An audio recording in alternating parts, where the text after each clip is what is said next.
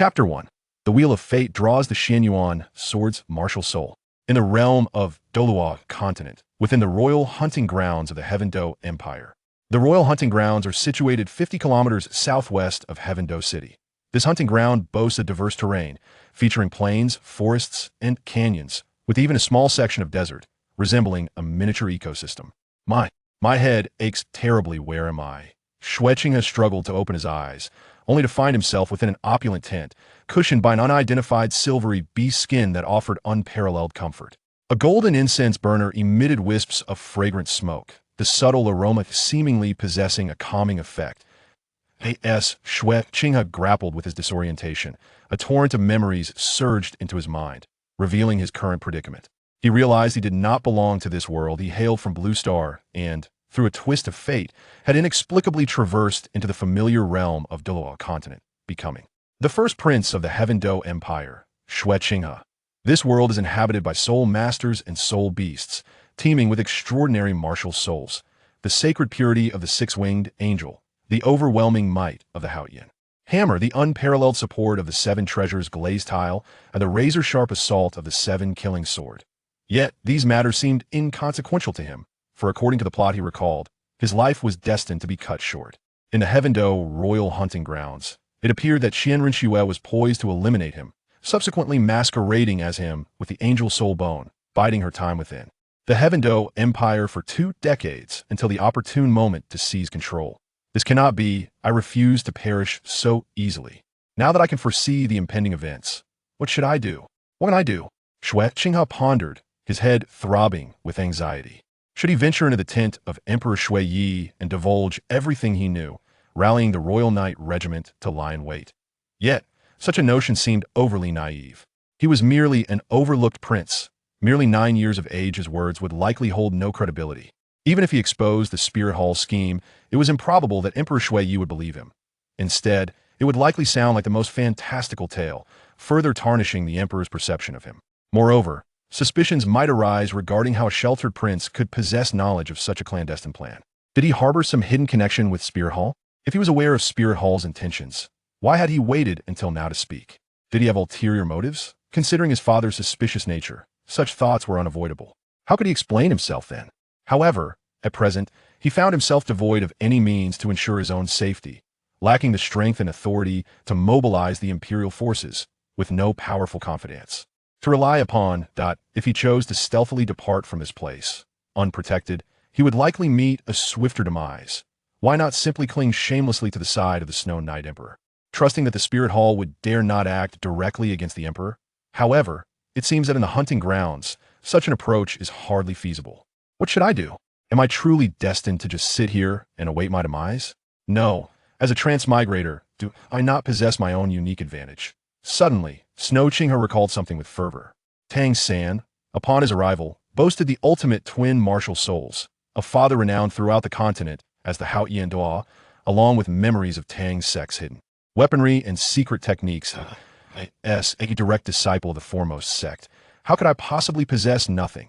System? Grandfather? Or perhaps a beautiful master? Xing called out tentatively, but alas, no response came. After a thorough search of himself, he found nothing. Could it be that the summoning method was incorrect? An iconic scene suddenly flashed through Snow King's mind. Revive, oh my. System? He whispered, and at last, a reply echoed in his mind. Ding. The system has officially activated and is now bound to host Xing.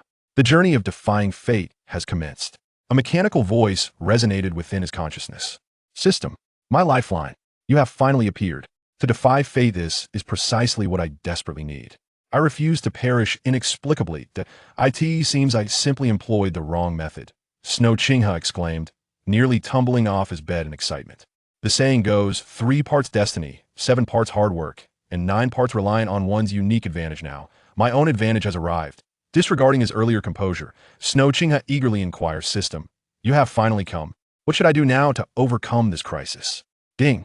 The system detects that the host is about to face a life-and-death crisis. The following options are available. 1. Choose to remain passive and let events unfold. Reward: 1 golden coffin, followed by grand burial. 2. Engage directly in combat with Xianren fears whom thus sacrificing oneself. 3. If the heavens do not birth me, Snow Qinghe. Then the imperial path is as dark as night. Wager your life. And the system offers one chance to spin the wheel of destiny. The system's voice reverberated this. Seems to present choices, yet also not. System, I choose option 3. Snow Qinghe replied with resignation. Let's take a gamble. A bicycle could transform into a motorcycle. The host has made a choice.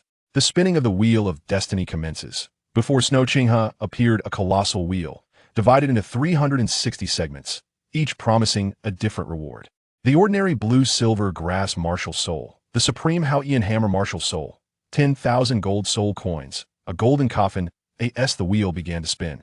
Snow Qinghe fixated on the pointer's trajectory, aware that the odds were 1 in 360, and lamented the potential of receiving the mundane blue-silver grass martial soul. Fate, do not jest with me. As the rotation of the wheel gradually slowed, it eventually came to a halt upon a reward, the ancient artifact, the Xianyuan sword. Congratulations, host, for acquiring the martial soul Xianyuan sword through the wheel of fate. The Xianyuan sword, a divine weapon forged from the copper of the sacred mountain by the gods, crafted for the Yellow Emperor, stands as the foremost among the 10 famed swords. The Xianyuan sword martial soul has successfully fused with the host, becoming the host's second martial soul. The host's current personal data panel is as follows. Host, Xue Qinghe. Age, 9 years.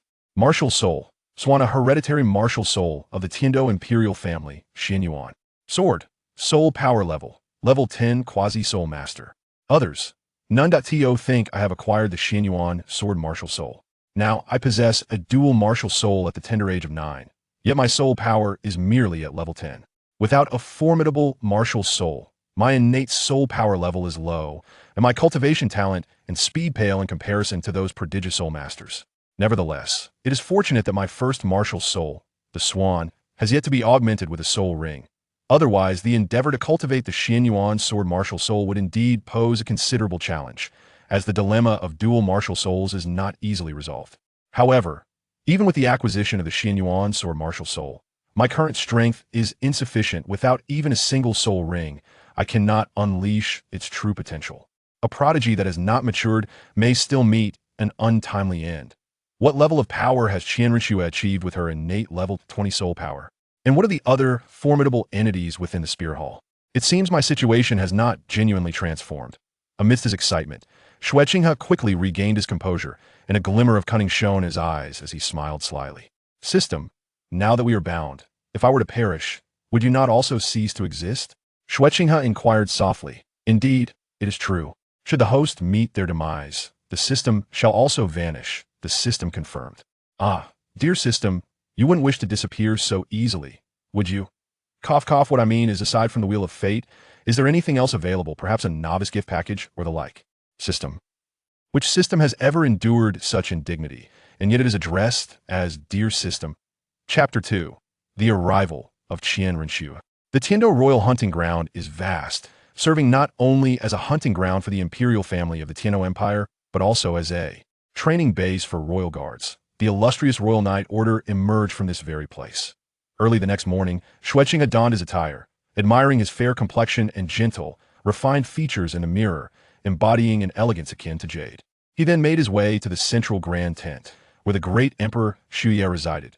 Greetings, Your Highness, the members of the Tiando Imperial Knight Order respectfully proclaimed upon seeing Xue Qinghe. All were clad in gleaming silver armor, a robust plate that offered formidable defense. Their steeds were meticulously selected, possessing a certain bloodline of soul beasts, ensuring excellence in both endurance and speed. Comprehend the entirety of the heavenly Do royal family. One must recognize that they command merely 5,000 soul masters. Beyond this, it can be asserted that the Imperial Guards and the Royal Knights are the principal pillars of the heavenly Do dynasty. Indeed, we owe our safety to your esteemed selves, Xue Qinghe remarked with a slight nod before proceeding towards the training grounds. Present at the hunt, alongside the royal members, were various other noble individuals. Your Highness, many approached to greet Xue Qinghe, for he is the eldest prince of the royal family. According to the rules of primogeniture, and in the absence of any particularly exceptional individuals within the royal lineage, it is anticipated that the throne will eventually belong to this mere 9-year-old child. Xue Qinghe reciprocated each greeting, not wishing to distance himself from these potential allies who could serve him well in the future. Big brother, why do I feel as if you are somewhat different? A charming young girl in a pink dress, exuding an air of nobility, inquired curiously. Perhaps it is merely your imagination, dear sister you, on the other hand, are growing ever more delightful, Xue Qinghe replied, affectionately ruffling the girl's hair. This was none other than his sister, Princess Xueku, who, of course, would not be participating in this hunt. Before the siblings could exchange further words, a formidable figure clad in a golden red robe, adorned with a crown of diamonds, emerged slowly from the central tent. The imposing presence of the Emperor Xue Yi radiated an invisible authority. Your Majesty, countless voices reverently acknowledged his presence, to which Emperor Xue Yi merely inclined his head. I shall refrain from elaborating further, but be wise sun said. The individual who secures the most prey shall be awarded a high-grade soul guide, which I have prepared specifically for this occasion. Now is your time to showcase your abilities. Select a weapon that suits you and commence. Emperor Xue Yi proclaimed with measured grace. Big brother, you must do your best.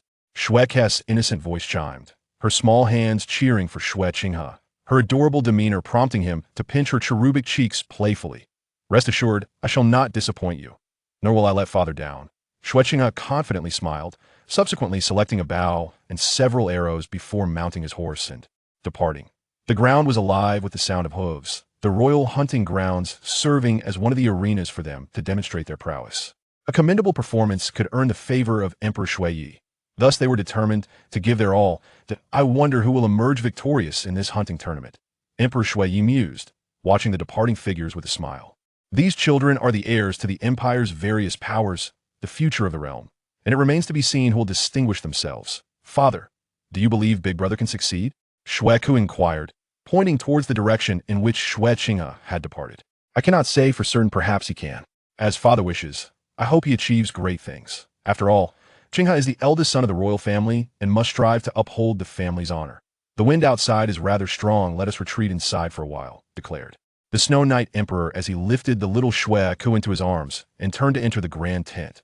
From this point onward, the children would rely on their own skills, and he would refrain from intervening. The royal hunting grounds of the Tiando Empire sprawled over a vast expanse, and it was not long after entering the woods that Xue Qinghe lost sight of the others. With a swift whoosh, an arrow was released, striking a rapidly fleeing gray rabbit, marking Xue King's first successful hunt. Deep within the royal hunting grounds lies a small forest inhabited by soul beasts, none of which exceed 2,000 years in age. Most are merely 10 to 100 years old. Should I choose my first soul ring there? With my current abilities, I believe it poses little challenge. Xue Qinghe mused, surveying the increasingly tranquil surroundings.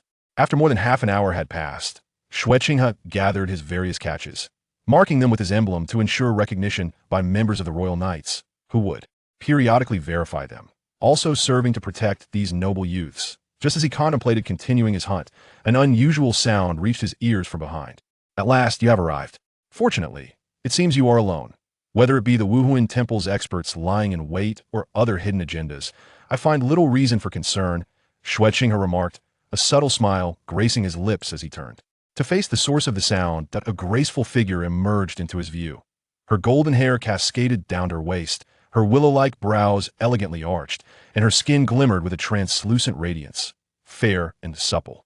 With a prominently elevated nose and an angelic visage, she embodied a divine and noble aura. Though still youthful, one could easily envision her future beauty as breathtakingly enchanting. You have come, Xue Qinghe said nonchalantly, as if greeting an old friend, an action that puzzled Qian Renxue. What is happening? He seems to have anticipated my presence here. Has the Wuhuan Temple's plan been uncovered? Impossible even among the higher echelons of the Wuhuan Temple. Only a select few are aware of this, and the Royal Knights have shown no signs of movement. Why does this differ from what I expected? It appears you knew I would be here, yet that does not alter your fate. Qian Renxue's melodious voice rang out as she charged towards Xue Qinghe. Eliminating a defenseless soul master posed no challenge in the eyes of Qian Renxue and the Wuhuan Temple, however. The current Xue Qinghe was no longer the same boy who wielded merely a swan Wuhuan point, 3 soul rings yellow, purple, and another yellow floated around Qian Renxue, attesting to the extraordinary talent of this chosen one. Despite being of similar age to Xue Qinghe, she had already reached the rank of Soul Sovereign. In stark contrast, Xue Qinghe was merely a level 10 Soul Master. Not even qualifying as a true Soul Master, one must possess a first soul skill at level 11 or higher to earn that title. This highlighted the disparity between the two. Yet now, though lacking in martial ethics, his speed is truly astonishing. Possessing a divine martial soul, the Soul Master is indeed exceptional. However, I am not as easily vanquished as you all might presume. A true man stands resilient for 10 minutes. Commander, activate the level 13 Soul Master Experience card. Xue Qinghe maintained his composure, while an immense surge of soul power erupted within him, instantly elevating his soul power to the pinnacle of Soul Master levels. Chapter 3. Forcing back Qianrenxue. What? The perceptive Qianrenxue was taken aback by the significant transformation she sensed in Xue Qinghe. For some inexplicable reason, his aura had surged dramatically, catapulting him from a novice soul master to a soul master. Such a phenomenon was indeed peculiar. What on earth had transpired? Regardless, she resolved to complete this mission, for she could not disappoint her grandfather, nor allow the plans of the Spirit Hall to falter before they even commenced. Furthermore, she was determined to prove her capabilities to that woman. Greetings, I am Tang San. Tang San extended his hand. Salutations, I am Xing Tian, but you may call me Taizhu, replied Xing Tian. Xing Tian? Did you just say your name is Xing Tian? Tang San inquired, somewhat taken aback by the revelation. What is it? Is something amiss? Xing Tian questioned. Are you familiar with Huaxia? Tang San asked cautiously. Huaxia? What on earth is that? Xing Tian responded, looking utterly perplexed. Oh, it's nothing. I merely felt your name exudes a certain grandeur. Tang San deftly shifted the topic. Xing Tian let out a sigh of relief. Observing Tang San's expression moments ago, he surmised that had he confessed to knowing, Tang San would have reacted with even greater enthusiasm. Nonetheless, Xing Tian chose to remain silent. Uncertain of whether Tang San might harbor ill intentions towards him in the future, it was prudent to keep certain truths concealed. Furthermore, he and Tang San were not particularly close, rendering it unnecessary to divulge every detail. Come, let us return home, Tang San said, taking Xing Tian's hand. The moment their hands met, a surge of information coursed through Xing Tian's mind. He discerned the presence of the martial spirit blue silvergrass, which could be simulated with absolute precision, and the martial spirit clear sky hammer, which could also be perfectly replicated. Xing Tian was taken aback, not expecting the simulated martial soul to be utilized in such a manner. Quite impressive indeed. Simulated, Xing Tian mused inwardly. Soon, a warm current flowed from the hand held by Tang San, and Xing Tian felt his simulated martial soul divide into two, a blue silvergrass and a Haotian hammer. He chuckled to himself, contemplating how Tang Hao would react upon discovering this. Come along, little ones, your grandfather will escort you home, old Jack declared. He then took their hands and led them towards Tang San's residence. Upon entering the threshold of Tang San's home, old Jack called out, Tang Hao, Tang Hao. A voice from within replied, who is making such a commotion? And Tang Hao staggered out. I must say, Tang Hao, today marks your son's martial soul awakening. Not only are you absent, but you still remain in slumber at this hour? Old Jack admonished, pointing a finger at Tang Hao. Upon witnessing this, Xing Tian couldn't help but give old Jack a thumbs up. Throughout the vast expanse of Douluo Continent, there are very few who would dare to scold the Haotian Douluo to his face. Tang Hao disregarded old Jack's presence and turned to Tang San, inquiring, Has your martial soul awakened? What is it? Father, it is blue silvergrass. Tang San replied truthfully. Upon hearing this name, Tang Hao's body trembled ever so slightly, a flicker of something unique glistening in his eyes. Old Jack remained oblivious to Tang Hao's reaction, but Xing Tian had been observant and noticed these subtle changes. Could it be? He still cannot let go of Ayin, Xing Tian mused inwardly. Though little San's martial soul is blue silvergrass, he possesses innate full spirit power. Hence, I have decided that this year's work-study position at Nodding Academy will be granted to little San, with expenses covered by the village, old Jack declared. Who is he? Tang Hao asked, ignoring old Jack and pointing at Xing Tian. He hails from the neighboring Imperial Soul Village, and he too possesses innate full spirit power. The population of Imperial Soul Village is rather sparse, so he will temporarily reside here and attend Nodding Academy with little San, old Jack explained. Oh, Tang Hao replied nonchalantly. Rest assured, the village will provide for Tieju's sustenance during this period. There will be no additional expenses for you, old Jack hastily added, fearing that Tang Hao might misunderstand. Enough, I shall take my leave. I will arrange for food to be delivered regularly. 3 months hence, I will come to fetch both of them. Whether you agree or not, they must attend school, old Jack asserted firmly to Tang Hao. After old Jack departed, Tang Hao remained silent, gazing at Tang San and Xing Tian for an extended period, lost in thought. Do you consider becoming a soul master to be a matter of honor? Tang Hao suddenly inquired. Taken aback by the question, Tang San found himself at a loss for words. As for honor, I cannot say. But I know that becoming a soul master grants one strength. With strength, I can protect those I wish to safeguard, Xing Tian interjected at that moment. Strength? Protection? What a farce. Setting aside the matter of your useless martial soul, even if your martial soul were immensely powerful in the end, you would still be nothing but a waste. Tang Hao's voice rose slightly. That is because you are not strong enough. What you deem as strength is merely a reflection of your own limited understanding. How can you be certain that the place you have reached is the ultimate destination? Xing Tian questioned. As Xing Tian's words escaped his lips, Tang Hao was momentarily stunned, for no one had ever spoken to him in such a manner. In everyone's perception, a title Douluo at the 99th level was deemed the pinnacle of combat prowess on the Douluo Continent. However, no one had ever contemplated the realms that lay beyond. Uncle Tang, what restricts you is not your cultivation, but rather your vision and mindset. Your failure arises from your stubborn belief that this is the ultimate destination, Xing Tian asserted. Indeed. If you had imparted this wisdom to me years ago, I would not find myself in this predicament. Tang Hao suddenly erupted into laughter, only to then speak in a somber tone. Show me your martial soul. Tang San extended his right hand, and a vibrant blue grass materialized within his grasp. Tang Hao gazed intently at the blue-silver grass, lost in thought. Blue-silver grass, it truly is blue-silver grass, just like hers. Tang Hao murmured to himself. Dad, I think I have another one, Tang San remarked, raising his left hand, from which a surge of dark light emanated, revealing an extraordinary object resting in his palm. It was a hammer entirely cloaked in black, with a handle approximately half a foot long and a cylindrical head that resembled a miniature forging hammer. Yet, upon its obsidian surface lay a unique radiance, and delicate patterns spiraled around the cylindrical head. As Tang Hao beheld this hammer, his breath quickened involuntarily. What? This is? With a swift stride, Tang Hao rushed over and seized the hammer from Tang San's hand. A rush of bloodline power surged through him, igniting a fervent excitement within Tang Hao. A twin martial soul. My son possesses a twin martial soul, he exclaimed, his voice tinged with exhilaration. Chapter 4. Tang Hao was bewildered. Xing Tian, upon observing Tang Hao's demeanor, curled his lips in disdain. Is the twin martial soul really that formidable? He inquired. At that moment, Tang Hao finally regained his focus. In the world of Douluo Continent, individuals are typically destined to awaken a single martial soul throughout their lives. However, there are rare prodigies who awaken two martial souls, known as twin martial souls. Those endowed with twin martial souls possess innate soul power that surpasses that of others. And in later stages, they can easily overpower opponents of the same rank, even engaging in battles beyond their level without difficulty, explained Tang Hao. Oh, Xing Tian exclaimed. This time, it was Tang Hao who was taken aback, for he had not anticipated such a response from Xing Tian. But upon reflection, he quickly understood.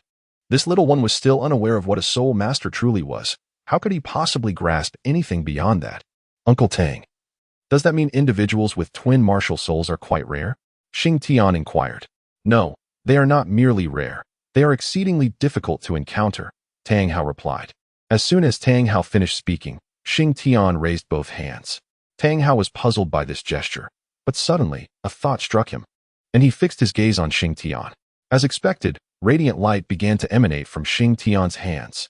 The right hand emitted a blue glow, while the left hand shone with a black light. In a short while, the blue light in Xing Tian's right hand solidified, manifesting a blue-silver grass, while the black light in his left hand coalesced into a hammer identical to that of Tang San. However, the moment the hammer appeared, Xing Tian stumbled under its weight. Wow, this hammer is incredibly heavy, he exclaimed, ultimately exerting considerable effort to hold it. Tang Hao swiftly stepped forward to assist him. What? Tang Hao uttered in disbelief, struggling to articulate his thoughts. How is this possible? How can this be? He marveled at the two hammers in his hands. It's exactly the same as mine. Tang San was also taken aback. During Xing Tian's awakening, Tang San had stepped away from the scene and thus had not heard the words of Su Yuntao at that time. Young man, what is your name? Who is your mother? Tang Hao suddenly grasped Xing Tian's arm, demanding answers. Upon their contact, a surge of information flooded into Xing Tian's mind. Martial soul, Haotian hammer. Soul rings, 9, soul bones, 6. The ability to simulate 100%, but not available for use. Taken aback by this revelation, Xing Tian paused. For alongside the simulation information, another phrase emerged. not available for use. What does that mean? He pondered inwardly. Xing Tian attempted to harness Tang Hao's martial spirit. Suddenly, as he activated the spirit, he spewed a mouthful of fresh blood, splattering it directly onto Tang Hao's face. Father, have you injured Taiju? Tang Xin exclaimed in shock upon witnessing Xing Tian's bloodshed. Tang Hao, momentarily taken aback, quickly stood up and retreated several steps. I. He wiped the blood from his face, staring blankly at his palm. Father, don't be dazed. Look at Taiju. Tang San urged, rushing to Xing Tian's side to help him up. Upon pulling back Xing Tian's clothing, they discovered two distinctly dark purple handprints etched into his shoulder. Tang Hao's heart sank at the sight. The marks were glaringly prominent in his eyes. Little San, quickly, help him back to his room, Tang Hao said, his urgency palpable. He was particularly anxious as he had yet to learn of Xing Tian's origins and feared for his well-being. Tang San hurriedly assisted Xing Tian onto the bed. Tang Hao swiftly approached to examine him. Multiple muscle injuries, numerous fractures, internal bleeding. I didn't exert much force at all. Tang Hao murmured softly. Father, what happened to Taiju? Tang San asked anxiously after laying Xing Tian down. Little San, keep a close watch on him. I need to step out for a moment. Tang Hao suddenly instructed, leaving without a backward glance. Once Tang Hao departed, Tang San grasped Xing Tian's hand. How could the injuries be so severe? Was it father? It seems he is not merely a simple blacksmith. He muttered to himself after assessing the injuries. As night fell, Tang Hao finally returned, appearing to carry something on his back. Upon entering, he set down the burden, revealing a creature resembling a wild boar, entirely crimson in hue. Little San, take care of this creature. Prepare a pot of meat soup, Tang Hao instructed. Understood, father, Tang San replied, dragging the boar carcass to the kitchen to begin butchering it. Meanwhile, Tang Hao hastened to Xing Tian's bedside. Gazing at the unconscious figure, a pang of anguish pierced his heart. Who are you? Why do you bear blue silver grass and the Haotian hammer? Could you be my child? Yet, I distinctly remember having only little San. Could it be that you are my elder brother's son? Tang Hao suddenly spoke. However, upon reflection, he realized it was unfounded. The Haotian clan had been in seclusion for many years and would certainly not be located by them. Yet, the inexplicable nature of Xing Tian's martial soul left his mind in a state of turmoil. While Tang San was preparing the meat soup, Tang Hao utilized his soul power to nurture Xing Tian's body. Before long, a delightful aroma of meat wafted through the air. At that moment, Tang San approached with a bowl of soup in hand. Father, the soup is ready. Yes, you should have some too, Tang Hao replied. Father, I'm fine. I'm not hungry, Tang San said, unconsciously swallowing. Come now, how long has it been since our family enjoyed meat? Go on. I am here, Tang Hao said with a smile. This was the first time in many years that Tang San had seen his father smile, momentarily leaving him in a daze. I will return shortly, Tang San said. Tang Hao gradually fed the soup to Xing Tian, using his soul power to assist with the swallowing. In no time, the entire bowl was consumed. After finishing the soup, Xing Tian's complexion improved significantly, prompting Tang Hao to once again channel his soul power to nurture his physical form. Sensing the rapid healing within Xing Tian, Tang Hao couldn't help but exhale in relief. Meanwhile, Tang San poured himself a bowl of soup. This soup? After just one sip, he felt an extraordinary sensation, as the soup contained an immense energy. Instinctively, he began to circulate the Xing Tian gong. Before long, he astonishingly broke through to the second layer of Xing Tian gong. What kind of creature possesses such formidable power to even allow my Xing Tian gong to advance? Tang San pondered in astonishment. He then glanced around his room, contemplating that perhaps his father was indeed a remarkably powerful individual, though the reasons for his current state remained a mystery. Chapter 5, Confession. After hastily finishing the soup, Tang San set aside the remainder for the following day. As he headed to his room, he encountered Tang Hao just exiting. Father, how is Taiju?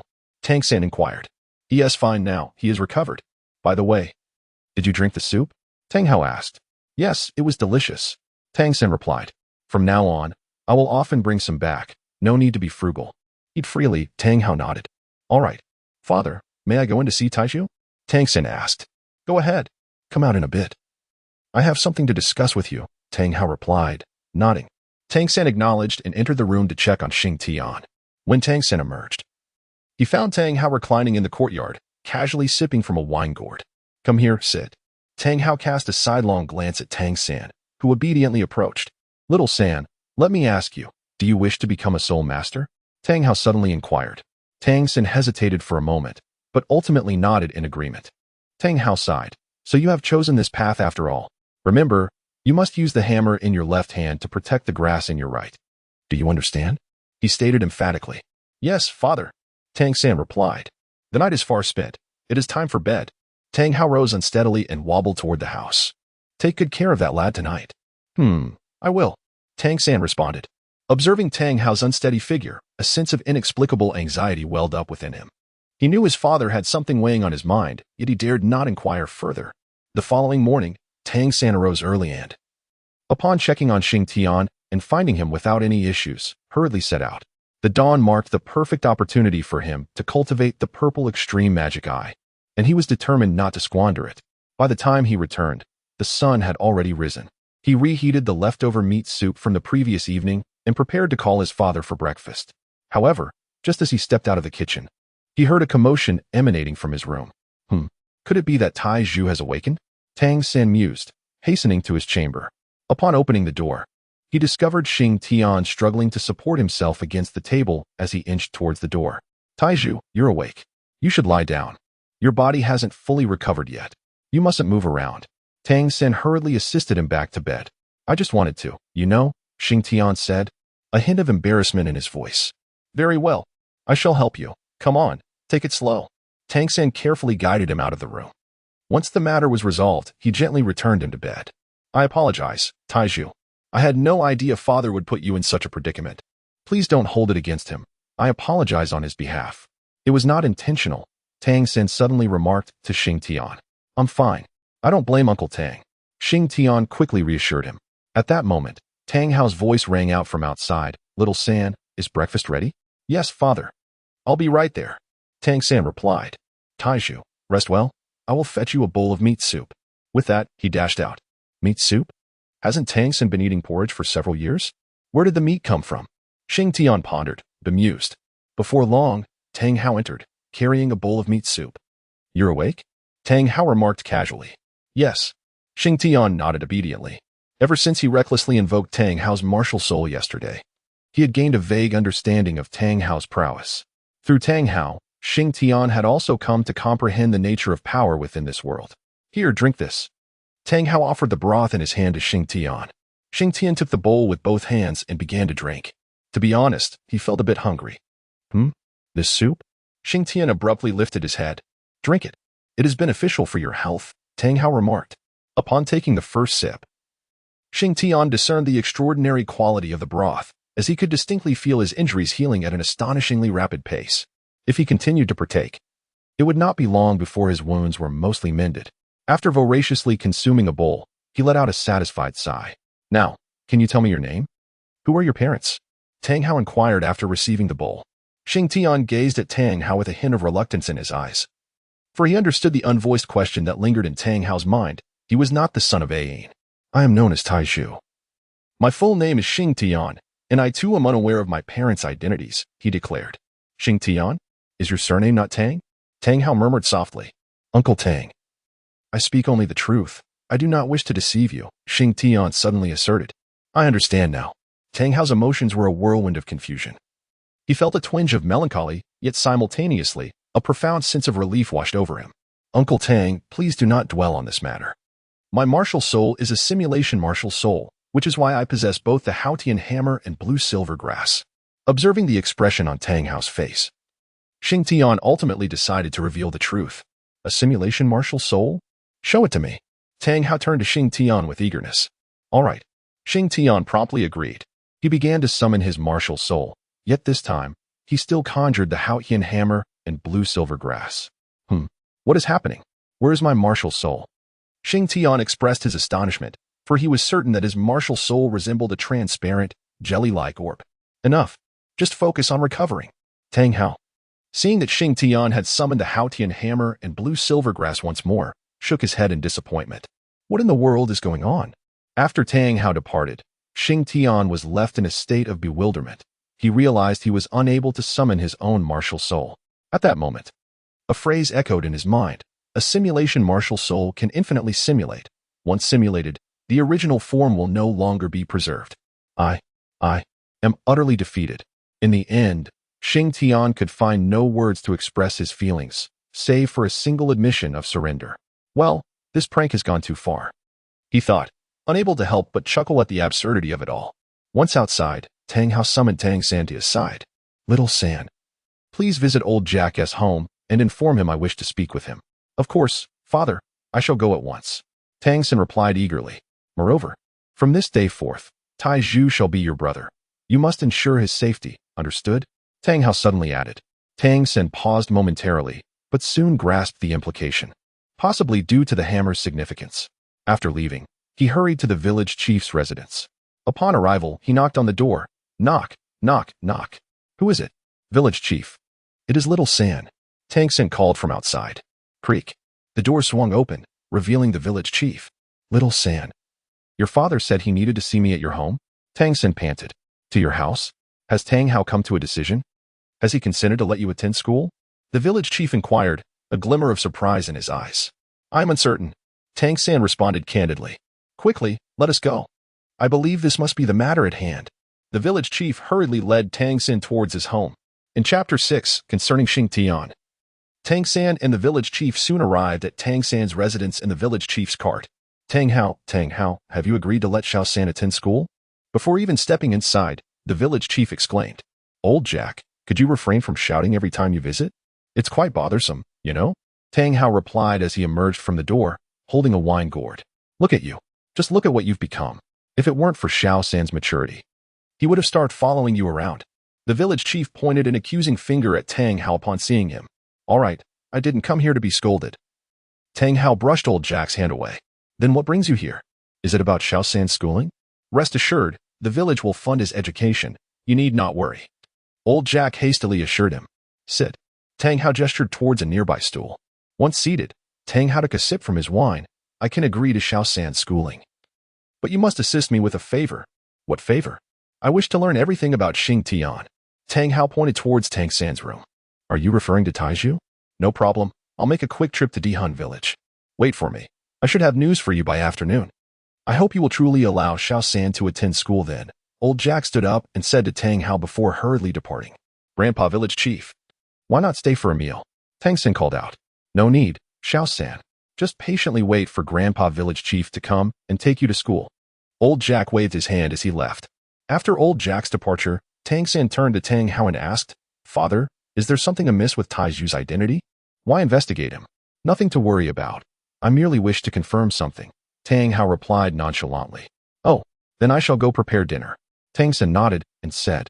Upon entering the kitchen, Tang Hao retrieved a letter from his pocket. He then murmured indistinctly. Before long, a small, drab-colored bird flew in from the distant horizon. It landed on Tang Hao's shoulder, affectionately nuzzling his face. Go, deliver this back, but do not reveal that I am here.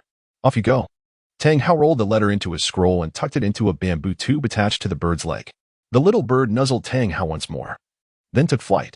Brother, I wonder how you all are faring? Tang Hao mused, gazing towards the sky. After finishing lunch, Tang San checked on Xing Tian, who was recovering swiftly. Barring any unforeseen circumstances, he should be able to rise and walk by the following day. After ensuring that Xing Tian was well, Tang San ventured outside to begin his training. As dusk approached, the sky was ablaze with fiery clouds, painting half the heavens red, and the setting sun cast an extraordinary beauty upon Shenghun village. Seizing the opportunity, Tang San raced back from afar beneath the evening glow. Xiao San. Suddenly, Tang San heard someone calling his name. He turned around and was surprised to see the village chief, Grandpa, approaching with a horse-drawn carriage. Xiao San. I was just on my way to your home. Would you like a ride? Thank you, Grandpa. Tang San replied politely, then climbed onto the carriage. Dad, I'm back. As soon as he entered the house, Tang San called out, then naturally made his way to the kitchen to begin preparing dinner. Tang Hao, I've arrived. Old Jack also shouted. How's it going? Tang Hao emerged to inquire. Why is it that every time I come, you are always drinking? Can't you behave for once?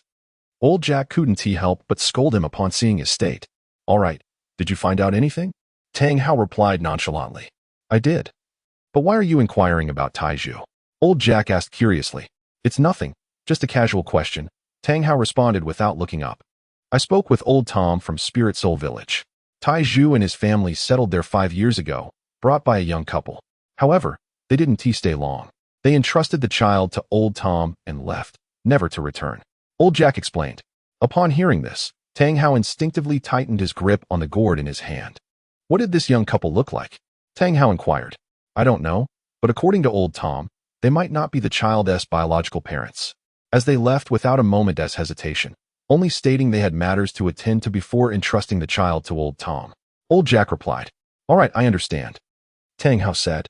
By the way, old Tom mentioned that the child's name is Taizhu, not Xing Tian, as that name was given by old Tom. And the couple didn't inform him of the child's name. Old Jack added. Tang Hao nodded vaguely. And you must not tell Taizhu about this. Old Tom has always told him that his parents perished while hunting.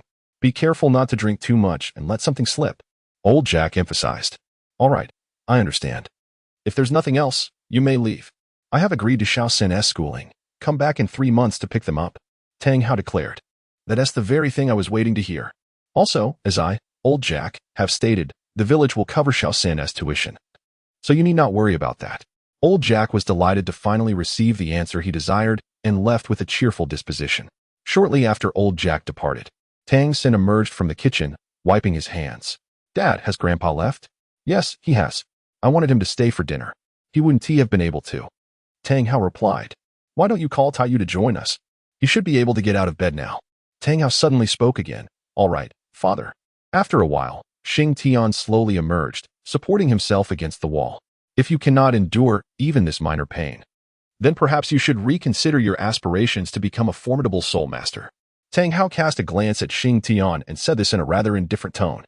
Hearing this, Xing Tian slowly straightened his body and, with resolute and steady steps, approached. As he walked toward him, Tang Hao couldn't help but reveal a faint smile. However, Tang San looked at Xing Tian with evident concern. The short distance took Xing Tian nearly 2 minutes to traverse, and by the time he reached the dining table, beads of sweat had formed on his forehead. Let us eat, Tang Hao said calmly, before beginning his meal. Tang San intended to say a few words, but Xing Tian shook his head. He poured himself a bowl of meat soup mixed with coarse rice and began to eat heartily. After consuming 2 bowls of soup, his complexion finally improved. Father, the meat is almost gone. With Taizhu recovering over the past couple of days, our 3 meals a day are consumed quickly. Tang Sen remarked at the table. Tang Hao responded with a nod and fell silent.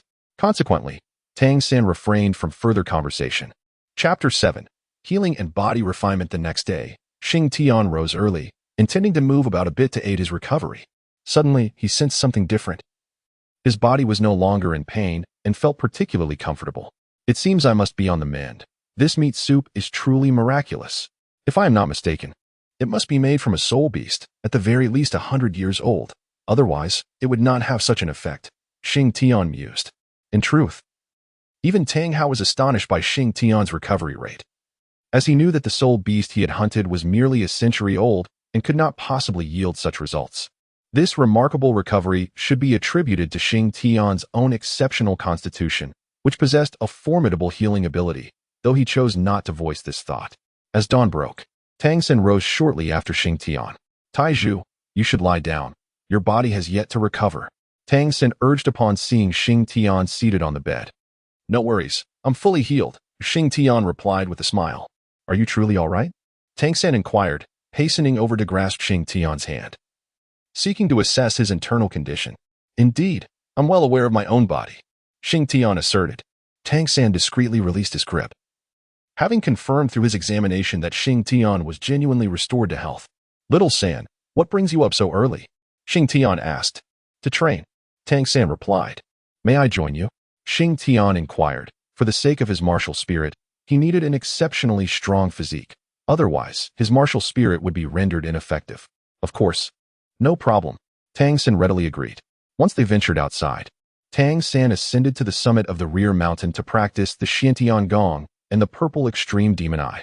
Meanwhile, Xing Tian commenced running around the mountain, sprinting from the base to the peak and back again, repeating this until exhaustion overcame him. Observing Xing Tian's persistence, Tang San felt compelled several times to assist him by imparting the Xiantian Gong, yet reason ultimately prevailed. This was his foundation in this world. Though Xing Tian's name resonated with him, matters must be kept distinct. However, He considered passing it on to Taizhu. As the sun ascended, Tang San concluded his daily training. Ever since breaking through to the second level of Xing Tian Gong, the purple extreme demon eye had begun to stir with anticipation. Taizhu, it's time to head home. Father is waiting for me to prepare our meal. Tang San called to Xing Tian, who was engaged in push-ups. All right, I'll be right there. Xing Tian responded. Xing Tian dared to inflict such torment upon his tender 5- or 6-year-old body because he had uncovered a remarkable secret of this vessel. He discovered that this body possessed an extraordinary capacity for recovery. Whenever he felt on the brink of exhaustion, a warm current would surge from his abdomen, coursing throughout his entire being, alleviating his fatigue. After racing home alongside Tang San entered the kitchen while Xing Tian meandered into Tang Hao's forge. What? Are you interested in this? Suddenly, Tang Hao's voice resonated from behind Xing Tian. Xing Tian swiftly turned around to discover Tang Hao leaning against the doorway, observing him intently. Uncle Tang, may I ask for your assistance with something? Xing Tian suddenly inquired. Do tell, Tang Hao replied with keen interest. I would like you to help me craft a weighted vest, Xing Tian explained. A weighted vest? What is that? Tang Hao asked, somewhat perplexed. Xing Tian proceeded to elucidate the principles behind the weighted vest. What do you intend to use this vest for? Tang Hao questioned. For training, to enhance my physical strength, thereby allowing me to wield my martial spirit more effectively, Xing Tian responded. Tang Hao assumed that Xing Tian felt incapable of utilizing the Haotian hammer, which prompted his desire to strengthen his physique. You are still too young. Once you begin school and obtain your soul ring, you will naturally be able to harness your martial spirit, Tang Hao reassured him. However, engaging in training now would not be detrimental. Once you acquire your soul ring, you will be able to wield it with greater proficiency, Xing Tian said, looking earnestly at Tang Hao. You make a valid point. Very well. I shall assist you and Xiao San in crafting a set each, Tang Hao conceded with a nod.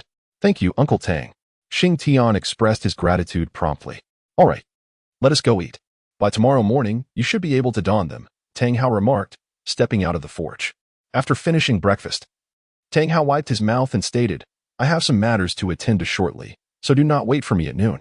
Understood. Tang San replied without lifting his head. Xing Tian remained silent, still indulging in a feast. After Tang Hao finished speaking, he departed.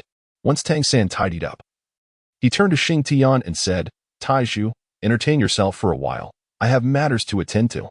With that, he shut himself in his room, leaving Xing Tian to wonder what he was doing inside.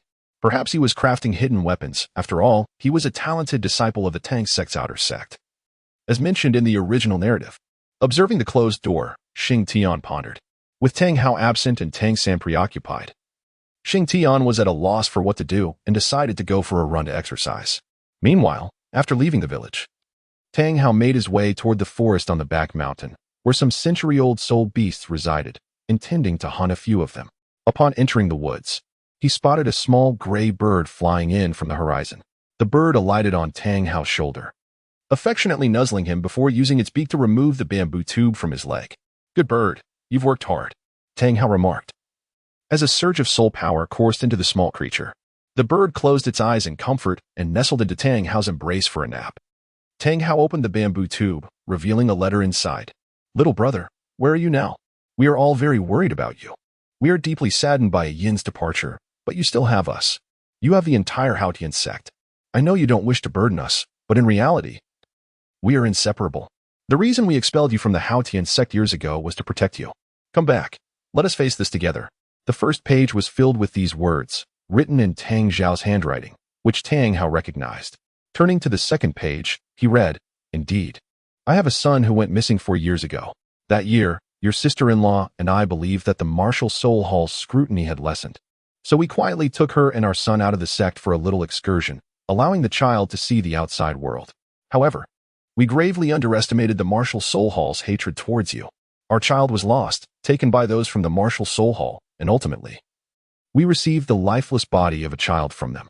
Since then, we have not had another child. The letter abruptly ended here, and Tang Hao noticed several blurred spots on the paper, likely from tears. Big brother, I am so sorry. Tang Hao crumpled the letter in his hand, his tone tinged with sorrow. Taizhu must be my brother's child. It seems someone once swapped the prince with a cat from the Martial Soul Hall. Nevertheless, even if Taizhu were not my brother's son, as long as I wield the Haotian hammer, I declare him to be so. Tang Hao suddenly spoke with a grave tone. Chapter 8. Learning forging. With these thoughts, Tang Hao felt a slight lifting of his spirits. He retrieved and smoothed out the letter, writing several large characters before placing it back into the bamboo tube unchanged. Awakening the small gray bird from his pocket, he said, "Good bird, make one more trip, and then you needn't return. Stay at the Haotian sect." Tang Hao gently caressed the little bird's delicate head, observing as its eyes transformed with a hint of reluctance. "Fear not, I shall return when the opportunity arises," he assured. He then secured the bamboo tube and encouraged, "Off you go. Be good." The little bird nuzzled against Tang Hao's face before reluctantly taking flight. In his response, Tang Hao pinned a solitary line, "Your nephew is with me. He is alive, fortified by the Haotian hammer as witness. There is no need for a reply. I shall take good care of him. He is now named Xing Tian." Tang Hao held firm in his belief that this single statement would dispel the shadows of worry for his elder brother and sister-in-law, allowing them to regain their spirits. Once this matter was settled, Tang Hao hastened his pace, for he had promised Xing Tian that they would don their burdens by the morrow. A delay was not an option.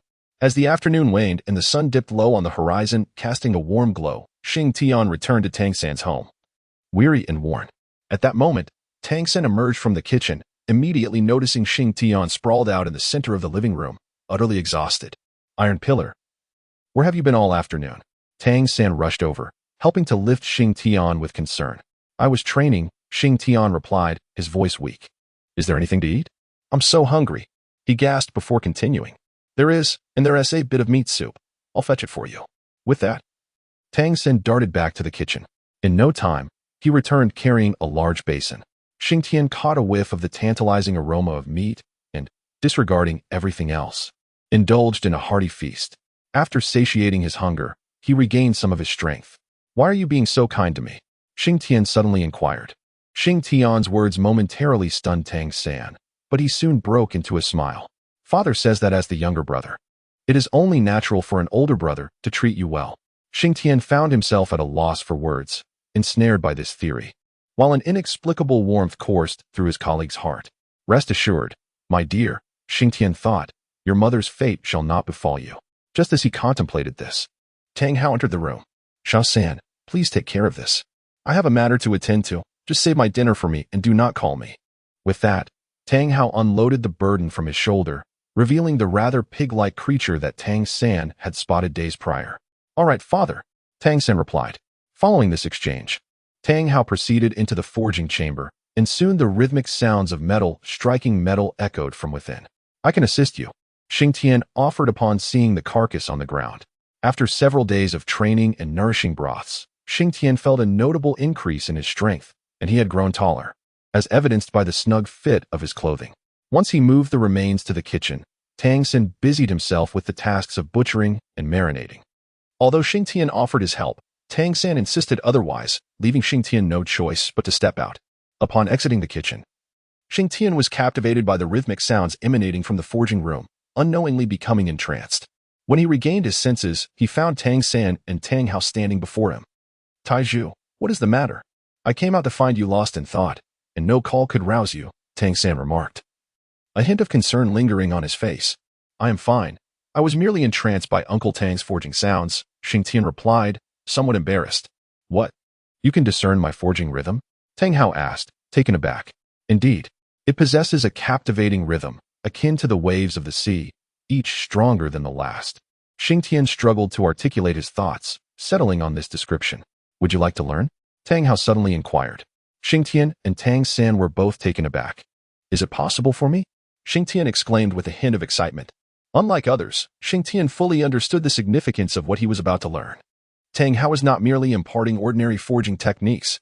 He was teaching the formidable chaotic wind hammer method, an exceptionally powerful approach to smithing. "Father, may I learn it?" Tang San suddenly inquired. "Certainly. You both should learn together. It will prove useful in the future," Tang Hao replied, affectionately ruffling the hair of both Tang San and Xing Tian. This was the first time Tang San had experienced such a gesture from Tang Hao, and his joy was evident as his eyes crinkled into a smile. "Let us eat," Tang Hao announced. During the meal, Tang San savored every bite with extraordinary delight, his face adorned with an unwavering smile. However, upon witnessing Tang San's happiness, an inexplicable heaviness settled in Tang Hao's heart. He questioned his worthiness as a father, pondering whether Ain would ever forgive him for treating their son in this manner. With these thoughts weighing on him, he cast another glance at Tang San, who was still enjoying his meal, and silently resolved that he could not continue down this path of despondency. The following day, Tang Hao surprisingly rose early, fetched water, and tidied himself up. Once he had finished, he appeared revitalized, exuding an aura reminiscent of his youth. By the time Xing Tian and Tang San awoke, Tang Hao had prepared breakfast. Upon rising, Tang San was momentarily stunned by the enticing aroma of meat. He glanced at Xing Tian, who was still dressing, filled with confusion. It can't be me, nor Xing Tian. Could it be father? Tang San mused internally. When Xing Tian and Tang San finally emerged, they found Tang Hao already seated at the dining table. Come, it's time to eat. After breakfast, I will formally teach you the art of forging, Tang Hao said with a subtle smile playing on his lips. Father? Tang San exclaimed in surprise. What's wrong? Do you not recognize me? Tang Hao replied. Uncle Tang, is that you? Xing Tian also expressed his astonishment. He had not anticipated that Tang Hao would look so handsome after his grooming. It was no wonder Tang San was so striking. Clearly, good genes ran in the family. What's the matter? Do I not look presentable? Tang Hao inquired. You look wonderful, incredibly handsome. Both Xing Tian and Tang San replied in unison. All right then, enough standing around. Sit down and eat, Tang Hao instructed. After relishing a delightful meal prepared by Tang Hao, though the flavors were not exceptional, both Xing Tian and Tang San were thoroughly pleased. Once the meal concluded, Tang San instinctively began to clear the dishes, but Tang Hao intervened. Leave that for now. Come with me to the forging room, Tang Hao directed. Xing Tian and Tang San followed closely behind Tang Hao, arriving at the forge. Tang Hao tossed each of them a block of iron. Mold this iron into the size of a fist, and let your creativity run wild, he instructed. He then reclined in a nearby chair, closing his eyes to rest. Xing Tian and Tang San exchanged a glance, with Tang San being the first to summon the Haotian hammer, commencing to strike his iron block. Upon witnessing this, Xing Tian summoned the Haotian hammer and began to strike the iron block. Before long, the sound of clanging resonated through the air. However, compared to Tang Hao, the noise produced by Xing Tian and Tang San could only be described as mere cacophony. Nevertheless, Tang Hao did not intervene, allowing them to express their creativity freely. Chapter 9. The chaotic hammering technique. Soon, the rhythm of the hammering began to emerge, yet the clamor remained substantial. As midday approached, Tang Hao rose from his seat and said, You two may continue. With those words, he exited the forging chamber. Xing Tian and Tang San were laboriously hammering their respective iron blocks. Sniff, sniff. Little San, do you smell that? Suddenly, Xing Tian paused and turned to inquire of Tang San. What? Smell what? Tang San responded with a look of confusion. Aromatic scents, the fragrance of meat. Xing Tian exclaimed. Meat fragrance? I don't smell anything, Tang San said. Taking a deep breath. It must be Uncle Tang. He should have prepared lunch by now, Xing Tian remarked with a smile. Father? Just then, as they were chatting, the door to the forge swung open. Take a break. It's time for lunch. Tang Hao peered in and announced. All right. Xing Tian was the first to respond, quickly stowing away the Haotian hammer and rubbing his sore wrists. Little San, let us go. It's time to eat. This Haotian hammer is truly too heavy. I'm utterly exhausted. As he walked out, Xing Tian continued speaking. Tang San also followed suit, putting away his Haotian hammer and, like Xing Tian, massaging his wrists as they exited. Let us eat. After lunch, we shall resume. My only requirement is that you hammer your iron blocks down to the size of a fist, no matter the method. Tang Hao instructed Xing Tian and Tang San during their meal. Xing Tian and Tang San exchanged no words, only nodding in acknowledgement. After finishing their meal, the two instinctively entered the forge and resumed their hammering. Thus, 3 days passed, and both Xing Tian and Tang San gradually acquired some skills, making their efforts significantly less strenuous compared to the previous 2 days. Among them, Xing Tian's progress was slightly more pronounced. Having perused the original work of Douluo, he recalled that when Tang Hao instructed Tang San in the chaotic wind technique, he mentioned utilizing the calves for power, along with some reference to 3 hearts. While time had dulled some of his memory, the concept of calf-driven strength remained vivid. Consequently, each time Xing Tian wielded the hammer, he executed a half-turn with his calves, harnessing their strength to energize his waist, ultimately channeling that force throughout his body to strike down with great vigor. Over those 3 days, a block of iron, once the size of a basketball, had been reduced to that of a melon through his efforts. yet it still fell short of Tang Hao's expectations. Tang San, not far behind, utilized his innate Xing Tian gong, which endowed him with superior stamina and strength, allowing him to shape the iron block through sheer force.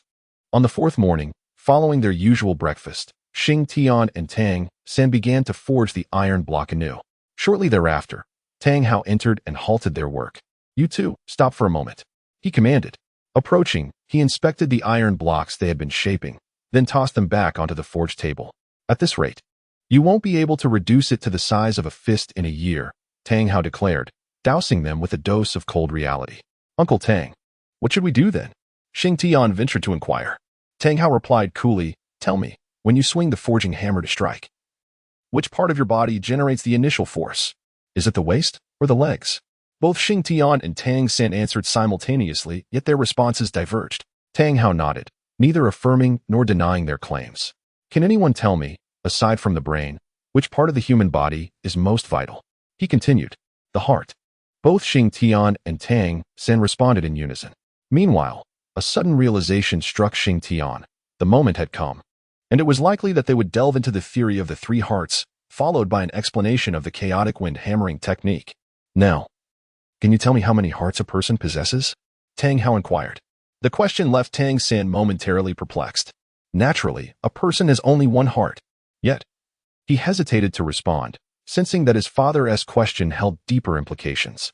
Xing Tian, however, grasped Tang Hao's intent but felt unable to articulate it. "1.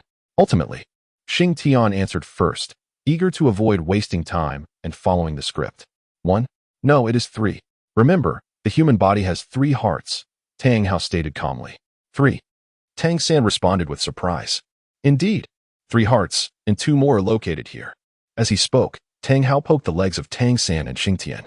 "A person, in order to unleash their full potential, must have all 3 hearts operating simultaneously. Thus, the source of strength does not originate from the waist. Rather, the 3 hearts serve as the foundation. When the heart within your chest beats rapidly, the power should initiate from your calves, transferring through your thighs, your waist, your back, and your arms, until it is finally released. This is the essence of a full-force strike," Tang Hao explained. Tang Hao's perspective fundamentally altered Tang San's understanding, and it similarly reshaped Xing Tian's comprehension. For the average person, the source of power is predominantly perceived as the waist, and it is rare for anyone to assert that it begins in the legs. However, Xing Tian's expression remained less pronounced than Tang San's, for he had already grasped the outcome. Behold, Tang Hao suddenly seized a hammer from the forging table. With a fierce shout, he half-turned his body, firmly anchoring his feet to the ground. The calves, exposed beneath tattered pant legs, tensed instantaneously, transforming him into a poised tiger ready to pounce. As his legs exerted force and his waist returned, the forging hammer was effortlessly drawn back, culminating in a resounding clang as it struck heavily upon the glowing iron ingot. When Tang Hao stepped back, both Xing Tian and Tang San's pupils constricted. The iron ingot on the forging table had been indented by nearly 1/3 from the impact of Tang Hao's blow, a testament to the immense power he wielded. Utilizing the strength from the calves to unify the body's force is the true embodiment of full power. Tang Hao cast the forging hammer onto the table and declared, "You both should give it a try." Upon hearing this, Xing Tian and Tang San summoned the Haotian hammer. With Xing Tian taking the initiative, he recalled the words spoken by Tang Hao moments ago, and combined them with the original text from the novels he had read in his previous life. With his feet firmly planted on the ground, he exerted force through his legs, initiating a powerful twist of his waist that propelled his entire body. With a resounding crash, the solid iron he wielded was mercilessly shaped into a thin disc, causing even the forging platform to develop minor cracks. Witnessing the sudden surge of Xing Tian's strength, Tang San prepared to commence his own efforts.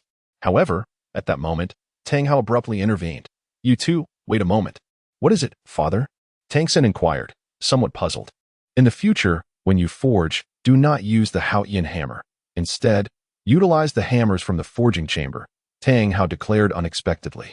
Xing Tian smiled awkwardly, surprised by the formidable combination of the Haotian hammer and the chaotic cloak, especially as this was his inaugural attempt at wielding it. Had he been more adept, the forging chamber might not have withstood the force. Upon hearing this, Tang San retracted the Haotian hammer and picked up the forging hammer from the anvil. Recalling what Tang Hao had mentioned earlier, striking down with the hammer, the effect was indeed markedly profound. Chapter 10. Tang San's hidden weapons. While the impact was evident, the rebound force was equally significant, causing Tang San to stagger from the blow. "Hey, Uncle Tang, why didn't I feel the rebound force just now?" Xing Tian exclaimed in surprise. In truth, Xing Tian's recollection of the chaotic cloak had grown hazy, retaining only a fragment of memory. However, upon witnessing Tang San's stumble, a flicker of realization seemed to dawn upon him, yet he could not grasp it fully, prompting his inquiry. "Because you wield the Haoyan hammer. When your strength vastly exceeds that of others, rebound force becomes negligible, as a single strike is sufficient to resolve the issue," Tang Hao explained. He then elaborated on concepts such as the bellows, but Xing Tian paid little heed, as these details were not pivotal. Eventually, Tang Hao arrived at the crux of the matter. A full-force swing during forging allows for the complete manifestation of your strength. However, it is equally true that such a strike incurs substantial rebound force, which can impose a considerable burden on oneself. Without the appropriate methods to channel this force, not only is there a risk of self-injury, but a portion of your power may dissipate, failing to impact the metal effectively. Observe my actions closely. This will be crucial for your ability to shape this piece of pig iron into the size of a fist in a short time. As Tang Hao uttered these words, Xing Tian's focus remained unwaveringly on him, not daring to let his attention waver for even a moment. He understood that the chaotic cloak was about to be unleashed. And this was indeed the chaotic cloak. The technique perfectly suited to the heavenly hammer was indeed remarkable. After uttering this phrase, Tang Hao took the forging hammer from Tang San's hands. Following this, he closed his eyes for a moment of contemplation. Suddenly, Tang Hao sprang into action. His movements appeared unchanged from before, utilizing his legs to drive his waist to propel his back, and his back to guide his arms. With a resounding clang, the hammer struck the iron block. As the hammer rebounded from the impact, Tang Hao executed a swift turn, once again channeling the power of his calves. The rebounding hammer was deftly swung overhead, creating a fierce gust of wind, and with another thunderous sound, it landed once more on the iron block. This strike was not only executed with remarkable speed but also exhibited a force that seemed even greater than the first. The hammer rebounded high, and Tang Hao's movements appeared to achieve a flawless synchronicity with the hammer's ascent. At the precise moment the hammer reached its zenith, he guided it in a circular motion before bringing it down again. As he continued this rhythm, his actions accelerated, the forging hammer striking the iron block like a torrential downpour. The iron block contorted under the relentless barrage, and astonishingly, Tang Hao's accuracy was impeccable. Whenever the block began to flatten to half its original thickness, his hammer would strike the edges, causing it to flip, ensuring that the block endured his blows uniformly, rather than merely being reduced to a flat disc. In the blink of an eye, 36 strikes had been delivered. Tang Hao, with both hands guiding the hammer, spun it in the air 3 times before dissipating its force and standing still, his complexion unruffled and breath steady, as if the preceding exertions were but a mere trifle. Remarkably, these 36 strikes had rendered the once solid iron block so flat that its impurities were virtually imperceptible to the naked eye. Impressive. So majestic. Xing Tian was utterly captivated. "Did you grasp it?" Tang Hao inquired nonchalantly. Yes. Xing Tian eagerly nodded. Truthfully, he understood the demonstration but sensed that the underlying principles were far from simplistic. Nevertheless, he felt compelled to attempt it himself to ascertain his own deficiencies. Tang Hao perceived Xing Tian's enthusiasm, and a subtle smile graced his lips. "To attain my level, there is but one path: practice makes perfect. Furthermore, you both must remember that when striking a piece of ordinary metal, it is most susceptible to fracture when it harbors the most impurities. At such times, your force should be tempered, as the impurities diminish. You may gradually increase your strength to maintain the effectiveness of your strikes. The control of force is crucial.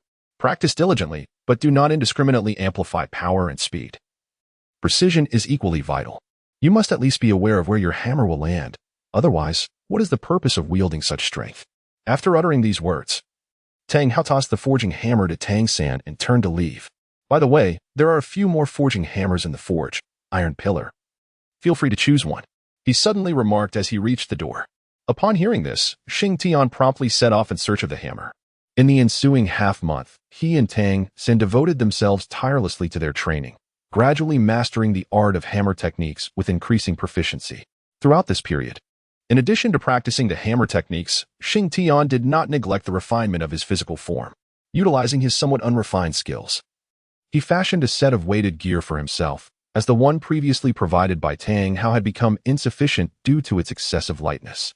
In the past fortnight, Xing Tian has made remarkable progress, and Tang San has not lagged behind. Besides increasing his proficiency in hammer techniques, Tang San has finally crafted his first concealed weapon, 2 sleeve arrows, one of which he presented to Xing Tian. Initially reluctant to accept, Xing Tian acquiesced upon Tang San's insistence that he deserved a share of the credit for the raw materials. Although Xing Tian was aware that this particular sleeve arrow was not exceptionally formidable, merely a rudimentary instrument among the myriad of Tang sect's concealed weapons, he cherished it dearly, as it represented Tang San's first creation in this regard. Dear Tang San, I recognize your kindness towards me, so I shall refrain from seizing your opportunities too often. Xing Tian thought to himself, a hint of shamelessness coloring his reflection. The 3-month period swiftly approached its conclusion. During these months, Xing Tian and Tang San have forged an unbreakable bond, with Xing Tian assuming the role of an elder brother. This shift occurred one day during a meal when Tang Hao inquired about Xing Tian's age. Upon hearing his response, Tang Hao paused momentarily, then turned to Tang San, proclaiming, "From now on, Taiju shall be your elder brother. You are to support one another and progress together." This left Tang San utterly bewildered. Hadn't it been established that Taiju was the younger sibling?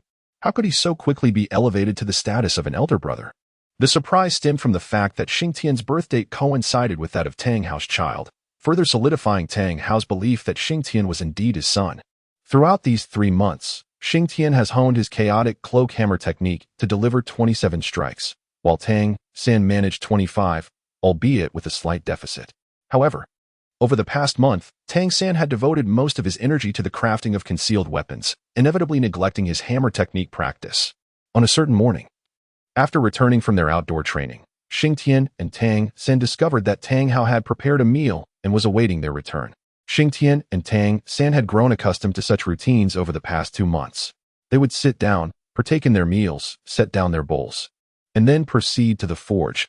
This had become their daily practice. However, today, as they were about to enter the forge, Tang Hao called out to them, "You need not practice today. Take a good rest. Tomorrow, old Jack will come to take you to Notting City," Tang Hao announced. Notting City? Xing Tian's ears perked up. Considering the time, it seems the 3 months are nearly upon us. "All right, Uncle Tang," Xing Tian responded eagerly. Tang San wished to inquire further, but he was promptly pulled away by Xing Tian. "Xiao San, we should be able to attend school tomorrow," Xing Tian remarked to Tang San. "School? Indeed. The Junior Soul Master Academy is located in Notting City," Xing Tian continued. "I wonder if Grandpa Village Head will come to see me off," Xing Tian suddenly exclaimed. "Father just mentioned that Grandpa Village Head will accompany us tomorrow," Tang San replied. "I meant our Grandpa Village Head," Xing Tian clarified. At that moment, Tang San realized he had misunderstood. Xing Tian, referred to as the village chief, should indeed be the leader of their Imperial Soul Village. After spending 3 months with Xing Tian, Tang San nearly forgot that Xing Tian was not from their sacred soul village. One day, Xing Tian and Tang San luxuriated in an entire day of restful slumber, an unprecedented experience of leisure for Tang San. However, this sensation was truly delightful. At the break of dawn the following day, Tang Hao prepared breakfast, awaiting the awakening of Xing Tian and Tang San. "Good morning, father," Tang San greeted upon rising. "Good morning, Uncle Tang," Xing Tian echoed in kind. "Let us sit down for breakfast. Old Jack will arrive shortly," Tang Hao nodded in response. "Little San, Taiju, the village chief, has arrived." Just as they had taken a few bites, Old Jack's booming voice resonated from outside the door. Remarkably, despite Old Jack's advanced age, his vigor remained undiminished, and his voice was far from what one would expect from someone in their 70s or 80s. "Taiju, the village chief is here." Suddenly, Xing Tian recognized a familiar voice. Although he had not been very cordial with the village chief during his time in Imperial Soul Village, deep down, he relied on this elder. Upon hearing the familiar voice, Xing Tian hastily finished his meal, disregarding all notions of politeness. He set down his bowl and dashed out the door. It seemed that his feelings ran deep.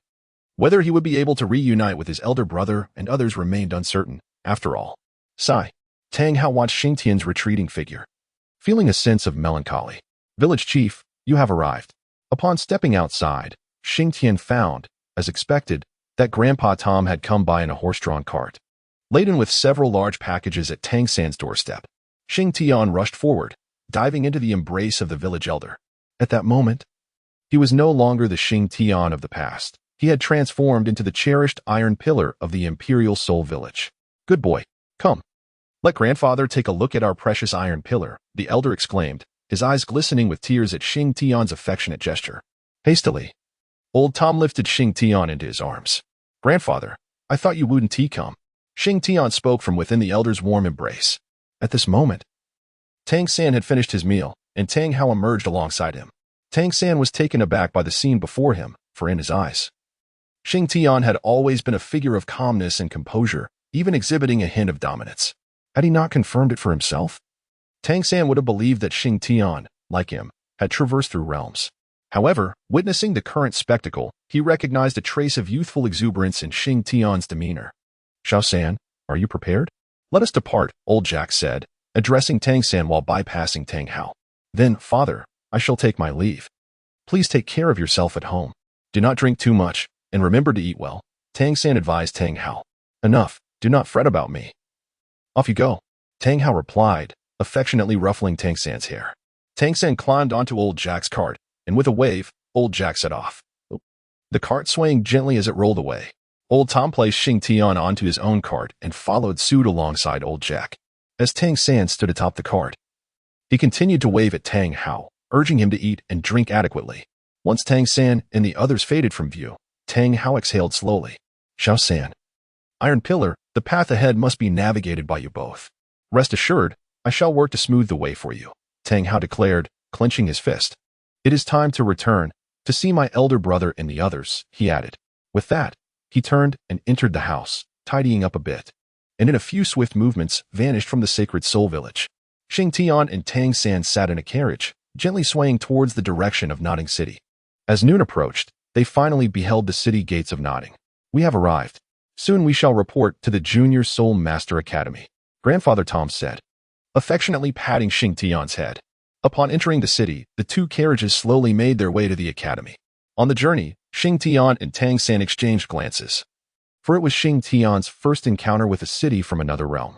To be frank, it bore little distinction from the cities portrayed in the television dramas of his previous life. Jiju, once we reach the academy entrance, you shall enter on your own. And remember to behave well, don't be mischievous or cause trouble. When your break arrives, I shall come to fetch you. Grandfather Tom continued, gently advising Xing Tian. Do not worry, village chief. I can take care of myself, Xing Tian replied, looking up confidently. Such a good boy, then I shall be at ease. Grandfather Tom smiled in response. Meanwhile, old Jack was imparting similar words to Tang San. Before long, the carriage halted at the gates of the Junior Soul Master Academy. After disembarking, old Jack guided Tang San while old Tom led Xing Tian towards the main entrance of the academy. Before they could speak, two young gatekeepers approached them. What do you want? This place is not meant for people like you from the countryside. One of them scoffed. Indeed, prior to arriving in Nodding City, both old Jack and Grandfather Tom had made an effort to dress well, yet they still faced disdain. Greetings. We come from Holy Soul Village. And this child is a work-study student sent from our village this year. Is there any procedure we need to follow? Old Jack inquired with a smile.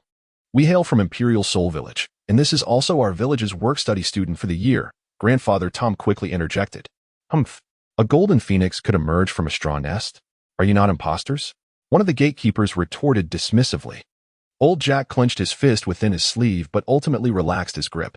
Chapter 12. The enrollment turmoil. Old Jack managed to restrain himself, and he retrieved the proof from the spirit hall, presenting it to the gatekeeper. Grandfather Tom promptly handed over Xing Tian's proof as well. Martial spirit, blue silvergrass. Innate full soul power. Huh, how ridiculous. Blue silvergrass. That is a useless martial spirit, and it even boasts full soul power? You ought to forge your documents more convincingly. The gatekeeper sneered. Moreover, this one has an unknown mutated martial spirit with unspecified abilities yet also claims to have innate full soul power.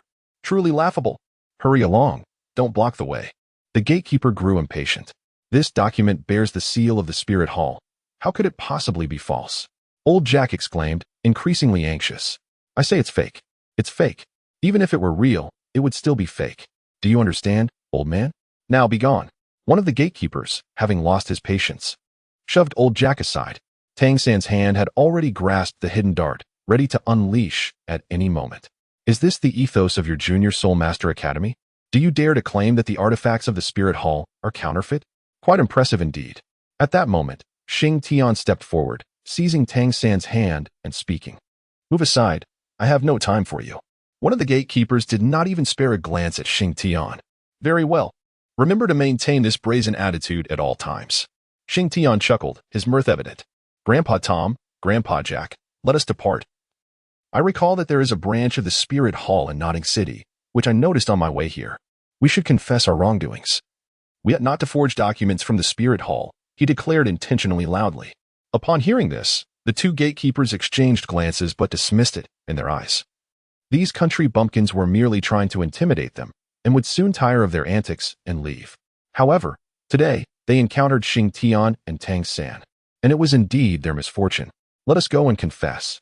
Old Jack suddenly came to his senses and immediately echoed the sentiment. Subsequently, Xing Tian and the others truly set off without looking back, heading directly towards the branch of the Spirit Hall. "I wonder, could they really be going to the Spirit Hall?" One of the gatekeepers voiced his concern. "Impossible. How could these country folk dare to enter the Spirit Hall?" The other gatekeeper scoffed derisively. "Taiju, why didn't you let me take action?" On the way, Tang San inquired of Xing Tian. "Little San, had you acted earlier, our justified position would have turned unjust. Did they not claim our documents were forgeries? Therefore, we shall seek someone to ascertain their authenticity," replied Xing Tian. "Greetings. Are you here to register as soul masters?" Upon arriving at the entrance of the Spirit Hall, a sweet-looking young lady approached them. "Miss, we are here for authentication. We just attended the Junior Soul Master Academy, but they asserted our documents were false. Furthermore, they claimed that even if they were genuine, their denial rendered them false. So we wish to verify the authenticity of our documents." Xing Tian rushed forward, grasping the young lady's arm. As he spoke, a wave of unease washed over him. Having lived nearly 30 years across 2 lifetimes, he was now resorting to childlike charm. Yet, without such charm, there was no other recourse. As anticipated, the young lady was instantly captivated by Xing Tian. "Little brother, come, let me take a look at your documents." Xing Tian hastily presented his and Tang San's credentials to the young lady. "Oh, this is indeed Su Yun Tao's certification. It appears that both of you possess innate full soul power," she remarked, playfully pinching Xing Tian's nose. "Sister, may we attend school?" Xing Tian, suppressing a wave of nausea, gazed at her with wide eyes. "Of course. Please wait a moment," she replied, dashing into the Spirit Hall. Before long, a middle-aged man accompanied by several burly men emerged, with the young lady trailing behind. "You've quite the audacity to disregard our Spirit Hall's credentials. Today, I, Bao Xiong, shall see what grounds the Junior Soul Master Academy has for dismissing our certification," the lead burly man boomed. "Bao Ge. It is these 2 children whose credentials were personally issued by Su Yun Tao," the young lady pointed out, indicating Xing Tian and Tang San.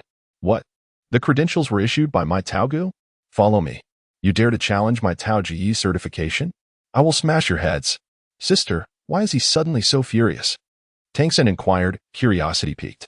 "Because Bao Xiong underwent his awakening ceremony with Su Yun Tao as well." The young lady chuckled, covering her mouth with a reckless charge. Bao Xiong and his companions made their way to the entrance of the Junior Soul Master Academy. "Which fool dares to deny our Spirit Hall's credentials?" Bao Xiong bellowed. The 2 guards on duty, upon hearing his voice, felt a chill run down their spines. They exchanged glances, both thinking the same word, doomed. It was then that Xing Tian and Tang San arrived. "Yes, it's these 2. They were formidable back then, claiming that if I say it's false, then it is false." "Even if it is true," Xing Tian pointed at the 2 guards.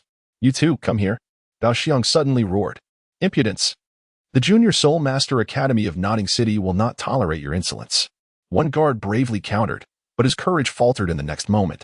Bao Xiong stepped forward and, with a single slap, sent him crashing to the ground. The guard lay there, groaning and unable to rise. "Is our Spirit Hall's authority in Notting City no longer respected?" Bao Xiong glared at the remaining guard. "Where is your principal? Bring him out.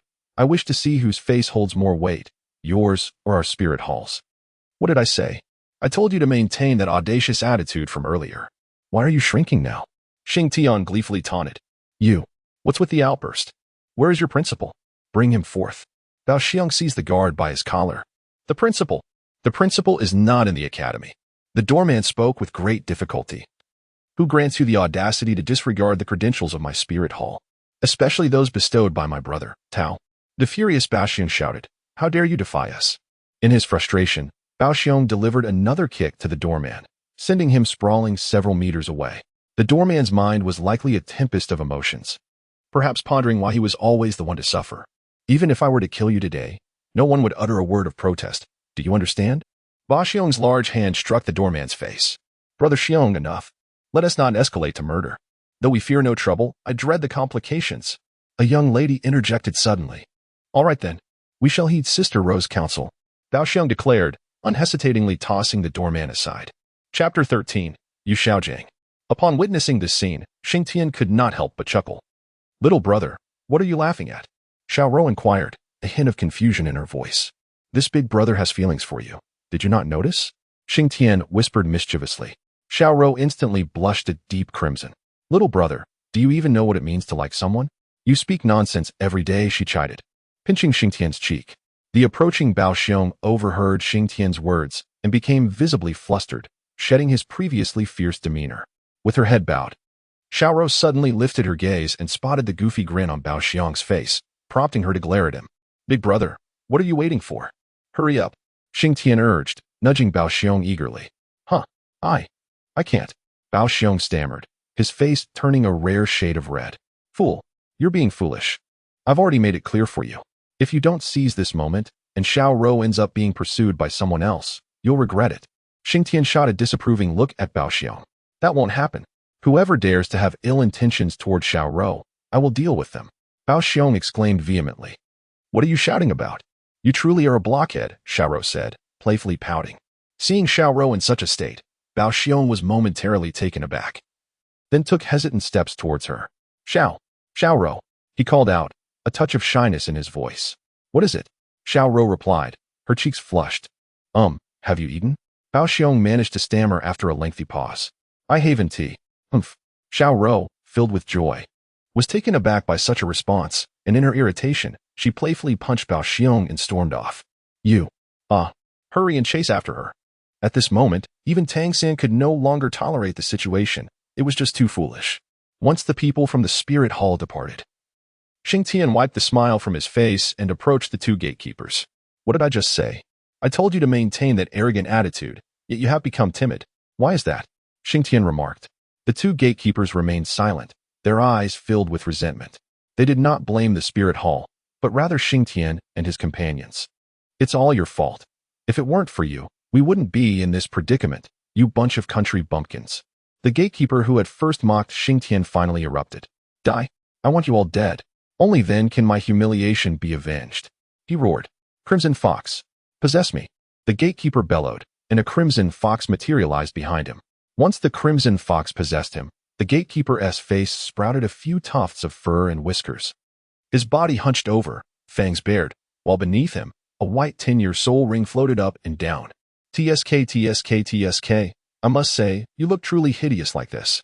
To have the crimson fox in your hands is a waste. Today, I shall show you what a true crimson fox is. Xing Tian displayed no fear. Instead, he mocked, child, prepare to meet your demise.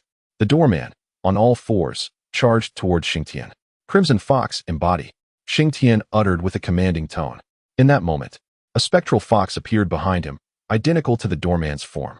Upon the spirit's entry, Xing Tian's physical appearance remained largely unchanged, save for the 6 black markings resembling whiskers that adorned his face, reminiscent of Naruto, and his pupils transformed into those of a beast. Furthermore, a gossamer layer of soul power enveloped him, remarkably thin yet extraordinarily resilient, with 9 vibrant crimson tails fanning out behind him. Beneath his feet, a white soul ring pulsed rhythmically, akin to the cloak of a tailed beast.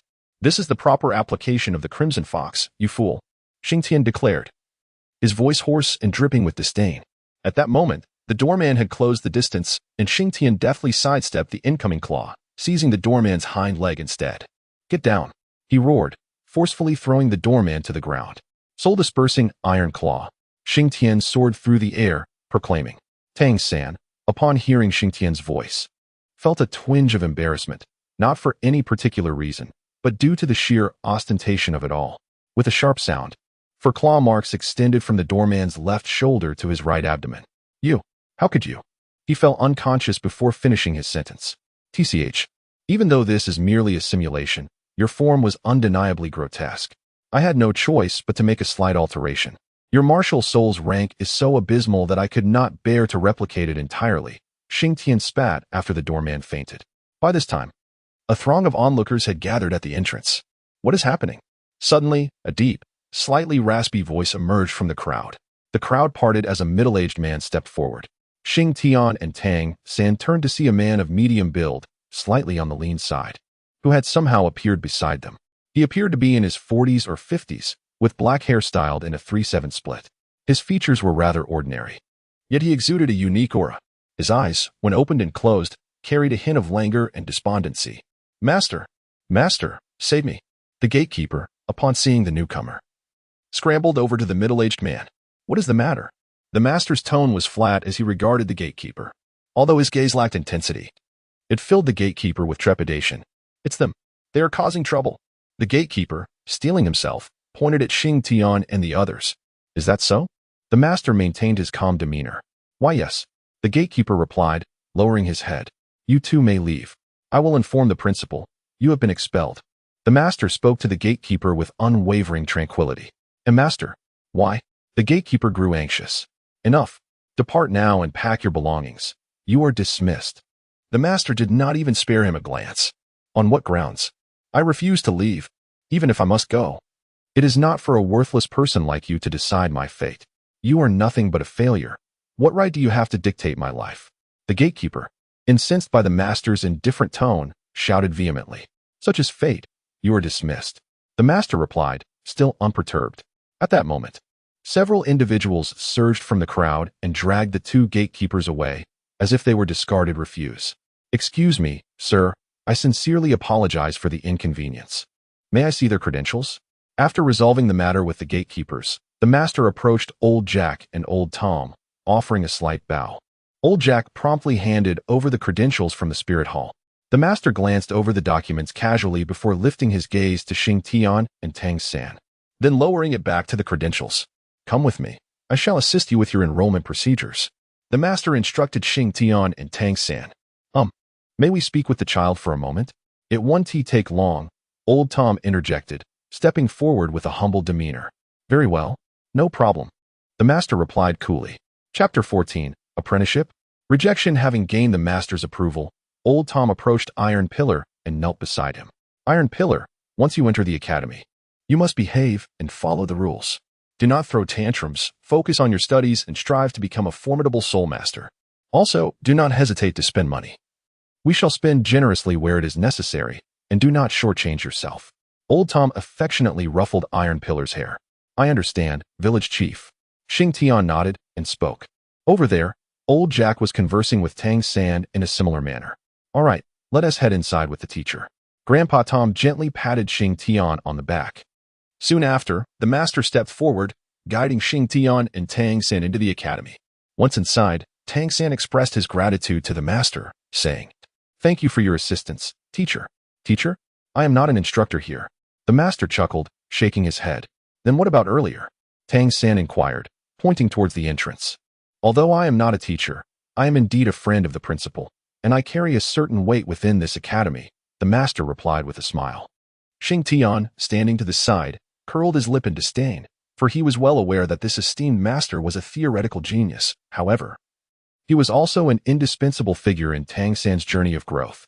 It could be said that without him, the Tang San of later days would not have existed. Thus, Xing Tian chose not to interrupt their conversation. Just call me master. Everyone has referred to me as such for so long that I myself have almost forgotten my own name, the master said with a smile. Certainly, master. Tang San replied obediently. Xing Tian observed from the side, a faint smile gracing his lips. You must be Tang San. For I just encountered that name in the evidence at the spirit hall, the master remarked. Indeed, teacher, Tang San replied. Tang San, there exists a distinction between master and teacher. While one may call me master casually, teacher should not be invoked lightly, unless you wish to become my disciple. The master chuckled, a glimmer of yearning evident in his gaze. Will you instruct me in the cultivation of my martial soul? Tang San inquired, a note of anticipation in his voice. But are you willing to accept my guidance? The master responded, his eyes ablaze with fervor. Tang San remained silent, contemplating the matter, for he had overheard whispers that the master was considered a failure. As Tang San hesitated, Xing Tian subtly nudged him. Turning to glance at Xing Tian, Tang San noted his encouraging nod. Teacher, please accept me as your disciple, Tang San suddenly declared to the master. This took the master by surprise, prompting him to hastily assist Tang San to his feet. There is no need for prostration. A bow will suffice. The master laughed. In my homeland, we say that once a day is spent as a teacher, one is a father for a lifetime. Therefore, in honoring you as my teacher, I must kneel, Tang San stated solemnly. With such extraordinary talent and intelligence, it seems I must be resolute in my decision. After all, you are the third dual martial soul in a century, the master remarked, stroking Tang San's head. At this revelation, Tang San felt a jolt of shock and instinctively stepped back, eyeing the master with caution. Are you astonished? I must admit, I misspoke earlier. You are the third and fourth dual martial souls in nearly a century. Am I correct, Taizhu? The master addressed Xing Tian. My apologies, I am Xing Tian. And we are not well acquainted, Xing Tian replied. He was well aware of the master's capabilities, yet he had no desire to become his disciple. For he needed no instruction, and the master could not teach him. Unfazed by Xing Tian's retort, the master turned his attention back to Tang San, noting his wary expression with a smile. Are you curious as to how I discerned your dual martial soul? As he spoke, he shook the proof given to him by Old Jack. It is due to this document. While others may overlook its flaws, if I were to fail in this regard, I would not be worthy of the title master. I have previously examined 647 individuals with the blue-silver grass martial soul. Among them, only 16 possess soul power. A mere 3% likelihood.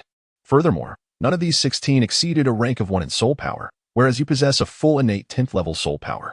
According to my research on the 10 core competencies of martial souls, the innate level of soul power is directly proportional to the quality of the martial soul.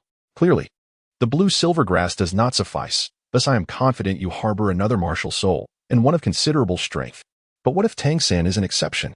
At that moment, Xing Tian suddenly spoke up, acknowledging, you have a point.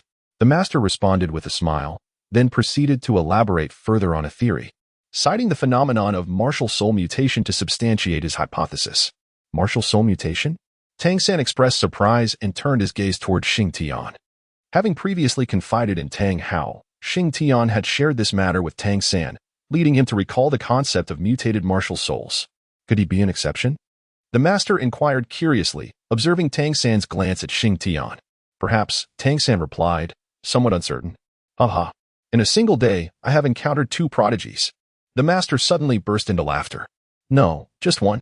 For I have no intention of becoming your disciple. Xing Tian interjected abruptly. The master's smile vanished instantly. I acknowledge the strength of your theory, yet I firmly believe you lack the capability to teach me, Xing Tian remarked with a grin. Oh, do elaborate. The master responded with keen interest. Xing Tian remained silent, extending his right hand. A flash of blue light revealed a blue-silver grass in his palm, which then vanished, transforming into a crimson fox, only to disappear again and reappear as a pig. The master was astounded by this spectacle, his theoretical knowledge utterly insufficient to provide an explanation for such an occurrence. You should still recall my demonstration, Xing Tian remarked with a smile. A simulated martial soul? The master inquired. Precisely. The blue-silver grass belongs to Xiao San. The crimson fox is from the gatekeeper, and Luo San Pao is yours, Xing Tian replied, grinning. The master gazed intently at Xing Tian for a considerable time, then conceded, indeed, you are correct. I cannot teach you, but if granted some time, I may offer you a few suggestions. The master chuckled. I am with Xiao San. I simply will not pay you homage as a teacher. Unless you wish for me to, Xing Tian stated, leaving the latter part of his sentence unfinished, believing the master would understand. Ha! Very well. The master laughed heartily. Now, let us proceed. I shall take you to the administration office for your registration and enrollment procedures. As he spoke, he took Xing Tian and Tang San by the hands, leading them toward the administration office. The office was not far. It was located on the first floor of the main teaching building. And the entire Junior Soul Master Academy was not as vast as Xing Tian had envisioned. After a brief walk, the master arrived at the administration office. He produced a document and handed it to a slightly older teacher, Director Su. Director Su, these are the work-study students from Shanghun Village and Daihun Village this year. Kindly assist them with their registration. Very well. Please wait here. Once your registration is complete, someone will escort you to your dormitory. I shall take my leave for now. but I will return to find you, the master stated. Chapter 15. Hello. I am also Wang Xing. Having finished his instructions, the master prepared to depart. Goodbye, teacher. Tang San respectfully addressed him. Upon hearing Tang San call him teacher, Director Su's eyes flickered with a hint of surprise. Once the master had left, Director Su began. You addressed the master as teacher? Do you comprehend the significance of that title? In the Douluo Continent, one may only have a single teacher throughout their lifetime. Please, hurry up, teacher. Xing Tian interrupted Director Su's words. Young man, I am advising you. Director Su presumed they had been misled by the master. We are not merely 2 or 3 years old. We are 6 now, fully aware of our actions. Please expedite our enrollment process, Xing Tian asserted, looking at Director Su. Director Su chuckled, shaking his head in silence as he hastened his movements. In a matter of minutes, the enrollment procedures were completed. All right. Shortly a teacher will take you to collect your toiletries. Xing Tian, is it? Your luggage has been received, and we will assist in delivering it shortly. Director Su informed them after finalizing the enrollment certificate. Thank you. May we leave now? Xing Tian inquired. It's all set. Thank you, teacher. He then took Tang San by the hand and departed. What wonderful children. How could master? Alas. Director Su gazed at the retreating figures of the two, letting out a sigh. Meanwhile, as Tang San and Xing Tian walked outward, Tang San suddenly posed a question. Taizhu, why did you interrupt Director Su earlier? I felt it was a bit impolite. Because I anticipated what he intended to say. Would you abandon master? Xing Tian queried. Never, since I have taken him as my mentor. He is my teacher, Tang San asserted with conviction. Then there is no need to heed Director Su's words. Xing Tian shrugged nonchalantly. You must be Tang San and Xing Tian. Your dormitory is in the 7th building. Please follow me. Upon exiting, Xing Tian and his companion encountered 2 teachers, having gathered all their toiletries. Thank you, teacher. But I can manage on my own. Xing Tian replied. No trouble at all. The 2 teachers declined their assistance. In no time, they arrived at the foot of the dormitory building. Xing Tian gazed upon the dormitory building before him, contemplating the truth of the matter. The original text had indeed alluded to this very structure, the sole dormitory of the entire academy. Both teachers and students resided here, a necessity given the limited number of individuals within the institution. 1 dormitory sufficed. Furthermore, the young age of the academy's children necessitated their cohabitation for easier management. The student dormitory comprised 7 rooms, and your accommodation is known as Room 7, located at the end of the hallway on the 1st floor, to the right upon entry. Please, make yourselves at home. We shall take our leave now, one of the teachers remarked suddenly at the entrance. He then handed their luggage to them. Thank you, teacher. Xing Tian replied graciously. Room 7? The least desirable dormitory, primarily for work-study students, in the very site where Tang San and Xiao Wu were destined to meet. How delightful. Xiao Wu, your prince has arrived. Xing Tian mused inwardly. After the teachers departed, Xing Tian and Tang San dragged their luggage toward the dormitory. Upon reaching the entrance, a cacophony of voices erupted from within. It seems I have forgotten something. There appears to be a dormitory scandal brewing, with a protagonist by the name of Wang Xing. Should I intervene? Xing Tian pondered at the doorway. Before he could make a decision, Tang San had already knocked on the door and stepped inside. The dormitory was remarkably spacious, estimated to be around 200 to 300 square meters. Furnished with dozens of beds, though few were adorned with bedding. Upon the arrival of Xing Tian and his companions, the clamor within the dormitory subsided. New work-study students. Are we? I am Wang Xing, a battle spirit master with the battle tiger as my martial spirit, declared the apparent leader as he strode forward. Greetings. I hail from the Holy Soul Village, and my name is Tang San. My martial spirit is the blue silver grass. Tang San replied with a smile. What?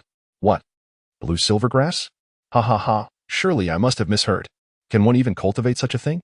Wang Xing exclaimed, his expression exaggerated. Could you please step aside? At that moment, Xing Tian approached and nudged Wang Sheng. Who are you? Another new work-study student? Wang Sheng inquired as he turned to face Xing Tian. Hello. I am Wang Xing, a battle spirit master with the battle tiger as my martial spirit. Xing Tian suddenly grinned and addressed Wang Xing.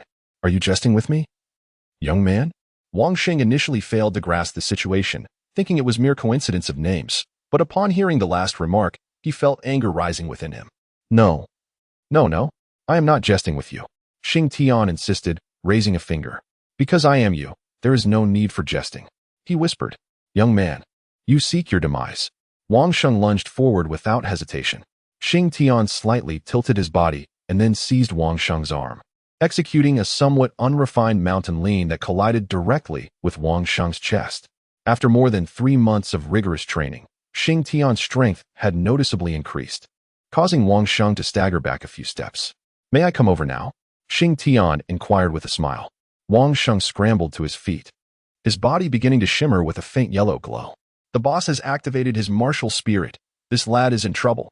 The others in the dormitory murmured upon witnessing Wang Sheng's transformation.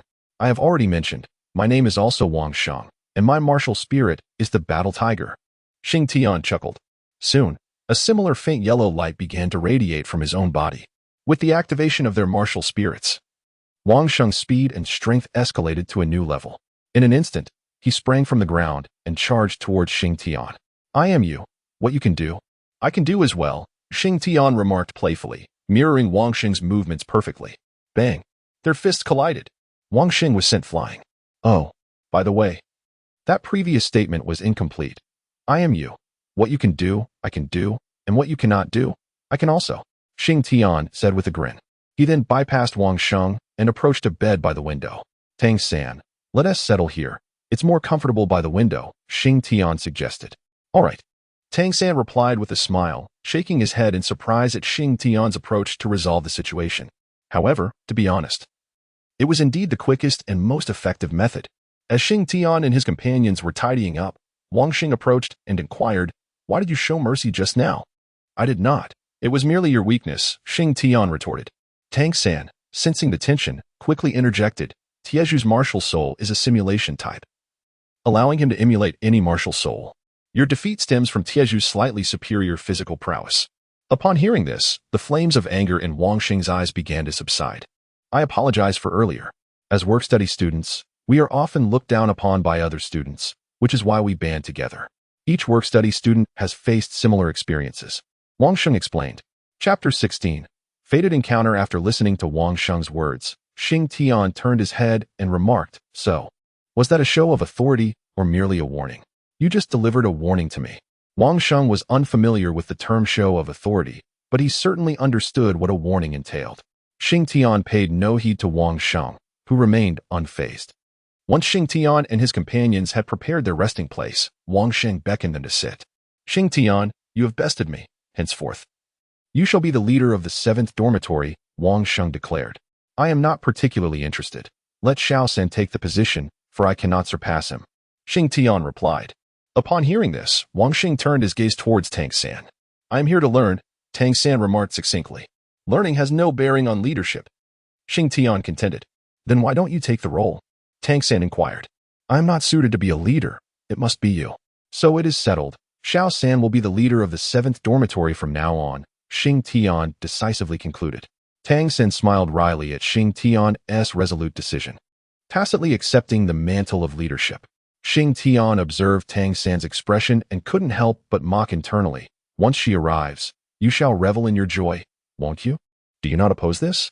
For you are unaware of my true capabilities. What if Taiju is deceiving us?" At this moment, Tang San inquired of Wang Sheng. "I would gladly see this leader expelled," Wang Sheng replied nonchalantly. "Why?" Wang Sheng remained silent, rolling up his sleeves to reveal his arms, adorned with dark, purplish bruises. "What happened to you?" Tang San inquired, somewhat astonished. "As I mentioned earlier, the students in work-study programs are often looked down upon. Thus we must unite. These injuries are the result of assaults from those noble students," Wang Sheng explained. "Does the academy not intervene?" Tang San asked. "Such petty scuffles do not warrant the academy's attention," Wang Sheng replied. "In that case, I shall assume the role of this leader. I will not allow anyone to be bullied any longer," Tang San declared earnestly. Xing Tian observed with a shake of his head.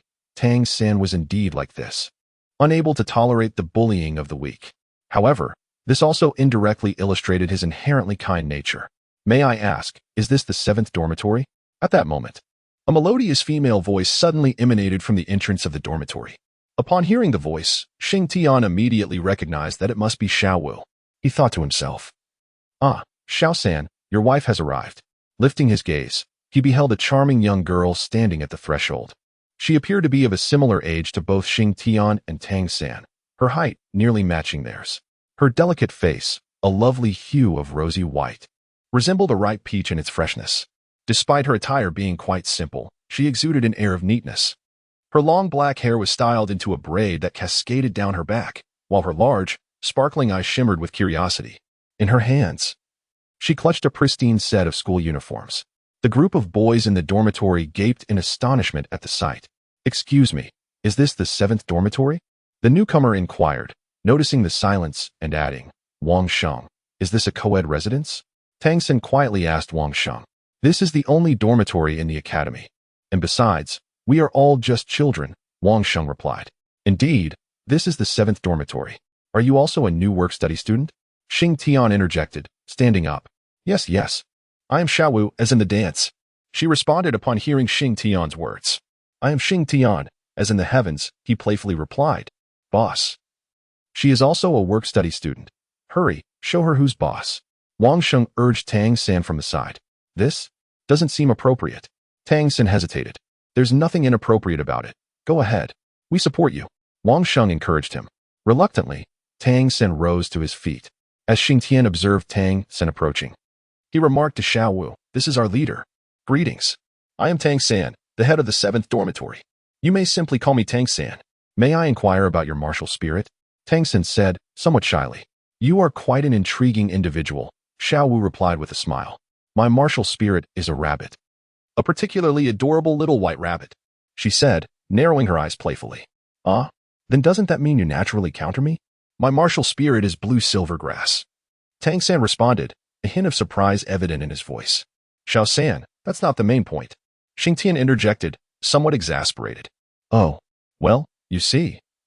There is a custom in our 7th dormitory that requires us to showcase our martial spirit's prowess. Thus, I would like to engage in a friendly spar with you." Tang San finally steered the conversation back on track. "You wish to spar with me?" Xiaowu asked, a touch of astonishment in her tone. "Indeed," Tang San nodded. Meanwhile, he resolved to hold back and be gentle in their encounter.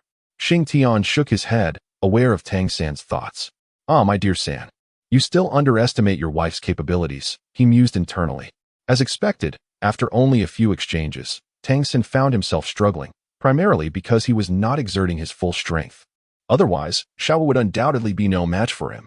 Thus, in a single day, the leader of the 7th division changed hands twice, with Tang San barely holding the position for 10 minutes. Upon witnessing Xiaowu's prowess, Wang Sheng and the others eagerly approached her, calling her leader. Wang Xing then briefed Xiaowu on the current state of the academy and various matters. Ultimately, Xiaowu agreed to assume the role of leader, requesting them to call her sister Xiaowu. Just as they were speaking, a teacher entered the room. "Is Tang San here?" "That's me," Tang San replied. "I am Mo Hen. You may call me Teacher Mo. I have brought bedding for you as instructed by the master." After handing the bedding to Tang San, Mo Hen proceeded to explain the responsibilities of the work-study students and their schedules before departing. I have been anticipating this moment," Xing Tian thought to himself with delight. "Why didn't I receive bedding?" Xiaowu suddenly inquired. "Sister Xiaowu, you can use mine. I only need one mattress," Wang Sheng interjected. Just as he spoke, Xing Tian nudged him, signaling him to remain silent. "San, your mattress seems quite spacious. Let us share it, and we can simply push the beds together," Xiaowu suggested. Turning her gaze to Tang San. "That might not be appropriate, considering the differences between men and women." Tang San quickly waved his hands in protest. "What is inappropriate about it? Are you afraid of me? I wouldn't harm you," Xiaowu retorted. "How about this? I will lend you my bedding, and I will share with Tai Zhu," Tang San proposed, turning to plead with Xing Tian. "Well, I'm accustomed to sleeping alone, Xing Tian chuckled. "Then I shall sleep with Wang Sheng." Tang San turned to Wang Sheng. Just as Wang Sheng was about to agree, he felt a chill run down his spine. Xing Tian was glaring at him from behind. I'm not a restless sleeper. Besides, I also prefer solitude," Wang Sheng laughed awkwardly.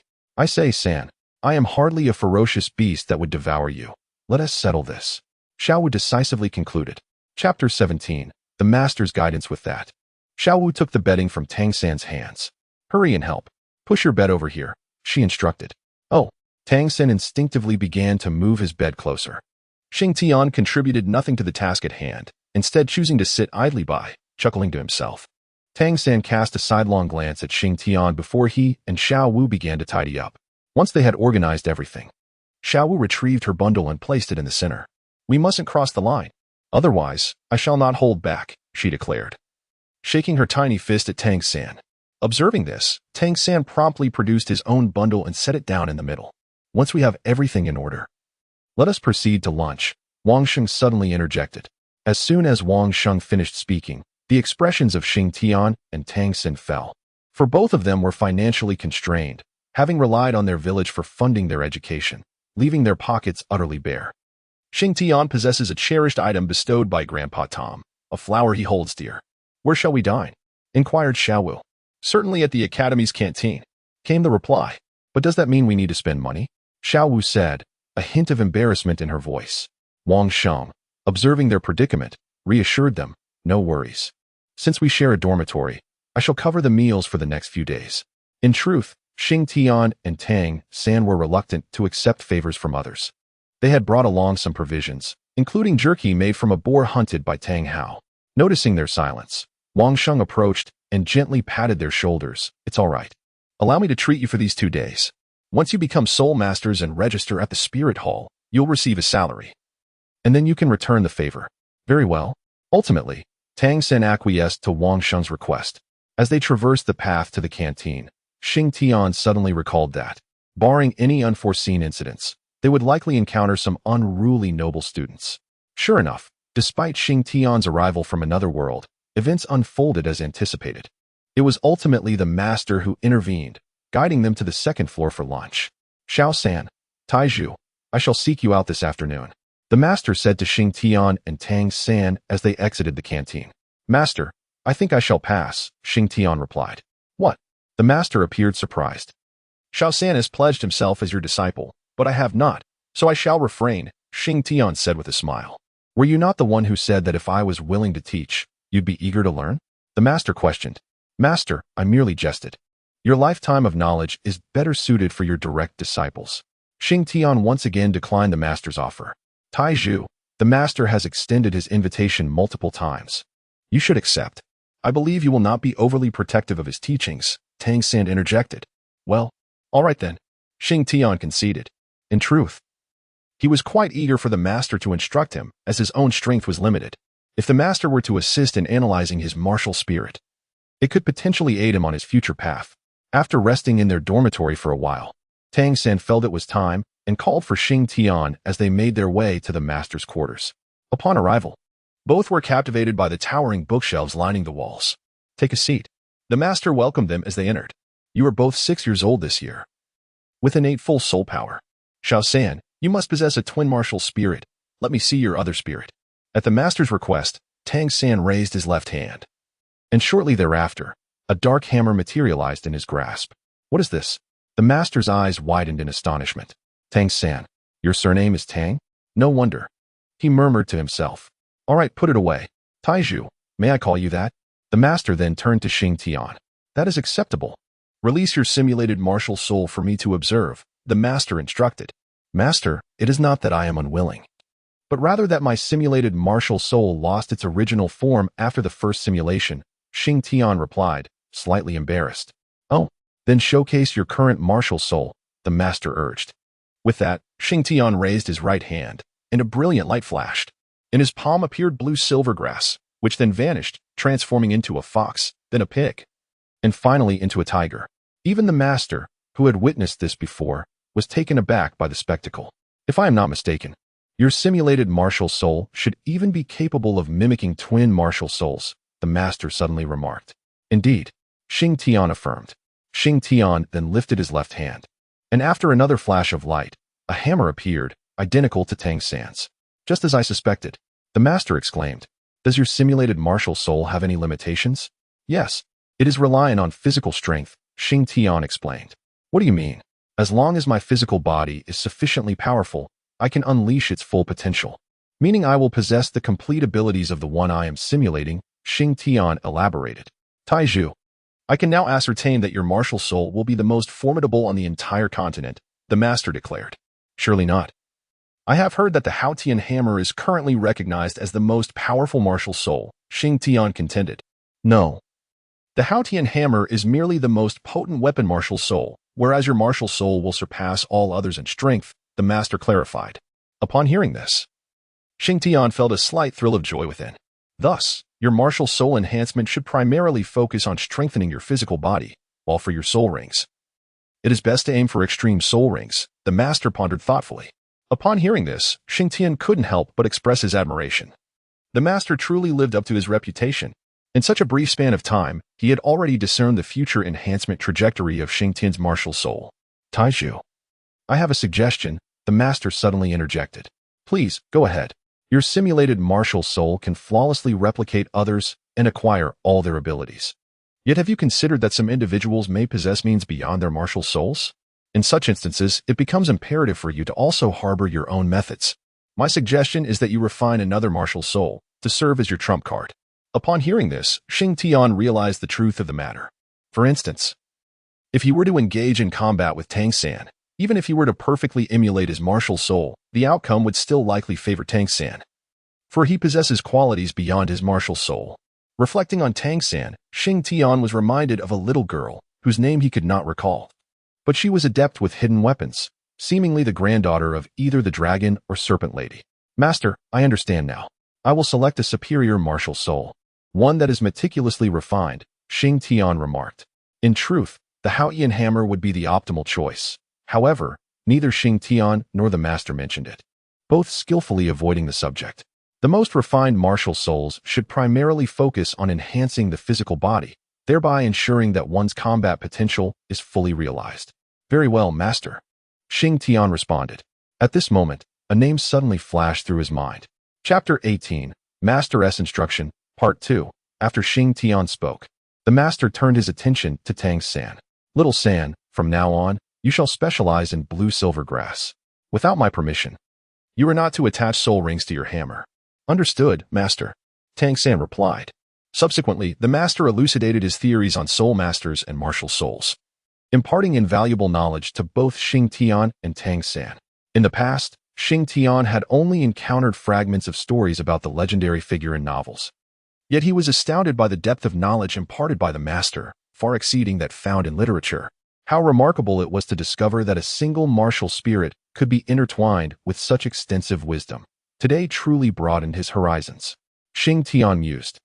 The following day marked the opening ceremony of the school, and classes would commence the day after, but this bore no relevance to their current predicament.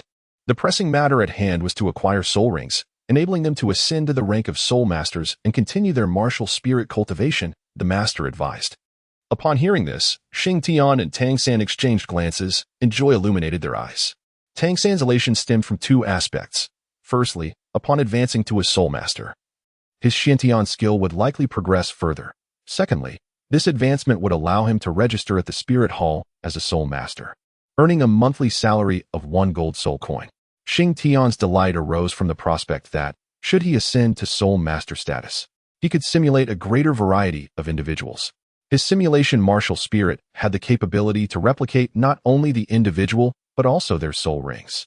With his own soul ring, combined with the simulated ones, could he not become the soul master possessing the most soul rings across the entirety of Douluo Continent? Such an abundance of soul rings could indeed intimidate others. Now, regarding the academy, I suggest you return and prepare. Come find me tomorrow morning, and we shall set off at dawn, the master instructed. Understood. Thank you, teacher, Tang San replied. Thank you, master. Xing Tian echoed gratefully. By the way, Xiao San, do you have any thoughts on the direction of your martial spirit's development? The master inquired suddenly. Teacher, I have no particular thoughts, Tang San replied candidly. Very well. You may return now, and ponder it well. Tomorrow on our journey, I shall elaborate further, and I would like to hear your opinions, the master concluded. All right, teacher. We will take our leave now. Upon returning to the dormitory, Xiao Wu approached them eagerly. Why were you gone for so long? What did the master discuss with you? She asked with curiosity. Not much, just that we will not attend tomorrow's opening ceremony. Instead, we will pursue soul rings to advance as soul masters, Tang San informed her. What? So soon? Xiao Wu exclaimed, surprised. Yes, both of them possess innate full soul power. Wang Xing interjected at that moment. Innate full soul power. Is that rare? I have it too, Xiao Wu suddenly declared. Wang Sheng, taken aback, found himself at a loss, feeling rather isolated in the whirlwind of confusion. Let me inform the teacher and bring you along as well, Tang San suggested. No need, you all go ahead. Don't worry about me, she replied. Xiaowu remarked. Despite Tang San's repeated requests, Xiaowu consistently declined, leading Tang San to refrain from further insistence. Early the next morning, before dawn had broken, Tang San and Xing Tian rose from their slumber. Tang San made his way to the back mountain, seeking a relatively elevated spot to cultivate his Xing Tian Gong and Ziji Demon Eye, while Xing Tian continued to hone his physical form using the most rudimentary methods. Perhaps it is time to give that item to Taizhu, Tang San murmured as he observed Xing Tian drenched in sweat. After concluding their morning exercises and training, Xing Tian and Tang San casually consumed some jerky before heading towards the master's dormitory. Upon their arrival, they found the master had just awakened. So early. Please have a seat for a moment, Xiao San. We shall depart shortly. Consider the direction of your martial soul's development, the master instructed, holding his toiletries as he made his way to wash up. Taizhu, what do you think I should choose? I have no idea at all, Tang San confessed, feeling somewhat overwhelmed. Xiao San, do you trust me? Xing Tian inquired. Of course, I trust you, Tang San replied. If you believe in me, when the master asks you, say you wish to pursue the agile attack and control route.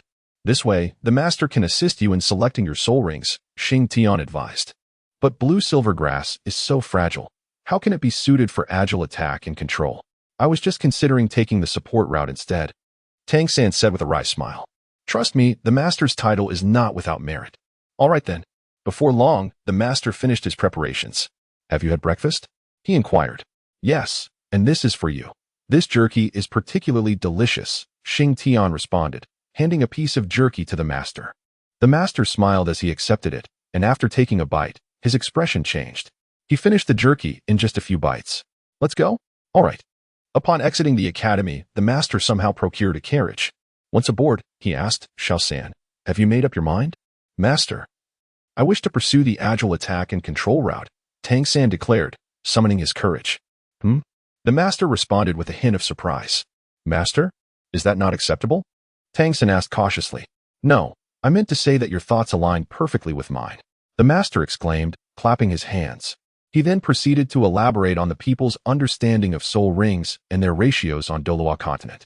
Thus, in my theory, plant-type martial souls can indeed be supplemented with animal-type soul rings, although no one has experimented with this until now. With a sigh, the master concluded his statement. Master, I am willing to be the first to try. Tang San suddenly spoke with great seriousness. Xiao San, rest assured, my teacher will not lead you astray. Through my research, I have discovered that the blue-silver grass possesses remarkable compatibility. Due to its frailty, the consumption of soul power is negligible. Moreover, its inherent weakness means it harbors no aversion to any soul rings. To reassure Tang San, the master elaborated further. Teacher, I trust you. Tang San nodded at the master. Very well, I shall not elaborate further. We shall see the results in due course. The master was a person of decisive nature. Soon, the three arrived at a heavily guarded location. Halt. The soul-hunting forest is off limits. As they approached, soldiers blocked their path. The master remained silent, retrieving a token from his bosom and presenting it. The soldier glanced at the token and then returned it, declaring, You may proceed. Let us go, the master instructed. Upon entering the soul-hunting forest, Xing Tian could no longer contain his curiosity. Master, are we not heading to the Douluo Forest? How do we end up here? The master looked at Xing Tian and chuckled. Taizhu, you are still not soul masters. The soul-hunting forest is already perilous for you. The soul beasts here are cultivated by the Empire. Had you ventured into the Douluo Forest, you would have been reduced to mere dung. All right. I thought we were headed to the Douluo Forest, Xing Tian replied, feeling deflated. Xing Tian indeed forgot where Tang San acquired his first spirit ring. He only recalls a Douluo Forest, which harbored a great gorilla and a serpent with a bovine head, seemingly named the Azure Bull Python. In Chapter 19, The Master's Instruction, Part 2, the Master suddenly spoke with grave seriousness. Do not lose focus. While the soul beasts in the hunting soul forest are nurtured by the Empire, they still possess their inherent wildness. Understood, Master, Tang San replied. Master, can these soul beasts be domesticated? I have heard at the academy that soul beasts are even more powerful than human soul masters. After walking for a short while, Tang San could not help but inquire. Haha, I thought you wouldn't ask. The master chuckled. The soul beasts nurtured by the Empire generally do not possess overwhelming strength. They are kept within a controllable range. Then, Master, how are soul beasts classified by rank? Tang Xin asked with curiosity. Soul beasts are categorized by their age, which is reflected in their spirit rings. These creatures are essentially beasts imbued with soul power. The longer they have existed, the stronger they become. Therefore, we typically classify soul beasts into 5 ranks based on their age: 10-year, 100-year, 1,000-year, 10,000-year, and 100,000-year soul beasts. The meaning is quite straightforward. A soul beast that is cultivated for over 10 years is classified as a 10-year soul beast, and so forth. The differentiation of spirit rings mirrors that of soul beasts, with distinct colors indicating their age. The 10-year soul rings are white, the 100-year are yellow, the 1,000-year soul rings are purple, the 10,000-year are black, and the 100,000-year soul rings are red. The master elaborated. Now I understand. Tang San nodded, while Xing Tian displayed no surprise, as he was already aware of this. What ranks of soul beasts inhabit the hunting soul forest? Tang San inquired. The soul beasts in the hunting soul forest are nurtured by the empire, predominantly consisting of 10-year and 100-year soul beasts, the master responded. Master, I have a question. If what you say is true, wouldn't those noble offspring all possess formidable martial souls? Tang San asked. Ha ha ha. Your ability to consider this aspect indicates that you are already contemplating your future. However, the reality is not as you imagine. The conditions for obtaining spirit rings are exceedingly stringent. Firstly, one must personally slay the soul beast, meaning the final blow must be delivered by your hand. Secondly, after a soul beast is defeated, the spirit ring only remains for a brief period. If not absorbed in time, it will dissipate. Thirdly, soul beasts are inherently proud. If captured or grievously wounded and unable to escape, they will opt for self-destruction. The master said, affectionately ruffling Tang Xin's hair. However, noble offspring do possess certain advantages in acquiring spirit rings. They often band together to invade soul beast territories, incapacitating them before allowing the one who will absorb the spirit ring to deliver the final blow. Subsequently, the master spoke once more. However, this merely represents certain advantages. No one can be certain that the attributes of the soul beast they encounter are the most suitable for themselves. The level of the soul beast is undoubtedly significant. Yet the compatibility of attributes is equally crucial. Even the finest soul ring, if in conflict with one's own martial spirit, cannot yield beneficial effects. Rather, it may adversely affect the individual. Most importantly, each soul master faces limitations in absorbing soul rings at different stages. For instance, if you are currently a mere level 10 soul practitioner, your soul power permits you to absorb at most a century-old soul beast soul ring. Should you attempt to absorb a millennium-old soul ring, the outcome is singular. Your body would be unable to endure it, resulting in destruction by the soul ring's power. During the absorption of a soul ring, no external force can assist. One must rely solely on oneself. Reflect on those who require others' aid to hunt the soul beasts they need. How could their own strength possibly be resilient? It is conceivable that even absorbing a soul ring that is suitable for them, while remaining within their control, could lead to catastrophic repercussions. Xiao-san, remember, this world is equitable. To attain what you desire, you must exert commensurate effort. Taking shortcuts is the behavior of the inept. I understand, master. Tang San replied respectfully as he bowed deeply. And you, Taiju? Understood, master. Let us continue onward. By the way, here is this for you. After imparting a significant dose of wisdom to Xing Tian and Tang San, primarily to Tang San, the master resumed their journey. Master, what is this? Tang San inquired, receiving a belt that the master had handed him. The belt was a pale azure hue, uniformly adorned with 24 gemstones, which emitted a gentle luminescence, rendering it particularly exquisite. As Xing Tian beheld the belt in Tang San's grasp, his mouth nearly watered with anticipation. At last, I have waited for this moment, he fervently exclaimed within. Subsequently, the master elaborated on the origin and utility of the belt. This belt bears no name. I present it to you today. It shall serve you better in your hands than in mine, the master declared. I shall have no further need of it. You will find it useful in the future. Perhaps you might bestow a name upon it, he added, upon noticing the gemstones adorning the belt. A line from a poem suddenly echoed in Tang San's mind, on the night of the bright moon at the 24 bridges. However, he quickly regained his composure and turned to face Xing Tian, who had already subdued his earlier expression. Little San, if the master has gifted it to you, then it is yours to keep, Xing Tian remarked. Truth be told, Xing Tian also desired the belt, but it was singular, a gift from the master to his student. He could not bring himself to covet what another cherished. Master, since you have bestowed this belt upon me, May I customize it as I see fit? Tang Xin suddenly inquired. The master glanced at Xing Tian and smiled. Certainly, it is now yours. I propose we share this belt, iron pillar, 1/2 for each of us. Tang Xin suggested. Little San, let's not. It is a gift from the master to you. It is best to preserve its original form, Xing Tian advised. Ultimately, reason prevailed within Xing Tian. He contemplated that if one belt existed, there would surely be a second and a third. He would encounter them in due time. Tang Xin pondered this logic, feeling a twinge of guilt as he glanced at the master and Xing Tian before stowing away the belt, which was ultimately named the Bright Moon at the 24 Bridges.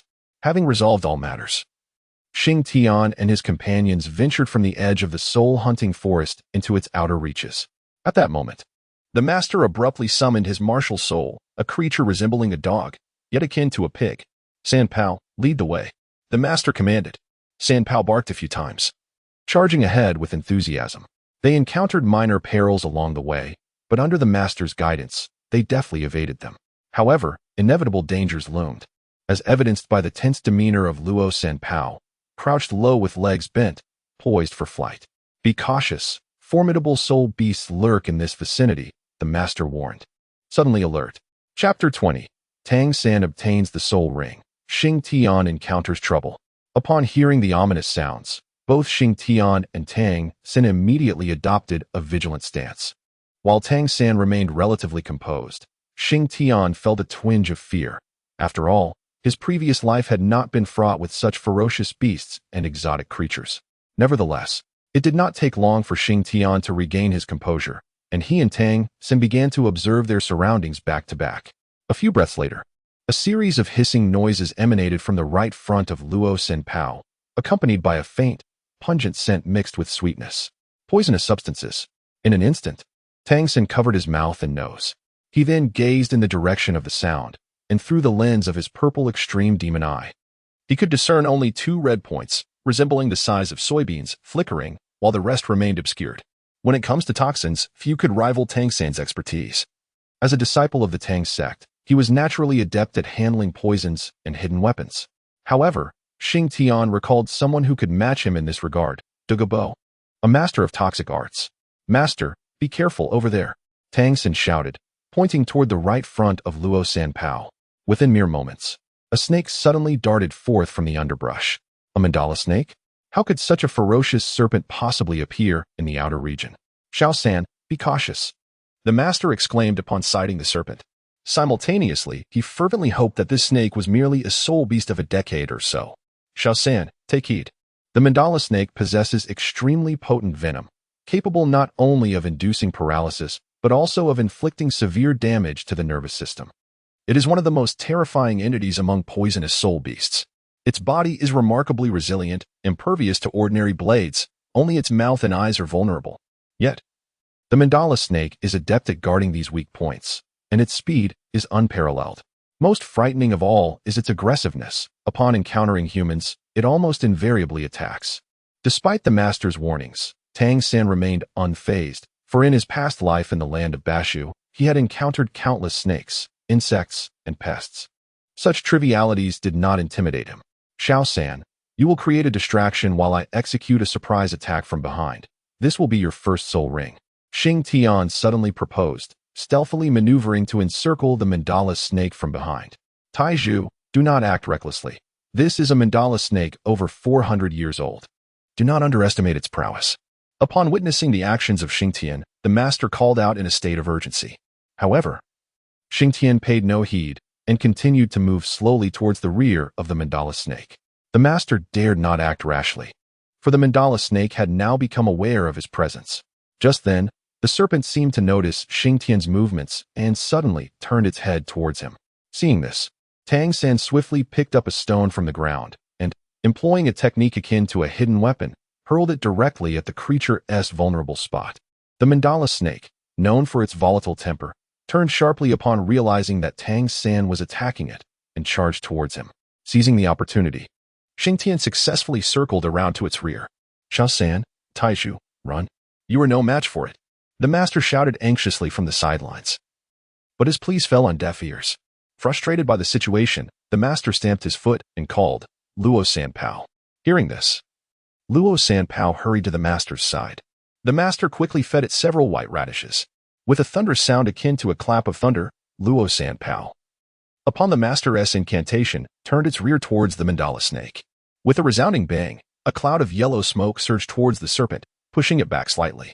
Taking advantage of the moment, Xing Tian extended his blue-silver grass to ensnare the creature. Subsequently, the Haotian hammer materialized in his left hand. And as the blue-silver grass shattered, he swung it with great force, striking the mandala snake's tail. The snake hissed in pain, twisting its body in agony. The might of the Haotian hammer was undeniable.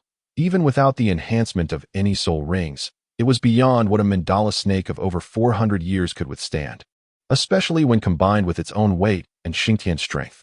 Tang San, seizing the moment, raised his right hand, and the sleeve arrow shot forth, piercing the mandala snake's open mouth and delivering a lethal blow. This strike drained the last vestiges of vitality from the serpent, causing it to thrash for a few moments before falling still. After a brief pause, a yellow soul ring appeared above its body. Xiao San, hurry, Xing Tian urged. Tang San prepared to absorb it. Stop, the master suddenly interjected. What is it, master? Tang San queried. Xiao San, while the soul ring from the mandala snake is indeed your best option at present, this serpent is nearly 500 years old. With your current strength, you cannot possibly absorb it. We should abandon this and seek another, the master advised. Do not worry, master. Xiao San's strength is far beyond what you perceive. Xing Tian suddenly interjected. Without further hesitation, Tang San reached out to touch the soul ring. In an instant, the ring flew swiftly into his body, prompting him to sit cross-legged and channel his Xing Tian skill to begin the absorption process. Amidst the master's anxious gaze, he successfully completed the absorption without incident. It actually succeeded, the master exclaimed, his face reflecting astonishment. Teacher, I have succeeded. I have advanced to the 13th rank, exclaimed Tang San, rising in delight after absorbing the energy. Not only had his soul power increased, but even the Xing Tian skill had ascended to the second high tier, a veritable double joy. Little San, how do you feel? Master inquired, visibly elated. Look, teacher. As he spoke, Tang San raised his right hand, and a faint white light shimmered across his skin. Soon after, deep blue-silver grass surged forth from his palm. A distinct yellow halo rose from beneath his feet, swirling around him in a graceful dance, marking the notable characteristic of a first-ring soul master. Previously, the blue-silver grass was less than half a finger's width, yet now it had expanded to 3 fingers. Its blades significantly thicker, adorned with peculiar patterns. Dozens of blue-silver grass swiftly spread in all directions, their tips raised like a dozen mandala snakes searching for sustenance. The blue-silver grass bore no trace of the mandala snake's odor, only a subtle scent of tea, an enchanting aroma imbued with an undercurrent of danger. How's the resilience? Master asked, anticipation in his voice. Tang San then demonstrated the resilience of the blue-silver grass, impressively robust. I did it. I succeeded. Master suddenly burst into hearty laughter. Quick, show me everything. I wish to know all its attributes, he exclaimed, filled with exuberance.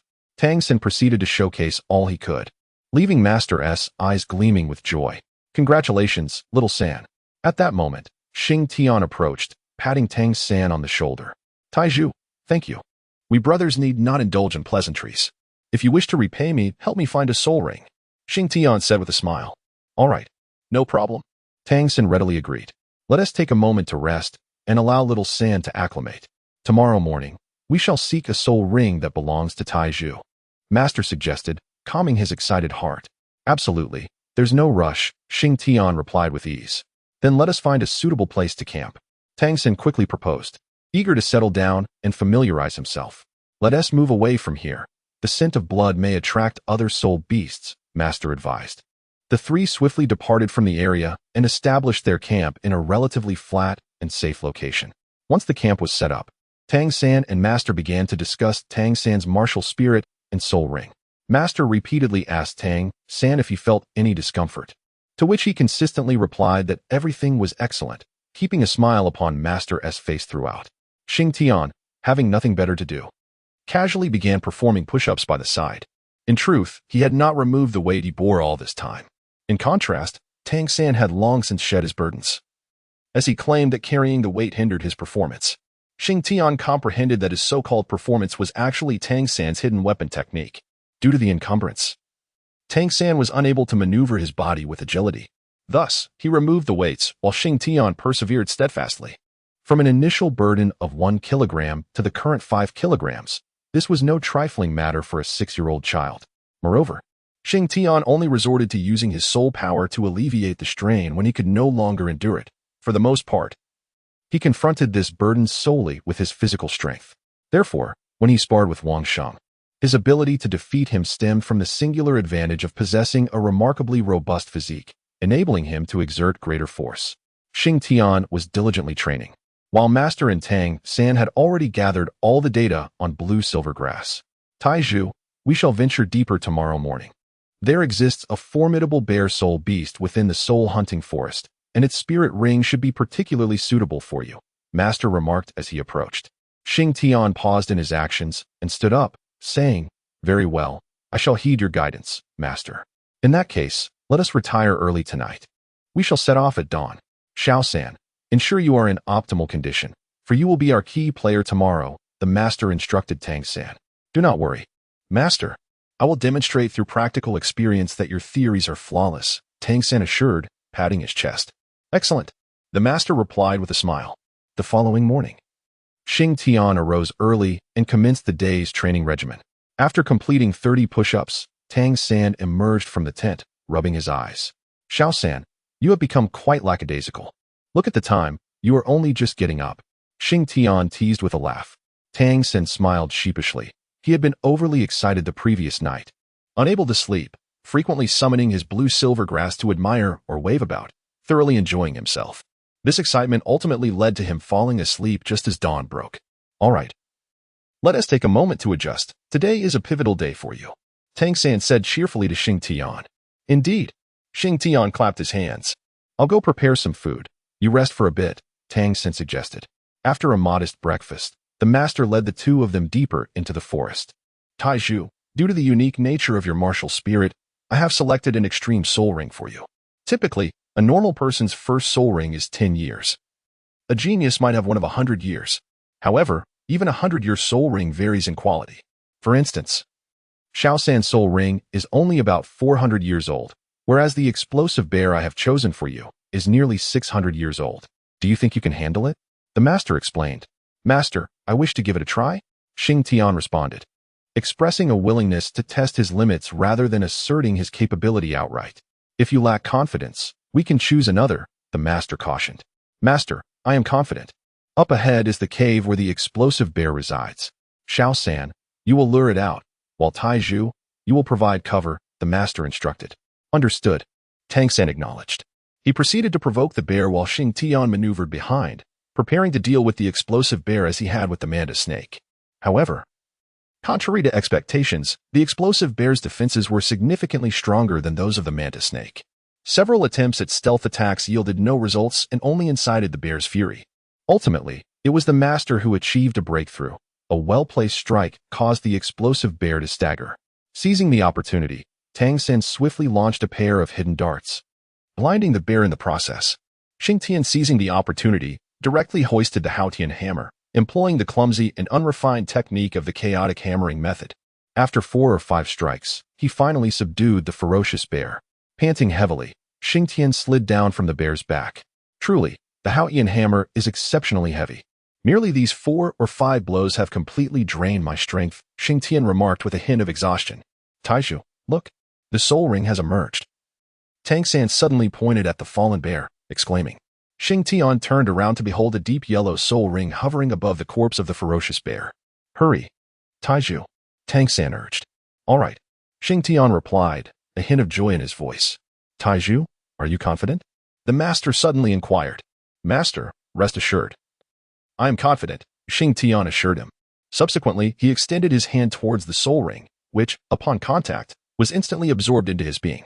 Xing Tian hastily settled into a cross-legged position, bracing himself for the impending agony. However, after a considerable duration, he felt not a trace of pain. Why is there no pain at all? Xing Tian pondered, somewhat perplexed. As Xing Tian remained perplexed, Tang San and the Master gasped in astonishment. To their surprise, the soul ring that had been absorbed into Xing Tian's body floated back out from the top of his head. Master, what is happening? Tang San asked. a hint of confusion in his voice. This? I'm not quite sure either. Let us wait a moment, the master replied, equally bewildered by this unprecedented situation. After a brief interval, the soul ring above Xing Tian's head began to fade. Master, what should we do? The soul ring is about to dissipate, Tang Sen said anxiously, gripping the master's hand. I do not know. The master stammered, struggling to articulate his thoughts. Upon hearing the master's words, Tang Sen helplessly released his grasp on the master's arm. Moments later, the soul ring completely vanished, yet Xing Tian remained seated in meditation. Tang Sen, feeling a pang of reluctance, hesitated to address him, uncertain of how to broach the subject. Taiju, it's over. Ultimately, Tang Sen gently nudged Xing Tian. Oh, is it over? Xing Tian opened his eyes. By the way, Xiao San, why did I not feel any pain when absorbing the soul ring? I didn't feel anything at all, Xing Tian remarked with a smile. Taiju, Tang San suddenly called out. What is the matter? You seem quite unhappy. Is something wrong? Xing Tian asked, concern etched on his face. Chapter 22. Xing Tian's dilemma. Hearing Xing Tian's words, Tang San felt a sudden tightness in his chest. Just the day before, he had been boasting about his soul ring and the martial spirit that had absorbed it in front of Xing Tian.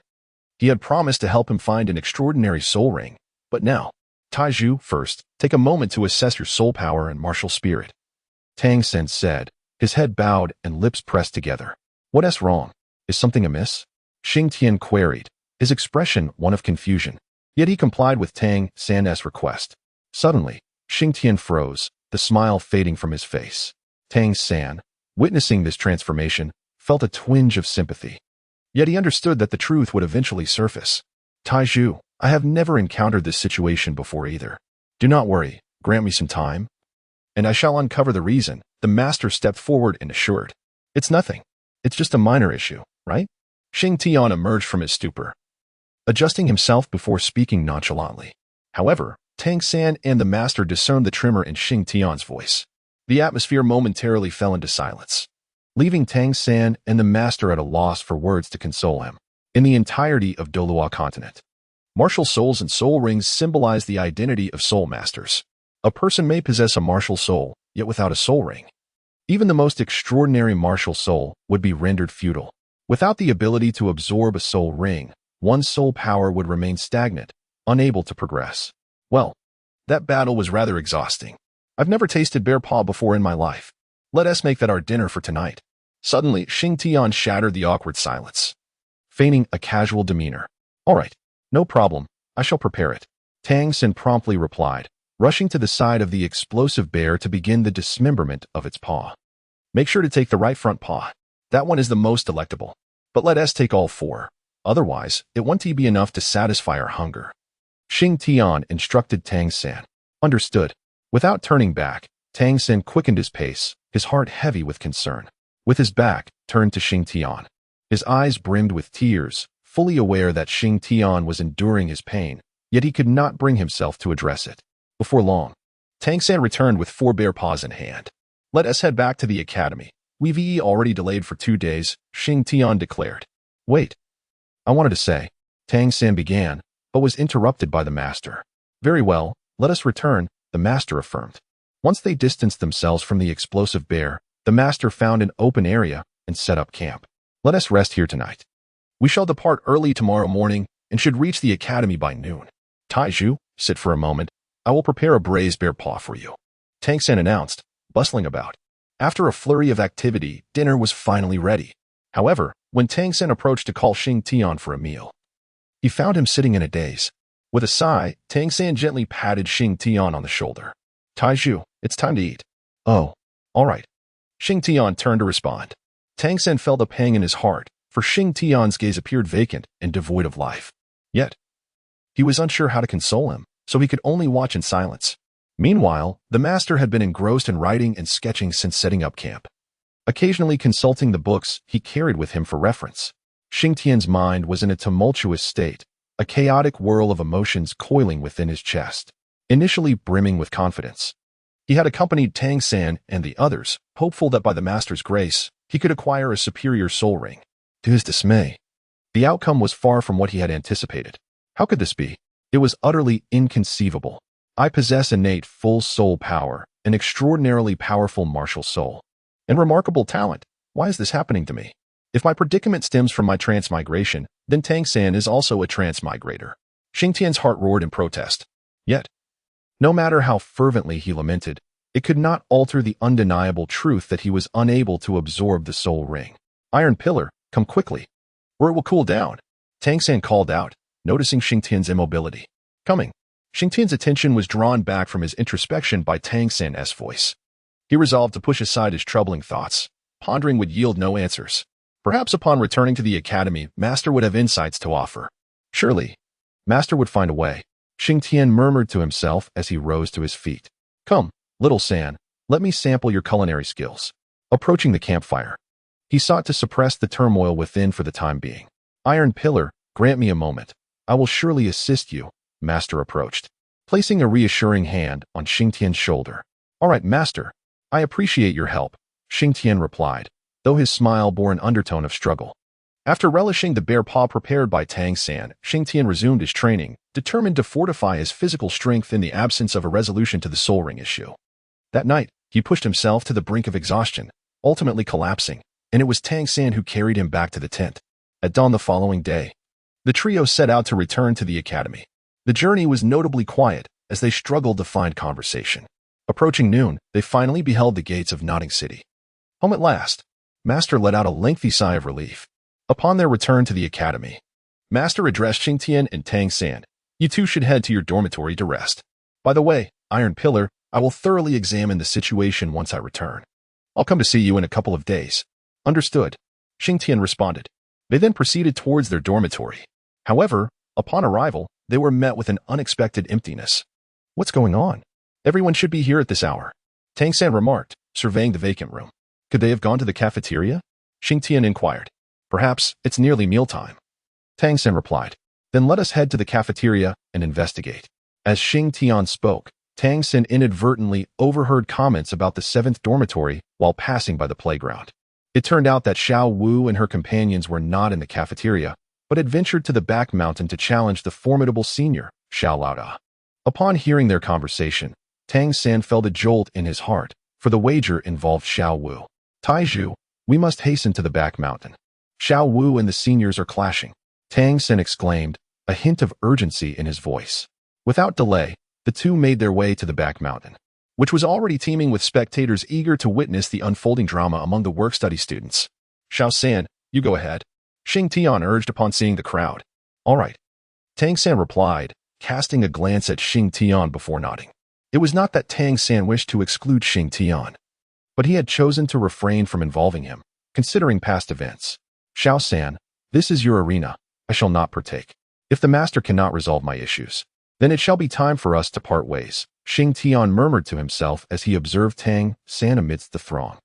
In a manner akin to the original narrative, Tang San single-handedly confronted Xiao Laoda and his entourage, compelling them to concede.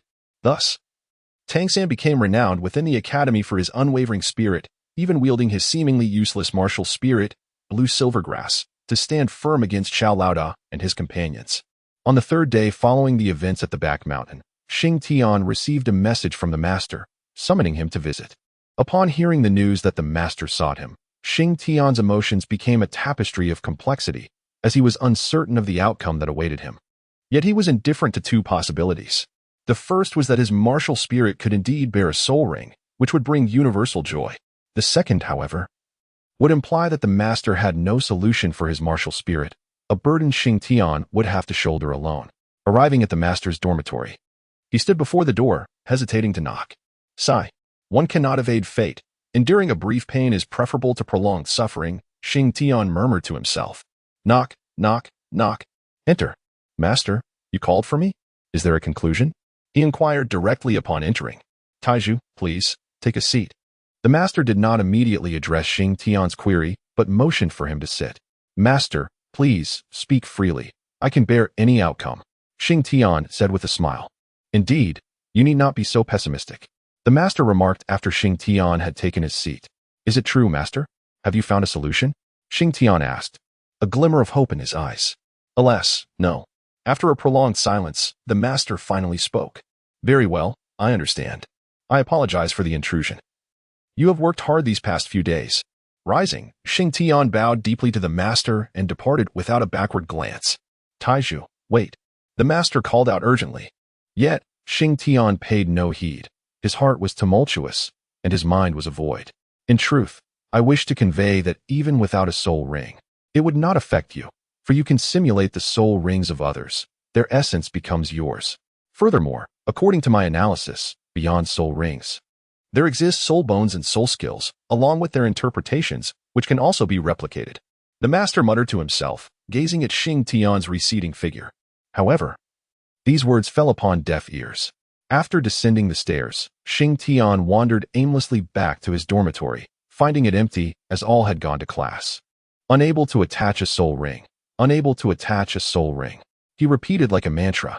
In truth, Xing Tian had fallen into a misconception. As the master had pointed out, what does it matter if one does not possess a soul ring? Others have them. Their essence is yours.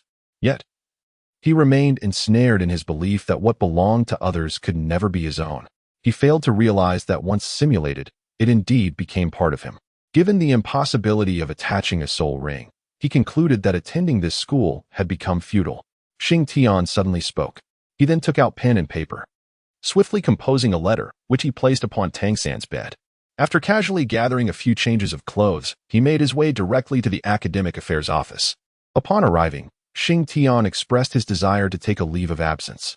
To his astonishment, Director Su and the others did not ask a single question.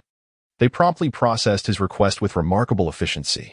Holding the leave of absence certificate, Xing Tian felt a sense of bewilderment, as he had not anticipated the process to be so effortless. He had expected inquiries and discussions. Exiting the gates of Nodding Academy, he turned back for a moment to glance at the place he had called home for less than a week, letting out a sigh. Alas, it seems fate has not favored us. Little San, I must depart. You have your own path to follow. I had once believed we could traverse this journey together. Yet it appears we are not destined to walk the same road. Should the opportunity arise, let us meet again in Shrek. With that, he turned and left without looking back, his sights set on the Star-Do Forest in the Tiando Empire. Xing Tian embarks on a journey to the Starry Forest to hone his physical prowess and sharpen his combat awareness. Recognizing his inability to attach soul rings, he resolves to enhance his corporeal strength instead. With formidable physical resilience, he will be better equipped to wield his martial spirit. In truth, when Xing Tian completed his leave of absence, a sudden epiphany struck him. While he may be incapable of adding soul rings to himself, he can benefit from those who possess them. This realization emerged as he recalled his previous life's educational institution, prompting him to reflect on a profound saying from that era. Even if one can conquer all in this world, there remains one adversary that can never be vanquished, oneself. As Xing Tian contemplated these words, all the shadows and negative emotions within him dissipated. The prodigies of Douluo Continent. I, Xing Tian, am another version of you. Are you prepared? As he walked along the path, a peculiar smile suddenly appeared at the corner of Xing Tian's mouth. However, to become another like them, the strength of one's physical body is paramount. Without an exceptionally robust physique, all such aspirations are mere folly. Not long after Xing Tian had departed from the city, Tang San and his companions finished their class. He thought to himself, I should hand that item to Taiju when I see him. He must have returned from the teacher by now. Yet, upon returning to the dormitory, he found it utterly deserted. Xiao San, look. There's a letter. Xiao Wu suddenly emerged from Tang San's bed, holding up a letter with excitement. Tang San hurriedly took a few quick steps to receive it. Xiao San, I have decided to leave. I am not learning anything of value at the academy. Remaining here is merely a waste of time. You are aware of my circumstances. Thus I see no reason to linger. I intend to venture out, broaden my horizons, and simultaneously hone my physical form. Do not dwell on me, nor seek me out. Just stay put. If the opportunity arises, we shall meet at Shrek. I may head there first, and if you arrive before me, wait for me there. If I reach first, I shall await your arrival. That is all I have to say. After reading the letter, Tang San felt a pang in his heart. He was well aware of Xing Tian's situation. In the letter, Xing Tian spoke with an air of nonchalance. However, Tang San held a different perspective. He felt that Xing Tian bore an overwhelming burden. It's my fault, entirely my fault. If I had given him the things earlier, he wouldn't have left. Tang San lamented. Xiao San, what's wrong? Whose letter is this? Xiao Wu inquired. This is a letter from Taiju. He has departed, Tang San replied, clutching the letter tightly. Departed? Where has he gone? I do not know. He did not disclose that information. Why would he leave? Isn't the academy a good place? Xiao Wu expressed her confusion. Tang Xin remained silent, unwilling to reveal Xing Tian's circumstances. This was a matter known only to him and their teacher. 2 days later, Xing Tian's figure appeared at the edge of the Douluo forest. It seemed as though Xiao Wu had emerged from within. This place was home to many formidable beings. Besides Xiao Wu, there were the Tianqing Niumong and the Titan giant ape, and it appeared that within the core circle, there was another individual known as Dishiang. Xing Tian observed the forest before him, exclaiming, Chapter 24, the Douluo Forest. After his musings, Xing Tian stepped forward into the woods. The coming year would be spent here, and he wondered if he might encounter these powerful beings. However, perhaps it's better not to cross paths. Encountering them would likely lead to dire consequences. He shook his head in amusement. Upon entering the Douluo forest, Xing Tian did not venture far, choosing to remain in the outskirts. Truly, the Douluo forest lived up to its reputation as the largest forest on the Douluo Continent. Even in just 2 days on the periphery, he had already encountered no fewer than 10 soul beasts of around 100 years of age. It's no wonder that a place can yield soul beasts of 10,000 years. If even the outskirts boast 100-year beasts, then the outer regions must harbor 1,000-year beasts. The inner area is 10,000-year beasts, and the center, beasts of 100,000 years. Xing Tian remarked with a hint of sarcasm. During these 2 days, Xing Tian refrained from provoking the 100-year soul beasts and instead sought out 10-year or several-decade soul beasts in the more secluded areas of the periphery, using them to hone his combat instincts.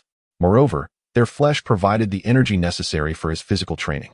Gradually, Xing Tian had acclimated to the pressure brought on by the white soul rings of the soul beasts, and he had integrated the grappling techniques learned in his previous life into his instincts, opting for the most efficient and least strenuous methods to subdue his foes. In the blink of an eye, half a month had elapsed. During this time, Xing Tian had undergone significant growth. Firstly, his combat skills had become instinctual. Throughout this period, he had relocated countless times, often establishing himself amidst the soul beasts. This relentless practice had cultivated a response characterized by instinctual muscle memory. Furthermore, under the nourishment of the soul beast meat and various herbs, Xing Tian's physical strength had notably increased. At this point, the 10-year or several-decade plant-type soul beast posed little threat to him. Their vines and thorns were ineffective against him, hardly even breaking the skin. It's time to delve deeper. On that day, after a battle with a spectral wolf, Xing Tian remarked with a hint of indifference. In recent days, he had felt no semblance of pressure, and their flesh had ceased to be of any significant value, serving merely to satiate his hunger. Having tidied himself up with simplicity, Xing Tian prepared to venture deeper into the heart of the forest. Over the past fortnight, Xing Tian has refrained from utilizing his martial soul, relying solely on his physical prowess to engage in combat with soul beasts.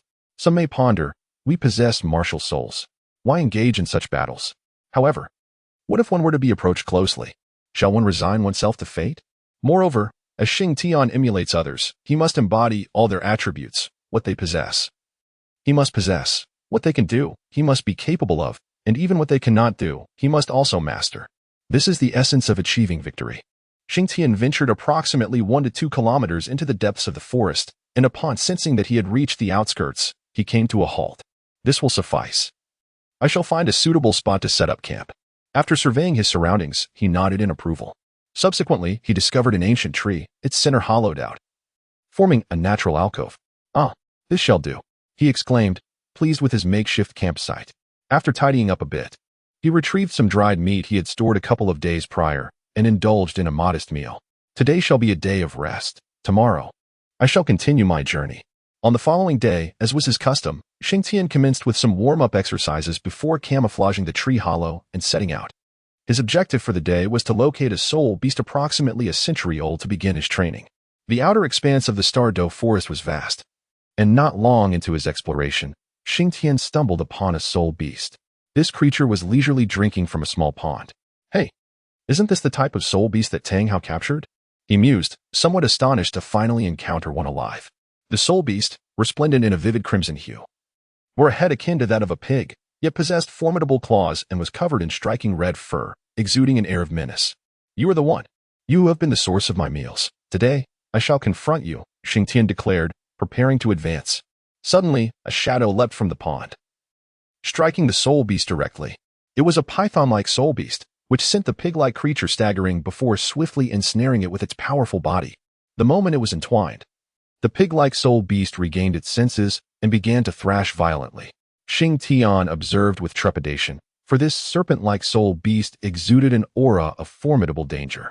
If circumstances remained unchanged, it likely belonged to the realm of a millennium-old python. In a sudden turn, the boar began to gnaw at the python's body, eliciting a pained response that momentarily loosened the serpent's constricting grip. Seizing the opportunity, the boar managed to free one of its forelimbs. It then raised this limb with ferocity, striking the python's head and instantaneously blinding one of its eyes. Infuriated, the python disregarded its own agony and intensified its constriction. Within minutes, the boar's struggles diminished, and soon it lay still. After a brief interval, once the python ascertained the boar's demise, it released its hold and opened its maw to commence its feast. Xing Tian watched with great interest. How marvelous is nature! Survival of the fittest, the strong prevail while the weak perish. Since you have consumed my prey, it seems you shall become mine. Xing Tian licked his lips, fixated on the colossal python. After approximately half an hour, a pig the size of an adult cow was swallowed whole by the python. Upon finishing its meal, the python leisurely basked in the sun on the riverbank rather than hastening back to the water. What an opportunity! Quietly, Xing Tian stealthily approached the python's location. As he crept within 5 or 6 meters of the serpent, it seemed to sense something, lifting its head to glance around. Xing Tian, startled, quickly lowered his head and endeavored to regulate his breathing. However, after a considerable time, the python's head remained raised. Oh no, I forgot. Snakes have heat vision. Xing Tian's heart raced. There was no turning back now, he thought. He then summoned his soul power, attempting to modulate the heat emanating from his body. After a few more minutes, the python's head gradually lowered, resuming its sunbathing. Phew, that was a close call. I thought my time was up. Xing Tian exhaled heavily. After waiting a while longer, feeling the moment was ripe, he summoned the blue silver grass. This was not the ordinary variety. It was the mutated blue silver grass that Tang San had obtained after acquiring his soul ring. With that, Xing Tian sprang from his position, leaping towards the python. Midway through his leap, he flung his hand, sending the blue silver grass soaring to ensnare the python's head. The python was momentarily caught off guard. By the time it reacted, the toxins from the blue silver grass had already seeped into its body through the wound, causing its movements to slow. Seizing the opportunity, Xing Tian summoned the Haotian hammer and delivered a powerful strike upon the great python's head. The python writhed in pain, its abdomen contracting violently, resulting in the expulsion of the swine it had recently consumed. Chapter 25. The dark golden terror-claw bear. After regurgitating the pig, the python's movements quickened considerably, yet remained within Xing Tian's tolerable limits, for the venom of the blue silver grass still coursed through its veins. Taking advantage of the python's momentary incapacitation, Xing Tian swung the hammer once more at the creature's head. However, in his fervor, he overlooked the fact that the python had expelled its earlier meal. The python, aggrieved, retaliated with a swift lash of its tail, catching Xing Tian off guard and sending him tumbling several meters away. Cough, cough, cough. Truly, a millennium-old soul beast possesses formidable strength. Xing Tian coughed violently, spitting out a mouthful of blood. How careless, he thought, as he rose to his feet, wiping the blood from the corner of his mouth. That last blow must have broken at least 2 of my ribs. Yet the python was not unscathed. After sustaining 2 powerful strikes from Xing Tian, its head bore a noticeable indentation, and its movements grew increasingly sluggish. Even without Xing Tian's intervention, it would not endure the night. We cannot afford to delay any longer. The scent of blood will attract other soul beasts, Xing Tian declared. He then used his soul power to nurture his fractured ribs, enduring the pain as he charged at the python once again. As Xing Tian approached, the python raised its tail once more, preparing to strike down upon him. Xing Tian raised his hammer to block the serpent's tail, and then ensnared the great python's head once more with blue silver grass, injecting a portion of venom into it. This latest dose of poison caused the python's movements to falter yet again. Seizing the opportunity, Xing Tian swung aside the tail and brought the hammer crashing down upon it. Before the python could react, he swiftly lunged forward, delivering 2 devastating blows to its head. These final strikes extinguished the creature's last breath. Coughing, he finally felt a sense of closure. Xing Tian hastily summoned back the Haotian hammer and collapsed onto the ground. After a moment of respite, he began to dismember the great python. He started by skinning the creature, intending to fashion a piece of leather armor. and then he carefully sliced off a substantial portion of its flesh. Furthermore, he extracted the python's gallbladder. Once these trophies were secured, he departed the scene with haste. Though it took him less than 20 minutes to arrive, his return to the tree hollow consumed over an hour. Upon reaching the hollow, he collapsed onto the ground, immediately beset by a dizzying sensation. With the remnants of his consciousness, he bit into the python's gallbladder, a wave of bitter and foul odors assaulting his senses. Xing Tian endured the bitterness and the repugnant stench, resolutely consuming the gallbladder of the giant python, even devouring the skin along with it, before ultimately succumbing to unconsciousness. After Xing Tian fainted, it was not long before his wounds began to heal at a visibly remarkable pace. However, he was unaware of this phenomenon, as he had already succumbed to unconsciousness. Once the wounds healed, a faint crimson glow began to emanate from his body. With each passing moment, as the crimson light danced, Xing Tian's physique grew incrementally. By the time the crimson glow dissipated, he had gained at least 5 centimeters in height, as evidenced by the fit of his attire. The following day, Xing Tian slowly regained consciousness. Oh, am I all right? Upon awakening, his first instinct was to inspect his wounds. To his astonishment, he discovered that they had completely healed. Is the effect of this serpent gall truly so potent? Or is it that my physique, combined with the serpent gall, has amplified the results? He exclaimed with delight. Encouraged by this outcome, Xing Tian embarked on a path of self-imposed trials. After each battle, he would invariably be left battered and bruised, yet by the next day, he would find himself fully restored. On one particularly harrowing occasion, a 3-headed hound had even eviscerated him, but astonishingly, he was whole again by morning. Thus, 3 months elapsed, and Xing Tian had ventured into the inner regions of the Douluo forest. During this time, the soul beasts within the forest had become acutely aware of his presence.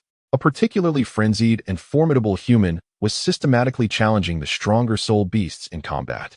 This had resulted in the students of the Tiando Royal Academy encountering a most peculiar phenomenon. While seeking soul rings within the Douluo forest, they found not a single soul beast in sight. The beasts, now imbued with the terror of being dominated by Xing Tian, would flee at the mere sight of a human. Among them, the bear-type soul beasts were the most affected. Any soul beast under 2,000 years of age in the inner region had faced Xing Tian's might. Bear-type soul beasts, in particular, were his favorites due to their thick hide, resilience, and immense strength. Engaging them not only enhanced his physical prowess but also honed his combat instincts and strength, all while alleviating the concern of fatality. Thus, over the course of these 3 months, while Xing Tian may not have become familiar with other soul beasts, he had certainly formed an intimate acquaintance with the bear-type beasts. Xing Tian had never slain a single bear-like soul beast. Rather, he had rescued many. Of course, the compensation for his deeds was to serve as a sparring partner. In the blink of an eye, a year had elapsed. Within a cave nestled at the heart of the Douluo forest, Xing Tian slowly opened his eyes. Beside him lay 2 dark golden terror claw bears, peacefully slumbering. Should an outsider happen upon this scene, their astonishment would be palpable, for these 2 dark golden terror claw bears were, in fact, ancient soul beasts. Yet they allowed a mere human to reside in their lair. The reason for this extraordinary arrangement dated back 2 months. When Xing Tian first arrived and encountered humans attempting to capture the cubs of the dark golden terror claw bears. Having received considerable assistance from bear-like soul beasts during his time in the inner regions, Xing Tian intervened to save the cub. Little did he know that its parents were ancient soul beasts, endowed with intelligence and the ability to communicate with human speech. In gratitude for his heroic act, they invited Xing Tian to dwell in their nest, a hospitality that has persisted until now. Moreover, over the past 2 months, these 2 dark golden terror claw bears have engaged in daily combat with Xing Tian, honing his combat awareness and physical prowess. Xing Tian, through their shared experiences and breaths, grasped a unique breathing technique, which, when combined with spiritual elixirs and the flesh of soul beasts, significantly enhances one's capacity to absorb energy and fortify the physical body. Little bear, in a couple of days, I must depart. Do remember to think of me. Xing Tian gently stroked the sleeping cub of the dark golden claw bear beside him. The cub, still too young to comprehend Xing Tian's words, instinctively closed its eyes and comforted his touch. However, the larger bear, resting nearby, stirred at the sound of Xing Tian's voice and opened its eyes. Taizhu, are you leaving? Inquired the larger bear, affectionately named Bearda by Xing Tian. Yes, Bearda, it will be in just a couple of days. I've been here nearly a year, and it is time for me to return and fulfill a promise I made to someone, Xing Tian replied. When will you come back? Taizhu, Bearda pressed on. That remains uncertain, Xing Tian admitted. Bearda fell silent, grappling with his feelings. He wished to keep Xing Tian with him. Yet he understood that this place was not truly Xing Tian's home. Very well. Bearda, let us spar for a while longer. Once I leave, I will have no one to train with. Xing Tian swiftly shifted the topic. Of course, I am ready. Bearda rose to his feet. After an exhilarating match with Bearda, upon returning to the cave, they found that Bear Air had successfully hunted a deer-like soul beast. Chapter 26. Return to Nodding City. Upon observing the lifeless body of the deer-like soul beast on the ground, Xing Tian smiled. Just wait. Ever since they had savored his roasted meat 2 months ago, the bear cubs had developed an aversion to raw flesh. Thus, for the past 2 months, Xing Tian had been providing them with roasted meals daily. Upon seeing Xing Tian, the bear cub joyfully bounded over and clung to his leg. All right. You'll be able to eat soon. Xing Tian gently patted the cub's head, eliciting a burst of excitement from the little bear. After a delightful feast of roasted meat, the bear cub found a cozy spot in the corner, burrowing down to sleep. Bear Air, the cub's mother, was unaware of Xing Tian's impending departure after finishing her meal. She tended to her young one. Only Bearda sat beside Xing Tian, their silhouettes, illuminated by the rising sun, appeared particularly harmonious, a true testament to the highest realm of coexistence between humanity and nature. Bearda, after I leave, make sure to take good care of yourselves and watch over the little one. Don't let him wander off, Xing Tian instructed. Rest assured, I will, Bearda replied. Isn't it amusing? Humans and soul beasts have always been adversaries. People hunt soul beasts for their soul rings, while soul beasts consume humans to enhance their power. Yet, here we are, coexisting peacefully. I wonder if this might be a first for the entire continent. After a brief silence, Xing Tian suddenly remarked, perhaps it is fate. For you should also be the first on the continent who cannot absorb a soul ring. Bearda had learned about Xing Tian's circumstances during this time and understood his inability to absorb a soul ring. Haha. I initially thought my inability to absorb a soul ring was a misfortune, but now it seems to be a blessing. Xing Tian laughed heartily. Haha. I suddenly don't want to leave, he exclaimed. However, Bearda did not respond. He knew that this place did not belong to Xing Tian, not now, nor in the future. As Xing Tian observed that Xiongda remained silent, they both sat quietly together, enveloped in a tranquil stillness. Ultimately, it was the little bear who shattered this serene atmosphere. Upon awakening, the little bear darted to Xing Tian's side and climbed into his embrace. Now the little bear had grown to the size of an adult dog, making it somewhat difficult for Xing Tian, who was merely 7 years old and stood around 1.5 meters tall, to hold him comfortably. Oh dear, my little treasure, I can barely hold you anymore. Xing Tian chuckled, prompting the little bear to shower his face with enthusiastic licks. Xiongda observed this tender interaction closely. 2 days later, Xing Tian prepared to take his leave. Xiongda, Xiong'er, I am about to depart. Take care of yourselves, he announced while standing at the entrance of the cave, a bundle made of snake skin slung over his back. Be safe on your journey, the outside world awaits you. Xiongda replied, though his tone carried a hint of melancholy. All beings possess a spirit, and these ancient soul beasts, endowed with intelligence and the ability to speak, had long transcended the status of mere animals in Xing Tian's eyes. They had always been his friends, his brothers. I'm off now, little bear. Grow up quickly. One day, you shall become the sovereign of your bear clan, Xing Tian said, affectionately patting the little bear's head. With a final wave to Xiongda and the others, he turned and walked away. After Xing Tian departed, the little bear opened his eyes, realizing that Xing Tian's hand had been withdrawn from his head. As he beheld the receding figure of Xing Tian, a sense of urgency washed over him. He paused to contemplate, casting a glance at his parents, before setting off in pursuit of Xing Tian. Child, called Bear Air, compelling the little bear to halt. He glanced back briefly, then turned his gaze once more towards Xing Tian, ultimately choosing to follow him. Upon hearing a sound behind him, Xing Tian instinctively turned around and discovered that a small bear was sprinting towards him with its little feet outstretched. Xing Tian hurriedly rushed over and embraced him. What is the matter? Are you reluctant to part with me? The little bear whimpered in Xing Tian's arms, seemingly inquiring why he intended to leave. At that moment, Xiongda and Xiong'er also approached. Xiongda, what is happening here? Xing Tian asked, somewhat perplexed. Taizhu, you should keep the little bear close. Xiongda suddenly declared. What? That is out of the question. He is your child. Xing Tian responded. I understand that. Which is precisely why I wish for you to take him. Being with us, I might never witness him grow into a 1,000-year soul beast. As you know, the soul rings of our dark golden terror claw bears are immensely alluring to humans, Xiongda said, his tone laden with self-deprecation. But this? Taizhu, I trust you. Just as you mentioned, you are the only one on the continent incapable of acquiring a soul ring. You once perceived that as a misfortune. But is it not a blessing now? Therefore, I have made a decision. I intend for my son to accompany you. To become the first soul beast pet on the entire continent, or perhaps a mount, Xiongda stated gravely, his gaze fixed on Xing Tian. Xiongda, what are you saying? Xing Tian was taken aback by this decision. I am aware that in my clan, there are few who reach 1,000,000 years. Even those around 100,000 years are rare. For the future of my lineage, I entrust my son to you. I believe in your capability. Especially since you have him, Xiongda affirmed. Xing Tian nodded in acknowledgement, saying, Xiongda, rest assured, with little bear by my side. I shall ensure his name resonates throughout the entire Douluo Continent. I vow this by my martial spirit. With a serious tone, Xing Tian stated, let us proceed. Just then, Xiong Er approached, affectionately nuzzling little bear before turning to leave with Xiongda little one. You shall accompany me from now on, together. We will make our mark on the continent, Xing Tian said, gently patting little bear's head as they ventured toward the forest's edge. As they traversed the winding paths, Xing Tian took the opportunity to practice with soul beasts, adhering to his principle of non-lethality. However, should any beast choose to confront him directly, they would regret it, as dinner would be assured that evening. A month later, Xing Tian emerged from the Star Doe forest with Little Bear.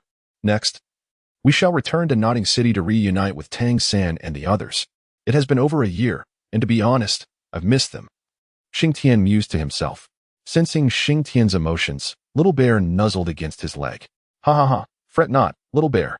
Come, let your elder take you to witness the wonders of the human world, Xing Tian exclaimed, his spirits lifted by Little Bear's exuberance. Initially, Xing Tian had been in low spirits, hastening his departure, but the return journey was far more relaxed. They meandered through the picturesque landscape, and after 10 days, they finally beheld the gates of Nodding City, guarded by the same 2 sentinels as the previous year. Throughout their journey, Little Bear had made remarkable progress, now advancing to the realm of a century-old soul beast. Xing Tian had previously believed that the age of soul beasts was measured in years, but he soon discovered it was based on their cultivation levels. With his newfound abilities, Little Bear could now alter his size at will, a necessity to enter the city. Upon entering, Xing Tian did not immediately seek out Tang San, but instead found a place to settle down. Once comfortable, he indulged in a refreshing bath and a light meal before setting off with the now smaller Little Bear toward the Junior Soul Master Academy. Upon arrival, he noticed that the gatekeepers had changed. The previous year's guards had been replaced by 2 middle-aged men. Good day. I am here to inquire about Tang San. A second-year student, Xing Tian politely addressed the gatekeepers. Please wait. We shall inform him. One of the gatekeepers replied, their tone markedly more amiable than the previous year's guards. In a short while, Tang San emerged, accompanied by Xiaowu. Taizhu, you have returned, Tang San exclaimed, brimming with excitement upon seeing Xing Tian. Indeed. I have come to see you, Xing Tian replied with a smile. Xiaowu remained silent, her gaze fixated on Xing Tian's shoulder, where Little Bear was peacefully slumbering. Where have you been this past year? Tang San inquired. Have classes concluded? If so, gather Wang Xing and the others. I shall treat you all to a meal. Xing Tian spoke with a faint smile. Tang San noticed that Xing Tian had changed. He had grown considerably more composed, no longer resembling a mere 7-year-old child. Furthermore, Xing Tian's height had surged impressively, making him appear far removed from the typical stature of a child his age. Wait for me a moment. I shall summon Wang Xing and the others. Xiaowu, please engage in conversation with Taizhu for a while. Tang San instructed before swiftly making his way to the academy. Do you find it familiar? After Tang San departed, Xing Tian turned to Xiaowu and inquired. Huh? What? What did you just say? Xiaowu snapped back to reality from her reverie. I asked if you find it familiar, my aura and this little creature upon my shoulder. Xing Tian said with a smile. As soon as Xing Tian's words were spoken, Xiaowu's expression grew somewhat cautious. Haha, youthful exuberance indeed. A mere trick revealed the truth. Xing Tian burst into laughter. What are you talking about? I don't understand, Xiaowu quickly replied. All right, I won't disclose anything. You may deceive others, but you cannot fool me. I have spent the past year in the Star Doe forest, and I have encountered the likes of Daming and Erming, Xing Tian remarked, though he had never actually seen Daming or Erming. Upon hearing their names, Xiaowu visibly trembled. You know about them? Rest assured, I won't tell anyone, Xing Tian chuckled. Thank you, Taizhu. Ha ha ha, you are destined to be the future bride of Shaosan. I certainly cannot let him resent me in the future, Xing Tian declared. After Xing Tian finished speaking, Xiao Wu flushed a deep crimson. At that moment, Tang San, accompanied by Wang Xing and others, emerged. Taizhu, where have you been this past year? Wang Xing inquired as he approached. I haven't gone far. Just off to hone my skills. Now that I'm back, I came to find you all. Come, today I shall treat you, Xing Tian replied. Subsequently, Xing Tian led Tang San and the others to the inn where he was staying and treated them to a lavish meal. Do not question the origins of Xing Tian's funds. Suffice it to say, they were acquired through less than honorable means. That evening, Tang San chose not to return to school, but instead stayed at the inn, eager to converse with Xing Tian. Throughout the night, they exchanged many words, discussing Tang San's trials, matters concerning the academy, and his journey home with Xiao Wu. Upon returning home, my father was no longer in the village. I have no idea where he has gone, Tang San remarked, his tone noticeably somber. Do not worry. Uncle Tang will take good care of himself, Xing Tian reassured him. By the way, Taizhu, you are not planning to leave again, are you? Tang San suddenly asked. Not necessarily, but I will rest for a while, Xing Tian replied nonchalantly. Where have you been this past year? I can sense a significant change in you, Tang San noted. In time, you shall know. By the way, do you remember the letter I sent you? Xing Tian inquired unexpectedly. I do. What of it? Tang San responded. After my rest, I intend to continue my training, and then I shall head to Shrek Academy. I will await you there, Xing Tian declared. Excellent. I shall certainly come, Tang San affirmed. Time to rest. You have classes to attend tomorrow, Xing Tian said before heading off to take a shower. When he emerged, Tang San was taken aback. He observed Xing Tian's body, marred with an array of scars. Some had healed, leaving faint traces, while others were still fresh, with blood scabs visible. This was hardly the physique of a mere 7-year-old. Not a single patch of unblemished skin remained. Tang San suppressed his astonishment, choosing not to inquire, knowing that Xing Tian would remain reticent. The following day, after breakfast, Xing Tian escorted Tang San back to school before embarking on a leisurely stroll through Nodding City with Little Bear. After 2 days of relaxation, Xing Tian arranged for a letter to be sent to Tang San and then set off once more, this time intending to visit Shrek Academy. He was uncertain if the academy still existed, for if all went according to plan, for years hence, Tang San would indeed journey to Shrek Academy. Xing Tian's recollection of Shrek Academy was somewhat hazy. He was uncertain about the institution's founding date. Nevertheless, he resolved to test his luck. The Balak Kingdom, situated to the south of the Tiando Empire and bordering the Fastner Province, is, despite being termed a kingdom, only 3/4 the size of Fastner Province. It is one of the 4 great kingdoms within the Tiando Empire. King Kandera of Balak is a cousin of Okura, the reigning monarch of the Tiando Empire. To the south of the Balak Kingdom lies the Star Luo Empire. Thus, among the 4 kingdoms of the Tiando Empire, Balak possesses the most formidable military strength, serving as the gateway to the Tiando Empire. Originally, the Tiando Empire comprised 10 provinces, but with the establishment of the 4 great kingdoms, 6 factions emerged. The empire retains direct control over 5 provinces, with each of the 4 kingdoms governing one, alongside a principality occupying the smallest province in the eastern part of the empire. On the surface, the 4 great kingdoms and the principality are subjected to the rule of the Tiando Empire. However, in reality, these 5 nations have become states within a state, enjoying complete autonomy beyond obligatory tributes, were it not for the Tiando royal family maintaining a strong military presence. Internal strife might have erupted long ago. The Star Luo Empire faces a similar predicament. Thus, while both empires appear powerful, they are, in truth, on a decline. It is uncertain when the entire continent's landscape might undergo a sudden transformation. Within the Balak Kingdom, there are 2 paramount cities, the capital, Balak City, where King Kandera resides, serving as the political and economic epicenter of the kingdom, and Soto City, located in the heart of the bountiful Lima Plain, renowned as the granary of Balak. Both cities are heavily garrisoned, representing the kingdom's critical strongholds. Soto City, a large metropolis, is evident from its Soul Hall, designated as a Level 3 Soul Master Hall. As noon approached, the sun blazed fiercely, scorching the earth. A boy, approximately 7 or 8 years old, entered from Soto City, carrying a simple bundle on his back, with a miniature bear perched upon his shoulder. This youth was, in fact, Xing Tian, who had set off from Nodding City half a month prior. making a brief visit to the Douluo forest to see Bear Big and the others, before hastening onward towards Soto City. He pondered whether Shrek had been established by this time. First, I should find a place to stay, then tomorrow I can explore. It's too hot. Xing Tian grumbled to himself. Suddenly, he spotted a familiar hotel. Ah, the Rose Hotel?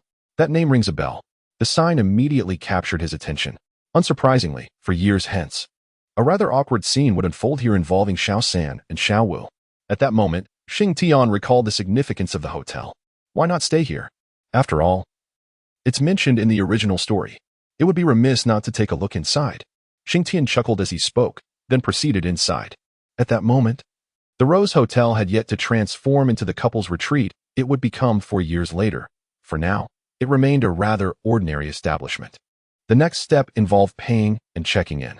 Upon entering his room, Xing Tian surveyed his surroundings, which appeared quite normal. He mused over the hotel owner's future decision to convert it into a couple's hotel, pondering whether such a change was truly beneficial. He chuckled again, but then shook his head, realizing it bore no relevance to him. After enjoying a dinner provided by the hotel, Xing Tian embraced his teddy bear and retired early, for he had plans to visit the Shrek Academy the following day. At the break of dawn the next morning, Xing Tian arose. He possessed a peculiar trait. No matter how fatigued he felt, he could never sleep soundly on the first night in a new place, as the unfamiliarity rendered him devoid of security. After hastily consuming a modest meal, he ventured out. In his recollection, he recalled that Shrek was situated in a village to the south of Soto City. Thus, he confined his search to the vicinity of villages surrounding Soto City to the south, from the early hours until the sun dipped below the horizon. Xing Tian traversed every village within a 5-kilometer radius south of Soto City, yet the fabled Shrek remained elusive. This was puzzling. He distinctly remembered that Shrek had been established for many years. Could it be that it had not yet expanded to Soto City? Regardless, he decided not to fret over the absence and resolved to return to the Douluo forest. After spending 2 days in Soto City, wandering about, Xing Tian, accompanied by his teddy bear, made his way back to the Douluo forest. This time, Xing Tian intended to stay for 2 to 3 years, dedicating himself to self-improvement before emerging once more. After a journey of over a month, he returned to the dwelling of Bear Big and the others.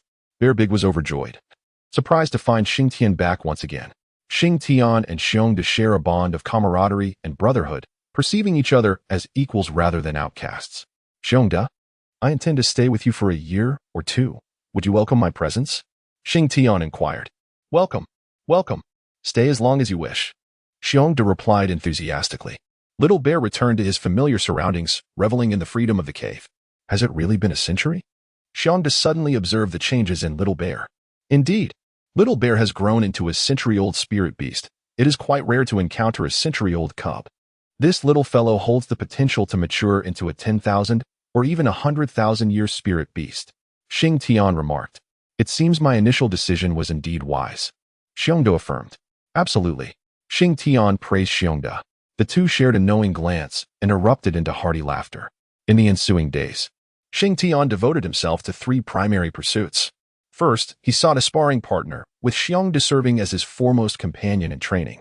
Second, he endeavored to refine his unique breathing technique, meticulously observing Xiong and others to gradually enhance his method.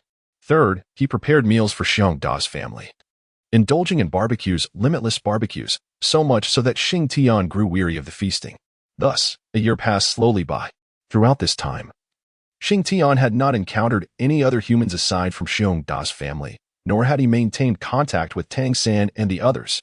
During this year, Xing Tian perfected his breathing technique, allowing him to absorb every morsel of food he consumed effortlessly, converting it into energy to strengthen himself. He occasionally contemplated venturing into the central region, but each attempt ended in failure. The central area was truly terrifying, inhabited by spirit beasts of tens or even hundreds of thousands of years in age. Faced with such formidable adversaries, Xing Tian felt a twinge of fear. Recognizing his insignificance before them, after a couple of visits, he ceased mentioning any desire to explore the central region, deeming it too daunting and unfriendly. Consequently, Xing Tian settled into a routine of allowing Xiong to serve as his sparring partner. It is worth mentioning that during this year, Xing Tian sought to strengthen his physique by discovering a waterfall, where he found a patch of mystical herbs on the cliffs surrounding it. These herbs bore a resemblance to Ganoderma, yet their taste was imbued with a metallic tang. Despite their unpalatable nature, their efficacy was extraordinary, and Xing Tian's physical strength improved remarkably day by day.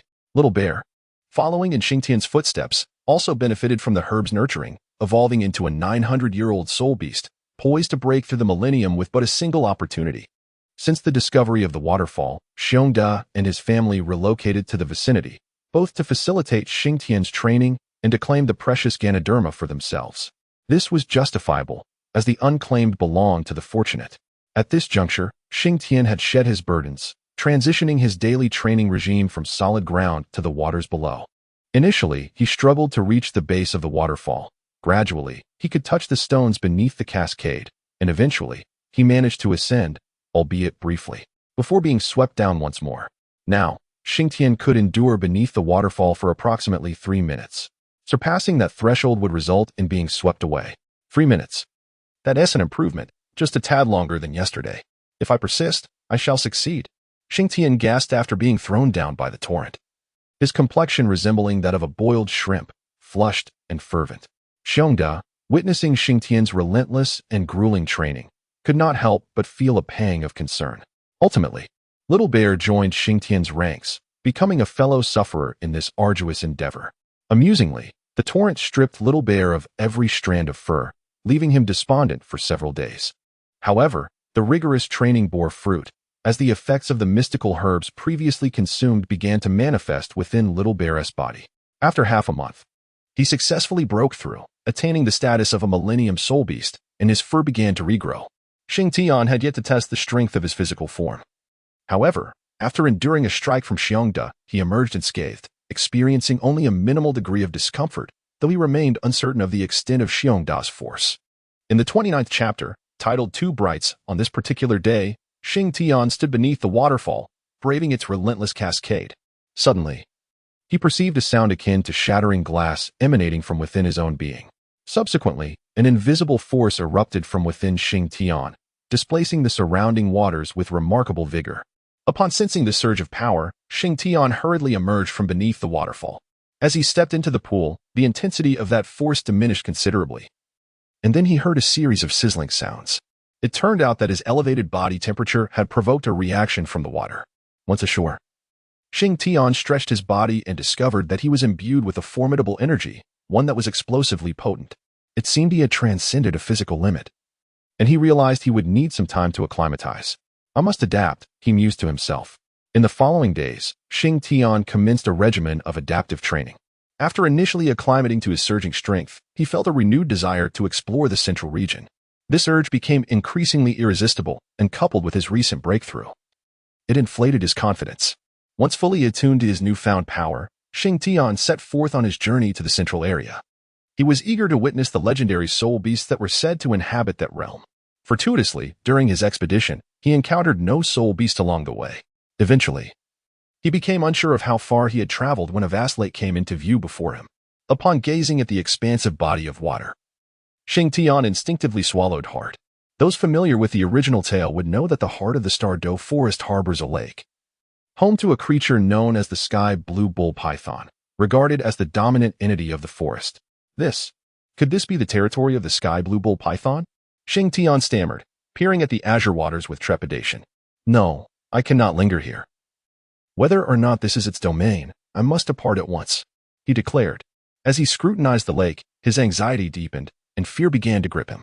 However, fate was unkind. Shortly after he began to retreat, he was startled by a tremendous commotion ahead. In no time, a colossal gorilla charged toward him. My goodness, is that a titan? Xing Tian exclaimed, awestruck by the sight of the imposing creature before him. Xing Tian was lamenting when, unexpectedly, a colossal head descended from the heavens. Looming directly above him, gazing intently. Hello, have you eaten? Xing Tian awkwardly waved his hand at the enormous head. With a sudden burst of energy, he sprang up like a carp leaping from the water and hurriedly fled into the distance. Xing Tian fled with the utmost speed of his life, terrified that if he hesitated for even a moment, the formidable gorilla would seize him. Yet, despite his frantic escape, he was ultimately captured. As he was running, a sudden gust of wind swept towards him, causing him to stumble momentarily. Almost immediately, he felt a constriction around his body, followed by an abrupt ascent into the air. Blast! I was subdued in a single move. Xing Tian roared within, filled with indignation. Little insect, from where do you originate? Suddenly, a deep, resonant voice erupted beside his ear. At this moment, Xing Tian was somewhat bewildered, thus he failed to respond promptly. By the time Xing Tian regained his composure, he was confronted with a gaping maw.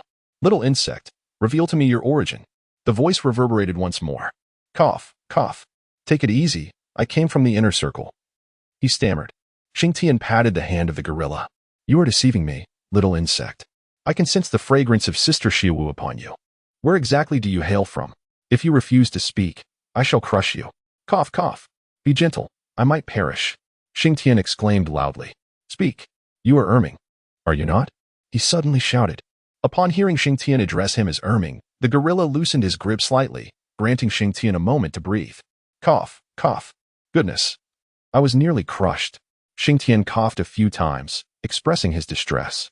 Human, how do you know my name? Erming no longer referred to Xing Tian as little insect. Sister Xiaowu informed me. Now please set me down, Xing Tian urged, patting Erming's enormous hand. Upon hearing this, Erming placed Xing Tian gently onto the ground. Your grip is exceedingly strong. Alas, I fear my bones may have fractured, Xing Tian lamented, feeling intense pain surging through his body. Human, tell me, where is my sister Xiaowu? Erming inquired earnestly. Rest assured, Xiaowu is safe. She is currently studying at a human academy, Xing Tian reassured him. Then why are you here? Erming, though appearing somewhat foolish, demonstrated an unexpectedly keen intellect. Could you assist me in finding some medicinal herbs? Otherwise, I might not survive much longer, Xing Tian admitted, struggling to remain upright before collapsing onto the ground. Wait, Erming declared, then dashed away. In mere moments, Erming returned, clutching a handful of spiritual herbs. Quickly, consume these, and then tell me news of Sister Xiaowu, he urged, carelessly tossing the herbs before Xing Tian. Alas, such a waste, Xing Tian lamented, feeling a pang of regret. He then selected the most damaged of the vibrant flowers, the 7-colored peony, and consumed it. Instantly, a warm sensation coursed through his abdomen. Before long, Xing Tian felt invigorated and refreshed. Human, Erming pressed him again. Xing Tian carefully stored the remaining spiritual herbs. Currently, Xiao Wu is in Nodding City, studying at an academy, safely ensconced, Xing Tian remarked. That is good, that is good. Erming patted his chest and said, when will Sister Xiao Wu return? He inquired again. I cannot say for certain, but if all goes well, she should come back in 3 years, Xing Tian replied. Why 3 years? Erming pressed. Brother, how should I know? Xing Tian responded, somewhat exasperated. Was Erming a veritable fountain of questions? Then why are you here? Erming queried, reiterating his earlier question. To gain experience. Since I cannot attach a soul ring, staying at the academy would be a waste of time. Which is why I have come here for training, Xing Tian candidly explained. Unable to attach a soul ring? Erming expressed surprise. Indeed. The dark golden terraclaw bear couple can attest to this. I have been living with them for nearly 2 years, Xing Tian stated. You must tell me. Erming persisted. A bit foolishly, knowing that if he remained silent, he might become irate. Very well. You may stay with me. I'll help you train, Erming suddenly declared. That once he do, I must return. Xiao Wu and I have a pact. I must go back to find them in a year, Xing Tian replied. I don't care. Erming countered directly. Brother, let us be reasonable. If you don't let me go, I'll tell Xiao Wu that you are bullying me. Xing Tian began to act a bit petulantly. Human, how dare you? Erming shouted defiantly. Just watch if I dare. Xing Tian glared at Erming. Then I will let you go. But you must not tell Sister Xiao Wu, Erming conceded, intimidated by Xing Tian's gaze. Here is the deal, since I'm not leaving for another year. I will come to find you to train. You can accompany me in battles, and when the time comes, I will bring Xiao Wu back with me, Xing Tian suggested, his eyes gleaming with mischief. Really? Indeed. Good. It's settled then. Erming became Xing Tian's new training partner. Chapter 30. Journey to Shrek since Erming's arrival. Xing Tian's days have been a blend of pain and joy. Through battles with Erming, Xing Tian's fighting instinct has sharpened, and his proficiency with the Haotian hammer has grown significantly. Presently, Xing Tian is capable of wielding Tang Hao's Haotian hammer, albeit for only 3 minutes. How immensely powerful must Tang Hao be? My physical strength has reached this level. Yet I can only use it for 3 minutes? Xing Tian mused about Tang Hao. In truth, it is not Tang Hao's fault. It lies with Xing Tian himself. He is indeed capable of utilizing Tang Hao's martial spirit, yet due to his own soul power limitations, he can manage only 3 minutes. Xing Tian possesses the remarkable ability to simulate the martial soul skills, and even the soul power of his opponents. However, the simulated soul power is akin to a rootless weed, ephemeral in nature. Thus, the duration of its efficacy is rather limited. This limitation primarily applies to formidable adversaries. In contrast, he can engage in prolonged combat with those from Shrek Academy, as their martial soul strength does not reach the level of Tang Hao. Ultimately, Xing Tian surmises that when simulating a title Douluo, the duration of battle would likely be confined to a mere 3 minutes. Nonetheless, those beneath the title Douluo rank would have their combat capabilities fully unleashed, given the inherent strength of his own physique. In fact, he believes he could confront a soul master of level 40 or a soul king of level 50 without relying on his martial soul and manage to evade capture. A year has swiftly elapsed. During this time, Xing Tian has grown quite familiar with Erming. He has even encountered the formidable sky blue bull python, the ostensible leader of the Star Do forest, on several occasions. However, the python possesses a notoriously irritable temperament and hardly acknowledges Xing Tian. Were it not for the news regarding Xiao Wu, it would have entirely disregarded him. On this particular day, after finishing a bout of sparring with Erming, both reclined on the grass to rest.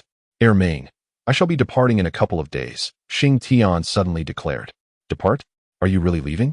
Erming exclaimed, sitting up abruptly. Yes, indeed.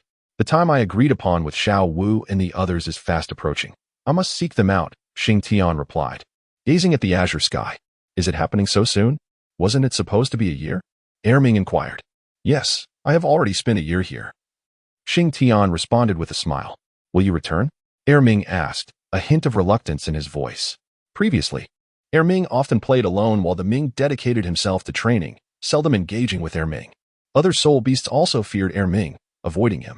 The arrival of Xing Tian had brought companionship, but now he was to depart once more. Do not worry.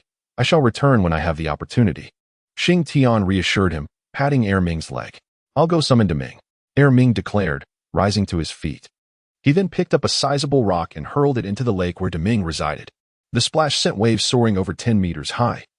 Had Xing Tian not reacted swiftly, he would have been drenched. After tossing the stone, Erming sat down beside Xing Tian to wait. Before long, a whirlpool emerged in the center of the lake. Moments later, Deming surfaced with a gloomy expression. Erming, what madness are you up to this time? Deming inquired. Deming, Xing Tian is leaving in a few days. He says he is going to find Sister Xiao Wu, Erming quickly explained. You are leaving? Deming turned to Xing Tian. Indeed, I have spent a year with you all. It is time to reunite with them, Xing Tian confirmed. Go then. This place does not belong to you. Your stage lies elsewhere, Deming stated. But Deming, if Xing Tian leaves, there will be no one to play with me. Erming lamented. Erming suddenly inquired, is Sister Shiwu more important, or are you? Deming bluntly stated this, leaving Erming momentarily speechless as he retreated to the side. Human. I entrust Sister Shiwu to your care. If I discover that she has been wronged, I shall not let you off lightly. Rest assured, Xing Tian replied. Here, take this. Consider it your reward. With that, the Tianqing Yopong expelled an object from its mouth, sending it flying towards Xing Tian. Xing Tian reached out and discovered a bracelet adorned with the motif of 2 dragons playing with a pearl. This is a storage bracelet, a gift for you.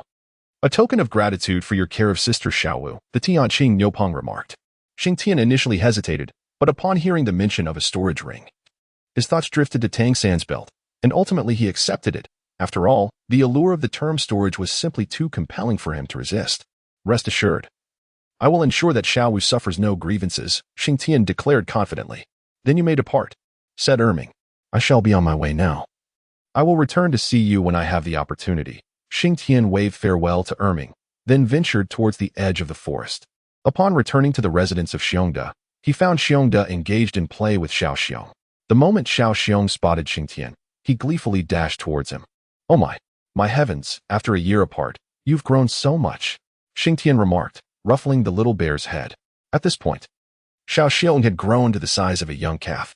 Xiongda, I plan to leave in a couple of days, Xing Tian informed him after setting Xiao Xiong down. How long will you be gone? Xiongda inquired. I am uncertain. Perhaps it will be an extended period, replied Xing Tian. That's fine. Go ahead. Just be sure to return when you can. Xiongda encouraged. Certainly. If anything arises, seek out that Titan Great Ape in the central area, Xing Tian advised. Understood. Let us gather some provisions. Tonight we feast on meat, Xing Tian declared. Absolutely, Xiongde responded, promptly setting out to hunt a tiger-type spirit beast. Hiki. Save that for Xiao San. He will surely be delighted, Xing Tian chuckled as he glanced at a particular part of the tiger. 2 days later, Xing Tian and Xiao Xiong emerged from the forest, uncertain of when they would return. Previously, Xing Tian had miscalculated the time and failed to locate the legendary Shrek. This time, he hoped the timing would be just right. If he found Shrek, he might not return for 2 or 3 years. With the storage bracelet in hand, Xing Tian packed all essential items into it, embarking with Xiao Xiong on a light journey. Taking their time, Xing Tian and Xiao Xiong arrived at Soto City after half a month. Upon entering the city, Xing Tian made his way to the Rose Hotel, only to discover it had transformed into a couple's retreat. Just as I suspected, he mused with a smile at the newly renovated establishment. He then found an inn adjacent to the Rose Hotel to rest for a while. While dining at the inn, Xing Tian finally overheard the information he had been seeking. Have you heard? A village south of Soto City has opened a new academy. Do you know the name they boast? What is it? They claim to be Shrek Academy, stating they will only accept monsters. Isn't that amusing? A nondescript academy from a backwater village daring to make such a proclamation. Even the Tiando Royal Academy would hesitate to say such things. Indeed, who could disagree? They merely utilized this statement to garner a measure of fame. It must be the Shrek I am seeking, thought Xing Tian upon hearing this. Chapter 31. Joining Shrek. Having obtained the desired information, Xing Tian hastily consumed a few bites before settling the bill. However, rather than heading out immediately, he returned to his room to take a bath, subsequently lying down to sleep. The following day, after a leisurely breakfast, Xing Tian ambled towards the village where the renowned Shrek Academy was said to be located, accompanied by his little bear. Finding Shrek Academy was quite straightforward. He merely needed to follow the flow of people. Although the citizens of Soto City held the academy in disdain, those from the surrounding villages regarded it with great esteem. Thus, by following the stream of individuals heading south from Soto City, Xing Tian was certain he would locate Shrek Academy. Following the throng, Xing Tian successfully arrived at the fabled Shrek Academy. It appeared that the academy's promotional efforts had indeed borne fruit, as evidenced by the multitude of attendees. Regardless of whether they enrolled or not, the sheer number of people indicated that Shrek had already achieved renown, Xing Tian mused as he stood in line. The queue was extensive, with many prospective students, yet from morning until noon, not a single individual was admitted into Shrek Academy. It seems that Shrek is truly living up to its words, remarked someone nearby. Just wait. They're undoubtedly putting on a fade. Look at that lad with 9th level soul power, wielding a quarterstaff. They must have sent him aside for a reason. And that other boy? Also possessing 9th level soul power with a wolf spirit. I suspect they are simply waiting for the crowd to disperse before accepting them, another voice commented. Upon hearing this, Xing Tian chuckled and shook his head. Shrek Academy only recruits exceptional talents. Thus, it is unlikely they would admit anyone else. These 2 young lads must be under the guidance of Flander, who does not wish to see their potential squandered. They will likely receive some valuable advice shortly. As afternoon approached, it was finally Xing Tian's turn, with 2 individuals ahead of him. The tuition fee was set at 20 gold coins. Non-refundable if one failed to gain admission. He pondered this as he listened to the admissions officer at the front. The man was a middle-aged figure, with a crew cut and a face marked by a rugged demeanor. He resembled a bear in appearance, his voice gruff and coarse. If I am not mistaken, this must be Zhao Wujie. I never anticipated he would serve as an admissions officer, Xing Tian mused internally. After Zhao Wujie concluded his remarks, he tossed 20 gold coins into a nearby box. Now, let us commence the assessment, Zhao Wujie declared. After a series of evaluations, Zhao Wujie shook his head and pronounced, Innate soul power at level 9, martial spirit. The bash snake, soul power level 20. This is deemed unqualified. Why? My son possesses innate soul power of level 9, protested the child's mother. Indeed, innate soul power at level 9, and with a martial spirit as a bash snake. He is 12 years old, correct? Yet only at soul power level 20. I have refrained from labeling him as a waste, merely to honor his martial spirit. To have a bash snake in his possession is truly a disgrace. Zhao Wujie unflinchingly doused them with cold reality. Next, he called, pushing the individual aside. The subsequent candidate stepped forward and, predictably, failed as well, leading to a rebuttal that was met with more of Zhao Wujie's icy remarks. Next, upon hearing this, Xing Tian promptly took a step forward. The tuition fee is 20 gold coins. If you fail the test, The fee is non-refundable. Do you understand? Zhao Wuji stated without lifting his head. Xing Tian retrieved 20 gold coins from his pocket and placed them beside a nearby chest.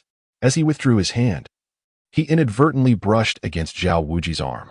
Zhao Wuji glanced up at Xing Tian, but paid it no mind. Name, age, martial soul level. Zhao Wuji lowered his head once more.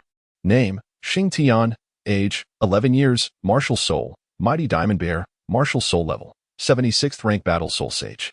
Xing Tian spoke in a calm tone. As soon as Xing Tian's words fell, Zhao Wuji suddenly lifted his head, disbelief etched on his face as he gazed at Xing Tian. The others waiting in line also looked at Xing Tian with incredulity, for no one could fathom the truth of his statement. Do you understand the consequences of mocking me? Zhao Wuji's expression darkened instantly. After all, he was a level 76 soul saint, his martial spirit being the formidable mighty golden bear. Do you not believe me? Xing Tian retorted, casting a glance around, only to find faces filled with skepticism, laced with mockery and derision. In this day and age, it seems no one believes in honesty. Xing Tian shook his head. Boy, unleash your martial spirit. Zhao Wuji's voice rang out suddenly, tinged with a somber tone. A genius is labeled as such because they are always one step ahead. I have heard that Shrek only accepts monsters, not geniuses. Today, I shall reveal to you what a true monster is, Xing Tian proclaimed. He then unleashed his martial spirit, and a mighty golden bear manifested behind him. This is impossible. I must still be dreaming. The crowd gasped in astonishment, their jaws agape. For on Xing Tian's body, 7 soul rings appeared, 2 yellow, 2 purple, and 3 black. This was undeniably the standard configuration of a 7-ring soul saint. What? Zhao Wuji rubbed his eyes, confirming the 7 rings once more, only to find they remained. No way, was all he could utter in disbelief. How about it? Am I qualified? A smile crept across Xing Tian's face. Qualified. Quickly, retracted, hurry. A voice approached from afar. A middle-aged man, wearing glasses and sporting wings, flew out from the village. Dean, you have arrived. Zhao Wuji bowed upon seeing the newcomer. Young man, you are Xing Tian, correct? You have been accepted. You will be the 4th student of Shrek Academy this year. All right, everyone disperse. Our recruitment has concluded, Flinder announced loudly. Yet, none of those present moved, as they stood frozen in shock at the spectacle before them. So there are indeed monsters in this world. Someone finally reacted. You. Slap me. And let us see if I'm dreaming. Smack. You really hit me. You said it. It hurts. I am truly not dreaming. There really exists an 11-year-old soul saint. Flinder, noticing that the crowd had not dispersed, turned to Zhao Wuji and said, You handle the crowd. I'll take Xing Tian back. With that, he seized Xing Tian and soared toward the village, his speed so swift it rendered him nearly invisible. Flinder had to be quick, for he feared that in just a moment's delay, Xing Tian might be snatched away. An 11-year-old soul saint. Such a rarity. It was unlikely that another 11-year-old soul saint could be found across the entire continent. At this moment, a surge of elation coursed through Flander's heart. Had it not been for the necessity of maintaining his composure, he might have been compelled to dance with joy. I have struck gold. This time, I have truly struck it rich, he thought, reveling in his triumph. After bringing Xing Tian back to the village, Flander guided him to the student dormitory, which at that time housed only 3 individuals, a chubby boy, a bearded man, and a handsome blonde youth. Ah, Dean, you personally escorted someone here. Let's see. Is this our new roommate? Exclaimed the chubby boy. Chapter 32. The shock of the roommates. Flander nodded, saying, This is Xing Tian, your new roommate. His martial spirit is akin to that of Teacher Zhao. As for his power, you may discuss it amongst yourselves. It will undoubtedly astonish you. Xing Tian is a true prodigy, the very first of his kind at Shrek Academy. Dean, that seems a bit exaggerated. He is the first prodigy. What does that make us? Interjected the handsome blonde. You are all diminutive prodigies, yet in comparison to Xing Tian, you truly pale. Now, I have other matters to attend to, so feel free to converse amongst yourselves, Flander replied. Xing Tian, these are your roommates. Engage with them. Though they may not possess your ferocity, they are still remarkable in their own right, Flander stated to Xing Tian before departing. Once Flander left, the chubby boy approached, introducing himself. I am Ma Hongjun, 12 years old.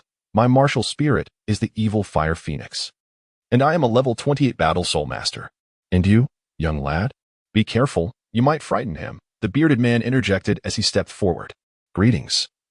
I am Oscar, 12 years old. My martial spirit is sausage, and I am a level 27 support soul master. And you? Oscar inquired. I am Dai Mubai. 14 years old, my martial spirit is the white tiger, and I am a level 35 battle soul sovereign, Dai Mubai proclaimed. The dean claims you are more of a prodigy than we are. I am eager to see just how prodigious you truly are, Ma Hongjun remarked, nonchalantly digging at his ear. I am Xing Tian, 11 years old.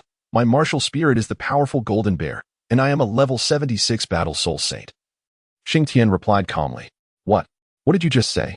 Please, repeat that. Ma Hongjun exclaimed, leaping in astonishment. Had he heard correctly? 76? This lad claimed to be at level 76. Young man, you cannot possibly be boasting to such an extent. Dai Mubai also expressed his disbelief.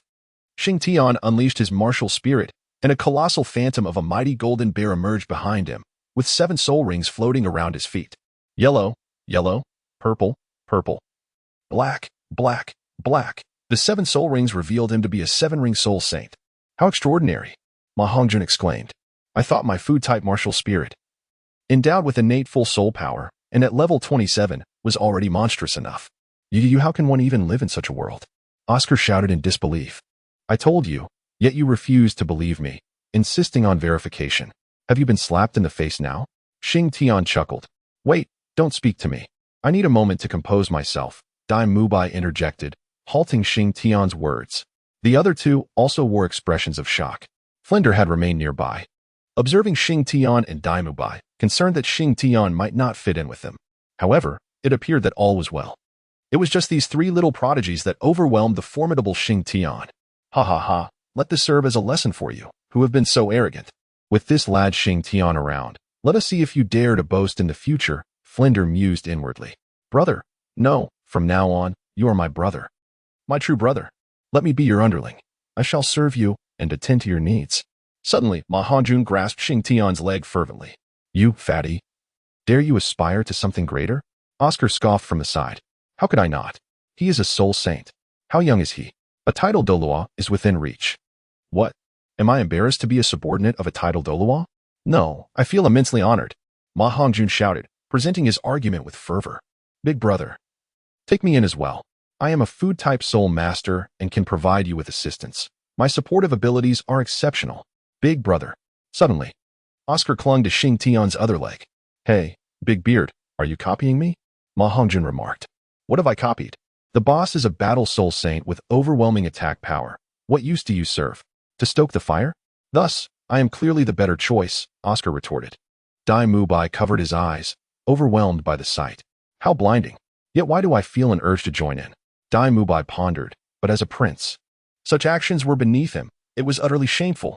Well, you need not go to such lengths. We are roommates and may become teammates in the future. Thus we are one collective, Xing Tian said awkwardly. You are right. Ma Hongjun exclaimed as he sprang to his feet. Oscar also stood up. Boss, cover us from now on, Oscar urged. Yes, yes. Ma Hongjun vigorously nodded in agreement. No problem. Xing Tian replied with a smile. Boss, don't you have any luggage? Come, sleep with me. My bed is exceptionally spacious, and there is more than enough room for both of us. Oscar suddenly exclaimed, Is it just you? With those feet of yours, I must say, once you remove your shoes, the entire dormitory becomes unbearable. You expect to share a room with the boss? Come stay with me instead. My bed is larger, and most importantly, I do not have foot odor. Ma Hongjun interjected from the side. Dai Mubai could no longer endure the banter. You two are overly enthusiastic. Don't frighten our new roommate. Absolutely not. Both Ma Hongjun and Oscar replied in unison. At that moment, Flander approached, carrying luggage. Xing Tian, here is your baggage. You shall stay here tonight, and get along well with your roommates. Understood, Dean. Xing Tian responded while accepting the luggage. Boss, allow us to assist with your bedding. Ma Hongjun promptly took the luggage from Xing Tian's hands. Indeed, such tasks should not befall you. Esteemed one, we will handle it, Oscar chimed in eagerly. Enough already, Dai Mubai interjected, slightly exasperated. There is no need. I'm not as formidable as you imagine. Xing Tian suddenly remarked. At this, even Dai Mubai was taken aback. What do you mean? Do you believe you're not strong enough? Or are you merely being modest? You. Dai Mubai pointed at Xing Tian for an extended moment. What's wrong? I'm merely stating a fact. I truly am not as powerful as you think, Xing Tian asserted. Brother, are you slapping us in the face? A soul sage of the 7 rings. regardless of your level. Just the presence of those 7 soul rings alone contradicts your claim of lacking strength. Are you concealing your true abilities? Daimubai remarked. Well, if we're talking about concealment, I suppose I have hidden part of my strength, Xing Tian confessed. You really have? The 3 exclaimed in unison. A level 76 battle soul sage. If that is hidden, then what is your actual strength? A soul Douluo? Actually, I am the type who grows stronger when faced with stronger opponents, Xing Tian replied with a chuckle. The 3 fell silent, realizing that his strength was indeed as he had described. Let us tidy the dormitory first. As roommates, we should come to know each other better. Once we have organized the space, we can discuss further, Xing Tian suggested. All right. This time, Daimubai became more proactive, eager to discover just how much strength Xing Tian had concealed. Chapter 33. Integrating into the team, the 3 took Xing Tian's luggage and hurried into the room, beginning to arrange his bedding and tidying up. Before long, Xing Tian's bed was made neatly. Let us eat first. I'm rather hungry, Xing Tian stated after finishing the tidying. Not a problem. Wait for me, Ma Hongjun replied, then dashed out of the dormitory. 10 minutes later, Ma Hongjun returned with 4 meals in hand. Let us eat. We can chat while we dine, Xing Tian suggested. Sounds good. As they ate, Xing Tian began to share his circumstances with them. What? Isn't your martial spirit the great strength diamond bear? Daimubai exclaimed in surprise. But I just clearly saw your martial spirit was the great strength diamond bear. Ma Hongjun added. My martial spirit is called the simulated martial spirit, which can mimic the martial spirits of others, including their soul rings and soul skills, Xing Tian explained. So that great strength diamond bear just now belonged to Teacher Zhao? Oscar inquired. Indeed, it was certainly Teacher Zhao's martial spirit, Xing Tian confirmed with a nod. Impressive. May we witness your simulated martial spirit? Daimubai asked. Once the simulated martial spirit undergoes its first mimicry, it no longer retains its original state. However, I can show you the process of its simulation, Xing Tian replied. Yes, Oscar urged eagerly. Hurry and eat, and I will show you soon, Xing Tian said, then fell silent, quickly devouring his meal. After finishing, the group pushed their bowls aside and stepped outside the dormitory. Quick, let us see, Ma Hongjun exclaimed, unable to contain his excitement. All right, Xing Tian responded. He then summoned the great strength diamond bear martial spirit. The 7 soul rings floated above and below, mesmerizing Daimubai and the others, despite having seen it that morning. The spectacle was still breathtaking. Watch closely, and don't blink, Xing Tian said with a smile. Gradually, the soul rings began to diminish, leaving only 2 yellow soul rings floating above and below. Subsequently, the great strength diamond bear behind him began to transform, ultimately becoming a blazing phoenix. Is this my martial spirit? Ma Hongjun gazed at Xing Tian in astonishment. Indeed, this is your evil fire phoenix. Would you like to see your soul skills? Xing Tian inquired with a grin. Forget it. If the dean finds out, I'll be in deep trouble. Ma Hongjun quickly shook his head. Then, the evil fire phoenix underwent another transformation, ultimately becoming a majestic white tiger.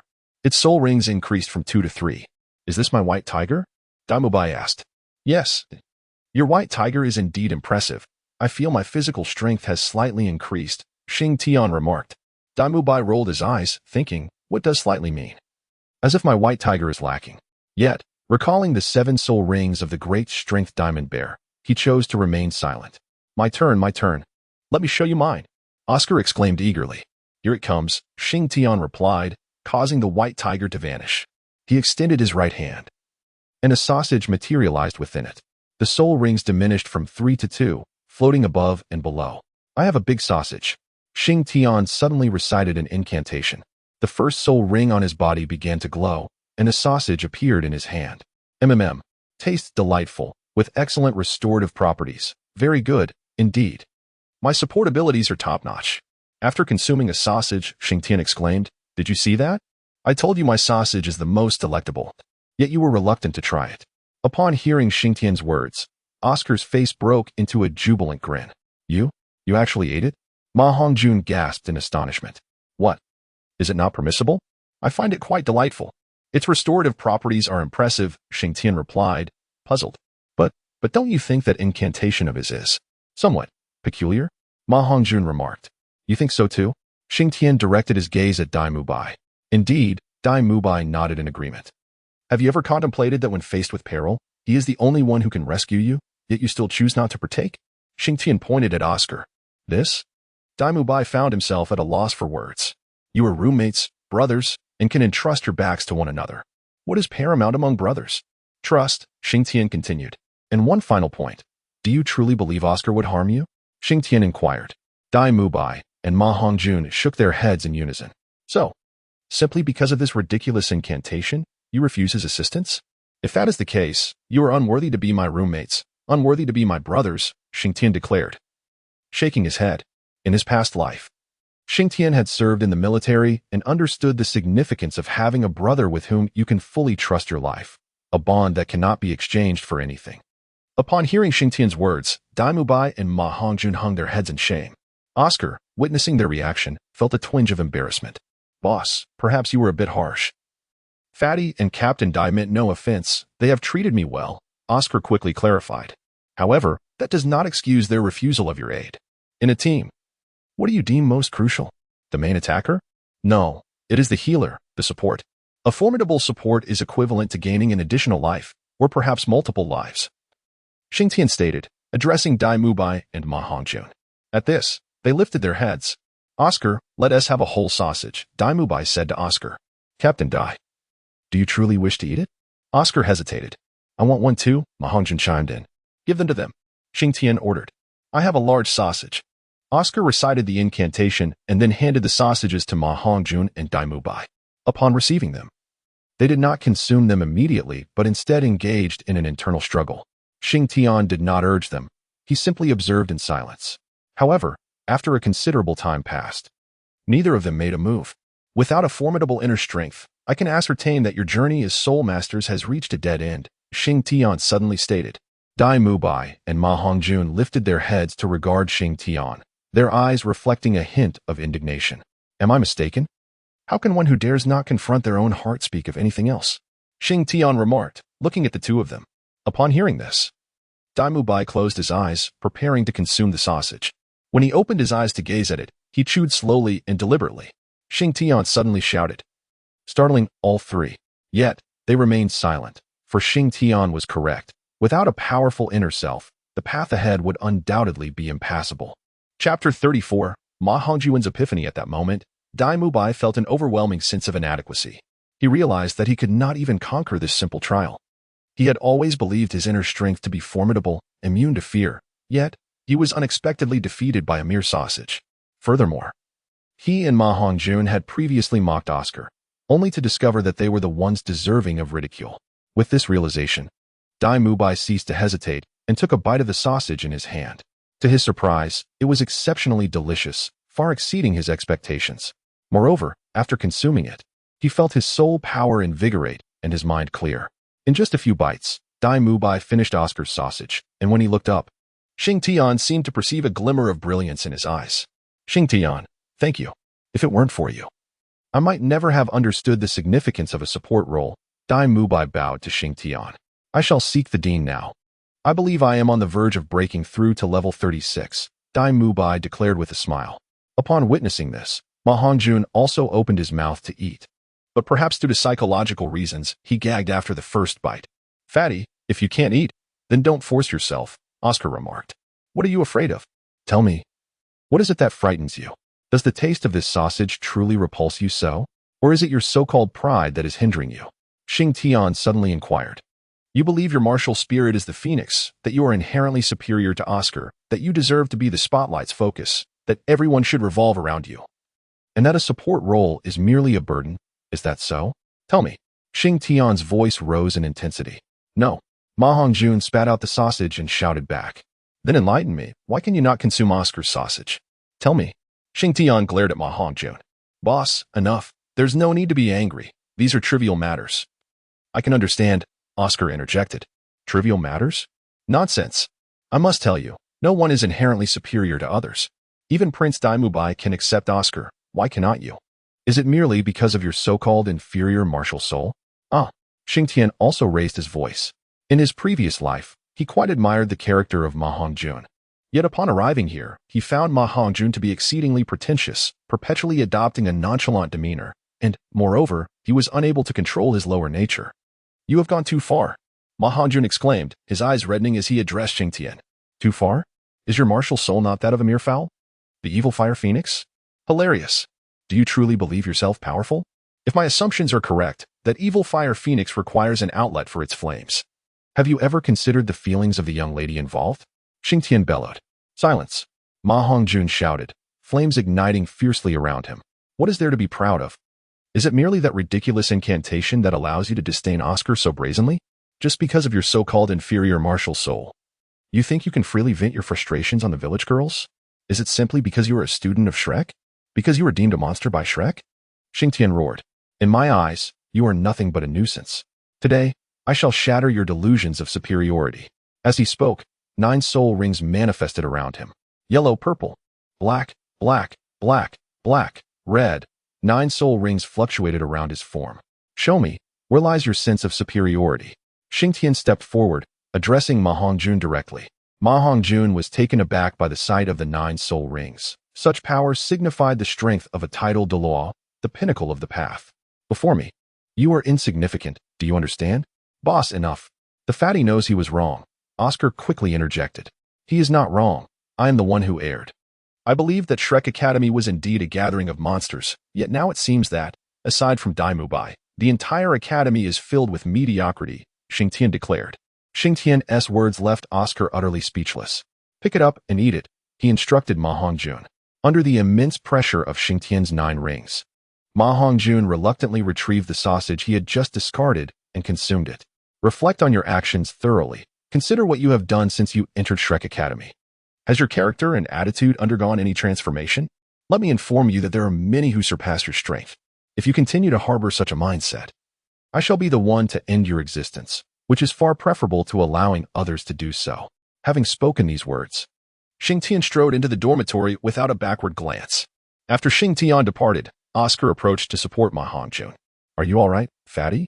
I'm fine, Ma Hongjun replied, rising with vacant eyes and making his way towards the dean.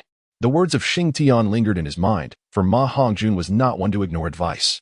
Indeed, the earlier remarks had jolted him awake. He felt compelled to seek the dean's counsel and inquire whether he had truly changed since entering the academy. Upon reaching the dean's office, merely a modestly improved earthen structure, he found Daimubai already present. Discussing with the dean his desire for a quieter space to cultivate for a few days and break through to the 36th level. Daimubai expressed surprise at seeing Ma Hongjun. Hey, fatty, what brings you here? However, Ma Hongjun paid no heed to this inquiry and turned to Flander, asking Dean, have I really changed? Flander immediately grasped the situation. What is the matter? Has someone said something about you? He inquired. Ma Hongjun nodded in affirmation. He then recounted the words spoken to him by Xing Tian. Dean, have I truly changed? He reiterated earnestly. Alas, it appears that Xing Tian is no ordinary individual. Such profound insight at such a tender age. I wonder what he has experienced. Flander sighed. Hongjun, you have indeed changed, he confirmed. In the ensuing moments, Flander detailed the transformations Ma Hongjun had undergone in recent times, item by item. The more Ma Hongjun listened, the more alarmed he became. He had not realized he had changed so significantly. When had this transformation begun? Was it on the day of his martial soul awakening, or since he entered the academy? The specifics eluded him. Hongjun, it is not too late.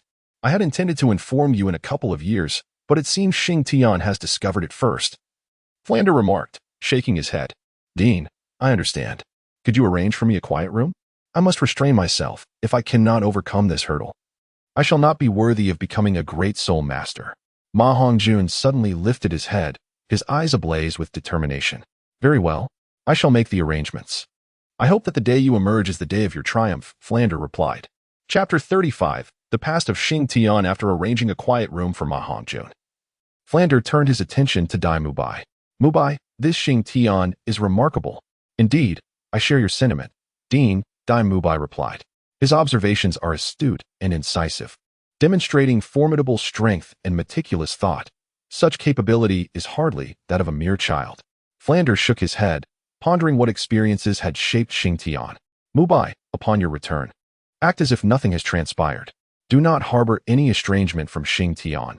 He acts with your best interests at heart. He is correct. If you cannot wholeheartedly accept Oscar, your team is destined to disband eventually. Dean, I understand. Furthermore, pay attention to Hongjun's condition. Today, Xing Tian was rather harsh with him. I hope there won't be any lingering resentment between them. Dean, rest assured, I believe Fatty will be fine, and so will Xing Tian. When the time comes, we can have Fatty and Xing Tian sit down together for a proper conversation. There should be no issues. Dai Mubai stated.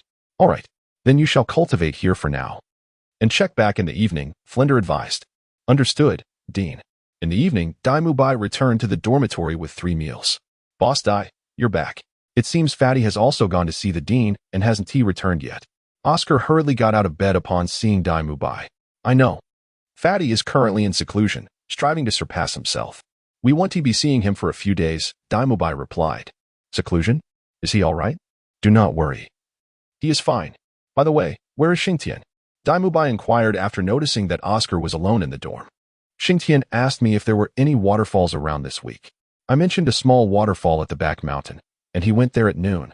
He hasn't returned yet, Oscar explained. A waterfall? What does he need a waterfall for? Dai Mubai asked, puzzled. I have no idea. Oscar shook his head. Let us go find him. All right. The back mountain is not far from the village where Shrek Academy is located, at most 1 or 2 kilometers away. The environment here is not particularly beautiful, but it has its charm. Following a narrow path, at its end lies a lush bamboo forest, which opens up to a small grassy area, and at the edge of the grass, there is a small pond. Above the pond hangs a modest waterfall. With a drop of about 10 meters, the water cascades down, splashing into the pond and creating ripples that shimmer beautifully under the sunlight. A rainbow, formed by the mist from the waterfall, arches above, enhancing the ethereal atmosphere of the place. At this moment, Xing Tian sat cross-legged beneath the waterfall, embracing its force.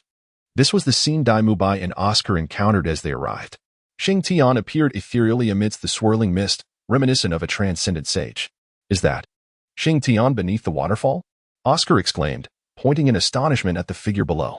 No wonder his prowess is so formidable, with such physical conditioning. We could hardly hope to keep pace. Dai Mubai mused in awe. Actually, Dai, Xing Tian's strength exceeds that of a 7-ring soul saint, Oscar interjected unexpectedly. Not a 7-ring? Then how many rings does he possess? Dai Mubai inquired. He is a 9-ring title Douluo, Oscar replied. What? Pray, repeat that. Dai Mubai's voice shifted in pitch. Indeed. My companion and I witnessed it with our own eyes. 9-ring title Douluo, the epitome of soul ring configuration, Oscar affirmed. 9th ring. Xing Tian is truly a 9-ring title Douluo. This revelation echoed in Dai Mubai's mind. As they approached, Xing Tian had already sensed their presence. However, he refrained from approaching. For the time for his endurance had yet to arrive. After a brief moment, Dai Mubai shook off his reverie. Let us proceed, he declared. Upon reaching the waterfall, they were struck by its formidable power. Standing at the edge of the pool, a deafening roar surged forth, accompanied by an invisible force that caused both Dai Mubai and Oscar to involuntarily change their expressions. The intangible pressure made Dai Mubai hesitant to confront it directly. He contemplated that, were he in Xing Tian's position, he might not endure even for a single second. Since calling out to Xing Tian would be futile, Dai Mubai and Oscar settled down near where Xing Tian had placed his garments. As the moment felt opportune, Xing Tian rose from the stone beneath the waterfall. Indeed, he was a formidable figure of the 9 rings, standing resolutely against the torrent's pressure. Oscar stood in astonishment, while Dai Mubai also rose to gaze at Xing Tian. What brings you here? Xing Tian approached from the pool. We have brought you some food, Oscar exclaimed. Yet suddenly, Dai Mubai and Oscar's mouths fell agape in surprise. Their astonishment stemmed from the sight of Xing Tian's upper body, which was crisscrossed with a myriad of scars, some faded, others still fresh, resembling recent healing wounds. Dai Mubai even discerned a gaping tear that traversed Xing Tian's abdomen. Xing Tian, what are these? Dai Mubai inquired. These scars? Xing Tian gestured to the intricate markings on his body. Indeed, both Dai Mubai and Oscar nodded. It's nothing. They are merely remnants from my trials. Xing Tian replied nonchalantly. Trials? Yes, I spent 3 to 4 years in the Douluo forest, and these are the marks left from my time there, he smiled. Dai Mubai and Oscar gasped in disbelief. The Douluo forest was a realm teeming with soul beasts, many of which were 10,000 years or even 100,000 years old. The fact that Xing Tian had endured such an environment for years was astounding. Did you not say you brought food? Let us eat. I am quite hungry, Xing Tian urged. During the meal, he recounted tales of his experiences in the Douluo forest, leaving Dai Mubai and Oscar in awe. They finally grasped why Xing Tian spoke as he did. A person who has faced life and death often perceives the world with greater clarity. To such individuals, nothing is more significant than the gift of life. As long as one lives, there lies a future.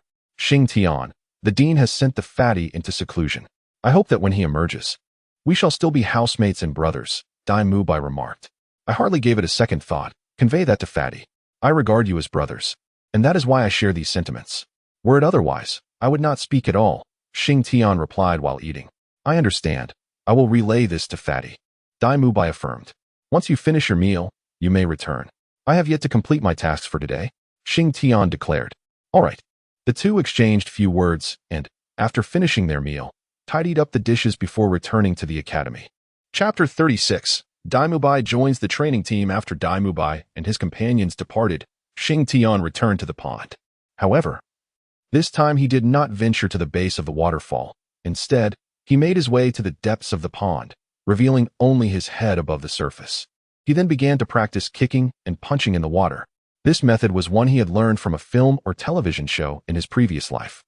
A wise master once remarked that if an opponent possesses abilities beyond their martial soul, then Xing Tian's simulated martial soul would find itself in a passive state. Originally, the master had advised Xing Tian to refine a single martial soul. Nevertheless, due to his inability to attach a soul ring, Xing Tian abandoned this path and turned to physical training. However, since Xiangde bestowed upon him a certain item, Xing Tian's dedication to physical training intensified. For that item demanded an exceptionally strong physique for its manifestation. This artifact belonged to an ancient ancestor of the dark gold terror claw bear lineage, who had endured severe injuries after intruding into the heart of the Douluo forest. For many years, he had relied on his cultivation to sustain himself. He had entered the core area with the intention of fulfilling a long-held wish, just as he approached the pinnacle of godhood.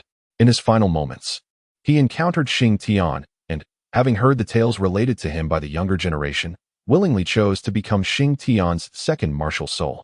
Yet, this second martial soul was still unable to attach a soul ring, perhaps influenced by the first martial soul. However, it possessed an innate soul ring, a dark crimson gold one. At that moment, Xing Tian found it incomprehensible why the entity within the core of the Douluo forest would inflict harm upon the ancestor of the dark gold terror claw bear.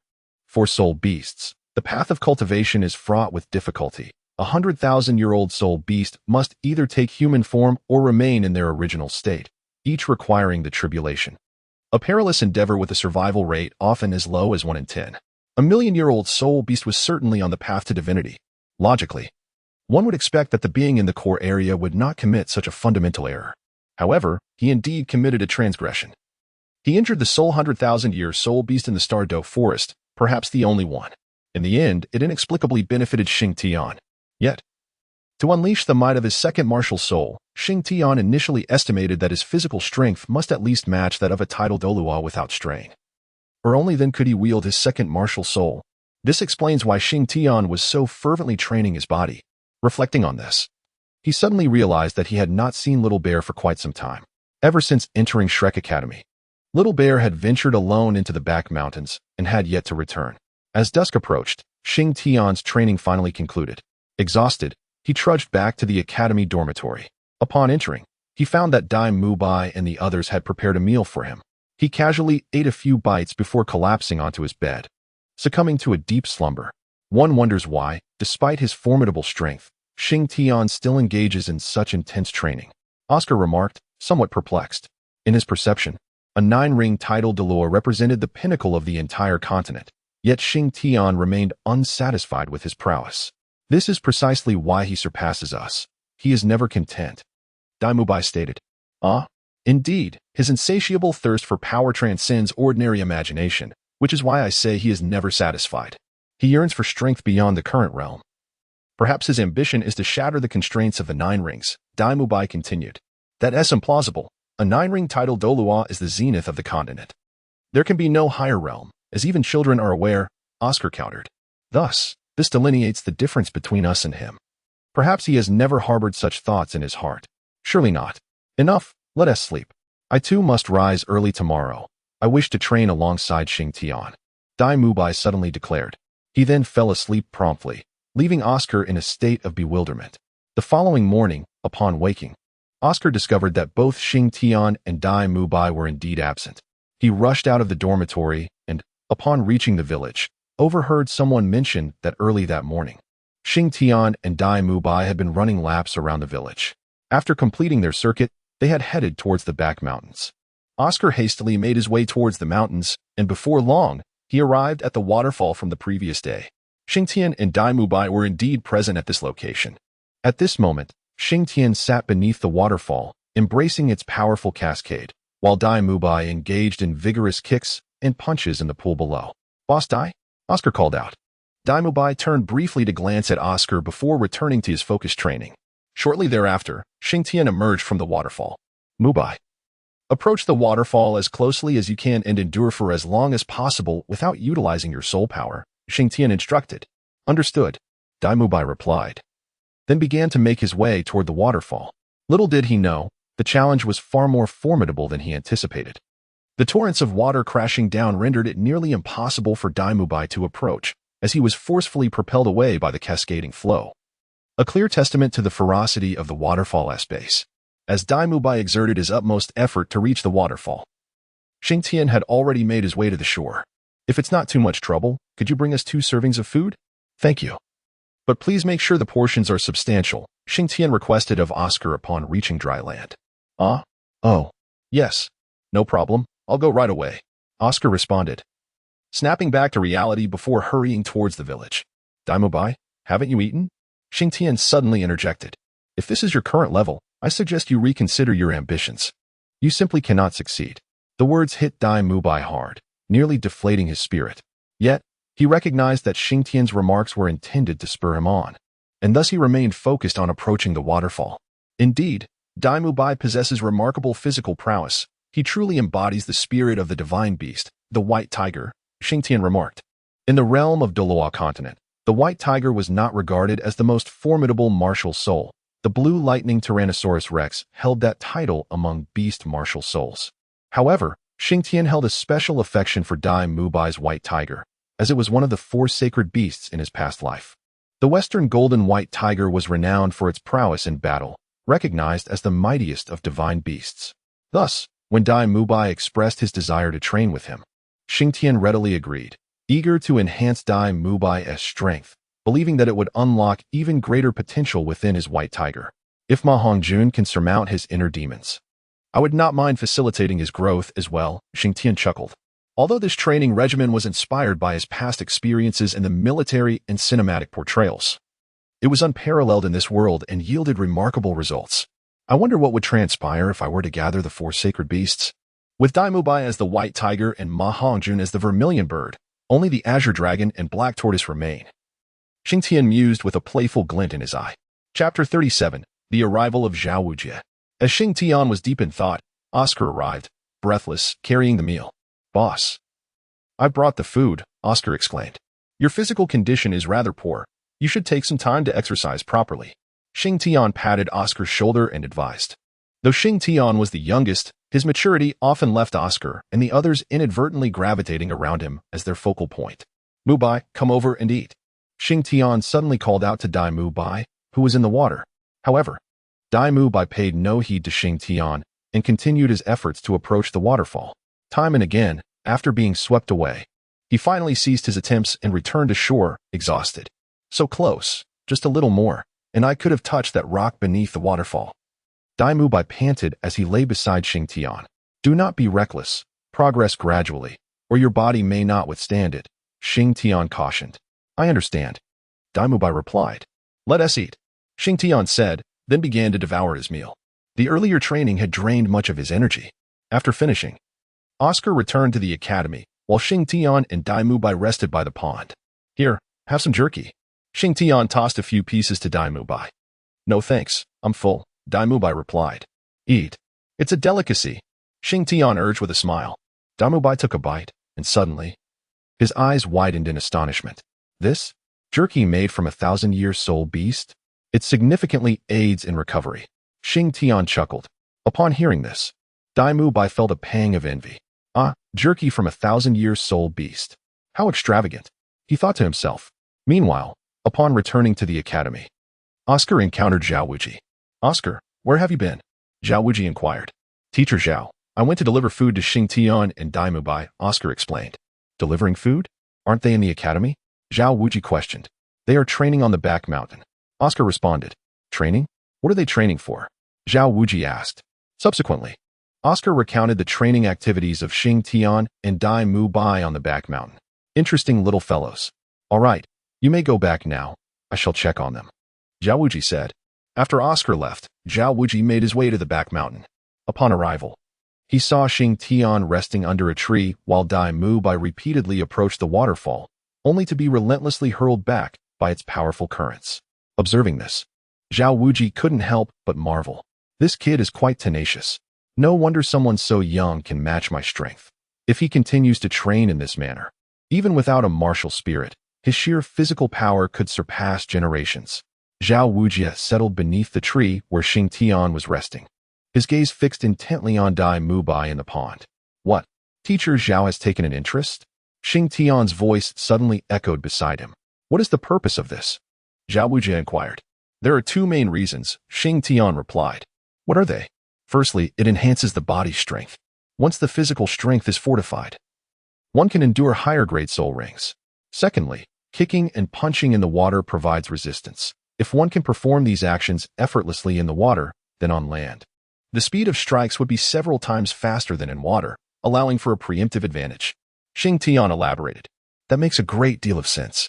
Have you always trained this way? Zhao Wuji glanced at Xing Tian's upper body, noting the scars.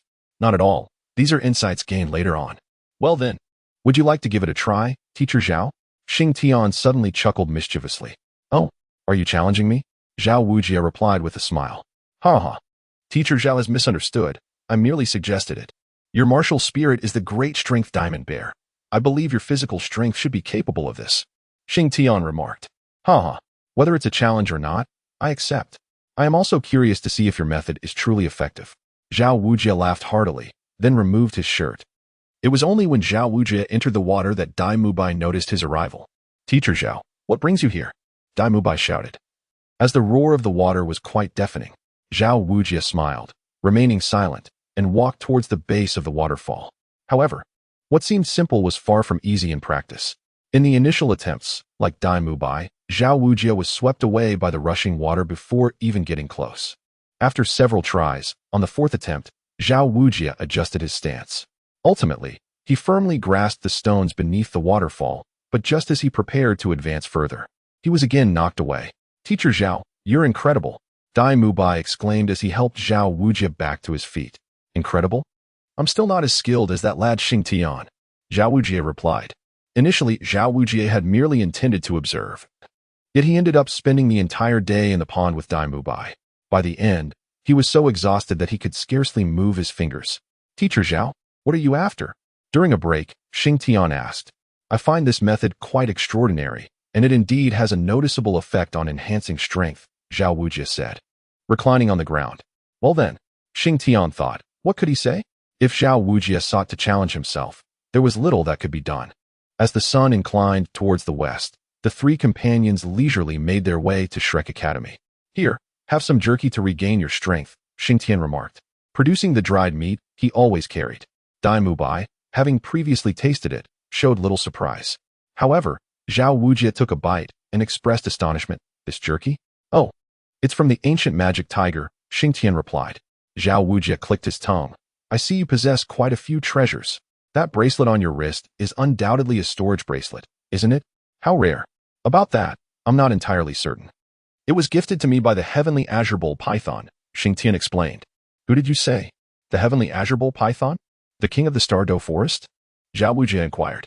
It must be him, a serpent with a bull's head, Xing Tian casually remarked. You, my boy, what have you been through these past few years? I'm genuinely intrigued, Zhao Wuji pressed. Oh, not much. Just spent 3 or 4 years in the Douluo forest. By the way, the bear cub I brought when I registered, the dark golden fearclaw bear, has parents who are 10,000-year soul beasts, Xing Tian recounted. Dai Mubai and Zhao Wuji were taken aback. The bear? What happened to it? Zhao Wuji asked. I don't know. The little fellow ran off to dominate the back mountain on the day I arrived, and hasn't he returned since, Xing Tian shrugged. Upon hearing this, Zhao Wuji's expression darkened. Do you realize that a dark golden fearclaw bear? a progeny of a 10,000-year soul beast. And you are leaving it to its own devices? Zhao Wujia scolded. What else could I do? Keep it caged? Xing Tian replied. Enough, enough. I won't discuss this any further. Let us hurry back. Otherwise, I might be compelled to vent my frustrations on you, Zhao Wujia declared. As if I would be afraid of you, Xing Tian retorted, casting a sidelong glance at Zhao Wujia. You. Humph. Dai Mubai rolled his eyes at their banter, thinking of them as an old fox and a young fox. By the time they returned to the village, twilight had descended, and the villagers were already asleep. By the way, tomorrow Ma Hongjun will emerge from his retreat. Dai Mubai. Keep a close watch and ensure that Xing Tian and Ma Hongjun do not clash, Zhao Wujia quietly instructed Dai Mubai before departing. Rest assured, Teacher Zhao. I won't let anything happen, Dai Mubai assured him. Better safe than sorry, Zhao Wujia cautioned. Understood, Teacher Zhao. I will intervene if necessary. I shall take my leave now, Dai Mubai affirmed. Upon returning to the dormitory, Xing Tian had already fallen asleep, while Oscar lay awake, staring at the ceiling, lost in thought. Oscar, what are you pondering? Dai Mubai approached and gently nudged him. I'm contemplating tomorrow, Oscar replied. Do you also believe that the Fat One and Xing Tian cannot coexist? Dai Mubai remarked. We all know the character of our dear friend, the Hefty One, but we remain oblivious to the temperament of Xing Tian. Oscar interjected. I shall pretend I never heard that. You have been quiet today. Rest now, for tomorrow's matters are not yours to worry about. With that, Dai Mubai retired to slumber. Through the past 2 days of interaction with Xing Tian, Dai Mubai discerned that he was an exceptionally forthright individual, one who speaks his mind without malice, driven solely by the desire to enhance his strength. Thus, it was inconceivable for Dai Mubai to believe that Xing Tian would engage in conflict with Ma Hongjun. Rather, it was Ma Hongjun's potential lack of restraint that could provoke Xing Tian, which was the true source of Dai Mubai's concern. With such thoughts occupying his mind, Dai Mubai succumbed to a deep sleep. To be honest, today had been exhausting, although the jerky provided by Xing Tian was a delightful reprieve. The weariness of the spirit could only be alleviated through rest. Upon awakening the next day, Dai Mubai found that Xing Tian was already absent, presumably having ventured to the back mountain once more. As Dai Mubai made his way to the back mountain, he discovered, as expected, that Xing Tian was seated beneath the waterfall. Upon seeing Dai Mubai's arrival, Xing Tian rose and approached him, exclaiming, You're late. I truly felt quite fatigued yesterday and overslept, Dai Mubai replied, a hint of embarrassment in his voice. Let us get into the water. All right. Without hesitation, Dai Mubai shed his clothing and entered the water. It was not until noon that Oscar arrived, prompting Dai Mubai to finally come ashore, utterly exhausted. Boss, Dai, the chubby one has emerged from his seclusion. The director sent me to fetch you back, Oscar announced. Understood, Xing Tian responded. Let us go. We shall forego training this afternoon. Upon hearing this, Dai Mubai quickly donned his attire and fell into step beside Xing Tian. As he had expressed the day prior, he harbored no concerns for Xing Tian. Rather, his anxiety rested with Ma Hongjun. Should Ma Hongjun seek trouble, it was possible he might not see the sun rise again. After spending several days with Xing Tian, Dai Mubai had come to appreciate his decisiveness. They made their way back to the village, and upon reaching the director's office, Dai Mubai spotted Ma Hongjun sitting at the entrance. This sight stirred a sense of apprehension within him, as he feared Ma Hongjun might cause a scene. Dai Mubai discreetly nudged Oscar, conveying a silent message with a glance. Oscar, quick to grasp the implication, hastened his pace. Hey, you're back, Oscar exclaimed, embracing the chubby one. Big beard, it hasn't been long at all. Just 3 to 5 days, right? The chubby one maintained his carefree demeanor. As they conversed, Xing Tian and Dai Mubai approached. Chubby one, how are you? Were you feeling stifled? Dai Mubai playfully punched him. Not too bad, though it was indeed a bit trying. Ma Hongjun replied with a smile. Xing Tian remained silent, merely gazing at Ma Hongjun, who likewise held his tongue. Both of them locked in a stillness that rendered the atmosphere eerily tense. Dai Mubai and Oscar exchanged anxious glances, fearing an abrupt escalation. Suddenly, Ma Hongjun burst into laughter, soon followed by Xing Tian. Their laughter, unexpected and jarring, startled Dai Mubai and Oscar. Xing Tian, thank you. Ma Hongjun abruptly ceased his mirth. Can I entrust my back to you now? Xing Tian also stifled his laughter. Rest assured, you can entrust your back to me, Ma Hongjun declared. Brother, congratulations on your rebirth through the flames. You truly embody the essence of the Phoenix Lord, Xing Tian remarked. The two then inexplicably laughed once more, with arms outstretched. Xing Tian welcomed Brother, welcome back from your retreat. Thank you. Ma Hongjun replied as they embraced. Dai Mubai and Oscar sighed in relief upon witnessing this exchange. Thank goodness. Everything has gone smoothly, Dai Mubai thought to himself. In celebration of Fatty's emergence and his rebirth, I propose we venture to the back mountain for a picnic, Oscar suggested. Sounds good. Ma Hongjun agreed. Absolutely. Xing Tian concurred. What are we waiting for? Let us depart, Dai Mubai urged. The group then linked arms, chatting and laughing as they made their way toward the back mountain.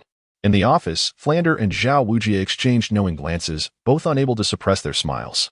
It seems that Xing Tian has secured a significant place in their hearts, Zhao Wujie remarked. Those with strength are always cherished, no matter where they are, Flander added. Let us go. We too shall take a break. They are in good hands now, Flander continued. To the back mountain they went. Xing Tian and his companions were enjoying a picnic when Ma Hongjun shared how he had been exercising self-restraint and overcoming his psychological shadows in recent days. Meanwhile, Dai Mubai and Oscar recounted the events of the past few days and casually mentioned the lessons learned from Xing Tian. Oh, Boss Xing, may I join as well? Ma Hongjun inquired. Welcome, Xing Tian replied with a smile. Then it settled. I will join you tomorrow, Ma Hongjun declared. Sounds good. What about me? Oscar asked. You can dutifully play the role of our caretaker, Ma Hongjun remarked. For some reason, he found himself increasingly fond of the term caretaker. Oscar can serve as our logistical support. In fact, your sausages have a better recovery capacity than my jerky, Xing Tian noted. Very well. I shall provide you all with stamina recovery, Oscar agreed. Perfect.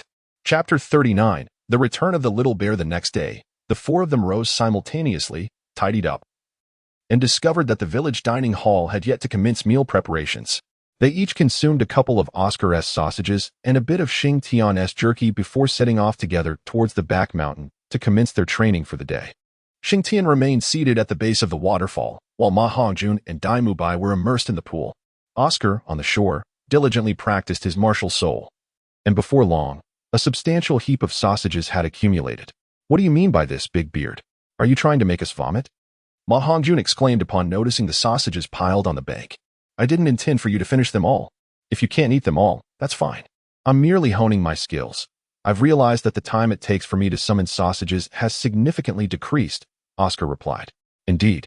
Sometimes a single breath can determine the outcome of a battle, Xing Tian remarked. Continue, Oscar. Pay them no mind, he added. You all should continue as well. Xing Tian encouraged Dai Mubai and Ma Hongjun. They resumed their activities in the water, while Xing Tian reclined in the shade of a tree, seeking respite from the sweltering heat of the day. Unbeknownst to him, he began to feel a bit drowsy beneath the cool cover. Xing Tian did not resist the encroaching drowsiness.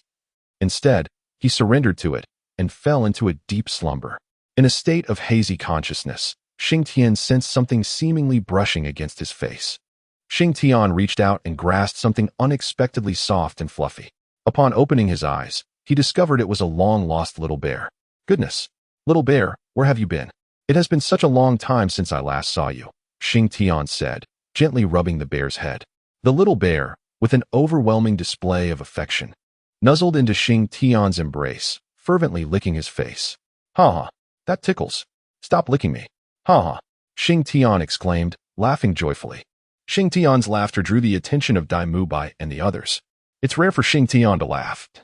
This must be the first time we've witnessed such joy, Dai Mubai remarked. Indeed, this is the first time I have seen him so exuberant, Ma Hongjun added.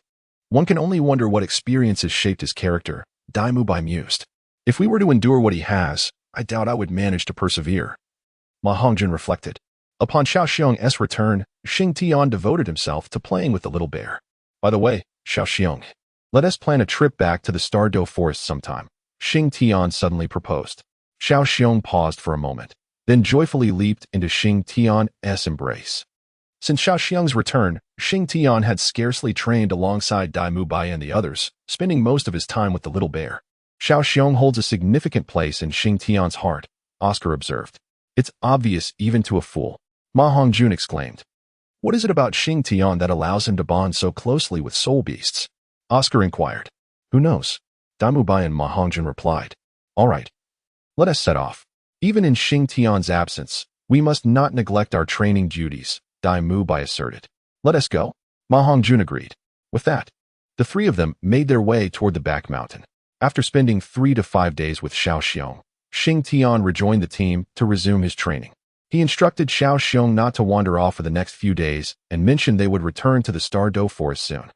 Having matured into a 1,000-year-old soul beast, Xiao Xiong was now able to comprehend Xing Tian's words and nodded in agreement. Half a month later, Daimubai had managed to touch the stones beneath the waterfall for an extended period, yet he still struggled to ascend. Ma Hongjun continued practicing his kicks and punches in the water pool. His physique clearly reflected his recent diligence. The once rounded contours of his body were gradually taking on sharper angles. Moreover, throughout this half-month, their overall strength had notably increased. Daimubai had reached level 39, teetering on the brink of level 40. Meanwhile, Ma Hongjun and Oscar had both attained level 29, poised to break through to level 30 at any moment. Xing Tian observed intently, nodding with satisfaction. He recalled that when Tang San arrived at Shrek Academy, he was at level 29, while the others were generally at levels 27 or 28, indicating a noticeable disparity. Now, after rigorous training under Xing Tian's guidance, their strengths had significantly improved, aligning them on a comparable plane. Once they had all advanced further, they planned to return to the Douluo forest to acquire their soul rings, while Xing Tian would visit Bearda. 2 weeks passed, and Daimubai was the first to reach level 40. Mubai, let us wait a few days until Fatty and Oscar also break through, and then we shall venture to the Douluo forest together to obtain our soul rings, Xing Tian proposed. No problem, Daimubai replied, not minding the brief delay. 3 days later, Ma Hongjun achieved level 30, and 2 days thereafter, Oscar also reached the same milestone. They subsequently arranged a visit to the principal's office. Principal, we are preparing to journey to the Douluo forest. Daimubai, Ma Hongjun, and Oscar all require soul rings, Xing Tian announced. Oh, so soon? Flinder expressed mild surprise. Indeed, Daimubai has already reached level 40, and both Ma Hongjun and Oscar have attained level 30. Excellent. Go find Teacher Zhao. He will escort you to the Douluo forest, Flinder instructed. Understood, Principal, Xing Tian affirmed. Upon locating Zhao Wujia, he was engaged in physical training within the dormitory. Teacher Zhao, the principal has requested you to accompany us to the Douluo forest to obtain soul rings, Daimubai informed him. Oh, have you all made breakthroughs? Zhao Wujia inquired. Yes, we have all advanced. I've reached level 40, and the other two have attained level 30, Daimubai replied. Very good. Your strengths are rising swiftly, Zhao Wujia remarked. So, when shall we depart, Teacher Zhao? Xing Tian asked. Tomorrow morning would be ideal. Today, rest well to rejuvenate your spirits. We shall set off at dawn, Zhao Wujia concluded. All right. Upon returning to the dormitory, Xiao Xiong was found sleeping on Xing Tian's bed. Xiao Xiong, awaken. Go fetch some meat. I'll roast it for you tonight, Xing Tian urged, nudging him gently. Upon hearing the mention of meat, Xiao Xiong sprang up eagerly and dashed towards the back mountain. Tonight, we shall feast on roasted meat, Xing Tian declared. Before long, Xiao Xiong returned, proudly carrying a pig. Haha, well done. You are the hero of the evening, Xing Tian praised, ruffling Xiao Xiong's fur. The following day, before dawn, Zhao Wujia knocked on their dormitory door. Young men, are you prepared? It is time to set off. His voice echoed from outside. A few minutes later, Xing Tian opened the door. Teacher Zhao, we are ready and can depart at any moment. Then let us be on our way, Zhao Wujia responded. Chapter 40. Return to the Douluo forest. Xiao Xiong, we are departing. Prepare to go home. Xing Tian called out into the dormitory, and soon after, a little bear bounded out, leaping with exuberance. It sprang into the air. Its small form momentarily suspended, before landing gracefully on Xing Tian's shoulder. I remarked, you've grown so much, yet you still want to perch on my shoulder. Xing Tian gently patted the little bear. In a show of affection, the bear nuzzled Xing Tian's face before settling down for a nap on his shoulder. I was utterly exasperated. Xing Tian had long since run out of patience with the bear's audacity. A few minutes later, Daimubai, Ma Hongjun, and Oscar emerged, fully prepared. Let us set off. Our destination is the Douluo forest, Zhao Wujia proclaimed, leading the way beyond the village. A day later, Zhao Wujia guided Xing Tian and the others to the Douluo forest. We shall spend some time here, gentlemen. Are you ready? Zhao Wujia inquired. Zhao, I want to be joining you. I plan to take the little bear home for a visit. Let us set a time to reunite. I will come to find you then, Xing Tian suddenly declared. That works. Let us make it a month. We shall reconvene here in a month. Zhao Wujia replied after a moment's contemplation. Little bear, it's time to go home. Xing Tian announced, dashing into the forest and vanishing from sight in a matter of bounds. Zhao, are you just going to let him go like that? Dai Mubai questioned. Why? Are you worried about him? Frankly speaking, for him, it's akin to going home. Zhao Wujie retorted, casting a disapproving glance at Dai Mubai. Dai Mubai and the others felt a bit awkward upon hearing this. It did seem to make sense. I recalled Xing Tian mentioning that he had spent 3 to 4 years here, Oscar remarked. All right, let us head in as well. By the way, there is something I need to mention. Zhao Wujie suddenly interjected. What is it, Zhao? Dai Mubai asked. Before he left, Xing Tian spoke to me.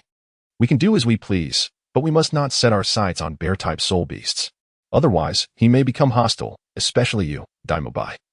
As your soul ring acquisition may be involved, Zhao Wujie cautioned.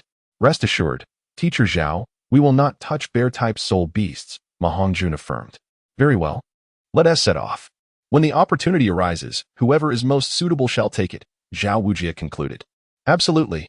As Zhao Wujie and his companions ventured into the forest, Xing Tian had already traversed the outer perimeter with his little bear, delving into the inner regions. Within the Stardow forest, Xing Tian could not claim absolute dominance. Yet a significant portion of the soul beasts had either felt the sting of his wrath or had, in turn, inflicted it upon him. However, one undeniable fact remained. Those soul beasts that had endured Xing Tian's punishment had never met their demise, barring a few exceptionally resilient ones. Conversely, the beasts that had sought to eliminate Xing Tian found themselves thwarted by his remarkable speed. He consistently managed to evade capture. As a result, the soul beasts had tacitly accepted Xing Tian's presence, generally ignoring him as long as he did not provoke them. Before long, Xing Tian arrived at the waterfall where he had previously trained, discovering that Bear De and his companions had made their abode there. Glancing at the blood spirit grass clinging to the cliffside, Xing Tian recognized the effort Bear De had invested. I'm back, he bellowed. In response, a jubilant and astonished roar erupted from the bears. Moments later, from a cave at the base of the cliff, Bear De and Bear Air emerged. Bear De, Bear Air. I have returned, Xing Tian exclaimed with laughter. The little bear on Xing Tian's shoulder leapt down and ran towards its parents. Ha ha ha. Xing Tian, you're back, exclaimed Bear De. Yes, I have returned, Xing Tian replied, sharing a heartfelt embrace with Bear De. How long will you be staying this time? Your absence was quite prolonged, Bear De inquired. I'm here to accompany my classmates and roommates to acquire soul rings, probably for about a month, Xing Tian explained. Acquiring soul rings? Bear De. You know I am an exception. Others will still need them. However, I have instructed them, and they should refrain from disturbing the bear-type soul beasts, Xing Tian continued. I understand. Bear De responded after a moment of contemplation. All right, enough of that. It's rare for you to be back. Wait here. I'll go find something to eat, Bear De said before dashing out. When Bear De returned, he was carrying a pig-type soul beast. I know you love to eat, so I specifically sought this out for you. Thank you. After their meal, Bear De engaged in a lively match with Xing Tian. Bear De, tomorrow I plan to visit Erming and the others. You needn't wait for me. I'll be back in a couple of days, Xing Tian informed Bear De. Go ahead. The next day, after breakfast, Xing Tian made his way towards the heart of the forest. Before reaching the lake where the Tianqing Yolong resided, he heard a tremendous commotion. Moments later, Erming jumped over from the forest. Xing Tian, you've come. Where is Sister Xiaowu? Erming asked as he landed, stirring up a gust of wind. Erming, could you refrain from making such a ruckus every time? You're damaging the trees in this forest, Xing Tian rolled his eyes. Where is Sister Xiaowu? Why isn't she here? Erming ignored Xing Tian's remark. Sister Xiaowu hasn't arrived yet, but she should be here soon, Xing Tian replied. All right. Not seeing Xiaowu has clearly dampened Erming's spirits. Don't worry, I'll make sure to bring Xiaowu back with me, Xing Tian reassured him. So, is there something specific you need to discuss upon your return? Erming asked.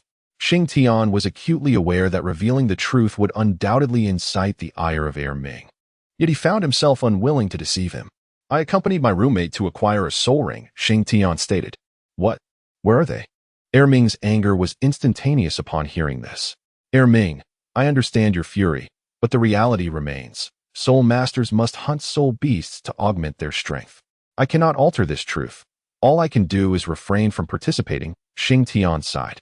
Dejected, Erming sank to the ground. Perhaps, in some distant future, soul masters will no longer rely on the slaughter of soul beasts to gain power, Xing Tian mused. Let us hope so. Suddenly, the voice of the sky blue bull python resonated from behind Xing Tian. revealing that it had emerged from the lake unbeknownst to him. "Kid, how long do you plan to linger here?"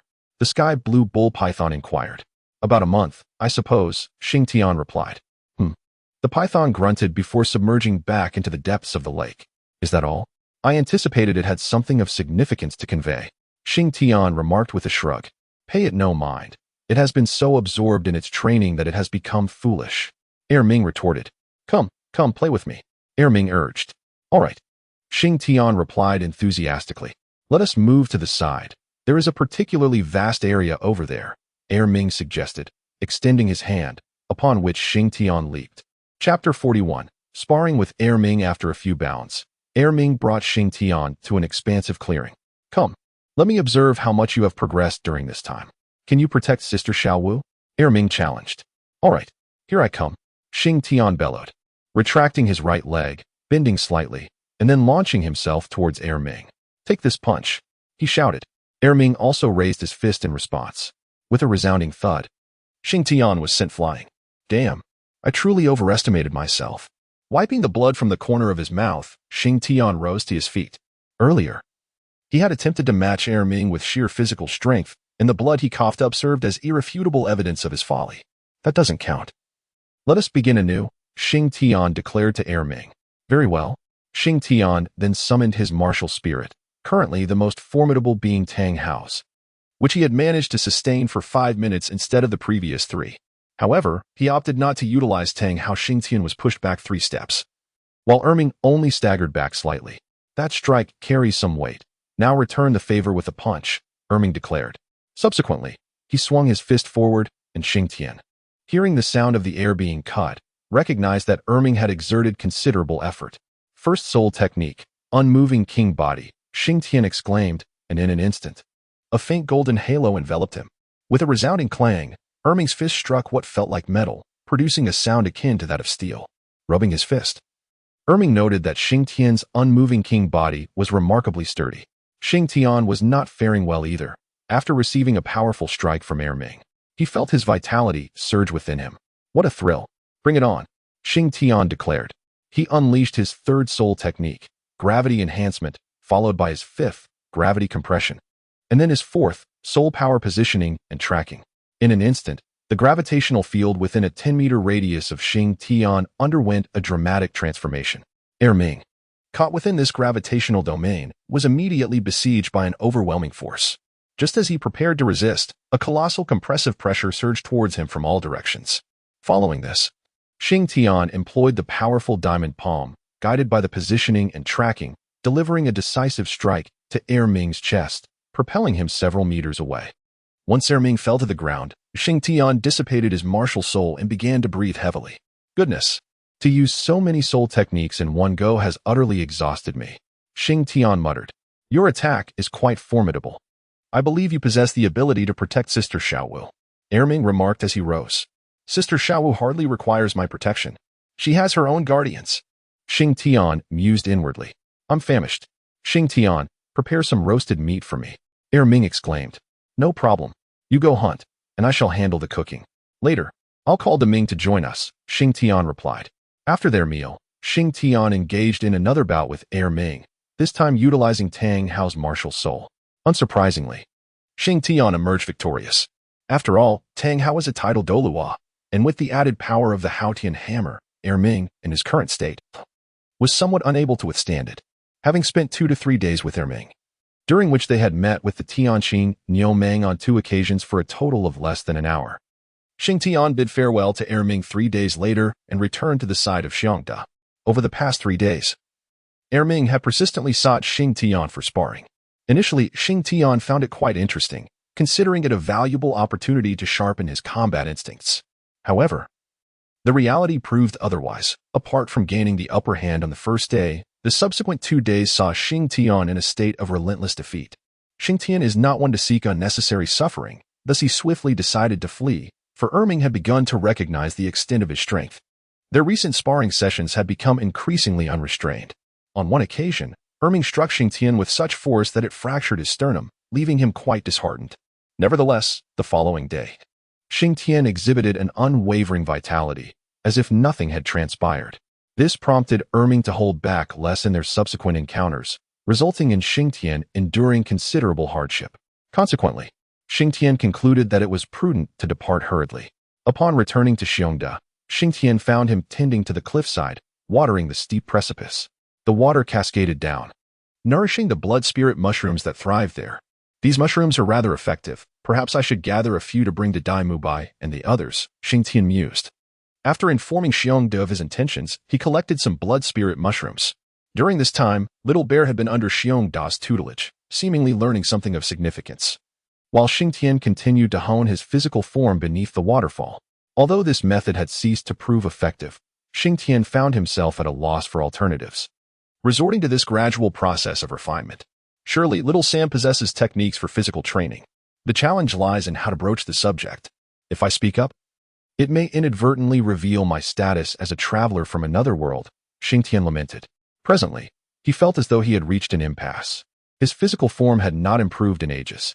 While this state of stagnation was not entirely untenable for the short term, he feared that as Tang San and the others ascended to the rank of title Douluo and ultimately to godhood, he would lag significantly behind them. Given that the simulated time for title Douluo was merely 5 minutes, it became evident that Xing Tian's physical strength required considerable enhancement. Despite the lack of tangible results, Xing Tian's daily training had evolved into a ritual. Without it, he felt a persistent sense of incompleteness. Soon, the month-long agreement was drawing to a close. Yet Xing Tian had made no discernible progress during this time. Xiongda, I shall depart tomorrow, he announced. So soon? Xiongda responded, bemused. He was unsure why time always seemed to fly when he was in Xing Tian's company. Next time, I shall endeavor to stay longer, Xing Tian promised. Very well. By the way, Little Bear will not accompany you this time. I intend to impart some knowledge to him, Xiongda stated. No problem. I hope his strength will have advanced when I return, Xing Tian replied with a smile. I assure you, you will be most astonished, Xiongda vowed. It is a promise, Xing Tian declared. The following day, Xing Tian bid farewell to Xiongda and set forth towards the edge of the forest, preparing to reunite with Dai Mubai and the others. He pondered their progress, though he felt confident that his prior enhancements to their strength would bear no adverse effects on their endeavors. As the celestial being, Xing Tian, spoke. Chapter 42, 1 year later. Upon Xing Tian's arrival at the designated meeting place, he found himself alone, devoid of the presence of Dai Mubai and his companions. Had they departed early? Or were they yet to arrive? A sense of uncertainty enveloped Xing Tian. Nevertheless, he chose not to return to the academy, opting instead to remain and wait. His faith in Zhao Wujia's concern for him was unwavering. As fate would have it, early the following morning, when Xing Tian rose, he encountered Dai Mubai and his companions emerging from the depths of the forest. Xing Tian hurriedly approached, inquiring, Why have you arrived only now? You are a full day late. Don't mention it. It was all due to Oscar, replied Ma Hongjun. Oscar, what happened? Xing Tian asked. Oscar acquired an external soul bone, which delayed us somewhat, Dai Mubai explained. An external soul bone? Xing Tian exclaimed in astonishment. Simultaneously, he could not help but internalize his thoughts. An external soul bone? Isn't that Tang San's exclusive? How could Oscar possess one too? Is it because of my influence? Indeed, it is an external soul bone. Little Ao is quite fortunate, Zhao Wujin remarked. What manner of external soul bone is it? Xing Tian inquired. Little Ao, Zhao Wujin called out. Coming right up, Oscar replied. Suddenly, Oscar's back began to swell, and before long, a pair of wings, crimson bat wings, emerged. Is this really an external soul bone? Are you jesting with me? And what on earth are those bat wings? Xing Tian exclaimed. This is the external soul bone of a ghost bat, Ma Hongjun explained. And what about Oscar's third soul ring? Xing Tian asked. My third soul skill is flight, Oscar stated. I understand. But is this the wing that corresponds to the flight soul skill? Xing Tian pointed at the wings on Oscar's back. Exactly, Oscar affirmed. Allow me to see, Xing Tian urged. I possess a bloodbat sausage, Oscar declared. With that, Oscar's third soul ring shimmered, and a sausage, as crimson as blood, appeared in his hand. In the depths of his mind, Xing Tian was momentarily at a loss for words. What on earth had he overlooked? In Xing Tian's recollection, Oscar's third soul skill was indeed a flight ability, but the incantation seemed to revolve around I possess a mushroom-like appendage, and the wings were supposed to resemble ethereal, fairy-like appendages. Yet, upon glancing at the blood-red bat wings sprouting from his back, he felt a wave of confusion wash over him. Moreover, the restless sensation stirring within his mind was utterly baffling. In that fleeting moment, Xing Tian was completely disoriented, sensing that he had perhaps committed a grave error. How does it feel? Is it not extraordinary? Oscar exclaimed, bubbling with excitement. It's acceptable, although I can't shake off this peculiar feeling stirring in my mind. Xing Tian replied, my third soul skill combines flight with fury. That sensation must be the manifestation of fury, Oscar explained. What purpose does it serve? Xing Tian inquired. Fury enhances both attack power and agility, and it allows one to absorb the opponent's blood to mend one's own injuries while also replenishing a portion of soul power. Oscar elaborated. Goodness, is it truly that formidable? Xing Tian expressed his astonishment. Not excessively. It only permits the absorption of spilled blood from an opponent bearing wounds. And this fury lasts for merely 3 minutes, Oscar clarified. And what of the flight? Approximately 10 minutes. We conducted experiments earlier, Oscar responded.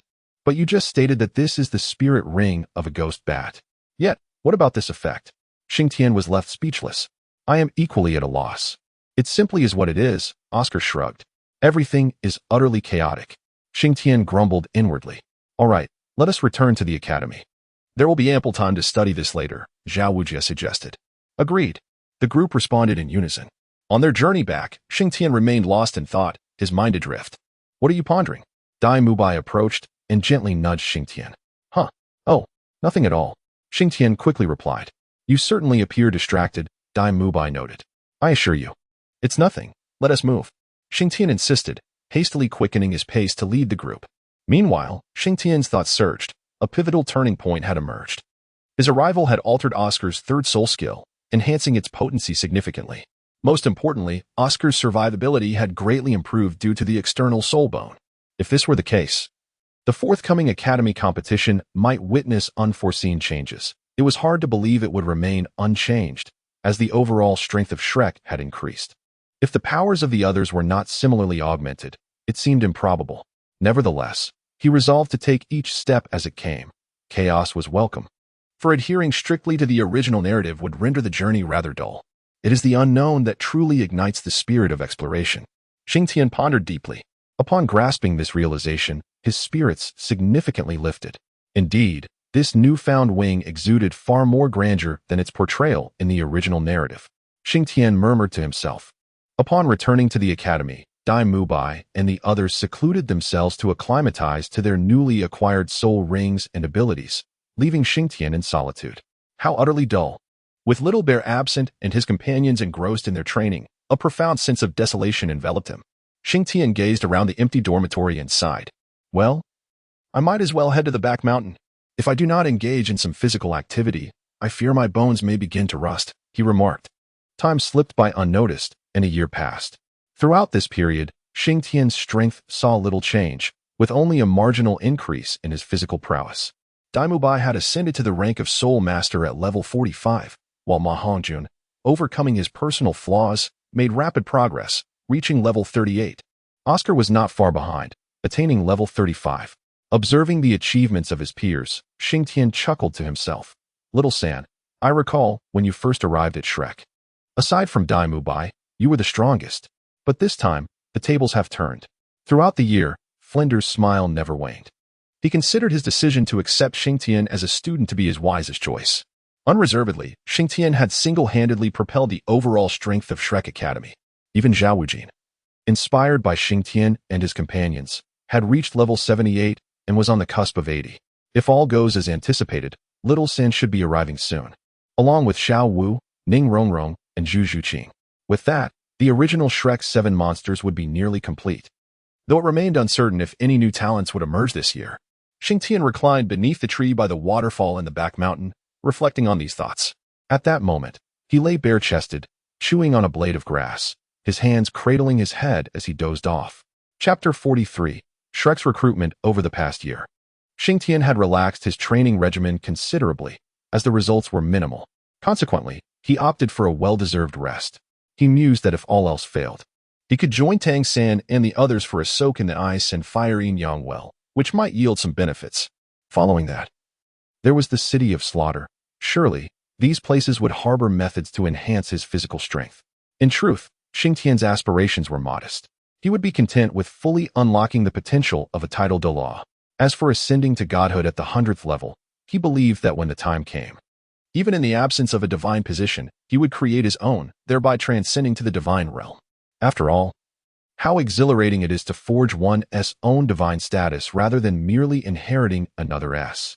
Nonetheless, his current task was to faithfully accompany Tang San and seize the opportunities that lay before him. A month later, one evening. Everyone, prepare yourselves.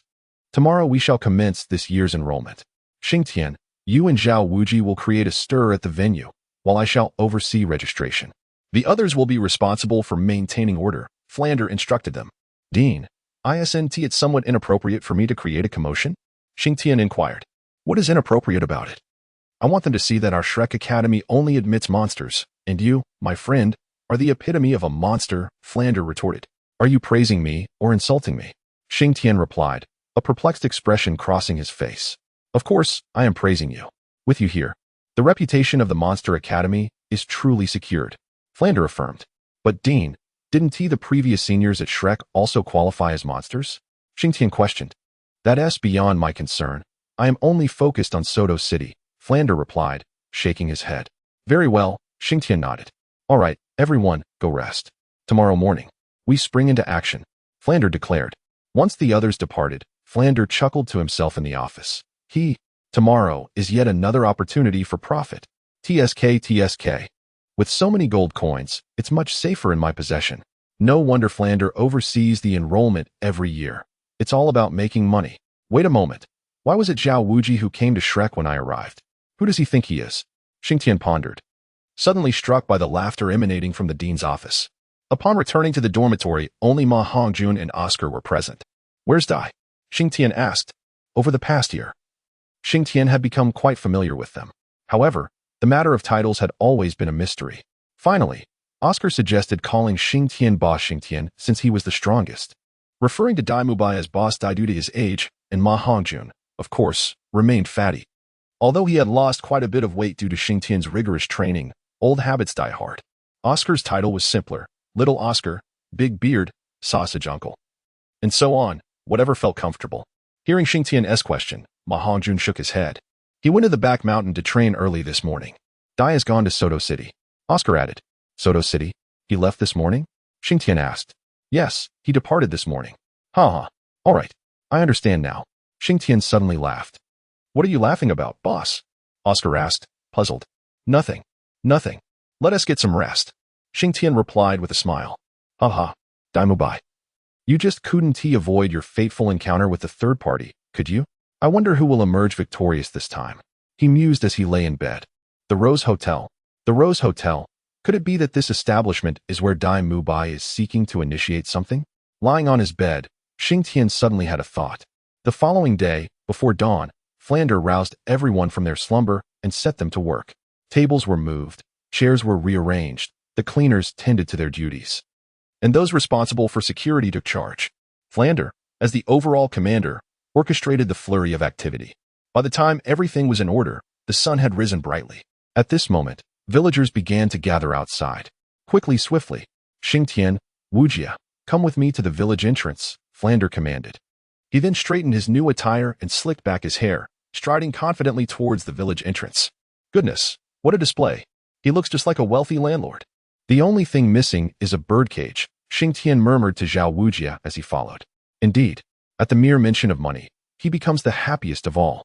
Each year during enrollment, it is the happiest time for the dean, Zhao Wujia replied with a shake of his head. This is the only time of year he can make some money. It's not easy for him to support the entire academy by himself. He added, before long. Xing Tian and Zhao Wujia arrived at the village entrance, where Flander had already taken his seat. Some villagers had dispersed around him, maintaining order. Enrollment for Shrek Academy is now commencing, Flander proclaimed, addressing the queue of hopefuls. As soon as he finished speaking, the line began to move forward slowly. Observing the lengthy queue, Flander's face blossomed with joy. The registration fee is 20 gold coins, no refunds for those who do not qualify. This is a rule everyone is aware of, correct?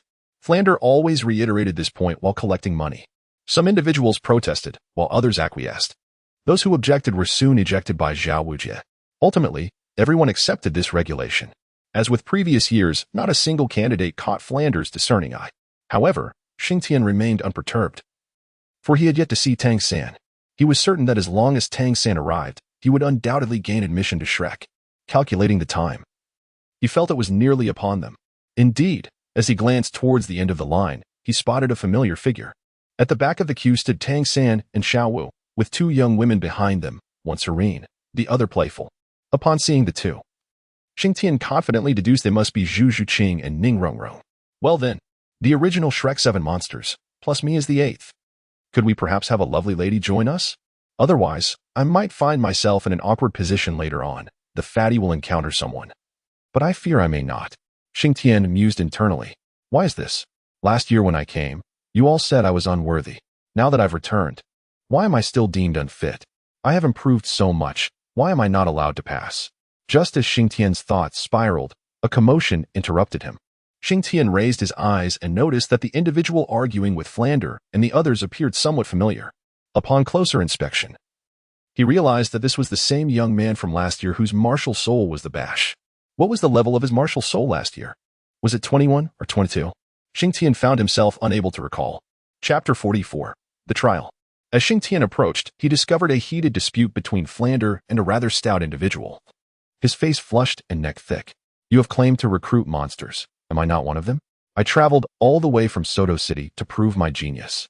My monstrous nature. Why will you not accept me? I concede that you possess genius, Flander replied, shaking his head, but I cannot acknowledge you as a monster. Impossible. I am not a monster. Who, then, is the true monster? As soon as he spoke, both Flander and Zhao Wujia's gazes fell upon Xing Tian.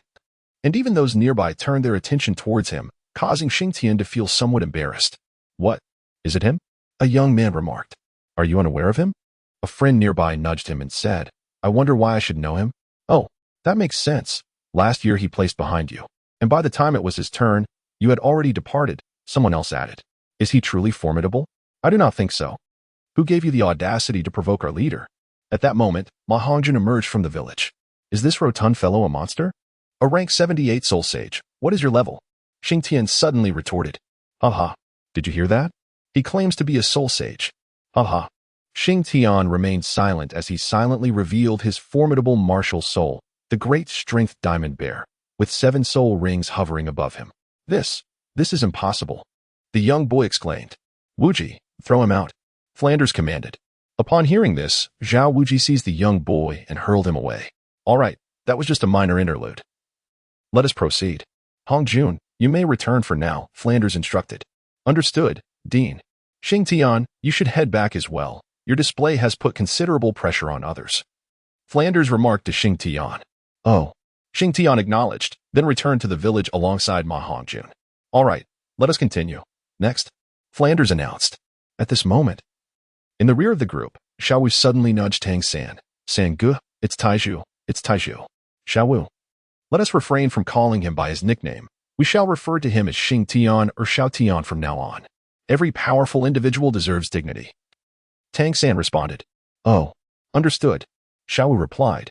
Gu, how do you think Xing Tian has improved his strength so rapidly? Xiao Wu inquired. I suspect this is not the entirety of his power. Tang San mused, stroking his chin. He understood Xing Tian. The Xing Tian he knew would never easily reveal his trump cards. What he displayed was merely what he chose to show you. While Tang San and Xiao Wu conversed, they were oblivious to the disdainful glances from 2 women behind them. Humph, what pretentiousness. The playful-looking girl whispered. Yet, this person is indeed powerful and quite handsome. In an instant, she switched to a starry-eyed expression. The other woman, with a cool demeanor, showed no overt emotion, but her clenched fist betrayed her inner astonishment. Upon returning to the village, Xing Tian headed straight to his dormitory for some much-needed rest, only to be roused before dawn. Not long after, Dai Mubai stealthily entered. I say, Boss Dai, you're quite something. Could it be that the Rose Hotel was transformed into a couple's hotel because of you? Xing Tian inquired from his bed. You're still awake. Dai Mubai replied, flustered. You woke me up. By the way, you still haven't answered me. How could that be? I am a person of integrity. Wait, how did you know I went to the Rose Hotel? Dai Mubai suddenly exclaimed. Boss Dai, as a brother, I advise you, a man must know when to hold on and when to let go. Furthermore, be a bit more devoted, or your wife may run off with someone else one day. Xing Tian remarked before turning over and gradually drifting off to sleep. Meanwhile, the admissions process was in full swing. Soon it was Tang San and his companions' turn. As expected, they were accepted and proceeded directly to the final stage. Upon entering the village, Tang San encountered Dai Mubai, who, as in the original story, guided them to Zhao Wuji. What? Level 78 Soul Sage? Upon hearing Dai Mubai's introduction, Tang San was somewhat taken aback. Thus, it is crucial for you all to familiarize yourselves with one another and devise a strategy to counter him. Otherwise, do not expect to withstand even a single incense stick's worth of time against Teacher Zhao's onslaught, Dai Mubai declared. In response, Tang San hastily gathered the group and initiated their fundamental introductions. I am Tang San, a 30-level control system soul master, wielding the blue-silver grass martial soul. Though I have yet to acquire my third soul ring, he began. I am Xiao Wu, a 30-level assault system soul master with a rabbit martial soul. And I too have not yet obtained my third soul ring. Xiao Wu followed suit. Ning Rongrong, with the 7 treasures glazed tile martial soul, is a 28-level support system soul master. After a moment of hesitation, Ning Rongrong spoke. Zhu Zhiqing, with the beast martial soul, the nether cat, is a 28-level agile attack soul master. Zhu Zhiqing stated with an expressionless demeanor. 7 treasures glazed tile? Are you from the 7 treasures glazed sect? Tang San queried with surprise. Yes, Ning Rongrong affirmed. The 7 treasures glazed tile is reputed to be the most potent support martial soul along the Great Path, serving as the finest companion for soul masters. The others gazed at Ning Rongrong in astonishment, rendering her somewhat bashful. Do not stare at me. I am no different from an ordinary person. I sneaked out from home.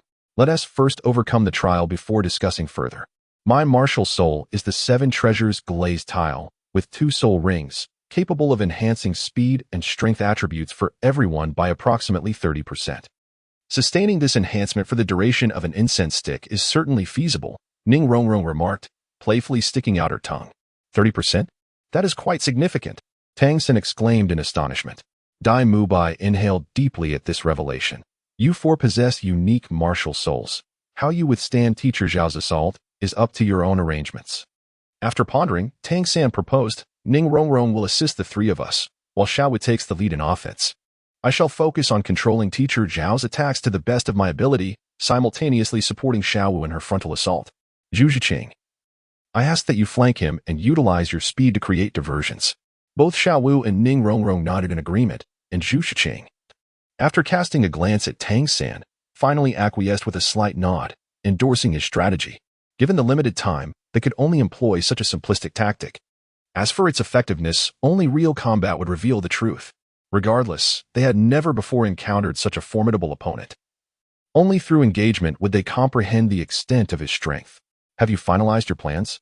Boomed Zhao Wujin's voice, causing the 4 to turn and observe that the incense stick on the ground had burned down to its end. Teacher Zhao, we are ready to begin. Dai Mubai affirmed with a nod toward Zhao Wujin. Nodding in response, Zhao Wujin rose and stretched his joints, producing a series of crackling sounds. Observing this, Dai Mubai hurriedly lit another incense stick. Wait. Suddenly, the voice of Ma Hongjun echoed through the air. Fatty, what is the matter? Dai Mubai rose to inquire. The dean said we no longer need Teacher Zhao. Ma Hongjun replied. No need for Teacher Zhao?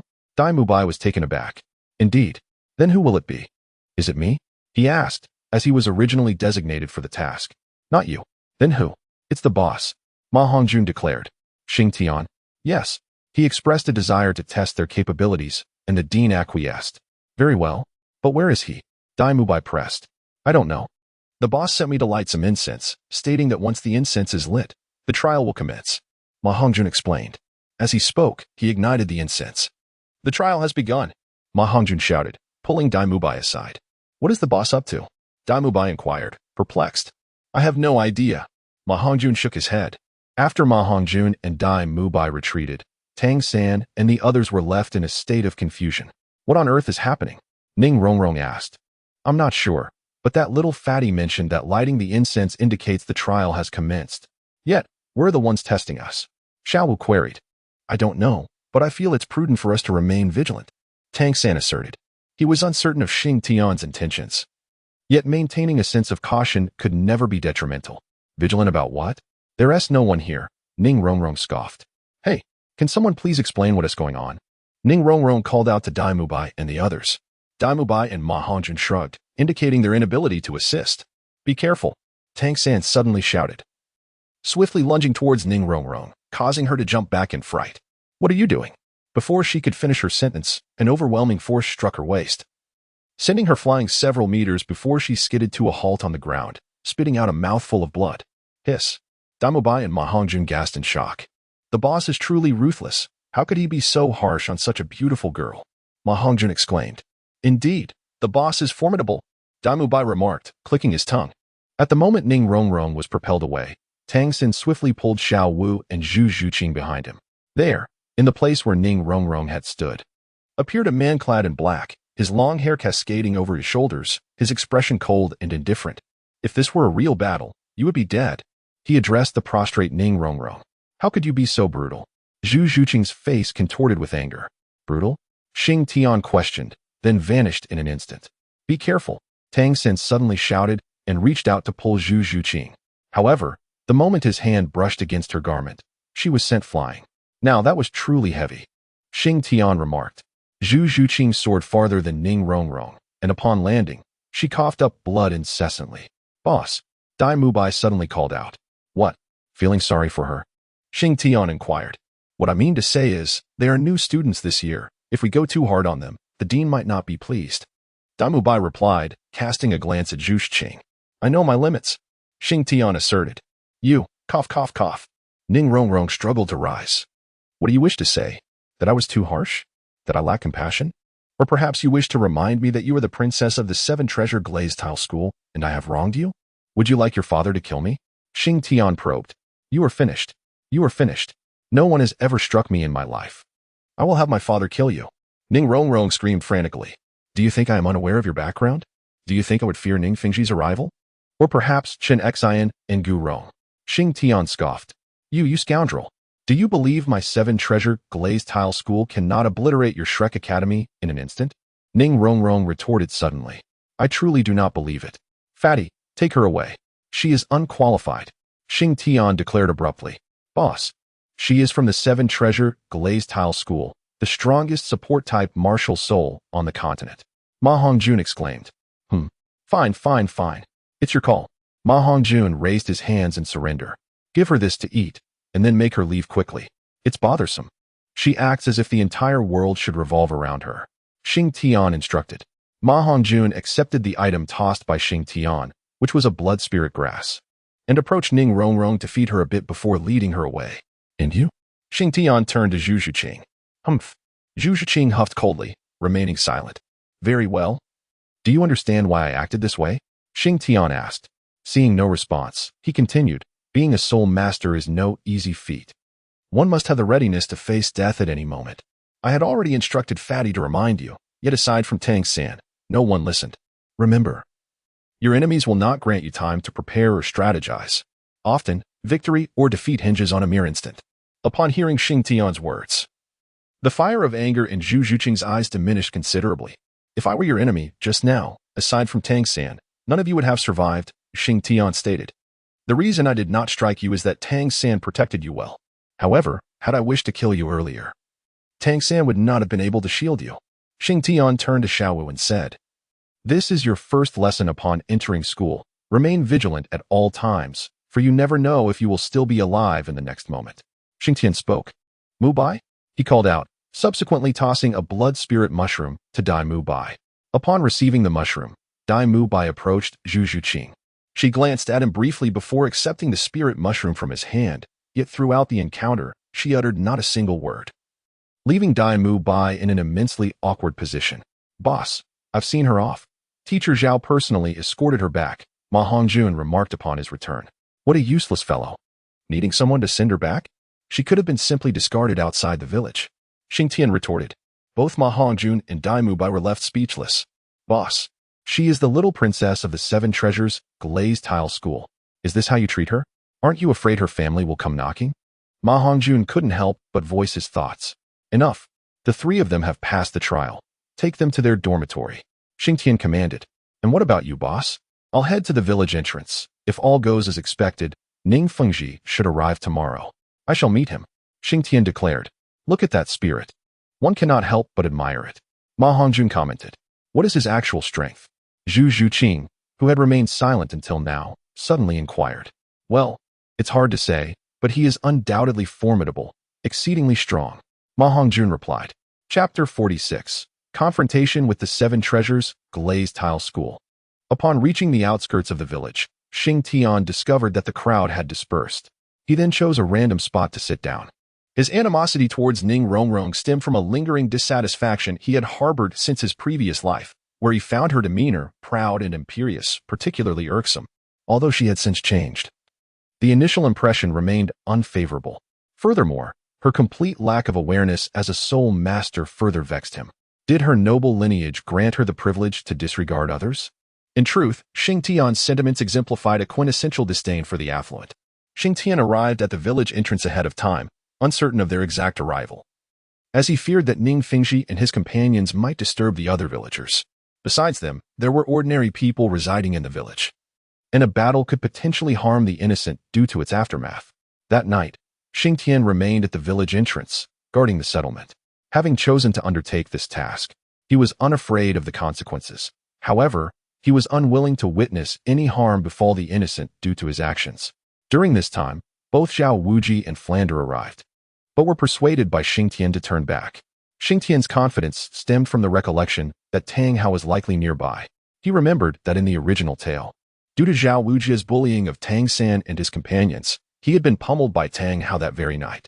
Thus, Xing Tian felt no trepidation. Moreover, as long as it was not Qinshin and Gu Rong attacking him together, he truly feared no one in a one-on-one confrontation.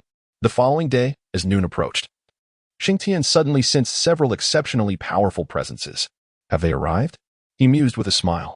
Shortly thereafter, Ning Rongrong, accompanied by 3 others, appeared at the village entrance. You're here. I've been waiting for you all day, Xing Tian remarked nonchalantly, a blade of grass dangling from his mouth. You've got some nerve. Daring to injure the princess of the Seven Treasure Glazed Tile School, one of the sword-wielding individuals declared. What? Is she not allowed to fight? If she has come to my academy, she must abide by its rules, and the trials are part of that, Xing Tian replied.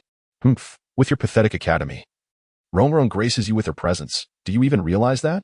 Another scoffed. Wow, I've never heard such shamelessness articulated so elegantly. I'm truly impressed. Xing Tian stood up, clasping his hands in mock respect. Uncle Jian. At that moment, a distinguished middle-aged man spoke up. I am Ning Fingxi, Rongrong's father. So you are the one who harmed my daughter? He inquired. What's the matter? Is there a problem? Xing Tian retorted. You brat, sever an arm, and I shall spare your life. Ning Fengji declared. Have you been in positions of privilege for too long? You act as if your threats hold weight. As if you possess the power to kill me, Xing Tian scoffed, rolling his eyes. Then, abruptly shedding his casual demeanor, Xing Tian's expression turned somber. I extend the same ultimatum to you. Sever an arm, or you shall not leave this village today. Ha ha ha. What did I just hear? This brat actually dares to demand we sever our own arms? What a joke. This is truly the height of absurdity. Qinshin suddenly burst into laughter. Arrogant fool, seeking death. Qinshin exclaimed as he swiftly drew his sword and lunged at Xing Tian. As Xing Tian sidestepped, he narrowly evaded the strike. That tentative thrust of yours marks the gravest error you could have made today, he declared suddenly. Humph. You don't genuinely believe that a titled Douluo possesses only this level of strength, do you? Chen Xian retorted with a cold scoff. No. I harbor no underestimation of you. I am acutely aware that your 7-killing sword is the most potent martial soul, rivaling even the Haotian hammer. Do you comprehend why I deem your tentative strike a misstep? Xing Tian remarked with an enigmatic smile. A sudden wave of foreboding washed over Chen Xian. Just as he suspected, a second sword, identical to Chen Xian's, materialized in Xing Tian's grasp. Indeed, how remarkable. The soul ring manifests in such a form. The compatibility is astonishing. Xing Tian chuckled. As the 7-killing sword was revealed, Chen Xian, Ning Fingxi, and Gu Rong stood in stunned silence. For they knew that only one individual per generation could inherit the 7-killing sword. Its duplicate should not exist. Have you ever fought against yourself? Xing Tian inquired unexpectedly. Chen Xian was momentarily taken aback, unable to decipher the meaning behind Xing Tian's words. First soul skill, blade of the long sword. Fourth soul skill, aura of slaughter. Xing Tian suddenly exclaimed. In an instant, the first and fourth stars on the 7-killing sword ignited.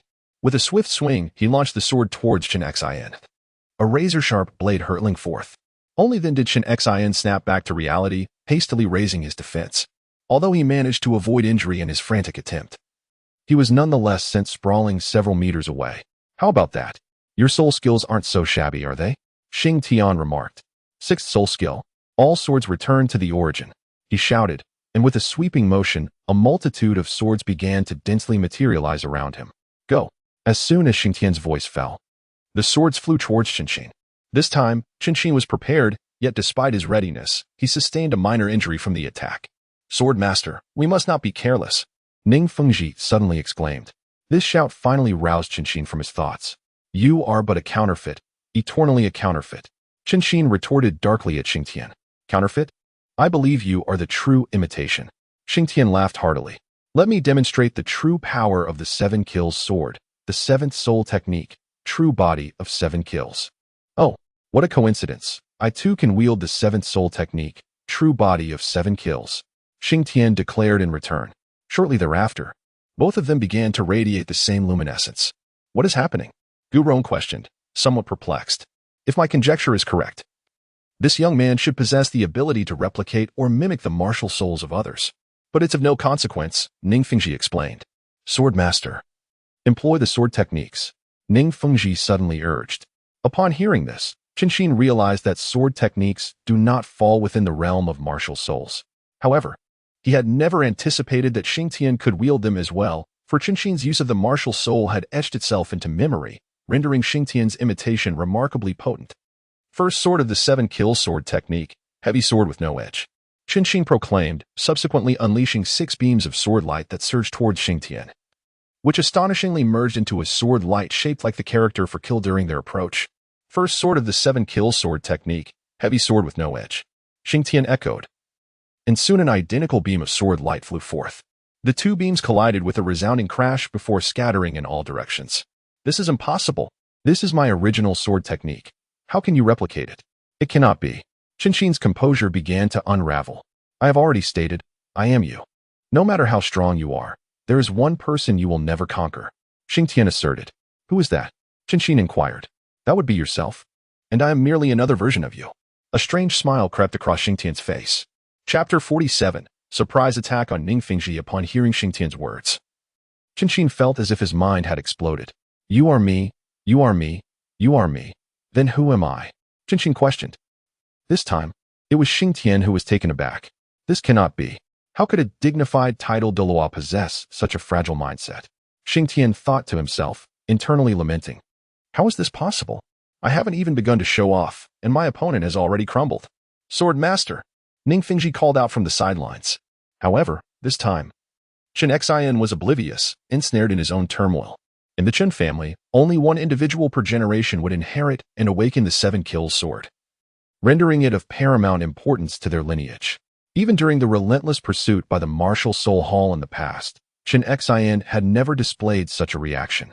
Yet today, after being confronted by Xing Tian, his mental state shattered, leaving Xing Tian in a rather awkward position. Upon witnessing Xing Tian's troubled state, Douluo Gu Rong hurriedly approached to pull him back. Hey, this is not my fault. I did nothing. You all saw it. We merely exchanged a few blows. Do not pin this on me, Xing Tian exclaimed suddenly. You. The word struck Ning Fengji and Douluo like a harsh blow. Humph. Boy, you possess some skill, but do you think this is the end? Douluo scoffed. Indeed. I am curious to see how formidable a martial soul can be to rival the Haoyan hammer, Xing Tian declared. All swords return to their origin. Suddenly, Xing Tian shouted, and a multitude of radiant swords surged towards Douluo. Despicable! Douluo roared, swiftly summoning a bone dragon for defense. After a torrential downpour of blades, the bone dragon was riddled with numerous cracks. How about that? Hee. The attack power of the sword Douluo is quite commendable. Xing Tian chuckled. Uncle Bone, this lad is quite sinister. Let us join forces. Ning Fengji urged Douluo. All right. Douluo acquiesced. The 7 treasures turned to the Yoli. Known for its strength and speed, Ning Fengji summoned the 7 treasures glazed tower. Hey, 2 against 1. Xing Tian shouted. This won't do. I must restrain Ning Fengji, or I shall truly be in peril. Xing Tian thought to himself. With Ning Fengji's assistance, Douluo felt considerably bolstered. Boy, I acknowledge that this may be somewhat unfair. But once you are eliminated, who shall know the difference? Wouldn't you agree? Indeed. But can you truly kill me? Xing Tian retorted. With a sudden motion, he activated his 8th soul skill, mountain moving and sea filling. The 7 kills sword in his hand swung forth, instantly manifesting 12 sword shadows that descended upon Chen Xian. Not good, Uncle Bone. Protect sword uncle. Ning Fengji shouted suddenly. Boy, you dare? Bone Douluo cried out, swiftly approaching Chen Xian's side. Due to Chen Xian's currently unstable condition, he had been positioned at the periphery of the battle circle. Now, with Xing Tian's attack approaching, they were compelled to divert their attention to safeguard Chen Xian. A golden opportunity. Suddenly, a thought struck Xing Tian. Taking advantage of Bone Douluo's distraction as he rushed to aid Xing Tian charged directly towards Ning Fengji, delivering a powerful punch to his face. In this moment, Xing Tian did not hold back, uncertain whether Ning Fengji could withstand the blow. Regardless, Ning Fengji was caught off guard and sent sprawling. Exposing one's support to the enemy during battle is the gravest of errors, Xing Tian declared. Father! Ning Rongrong cried out in alarm as she witnessed Ning Fengji collapse, motionless. You brat! I shall see you dead. Bone Douluo seethed with rage upon witnessing Ning Fengji's injury at the hands of Xing Tian. Xin, stirred by Bone Douluo's outcry, momentarily regained his composure. Old Bone, what is happening? What has happened to the sect master? Xin asked, anxiety evident in his voice. I do not know, but this lad has ensnared the sect master. Bone Douluo responded. Father, please wake up. Ning Rongrong sobbed as she knelt beside Ning Fengji. Good heavens, he hasn't died, has he? That cannot be. After all, he is a soul sage of level 79. He ought not to be this fragile. Xing Tian mused inwardly as he gazed at the fallen Ning Fengji. Old Bone, let us strike together. Xin's eyes were filled with a crimson hue at this moment. Very well. With that, Xin brandished his sword anew, while Gu Rong vanished in a flash. This is bad. We are in peril. Xing Tian felt a surge of dread. Bone Douluo's soul abilities seemed to be linked to space, complicating matters. One adversary he could handle, but 2 would be quite challenging. You brat, do you not wield the 7 killing sword as well? Come. Let me witness your prowess. Xin bellowed, commencing his harassment of Xing Tian. While Xin's assaults were not particularly formidable, Xing Tian was able to fend them off. However, he understood that Xin was deliberate in his actions, aiming to create an opportunity for Gu Rong. 3rd soul skill, flowing like water. Xin suddenly shouted. In that instant, Xing Tian felt a force pushing him backward, infused with considerable sword energy, causing him some distress. Just as Xing Tian was momentarily distracted, Bone Douluo appeared mysteriously at his side. This is not good. A sudden tightening sensation gripped Xing Tian's heart. Then, a tremendous force struck him at the waist, propelling him away. Cough, cough. Damn. 2 against 1 is hardly fair. If you have the skill, face me one-on-one. Xing Tian clutched his wounded side, coughing up blood. Feeling comfortable, are we, brat? Bone Douluo chuckled. Cough, cough. What sort of hero engages in such an unfair fight, especially against a child? Xing Tian retorted, spitting blood. With such abilities, we cannot afford to regard you as merely a child. Bone Douluo replied. Since the 7 killing sword is ineffective, I wonder if you can contend with the bone dragon? A sly smile crept across Xing Tian's face before he vanished from sight. This is dire. This lad is now utilizing my martial spirit. We must proceed with utmost caution. As Bone Douluo watched Xing Tian vanish, he suddenly spoke. However, after waiting for a considerable time without any sign of Xing Tian's attack, the sound of Ning Rongrong's cries roused Sword Douluo Xin. Not good, the sect master. Xin shouted. Yet, they realized too late that Xing Tian had already seized Ning Fengji. Checking for signs of life, they were relieved to find that he still breathed, merely unconscious. Don't move. My hands are unsteady. I take no responsibility if anything happens. Xing Tian shouted as he held Ning Fengji captive. You scoundrel! Sword Douluo Xin exclaimed. What? You too? No. All 3 of you attacking me isn't despicable? You 3 are all over 100 years old, ganging up on a mere teenager. How is that not cowardly? Xing Tian retorted. Just as Xing Tian stood off against Sword Douluo and Bone Douluo, Ning Fengji slowly regained consciousness. Sect Master Ning, you're awake. Please, don't move, or I cannot guarantee your safety. Xing Tian's voice suddenly reached Ning Fengji's ears. Chapter 48. Stand down. Upon hearing Xing Tian's words, Ning Fengji immediately became fully alert, only to realize he was being held hostage. Release the sect master, or you will face dire consequences. Bone Douluo barked sternly. TSK, TSK, TSK. Sect Master Ning. It seems they are quite oblivious to the situation, Xing Tian remarked, gripping Ning Fingji tightly. Humph.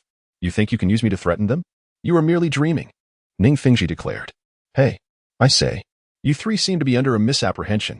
Ning Fingji is in my grasp. Dare to speak to me like that, and believe me, I will end his life. Xing Tian's tone darkened ominously. You dare lay a finger on the sect master, and I shall hunt you down to the ends of the earth. Sword Douluo Continent vowed. Is that so? What if I were to take him to the spirit hall? Ha! Don't speak too confidently. Have you forgotten how you once fled from the spirit hall like a stray dog? Xing Tian laughed mockingly. Stop wasting time. You distract him, and I will launch a surprise attack. Bon Douluo whispered. Understood. Qin Xin replied softly. Hey, don't think I'm unaware of your plotting. You would do well to refrain, lest I decide to execute my threat. Xing Tian shouted. What do you want? Ning Rongrong suddenly cried out. What do I want? Perhaps it is you who should be asking that. Xing Tian sneered. My father has already been captured by you. Why do you not release us? Ning Rongrong sobbed. What logic is this? I capture your father, and I should let you go? That does make a certain sense. Very well, you may leave. But I shall keep Ning Fengji. Xing Tian contemplated aloud. With that, he began dragging Ning Fengji towards the village, unable to avoid the height disparity between them. At this moment, Ning Fengji wished for nothing more than to perish, for he had endured such humiliation, being dragged along the ground like a dog. Stop right there. Bon Douluo suddenly shouted. Release our sect master, or we shall raze your village to the ground. Jian Douluo added. Oh really? Go ahead. I dare you. Xing Tian replied with a smile. Yet his eyes glimmered with a cold light as he tightened his grip on Ning Fengji's hand, causing him to grimace in pain. I know I was wrong. Please, spare my father. I promise I won't act out again. I will be obedient. I beg you, let my father go. Ning Rongrong cried out suddenly. Rongrong! Jian Douluo exclaimed. Grandfather Jian, I understand my mistakes. I will no longer be willful. I promise to study diligently and will not throw tantrums again. Ning Rongrong wept, her tears streaming down her cheeks. Stop. School? Where? Here? I'm afraid you do not qualify, do you understand? You have no right to enter Shrek. Xing Tian declared. Upon hearing this, Ning Rongrong trembled, silent tears cascading down her face. Boss. Boss. At that moment, the voices of Ma Hongjun and the others echoed from the village. Boss. The dean wishes for you to invite them in, Oscar said as he approached. Them? Who? Xing Tian inquired. Him. Ma Hongjun awkwardly pointed at Ning Fengji held in Xing Tian's grasp. What the hell? Has that old fool Flender lost his mind? Where was he when I was battling two titled Douluos alone? Now that I've emerged victorious, he decides to show up. What? Trying to con money again? Xing Tian exclaimed. I don't know. The others shook their heads. Damn it. Xing Tian's composure shattered in an instant. What kind of situation is this? At that moment, Bon Douluo seized Xing Tian's moment of distraction, vanishing from sight, and when he reappeared, Ning Fengji was once again in his grasp. How dare you ambush me? Xing Tian erupted in fury. The aura around him intensified, with 9 soul rings swirling about him. What? What is happening? Bon Douluo stammered. How? Yin. Jian Douluo's voice trembled as well. If you dare to speak that name, I assure you, you will not leave this village alive. Xing Tian declared darkly. Jian Douluo immediately covered his mouth. Bon Douluo too looked towards Xing Tian, noticing a sphere of black light forming in his right hand, within which a hammer shimmered ominously. Bon Douluo quickly covered his mouth, fearful of uttering the name. Sever an arm and leave. I shan't repeat myself. Xing Tian commanded as he absorbed his soul rings. Bon Douluo and Jian Douluo exchanged glances. They realized they had underestimated him. They, 3 powerful titled Douluos, had been bested by a mere child of barely a decade. Could you possibly spare our sect master just this once? Sword Douluo still wished to fight for a moment longer. If I were at a disadvantage, would you spare me? Xing Tian inquired with a smile. Suddenly, the two fell silent. Xing Tian, I beg you, I implore you to spare my father, and grandfather Jian, and grandfather Gu. It is all my fault, all my fault. I beseech you to let them go. Ning Rongrong cried out as she crawled over. 3 breaths. Xing Tian declared coldly. Both Gu Douluo and Jian Douluo's bodies trembled violently. 1, 2. No, we will comply. We will comply. Gu Douluo quickly responded. In truth, they could have resisted. But the thought of their loved ones made them hesitate. They understood that while they might escape harm, Ning Fengji and Ning Rongrong were certainly doomed. With this realization, The two placed their hands on their shoulders. Stop. At that moment, Flinder's voice echoed from the village, followed by a figure swiftly approaching. Xing Tian, cease your actions. Flinder exclaimed as he flew closer. What? Do you intend to thwart me? Xing Tian replied with a bright smile. Yet the brilliance of his grin offered no warmth to those present, only an overwhelming chill. You three cannot move, Flinder declared sternly. On what grounds? They cannot be killed, Flinder stated succinctly. Without a reason, no one can impede me, not even you. Xing Tian retorted, casting a glance at Flinder. Because of the hammer, Flinder suddenly interjected. Xing Tian, who had been advancing towards Ning Fengji, abruptly halted and turned to look at Flinder. This time, it was Flinder who was taken aback, you know? Xing Tian paid no heed to Flinder, instead addressing Ning Fengji and the others with an imperious command. Depart. Douluo and Douluo promptly assisted Ning Fengji in his exit. Wait, Xing Tian suddenly called out. What further instructions do you have? Douluo inquired. It would be best for you to forget what you have just witnessed. Otherwise, the 7 treasure glazed tile school will be unable to withstand my might. Should you doubt this, feel free to test it, Xing Tian asserted. Rest assured, Douluo replied. We take our leave. With that, Douluo and Douluo escorted Ning Fengji away, leaving Ning Rongrong solitary.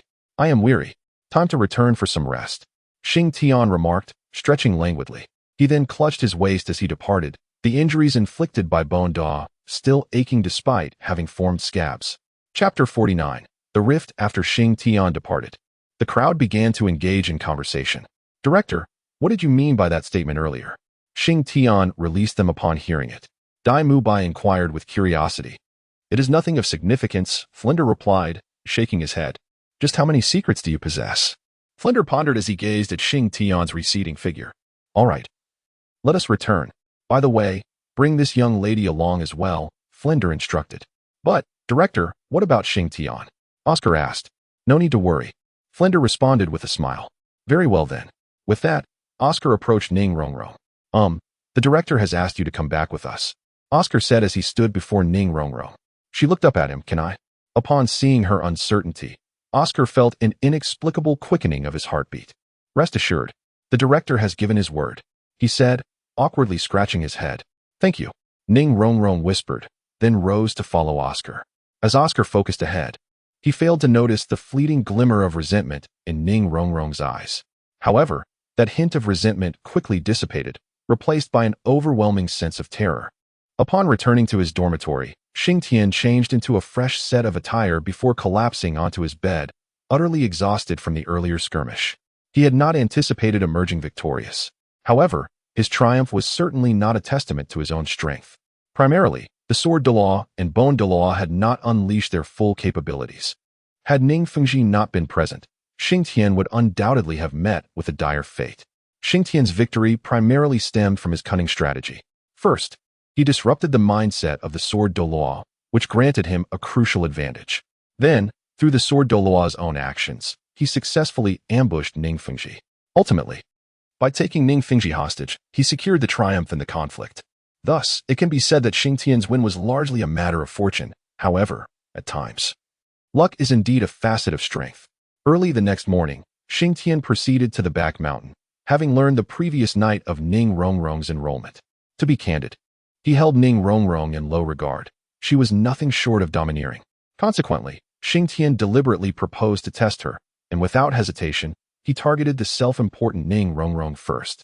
And as expected, she ignited with indignation. Upon arriving at the back mountain, he found it deserted. It appeared that the others had gone to converse with the trio, which suited him just fine. Thus, Xing Tian spent the entire day alone in the back mountain, undisturbed. As dusk fell and the sun dipped low in the west, he returned to the village, where he encountered the group emerging from the dining hall. Dai Mubai and Ma Hongjun exchanged awkward smiles with him. Zhu Zhuqing nodded in his direction, but offered no words. Tang San and Xiao Wu acknowledged him with a nod as well, yet did not approach. However, upon seeing Xing Tian, Ning Rongrong paused momentarily before hastily lowering her head. Nevertheless, the fleeting glimmer of resentment in her eyes did not escape Xing Tian's notice. What kind of retribution might you seek next? He mused, observing their retreating figures while stroking his chin. Who will stand by my side when the time comes? I believed I could integrate with them, yet now it seems, Xing Tian chuckled at his own self-deprecation. Upon returning to the dormitory, He found Dai Mubai and the others engaged in conversation, which fell silent at his arrival. What? Am I going to devour you all? Please, continue. Just pretend I'm not here, Xing Tian remarked with a smile, before lying down on his bed to sleep.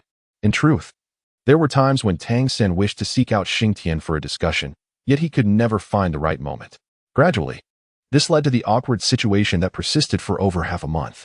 During this period, aside from the occasional brief exchange with Dai Mubai, none of the others had communicated with Xing Tian. Xing Tian remained unfazed, devoid of any emotion, going about his meals and drinks as usual. Over the past fortnight, he had discovered a novel method of body forging, the technique of lightning tempering. One fateful day, while training in the mountains, he was caught in a sudden thunderstorm. The waterfall in the rear mountains crackled with electricity as lightning struck the water. At that moment, Xing Tian was beneath the waterfall, and a jolt of sensation surged through him, startling him into retreat. However, as he entered the pool, the storm intensified, and the waters were soon filled with electric energy, shocking him profoundly. When he finally emerged from the pool, his body was numb, but upon regaining his senses, he was astonished to find that his physical strength had indeed increased slightly. Remarkable! My physical prowess has been enhanced, Xing Tian exclaimed in surprise. Suddenly, he smacked his forehead in realization. Alas, how foolish of me. All those novels I read in my past life were not in vain. Lightning tempering is essential for body refinement. What of the blazing fire tempering and the chilling ice tempering? Upon reflection, how much have I missed? Following this unexpected encounter, Xing Tian discovered his path forward. From that day forth, he maintained his regular training regimen. Yet, whenever there was rain and thunder, he could invariably be found atop the mountain. To better harness the lightning, he procured a long iron rod and planted it at the summit near the waterfall. Thus, his reputation spread throughout the entire Shrek Academy, as others were astonished at his audacity to endure lightning with his bare body. Originally reclusive, Xing Tian chose to build a bamboo hut on the mountainside after discovering lightning tempering, opting to reside there rather than return to the village. During this time, Flinder observed the growing rift between Xing Tian and the others with great concern. Understanding Xing Tian's nature, he knew that the young man would never initiate communication. In a bid to remedy the situation, Flinder approached Dai Mubai, though the results were less than favorable. Firstly, Xing Tian's formidable presence intimidated others, creating an atmosphere of pressure. Secondly, Ning Rongrong harbored feelings for Xing Tian, while Oscar, who was pursuing her, was swayed by her sentiments. Zhu Zhuqing, having been bested by Xing Tian in combat, was naturally reticent, and having spent much time with Ning Rongrong, she had unwittingly adopted her demeanor. As for Ma Hongjun, his infatuation with women rendered him immobile. Despite having managed his fiery impulses, his inherent nature was unchangeable. Oscar lacked decisiveness, and although Tang San and Xiao Wu were familiar with Xing Tian, they struggled to find an opportunity to engage him, gradually leading to the current situation.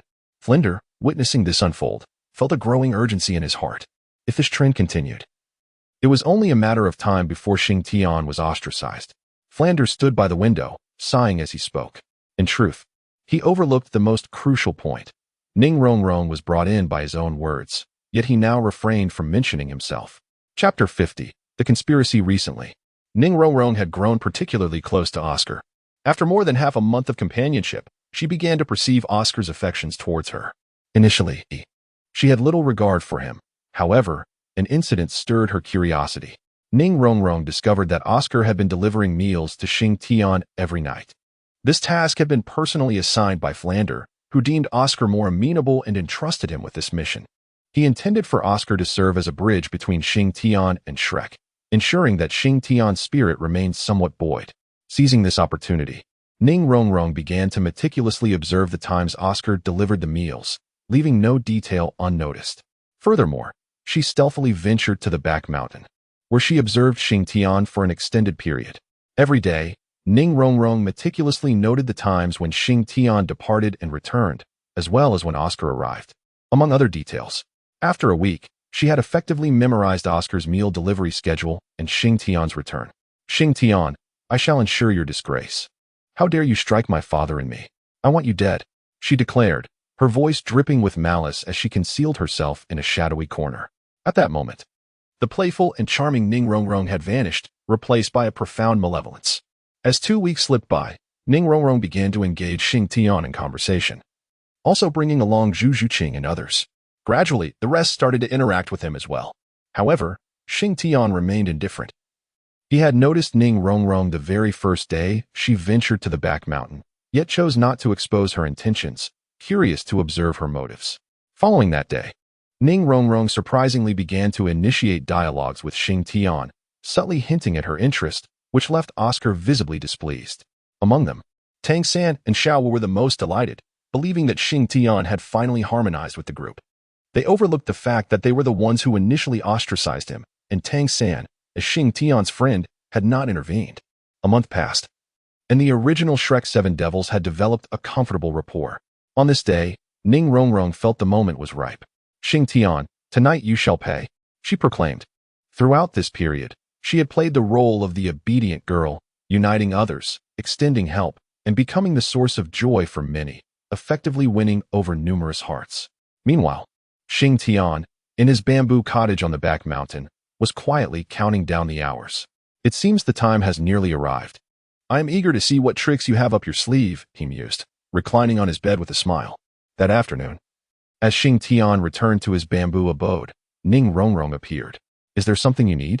He inquired, having just emerged from the pond. He was bare-chested and showed no signs of modesty before Ning Rongrong. I indeed have matters to discuss, she replied, taking a deep breath. Speak if you have something to say. If not, please leave. Xing Tian retorted. Ning Rongrong fell silent, waiting patiently. After a series of breaths, she heard footsteps approaching from outside. Xing Tian, your end is nigh. I shall ensure your disgrace, she suddenly exclaimed, her face twisted with venom. Xing Tian gazed at her, arms crossed over his shoulders. Suddenly, Ning Rongrong unfastened her clothing and tousled her hair. Ah, Xing Tian, what are you doing? Please, don't do this. Help. Ning Rongrong screamed in alarm. Quite the performance, Xing Tian remarked. As she continued to cry out, she glared at him. At that moment, the door to Xing Tian's room was forcefully pushed open, revealing Oscar, who had come to deliver a meal. Whoa, Oscar. Xing Tian. Xing Tian. I can't go on living. Ning Rongrong suddenly threw herself into Oscar's arms, weeping. Xing Tian. You. How could you? Oscar stammered, pointing an accusatory finger at Xing Tian, momentarily at a loss for words. Bravo. A truly remarkable display, Xing Tian applauded. Whoa, brother Xing Tian. I came today solely to apologize for what happened before, but you actually. Whoa, Ning Rongrong exclaimed, her eyes glistening with tears. Enough. Your objective has been achieved. Now leave. Xing Tian replied coolly. Xing Tian, how can you remain so composed? I once believed you were someone worthy of admiration. But do you possess the self-awareness of a true stronghold? Oscar shouted at Xing Tian. You've successfully revolted my stomach. Well done. Xing Tian retorted to Ning Rongrong. You. Get out. Xing Tian suddenly bellowed. You. Humph. Rongrong, let us go, Oscar declared as he embraced Ning Rongrong. Just before exiting, Ning Rongrong turned her head back for a fleeting glance at Xing Tian, revealing a faint smile. Meanwhile, at Shrek Academy, Daimubai and the others were gathered in the courtyard. Engaged in light-hearted conversation, Oscar approached, fuming, with the disheveled Ning Rongrong in tow. Upon noticing her disarray, Zhu Zhuqing immediately sprang to her feet. Rongrong, what happened? Oscar. Did you bully Rongrong? Zhu Zhuqing inquired coldly. No, it was Oscar, Ning Rongrong replied, her face still pale with shock. Then who was it? It was. Humph. That heartless scoundrel, Xing Tian, Oscar exclaimed angrily. Xing Tian? Impossible. Tang San interjected. Impossible? I saw it with my own eyes. How could it be false? Oscar insisted. Tang San remained skeptical as he knew Xing Tian well. I find it hard to believe it was Xing Tian, Xiao added. Seeing the concerned expressions on their faces, Ning Rongrong suddenly burst into tears. Whoa, I can't go on living. Whoa. Zhu Zhuqing, moved by Ning Rongrong's distress, immediately stood by her side. Humph. A beast worse than a mere animal. Rongrong, do not fear, we shall seek the Dean, Zhu Zhuqing remarked. Daimubai and Ma Hongjun exchanged glances, both harboring doubts about Xing Tian's involvement in such nefarious acts. However, amidst the current tensions, they deemed it unwise to voice their skepticism. Consequently, the matter fell into silence. And within a few days, the uproar subsided. In the dean's office, Flinder gazed at the note in his hand, letting out a sigh. Alas, it cannot be retained. It cannot be retained. The note detailed the events of that day, yet Flinder chose to keep this information to himself. There were two crucial aspects to consider. First, Ning Rongrong was an exceptional support, integral to the team. Second, the significance of the 7 treasure glazed tile school loomed large. Let them deal with it as they see fit. Do not disappoint me, Flinders stated, looking out the window. During these days, Ning Rongrong noticed the silence surrounding the recent events, which vexed her considerably. Xing Tian, as I have stated, I shall not let you off easily, Ning Rongrong declared. Chapter 51, The Frame-Up Part 2. With one scheme thwarted, Ning Rongrong devised another. One day, she announced her intention to have a serious discussion with Xing Tian. But she felt apprehensive about going alone and requested the company of her peers. Upon reflection, everyone agreed, especially since aside from Zhu Zhiqing and Oscar, none believed Xing Tian capable of such actions. Ultimately, they settled on a time to meet, agreeing that it would be the following day. However, when the group gathered the next day, they discovered that Ning Rongrong was absent from her dormitory. Could she have gone to the back mountain early? Xiao inquired. Then we must hurry, Zhu Zhiqing urged, her anxiety palpable. Upon arriving at the back mountain, they stumbled upon Ning Rongrong's torn clothing beneath a tree by the waterfall. Beast!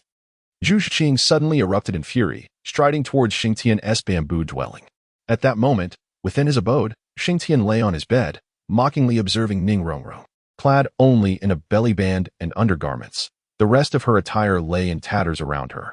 Xing Tian, I let you escape once, but this time, who will believe you? Ning Rongrong said with a dark expression. TSK, how hatred can drive one to madness. Xing Tian shook his head. Suddenly, Ning Rongrong began to strike herself with great force. Before long, her lips swelled and blood trickled from the corners. Not only that, she pounded her fists against her own body, resulting in bruises appearing all over her. Xing Tian did not impede Ning Rongrong. He merely observed in silence. Soon, a flurry of hurried footsteps echoed from outside. Suddenly, Ning Rongrong burst into laughter, only to be overtaken by terror as she began to cry out. Help! Please spare me. I beg you, spare me. Woo-woo. Brother Xing Tian, I implore you. Let me go. Rongrong, do not fear, I am coming. A voice, that of Zhu Zhiqing, resonated from the doorway. In an instant, Xing Tian's door was kicked open once more. Alas, poor door, I shall mourn for you for 3 seconds, Xing Tian remarked. Rongrong, are you unharmed? Zhu Zhiqing exclaimed upon seeing Ning Rongrong collapsed on the ground, swiftly removing her own coat to drape it over her. Xing Tian, she glared at him with fury. I'm not deaf, Xing Tian replied nonchalantly. You beast. Zhu Zhiqing spat at Xing Tian in disgust. What? You dare to challenge me? If you are dissatisfied, come and strike me. Xing Tian chuckled from his bed. At that moment, Dai Mubai and the others entered, witnessing the scene. Ma Hongjun was instantly bewildered. Xing Tian, I will kill you. Oscar, upon seeing the spectacle, was consumed with rage and lunged at Xing Tian. In a swift motion, he was sent flying by a kick from Xing Tian. Next time, remember to assess your own strength, Xing Tian advised, sitting upright. So, you all presume it was I who did this?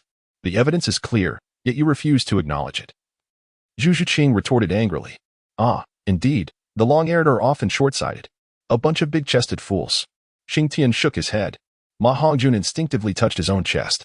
You ought to call me a scoundrel, a rogue, a lecher. You should denounce me as a beast, do you understand? It's the same few phrases repeated endlessly. If you're not weary, I certainly am, Xing Tian remarked. Xing Tian, I believe you are innocent. I await your explanation, Tang Sen said. Explanation? Why should I explain? Xing Tian replied. There is no need for an explanation.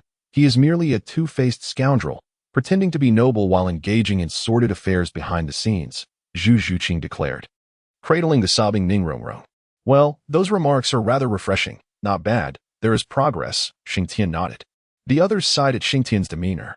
In truth, apart from Zhu Zhiqing and Oscar, everyone understood that if Xing Tian desired anything from someone, they would have no chance for resistance. Yet, Xing Tian refrained from defending himself, thereby tacitly accepting the accusations. Rongrong, let us depart. We shall seek the dean at once. Zhu Zhiqing cast a piercing glance at Xing Tian before departing with Ning Rongrong in her embrace. Within a couple of days, whispers began to circulate throughout the village, each one casting Xing Tian in a negative light. In the girls' dormitory, Ning Rongrong remarked with a smile, Xing Tian, I shall observe how you navigate this turmoil. I have sacrificed my innocence, and I refuse to believe you can withstand the weight of these rumors. Rongrong, are you all right? Pay no heed to those rumors. Zhu Zhuqing consoled her at that moment. Ning Rongrong immediately feigned a pitiful expression. I am fine. All right, it's time to leave. That day, Xing Tian awoke early, pushed open the door of his bamboo cottage, and inhaled deeply the fresh morning air. He then descended the mountain briskly, making his way towards Flinder. Dean. I am preparing to depart, Xing Tian informed Flinder. Why? Flinder inquired. Isn't it obvious? Xing Tian shrugged. Alas, this is all my fault. Flinder sighed deeply. Enough with the lamentations. No one is to blame. I simply cannot integrate with them. I came merely to inform you of my decision to leave. In our future encounters, I shall not hold back. Fate governs life and death, and fortune resides in the heavens, Xing Tian stated resolutely. Where do you plan to go? I do not know. I shall decide when the time comes. Is it possible for me to stay? What do you think? Very well. By the way, Dean, please convey a message to them. A soul master is eternally teetering on the brink of death. When we meet again, I shall not be so courteous. Barring unforeseen circumstances, we are likely to cross paths in the academy competition. Ha ha ha, old man, I take my leave. With a hearty laugh, Xing Tian departed without looking back. Perhaps I was truly mistaken. One Xing Tian is worth 10 Ning Rongrongs, Flinder mused with a heavy heart. After Xing Tian left, in the boys' dormitory of Shrek Academy, Tang Sen expressed to Dai Mubai, I believe it is imperative for us to visit Xing Tian. I sense that the situation is far from straightforward. Dai Mubai sighed. But what can we do? Everyone is siding with Ning Rongrong, including Xiao Ao and Zhu Qing. It is all Ning Rongrong's fault. We should never have accepted her. I cannot fathom what the dean was thinking, Ma Hongjun exclaimed, slamming his fist onto the table, leaving a burn mark in its wake. In truth, we all share the blame. We should not have ostracized Xing Tian, Tang San lamented. Let us go to Xing Tian at once, Dai Mubai suddenly declared, rising to his feet. However, upon arriving at Xing Tian's abode, they found nothing but an empty bamboo hut. Xing Tian had vanished without a trace. Where is he? I do not know. Let us seek out the dean. The group hurriedly made their way to the dean's office. Chapter 52. The imperial capital of the Tiando Empire. When Dai Mubai entered the dean's office, he found Flinder lost in thought by the window. Dean, we wish to inquire about Xing Tian's whereabouts, Tang San said. Xing Tian? He has departed, Flinder replied. Departed? Where did he go? Ma Hongjun quickly inquired. I do not know, Flinder stated. Dean, did you simply allow him to leave? Tang San pressed. What else could I do? Should I have kept him here? Flinder retorted. But if he is left like this, it solidifies the notion that he bullied Ning Rongrong. Tang San exclaimed passionately. Did you defend him at the outset? Flinder suddenly interjected. Even if you knew he was innocent, did you stand up for him? No, you merely watched as the rumors took flight, did you not? Flinder admonished them. Enough. You may go. From this moment forth, Xing Tian is no longer a student of Shrek Academy, Flinder concluded. Understood, Dean. The three lowered their heads in response. As they exited the dean's office, Ma Hongjun erupted in anger. Damn it, I cannot swallow this indignation. And what do you propose to do about it? Dai Mubai asked. I will confront Ning Rongrong, Ma Hongjun declared. I cannot find peace until I teach her a lesson. Fatty, enough? Dai Mubai shouted at him. Boss Dai, shall we simply ignore this situation? Ma Hongjun's face turned crimson.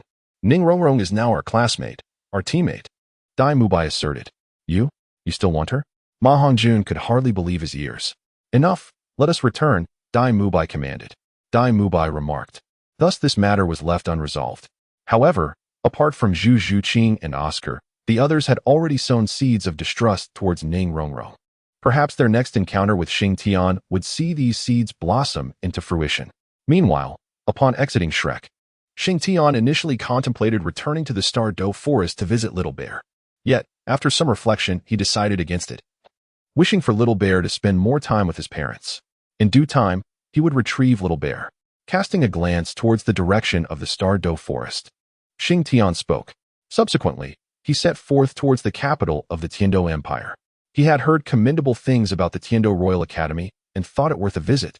Alongside the 5 elemental academies, it was said that the Water Academy was filled with young ladies. How delightful it would be to gain admission, Xing Tian mused. As he ambled along, pausing to admire the scenery, he finally arrived in the Tiando Empire. The capital of the Tiando Empire indeed deserved its reputation as the most renowned empire in the Douluo Continent, with towering city walls, robust city gates, and well-equipped guards, all showcasing the empire's remarkable strength and prowess. Following the throngs of people, Xing Tian gradually entered the city, flanked by bustling street vendors, creating a lively yet orderly atmosphere. Once inside the city, Xing Tian sought out a hotel to serve as his temporary abode before embarking on a leisurely exploration of the city. It occurred to him that he had been in this world for over a decade without truly indulging in its pleasures. Thus, he resolved to spend the next few days reveling in the city's offerings and savoring its culinary delights. Xing Tian clapped his hands and spoke. Over the next few days, he indulged in every food stall and grand restaurant in the city. He sought nothing but revelry, wishing to liberate himself from the constraints he had adhered to for over a decade in this world. Every step he had taken was cautious, driven by the fear of falling behind. Yet, after the events at Shrek, he realized that, unbeknownst to him, he had acquired the strength to contend with formidable powers. However, Xing Tian also recognized that despite his efforts, he could never fully integrate into the protagonist's circle. Perhaps it was due to his inherent status as an outsider. Even though he possessed the Haoyan hammer, which astonished Tang Hao, in Tang San's eyes, he remained inferior to those who had spent merely a few days in his company. Concerning Ning Rongrong, Xing Tian had been waiting, hoping for someone to speak up. Even if it was just a single word, he would have stayed. Yet, silence enveloped him, leaving him disheartened. He had spent over a year with Dai Mubai, Ma Hongjun, and Oscar, yet he could not surpass Ning Rongrong. He conceded defeat to her and to Shrek. To prevent any possible bloodshed in the future, Xing Tian chose to depart. If I do not remain here, there will be another place for me, he thought, resolving that upon their next encounter, he would no longer be restrained by sentiments. Thus, after 3 delightful days in the city, he had sampled every delicacy the capital of the empire had to offer. During this time, an amusing incident occurred. From the very first day, he began his culinary journey at roadside stalls, and soon enough, he became a local sensation. Whispers spread among the vendors about the arrival of a wealthy and gluttonous young master who never inquired about prices and always paid with a gold soul coin after his meals. This delighted the small merchants of the city, and some even took it upon themselves to create portraits of Xing Tian for easier recognition.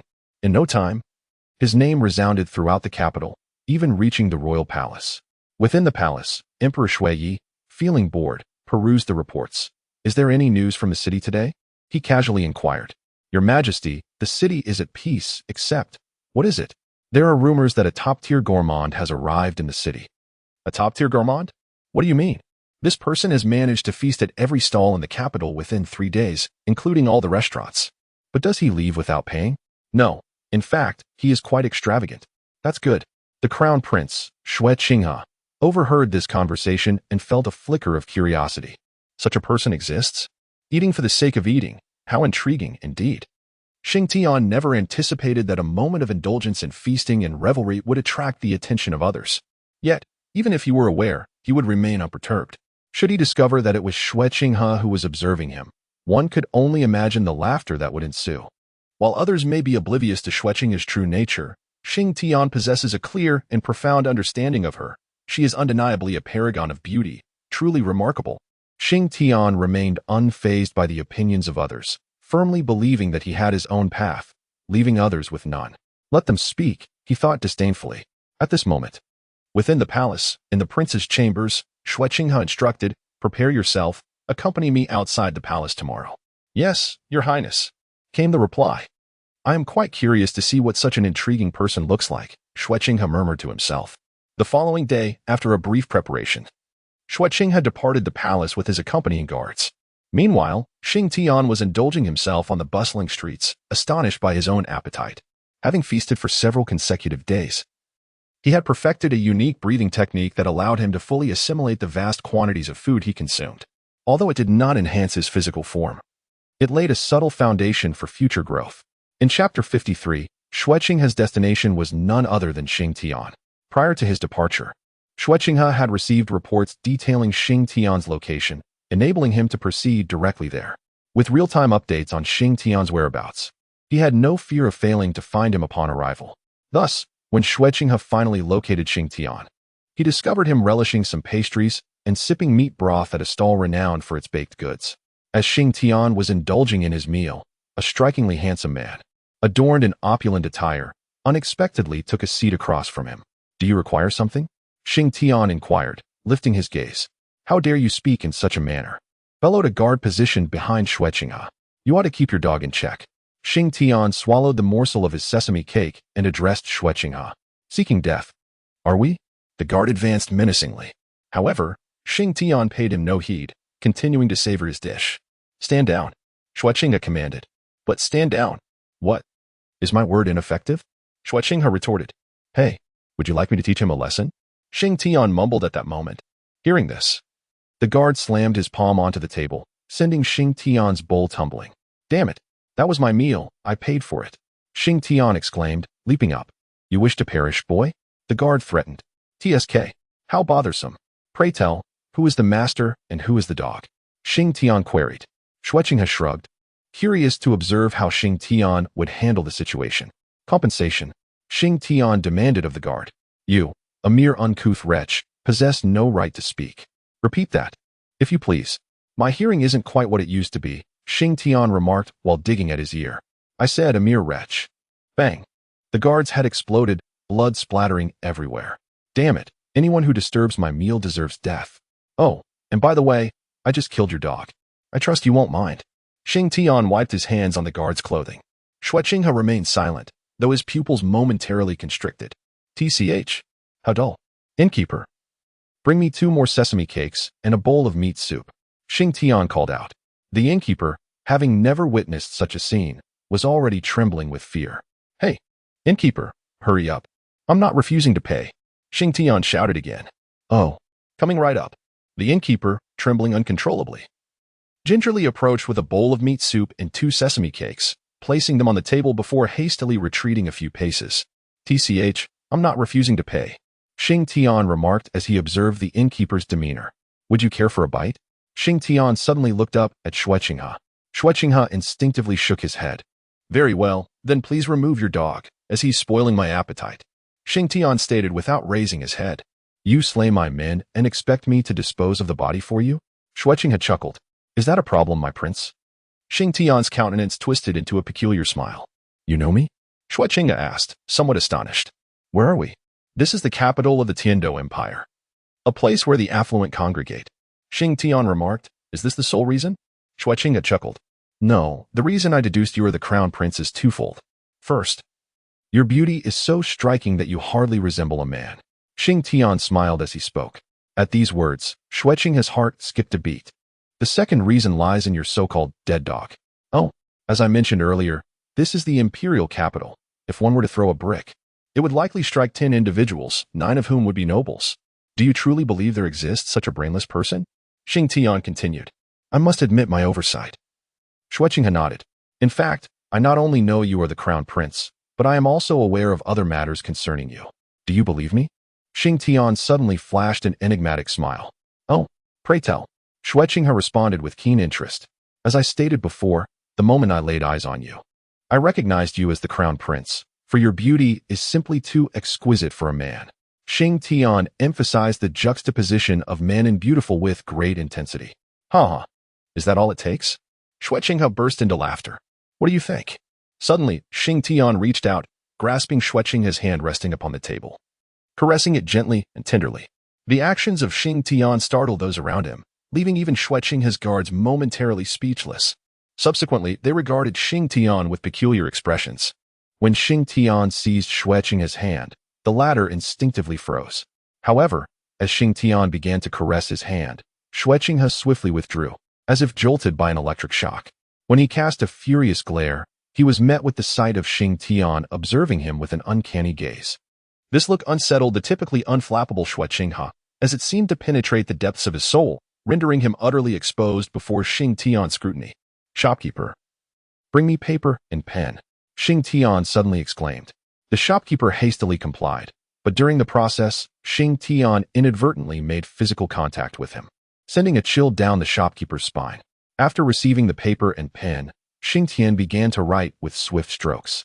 Once he finished, he carefully folded the note and handed it to Xue Qinghe. For me? Xue Qinghe pointed to himself. Indeed, open it when you return home. You shall be pleasantly surprised. Xing Tian replied with a mysterious smile. Innkeeper, the bill, please, he exclaimed, tossing a golden soul coin before departing. Watching Xing Tian leave, Xue Qinghe felt an unexpected sense of boredom. Back to the palace, and by the way, clean up the floor, he instructed. Yes, Upon returning to the palace, Xue Qinghe eagerly opened the note Xing Tian had given him. I surmise you have just returned to the palace and cannot wait to read this note. Am I correct? You feel as though I have uncovered your secret, do you not? Ha! Indeed, I have. A man whose grooming surpasses even that of a woman. The most notable detail is that you lack an Adam's apple. My dear sister, this is your sole flaw. By the way, if you wish to know more, my address is below. Feel free to knock, little Xue. After reading the note, an inexplicable chill ran down Xue Qinghe's spine. He instinctively touched his hands and neck.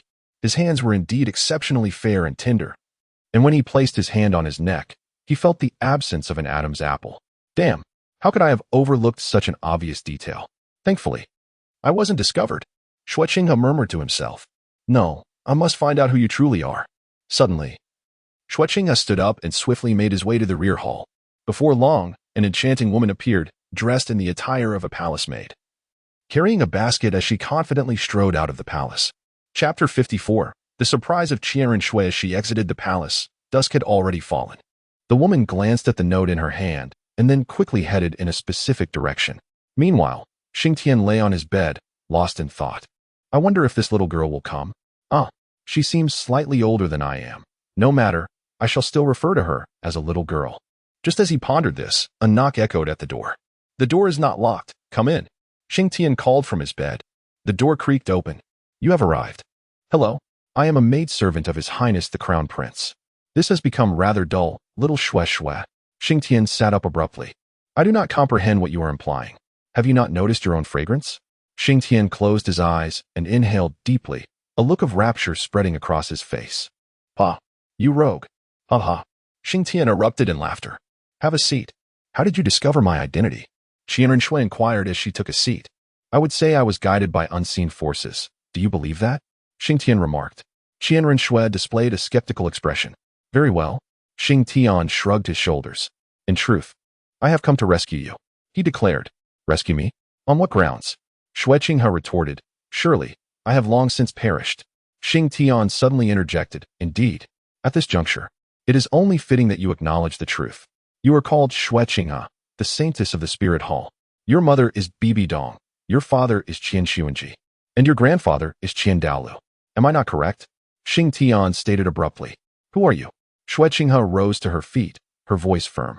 Initially, she had presumed that Xing Tian merely recognized her feminine identity, but she was unprepared for the explosive revelation he had just unleashed. What? Are you surprised? Xing Tian asked. Now, tell me, who are you really? Xue Qinghe's expression turned icy. Do not be agitated. Do not be agitated. I harbor no ill intentions. Xing Tian hastily waved his hands. Will you speak or not? The aura of soul power began to ripple around Xue Qinghe.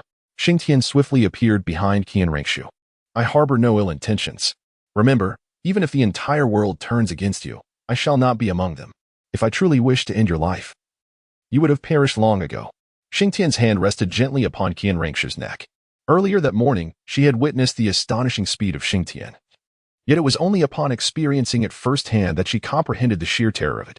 The absence of any fluctuation of soul energy from Xing Tian indicated that he achieved such velocity solely through the strength of his physical form, which was indeed formidable.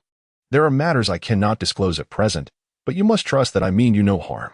Xing Tian returned to his previous seat. I do not believe you. Qianren Shui retook her seat. Whether I believe or not, I assure you, I harbor no malice toward you, Xing Tian remarked, gazing into her eyes. For reasons unbeknownst to her, Qianren Shui felt a hint of shyness. One cannot deceive the eyes, and though she found nothing deceptive within Xing Tian's gaze, she saw a reflection of herself. You should return now. It is quite late. Do not let anyone discover your presence here. I will be visiting the Royal Academy in a few days. If you wish to see me, you may come to the academy, Xing Tian said with a smile. Yet, Qianren Shui remained motionless. Be good and leave quickly. He playfully brushed his fingers across the tip of her nose. Qianren Shui was momentarily stunned, her cheeks flushed crimson. You rogue, she exclaimed, her face still warm as she stood and exited through the door. No matter your intentions, I shall not allow you to succeed, she said abruptly as she paused at the threshold. Intriguing. You possess the qualities I admire. I shall certainly conquer you. Xing Tian mused after her departure. As Qianren Shui stepped out of the inn, the blush on her face faded, yet she could feel her heart racing. You scoundrel! She muttered once more before hastily making her way toward the palace. Upon returning to the prince's palace, it wasn't long before the dashing Xue Qinghe re-entered the public eye. The Royal Academy, you say? I will certainly pay a visit. Qian Rengshu whispered to herself. The following day, Xing Tian rose early, unusually taking the time to present himself neatly before heading toward the palace. Upon arriving at the gates, he was predictably confronted. I seek Prince Xue Qinghe, Xing Tian stated. Get lost. The palace is no place for a lowly wretch like you. The palace guard barked. How dare you? My temper is short. Xing Tian snapped in response. Say that again. He shouted. You lowly wretch, you have no right to enter. The guard retorted. Enraged, Xing Tian delivered a powerful kick that sent the guard flying several meters away. I must say, you all deserve a good thrashing. Xing Tian rubbed his wrist. This morning, Qianren Xue inexplicably felt restless and decided to take a stroll outside the palace to clear his mind. However, before he could reach the entrance, he noticed a throng of imperial guards congregating at the palace gates. What could have happened at the palace gates? Xue Qinghe intercepted a guard, inquiring about the commotion. Your Highness, there is someone causing a disturbance at the palace gates. Disturbance? For some reason, Xue Qinghe's first thought was of Xing Tian. Upon arriving at the gates, his suspicions were confirmed. It was indeed Xing Tian. Stop! Xue Qinghe shouted. At his command, the onlookers halted their actions. But Xing Tian seized the opportunity to land a punch on the individual he was battling. Xing Tian, Xue Qinghe suddenly called out. Hee, a slip-up, a slip-up. Xing Tian chuckled. How did you end up fighting them? Xue Qinghe asked. I merely came to find you. This fellow insulted me after our encounter. And you know me. I've never been one to suffer losses, hence the ensuing chaos. As you can see, the palace guards are truly lacking. Their abilities are quite feeble. Xing Tian remarked, nonchalantly digging at his nose. You, what do you want from me? Xue Qinghe exclaimed, at a loss for words due to his frustration. Well, I need your assistance to gain entrance to the Royal Academy, Xing Tian declared. Why? Are we that familiar? Xue Qinghe questioned. Xing Tian approached and embraced Xue Qinghe, saying, We have shared a meal together, haven't we? Is it too much to ask for your assistance? Remove your hands. Xue Qinghe suddenly exclaimed, his voice trembling. I shall not, unless you promise to secure my admission to the Royal Academy, Xing Tian countered, playfully obstinate. Let go. Xue Qinghe's voice burst forth between clenched teeth. What is the matter? We are both men. Are you truly embarrassed? Xing Tian inquired, a look of bewilderment upon his face. If you do not release me, I shall refuse to assist you, Xue Qinghe finally declared. All right, I will let go. Xing Tian quickly withdrew his hands from Xue Qinghe's shoulders. By the way, your vexed expression was quite adorable just now, Xing Tian whispered softly into Xue Qinghe's ear. Chapter 55, Joining the Royal Academy. Xing Tian. Haha, all is well now, disperse. Xing Tian instructed the gathered guards. Your Highness. The captain of the guards stepped forward. Disperse, this is my friend. Xue Qinghe remarked nonchalantly. Understood. Shall we depart? Xing Tian said, once again draping his arm around Xue Qinghe's shoulders. If you continue like this, I shall truly become angry, Xue Qinghe warned. Haha, I'm accustomed to it. Xing Tian laughed heartily. As they walked towards the Royal Academy, Xue Qinghe suddenly spoke. With your prowess, gaining admission to the Royal Academy should be a trivial matter. Yet you sought me out. Why? I wish to owe you a favor. Does that explanation suffice? Xing Tian replied with a smile. Humph. Do not act this way. It makes me feel somewhat awkward, especially since you are currently dressed as a man. Xing Tian whispered mischievously. You. Shameless. Haha. You are simply delightful. Xing Tian chuckled. For reasons unknown to her, Xue Qinghe felt her composure shatter whenever she faced Xing Tian. Humph. Haha. And so, amidst playful banter and laughter, they soon arrived at the Tiando Royal Academy. Upon seeing Xue Qinghe, the gatekeeper hurried over, bowing deeply. Greetings, Your Highness. I have brought a friend today. You may continue with your duties, Xue Qinghe instructed. Yes, please, Your Highness. The gatekeeper responded. Let us go. I shall take you to the Academic Affairs Office to complete your enrollment procedures. Xue Qinghe remarked, casting a sidelong glance at Xing Tian. Hey, it's settled. Xing Tian replied cheerfully. Upon reaching the Academic Affairs Office, everyone who laid eyes on Xue Qinghe offered their respects. Ah, how advantageous it is to have connections. Xing Tian laughed. By the way, what manner of prowess should I display momentarily? Xing Tian suddenly inquired. What? You can freely showcase your abilities? Xue Qinghe inquired with astonishment. In her understanding, Soul rings cannot be concealed. Fortunately, Xing Tian chuckled softly while simultaneously contemplating the extent of his strength he ought to display. From his knowledge, although the Heaven Do Royal Academy possessed abundant resources, it lacked considerable high-end combat prowess, having suffered defeat against Shrek Academy in the original narrative. While it is true that Shrek comprises prodigies, the individuals from the Royal Academy were not without merit, yet they still faced defeat. With my arrival, Shrek shall not clinch the championship. Xing Tian mused internally. Presently, the range of strength Xing Tian could exhibit was somewhat vast, leaving him feeling somewhat perplexed. Initially, he intended to utilize Dai Mubai's martial soul, level 45, but upon reflection, he deemed it too low. Conversely, Zhao Wujia's martial soul seemed excessively high. How annoying! Xing Tian suddenly exclaimed. What is the matter? Shui Qinghe inquired. I am contemplating whether or not to reveal the entirety of my strength. Xing Tian replied. There is absolutely no need for such a concern. At the Royal Academy, the higher your strength, the more resources you shall acquire, Shui Qinghe stated. Very well. I understand now. Xing Tian nodded. Upon arriving at the Academic Affairs Office, Shui Qinghe directly approached the head of their department. This is my friend. Please assist him with his enrollment procedures. Shui Qinghe requested. Yes, Your Highness. The director responded. Greetings. What is your name? Xing Tian. Age. 12. Martial soul and its level? What? Is there something that cannot be disclosed? The director of the Academic Affairs Office inquired. Xing Tian glanced at Shui Qinghe. It's nothing, as I have mentioned. My Royal Academy does not harbor a tradition of jealousy towards the talented. Shui Qinghe replied. My martial soul is the Great Strength Diamond Bear, a level 78 soul sage. Xing Tian declared. The martial soul of Great Strength Diamond. What? What did you just say? The director of Academic Affairs finally reacted. I said my martial soul is the Great Strength Diamond Bear, a level 78 soul sage. Xing Tian reiterated. Could you please unleash your martial soul for me to see? The director's voice trembled. Of course. With that, Xing Tian released his martial soul, revealing a phantasmal image of the Great Strength Diamond Bear. Adorned with 7 soul rings that floated up and down, yellow, purple, black, black, black, appearing exceedingly striking. Yellow, purple, black, black, black, 7-ringed soul sage. It truly is a 7-ringed soul sage. The director exclaimed, rubbing his eyes vigorously. Shui Qinghe, standing nearby, was equally astonished by Xing Tian's display. What? You mentioned it. No need to conceal your strength. Xing Tian chuckled. He then turned to the director and inquired.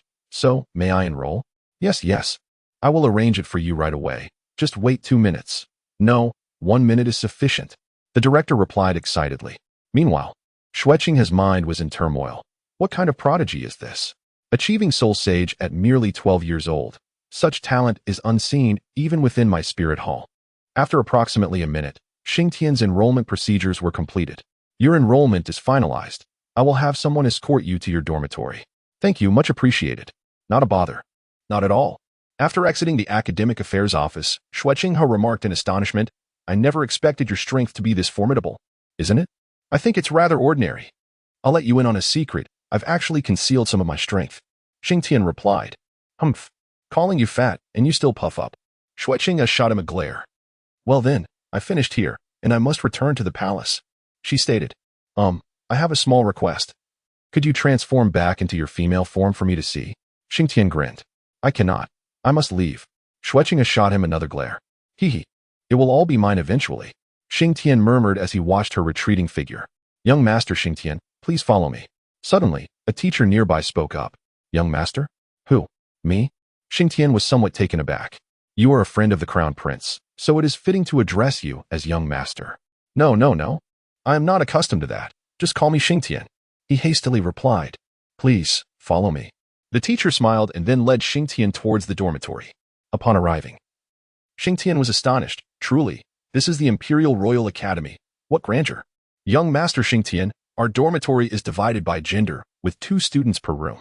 Conveniently, there is 1 vacant space available in another dormitory, so you may proceed there. No problem. I can manage. However, I do not have any luggage. Xing Tian remarked. You need not worry about that. We will send it over shortly. That's reassuring. Now I shall not fret. By the way, please convey to Shui Qinghe that I acknowledge this favor. Certainly, we will ensure His Highness is informed. Chapter 56. Yu Tianheng as they spoke. Xing Tian and his companions arrived at the base of the dormitory building. It was a 3-story edifice, not particularly tall, yet lavishly decorated. The first floor housed the teachers' quarters. The second floor accommodated the male students, and the third floor was designated for the female students. Let us ascend, the attentive teacher explained to Xing Tian. Knock, knock, knock. Please enter. Upon reaching the second floor, the teacher knocked on the door of the first room on the right. Yu Tianheng, this is your new roommate, who will be joining you from today onward. You are to assist and care for one another. Very well, teacher. After entering, the teacher directly addressed Yu Tianheng. You two may converse. I will retrieve your luggage. Thank you, teacher. Greetings, I am Yu Tianheng, 19 years of age, with the martial soul blue lightning Tyrannosaurus Rex. And I am a rank 49 soul master. After the teacher left, Yu Tianheng extended his hand to Xing Tian. Hello, I am Xing Tian, 12 years old, with the martial soul great strength diamond bear, and I am a rank 78 soul saint. Xing Tian scratched his head as he spoke. What? How many ranks did you say? Yu Tianheng exclaimed in astonishment. I am rank 78. A prodigy. Yu Tianheng shouted, his voice echoing throughout the building. As Yu Tianheng marveled at Xing Tian's prowess, Xing Tian was equally astonished by Yu Tianheng's capabilities. If memory serves, in the original narrative, when Yu Tianheng and his peers made their entrance, their soul power levels were generally below rank 40. Xing Tian had once speculated that the Blue Lightning Tyrannosaurus Rex clan, being one of the 3 great clans, possessed undeniable strength. Moreover, Yu Tianxin and Yu Tianheng were celebrated as the twin stars of the Blue Lightning Tyrannosaurus Rex, essentially candidates for clan leadership. It was inconceivable that their soul power could be as low as rank 39. Furthermore, in the original tale, Yu Tianheng was already 19 at that time. 19 years old. With a soul power level of rank 39, how could they be hailed as twin stars? That simply does not hold water. To speak bluntly, Daimobai had already reached rank 40 at 16. And the twin stars of the Blue Lightning Tyrannosaurus Rex could not possibly lag so far behind. However, upon reflection, Xing Tian realized discrepancies with the narrative from his previous life. 19 years old, rank 49, now that seemed more plausible. Are you truly rank 78? Yu Tianheng inquired at that moment. Indeed. With that, Xing Tian unleashed his martial soul. Goodness. Marvelous. Yu Tianheng suddenly spoke. What is the matter? Asked Xing Tian. In a year, the Academy's championship competition will take place. With you by my side, securing the championship will be a certainty. Yu Tianheng declared. No problem. We will definitely bring home the championship. Xing Tian replied with a smile. As they were conversing, the earlier teacher entered. Xing Tian, here are your bedding and toiletries. Thank you, teacher. It's nothing. I shall take my leave. For information regarding the Academy's schedule and regulations, you can consult Yu Tianheng. Rest assured, I'll handle it. Yu Tianheng assured. All right, I'm off then. Come. Allow me to assist you. Yu Tianheng took the luggage from Xing Tian's hands. Thank you. No need for thanks. From now on, we shall be roommates. And assisting each other is only natural. Yu Tianheng replied with a smile. After tidying up the dormitory, the two sat down to rest for a moment. Let us go. Dinner is about to be served. We should head to the cafeteria where I will introduce you to a few classmates. Yu Tianheng suggested. All right. Upon arriving at the cafeteria, they found a few individuals scattered about, already beginning their meals. As Xing Tian and Yu Tianheng were searching for a spot to dine after preparing their meal, they were suddenly called out to. Boss, over here. Following the direction of the voice, Yu Tianheng spotted 2 individuals waving at him from a table by the window. Let us head over, Yu Tianheng suggested. Upon approaching, he inquired, what brings you 2 here so early today? Well, there is not much happening today. So we thought we'd come early for a meal. I was hungry, replied a rather simple-minded young man. Allow me to introduce you, Xing Tian, my new roommate. By the way, Xing Tian possesses considerable strength. Yu Tianheng proclaimed. Oh, it's rare for the boss to praise anyone. The previous speaker, a rather earnest fellow, remarked. Greetings. I am Shurimo, 19 years old, with the martial spirit of the Black Tortoise, at level 47 in the Soul Master rank. Hello, I am Shurimo, also 19. Possessing the same martial spirit of the Black Tortoise, and likewise a level 47 Soul Master. Xing Tian appeared quite bewildered. In truth, he was familiar with these brothers, having encountered them in a novel during his past life, albeit under different names. Ha ha ha, indeed, a common person would be perplexed, Yu Tianheng chuckled. The one who spoke earlier is Shurimo, with him representing Ink, and he is the elder brother, quite the earnest fellow. Yu Tianheng continued with a smile. The one who remains silent is Mo, with him representing Millstone, and he is the younger sibling, a seemingly simple-minded yet clever lad. Greetings, I am Xing Tian, 12 years old. With the martial spirit of the mighty Golden Bear, at level 78 in the Soul Sage rank, Xing Tian promptly introduced himself. As he mentioned his martial spirit, Yu Tianheng discreetly stepped back 2 paces, his foresight proving accurate. Upon hearing Xing Tian's self-introduction, the Shi brothers were so shocked that they nearly spewed their food. What did you just say? Shi Mo inquired. Did you say you are a soul sage? Shi Mo asked, astonished. I can attest to that. It's true. I witnessed it in the dormitory. Yu Tianheng interjected, joining the conversation. A 12-year-old soul sage, my goodness. Our Tiando Royal Academy is bound to gain fame. Shi Mo exclaimed. I thought the same. Next year's academy competition will be a breeze. Yu Tianheng replied, chuckling. Ha ha ha, then perhaps we brothers can serve as substitutes next year. Shi Mo laughed. That might not be necessary. We can take turns. Yu Tianheng jested. Ha ha ha, as long as we can win, it doesn't matter how. Shi Mo added enthusiastically. All right, let us eat first. Later, we should gather our small team so everyone can meet and interact. Absolutely. During the meal, Xing Tian managed to startle the 3 of them once again. Can we get extra food at our cafeteria? After finishing my portion, I quietly asked. What? Are you still hungry? Our cafeteria allows for extra servings. The portions are generous and fulfilling. Yu Shenheng remarked. Is that true? Could it possibly be false? That's wonderful. I'll just add a little more. With that, Xing Tian dashed towards the dining area. Boss, does he really have a level 78? Shimo inquired at that moment. Indeed. I have witnessed it with my own eyes. But what about his? What is the issue with having a couple more bowls of rice? After all, Xing Tian is still growing. Yu Shenheng replied. Just then, a commotion erupted at the serving area. Hey? It seems Xing Tian is arguing with someone. Shimo remarked. Chapter 57. The royal team Yu Shenheng turned around to see that it was indeed Xing Tian. Come on, let us go take a look. As Yu Shenheng and Shimo approached, they discovered Xing Tian embroiled in a dispute with the cafeteria chef. Young man, are you trying to cause a scene? The chef admonished Xing Tian. Excuse me, are you being reasonable? I'm merely here to have a meal, and you accuse me of causing trouble. Is eating considered a disturbance? Xing Tian retorted. Ask those around you how much you've consumed. Wasn't it said that we could eat our fill? What is wrong with having a little extra? Xing Tian replied defiantly. Is that what you call having a little extra? The chef was clearly incensed by this comment. What is going on? Yu Shenheng approached. This kid is causing a ruckus. The chef, evidently familiar with Yu Shenheng, said. Xing Tian. What is the matter? Yu Shenheng asked. You told me to eat my fill. Yet when I came to get food, he refused to serve me. Xing Tian exclaimed. Yu Shenheng shot an unhappy glance at the chef. He consumed enough for a dozen people. The chef protested, looking quite aggrieved. Upon hearing this, Yu Shenheng felt a wave of embarrassment wash over him. No way, Shimo exclaimed. The bowls are right here. The chef then produced a large stack of bowls from behind him. This? Did you eat all of this? Yu Shenheng was at a loss for words. It's just average. Xing Tian chuckled. Ah, I remember. A few days ago, there was talk of a particularly wealthy glutton visiting the capital. I believe his name was Xing Tian, and he supposedly sampled every dish in the capital in just 3 days. Suddenly, someone from the crowd shouted.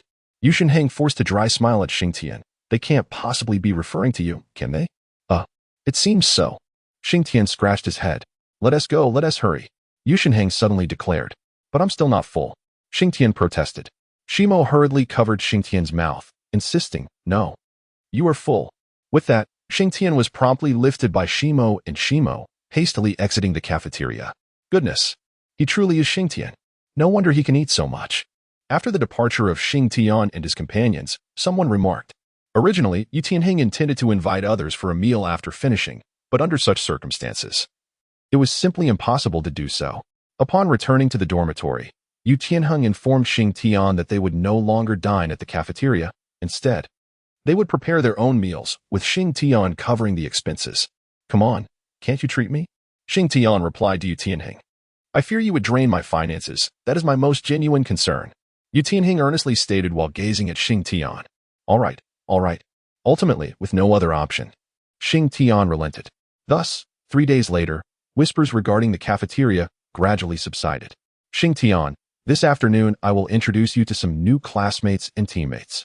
On that midday, Yu Tianheng said to Xing Tian. Sure.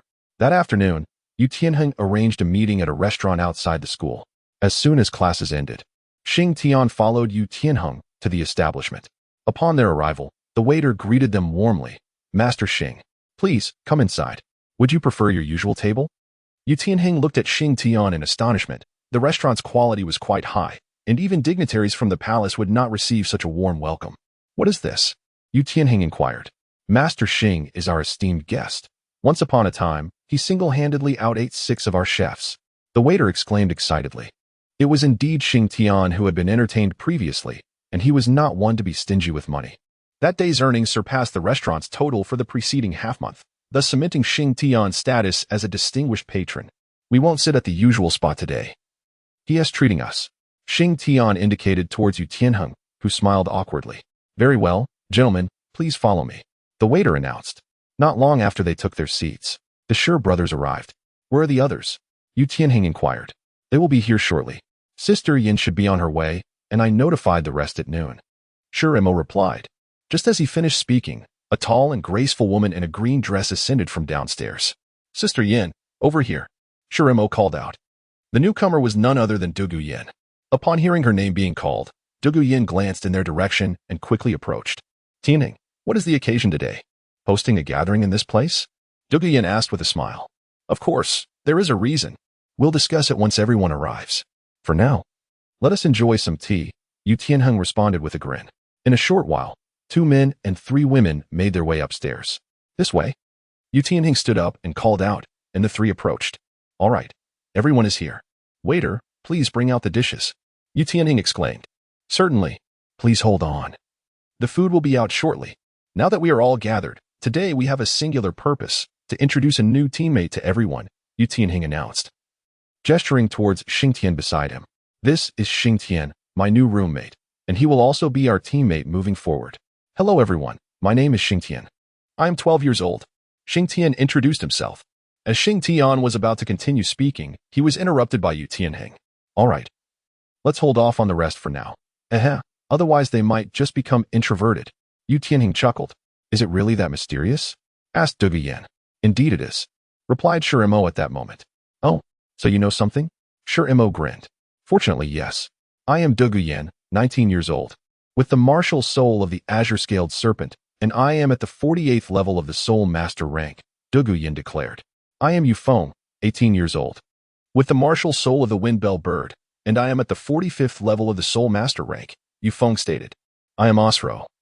Also 18 years old, with the martial soul of the ghost leopard, and I am at the 45th level of the soul master rank, Osro added. I am Yilingling. 18 years old, with the martial soul of the nine-heart begonia, and I am at the 34th level of the weapon soul rank. Yilingling spoke softly. As for my brother and I, there's no need for introductions. We are already acquainted, Shiremo mentioned. Yes. No introductions necessary. Shiremo echoed. All right, everyone, hold on tight. Xing Tian, please share your strength with everyone, Yu Tianheng instructed. I am Xing Tian, 12 years old, with the martial soul of the mighty golden bear. And I am at the 78th level of the soul sage rank, Xing Tian declared with a smile. Douluo Yin, who had just taken a sip of tea, spat it out in disbelief. What did you say? She questioned, doubting her own ears. Yufeng and Osro gazed at Xing Tian in astonishment. Are you truly a soul sage? Douluo Yin inquired. Xing Tian nodded. Wow. I can't believe I am witnessing a prodigy today. A soul sage at 12 years old. I suddenly feel like I've wasted these past years. Douluo Yin exclaimed. Enough with the lamenting, otherwise, we'll all feel embarrassed. Yu Tianheng remarked. Chapter 58. The harmonization. At that moment, the waiter approached with dishes in hand. Excuse me. Make way, your food has arrived. Yu Tianheng announced. Now that the food is here, let's eat first. We can discuss more after the meal. There will be plenty of time in the future. The meal was lively. And Xing Tian experienced a camaraderie and warmth here that he had never felt at Shrek Academy. This solidified his determination to help them win the championship. For the subsequent period, Xing Tian spent most of his time with them, except for when they were sleeping. Yu Tianheng insisted that Xing Tian quickly integrate into the team, allowing for the cultivation of their tacit understanding in preparation for the upcoming academy competition. During this time, a rather amusing incident occurred. Every day at mealtime, the Shi brothers and Yu Tianheng would drag Xing Tian back to the dormitory. Du Yin and the others inquired several times. And only then did Mo reveal the news. Once this information comes out, it will be quite something. Xing Tian has brought laughter to Du Yin and the others for several days. However, this does not diminish their admiration for him. During their time together, they have witnessed Xing Tian's formidable strength, which is nothing short of terrifying. His sheer physical prowess allows him to contend directly with the Shi brothers. And if he were to unleash his martial soul, the outcome would be inevitable. Consequently, Yu Tianheng finds it challenging to define Xing Tian's role within the team.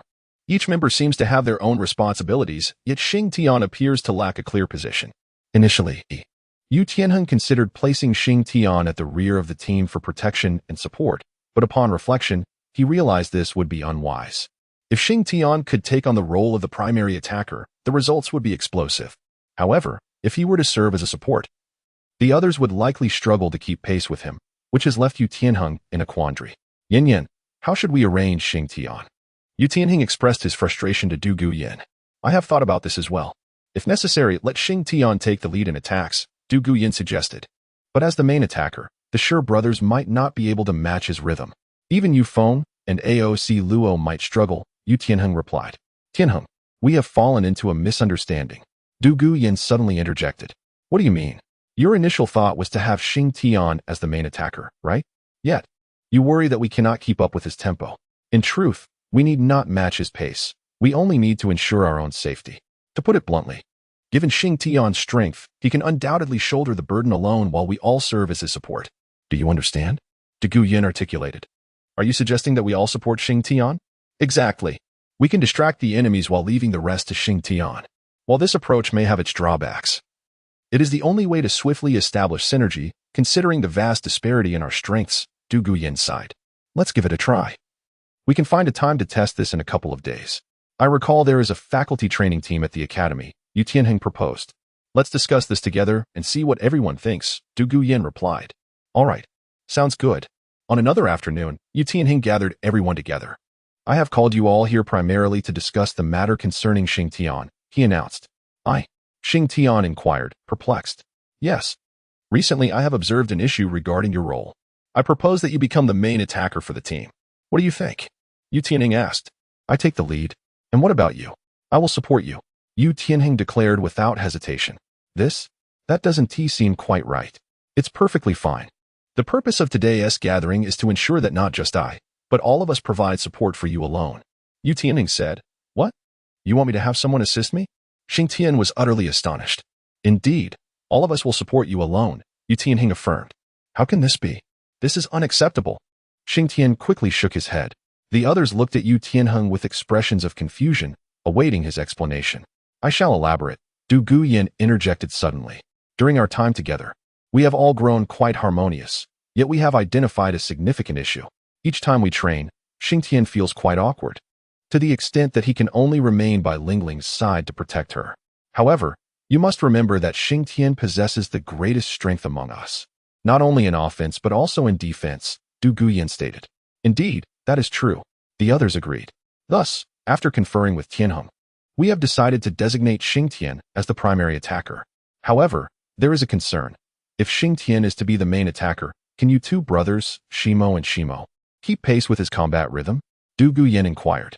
The Shijia brothers exchanged glances and shook their heads in unison. Yu Feng, Asra, what about you two? We cannot keep up with his rhythm, they replied. Neither can I, nor can Tianheng. Lingling might manage to keep up, but her role is merely supportive. Du Yin continued. Therefore, to enhance our synergy, Tianheng and I devised this strategy.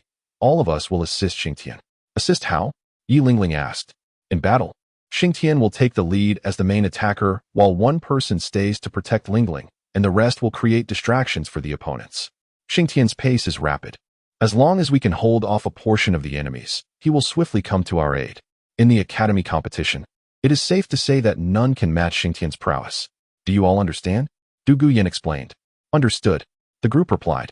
Then, over the next couple of days, let us arrange to test this strategy, Yu Tianheng suggested. No problem. I am available at any time, Yu Lingling responded. We are also free. Yu Feng and Osro chimed in. We have classes these few days, but we will adjust our schedules. Shimo added. Then it is settled. Let us plan for 3 days from now. I will contact the instructors today, Yu Tianheng stated. Sounds good. Yin Yin, do you have any issues on your end? Yu Tianheng suddenly asked. No issues at all. I am always ready. Let us proceed as planned. Xing Tian, take some time to adjust, and I will arrange for an instructor of comparable strength to train with us. Yu Tianheng continued. Absolutely. I am also available at any time. Xing Tian affirmed. Good. Let us hope this strategy proves successful. Xing Tian, we are counting on you. Yu Tianheng concluded. Rest assured, I will not let you all down. Xing Tian promised. Xing Tian patted his chest and declared. Chapter 59. A Unique Battle Strategy. The following day, Yu Tianheng began to reach out to the instructors at the academy, informing them of his intention to experiment with a new combat technique, hoping for their assistance. With the academy competition looming a year away and the seed team of the Tiando Royal Academy already selected, comprising Yu Tianheng and his companions, there was no hesitation when he approached the teachers. They readily agreed to help. When shall we commence? In approximately 3 days. No problem. You may come directly to the training room in 3 days. Thank you, esteemed teacher. Upon returning, Yu Tianheng shared the good news with the others, informing them that the instructor was arranged and they would conduct battle strategy experiments in 3 days. In the interim, the group dedicated themselves to training in the training room after classes, focusing on honing their coordination with Xing Tian. However, lacking a competitive adversary, they felt overly confident, uncertain of how they would perform in actual combat scenarios. 3 days later, Xing Tian and his team arrived punctually at the training room. You're here. Yu Tianheng remarked upon seeing them. Is the teacher not here yet? Du Guyan inquired. Let us sit for a moment. The teacher should arrive shortly. The instructor I contacted possesses considerable strength. Yu Tianheng replied. How strong? Shurimo asked. Well, I'd say they are roughly on par with Xing Tian. Yu Tianheng answered. Really? Come on, boss. Is that true? Shurimo exclaimed. That's my intention. If we train under greater pressure, we shall navigate the actual academy competition with ease. Yu Tianheng explained. That makes sense. If we can coordinate effectively with Xing Tian at this level of strength, we should face no significant issues during the academy competition. Du Guyan concurred. What are you all discussing? Just then, 7 or 8 instructors entered the room. Teacher Qin, you've arrived. Yu Tianheng exclaimed. What? Am I not allowed to come? Qin Ming replied with a smile. We are, of course, delighted that you could attend. Yu Tianheng responded. All right, let us tidy up. We shall begin and observe your recent progress, Qin Ming instructed. Understood, Yu Tianheng replied. Before long, everyone was prepared, yet Qin Ming did not take the stage. Instead, the instructors who had accompanied him stepped forward. Let us begin, Qin Ming announced. Teacher Qin, we are ready, Yu Tianheng affirmed. Commence, Qin Ming called out. Xing Tian, it's your time, Yu Tianheng said. No problem, Xing Tian replied. Shurimo, you take one. Du Guyan, you take another. Yu Feng and AOC Luo. Create distractions. Ling Ling, ensure your safety at all times, Yu Tianheng instructed. Then I shall go, Xing Tian declared, charging forward without hesitation. What is this fighting style? It lacks any semblance of structure. Upon encountering the situation, Qin Ming felt a sense of perplexity. However, as time progressed, his astonishment only deepened. Since Yu Lingling served a supportive role, he refrained from allowing her to interfere, which meant that Xing Tian would have to contend with 2 opponents alone.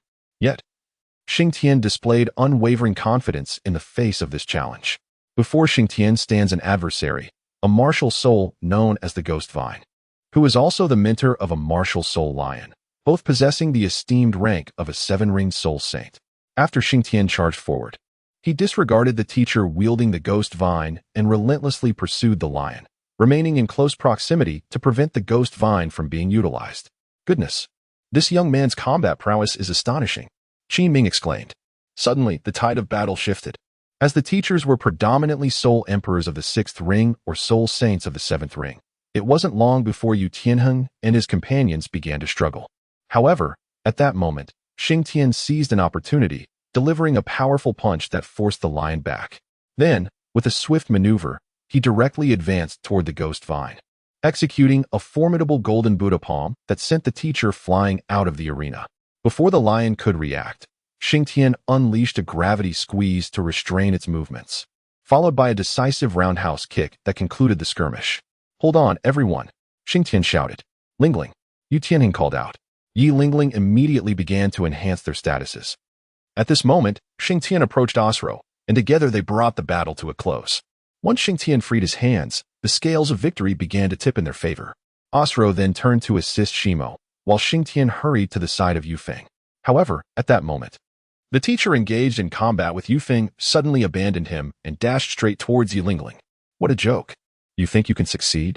Am I just going to stand by? Xing Tian bellowed. He swiftly moved to stand before Yilingling, blocking the teacher's path. Yufeng, go assist the others, Xing Tian instructed.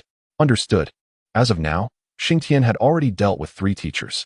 There remained 4, 1 for Yu Tianheng, 1 for Douluo Yin, 1 for Shimo and Osro, and 1 still with Xing Tian. Meanwhile, Yufeng headed towards Douluo Yin, alleviating the pressure on everyone except Yu Tianheng. Teacher, my teammates are waiting for me. Apologies. Xing Tian said to the teacher, then landed a decisive punch to conclude the battle. Big brother Tianheng, I'm coming. Xing Tian shouted. Yu Tianheng was at level 49, while Xing Tian was at level 78. With 2 against 1, the fight was swiftly resolved. Teacher, shall we continue? Yu Tianheng asked the remaining 2 teachers. Forget it, forget it. This one is a little monster.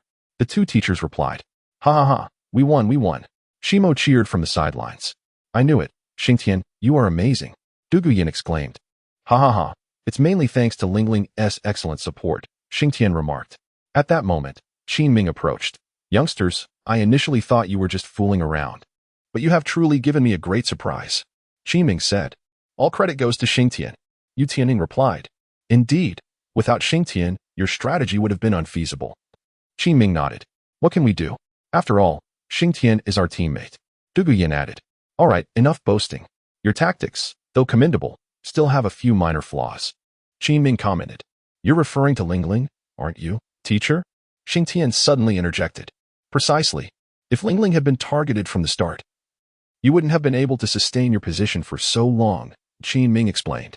That is indeed a concern, Yu Tianheng acknowledged with a nod. How about this? Lingling can stay close to me. I can provide support at any moment, Xing Tian suggested. Qin Ming pondered. What is the matter, teacher Qin? Yu Tianheng inquired. This method isn't unfeasible, but have you considered what happens if others deliberately lure you away while Lingling is by your side? What then for Lingling? Qin Ming cautioned. Chapter 60. Untitled Xing Tian was momentarily taken aback upon hearing this. Qin Ming's words rang true. Once he fully immersed himself in battle, he would indeed be unable to look after Yilingling. How about I switch to Shimo? Yilingling suggested. That won't he do, without you. They won't he be able to hold on for long. Qin Ming replied. It's all my fault for holding everyone back. Yilingling lamented. Anyone can say that. But you cannot. You are the most crucial person here. Xing Tian asserted. Let us deliberate further over the next couple of days. Ensuring Lingling's safety is of utmost importance. Douluo Yin stated. Very well, let us conclude for today. We shall return now, and you all can ponder it further. Qin Ming announced. He then led the teachers away, leaving Xing Tian and the others. Let us discuss Lingling's safety. Yu Tianheng proposed. What if we do this? Lingling can accompany Shimo. Yu Feng suddenly suggested. Reason? Oslo and I are agile attackers. While our mobility may not match Xing Tian's, it would still be somewhat challenging for Lingling to keep up with us. Yin Jie specializes in control. If the opposing side also has control specialists, it would be quite difficult for her to attend to Lingling. Am I not capable? Yu Tianheng questioned. In truth, you are the most suitable, however. Have you considered that if Lingling is with you, there are 2 potential outcomes? First, the enemy may concentrate their efforts on Lingling, putting you in a defensive position. Second, they might disregard you entirely, leaving Xing Tian to face 3 opponents. Douluo Yin explained. Why me? Because you are the second strongest after Xing Tian. And as a powerful attacker, the enemy will certainly target you. Douluo Yin continued. Thus, it appears that only Shimo is appropriate. He is defensive and lacks mobility. If he becomes the target, it means one of us will be unopposed, or Xing Tian will have one less adversary to contend with. I understand now. If someone targets Shimo and it comes from Xing Tian's direction, we will refrain from intervening. Xing Tian will swiftly conclude his battle and join us. Conversely, if it originates from another opponent, we can assist Xing Tian and promptly finish the fight, Douluo Yin articulated. Why not aid Shimo? Oslo inquired. If we assist Shimo, we will undoubtedly draw the enemy's attention. With Lingling's support, Shimo should be able to endure until Xing Tian arrives. Yu Tianheng responded. Shimo, do you have confidence? Yu Tianheng asked. Rest assured, Lingling's safety is entrusted to me. Shimo declared. Excellent. Let us proceed with this plan. In a few days, We shall engage the teachers in battle again to assess the results. Yu Tianhing stated. No problem. Xing Tian, Shimo. It seems you two will bear the weight of the entire team. We are relying on you. Yu Tianhing concluded. Leave it to me. You need not worry. Xing Tian affirmed. If anyone wishes to harm Lingling, they must first step over my body. Graphite remarked. All right. Let's call it a day for now. Dugu Yin responded. Shall we go for a meal? How about the cafeteria? Xing Tian interjected. Impossible. X4 fine. How about dining out? That sounds good. Yu Tianhing agreed. Once again, they found themselves at the same tavern, greeted by the familiar waiter, this time occupying Xing Tian's designated seat. Whenever Xing Tian arrived, the innkeeper knew it was time for a grand purchase. After all, he was nothing short of a financial deity. After their meal, Xing Tian chose not to return to the academy with them, instead heading towards the direction of the royal palace. He muttered to himself, it has been such a long time. That girl hasn't even come to see me. Must I always be the one to visit her? Doesn't she realize how hard it is to enter the palace? Upon reaching the palace gates, the guards blocked his path. The palace gates are off limits. Entry is forbidden. What? You again? Xing Tian exclaimed upon seeing the guard. The guard fell silent, inwardly lamenting.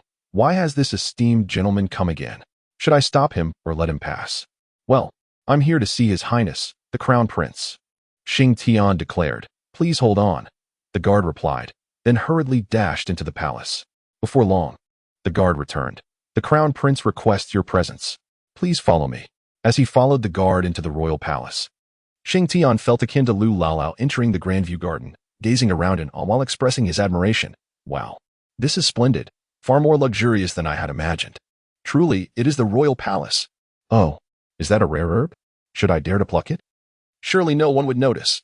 The leading guard was so frightened that beads of sweat formed on his brow, yet he dared not speak. Keeping his head down as he guided the way. The Crown Prince's palace is just ahead, please.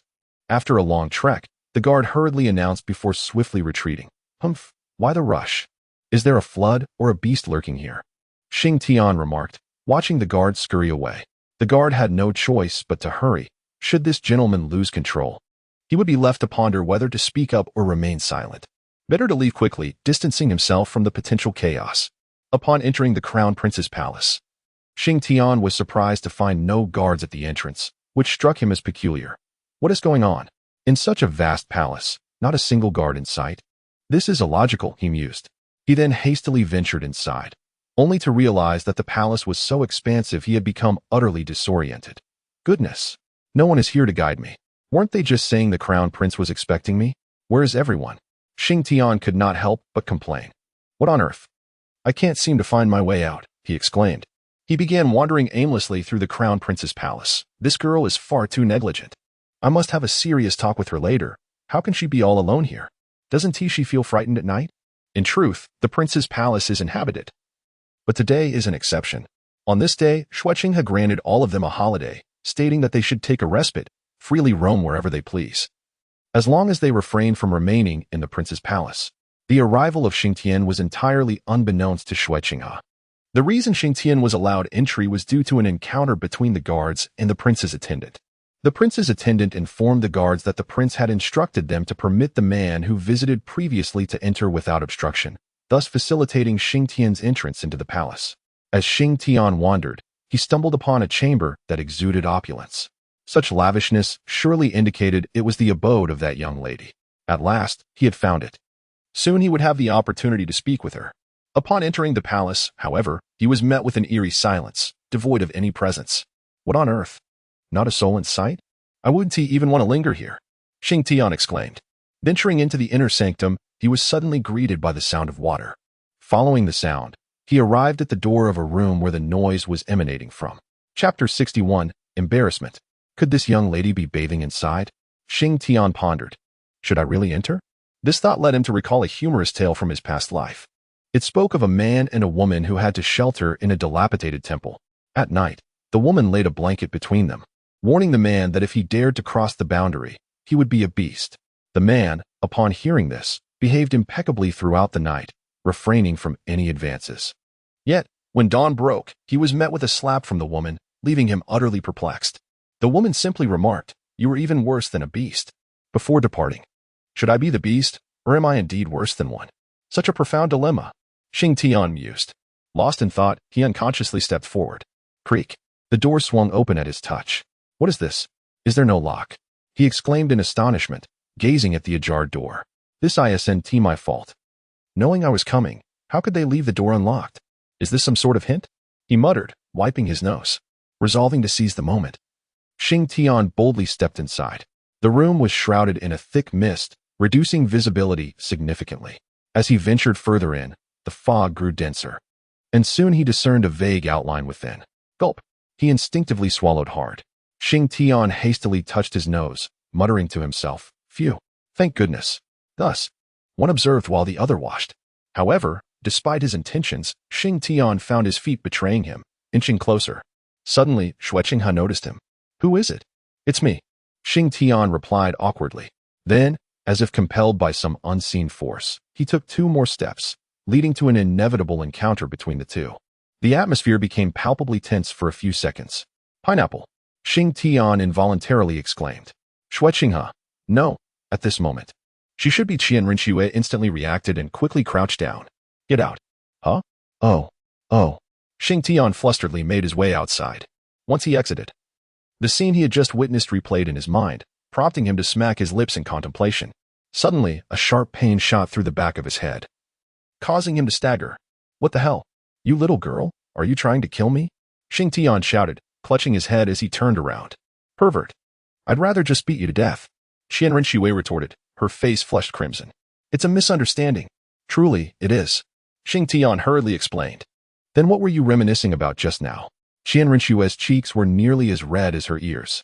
I couldn't help it. Really, I couldn't help it. Xing Tian chuckled mischievously. I made you misunderstand. I made you lose control. Qianren retaliated by throwing a water ladle at him. Hey, that's enough. If you keep this up, I might just retaliate. Xing Tian exclaimed, dodging her attacks. You dare to fight back? Just wait until I beat you senseless. Upon hearing this, Qianren's brows furrowed, her thoughts racing. After suffering such a tremendous loss, am I not entitled to vent my frustrations with a few strikes? Xing Tian was acutely aware of his shortcomings, thus refraining from retaliating. However, suddenly, Qianren stumbled, her footing faltering as she lurched forward. Be careful. Xing Tian hurriedly stepped forward to steady her. Yet, as Qianren rose, her garment unexpectedly slipped down. It turned out that upon Xing Tian's emergence, Qianren had hastily donned an outfit, grabbing a water ladle in her fury, without properly fastening her attire. This only compounded the awkwardness of the situation. I truly did not intend for this to happen, Xing Tian stammered, flustered. You. Humph. Suddenly, Qianren discarded the water ladle and sank to the ground in tears. Oh no. Please don't cry. I genuinely did not mean it. Truly, don't cry. Oh dear. What a predicament. Upon witnessing Qianren's tears, Xing Tian was completely taken aback. Humph. I shall cry. What concern is it of yours? Qianren replied, lifting her gaze. What I mean is, could you please put your clothes back on? Xing Tian managed a sheepish smile. You. Turn around. Qianren retorted, her cheeks flushed with indignation. Xing Tian swiftly turned around, only to be met with the sound of rustling behind him. Suddenly, an excruciating pain shot through his shoulder. What the hell? Are you some kind of dog? Xing Tian exclaimed. Humph. Who told you to bully me? Qianren retorted. I truly did not mean to. When I arrived, the entire palace was deserted, and it took me quite a while to find my way here. I don't care. You bullied me. Qianren insisted. All right. It's my fault. Xing Tian raised his hand in a gesture of surrender. Then how will you compensate me? Qianren inquired. At the very least, I can show you something. Xing Tian replied. Pa. Perverted rogue. Qianren spat back at him. What brings you here? Is it forbidden to visit you without a reason? I want you to take me out of the palace for a bit. Qianren declared. No problem. It's a trivial matter. Just wait for me, she added, then dashed into the room. Watching her retreating figure, Xing Tian couldn't help but reflect. So, you two possess a softer side, don't you? Life must have been quite oppressive for you all these years. In his past life, while reading novels, he had retained only a few fragmented impressions of Qianren. He remembered that the princes of the Tiandou royal family had all met their demise at her hands. Yet, this did not diminish his fondness for her. She had infiltrated the royal realm, and without certain skills, she would have likely been reduced to nothing. There was also the fact that later on, her divine rank shattered. leaving her stuck at the 89th level or something similar. Regardless of how Qian Rinxue was portrayed in his previous life, Xing Tian had never truly encountered her. The person before him now was a slightly temperamental and somewhat willful Qian Rinxue. I do not concern myself with the past. I do not know her, for she is but a fictional character. However, the Qian Rinxue before me is undeniably real, and thus, in this life, I shall protect her. What am I thinking? Just then, Qian Rinxue emerged, adorned in a set of palace-made attire. I wasn't thinking of anything. Xing Tian shook his head. You can't still be thinking about what just happened. Qian Rinxue's face flushed crimson. Ha ha ha, you are simply adorable. Xing Tian chuckled. Humph, I shall ignore you.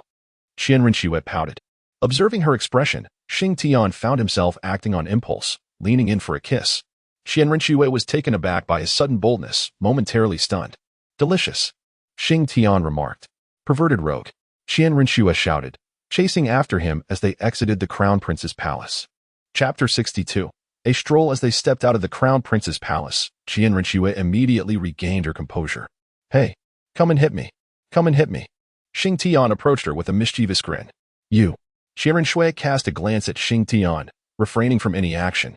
Once she exited the princess palace, her identity was merely that of a humble palace maid. Engaging in playful antics with Xing Tian, should anyone witness it, would undoubtedly lead to complications. However, when Xing Tian approached her again, Qian Rinxue seized the opportunity, grasping the flesh at his waist and executing a swift spin. Ouch! You're being too rough, Xing Tian exclaimed, clutching his side. In truth, given Xing Tian's current physical prowess, even if Qian Rinxue employed her soul energy, he would not feel a thing. Yet, to humor her, he feigned an exaggerated expression of pain. Humph! Qian Rinxue tossed her head and strode ahead. Once outside the palace, she found a secluded spot to change out of her maid's attire and into a flowing white dress. The white gown, complemented by her golden hair, made her smile radiate with such beauty that it nearly melted Xing Tian's heart. Do I look lovely? Qian Rinxue whirled before him. Not lovely. Xing Tian shook his head. You. Not lovely, but rather beautiful, exceedingly beautiful. He quickly amended. Your flattery is sweet. Qian Rinxue shot him a playful glare. Had anyone dared to speak to her in such a manner before, she would have surely retaliated. Yet, inexplicably, since meeting Xing Tian, no matter how he treated her, she found herself unperturbed. Perhaps it was the moment she gazed into his eyes, so clear and pure, that softened her heart.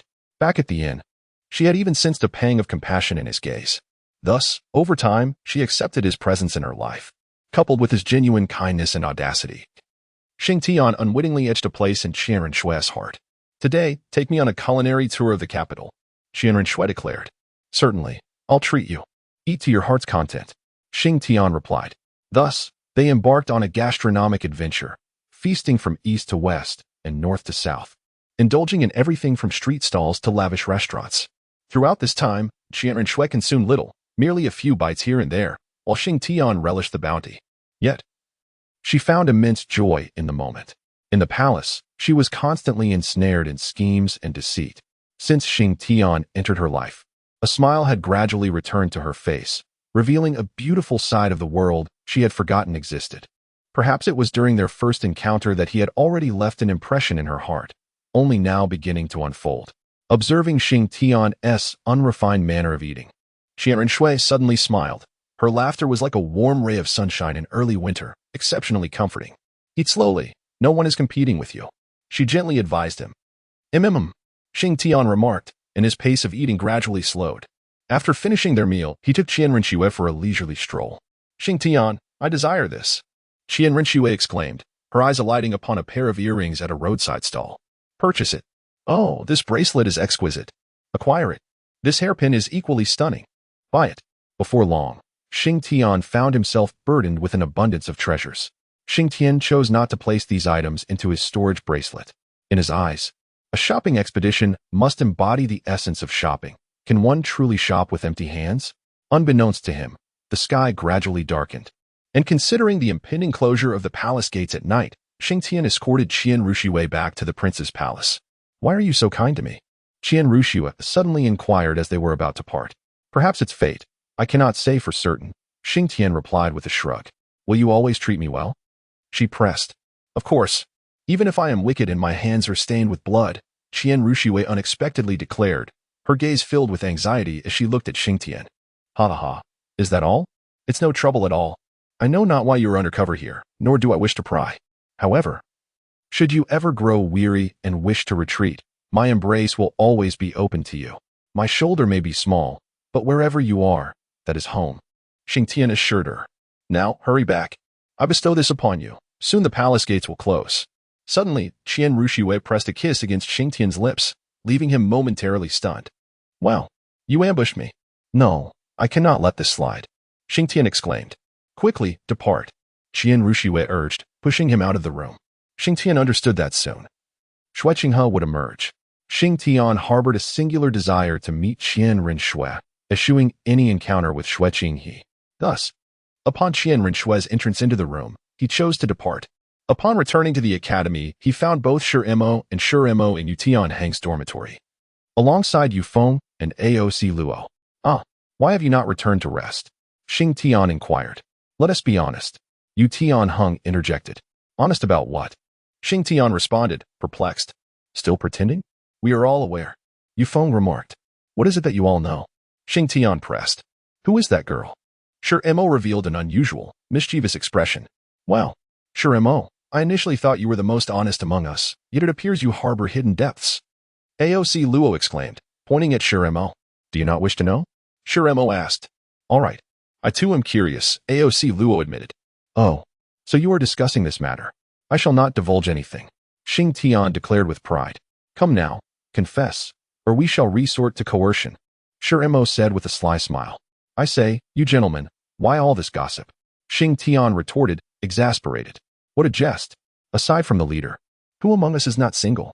I had hoped that with your arrival, you would join our little family, only to find you silently aligning with the leader's camp. Yu Feng exclaimed. Am I to blame? When love arrives, it is an unstoppable force. What can I do? If I cannot resist, I shall embrace it. Xing Tian lay back upon his bed. If I cannot resist, I shall embrace it. Wow, your tone is unbearable. I challenge you to a duel. Shi Mo bellowed, launching himself at Xing Tian. And I too. Shi Mo shouted. I'm coming as well. AOC Luo declared. Vulgar. Yu Feng shot a disapproving glance before suddenly joining the fray. Ha. You flaunt it. Yet have I ever informed you of my own marital status? Enjoy it at your leisure. I am helpless to assist. This resentment cannot be quelled in a mere moment. Yu Tianheng chuckled. Brothers, I concede. Spare me. Xing Tian pleaded beneath the pile of bodies. Chapter 63. Special training. Upon hearing Xing Tian's capitulation, Shi Mo immediately retorted, how shall you compensate us? How about I treat you all to a meal? Choose any restaurant in the capital. Xing Tian quickly proposed. That sounds feasible. Shi Mo replied. Brother, you have some ambition. You compromise so easily for a mere meal? Do you still wish to escape singlehood? Shi Mo teased. Come on, big brother. If you want me to help you find a partner, you might as well end my life, for I lack such capability. Xing Tian surrendered to their demands. Is that so? Will you not resist just a bit longer? Who knows, you might succeed in your resistance after all. I truly cannot resist this, if all else fails. Why not compete for Ling Ling? Xing Tian suggested. As soon as Xing descended from his position, the others exchanged awkward glances. What is the matter with you all? Xing inquired. Is this even a question? There is a scarcity of resources amidst a multitude of competitors. Yu Heng interjected unexpectedly. I regard Ling Ling as a sister. I harbor no such intentions. Shi Mo suddenly exclaimed. Neither do I. Shi Mo added, just as Yu Feng and Osro were about to express their sentiments. Shi Mo suddenly gestured towards them. All right. I admit I have feelings for Ling Ling, yet she shows absolutely no interest in me. Yu Feng confessed. What? You actually like my Ling Ling? Didn't you claim to see her as a sister? Osro exclaimed in surprise. What is wrong with that? Ling Ling doesn't belong to you. If you have the ability, let us compete fairly. Yu Feng retorted. This atmosphere has become rather peculiar. Xing remarked. Don't mind them. It will settle down shortly. Yu Heng reassured. By the way, Boss Heng, how did you know I was with the young lady today? Xing suddenly asked. What do you think? The whole street is buzzing about that foolishly affluent foodie making a comeback. How could we not know? Yu Heng replied with a roll of his eyes. Oh my, how dare they do this to me? Come on, tell me who it is. I'll never visit their home again. Xing declared. Enough already. Can't you all be quiet? You're all grown-ups. If you like someone, just go for it. Yu Heng admonished, glancing at the still bickering Yu Feng and Osro. Exactly. You lack any courage. Shurimo added. You talk too much. Yuhing shot a glare at Shurimo. You all seem rather idle lately. Here is the plan. I'll request permission from the school for us to undergo specialized training in the Sunset Forest. Yuhang suddenly proposed. Special training? Boss, seriously? Shurimo questioned. Consider the timeline. The competition is just around the corner. If we don't step up our game, how can we succeed? Yuhang asserted. Sunset Forest? That name sounds so familiar. Xing mused internally. Sunset Forest? Oh my, what a great opportunity. Xing suddenly realized. Just moments ago. He recalled that the Sunset Forest was the secluded abode of the renowned Douluo, known for its ice and fire yin-yang and celestial herbs. It was these very herbs that had enabled Tang San and his companions to undergo their transformation. I agree. Let us proceed to the Sunset Forest for specialized training. Xing proclaimed. All right, I'll speak to the dean. Yuhang decisively concluded. The remaining individuals appeared utterly bewildered. What is going on? Are decisions being made without our consent now? What about Sister Yen? They questioned. You needn't worry about that. I will discuss it with her, Yuhang replied. You're overthinking it. Douluo Yin is far more familiar with the Sunset Forest than you are. Silly children. In the heart of the moment, with determination in mind. On the morning of the second day, Yuhang hastened to the dean's office to negotiate the matter at hand. The dean wholeheartedly endorsed Yuhang's proposal, granting them a 2-month leave for specialized training in the Sunset Forest. Upon returning from the dean's office, Yuhang shared the details of the training with the group, which primarily involved further interactions with Yulingling and Douluo Yin. Yulingling was indifferent, while Douluo Yin reacted with evident delight. Preparations ensued, consuming a considerable amount of time, and soon the group set forth, their destination being the Sunset Forest. Initially, the dean had intended to assign 2 instructors to accompany them, but Douluo Yin declined this assistance without providing a rationale, assuring the dean of their safety without teachers. The dean was initially opposed to this idea, yet, after an undisclosed exchange with Douluo Yin, he ultimately acquiesced. The Sunset Forest lies 100 miles northeast of the Dou Empire, an expansive and formidable woodland. Before long, Xing and the others arrived at their destination. The forest, named for its breathtaking hues at twilight, seemed to pale in comparison to the mysteries enveloped within. Located hundreds of miles beyond Dou Huang City, it is a place seldom trodden by ordinary folk, thick with miasma, where danger lurks at every corner. And the dense underbrush teems with life, echoing with the roars of tigers and the cries of monkeys, a clear indication that this is no safe haven. Rather than a mystical forest, it could more aptly be termed a realm of death. However, for those engaged in cultivation, it is a prime location for acquiring soul rings, soul skills, and treasures, spanning 1,000 miles. The Sunset Forest is alive with a palpable tension from the morning dew dripping from the leaves to the last chirp of insects at midnight. Although one may not witness the remnants of battle or pools of fresh or congealed blood, the underlying aura of lethal intent is unmistakable, an essence consumed entirely by the victors. Truly, it stands as one of the 5 forbidden grounds of the Douluo Continent. As Ming gazed at the forest before him, he murmured to himself, contemplating the hierarchy of these forbidden places. At the pinnacle lies the Star Dou Forest, followed by the Evil Eye Forest, then the vast ocean, the extreme northern lands, and finally, the Sunset Forest that now lay ahead. Let us proceed. For the next month or 2, we shall survive within this realm. Allow me to lead you to a remarkable location, Douluo Yin suddenly declared. A remarkable location? Sister Yen, what could possibly be good in the Sunset Forest? Shurimo inquired. Enough chatter, just follow me. Douluo Yin responded with a smile. This doesn't seem advisable, Xing interjected. Do you doubt me? Fear not. I shall not lead you astray. Douluo Yin remarked that this statement indeed bears 2 layers of meaning. The first pertains to the recklessness of leading us into such a situation without adequate preparation. Is this not somewhat improper? The second reason stems from a fear that his grandfather might be displeased. As soon as Xing learned of Douluo Yin's exceptional location, his immediate thought was of Douluo. For in Xing's understanding, nowhere else could compare. Chapter 64. The Poisoned Douluo. After Douluo Yin had finished speaking, she walked to the forefront of the group to lead the way. Upon seeing Douluo Yin advance, everyone promptly followed suit, yet Xing lingered with a sense of apprehension. Douluo's temper was notoriously fearsome. Should he become enraged, I doubt even Douluo Yin could placate him, Xing pondered. Nevertheless, he was immensely eager to visit that place, to immerse himself in the ice and fire yin-yang, and perhaps consume some celestial herbs to facilitate a breakthrough. Once they entered the forest, Douluo Yin exhibited no trepidation. However, The rest proceeded with utmost caution, for the infamous reputation of the Sunset Forest was well known throughout the Dou Empire. You need not be so tense. There is nothing to worry about. The path I have chosen is utterly safe. Rest assured, Douluo Yin declared. Yinjia, why are you so confident? Moreover, how come you are so familiar with this place? Yu Lingling inquired suddenly, typically reticent when she spoke. Her words often struck at the heart of the matter. This is a temporary secret. You will understand once we arrive, Douluo Yin replied with a mysterious smile. That smile of yours is rather unsettling. Yu Heng interjected. Oh, really? Douluo Yin rolled her eyes. However, it turned out that Douluo Yin's assertions were accurate. Throughout their journey, they had not encountered a single soul beast. Indeed, there is not a hint of danger. Mo remarked. See, I told you, following me is perfectly safe. Douluo Yin said, her face brimming with pride. It must be safe. If I am not mistaken, this path was likely crafted personally by your grandfather. Xing mused internally. After walking for approximately an hour, Douluo Yin turned to the group and said, we shall soon reach our destination, so do not be astonished. Astonished? What is there to be surprised about? Aren't we simply walking among trees? Osro commented. Let us go. Douluo Yin waved her hand, leading everyone onward. After about 10 minutes, the path suddenly opened up. Upon exiting the route led by Douluo Yin, a mountain loomed ahead, its shape remarkably peculiar. With one side encased in ice and the other radiating intense heat, waves of cold and warmth emanating from the front. The ice and fire yin-yang eye. Xing thought to himself, what a beautiful place. Yu Lingling exclaimed suddenly. Beautiful? You are mistaken. Putting aside everything else, this mountain alone is a perilous existence, Xing retorted. Really? You know? Douluo Yin asked suddenly. I do not know, but I can feel it.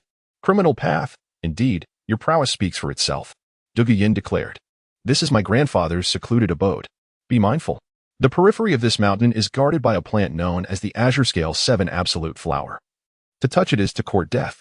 Douluo Yin suddenly remarked. Do you still find it beautiful? Following Douluo Yin, the group cautiously approached a clearing at the foot of the mountain. There, they beheld a treehouse, majestically constructed from timber. Some trees, despite their surroundings, remained vibrant and lush, lending a profound ambience to the dwelling. Grandfather, has come to visit you. Before reaching the treehouse, Douluo Yin began calling out loudly. My ancestors, what brings you here? A figure abruptly appeared beside Douluo Yin, leaving the others in bewilderment, though Xing discerned the arrival. Grandfather, I have come to see you. We plan on training here for 2 months, so we may intrude upon you for that duration. Douluo Yin exclaimed, grasping the figure's hand. Very well, very well. By the way, allow me to introduce you. This is my grandfather, Douluo, and these are my companions. Douluo Yin announced. Douluo? The poison Douluo? Yu Feng interjected. Ah, is there still someone in the martial world who remembers my name? Douluo chuckled. Your Grace, I am Yu Heng, their leader. Your Grace, I am Shirimo. Your Grace, I am Yu Feng. Your Grace, I am Osro. Your Grace, I am Yu Lingling. Greetings. I am Xing. Xing refrained from addressing Douluo with the title of Grace. Douluo cast an unexpected glance at Xing grandfather. Do not mind him. He is our main attacker. At just 12 years old, he has already attained rank 78, Spirit Saint. He possesses the qualifications to address you as such. Douluo Yin stated proudly. Rank 78, Spirit Saint? 12 years old. Child, are you one of the 3 sects? Douluo inquired suddenly. Senior, I am not affiliated with the 3 sects, Xing replied. Then, are you from the Earth 3 sects? Child of no sect, self-taught? Xing asserted. Douluo gazed at Xing with astonishment. I have lived in the Stardow Forest for 3 to 4 years, Xing said with a smile. Ah, you pique my interest. Douluo exclaimed suddenly. Grandfather, let us not linger here. Let us enter. Douluo Yin urged. All right, everyone come inside. Douluo declared, leading the group into the treehouse. The treehouse was modest, furnished simply with a bed and a table, and there were only a couple of chairs. My grandfather rarely has visitors apart from me, so please make yourselves comfortable, Douluo Yin said with a smile. If you are to stay here, you will need to build your own accommodations. I have no extra space, Douluo added. Douluo remarked, it is only fitting. To which the crowd responded in unison. Yinner, what prompted you to seek special training with your grandfather? Do you wish for him to impart some skills upon you? Douluo chuckled. Yinner shot him a sidelong glance, saying, I wouldn't dare have you spoon-feed us techniques. Douluo laughed awkwardly, choosing not to pursue the matter further. Senior, what is that mountain outside? Shirimo suddenly inquired. I am not entirely certain myself. That mountain is shrouded in mystery, and I seldom venture there, Douluo replied. The Eye of Ice and Fire. Xing interjected. Ah, you are aware of it? Douluo asked, intrigued. Indeed. Look. Without inquiring about the source of Xing's knowledge, Douluo urged him to demonstrate. My knowledge is rather limited. I only know that this mountain is called the Eye of Ice and Fire, and at its summit, there are two springs. One is the Frigidine Spring, and the other the Fiery Yang Spring, Xing explained. Moreover, countless rare treasures surround the springs, all of which are of the medicinal grade. He added. Oh. Douluo expressed surprise. Xing, how do you possess such detailed knowledge? Douluo asked. Xing has no words. For it is unlikely this is something inherited from a past life. Every individual harbors their own secrets. Douluo remarked. My apologies. Douluo replied to Xing. No matter. Now, you all should construct a shelter for yourselves. Otherwise, you'll find yourselves sleeping on the ground tonight.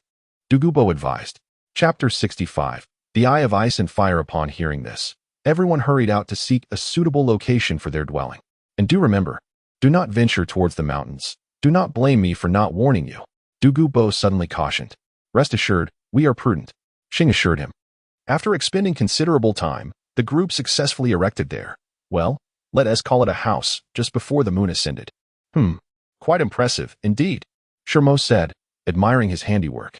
TSK, what audacity, Osro commented, shaking his head as he glanced at Shermo's creation. Shermo's abode consisted of 4 pillars with a surrounding of leaves, topped with a layer of leaves quite sufficient. Among them, Xing's dwelling was the finest, rivaling even that of Douluo. Once the houses were completed, the group felt fatigued, having only a meager meal before retiring for the night. We shall address any matters come morning, they agreed. While the others slumbered, Xing remained awake, lying atop the roof and gazing at the dual nature of the mountain before him, lost in thought. Tang-san, you are late. From now on, this belongs to me. These opportunities are destined to be beyond your reach. I will save Douluo. As for Douluo, I am powerless. But I shall not permit you to have any further connection with him. Xing murmured to himself. I should find a time to ascend. I believe the climb should be manageable. After all, Tang-san was not particularly strong when he first arrived at the Eye of Ice and Fire, was he?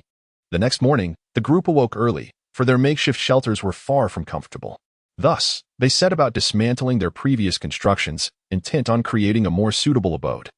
After rising, Xing began to wander around, primarily surveying the terrain to identify a convenient route to the Eye of Ice and Fire.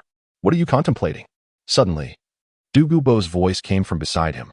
I am pondering what lies beyond that point, Xing replied. What? You wish to ascend? Douluo inquired. Indeed. What purpose does that serve? Xing responded. The Eye of Ice and Fire can temper the body, and the celestial herbs can enhance physical strength and constitution. No wonder such formidable power exists. Your thirst for strength is indeed extraordinary. Fortunately, with strength comes a semblance of freedom, allowing one to pursue whatever they desire within a space of relative liberty. Xing Dao mused.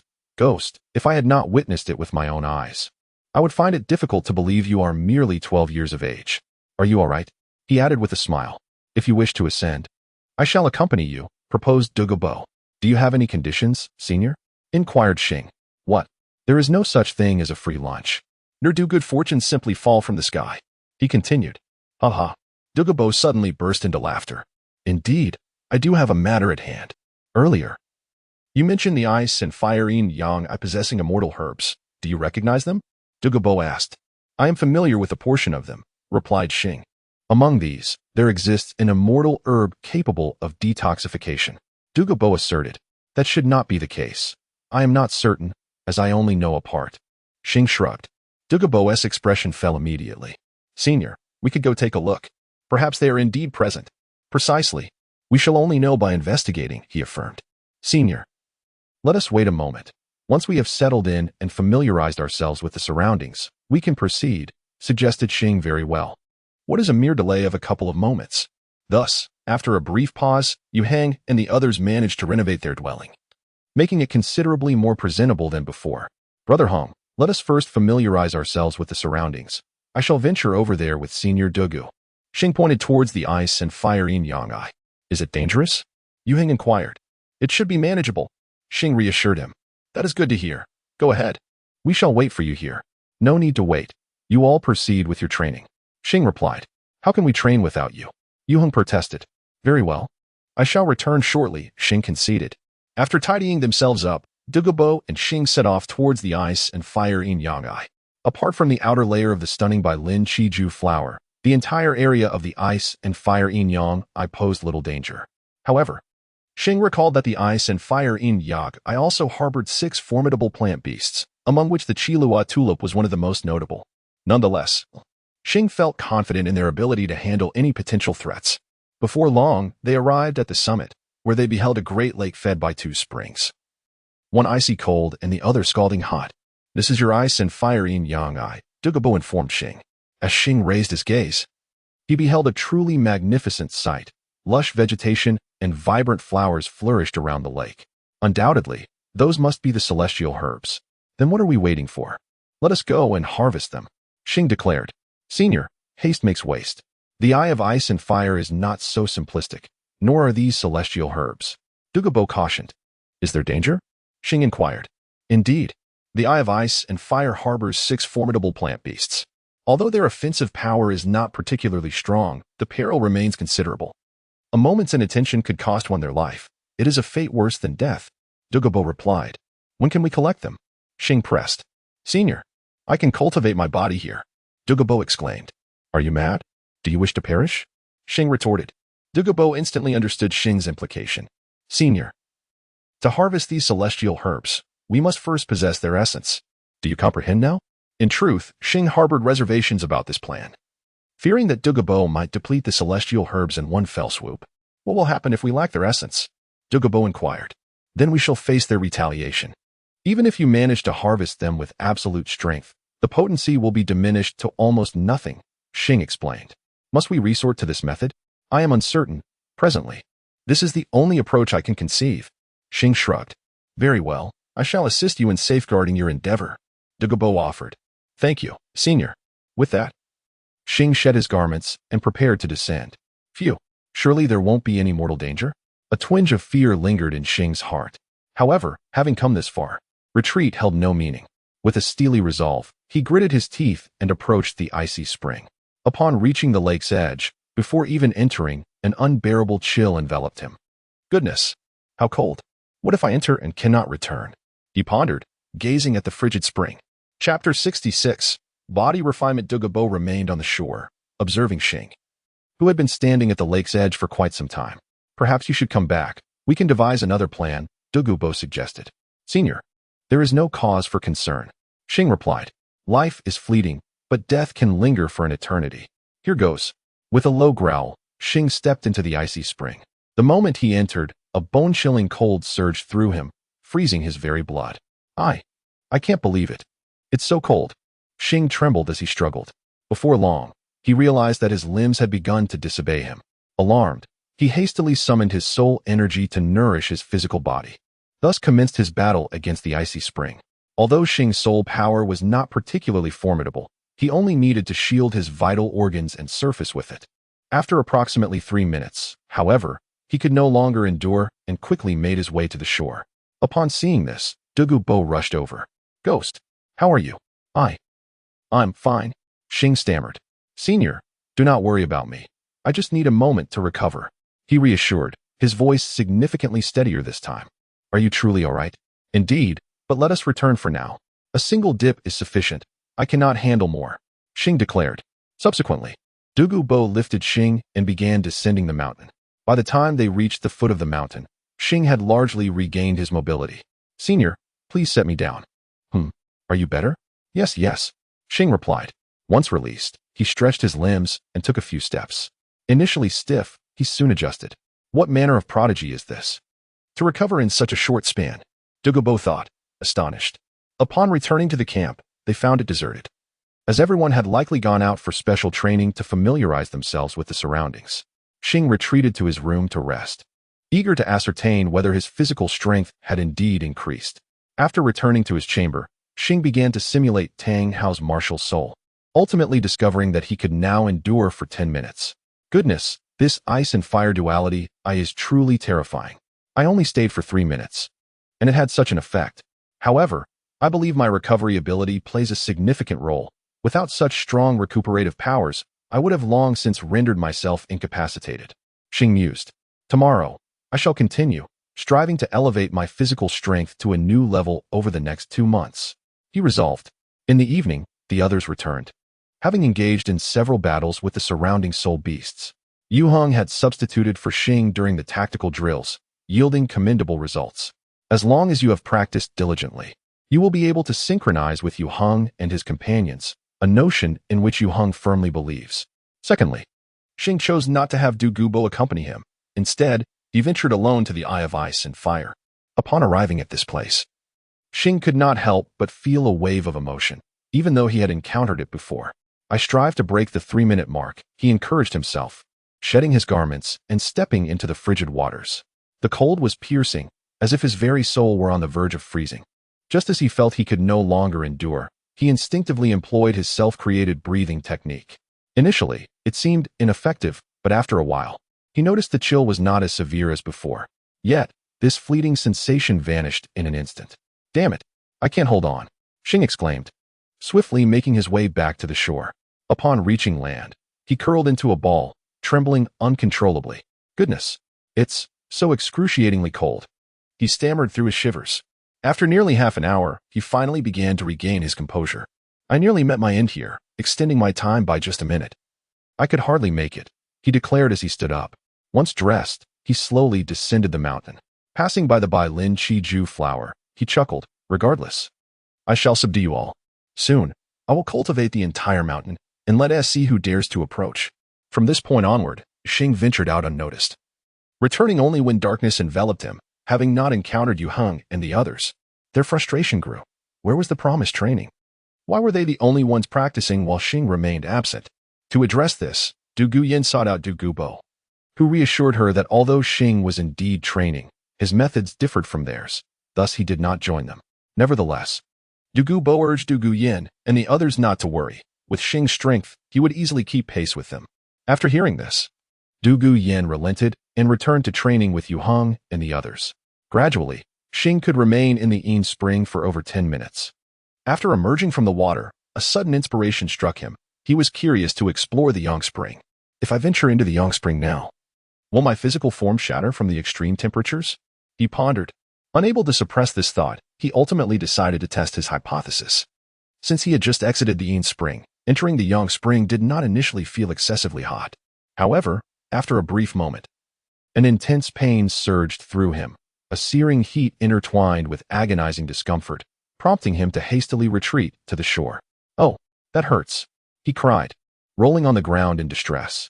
This time, it took him nearly an hour to recover, leaving him in a state of exquisite soreness. However, when he returned home that evening, he discovered that his physical resilience had remarkably increased. With a click of the tongue, he mused, this method indeed holds promise. From tomorrow onward, let us proceed with this approach. As long as I endure, I shall push my limits to the utmost. With resolve, he embraced his decision. Consequently, he began to venture out earlier and return later. Unbeknownst to him, over a month had slipped by, during which he had nearly acclimated to this rigorous training. In the Yin Spring, he could now endure approximately half an hour, and the Yang Spring offered similar results. However, when they were combined, he could only withstand it for a mere 10 minutes at most. His gaze then shifted to the confluence of the Yin and Yang Springs. I wonder if I could withstand that, he pondered. I shall come and test it tomorrow. During this period, he had grown quite familiar with his surroundings. Moreover, he felt that if he wished to harvest these celestial herbs, he could do so at any moment. However, he chose to refrain from picking them, deciding instead to wait until he was about to leave, ensuring that he would not leave a single one for Tang San and the others. Secondly, he executed his previous plan by heading directly to the confluence of the Yin and Yang Springs. Upon entering, he was struck by an exhilarating sensation. The extreme cold and heat enveloped him, showcasing the true essence of the duality of ice and fire. As time progressed, he gradually acclimated to this feeling. From the initial 1 or 2 minutes, he extended his endurance to 3 to 5 minutes, ultimately reaching over 10 minutes. He was steadily adapting and growing stronger. With only a few days left until the 2-month mark, he found himself capable of submerging his entire being within the Eye of Ice and Fire. During this time, he consumed the fiery apricot delicacies and the 8-pointed ice grass that were originally meant for Tang San, thereby acquiring a physique impervious to both water and fire. He initially contemplated consuming the autumn water dew, but upon reflection, He doubted it would have a significant effect on him, so he decided to forego it. Subsequently, he cautiously concealed the remaining celestial herbs. Originally intended for Yu Hang and the others, he ultimately chose to keep them for himself, planning to harvest every last one when he departed. He had no intention of lingering at the Royal Combat Academy for long. Wishing to avoid a repeat of his experiences at Shrek, with their 2-month holiday drawing near, he had not ventured into the Eye of Ice and Fire, which had essentially become his personal sanctuary, since consuming the celestial herbs and achieving his impervious physique. The Eye of Ice and Fire had ceased to pose any threat to him, allowing him to rest comfortably during these past few days. One day, while he was sleeping, he was suddenly startled awake by a commotion outside. As soon as Xing stepped outside, he noticed Douluo anxiously carrying Douluo back.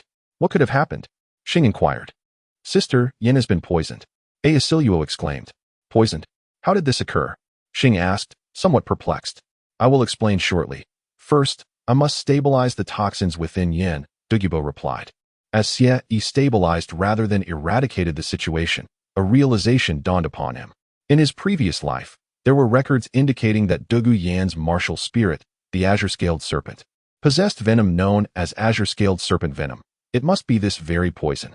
Douluo was also afflicted by it, and the toxin within him had already permeated deeply. Before long, Douluo managed to stabilize the poison within Douluo Yan. Yinner, did I not instruct you not to recklessly employ the azure-scaled serpent venom? Douluo said, casting an irked glance at Douluo Yan. Grandfather, the situation was rather dire at that moment. I had no other choice. Douluo Yan replied, her head bowed. There must not be a recurrence of this. Do you understand? Douluo admonished. I understand, grandfather. Very well, let us all return to rest. Xie, come with me. Douluo commanded. Xing followed the esteemed Douluo to his abode. Are you not curious as to why I chose to suppress the poison rather than cure Yinner? Douluo inquired. Initially, I was indeed curious. However, upon hearing of the Bailin snake's venom, my curiosity dissipated, Xing replied. Why is that? Asked Douluo. Because Douluo Yan's martial soul is the Bailin snake, and your martial soul must be the same, Xing asserted. Indeed. Thus, it follows that you harbor a considerable amount of venom within you, correct? Xing continued. What is the purpose of your inquiry? Douluo asked. Senior, if I were to possess a means to save your granddaughter, what would you do? Xing suddenly posed. Truly? If you can save Yinner, this life of mine is yours. Douluo exclaimed, seizing Xing's hand. There is no need for such grand gestures, but perhaps your life may indeed be at stake. Xing cautioned. Look. Douluo regained his composure. Within the ice and fire eyes lie 2 miraculous herbs, the Chihuahua tulip and the chicken crown phoenix flower. They can assist Douluo Yan in detoxification and may even induce an alteration in her martial soul, Xing explained. Then what are we waiting for? Let us hasten to gather them, Douluo urged. Senior, these are celestial herbs. Have you considered that your granddaughter may not be able to absorb them? Xing replied. So? Douluo queried. Thus, your assistance is required. However, should this occur, your soul power will deplete rapidly and the poison within you may. What are your chances? Allow me to be candid, Senior. If you were to consume these 2 herbs, you might have only a 20% chance of success, for your strength is formidable, and the accumulation of toxins is considerable. In contrast, for your granddaughter, though I cannot guarantee a full success, there is an 80% likelihood. Xing articulated. Agreed. But have you considered your granddaughter's feelings? I would not wish for her to harbor resentment towards me for eternity. Xing scratched his head. I shall personally speak with her, but I hope you will keep this matter secret. I will only tell her it was my idea. Rest assured, I shall not divulge this. Douluo assured. Very well. After I depart, I trust you will take good care of Yinner. This place will henceforth be yours. Thank you, Senior. Let us be off to gather the herbs. Indeed. Xing and Douluo ventured to the Eye of Ice and Fire, where Xing successfully retrieved the Chihuahua tulip and the coxcomb phoenix flower. Yinner, Grandpa has returned. Upon his arrival, Douluo immediately sought out Douluo Yan with Xing. Grandpa, what brings you here? Douluo Yan inquired. I have discovered a method to aid in your detoxification, Douluo declared. What method is that? Here, take this. Douluo presented 2 rare herbs. What are these? These are 2 celestial herbs produced by the Eye of Ice and Fire, capable of detoxifying, he explained. But Grandpa, enough, Yinner. Let us focus on detoxification first. We can converse afterwards, Douluo interrupted. Very well. Here. Consume the coxcomb phoenix flower to begin eliminating the toxins in your body, Douluo instructed. Upon hearing this, Duguyan quickly ingested it, and soon her body flushed with a bright redness. Senior, Xing called out. Hearing this, Dugubo immediately channeled his soul power into Duguyan, cautious not to use his martial soul due to its toxic nature. Once his soul power coursed through her, it began to refine the medicinal effects. Time passed, and at last, Duguyan's condition began to stabilize. Next was the Qiluo tulip. Senior, now you may use your martial soul. As the medicinal effects from the coxcomb phoenix flower still linger in her body and can neutralize the toxins in your soul power. After consuming the Qiluo tulip, she may undergo a transformation, Xing informed. Understood. Dugubo then fed Duguyan the Qiluo tulip. As soon as it was consumed, a multitude of luminescent glows enveloped Duguyan, and her martial soul unconsciously manifested above her head. Senior, at this moment, channel your soul power to integrate the medicinal effects into your martial soul, Xing urged. Dugubo, not daring to delay, activated his martial soul and intensified his soul power output. Chapter 68. The Fall of Dugubo. As Dugubo's soul power mingled with her own, the luminescence gradually shifted to a sickly green hue, yet it did not adversely affect Duguyan. Her martial soul writhed within the pale green glow, contorting in evident agony. Gradually, the pale green luminescence contracted, and a surge of crimson light erupted from Duguyan, evidence of the coxcomb phoenix flower's medicinal potency. Senior, the potency of the coxcomb phoenix flower can scorch your soul power. You may need to amplify your output, Xing suddenly warned. Do not worry. I can endure, Dugubo replied. Upon completion, the azure-scaled serpent behind him let out a fierce roar, unleashing a torrent of immense soul power into Duguyan, intertwining the pale green and crimson luminescence, enveloping her martial soul securely.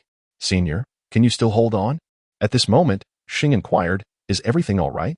No problem, came the reply. Very well. Let us maintain this course. We stand at a pivotal moment of transformation. Should we falter, all efforts will be in vain, Xing assured. Rest easy, Senior. Should you find yourself overwhelmed, I am here to lend you my support. Dugubo remained silent, fully devoted to assisting Duguyan in refining the medicinal essence.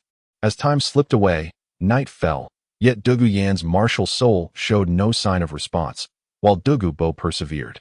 Gradually, faint green lines began to emerge on Dugubo's face. Are you all right, Senior? Xing asked once more. Dugubo remained silent, but nodded slightly to indicate that he was still capable. Upon witnessing this, Xing settled beside to guard. In the blink of an eye, dawn broke, and the night had passed. The green lines on Dugubo's face multiplied, nearly engulfing his entire visage. Yet, Duguyan's martial soul remained utterly still. This predicament filled Xing with anxiety. He was entirely clueless about how Tang San and the others had refined the celestial herb. Consequently, he resorted to methods reminiscent of other fantastical tales from his past life. But to his dismay, there was not the slightest sign of response. Just as his worry heightened, a sudden stir occurred above Duguyan's head. The luminous cocoon enveloping her martial soul quivered slightly. Dugubo, evidently noticing this development, allowed a hint of a smile to grace his face. Yinner, grandfather shall assist you in your transformation, Dugubo proclaimed abruptly. Then, the Bailin serpent behind him merged with him. A torrent of immense soul power surged into Duguyan's body. As this formidable soul power flooded her, the cocoon above her head began to tremble increasingly, and the luminous surface visibly diminished at an astonishing rate. Suddenly, Dugubo coughed up blood, and the influx of soul power faltered, causing the cocoon above Duguyan to distort momentarily, which elicited a fleeting expression of pain on her face. Demon, Xing Wenyan swiftly unleashed the formidable golden bear martial spirit, channeling his soul power into Dugubo's body. Upon receiving Xing's soul energy, Dugubo felt a slight relief. He then intensified the output of his soul power. Senior, this is enough. Maintain this level. You must reserve some soul power to suppress the poison within, Xing instructed. Child, I entrust you with Yinner, Dugubo suddenly declared. A surge of soul energy flowed into Duguyan's body, resembling a moment of revitalization. After this infusion, Dugubo's hand fell limp. Senior? Xing hurriedly supported Dugubo. Child, it's nothing. I won't die just yet. Cough, cough. At that moment, the cocoon atop Duguyan's head began to tremble violently, its surface glow having been nearly exhausted, leaving only a translucent membrane. Through this membrane, a serpentine martial spirit could be seen inside. Suddenly, a fissure appeared on the membrane, followed by an increasing number of cracks, which which ultimately culminated in a resounding explosion. Duguyen's new martial spirit finally revealed itself in all its glory. It was a creature reminiscent of a serpent, yet possessing 4 limbs and adorned with 2 antlers atop its head. Is this a dragon? Xing pondered uncertainly. Child, is this a dragon? Douluo inquired. Indeed, Duguyen's martial spirit has mutated. It must be a dragon. At that moment, Douluo finally opened her eyes. But before she could convey her joy to Douluo, she saw him lying in Xing's arms, on the brink of death. Grandfather, what's wrong? Douluo rushed to Douluo's side. Her voice laced with urgency. Yenner, I am fine. What was your martial spirit just now? Douluo's voice was faint. Grandfather, my new martial spirit is called Fire Poison Dragon. It is a new kind of martial spirit. Fire Poison Dragon. What a splendid name. From now on, my Yenna shall no longer suffer from the poison of the azure scale serpent. Cough, cough. At this point, Douluo suddenly erupted into a fit of coughs, spitting out green blood. Grandfather, please don't frighten me. Douluo cried. Silly child, do not weep. I am joyous to see you safe and sound, free from the azure scale serpent's poison. I have lived enough, and I have endured the torment of this poison for many years. Now, I am finally liberated. Yet it pains me for my Yenner. Douluo lamented. Grandfather, please don't say that. I cannot bear to lose you. Xing, I implore you, save my grandfather. Douluo suddenly pleaded with Xing. Yenner, do not beseech him any longer. I am aware of my own body. It has been ravaged for years. Cough, cough. Child, help me return home. Douluo instructed. Of course, senior. Xing lifted Douluo and carried him back to his residence. I wish to have a few private words with our Yenner. Douluo said to Xing when Nin exited the room, where Yu Heng and the others awaited outside. Xing, what has happened with the poisoned Douluo? Yu Heng inquired. The senior may be on the verge of succumbing, Xing replied. Wasn't everything fine just a moment ago? Yu Feng questioned. Senior Douluo has sacrificed herself to assist Sister Yin in alleviating the poison, but the specifics are best left for her to explain. I cannot elaborate further. Xing stated. Very well. Let us wait for her here. They must have much to discuss, Yu Heng responded. Indeed, we are not in a hurry. As they waited, the time stretched on, and Douluo remained inside Douluo's residence, leaving the group in uncertainty about her condition. Eventually, the door to Douluo's room creaked open, and Douluo emerged, her expression vacant and lost. Yin. Yu Heng hastened to her side. Grandfather has passed, Douluo said, gazing at Yu Heng. Yin. My condolences. You still have us, Yu Heng reassured her. Chapter 69. Douluo's New Martial Soul. Upon hearing Yu Heng's words, Douluo collapsed into his embrace. Grandfather is gone. Woo. I have no family left. She sobbed, her cries heart-wrenching. Yi Lingling, moved by the scene, could not help but shed tears. It's all right. Let it out. It will be better, Yu Heng gently comforted, patting Douluo's back. As she wept, Douluo eventually succumbed to sleep in his arms.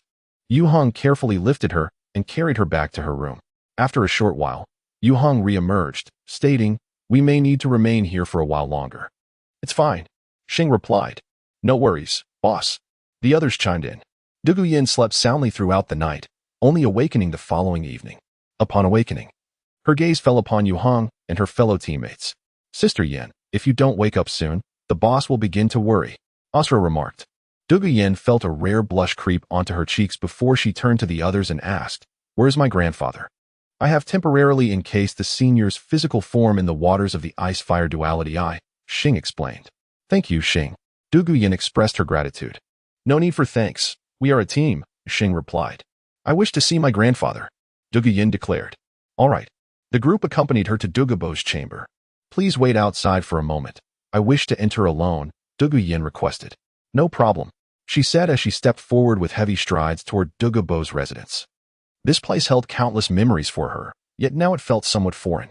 After about 10 minutes, Douluo re-emerged. Xing, this is a letter and a sachet my grandfather asked me to deliver to you, she said, handing over an envelope and a small pouch. Xing received the letter and opened it. To his astonishment, he sensed an inexplicable wariness emanating from the spirit from the very beginning. Although you presented yourself with utmost nonchalance, I, too, have perceived this unease. I must confess that I have committed many transgressions in the past. However, such repercussions should not befall Yenner. Fortunately, fate has led me to you. From the moment you arrived, I understood that your purpose was to seek the eye of ice and fire. If you can save Yenner, then I shall gladly offer my assistance. Within this sachet lies the seed of the 7 exquisite flowers of the azure scale, along with the method to tame them, all of which I bestow upon you. I entrust Yenner into your capable hands." After reading the letter from Douluo, Xing paused momentarily, then glanced at Douluo. "Grandfather, the Eye of Ice and Fire is now yours," Douluo declared. "Oh, let us lay my grandfather to rest at the foot of this mountain," Douluo suddenly suggested. After properly interring Douluo, Xing planted the seeds of the azure scale's 7 exquisite flowers and conveniently gathered the celestial herbs. Although he did not utilize the method to tame the flowers, Douluo had left behind certain items that ensured the flowers would not attack him. On the return journey, Douluo remained in low spirits, uttering not a single word. Upon arriving at the academy, Yuheng explained to the teacher why they had returned late, and the teacher chose not to pursue the matter further. Once back at the academy, Douluo secluded herself in her dormitory, allowing no one but Yi Lingling to see her. Nonetheless, everyone would inquire about Douluo's well-being through Yi Lingling. Thus, several days passed, until Yi Lingling unexpectedly sought out Yuheng, bearing news that Douluo wished to treat them to a meal. Upon hearing the news brought by Yi Lingling, Xing realized that Douluo was likely unscathed. They returned to the familiar tavern, occupying their previous seats. When the group laid eyes on Douluo, she appeared slightly haggard, yet otherwise well. "Thank you all for your concern. I am fine now," she reassured them at the dining table. "Are you really all right?" Yuheng inquired, still somewhat anxious. "Indeed. I am perfectly fine," Douluo responded with a smile. Their meal felt like a homecoming of sorts. After returning to the academy, the group convened in the training room. As Douluo's martial soul had undergone a transformation, they were eager to learn more about it and familiarize themselves with her new abilities. "Sister Yin, what exactly is your new martial soul?" Yufeng asked, curiosity evident in his tone. "My new martial soul is called the Fire Poison Dragon, a dual elemental soul that possesses both fire and poison attributes, allowing for both control and powerful attacks," Douluo explained. "Is it truly that formidable?" Osro expressed his astonishment. "Well, it's not too bad," Douluo replied with a gentle smile. "What about your soul skills?" Yuheng inquired. "My soul skills have undergone some modifications," Douluo answered. "What changes have occurred?" Xing pressed for details. "My first soul skill is now Breath, which unleashes a toxic fireball to assault my opponents. The second soul skill is Poison Mist, which bears some resemblance to my previous second skill. Once deployed, it can paralyze the adversary and induce mild hallucinations," Douluo elaborated. "What about us?" Yi Lingling posed the crucial question. "This leads us to the third soul skill, known as Purification. It can cleanse the damage inflicted by the Poison Mist, but it is limited to purifying only the toxins generated by my own martial soul," Douluo clarified. "That does present some constraints in solitary battles." "The third soul skill might prove ineffective," Yuheng noted. "The fourth soul skill is Dragon's Might, primarily serving to intimidate opponents and instill a sense of pressure upon them," Douluo added. "Remarkable. Aside from the slight limitations of the third soul skill, the others are exceedingly practical, catering to both single-target and area attacks. Quite impressive," Xing remarked. "This is all thanks to your efforts. Let us not overstate it. The medicine was gathered by your grandfather, and he also assisted in its refinement. I merely offered a few suggestions," Xing replied humbly. "All right, enough of this. Xing, in a couple of days, I shall summon our instructors, and we can engage in a battle to test Yan's new martial soul and assess everyone's synergy," Douluo proposed. Absolutely. Everyone now felt a surge of confidence. Xing now possesses unwavering confidence. After undergoing the refinement of the Yin-Yang Eye, he wields the strength of a tidal Douluo effortlessly, and he is eager to ascertain the extent of his physical prowess. Shortly thereafter, Yuheng gathered everyone, and 2 days later, they convened in the training room to commence practical training. The leader remained the same, Qin Ming, yet the instructors for the combat sessions had changed. "Yuheng, in accordance with your request, the instructors this time possess an average strength exceeding 75. I wonder if you can withstand their might," Qin Ming inquired. "Let us give it a try. Without pressure, there is no motivation," Yuheng replied with a smile. "Indeed, as long as you can endure our attacks, I can assure you that you will be invincible in the academy competition." Qin Ming chuckled. Upon hearing Qin Ming's words, Yuheng smiled and replied, "Teacher, you flatter us. My words hold truth. The competitors in the academy tournament are not significantly stronger than you. Some are even inferior. Yet you, with merely Xing, could dominate the entire arena," Qin Ming stated. "Haha, thankfully." Yuheng chuckled in response. "Enough talk. Let us prepare to begin. I wish to see the results of your 2 months of specialized training." Qin Ming declared. Then you must observe closely. I assure you, it will astonish you. Yu Hong asserted. Afterward, both sides readied themselves. Are you prepared? If so, we shall commence, Qin Ming announced. Yu Hong signaled to Qin Ming, indicating their readiness, and the team of instructors also confirmed their preparedness. Ready? Then let us begin, Qin Ming proclaimed. As the match commenced, two instructors swiftly targeted Shimo and Yi Lingling. Shimo, hold on. We will be with you shortly, Yu Hong encouraged. With two individuals focusing on Shimo and Yi Lingling, the remaining instructors each faced one opponent, leaving Xing with a solitary adversary. Teacher, I apologize, but I am eager to see how much I have improved over these past 2 months, Xing stated. Come forth. Let me witness this prodigy of yours. The instructor replied. Then do observe closely, Xing declared. In an instant, Xing vanished from his position. Indeed, he had disappeared entirely. No fluctuation of soul power. Where has he gone? The instructor pondered, momentarily taken aback. Teacher, you have lost. Suddenly, Xing's voice echoed from behind the instructor. The instructor's body froze, and he slowly turned his head, inquiring. When did you sneak behind me? Just now, Xing replied with a smile. Teacher, you have lost. Xing reiterated. Indeed, I have lost. The instructor conceded, and he stepped down from the arena. Although Xing had never truly engaged with this teacher, the speed he had just displayed spoke volumes. In fact, he himself had not anticipated such swiftness. If one were to draw a comparison, his recent velocity could rival that of Goku from Dragon Ball, as they too possessed the ability to teleport instantaneously. A smile crept across Xing's face as he reflected on this. Once the battle concluded, he swiftly made his way to Shimo's side. With Yi Lingling's assistance, Shimo managed to withstand the onslaught of two teachers, yet it appeared he could not endure much longer. Despite Yi Lingling's formidable martial soul, the stark reality of their strength was undeniable. Fortunately, Xing arrived just in time to extricate Shimo from his predicament. Leave this to me. You two go assist the others, he instructed Shimo and Yi Lingling. Thereafter, he commenced his duel against the two teachers. Initially, he contemplated relying solely on his physical prowess, but soon realized that such arrogance was misplaced. Teachers, it's time for me to get serious, Xing declared. Upon hearing this, the teachers were taken aback, their expressions turning to anger. What? Were you merely toying with us? They exchanged glances before intensifying their assault on Xing's third soul skill, gravity enhancement. Fifth soul skill, gravity compression, Xing shouted suddenly. Instantly, the teachers felt their bodies grow heavy, accompanied by an inexplicable force of compression. Second soul skill, mighty diamond palm, Xing bellowed once more. A colossal golden palm manifested, propelling the two teachers out of the arena. Thus, among the seven, Xing single-handedly dispatched 3 foes, significantly alleviating the pressure on Yu Hang and the others. Shortly thereafter, victory was achieved. Goodness, what a monster! The teachers remarked in awe of Xing. Impressive. Truly impressive. Qin Ming did not hesitate to lavish praise upon him. However, Xing remained unfazed, believing this to be merely his normal capability. If he were to falter, that would indicate a genuine problem. Well then, we have little time to spare for your training. The academy competition is less than half a year away, and we must prepare, Qin Ming informed Yu Hong. Understood, Teacher Qin. We shall refine our skills in the remaining time, Yu Hong responded. After returning to the dormitory for a brief rest, Xing departed the academy early the next morning. At the palace gates, he encountered the guard he had previously bested. Upon seeing Xing, the guard's initially cheerful demeanor instantly soured. Young Master Xing, what brings you here today? The guard inquired. What?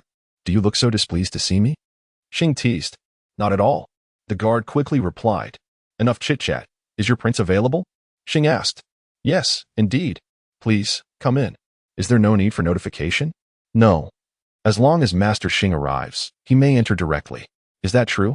Will the others in the palace not have any objections to the Crown Prince's actions? Xing inquired. I am unaware. All right, I shall not trouble you further. I will proceed in, Xing declared.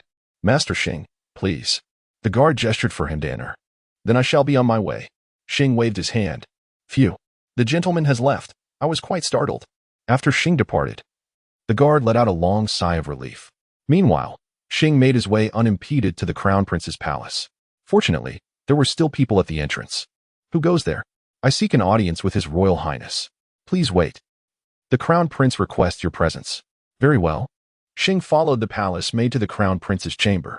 At this moment, His Highness the Crown Prince was inside. Please proceed. Your Highness. Xing has come to pay a visit, Xing announced as he pushed open the door. Within the chamber, only Xue Qinghe was quietly engrossed in an ancient text. Upon hearing Xing's voice, he glanced up momentarily before returning his gaze to the pages before him. Xing Yi, upon noticing no one around, immediately approached with a smile. Xue, are you upset? He inquired with a chuckle. Upset? Why would I be upset?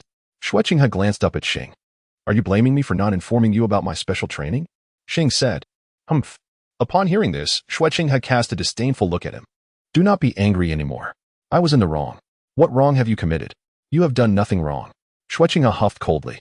Upon hearing these words, Xing Yi was undoubtedly incensed. Xue, please do not be angry. Such emotions can lead to the formation of wrinkles. He continued. I have brought you a gift. Absolutely not. She replied. Are you certain? Xing Yi chuckled. In chapter 71, titled Returning to the Stars, Xue Qinghe shot him another disapproving glance, remaining silent. Xue, do you truly refuse? Xing Yi inquired, leaning closer. Xue Qinghe regarded him for a moment before extending her hand. Let me change back into women's attire.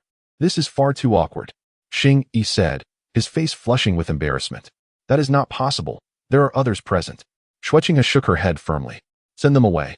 Xing Yi urged with a grin. Left with no alternative, Xue Qinghe instructed the maidservant to convey her message and return to the inner hall. Shortly thereafter, Qian Rinxue emerged. Ah, this is indeed far more appealing. Xing Yi remarked, stroking his chin. You are quite the chatterbox.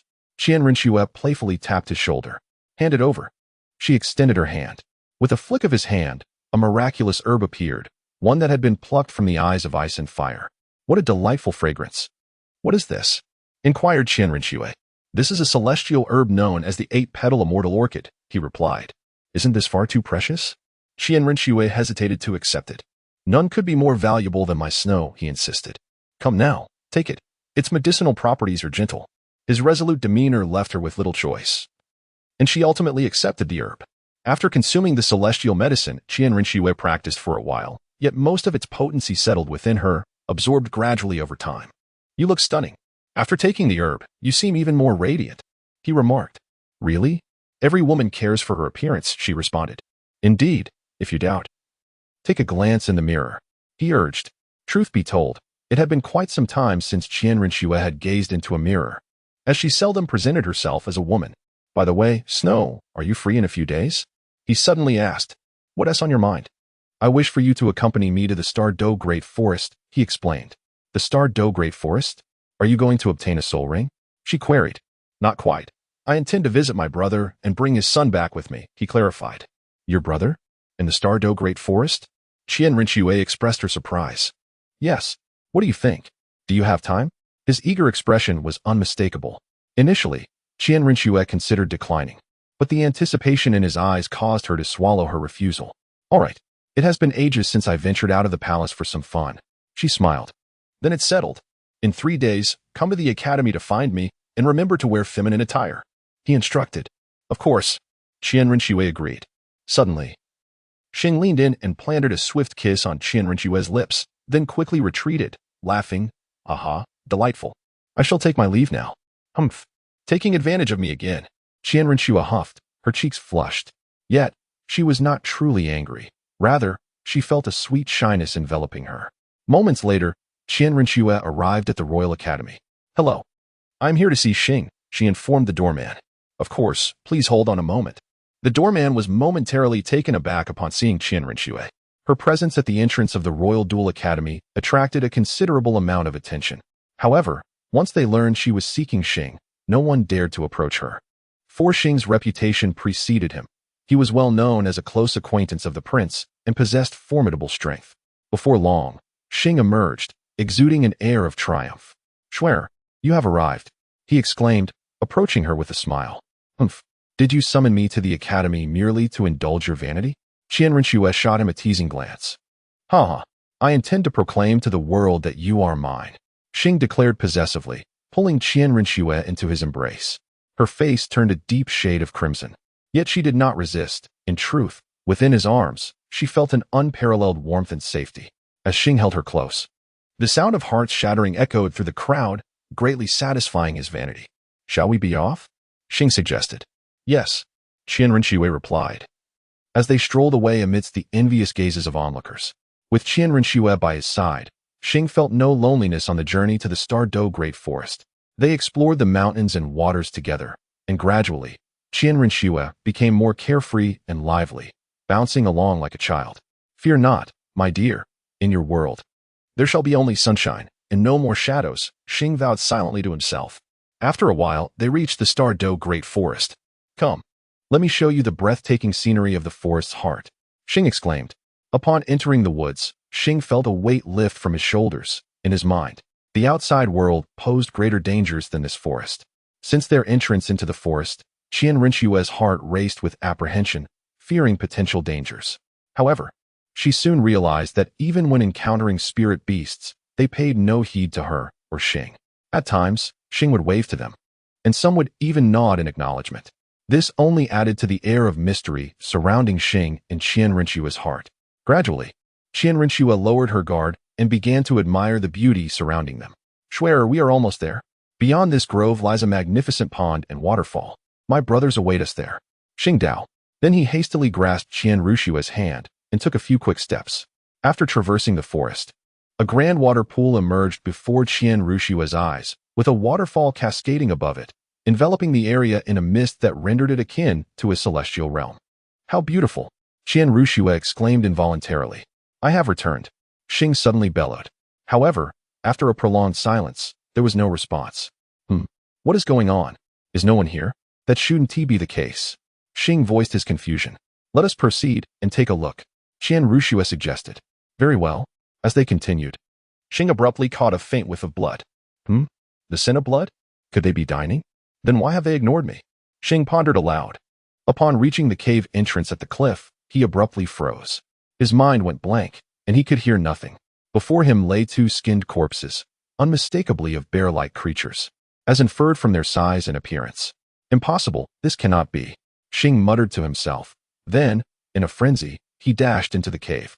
Inside, there were traces of a struggle, along with tufts of fur.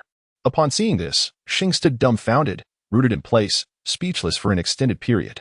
"Xing, what is the matter with you?" Qian Renxue approached and inquired while supporting him. "Impossible, I cannot believe this, it cannot be true," Xing suddenly exclaimed, his voice growing increasingly louder. Chapter 72. The fury of Xing Tian. Qian Renxue could not comprehend why Xing's emotions had spiraled out of control. So she both comforted and questioned him. "Xing, what is wrong? Is this not the dwelling of your brother? I first arrived at the Starry Forest when I was around 7 or 8 years old, and at that time, I lingered at the periphery, too fearful to venture further." Xing began to speak to himself. "Gradually, I established a foothold in the outer regions, my strength improving incrementally, and I eventually became dissatisfied with merely remaining at the edges, prompting me to move towards the outer areas." His voice was soft, yet Qian Renxue chose not to interrupt, but instead listened attentively. "When I first reached the outer regions, I believed that with my strength, I would fare decently. However, the reality was that I suffered greatly, nearly losing my life on several occasions. Nonetheless, I persevered, accumulating strength little by little, breaking through gradually, until I advanced from the periphery to the outer regions, and then from there to this area close to the center. Here, I encountered Bearda, though he was not initially known by that name. He was a dark gold terror claw bear. By chance, I saved one of his cubs, which led him to spare me, and in gratitude, he brought me to his lair. Thus, over time, we grew increasingly familiar with one another." Xing Dao. Upon hearing this, Qian Renxue began to comprehend who Xing referred to as his brother. "I have lived here for a year or two, and I named him Xiongda, while his wife is Xiong'er. I have never regarded them as spirit beasts. I have always considered him my friend, my brother, and he has never hesitated to see me as his kin." As he spoke, tears brimmed in Xing's eyes. "Enough, Xing. Please, stop." Qian Renxue felt an overwhelming sense of compassion witnessing his anguish. Indeed, as I prepared to depart, he entrusted his offspring to me. I assured him that I would return to visit when I had the chance. Offspring? Bear? Where's the bear? Suddenly, Xing realized that only 2 corpses lay before them. The bear was nowhere to be found. The bear may still be alive," he exclaimed fervently. Then he began to frantically scour the mountains, yet he found nothing. Qian Renxue felt a heart-wrenching pain surge within her as she observed Xing's frantic state. "I thought my life was the most arduous, yet I never imagined yours to be even more so," she remarked, watching him in despair. No, no. How could he be gone? Xing shouted in a fit of desperation. Bear, where are you? Suddenly, his voice rose in a wild crescendo. Xing, please, calm down. Think carefully. Where could he possibly be? Just take a moment to reflect and remain composed. Qianrenxue suddenly embraced Xing, whispering softly in his ear. The emotions of Xing gradually settled. Shui, I apologize for my earlier outburst, he said, gently caressing Qianrenxue's face. It's all right. I understand. Qianrenxue responded, grasping Xing's hand. I may have an idea of where Xiong has gone. Come, let us proceed. Xing urged, holding on to Qianrenxue's hand. Erming, it's me. Xing, Erming. Xing called out as he and Qianrenxue made their way directly into the central area, heading towards the lake where the Qingniu python resided.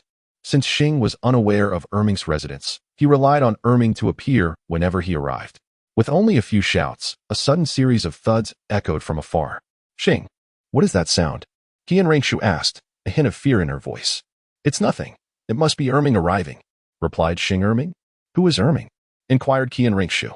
The king of the Stardo forest, the Titan Great Ape. Xing explained. The Titan Great Ape? You know the Titan Great Ape? Qianrenxue was utterly astonished. Yes, indeed. What else do you know that I am unaware of? Shui, I did not intend to conceal anything. If you wish to know, I shall tell you everything in the future, Xing assured her. All right. Qianrenxue was not the kind of girl to lack understanding. Just then, Erming leaped directly to Xing's side from a distance, stirring up a cloud of dust. Xing, you're back. I need to discuss something with you. Erming spoke immediately upon arrival. Is Xiong with you? Xing inquired. Yes, he is with me. I wanted to talk to you about this. Xiong's parents have passed away. Erming revealed. I know. Xing responded, his voice growing somber. You know? I just came from there. I witnessed it all. I know who did it. Erming suddenly exclaimed. You know who did it? Xing raised his head abruptly. Yes. Tell me. Who was responsible? Xing asked, excitement coursing through him. This is what Xiong told me. A group of humans led by 3 individuals, one wielding a tower, another a bone dragon, and one with a sword. That's all. Erming recounted. A tower? A bone? A sword? Good, very good. Xing's tone darkened, and an almost imperceptible aura began to emanate from him. Xing, what's wrong? Don't scare me. Qianrenxue exclaimed upon noticing Xing's unsettling demeanor. Kill. Kill. I will kill you all. Xing muttered under his breath, head lowered. Xing. What is happening to you? Qianrenxue looked at him in fear, as red gas began to seep from his body. This is a berserk state. Human, do not approach Xing. He is extremely dangerous at this moment. He may kill you. Erming warned. He won tea. I trust Xing. He would never harm me. Qianrenxue shook her head defiantly. Shui. Even if the entire world were against you, I would never harm you, Xing declared suddenly. Xing, are you all right now? Qianrenxue asked, her face lighting up with joy. Am I all right? Xing replied, his eyes tinged with crimson. You still possess reason?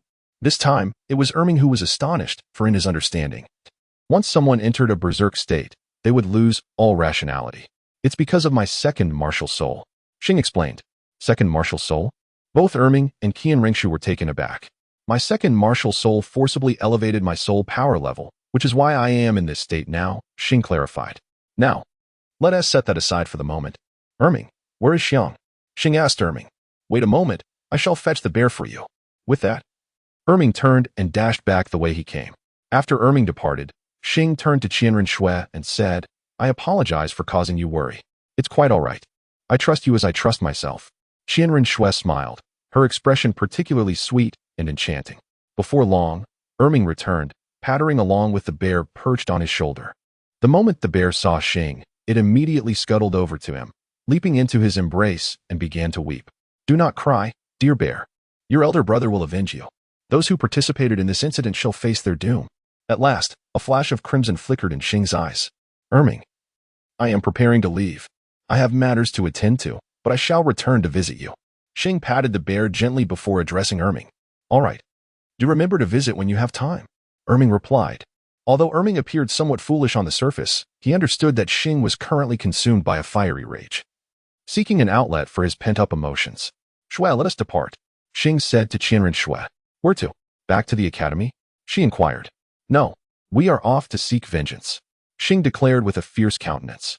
Very well, Qianrenxue replied, fully aware of Xing's need for release and refraining from further questioning. Thus, Xing, accompanied by Qianrenxue and the bear, left the Douluo forest. After this excursion, perhaps you shall never return, Erming contemplated as he watched Xing's departing figure. To ascend as the king of the Douluo forest, Erming relied not solely on strength, while it constituted a portion of it. A keen intellect was equally crucial for survival along the arduous path of growth. Meanwhile, Xing, alongside Qianren Shui and the bear, made their way directly to Shrek Academy. Erming had informed him that a multitude of individuals had come, rather than just a few, which led Xing to suspect an intentional orchestration. Another reason for his suspicion was that the skins of the bear and his companions had been flayed, indicating a deliberate act of revenge. Why are we heading to this so-called Shrek Academy? Qianren Shui asked Xing during their journey. They are inextricably linked to this matter. Xing replied. They swiftly arrived at Soto City in no time. Xing did not enter the city. Instead, he headed directly to the village near Shrek Academy with Qianren Shui. Upon arriving at the village entrance, he was stopped by two individuals. Who are you? Outsiders are not permitted to enter the village at will. They demanded. Inform Flandre that I, Xing, have returned. Xing replied to the gatekeepers. Is the dean's name something you can invoke? Your tone suggests you are here to stir up trouble. We cannot allow you to pass. One of them retorted. Ha, ha ha, ha ha ha ha. Well, very well. Xing suddenly erupted into laughter. What do you intend to do? Since you choose not to call for help, I shall proceed on my own, he said, his smile laced with a chilling aura. Xing unleashed the 7-kill sword martial soul, emanating a formidable aura from his being. If you do not call out, I shall take matters into my own hands, he proclaimed, brandishing his sword. Xing, please remain calm. There should be other options in the village. Qianren Shui interjected suddenly. Xiongda and the others are innocent. If blame is to be placed, let it be on fate. A sinister smile unexpectedly spread across Xing's face. 5th soul skill, the might that shakes the 4 directions. He shouted. Powerful waves of sword energy then radiated toward the village and its surroundings. Stop this at once. A furious roar echoed from the village. Shortly thereafter, Flandre and Zhao Wujie rushed towards him, swiftly attempting to counter the onslaught of sword energy. Ha ha ha, just the two of you? How much can you possibly block? Xing laughed heartily. And we are here too. Suddenly, he heard several familiar voices. Daimyo Bai and others arrived, barely managing to shield most of the sword energy. However, some still escaped, wreaking havoc on a number of houses and, sadly, their occupants. Xing, what are you doing? Flandre shouted angrily. What am I doing? Let me think. I came to inquire about a piece of information. Xing replied with a grin. Do you see this bear beside me? Does it look familiar?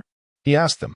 Ning Rongrong trembled slightly at the sight of the bear, unnoticed by others, but Xing, who had been observing her closely, caught the subtle movement. Oh, it seems someone recognizes it. Xing remarked. Enough of your cryptic remarks. Flandre retorted. Zhao Wujie, do you remember what I advised you? When obtaining a soul ring, do not provoke bear-type soul beasts. I wonder if you still recall. Xing suddenly addressed Zhao Wujie. I remember. We have never harmed them. Zhao Wujie responded. Never harmed them? Ha ha. How amusing. Truly delightful. Xing burst into laughter. Ning Rongrong, is Zhao Wujie's statement true? He asked her, his tone light, yet his smile chillingly sinister. Oscar, upon hearing Xing's words, paused for a moment before looking at Ning Rongrong in surprise. Brother Xing, I do not know. Ning Rongrong feigned innocence. Do not know? Very well. Then I shall personally visit the 7-treasure glazed tile school to inquire. What do you think? What are you planning? Ning Rongrong suddenly panicked. Planning? Retribution for murder. It is only just. What do you think I intend to do? Of course, it is to kill. Xing said with a smile. You cannot act this way. Flandre interjected at that moment. Are you teaching me how to conduct myself? Xing shot a glance at Flandre. Is this how you speak to the dean? Zhao Wujie suddenly shouted. Oh, is that not permissible? The fact that I have yet to engage you is already quite lenient. Do you not understand, Zhao Wujie? The smile on Xing's face gradually faded. Daimyo Bai, Oscar, Ma Hongjun, I ask you, who revealed the news about the bear to Ning Rongrong? Xing had grown weary of conversing with him. Boss, what's wrong? Daimyo Bai inquired. Don't. I'm not familiar with you. Xing retorted. Neither am I. Ma Hongjun chimed in. Oscar remained silent. Good. Very well. I have already discerned the answer I seek. Xing declared. Xing, what do you intend to do? Oscar suddenly asked. What do you think? Of course, it's murder. Xing suddenly laughed. No sooner had the words left his lips than he vanished from sight. Rongrong, Oscar shouted. Then lunged towards Ning Rongrong. However, Oscar's speed was far too sluggish. Do you intend to obstruct me? As Xing approached Ning Rongrong, he collided with Tang San. Rongrong is my teammate. You cannot kill her, Tang San stated in a deep voice. Teammate? Ha ha, ha ha. Xing suddenly erupted into laughter, his expression becoming increasingly deranged. Qianren observed this scene, sensing something amiss. She then gazed at Tang San with eyes filled with a chilling intensity. Do you all think the same? Xing directed his gaze towards the others. Zhu Zhuqing unabashedly met Xing's eyes, while the others lowered their heads. Chapter 74. Destruction of the Village. Seeing the expressions of the crowd, Xing truly felt a chill in his heart. At that moment, Qianren approached and took hold of Xing's hand. Xing turned his head to glance at Qianren, and a sudden smile broke across his face. Flander, do you recall the words I spoke when I departed? Xing suddenly addressed Flander. Xing, please remain calm. There may be a misunderstanding in this matter, Flander interjected urgently. Receive 3 strikes from me, and I shall spare your Shrek Academy. Xing declared with an air of finality. What do you intend to do? Zhao Wuji questioned, his tone tense. All of you may come at me together. Xing replied indifferently. With that, he unleashed his Haotian hammer martial soul. The 9 soul rings, yellow, purple, black, and crimson, floated ominously above him, particularly the final red ring, which dazzled the eyes of those present. Block 3 strikes, and I will spare Shrek Academy. Xing's voice resonated with gravitas. Seeing that he could no longer dissuade Xing, Flander released his own martial soul. Everyone, prepare for defense, he commanded. At that moment, as Xing summoned the Haotian hammer, Tang San's expression suddenly tightened. I will take the lead, Zhao Wuji declared, positioning himself at the forefront and directly activating his immovable king body. Really? Xing scoffed coldly. Then, raising the Haotian hammer, he swung it towards Zhao Wuji. With a resounding crash, a single strike shattered Zhao Wuji's immovable king body, sending him flying several meters away, unable to rise. Only 2 strikes remain, Xing remarked, not even glancing at Zhao Wuji. Flander's complexion paled. He was filled with regret for having chosen Ning Rongrong. Xing, I have something to say. Tang San interjected suddenly.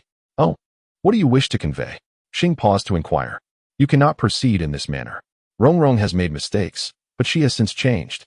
We ought to give her a chance, Tang San asserted. Ha. A chance? Ha. If apologies were effective, what need would there be for the police? Xing retorted, leaving everyone bewildered. By the way, when you meet your father, inquire if you would grant them a chance, Xing added cryptically. Prepare to engage. Xing dismissed further dialogue. Cough. Cough. Cough. Do not underestimate me. I, Zhao Wuji, am the immovable king. Zhao Wuji suddenly rose. Oh, very well. Then I shall make you a true lord of the underworld. Xing replied. Tang San, observe closely. Xing commanded. Haotian true body. He shouted suddenly. The Haotian hammer he held aloft swelled to an enormous size, an invisible pressure bearing down on everyone, rendering them unable to lift their heads. If I take this strike, I shall perish, Zhao Wuji thought apprehensively. Stop. Otherwise, I will kill her. Tang San's voice rang out urgently. Xing turned his head and beheld Tang San emerging behind Qianren, a dagger glinting ominously in his grasp. Tang San, how could you do this to me? Xing shook his head in disbelief. Wu, subdue Tang San, he commanded suddenly. Wu gazed at Xing with an expression of conflict. What? Are you unwilling? A peculiar smile crept across Xing's face. Brother, please stop. Wu interjected urgently. Wu, you? Cease this. You cannot defeat him, she exclaimed. Ha. Do you see this, Tang San? Have you begun to comprehend this feeling? Xing's laughter echoed with madness. Shui, come here, he called out. A radiant light emanated from Qianren, catching Tang San off guard and forcing him a step back. In that moment, Qianren swiftly appeared beside Xing. Very well, let us proceed to the second strike, Xing stated coolly. The enormous Haotian hammer began its slow descent from the heavens. Defend yourselves, Flander shouted, yet the group was devoid of confidence. For the might of the Haotian hammer was overwhelmingly formidable. A thunderous crash resounded, and the entire Shrek Academy was reduced to ruins amidst a cloud of dust. As the haze dissipated, it became evident that all but Flandre, Zhao Wuji, and the Shrek's 7 monsters had perished. TSK, truly the son of destiny. Surviving against all odds. Xing chuckled. Xing, look at what you have done. Flandre roared, blood spilling forth with his rage. Ah, my apologies, I cannot see. Xing replied nonchalantly. Xing, are we perhaps being excessive? Qianren inquired at that moment. Excessive? I feel otherwise. Devil. You are a devil. Ning Rongrong suddenly cried out. A devil? Ah, indeed. I find that quite agreeable, though I believe the title of Demon King suits me even better. Xing responded with a smirk. Enough of this idle chatter.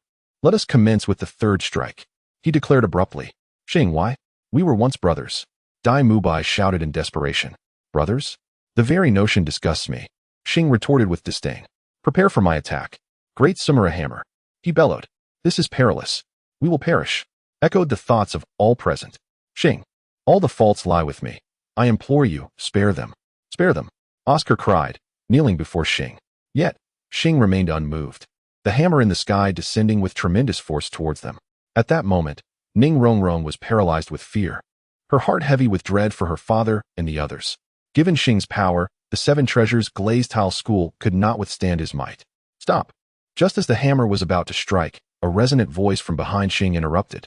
Upon hearing the voice, Xing promptly stowed away his hammer, exclaiming, I thought you would not appear.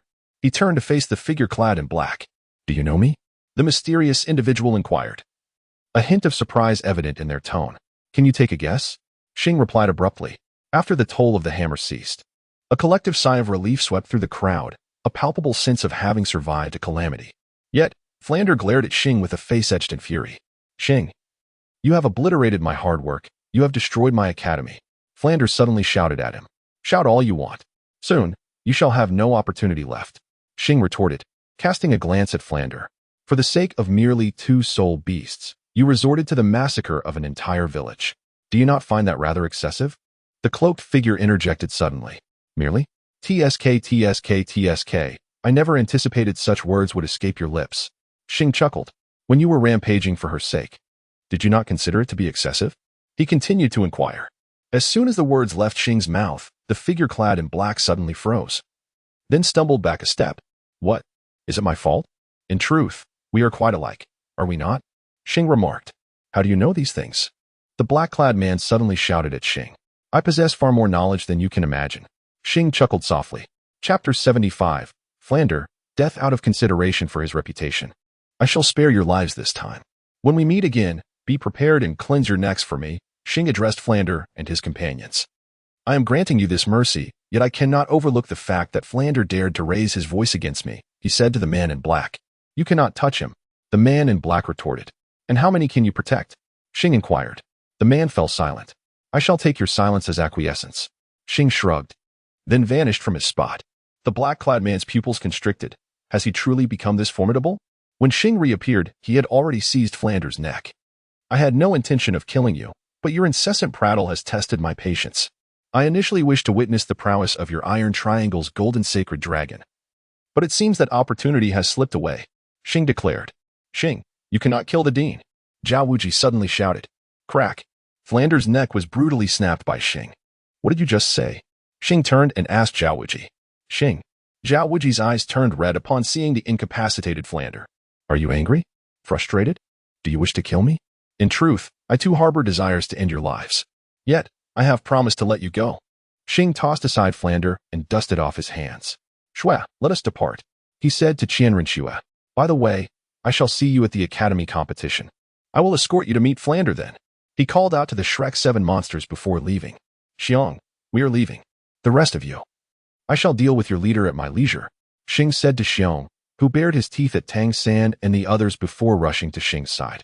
One more thing I nearly forgot. Tang San, Yu Gang should have arrived, but I am unsure why he is absent today. However, tell him that I have broken their dragon wings. They should align themselves as a team. You dare. If you touch the teacher, it will be the end of us. Tang San erupted in fury. Ask him if he dares to face me in a life and death struggle. Xing pointed at the man in black. And now, we truly take our leave. See you at the academy competition. With that, Xing, alongside Qian Rinxue and Xiong, gradually distanced themselves under the watchful gaze of the crowd. Tang San, watching Xing's retreating figure, clenched his fist repeatedly, ultimately allowing them to fall helplessly. Anger? Helplessness? Then focus on your cultivation. As long as you live, anything is possible, the man in black suddenly remarked before departing as well. Teacher Zhao, what shall we do now? After the black-clad man left, Daimubai turned to Zhao Wuji.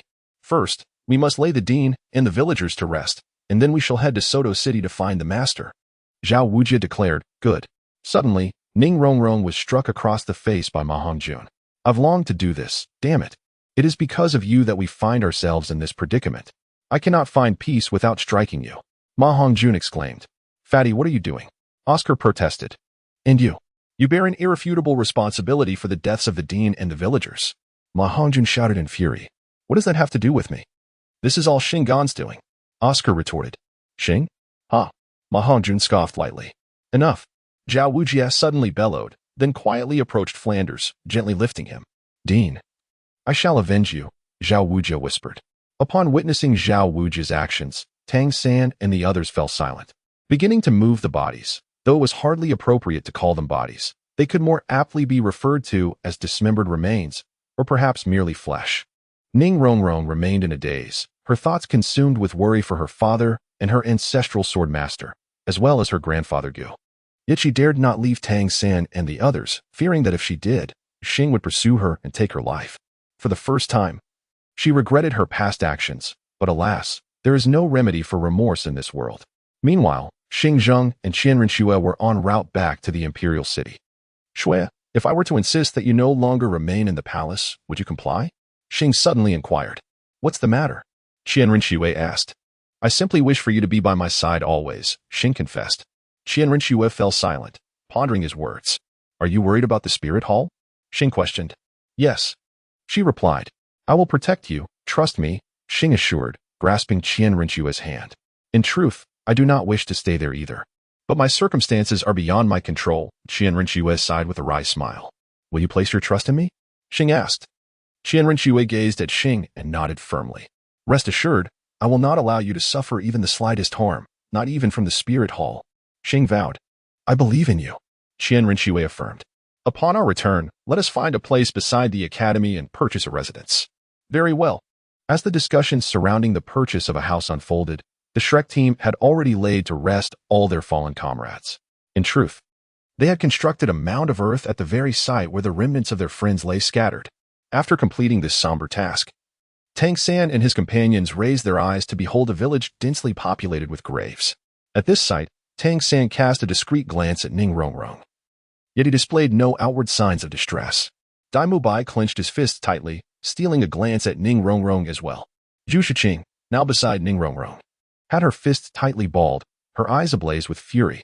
Among them, Ma Hongjun exhibited the most overt display of emotion, had it not been for Dai Mubai's restraint.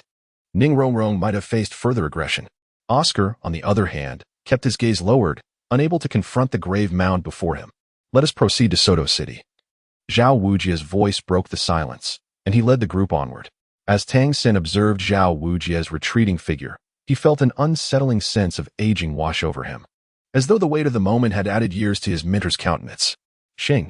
Tang San uttered the name through gritted teeth. Such is human nature. We often fail to trace the roots of our dilemmas, fixating instead on the immediate. In truth, the current predicament bore little relation to Xing. Yet the group had chosen to direct their ire towards him, selectively ignoring Ning Rongrong's presence. Throughout the journey, Wu kept her head bowed, unwilling to meet Tang San's gaze. Wu, why did you choose to assist Xing? Tang San's sudden inquiry startled her, prompting her to lift her head in alarm. Brother, I do not wish for you to be harmed. She replied earnestly. Do you truly not trust me? Tang San questioned. Wu found herself at a loss for words. You are right. I am indeed no match for him. Even if I were to unleash all my abilities, I might not even approach him. Tang San remarked with a touch of self-deprecation. Brother, I believe in you. You will undoubtedly become an exceptionally powerful spirit master. Wu grasped Tang San's hand. Let us hope so. For now, our foremost concern is to endure the upcoming academy competition, Tang San replied, shaking his head. Chapter 76. The fury of Yu Xiaojiang. The atmosphere within Tang San's group was notably oppressive, drawing the attention of passers-by who paused to ponder the cause of their distress. After considerable effort, they finally made their way from Shrek Academy to Soto City, where Tang San guided them towards the inn where Master resided. The Master had chosen to stay in an inn adjacent to the Soto City Grand Soul Arena. Having ventured into the city to assist Tang San and his team in locating a training ground, eventually settling on this arena. Little did the Master anticipate that before he could return, Tang San and his companions would arrive at his doorstep. Master. Upon encountering him, Tang San offered a respectful gesture. Ah, San, what brings you here? And Zhao Laoshi, have you grown impatient to commence your specialized training? The Master smiled and spoke. Teacher. Tang San hesitated. uncertain of how to address the matter with the master. What troubles you? You all seem rather listless. Have you been secretly undergoing special training? The master inquired. Master, there is something we must discuss. Tang Xin paused, unsure of how to begin. What is it? The master urged. However, the others remained silent, heads bowed. And the master gradually sensed an underlying tension. What is the matter? Has something occurred? He asked. The group exchanged glances. What has happened? Is it serious? The master pressed. Teacher Zhao, perhaps you should explain. Tang San suggested to Zhao Wujing. Very well, Zhao Wujing sighed. Master, brace yourself. The master was taken aback. And the smile on his face began to fade. What is it? He asked. Shrek has been destroyed. Zhao Wujing stated, taking a deep breath. Destroyed? What do you mean? The master questioned. Upon hearing this news, he had already started to form a hypothesis, though disbelief lingered in his heart, compelling him to seek confirmation. Shrek Academy has been annihilated. Apart from us, everyone else is dead. Zhao Wujing explained slowly. What about Flander? The master inquired urgently. The dean has also perished. Tang San replied. Who? Who killed Flander? The master exclaimed, his agitation palpable. It was Xing. Daimubai interjected. Xing? The master was taken aback, then turned to Tang San. Teacher, it is indeed Xing, Tang San confirmed. Why? Why would Xing destroy Shrek Academy? The master could scarcely believe his ears. It is all because of that sister. Ma Hongjun pointed an accusing finger at Ning Rongrong, his disdain evident. Ning Rongrong, acutely aware of her culpability, remained silent. Why blame Rongrong when it was Xing's doing? Oscar protested. Be quiet. Ma Hongjun shot a disapproving glance at Oscar. Enough. Can someone clarify the details for me? The master suddenly demanded. Teacher, let us go to your room, and we shall explain everything in detail, Tang San proposed. Very well, the master acquiesced, and the group followed him to his chamber. What on earth transpired? The master asked, now regaining his composure. Xing arrived with a woman and a dark gold, terrifying claw bear cub. The exact reasons remain unclear. But we suspect it may be related to the cub's parents, Tang San elaborated. Xing had previously warned me not to disturb bear-type soul beasts while hunting in the Douluo forest, Zhao Wujing added. I have a few words to say. Ma Hongjun suddenly interjected. You. The master gestured to Ma Hongjun. This matter is directly related to Ning Rongrong and Oscar. Only I, Douluo, and Oscar are aware of the bear beside Xing. Why did Xing immediately point at Ning Rongrong and question her? Do you believe that after spending so many years in the Douluo forest, he would be unfamiliar with the soul beast within? Ma Hongjun remarked to Oscar and Ning Rongrong. I recall that Xing is acquainted with the Titan giant ape, as well as another soul beast known as the Azure Bull Python. Daimubai suddenly interjected. The Azure Bull Python? The king of the Douluo forest? The master inquired. Indeed. Ning Rongrong, I implore you to provide an explanation. The master said, his expression darkening. I don't know. Why are you all pressuring me? Ning Rongrong suddenly broke down in tears. Do you think Xing determined your identity without reason? Do you think those soul beasts are mindless? Ma Hongjun scoffed coldly. Enough. The master suddenly shouted. Let us set aside the matter of Ning Rongrong and Oscar for now. I have just one question. Was Shrek Academy destroyed by Xing? The master asked solemnly. Everyone nodded in affirmation. Was Flinder also killed by Xing? The master continued. Yes, teacher. Furthermore, Xing said, if he encounters you, he wishes to convey a message. Tang San stated. What message? He said, I have broken your dragon wings, for the remaining 2 hearts to unite. The team must be perfectly aligned. What does the first half of this message mean, teacher? Tang Xin inquired. Upon hearing this, the master clenched his fist tightly. This is intolerable. Xing, I will not rest until we settle this. The master gritted his teeth. If Xing were present, he would surely exclaim in astonishment.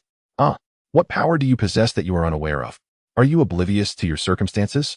Who bestowed upon you the audacity to utter such words? What do you intend to do? Fear not, dear teacher, when the academy competition arrives. We shall ensure he faces a fitting reckoning. Unbeknownst to him, Tang San too felt the influence of his master's emotions. While the academy competition prohibits murder, I am confident that humiliation is within your capabilities, the master declared.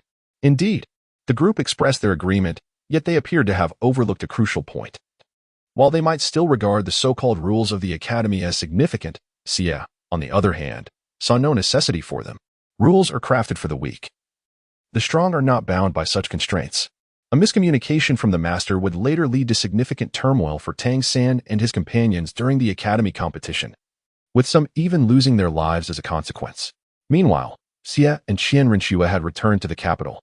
After a brief visit to the royal palace to gather some belongings, Qian Renxue emerged, marking the end of Xue Qinghe's existence. From this moment forward, she would be known solely as Qian Renxue. Following their reunion, Xie and Qian Renxue settled into a residence adjacent to the Royal Combat Academy. Although Xie was merely 12 years old, no, he was nearly 13. His height of 1.67 meters led many to believe he was in his 20s. Upon moving into their new home, they began their lives together. During this time, Xie visited the academy, informing Yu Hang and the others that he would represent the Royal Combat Academy in the upcoming competition, though he would no longer remain at the academy. After his experiences in the Douluo Forest, Xie came to realize that he had already attained the strength to live freely. Chapter 77. The Routine Days Yet. Xie found himself burdened by the so-called original storyline and trivial matters, causing him undue exhaustion and leading to the demise of Xiongde and Xiong'er. Thus, upon returning from the Douluo Forest, Xie resolved to cease pondering the original storyline. Xing's current thoughts are rather singular, to eliminate Ning Fingxi and Ning Rongrong, and subsequently abscond with Qian Renxue from the Spirit Hall to live a life of his own. Upon discovering Xing's intentions, Yu Hang and the others were taken aback and astonished, but they soon came to a realization. Given Xing's formidable strength, the Royal Combat Academy could not possibly retain him. Yu Hang remained puzzled about why Xing had chosen to join the academy and assist them in their competitions. Yet these inquiries seemed trivial.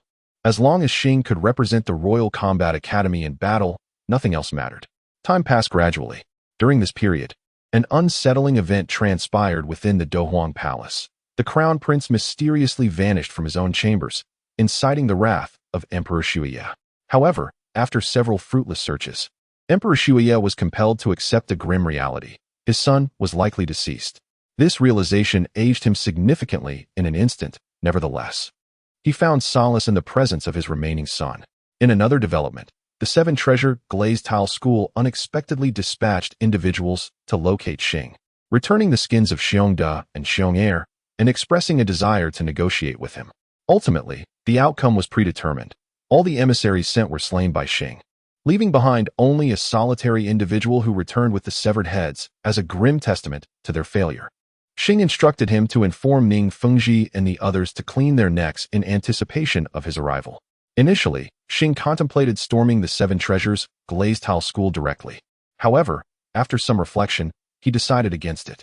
He intended to wait until after the academy tournament, as he was expecting someone.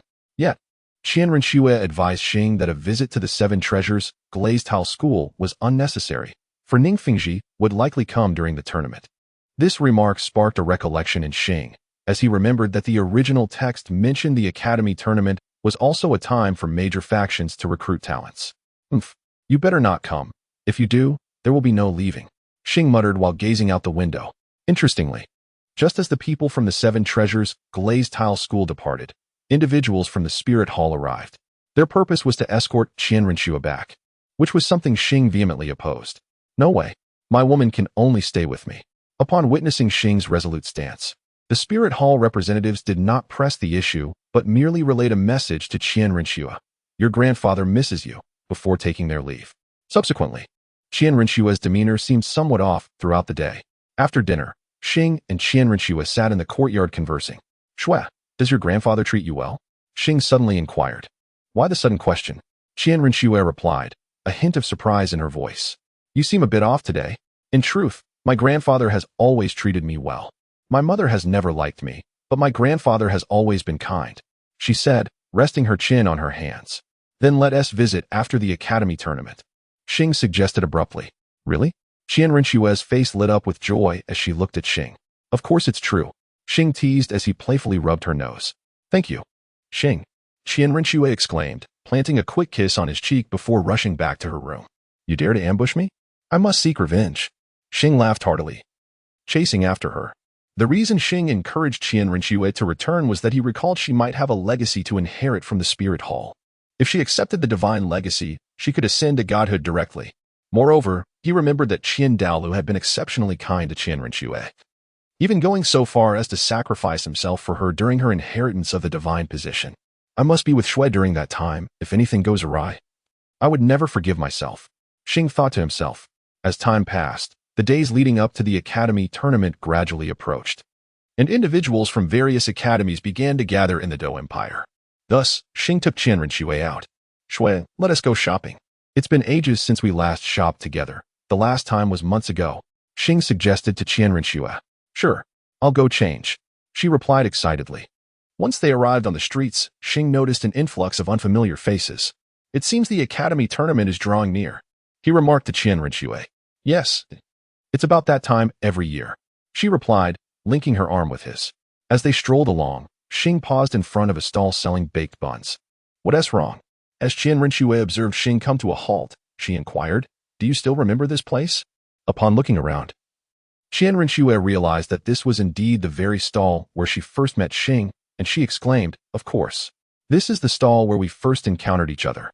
And you frightened the owner quite terribly."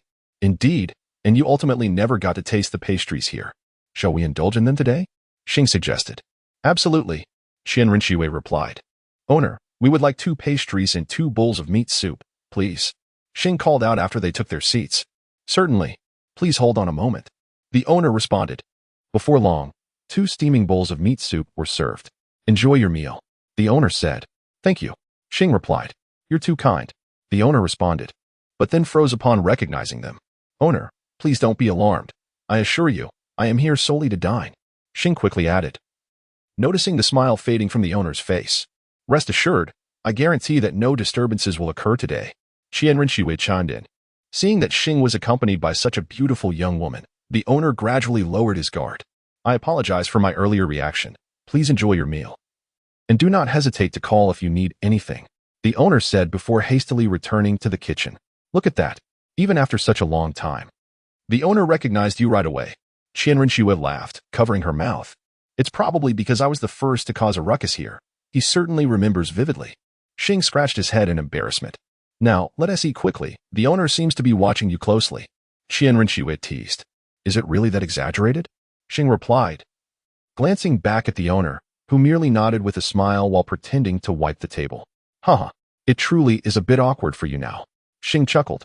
"Well, you noticed that. All right then, let us savor this meal. The flavors here are indeed delightful." With that, Xing began to eat heartily.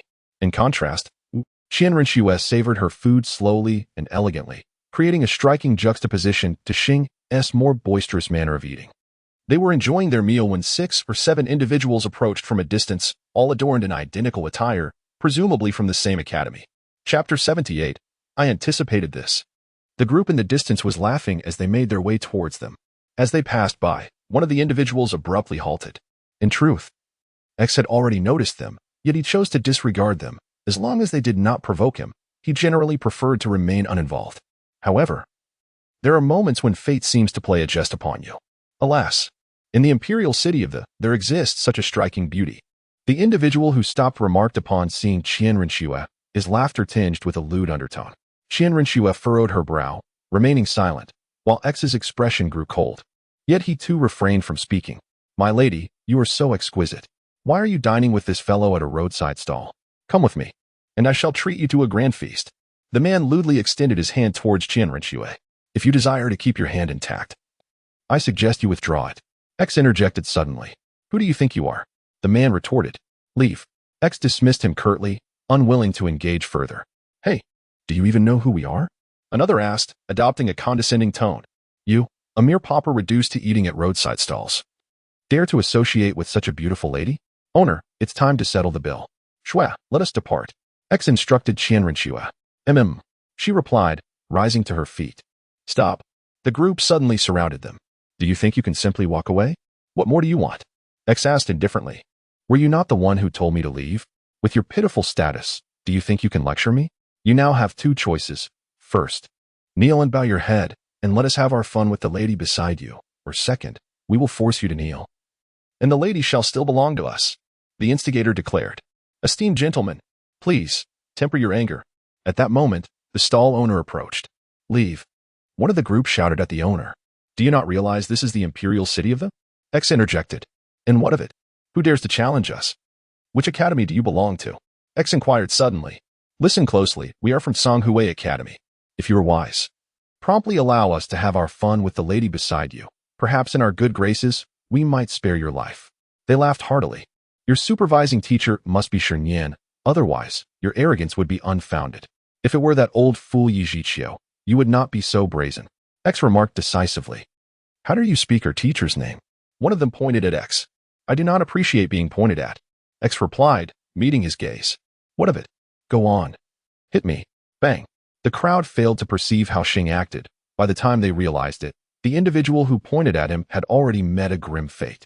Must you always resort to such bloodshed? What will we eat for dinner tonight? Qian Rinxue reproached Xing mildly. You have slain our comrade. It is over for you. Even the Snow Knight Emperor cannot save you now. Your demise is imminent. The provocateur exclaimed, gesturing furiously at Xing. Go fetch Xinian. I shall await him here, Xing declared suddenly. Upon hearing this, the others hastily fled, not out of defiance but fear, for they had not witnessed Xing's movements clearly. Halt. Only one of you need go. The rest remain here, Xing commanded. However, his words fell upon deaf ears, and as soon as he finished speaking, the retreating figures accelerated their pace. Why does no one heed my words? Must you force my hand? Truly. Xing shook his head in frustration. In an instant, he vanished from his spot, and soon the fleeing individuals found themselves inexplicably drawn back. Did I not instruct you to remain? You insisted on fleeing. Now look at what has transpired. Your legs have been broken. Let us see how you run now. Why do you refuse to listen to me? This punishment is no trifling matter. Alas, I shall pity you for 3 seconds, Xing remarked, observing the fallen figures with a shake of his head. Then, his gaze turned to the one who had managed to escape, and he chuckled softly. Boss, my apologies. I truly did not intend to cause trouble. Yet as you can see, they were the instigators. Simply have them compensate later. Xing addressed the owner. The proprietor wore an expression of bemusement, exclaiming, I knew it. I knew something like this would happen. What do you mean? Xing inquired, intrigued. I just knew that when you arrived, trouble would follow. Rest assured, I shall relocate shortly. The boss replied. Please don't. If you move away, I shall have nowhere to enjoy my pancakes. Xing hastily retorted. Please, spare me. Grant me a chance to survive. The owner nearly wept. Very well.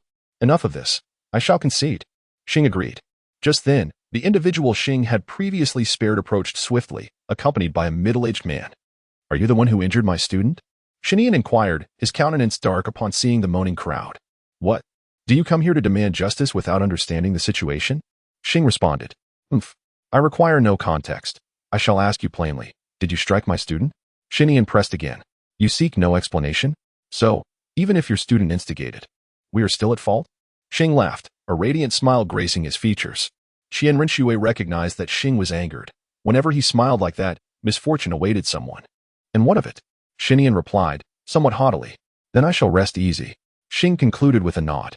Rest assured, the matter concerning Xing Tian is far from over. Without warning, Xing appeared before him, seizing Xing Tian by the throat and piercing his eyes.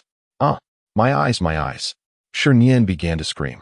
I am aware that your martial spirit is known as Cursed Dream, capable of inducing illusions. Even a titled Douluo would think twice before provoking you. I am uncertain how you activated it, so I had no choice but to blind you, Xing stated, tightening his grip on Xing Tian's neck. Ah, my eyes. I will kill you. I will kill you. Xing Tian roared in fury. How noisy.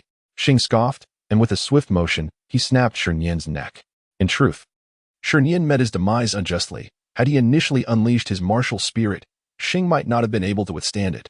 However, his insistence on exchanging words with Xing ultimately granted his adversary the upper hand.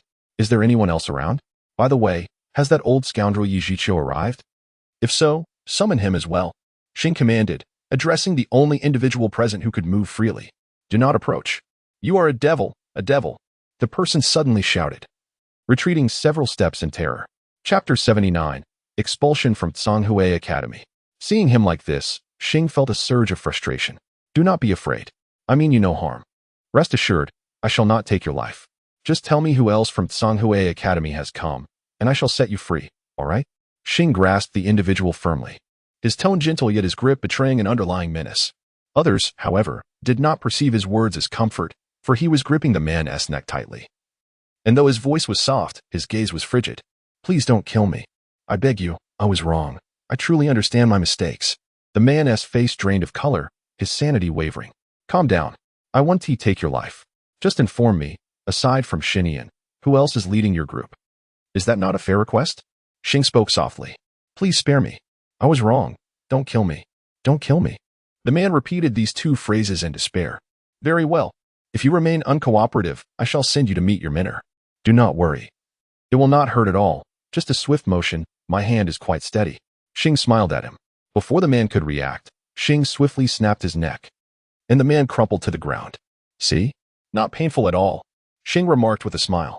Xing, enough. Let us depart. At that moment, Qian Ruxue could no longer bear to watch. All right, let us heed what Snow says. With that, Xing took her hand and walked away. After a few steps, Xing waved his hand, summoning a golden giant hand that descended upon the wailing individuals, reducing them to mere pulp. Boss, collect the money from them. I sincerely apologize for the trouble. Xing suddenly called out to the owner. Once Xing and Qian Ruxue had distanced themselves, the boss burst into tears. Who have I offended? What have I done? I merely wished to sell a pancake. Is that a crime? I sought to avoid trouble. And wasn't I supposed to be compensated? Why must I collect it myself? I am terrified, he shouted in anguish. Amidst the pile of remains, he could only find a few dozen golden soul coins. I can no longer sell pancakes. Perhaps I should change industries. As he cleaned up, tears streamed down his face. As soon as they departed, the guards and patrol units in the city arrived to clean up the aftermath. Chief, why didn't we intervene earlier? One soldier inquired of their leader. Shu, do you know who he is? The leader replied, tapping the soldier's helmet. Who is he? The others asked, intrigued. Initially, he was merely a wealthy young lord from the capital, later a friend of the crown prince, and now he may very well be the murderer of the prince. The leader remarked, glancing around. Then why don't we arrest him? Another soldier questioned. Are you foolish? He was already a 7-ring soul sage before the prince went missing. Do you think the emperor wouldn't want him apprehended? I have a brother working in the palace, and I've heard that this fellow, named Xing, is likely even more powerful than a soul sage. Do you understand? The leader explained. The soldiers gasped in astonishment. Enough chatter. Let us get to work, commanded the leader. Yes, chief, they responded. By the way, let us keep this conversation under wraps. Otherwise, our heads will be at stake. Rest assured, chief, it will remain confidential. Meanwhile, as they busied themselves with the cleanup, the proprietor had finished organizing his belongings but remained seated, lost in thought. Suddenly, he flung the towel from his shoulder onto the ground, exclaiming, Bah! I refuse to believe it. I'm not leaving. I, Zhang Laosan, have spent my entire life in this royal city, and I've never feared anyone. The business will continue. If you have the guts, come again. The soldiers were drawn to Zhang Laosan's bold words. After regaining his composure, he tidied up the tables and benches, igniting the flames to resume operations. Seemingly unfazed by the soldiers nearby or the blood and remnants on the ground, the soldiers silently gave him a thumbs up, truly deserving of being a citizen of our fighting nation. What a spirit! I must come here for a meal after the shift. One soldier mused, watching Zhang Laosan.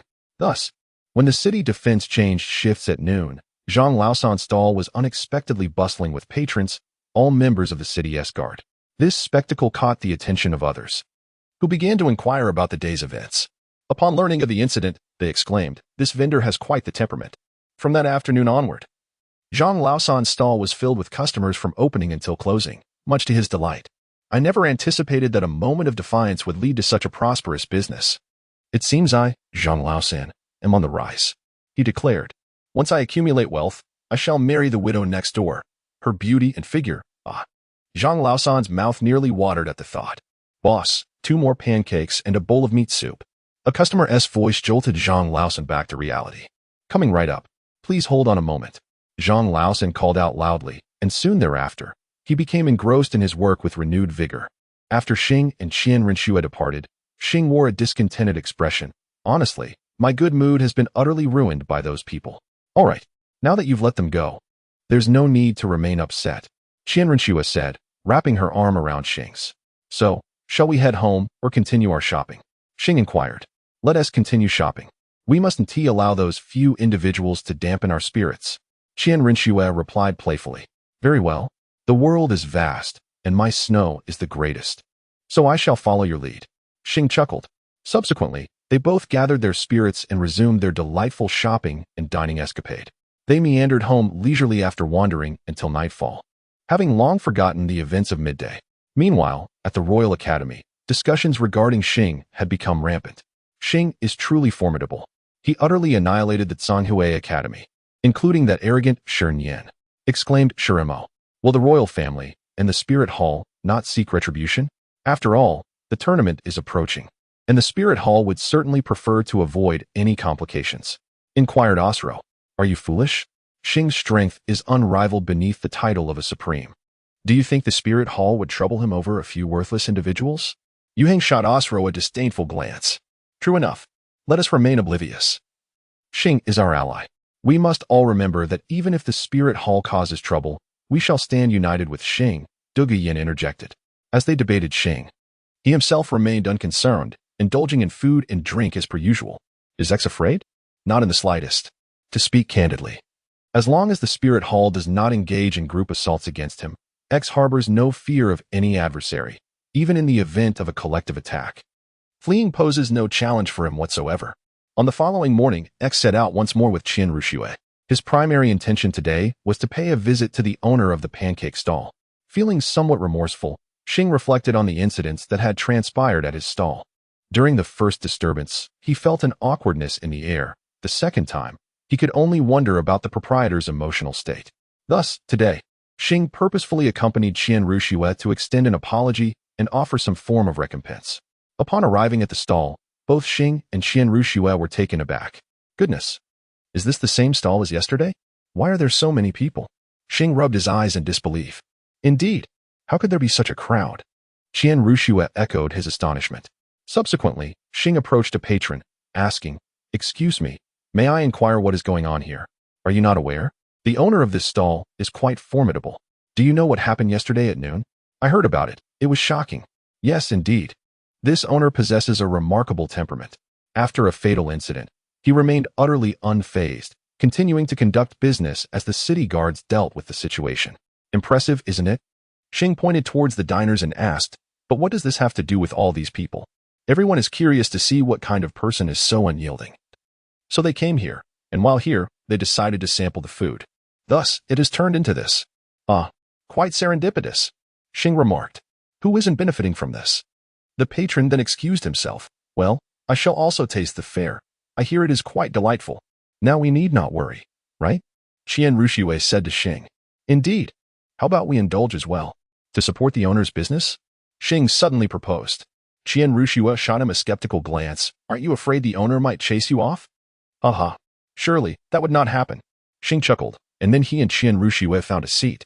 Owner, we would like 2 sesame cakes and 2 bowls of meat soup. Xing called out after settling in. Certainly. Please wait a moment. The owner responded, but before he could finish, he paused, quickly approaching Xing with a troubled expression. Sir, what brings you back here?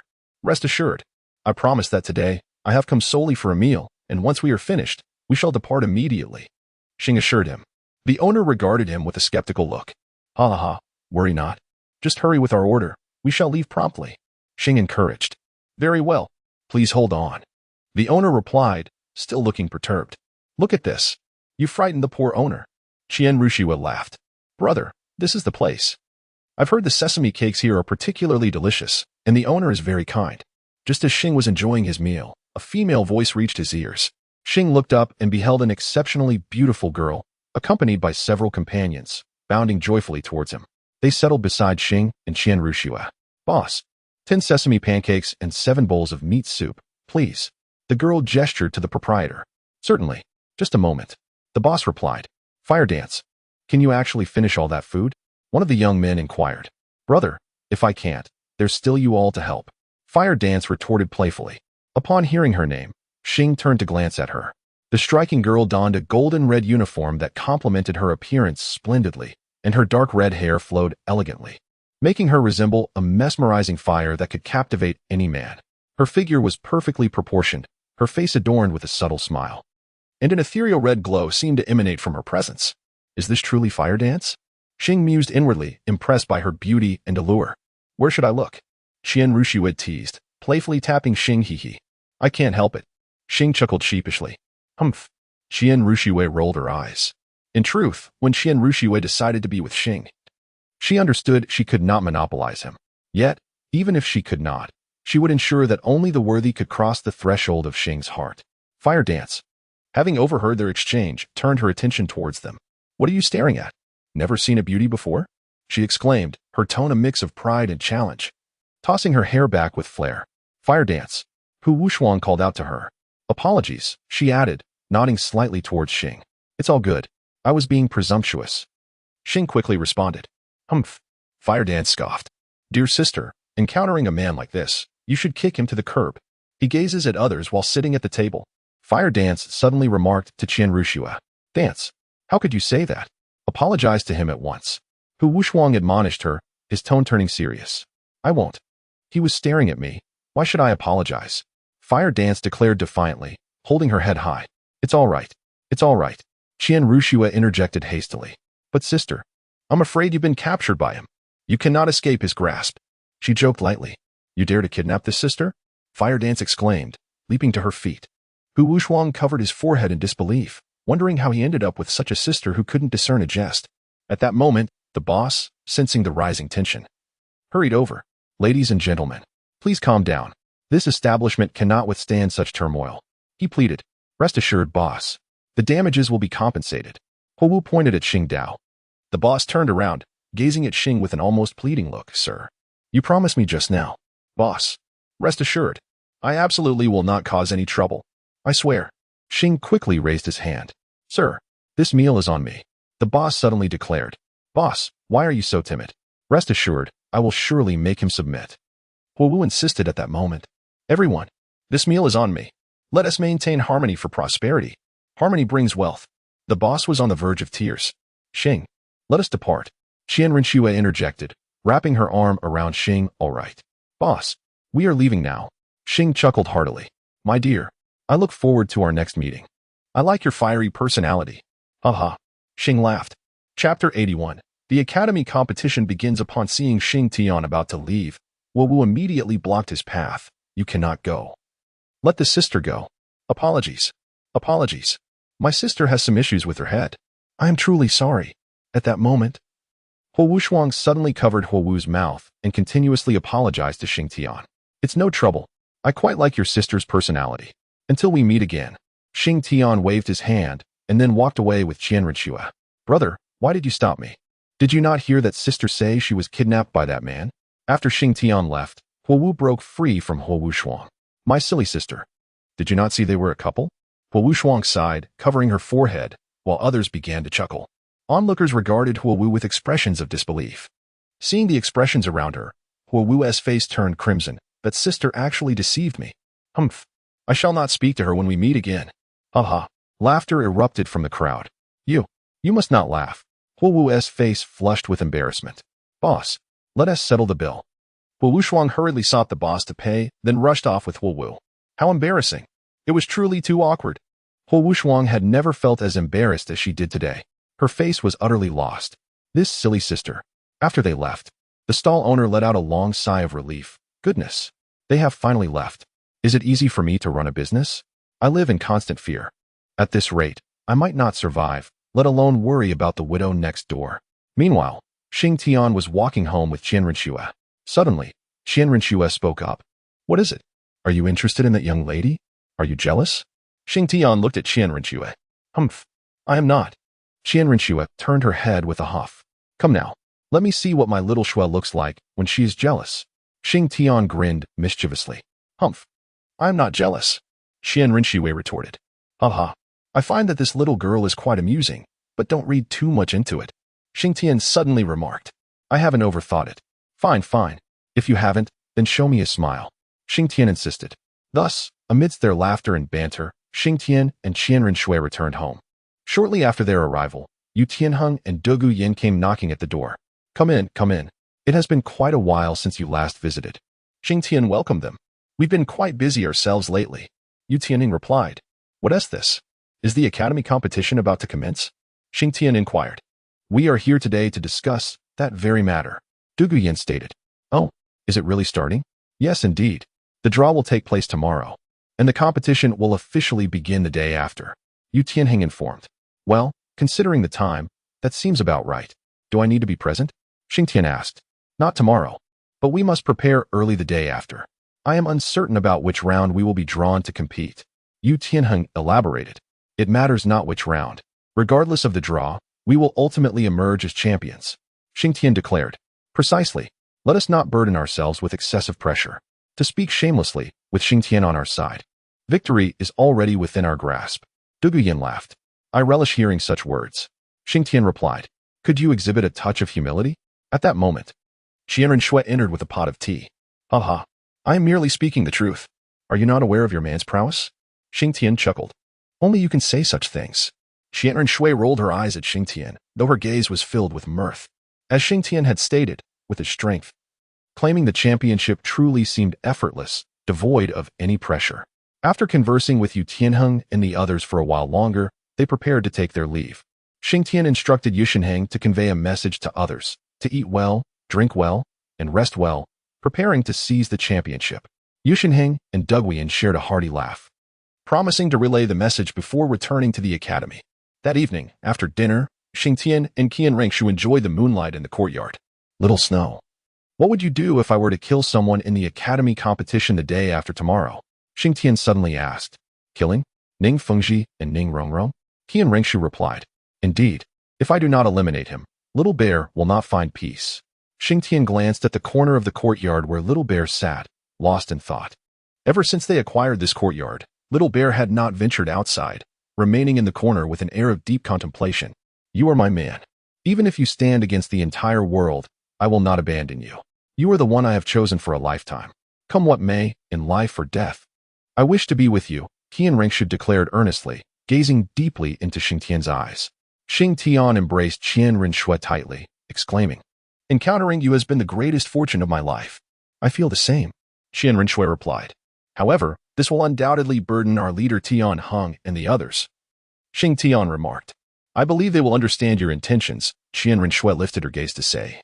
Indeed, having you by my side is truly wonderful, Xing Tian responded. Of course, Little Bear, let us seek vengeance together the day after tomorrow. We shall exact retribution, Xing Tian suddenly declared to Little Bear, who glanced at him before closing his eyes once more. Since the 7 treasures Lioli sect returned the hides of Little Bear's parents, he had placed them in the corner of his dwelling and had not ventured out since. The following day, Xing Tian and Qianren Shui spent the entire day at home, with Xing Tian diligently practicing while Qianren Shui refrained from disturbing him. Xing Tian needed to adjust his state of mind. For tomorrow he would face a formidable battle, potentially against the Spirit Hall. Thus, he had no choice but to prepare himself. Fortunately, Xing Tian now possessed the martial spirit of Xinian, which could disrupt even the title Douluo, instilling him with a renewed sense of confidence. The day passed without him realizing. And soon it was the day of the academy competition. Xiaoxue, are you ready? Xing Tian called out to Qian Rengshu from outside the door. Just a moment, came Qian Rengshu's voice from within. Moments later, she emerged, adorned in a striking white outfit. Beautiful, Xing Tian exclaimed. Let us go? Qian Rengshu naturally linked her arm with his. Clad in a sleek black ensemble, Xing Tian contrasted elegantly with Qian Rengshu's white attire, drawing the gaze of many as they strolled through the streets. Upon arriving at the Royal Fighting Academy, they found Yu Shenheng and the others already assembled. As Xing Tian approached, Yu Shenheng stepped forward. Here is the team uniform of the Royal Academy. Would you like to wear it? Yu Shenheng inquired, producing a set of garments. No, thank you. After today, I may withdraw from the Royal Academy, so it seems unnecessary. Xing Tian replied. Very well, I want to insist. Let us proceed to the venue. Yu Shenheng gestured, leading the group towards the arena. Chapter 82, Farewell. Shrek as they followed Yu Shenheng to the venue. Most attendees had already arrived. They entered the Royal Academy's lounge. Xing Tian, we are set to battle an academy called Shrek. It will be up to you, Yu Shenheng stated. Shrek, you say? No problem. Xing Tian narrowed his eyes. Qian Rengshu grasped Xing Tian's hand, offering him a look of unwavering support. Xing Tian gently patted Qian Renshu's hand, indicating that all was well. Upon hearing the name Shrek, the small bear perched on Xing Tian's shoulder unleashed an aura befitting a 1,000-year soul beast. Do not fret, little bear, Xing Tian reassured, gently patting the creature, which subsequently restrained its formidable presence. Initially, Yu Tianheng had paid no heed to the seemingly ordinary pet on Xing Tian's shoulder, dismissing it as nothing more than a trivial companion. However, upon witnessing the bear's remarkable display of power, Yu Tianheng and the others were left astonished, realizing that it was indeed a soul beast of considerable strength. Just as this revelation unfolded, a cacophony of cheers erupted from outside the lounge. The Snow Knight Emperor had made his entrance, accompanied by Ning Fingji of the Seven Treasures Glazed Tile School and Yu Yuanjin of the Blue Lightning Tyrant Dragon Sect. Upon encountering Ning Fingji, Xing Tian's countenance darkened immediately. You have indeed arrived. Since you are here, do not take your leave. The Snow Knight Emperor, from his podium, rambled on with a multitude of words, and just as Xing Tian began to drift into slumber, he finally proclaimed the commencement of the competition. Subsequently, each academy began to engage in combat according to the order determined by the lottery.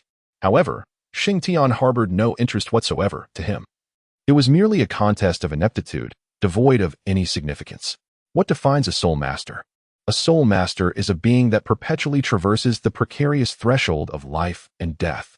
In Xing Tian's perspective, such competitions are mere spectacles, utterly devoid of skill. Why expend immense effort performing elaborate techniques when one could effortlessly vanquish an opponent in a single strike? What purpose does it serve? Xing Tian found the spectacle rather dull, yet Yu Tianheng and Qian Renxue were utterly engrossed. Ever since Ning Fingji had made his appearance, Xiao Xiong had been restless. Had it not been for Xing Tian's soothing presence, he might have charged out already. After Xing Tian took a brief respite, it was still not their turn at the Royal Academy. He shook his head and continued to slumber. In a half-dreamy state, Xing Tian was roused by a gentle shake. Xing Tian, wake up. It's almost your turn. Qian Renxue urged him. Huh, is it our turn already? He replied, still bleary-eyed. Indeed. It is time for us to take the stage. At that moment, Yu Tianheng and his companions rose to their feet. Let us proceed. I can hardly contain my excitement. Xing Tian adjusted himself, a cruel smile curling at the corners of his mouth. Xiao Shui, wait for me, he said to Qian Renxue, placing a tender kiss on her forehead. Go. I shall wait for you, she replied with a smile. Next up was the contest between the Tiando Royal Academy and the Shrek Academy. Please welcome both teams to the stage. Upon hearing their names, Yu Tianheng led Xing Tian and the others out, while Dai Mubai escorted Tang San and his companions onto the stage as well. Wait, Xing Tian. He is actually part of the royal team. Has he joined the royal team? Tang San exclaimed upon sighting Xing Tian.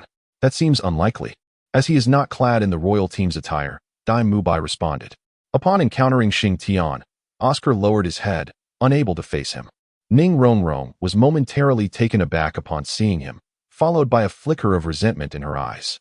It was all due to Xing Tian that her relationship with Tang San and the others had deteriorated so severely. Ever since Xing Tian had shattered Shrek, the 7 members had become estranged. Oscar, Ning Rongrong, and Zhu Zhuqing formed one small group, while Tang San and Xiao Wu constituted another, with Ma Hongjun standing alone, and Dai Mubai acting as the bridge connecting them. Are both sides prepared? Please indicate readiness. The host called out. Yu Tianheng signaled to the host, indicating that his side was ready. Dai Mubai did the same, confirming his side as preparedness as well. Since both parties are set, let the competition commence, the host declared. However, after the announcement, neither side moved. Then, Xing Tian stepped forward. We meet again. Do you recall my words from before? In this encounter, life and death are inconsequential. We each embrace our fates. Tang San said, Xing Tian, there has been a misunderstanding between us. Can we not discuss this amicably? There is no need. There is no misunderstanding, only hatred. Xing Tian shook his head. Xing Tian, we are brothers. Tang San suddenly proclaimed. Brothers? How laughable. Tang San, search your conscience. Have you ever regarded me as a brother? No. I would be better off with those whom you have known for mere days. Xing Tian's tone was laced with anger. Upon hearing the revelation, Yu Tianheng and his companions realized that Xing Tian had joined the Imperial fighting team for this very reason. At that moment, Yu Tianheng stepped forward. Brothers, do you think you are worthy? His laughter echoed. No faults here. Tianheng, my friend, I relish your words. Xing Tian responded with a hearty laugh. Xing Tian, I have always regarded you as a brother. Ma Hongjun interjected. Thus, I shall spare your life. Xing Tian shook his head in response. Enough chatter, let us commence. Time is of the essence, and I have other matters to attend to. Xing Tian expressed his desire to move on without further discussion. After Xing Tian finished speaking, the other members of the royal team gradually unleashed their martial souls. Xiao San, engage in battle first. We shall address our matters after the fight, Dai Mubai declared, simultaneously releasing his own martial soul. TSK, TSK, TSK. The White Tiger. What a pity. Xing Tian shook his head. He then slowly released his martial soul, the mighty golden bear. 8 soul rings floated around him. Yellow, yellow, purple, purple, Black, black, black, black, blinding countless spectators in the arena. Cheating. The royal team is cheating. Someone suddenly shouted. Silence. The royal team has not cheated. Impossible. They have an 8-ring soul Douluo. Do you think we are blind? Xing Tian, 13 years old, martial soul mighty golden bear. He has not exceeded his age. You. Continue the match. The host commanded, his heart tumultuous with astonishment. A 13-year-old soul Douluo was a sight he had never witnessed before, if 13 could achieve such status. What about 14 or 15? Would they not be titled Douluos? Ning Rongrong, have you cleaned your neck? Xing Tian suddenly inquired. Xing Tian, how dare you? Killing is prohibited during the competition. Zhu Zhiqing interjected sharply. You dare speak of rules to me? Ha ha ha, how naive. Do you not know that rules only bind the weak? Xing Tian laughed heartily. Yet, before his laughter could fade, he vanished from sight. Be careful, Tang San shouted. And immediately, the blue-silver grass surged forth, enveloping Ning Rongrong. Useless. Tang San, you cannot keep pace with my rhythm. Suddenly, Xing Tian's voice emerged from within the blue-silver grass. Chapter 83, The Onset of Slaughter. Upon hearing Xing Tian's voice, Tang San retracted the blue-silver grass, only to find Xing Tian holding Ning Rongrong by her neck, standing beside her. Xing Tian, do not act impulsively. The rules of the competition prohibit killing. Daimubai cautioned. Are you instructing me on how to act? Xing Tian responded with a smile. Xing Tian, you dare. At that moment, Ning Fengxi, seated at the judge's table, stood and shouted angrily at Xing Tian. Do not rush. Your turn shall come soon. Xing Tian replied with a smile. Impudent. What kind of decorum is this? Yu Yuanjin also rose to his feet. If you wish to avoid the annihilation of your blue lightning tyrant dragon sect, I suggest you sit down. Xing Tian said coldly to Yu Yuanjin. You little brat, are you threatening me? Yu Yuanjin retorted, furious. You may consider it so. Very well. If you have the guts, kill her. If you dare to kill her, I will ensure you do not leave this venue. Yu Yuanjin slammed his hand on the table. Ning Rongrong, spare me. I was wrong. I beg you, let me go. Ning Rongrong cried at that moment. Crack. Ning Rongrong gazed with fear-stricken eyes, slowly collapsing to the ground. What did you just say? I did not hear clearly. Xing Tian subsequently threw Ning Rongrong onto the ground. You, brat. You. Yuanjin glared in fury at Xing Tian. Rongrong. Ning Fengxi could hardly believe that Xing Tian truly dared to commit murder here. Xing Tian, you have killed Rongrong. You have slain my Rongrong. Prepare to meet your end. Suddenly, Oscar charged at Xing Tian like a madman. Slap. Oscar's head was smashed like a watermelon by Xing Tian's strike. Outrageous. Capture him. At that moment, the Snow Knight Emperor was also enraged. Xing Tian. Zhu Zhiqing roared with indignation. Daimubai, if you do not wish for her to share the same fate as Ning Rongrong, it would be wise to silence her. Xing Tian said, casting a glance at Daimubai. Daimubai hastily covered Zhu Zhiqing's mouth. Xing Tian, you have changed. You now take lives with reckless abandon, valuing human life as if it were mere weeds. Tang San remarked. Are you not the same? Xing Tian laughed, his grin disturbingly enigmatic. Tang San's heart jolted, and before he could respond, a battalion surged forth. Tian Hung, my apologies, but I must attend to some matters. You all may withdraw for now. By the way, it would be prudent to advise your father, lest I be compelled to take his life. Xing Tian declared. Please spare my father. At that moment, Yu Tian Hung suddenly pleaded. If your father is wise, I shall not harm him. Thank you. Capture him. The Snow Knight Emperor bellowed. With such worthless rotten potatoes and foul bird eggs? Xing Tian scoffed. Without warning, he vanished from sight, and soon after, soldiers began to fall one by one to the ground. When Xing Tian reappeared, he was back in his original position, yet all the soldiers surrounding him lay defeated. Master Ning, Master Yu, I implore you both to take action and subdue this madman. The Snow Knight Emperor urged Ning Fengxi and Yu Yuanjun. Third uncle. Bon uncle. Ning Fengxi suddenly called out. No sooner had Ning Fengxi's words left his lips than countless sword energies surged forth from the void, hurtling towards Xing Tian. Ha ha ha. Today, allow me to show you what true immovability looks like. Xing Tian roared as he unleashed the form of the immovable king. The myriad sword energies, upon encountering Xing Tian, resonated with a metallic clang, as though striking against metal. Xing Tian. How dare you slay the young princess of the 7 treasures, glazed tile school. You shall not leave here alive. The voice of Sword Douluo rang out suddenly. That should be my line. Chen Xin. Today marks the day of your 7 treasures, glazed tile school's annihilation. Yu Yuanzhen, I advise you not to interfere in this matter, as I am granting a favor to Tian Heng. Xing Tian addressed Yu Yuanzhen. This time, Yu Yuanzhen remained silent. Just moments ago, Yu Tian Heng had approached him, revealing the enmity between Xing Tian and the Seven Treasures Glazed Tile School. Furthermore, Yu Tian Heng subtly indicated that Xing Tian's strength surpassed what was currently displayed. Thus, Yu Yuanzhen chose not to respond to Xing Tian's words. Xing Tian, prepare to meet your demise. Suddenly, the voice of soul.From echoed from above Xing Tian. Still remembering the indulgences, but not the consequences, remarked Xing Tian. And in that peculiar moment, he vanished. Where did he go? Suddenly inquired the snowy night emperor. Chen Xian, be cautious, shouted Douluo, alarmed by Xing Tian's disappearance. Indeed, Chen Xian had already grown wary at the moment Xing Tian vanished. However, while he remained on high alert, Xing Tian did not reappear. Chen Xian believed that Xing Tian had been deterred, given that Douluo was by his side. Yet, Xing Tian was never one to adhere to conventional paths. Suddenly, he materialized beside Ning Fengji. Seeing this, Ning Fengji hastily retreated, but would Xing Tian allow him to escape so easily? Of course not. You scoundrel! Shouted soul.From and Douluo upon witnessing Xing Tian's audacious act. I told you, you will always be like this, remembering only the indulgences. Xing Tian shook his head.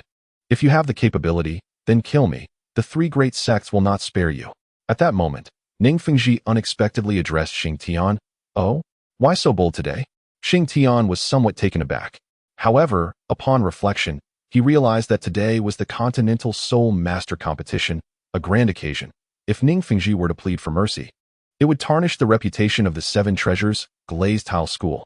Do you think this will save you from my wrath? Xing Tian retorted. Ning Rongrong hasn't gone far. Go accompany her. With that, Xing Tian, as Xing Tian turned his head, he discovered Yu Xiaojing brandishing a hidden dart, yet to lower it. Yu Xiaojing, who bestowed upon you the audacity to strike at me. Is it now the case that any insignificant creature can seek validation through me? Xing Tian chuckled. You have slain Flander. It is a matter of life and death between us. Yu Xiaojing bellowed. TSK, TSK. Is it merely you? He retorted. Where is Lu Erlong? Call her forth. And I shall escort you both to the afterlife, you wretched cur. How dare you? How dare you? Suddenly, Lu Erlong's voice rang out from the audience. Xing Tian, I shall ensure your demise. She charged toward him recklessly. Unaware of your own peril, Xing Tian replied with a grim expression. Chapter 84. All-out assault. As Lu Erlong rushed forward, Xing Tian was the first to engage. With a single punch, he sent her crashing back into the audience. Then pursued her. Lu Erlong, now unable to rise, coughed up blood with each labored breath. Xing Tian, can you spare her? Pleaded Yu Tianheng suddenly. Choose between her and Yu Yuanzhen. Xing Tian replied coolly, fixing his gaze on Yu Tianheng. Are we not brothers, Xing Tian? Yu Tianheng implored. That is precisely why I warned you to keep Yu Yuanzhen from provoking me. Lu Erlong's fate is sealed for associating with those she ought not to. Yu Tianheng closed his eyes in anguish. He had hoped Xing Tian would show mercy to Yu Xiaojing, yet it now seemed unlikely. Should you possess any courage, then kill me. The Blue Lightning Tyrant Dragon sect will not let you go unpunished. Lu Erlong spat defiantly. I just dispatched Ning Fengji. Observe what Qinxin and Gu Rong are doing now. Do they dare approach? Xing Tian stated, stepping on Lu Erlong's chest. Coughing violently, Lu Erlong gasped. Oh, my apologies. I did not mean to step on you, but do strike me if you dare. Xing Tian replied with a smirk. Release Erlong. Yu Xiaojing suddenly charged forward. Erlong? This is quite the scandal. Do you comprehend that? Xing Tian declared, exerting force to shatter Lu Erlong's sternum. Xing Tian, you are declaring war against the three great sects. Yu Yuanzhen could no longer contain his fury. Today, I, Xing Tian, proclaim that the grievances between me and the Seven Treasure Glazed Tile sect and Shrek Academy concern only us. Any unrelated individuals should depart. Xing Tian shouted. With a thunderous declaration, Yu Xiaojing launched an attack against Xing Tian. Xing Tian deftly evaded Yu Xiaojing's attack, and in an instant, he charged directly before Yu Xiaojing. Are you mocking me? Is this a storm? Is the sky splitting apart? Who gave you the audacity to strike at me? With that, Xing Tian seized Yu Xiaojing and unleashed a flurry of resounding slaps across his face. Xing Tian, to take a life is one thing, but to humiliate my master so? Tang San, infuriated, rushed forward. Yet, would Xing Tian allow him to succeed? Certainly not. You can't stand it? Ha ha ha. Even if you can't, you must bear witness. Xing Tian's laughter reverberated through the arena, accompanied by the resounding slaps that echoed throughout the venue. Just then, Douluo unexpectedly appeared in Xing Tian's path. Poised to launch a surprise attack, Xing Tian's lips curled into a slight smile as he suddenly repositioned Yu Xiaojing. A sharp sound pierced the air, resonating with the harrowing echo of a blade embedding itself within flesh. "I have succeeded," Douluo exclaimed triumphantly. "Indeed, you have succeeded in slaying Yu Xiaojing," Xing Tian retorted with an unexpected fervor. Douluo froze upon hearing this. A closer inspection revealed that the dagger he wielded had indeed pierced Yu Xiaojing's chest, who gazed at Douluo with an expression of profound astonishment before gradually closing his eyes. "No, teacher," Tang Xin bellowed in rage, racing towards them. However, before he could reach Yu Xiaojing, Xing Tian delivered a devastating punch, reducing Yu Xiaojing to a mere pulp. "Xing Tian, I will see you dead." Tang Xin's fury ignited, and the blue-silver grass surged violently towards Xing Tian. Pathetic.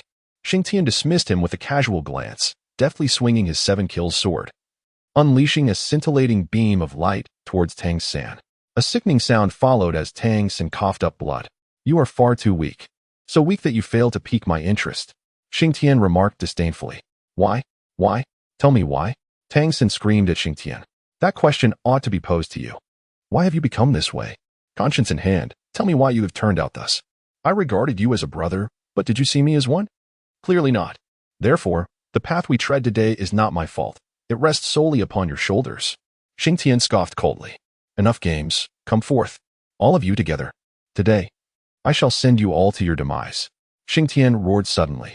Arrogance, impudence, curses of all kinds erupted from the crowd. Yet, Xing Tian paid them no heed, instead levitating effortlessly into the air. What followed sent chills down the spines of all present.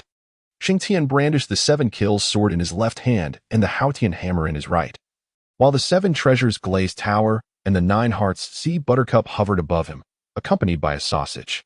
Behind him loomed the formidable manifestations of the giant bear: bone dragon, azure-scaled serpent, black tortoise, white tiger, evil fire phoenix, battle tiger, and angel, among countless others.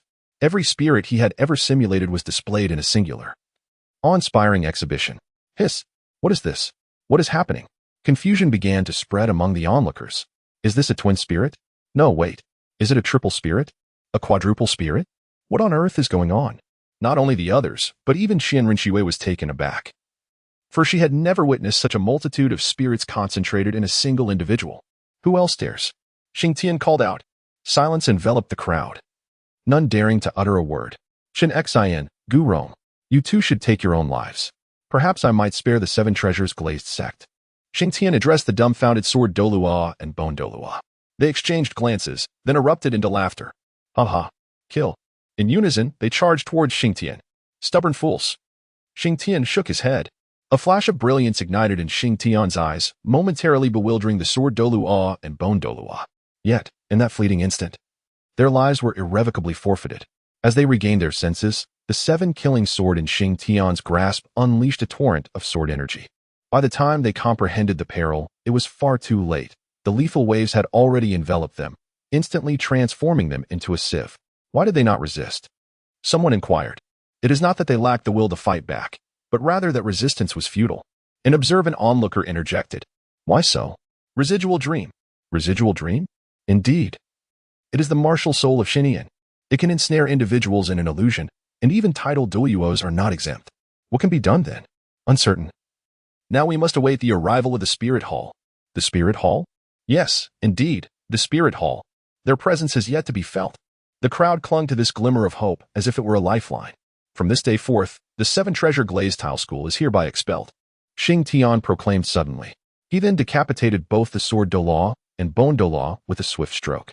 "Tang San, are you enraged? Are you helpless? This is all you're doing." Xing Tian laughed boisterously. "You Yuanjin, I now stand in opposition to your esteemed 3 sects. Will you attempt to slay me?" Xing Tian's gaze shifted towards Yu Yuanjin. "Xing Tian, you promised me." At that moment, Yu Tianheng appeared beside Yu Yuanjin. Very well, Xing Tian conceded, shaking his head. Chapter 85. The first encounter with Bibi Dong. Upon hearing Xing Tian's response, Yu Tianheng exhaled in relief. "Xiaoxue, we must depart," Xing Tian suddenly called out. At that moment, Qian Rinxue emerged from the lounge and approached Xing Tian. Brother, he is the vendor from that day, Huo Wu exclaimed to Huo Wushuang amidst the crowd. I am aware, Huo Wushuang replied, his gaze unwavering from Xing Tian, as the overwhelming impact of the day's events weighed heavily upon him. Brother, do you think if I were to become his woman, he would accept me? Huo Wu suddenly mused.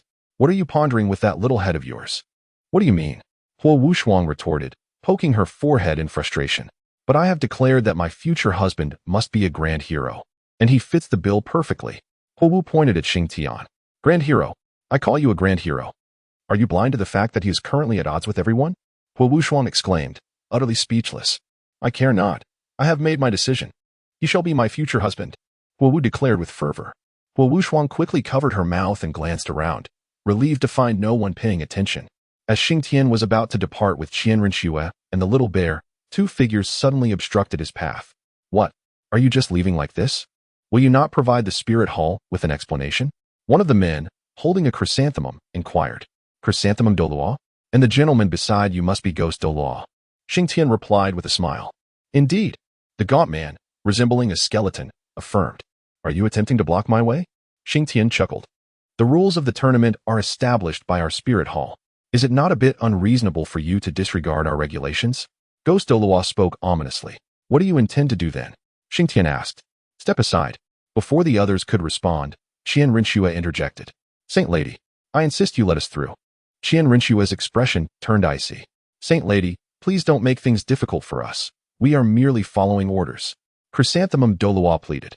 Will you let us through or not? Qian Rinxue's impatience grew. Enough, Xiaoxue, do not trouble them any further. Xing Tian counseled her. But, it's fine. Trust me, Xing Tian reassured, gently patting her hand. With a fierce glare at Chrysanthemum and Ghost Douluo, Qian Rinxue fell silent. Where is your Pope? Xing Tian inquired. What? Do you think we are unworthy? Ghost Douluo retorted. What you possess, I possess as well. What you lack, I also have. Xing Tian declared. Suddenly, he vanished only to reappear in an instant. Upon his return, he unleashed the powers of the miraculous Chiron and the ghostly martial souls. Do you think your combined domains are stronger than my singular manifestation? Xing Tian questioned. You? When did you? Just now. Xing Tian laughed. Chrysanthemum Douluo and Ghost Douluo exchanged glances, shared a wry smile, and then parted to clear the way. Thank you. Xing Tian waved to them. However, after taking 2 steps, he abruptly halted. It seems I cannot avoid this. Xing Tian remarked. What is it? Qian Rinxue asked. Your mother has arrived. Xing Tian responded with a wry smile. Upon hearing this, Qian Rinxue immediately scanned her surroundings, yet saw no sign of anyone. Why can't I see her? Qian Rinxue exclaimed. Just then, she spotted Bibi Dong swiftly approaching from the horizon, and in just 3 or 4 breaths, she stood before them. Mother, Qian Rinxue called out. But Bibi Dong ignored her completely, focusing instead on Xing Tian. Your Holiness, I am Xing Tian, he said, bowing slightly. I have heard of you. You are quite an intriguing individual. Bibi Dong remarked. I suppose so. I am fundamentally a lover of peace, and the thing I detest most is violence, Xing Tian replied with a smile. Ha ha ha, fascinating. Would you care to join our spirit hall? Bibi Dong smiled and said, Your Holiness, I am not one to enjoy being constrained. Xing Tian politely declined Bibi Dong's goodwill. Joining the spirit hall will not curtail your freedom. However, if our opinions diverge, would you be willing to compromise? Impossible. I would not, Xing Tian asserted. In truth, Your Holiness, you need not worry. I shall not become an adversary of the spirit hall. Bibi Dong cast a glance at Qian Rinxue beside Xing Tian and nodded in agreement. Your Holiness. May I take my leave now? Xing Tian inquired. Bibi Dong stepped aside, acknowledging that with Xing Tian's current strength, he could stand on equal footing with her, thus granting him the respect he deserved. By the way, Your Holiness, once I have attended to my personal matters, I intend to return to the spirit hall with little Shui. Would you welcome us? You are always welcome. Thank you, Your Holiness. Xing Tian replied with a slight bow. Little Shui, let us depart, Xing Tian declared. Subsequently, Little Bear placed the heads of Ning Fingji, Sword Douluo, Bone Douluo, and Ning Rongrong at Xing Tian's feet before shrinking in size and climbing onto Xing Tian's shoulder. With a mere wave of his hand, Xing Tian collected their severed heads into his storage bracelet, then departed with Qian Rinxue in tow. Xing Tian. Just as he had taken a few steps, someone called out to him from behind. Xing Tian turned around and was surprised to find it was that girl, Huo Wu. Xing Tian. I would like to join you all, if that's possible, she said, as she trotted a few steps closer to him. Upon hearing this, Xing Tian was rendered speechless, utterly bewildered by the situation. Qian Rinxue also appeared perplexed. What is the meaning of this? She inquired of Huowu. I wish to accompany you, Huowu declared. Do you even know where we are headed? Xing Tian questioned. Wherever you go, I shall follow. Huowu replied without a moment's hesitation. Give me one good reason. Xing Tian said coolly. I wish to be your woman, Huowu boldly asserted. The moment those words left her lips, they not only startled Xing Tian, but also took Qian Rinxue by surprise. Sister, are you serious? Qian Rinxue could not help but ask. I am indeed serious, Huowu affirmed. Just then, Huowu Shuang approached and, without delay, took Huowu by the hand and began to lead her away. My apologies for the interruption. My sister can be quite thoughtless, Huowu Shuang said, offering a polite smile to Xing Tian. It's quite all right. I find Huowu to be quite spirited. Xing Tian chuckled. But do you have feelings for me? Huowu inquired. Xing Tian suddenly found himself speechless. After all, Qian Rinxue was right there. Responding would surely be courting disaster. Brother, please don't pull me away. At that moment, Huowu Shuang had already dragged Huowu away, who still bore an unwilling expression. Chapter 86. The curtain falls after Huowu departed. Qian Rinxue regarded Xing Tian with an utterly baffling gaze. Xiaoxue, what else with that look? Xing Tian felt a chill run down his spine under Qian Rinxue's scrutiny. What do you think? Qian Rinxue replied with a smile. You can't possibly think that I have any sort of relationship with that girl, can you? I swear on heaven and earth. We only met once. And you were present then. Truly just once. Xing Tian hurriedly clarified. I didn't say anything, so why are you so anxious to explain? Qian Rinxue continued to smile at Xing Tian, her eyes glimmering with mischief. But your smile makes me feel so terrified. Xing Tian exclaimed. Terrified? How could that be? My smile is delightful, wouldn't you agree? Qian Rinxue responded playfully. Yes. Xiaoxue is the most beautiful, Xing Tian replied, eager to appease her. Thus, Xing Tian and Qian Rinxue engaged in a light-hearted exchange. Gradually fading from the crowd's view, Bibi Dong observed their departure with a flicker of satisfaction in her eyes. It was said that she despised Qian Rinxue. Yet one could not deny that Qian Rinxue was a part of her, flesh of her flesh. Bibidong's hatred for Qiang Sunji had been unjustly projected onto Qian Rinxue. But what mother truly harbors hatred for her own child? Therefore, witnessing the camaraderie between Xing Tian and Qian Rinxue brought a sense of joy to Bibi Dong's heart. Let us return. Bibi Dong instructed Zhu Douluo and Gue Douluo. She took the lead and exited, with Zhu Douluo and Gue Douluo hastily following suit. As Zhu Douluo and Gue Douluo trailed behind Bibi Dong, they exchanged a glance, each reflecting a hint of relief. They were fortunate not to have confronted Xing Tian. Regardless of the outcome, Bibidong's demeanor towards him suggested that engaging him would lead to trouble, whether winning or losing. Suddenly, Zhu Douluo patted his chest, feeling immensely relieved. Gue Douluo nodded in agreement. Once Bibidong departed, the remaining crowd was left in stunned silence. Was that it? Shouldn't there have been a confrontation, much like before? Someone inquired. I don't know, but one thing is certain. This fellow named Xing Tian has slapped the Wuhuan temple in the face, yet the temple did not retaliate. That is quite intriguing. While those who survived continued to discuss the events, Tang San and his companions faced an abyss of sorrow. The once mighty Shrek Seven Devils seemed to be nothing but a memory now. Ning Rongrong had been slain, her body utterly destroyed. Oscar, too, had met his end, his soul bone taken by Xing Tian. Yu Xiaojiang and Lu Erlong had also fallen at Xing Tian's hands. In the span of a single day, Shrek had lost 3 members. No. For if one included Lu Erlong. Are you satisfied now? Happy, are you? Ha. Ma Hongjun suddenly burst into laughter. Fatty, what time is it that you can still laugh? Dai Mubai's expression darkened. Why can't I laugh? Tell me, why can't I laugh? We were once brothers. Do you understand what that means? He continued. Xing Tian once asked me if he could entrust his back to me, and I assured him he could. But what has become of us now? Ha. Ma Hongjuan's laughter echoed, drawing the attention of countless onlookers. Is it absurd? Once brothers, now at odds. Ha. Dai Mubai, Tang San, Zhu Xing, Xiao. Let me ask you this. Can a 7-treasure glazed tile school stand against Xing Tian? Can a mediocre support at level 28 rival a title Douluo? Can a boastful, deceitful blonde girl replace a brother who has undergone a heart change? His barrage of questions left the crowd silent. From today onwards, I, Ma Hongjun, am no longer a student of Shrek Academy. I am disgusted, do you understand? Especially you, Zhu Qing, with your ample bosom, yet empty mind. No wonder Dai Mubai would rather go to the Rose Hotel than be with you. I wouldn't want you either. Ma Hongjun ruthlessly mocked Zhu Zhuqing. What do you mean by that, Ma Hongjun? Zhu Zhuqing confronted him. Get lost. Ma Hongjun pushed her aside and strode away. Dai Mubai watched Ma Hongjun's retreating figure, lost in thought, contemplating whether he too should depart. Only Tang Sen remained, fuming beside Yu Xiaojing. Xing Tian. Xing Tian. I, Tang San, will never rest until you are vanquished. I refuse to believe that my experience from 2 lifetimes cannot defeat a mere native. Xiao Wu, observing Xing Tian nearby, felt a pang of heartache and was also deliberating whether she should remain by Tang San's side. After witnessing Xing Tian's actions, she realized Tang San had changed to a point where she hardly recognized him. Moreover, Xing Tian was truly terrifying if he were to reveal his identity one day. Xiao Wu shuddered to think of the consequences. Meanwhile, Huo Wu had overheard Ma Hongjun and the others' conversation. After Ma Hongjun left, she broke free from Huo Wu Shuang. Hey, that chubby guy, wait. Huo Wu called out while running. Ma Hongjun turned to see a woman approaching him. Were you calling me? He inquired. Yes. Do you know Xing Tian? Huo Wu asked. What do you want? Ma Hongjun replied, feeling wary, as Xing Tian's recent actions had offended many. Don't misunderstand. I am Xing Tian's woman, and I want you to take me to him, Huo Wu declared.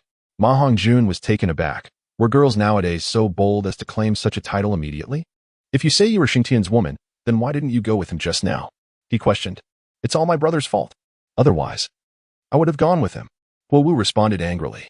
All right then, follow me. I might know where he is, Ma Hongjun remarked. Huo Wu initially intended to intervene once more, yet after some contemplation, he ultimately relinquished the idea. He was acutely aware of his sister's temperament. Should he obstruct her again, she might very well choose to depart without a word next time. As Ma Hongjun and Huo Wu departed, others began to leave in succession. Remaining here served little purpose, as the outcome of this Soul Master tournament was all but predetermined. Once the crowd dispersed, the Snow Knight Emperor surveyed the bloodied ground and the ravaged arena, momentarily at a loss for words. Yu Tianheng stared vacantly at the bodies of Yu Xiaojing and Lu Erlong, a surge of inexplicable emotions welling up within him. Did he harbor resentment towards Xing Tian? Perhaps, but more so, he felt a sense of relief, grateful that Xing Tian had regarded him as a friend. Otherwise, his father, Yu Yuanjin, might not have survived. What am I thinking? At that moment, Du Guyan approached. I was contemplating how events spiraled to this point, Yu Tianheng replied. This might indeed be Xing Tian's true intention for coming to our Royal Academy. However, regardless of the circumstances, he remains our teammate, does he not? Du Guyan asserted. Is he truly our teammate? Yu Tianheng now found himself questioning. Even if not a teammate, he is still our friend, is he not? A friend? Indeed. Xing Tian remains our friend, Yu Tianheng affirmed. Were he not a friend, Xing Tian would not have shown Yu Tianheng such respect. Chapter 87, Ma Hongjun and Huo Wu. After everyone had departed, only Tang San and his companions remained in the arena. No, apart from Tang San and his group, the Snow Knight Emperor and others were still present. At that moment, Tang San gradually calmed his emotions and gently hoisted Yu Xiaojing onto his back. Teacher, let us return to the academy, Tang San softly declared. The others held little emotional attachment to Yu Xiaojing, yet their spirits were equally dimmed. Everything had been well until Xing Tian's arrival. First, Shrek was destroyed, then Flander was killed, followed by the loss of Ning Rongrong, Oscar, Yu Xiaojing, and Lu Erlong. It seemed as though fate itself conspired against Shrek. After Tang San and his companions departed, the Snow Knight Emperor gazed upon the devastation, suddenly appearing considerably aged. Bring someone to clean this up. Return to the palace. The Snow Knight Emperor sighed. He had originally hoped to leverage the tournament to have the Spirit Hall capture Xing Tian and inquire about Xueqing's whereabouts. However, he never anticipated Xing Tian's terrifying strength, which extinguished any hope of uncovering Xueqing's location. Tang San and his companions returned to the remnants of Shrek. He laid Yu Xiaojing and Lu Erlong to rest beside Flander. Gazing at the graves side by side, Tang San felt a sense of absurdity. Initially, when Xing Tian spoke of a team needing to be cohesive, he had scoffed at the notion. Little did he expect that it would culminate in such a scenario. What are we to do next? At this moment, Zhao Wujie suddenly inquired, I am preparing to return home. It has been a long time since my last visit. Dai Mubai replied. I too intend to make my way home. Zhu Zhuqing added. What about Tang San and Xiao Wu? Zhao Wujie asked. I do not know. Tang San hesitated for a moment, then shook his head. I am unaware as well. Xiao Wu echoed, shaking her head. Why not accompany me home? suggested Dai Mubai. That seems reasonable. Our Shrek team has dwindled to just a few of us. It is better to remain together. If Xing Tian were to, Zhao Wujie began, only to trail off mid-sentence. What about you, teacher Zhao?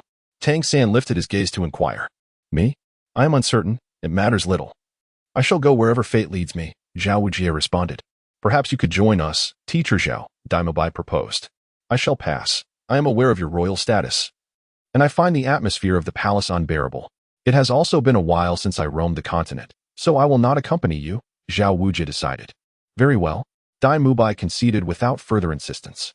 Casting one last glance at the remains of Shrek, Tang Xin clenched his fists tightly and, without looking back, followed Dai Mubai. Xiao Wu, who had always followed wherever Tang Xin went, naturally accompanied him. Tang San was acutely aware that his current strength was insufficient. Thus he was fervently seeking a place to settle down and enhance his abilities. Meanwhile, on the side of Xing Tian and his companions, they had set forth directly towards the Star Do forest after departing from the Heaven Do Empire. Xing Tian's intention to present the heads of Ning Fingji and his companions was to honor the fallen Xiongde and his comrades. As Xing Tian articulated, he never regarded Xiongde as merely a spirit beast. Instead, he always considered him a brother. Thus, he resolved to pay tribute to Xiongde in a manner befitting humanity, ensuring that he would be aware of the vengeance exacted on his behalf. Xing Tian and Qian Rengshu hurried along, for Xing Tian was eager to convey the news to Xiongde. However, shortly after departing from the Heavenly Do Imperial City, he heard someone calling his name from behind. Turning around, he was surprised to find that it was Ma Hongjun and Huo Wu. What brings you here? Xing Tian inquired. I've left Shrek Academy, Ma Hongjun replied with a shrug. Oh, what prompted this decision? Xing Tian asked, somewhat astonished. You once posed a question to me, asking, can I entrust my back to you, brother? Do you recall how I responded? Ma Hongjun inquired. Xing Tian shook his head, for he had indeed forgotten. I assured him, rest easy. With me by your side, you can trust me to guard your back.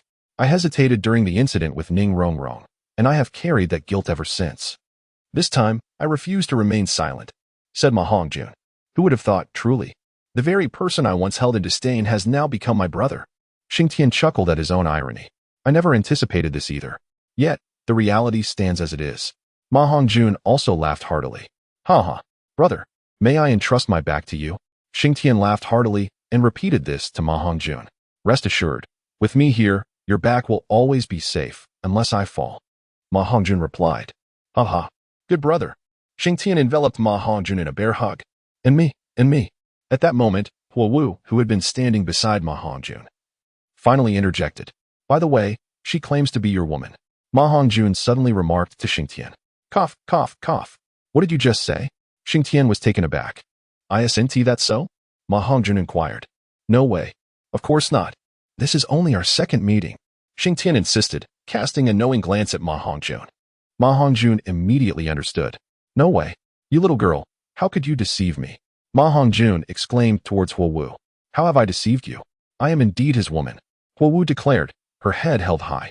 Cough, cough, cough. Xing Tian erupted into another fit of coughing. Is your throat uncomfortable? At that moment, Qian Rushua finally spoke up. No. Xing Tian hastily replied. Then why are you coughing? Xing Tian was momentarily taken aback by Qian Runshua's words, promptly sealing his lips and falling into silence. Ma Hongjun stood there, suddenly feeling a wave of awkwardness wash over him, for it was he who had brought Huo Wu along. I care not. I am unequivocally yours. I have even quarreled with my brother for you. Huo Wu suddenly grasped Xing Tian's hand, declaring fervently. Xing Tian found himself momentarily paralyzed by the unexpected action of Huo Wu, particularly due to the presence of Qian Renxuan nearby. Ma Hongjun, observing the scene with his arms crossed, wore a look of amusement.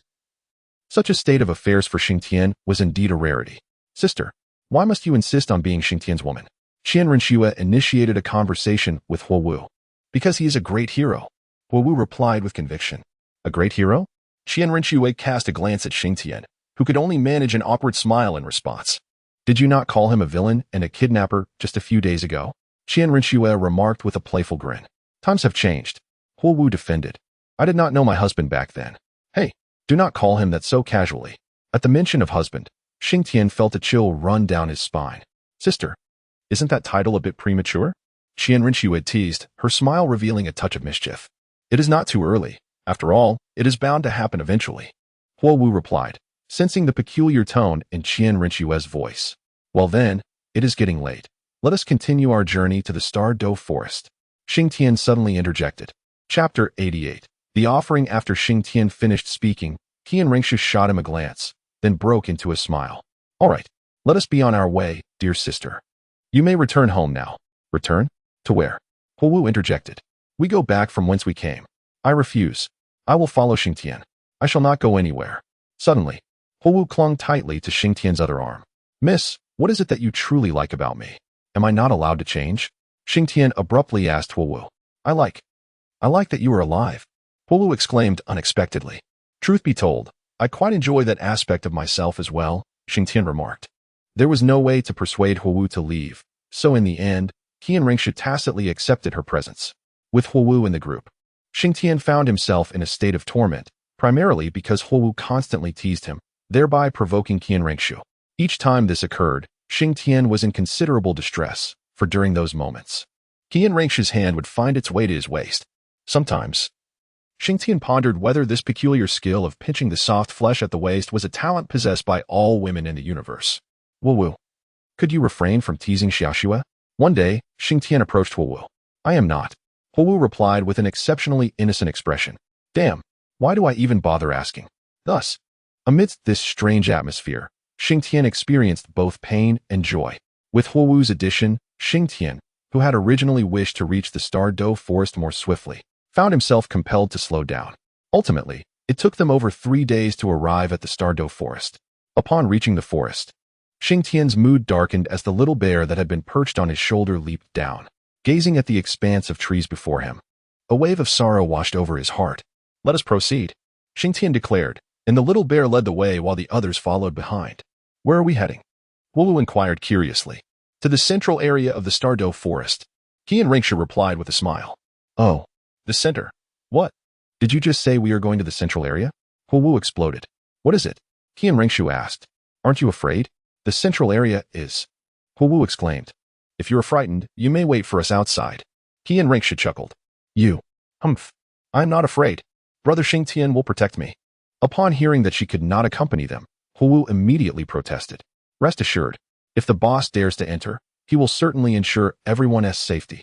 Ma Hongjun interjected. You talk too much. Qian Rinxu shot a glare at Ma Hongjun, who promptly fell silent. Upon entering the forest, Xing Tian paid no heed to the playful banter between Huowu and Qian Rinxu. His mind was preoccupied with thoughts of the path that lay ahead. The academy competition was no longer feasible, leaving Xing Tian with 3 potential courses of action. Firstly, he could journey to the Spirit Hall to facilitate Qian Rinxue's inheritance. Secondly, he could venture to the City of Slaughter, or thirdly, he could excavate corpses at the Eye of Ice and Fire. However, he had yet to determine the order of these choices. Well, one step at a time, he mused to himself, following the lead of Little Bear. The group soon arrived at the place where Little Bear and his companions once resided. It was not the large waterhole they had encountered before, but rather the original location of their dwelling. Xing Tian interred Xiongda and Xiong at this very site, for it was their original home. And it was due to Xing Tian that they relocated. Brother, I have come to see you, Xing Tian proclaimed, standing before the 2 graves within the cave. Today, I bring you the heads of those who sought to slay you. I have avenged you. He settled upon the ground and unveiled the severed heads of Ning Fengji and his associates. Moreover, this is the wine I have procured. You have always yearned to taste the exquisite libations of humanity, have you not? It is said that paired with the roasted meat I have prepared, it would be a match made in heaven, and I have brought both. As he spoke, Xing Tian produced a bottle of wine and a roasted beast's leg from his journey. Rest assured, Little Bear is unharmed, yet I may no longer be able to accompany him. Recently, I have attracted too many enemies, and it is perilous for him to remain by my side. Therefore, I intend to entrust him to the Titan Great Ape. Once the Little Bear has matured, I shall return to retrieve him. I have vowed that the name of the dark gold claw bear shall resonate throughout the continent. Xing Tian sat before the grave, lost in his thoughts, while Qian Rinxu and Huowu respected his solitude, and Ma Hongjun, of course, would never dare to disturb him. Thus, he remained seated from afternoon until the break of dawn the following day. Upon emerging from the cave the next morning, he found Qian Rinxu and the others preparing breakfast. I made a bit of wild vegetable and mushroom soup. After yesterday's indulgence in spirits, a warm broth would be delightful. Qian Rinxu beckoned him over. Oh, My dear little Shui, how considerate you are. Xing Tian responded with a smile. And me? I gathered the mushrooms. Huowu chimed in eagerly. Indeed. These mushrooms are freshly picked by our sister Huowu, Qianren Xue remarked with a grin. Sister Huowu? Xing Tian was taken aback. Had they not been bickering just the day prior? What had transpired? He glanced at Ma Hongjun, who shrugged in a way that suggested he was equally perplexed. Yet, after a moment of contemplation, Xing Tian felt reassured. Was it not wonderful for the two to coexist harmoniously? Indeed, it was splendid. Imagining the delightful scene of having both by his side, he couldn't help but chuckle. What are you thinking, laughing so mischievously? Qianren Xue playfully nudged him. Nothing. Nothing at all. Xing Tian quickly replied. Brother Xing Tian, do enjoy the soup. It's particularly delicious. At this moment, Huowu presented him with a bowl of soup. After their meal, Xing Tian led them toward the central area of Erming, intending to leave Xiao Xiong in the care of Erming for a while. Where are we headed? Huowu inquired. To find Erming. Xing Tian replied. Who is Erming? The king of the Stardo Forest, the Titan Giant Ape. Qianren Xue explained. Titan Giant Ape? Brother Xing Tian, you know the Titan Giant Ape? Huowu gazed at him with admiration. Of course. I also know Deming, Xing Tian declared. And who is Deming? The Sky Blue Bull Python. Qianren Xue continued. The Sky Blue Bull Python? Who is that? Huowu asked, her curiosity piqued. A soul beast even more formidable than Erming, Xing Tian stated. More powerful than the Titan Giant Ape? How come I've never heard of it? Because Deming is often in seclusion. Well, in all my years, I've yet to encounter a 10,000-year soul beast, let alone the ones you've mentioned, Huowu admitted. In just a while, you'll get to see one, so don't be frightened. Qianren Xue giggled, covering her mouth. I won't be scared, Huowu asserted confidently. Before long, they arrived at the lake where the Sky Blue Bull Python resided. Deming, Erming. Xing Tian concentrated his soul power and began to call out loudly. In truth, he was tempted to toss a stone into the lake, but fearing a backlash, he opted instead to call out. Chapter 89. The soul's unrest. After calling out a couple of times, Xing Tian settled by the lakeside, accustomed to hearing the stirrings of Erming within a few breaths. Indeed, scarcely had he taken a seat when a thundering sound resonated from afar. Brother Xing Tian, be cautious, a formidable soul beast approaches us. Huowu hurriedly rushed to his side. Fear not, it is Erming, Xing Tian replied with a smile. Before long, a colossal shadow descended from the sky. Erming, you always do this. One day, you'll end up uprooting all these trees. Xing Tian rolled his eyes in exasperation. Ha. Erming chuckled innocently. Erming, I have a request to make of you, Xing Tian said suddenly, adopting a serious tone. What is it? Speak. Erming patted his chest confidently. I wish to leave Little Bear in your care for a while. I cannot trust anyone else, Xing Tian explained. Erming glanced at the small bear at Xing Tian's feet, pondered for a moment, and then nodded in acquiescence. Initially, Little Bear was quite delighted to see Erming. But upon realizing that Xing Tian was abandoning him, he panicked and clung to Xing Tian's pant leg, refusing to let go. Xing Tian, feeling helpless, gently stroked the head of the little bear. Little bear, I can no longer take you with me. The human world is fraught with danger. I once naively believed myself invincible, but with you by my side, the threats become insidious. Should any misfortune befall you, I would be at a loss to explain it to your parents. The little bear, however, paid no heed. Its body swiftly shrank and nestled into Xing Tian's embrace. Little bear, please listen to me. Witnessing the bear's actions tugged at Xing Tian's heart, yet he knew he must summon the resolve to be firm. Little bear, let us make a pact, shall we? When you become a 1,000-year soul beast, I will come for you. At that time, you shall stand by my side. How does that sound? He gently extricated the little bear from his arms. Upon hearing this, the little bear ceased its struggles, gazing up at Xing Tian with tear-filled eyes. Little bear, listen closely. A bear must carry the dignity of a bear. I hope this will be your last tear. When I return to fetch you, you shall have become a ruler in your own right. Xing Tian affectionately patted the little bear's head. Erming, I entrust little bear to you. He must not be allowed to roam free until he has reached the age of 1,000 years. He instructed Erming. Rest assured, leave it to me. Erming replied. Very well, I shall take my leave now. There are matters I must attend to, Xing Tian said to Erming. Are you really leaving again? Erming expressed a hint of reluctance. I have offended too many in the human realm, making it unwise for me to linger. Once I have resolved these issues, I shall return and spar with you properly, Xing Tian remarked, giving Erming a gentle pat on the calf. He then waved farewell and departed with Qian Rinxue and the others. Erming waved back at Xing Tian. Now, let us strive to elevate you swiftly to the status of a 1,000-year soul beast. After Xing Tian's departure, Erming glanced at the little bear resting in his palm. At least I shall not be lonely now, he thought to himself. Upon their return from Erming, Xing Tian and his companions initially intended to head straight to the Qibao Liuli sect to eradicate it without delay. However, unforeseen circumstances befell Xing Tian, causing a delay in their plans. As Xing Tian and his companions prepared to depart, he cast one last glance at Xiongda. Just as he was about to leave, an unexpected stir occurred within his martial soul, catching him completely off guard. Let us remain here for a couple more days. A strange movement has arisen within my martial soul, and I wish to ascertain its nature, Xing Tian informed Qian Ruxue and the others. A stir? Is it a good omen or a bad one? Qian Ruxue inquired urgently. I cannot say for certain. We shall stay here a little longer, Xing Tian replied. Very well. Fatty, I leave the two of them in your care, he said to Ma Hongjun. Rest assured, nothing will go awry. Ma Hongjun assured him.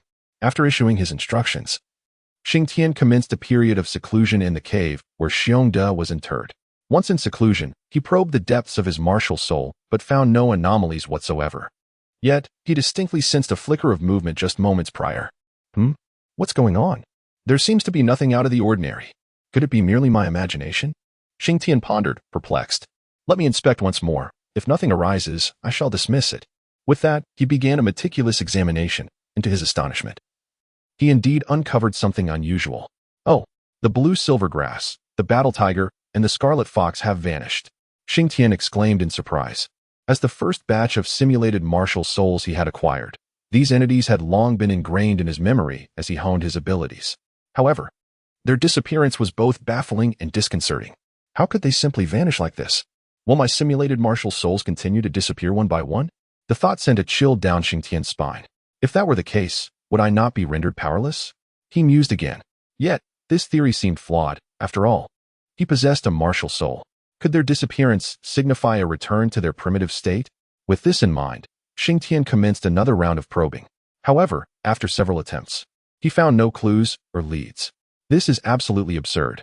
I have just crossed paths with so many adversaries. If this continues, how am I to proceed?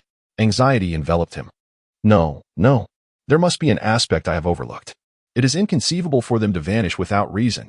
There must be something I have yet to uncover. He murmured to himself.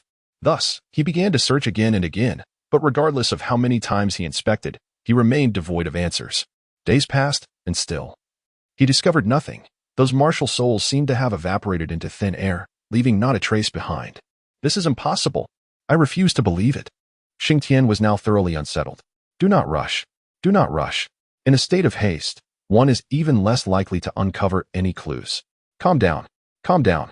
After a considerable interval, Xing Tian suddenly began to soothe himself. He realized that he must not succumb to anxiety, for this was his own body, and he alone possessed the deepest understanding of it. Surely, there were still unexamined areas to explore. Thus, he suppressed the rising panic within and embarked on yet another round of investigation. Once more, I must have overlooked certain aspects. Again. Xing Tian took several deep breaths to steady his emotions and resumed his exploration. This time, his examination was more meticulous than before. Chapter 90. The Trend of Martial Soul Fusion. In this round of scrutiny, Xing Tian meticulously inspected every inch, even delving into the size and length of other martial souls. He believed that even if these martial souls had vanished, they must have been absorbed by some other martial soul or a combination thereof, for they were simply too weak. However, after a thorough examination, he found no anomalies whatsoever. What could be happening? Why had they suddenly disappeared? This is impossible. Xing Tian had repeated these phrases incessantly over the last few days. Thus, 3 more days passed, making a total of 5 days of seclusion. Outside, why hasn't brother Xing Tian emerged yet? It has been 5 days. Huowu expressed her concern while gazing at the cave. Do not worry, the boss will be fine, Ma Hongjun reassured her. In his heart, Xing Tian had always been invincible. Indeed, it should be fine. We must have faith in Xing Tian. Qian Rinxue interjected. All right then. Let us wait a little longer. Huowu replied, her gaze drifting back to the cave where Xing Tian was in seclusion, pondering what thoughts occupied his mind. While they placed their trust in Xing Tian, they remained oblivious to his mounting anxiety within. No, still nothing. How can this be? Why is there nothing? Xing Tian began to feel increasingly irritable. Eventually, he surrendered, despondently sitting on the ground, at a loss. If these martial souls have vanished, I may become an ordinary person, he muttered to himself. Then, he noticed the grave of Xiong my brother. I may become an ordinary person in the future, but rest assured, the 7 treasures glazed tile school shall be eradicated. I do not know when that time will come, but it will definitely not be during this period. I will head to the 7 treasures glazed tile school the day after tomorrow and eliminate all those involved in this incident to avenge you. Xing Tian spoke to the grave of Xiong. Suddenly, Xing Tian called out, and a loud buzzing filled his mind. It seemed he had forgotten something important. Oh no, how could I have forgotten him? Xiong, thank you, my brother, Xing Tian exclaimed as he slapped his forehead. Xing Tian explored all of his martial souls. Yet there was one he had overlooked, his second martial soul, the dark golden fearclaw bear. It was only during his conversation with Xiong that the realization struck him. He indeed possessed a second martial soul. Brother, I must pause our discussion. I need to investigate this further. Thank you, my friend, Xing Tian exclaimed to Xiong. With that, he settled into a cross-legged position and commenced his exploration of the second martial soul. Initially, Xing Tian made no discoveries, perhaps due to his impatience. Taking a few deep breaths, he sought to calm his mind and began a second exploration. This time, to his delight, he uncovered some significant revelations. Xing Tian observed that his second martial soul had significantly diminished in size, and intriguingly, beneath its fur, faint markings resembling blue-silver grass appeared, akin to tattoos. All concealed within the pelt, virtually undetectable unless scrutinized closely. Having discovered the elusive blue-silver grass, it stands to reason that the war tiger and the scarlet fox must also be present, Xing Tian remarked. Upon uttering this, he commenced his investigation. Ultimately, he discerned that the hue of the fur on the forehead of the dark golden terror claw bear differed subtly from the rest of its body, hinting at the emergence of a character resembling King. Furthermore, delving deeper into the fur, he stumbled upon some crimson tufts, unmistakably from the scarlet fox. What in the world is this? Could this signify the impending fusion of martial souls? Xing Tian gasped in astonishment.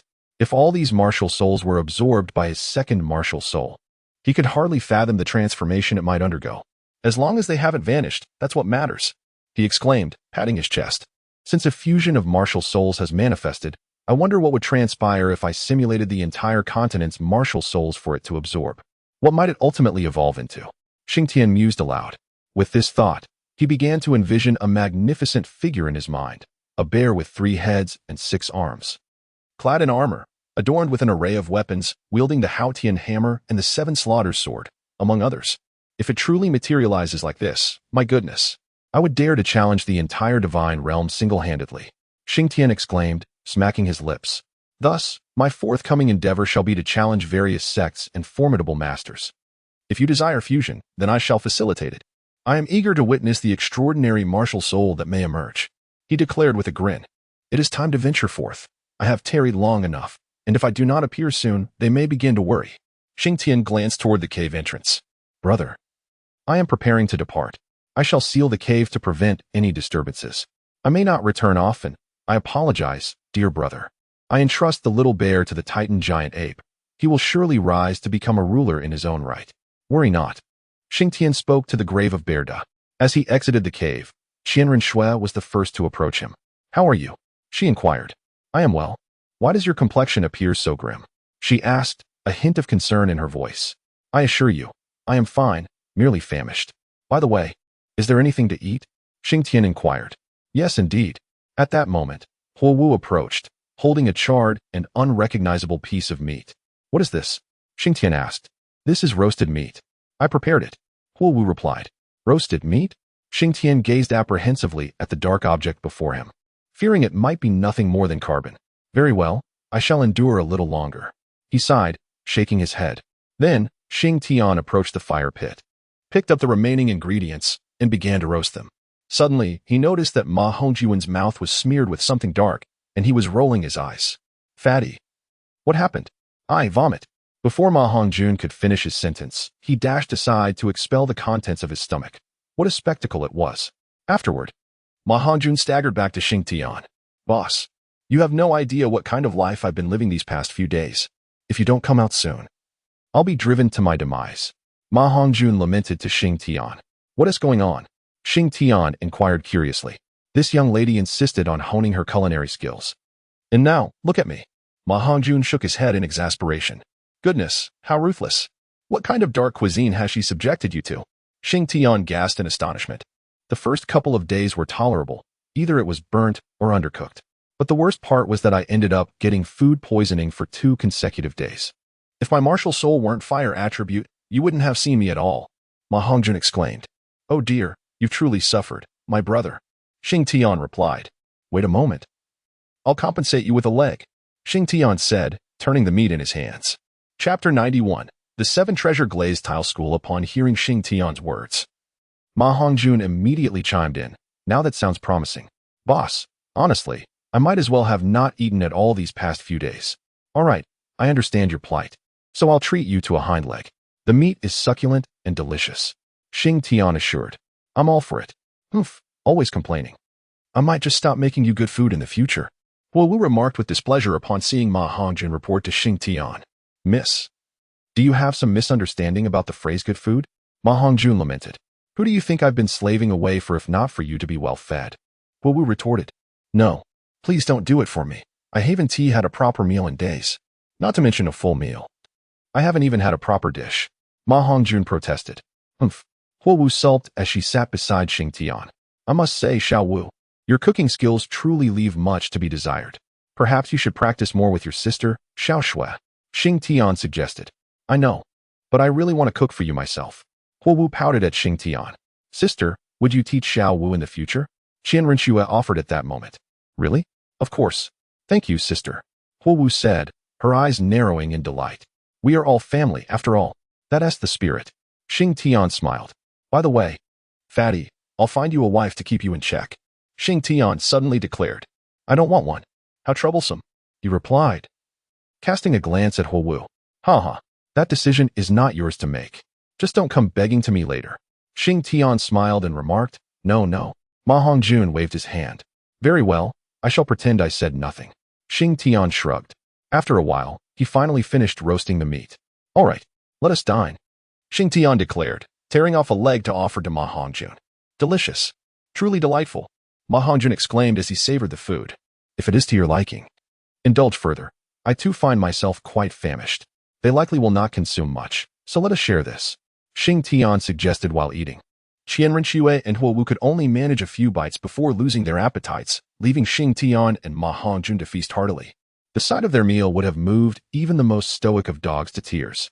After finishing their repast and resting briefly, Xing Tian announced, Time to prepare for departure. Brother Xing Tian, where are we headed next? Douluo inquired. To the 7 Treasure Glazed Tile Sect, to exact vengeance, Xing Tian replied. Now that sounds promising. Ma Hongjun licked his lips in anticipation. Qianren consistently supported Xing Tian in such matters. Once they exited the Stardow Forest, Xing Tian led Qianren and the others toward the 7 Treasure Glazed Tile Sect. Upon their emergence from the forest, their presence was noted by keen observers, and soon, news of their whereabouts began to spread. Hiss, their route seems rather familiar, one person remarked. Familiar? What of it? Another queried. If I am not mistaken, the destination of this route should be the 7 Treasure Glazed Tile Sect. What? The 7 Treasure Glazed Tile Sect? Just the 4 of them? No, to be precise. It is but Xing Tian alone. He truly intends to confront the top 3 sects. No, it is merely the 7 Treasure Glazed Tile Sect that he targets. The Blue Lightning Tyrant Dragon Sect would likely not provoke him, and the Haotian Sect has already sealed its mountain. Thus, only the 7 Treasure Glazed Tile Sect remains among the top 3. Then, should the 7 Treasure Glazed Tile Sect be annihilated, the top 3 sects would essentially cease to exist. Precisely. Thus, the news of Xing Tian's assault on the 7 Treasure Glazed Tile Sect spread like wildfire. When Xing Tian learned of this, he merely smiled. What difference does it make whether they know or not? Regardless, the destruction of the 7 Treasure Glazed Tile Sect is inevitable, none can thwart it. At the 7 Treasure Glazed Tile Sect, the Grand Elder exclaimed, What? Xing Tian is coming for us. Indeed, Grand Elder, the news has spread wildly in the outside world. A messenger reported, Issue my command. Seal the mountain. The Grand Elder ordered. Yes, Grand Elder. Consequently, the 7 Treasure Glazed Tile Sect sprang into action. When the news reached every corner of the sect, their reaction astonished even the Grand Elder. At this moment, astonishingly, not a single soul attempted to flee. Upon inquiring, they learned that it was merely Xing Tian. In their own words, just one individual. There was no need for the sect to adopt such a defensive posture. Should Xing Tian dare to approach, they were resolute in ensuring he would not return. Upon hearing this, the Grand Elder shook his head, reluctant to reveal the true prowess of Xing Tian, fearing it would incite chaos within the Seven Treasure Glazed Tile sect. In the Grand Elder's mind, those who lived as members of the sect did so under its banner, while those who perished were forever marked as its spirits. Once one entered the sect, they were indelibly branded with the insignia of the Seven Treasures. Then, by some stroke of ill fortune, this internal information of the Seven Treasure Glazed Tile sect was leaked. The reaction from others was frenzied. Truly, the Seven Treasure Glazed Tile sect, a formidable presence among the top 3 sects, had the audacity to proclaim that Xing Tian would not return. Perhaps they were accustomed to wielding their power with impunity, oblivious to the fact that in the face of absolute strength, numbers are but mere figures. Regardless, we shall simply observe the unfolding spectacle. Indeed, the Tiando Empire had remained tranquil for far too many years. How could one resist the allure of witnessing such an event? Thus, in the wake of Xing Tian, a multitude of followers emerged. Some came to observe the drama, others to lend assistance, and still others to seize an opportunity amidst the chaos, an eclectic mix of individuals, all drawn by the unfolding drama. When Xing Tian heard the news, he chuckled. How delightful it is to witness the chaos, indeed. Humans have an unyielding penchant for reveling in the spectacle. It is inevitable. The Tiando Empire had remained tranquil for far too long, and now that an event of such magnitude has arisen, how could everyone resist joining the fray? Qian Rinxue remarked. It matters not. If they wish to come, let them come. My only hope is that the Seven Treasure Glazed Tile School does not back down, otherwise it would lose its charm, Xing Tian replied. What? If they concede, will you spare them? Ma Hongjun inquired. What are you thinking? It is only natural that one pays with their life for murder. Xing Tian chuckled, shaking his head. Brother Xing Tian, you are so handsome. Does this mean we will become famous? Huo Wu asked eagerly. What is your obsession, little girl? Qian Rinxue laughed, tapping Huo Wu's forehead. Is that not the case? Huo Wu pouted. Indeed. Haha. We shall become renowned. Xing Tian laughed heartily. Boss, do you have confidence? I've heard that the Seven Treasure Glazed Tile School has quite a number of members, Ma Hongjun said. Fatty, in the face of absolute strength. Does the number of people matter? It is merely a figure. Xing Tian replied. Very well. Ma Hongjun conceded. Chapter 92. Annihilation of the Seven Treasure Glazed Tile School. In truth, Ma Hongjun wished to offer his assistance, but upon witnessing Xing Tian's unwavering confidence, he swallowed his words. Nevertheless, Ma Hongjun had already resolved that should Xing Tian show even a hint of decline, he would charge forth without hesitation. Xing Tian, aware that news of his arrival had spread, deliberately slowed his pace, allowing himself to arrive later. Qian Rinxue and her companions found Xing Tian's behavior perplexing. In their view, should not such matters be resolved as swiftly as possible? If the opponent were given ample time to prepare, would they not be at a disadvantage? However, Xing Tian explained that protagonists typically make their entrance last. Should he arrive too early and swiftly conclude the battle, would not the subsequent arrivals be rendered redundant? Moreover, after so many years, encountering such a significant event, one could not allow the guests to depart in disappointment after coming with great anticipation. Qian Rinxue, upon hearing this, rolled her eyes at Xing Tian, exclaiming, You think of nothing but seeking the limelight. Ha ha ha. A youth must be audacious. Xing Tian laughed heartily in response. Thus, a journey that should have taken 3 to 5 days was stretched to 7 by Xing Tian's leisurely pace. As Xing Tian and his companions finally entered the vicinity of the Seven Treasures Glazed Tile School, news began to spread. Xing Tian has arrived. He is here. He has finally come. I thought he would not show. Came the voices of the crowd. Not come? Impossible. Xing Tian is not that kind of person. But it should only take 3 or 4 days from the Star Dough Forest to the Seven Treasures Glazed Tile School. I cannot say, but at least he has come. Indeed, as long as he has arrived, our journey is not in vain. It is likely that after this, Xing Tian will achieve fame across the continent. No doubt, but I wonder what stance the Spirit Hall will take then. Who can say? At that moment, within the Seven Treasures Glazed Tile School, the atmosphere was tense. Now, that reckless Xing Tian has entered our domain. It will not be long before he arrives at our doorstep. What shall we do? The Grand Elder addressed the disciples gathered in the plaza.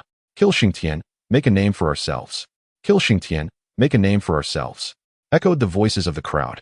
Rising in fervor, The morale is commendable, the Grand Elder thought to himself. As the discussions ensued, Xing Tian finally reached the entrance of the Seven Treasures Glazed Tile School. You ruffians of the Seven Treasures Glazed Tile School, your esteemed Xing Tian has arrived.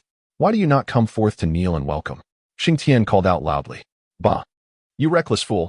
You have slain our sect master, our princess, and our protector. Our Seven Treasures Glazed Tile School will not rest until we confront you. A voice resounded from within. Then come out, if you dare. Xing Tian challenged. You said it yourself. With that, Xing Tian unleashed the Haotian hammer martial spirit. Here it comes. It is coming. The onlookers exclaimed with excitement. The true form of Haotian. They beheld as Xing Tian summoned the colossal Haotian hammer above the Seven Treasures Glazed Tile School. Great subtlety hammer! Xing Tian shouted, and with a mighty swing, he brought the hammer crashing down upon the mountain gate of the school.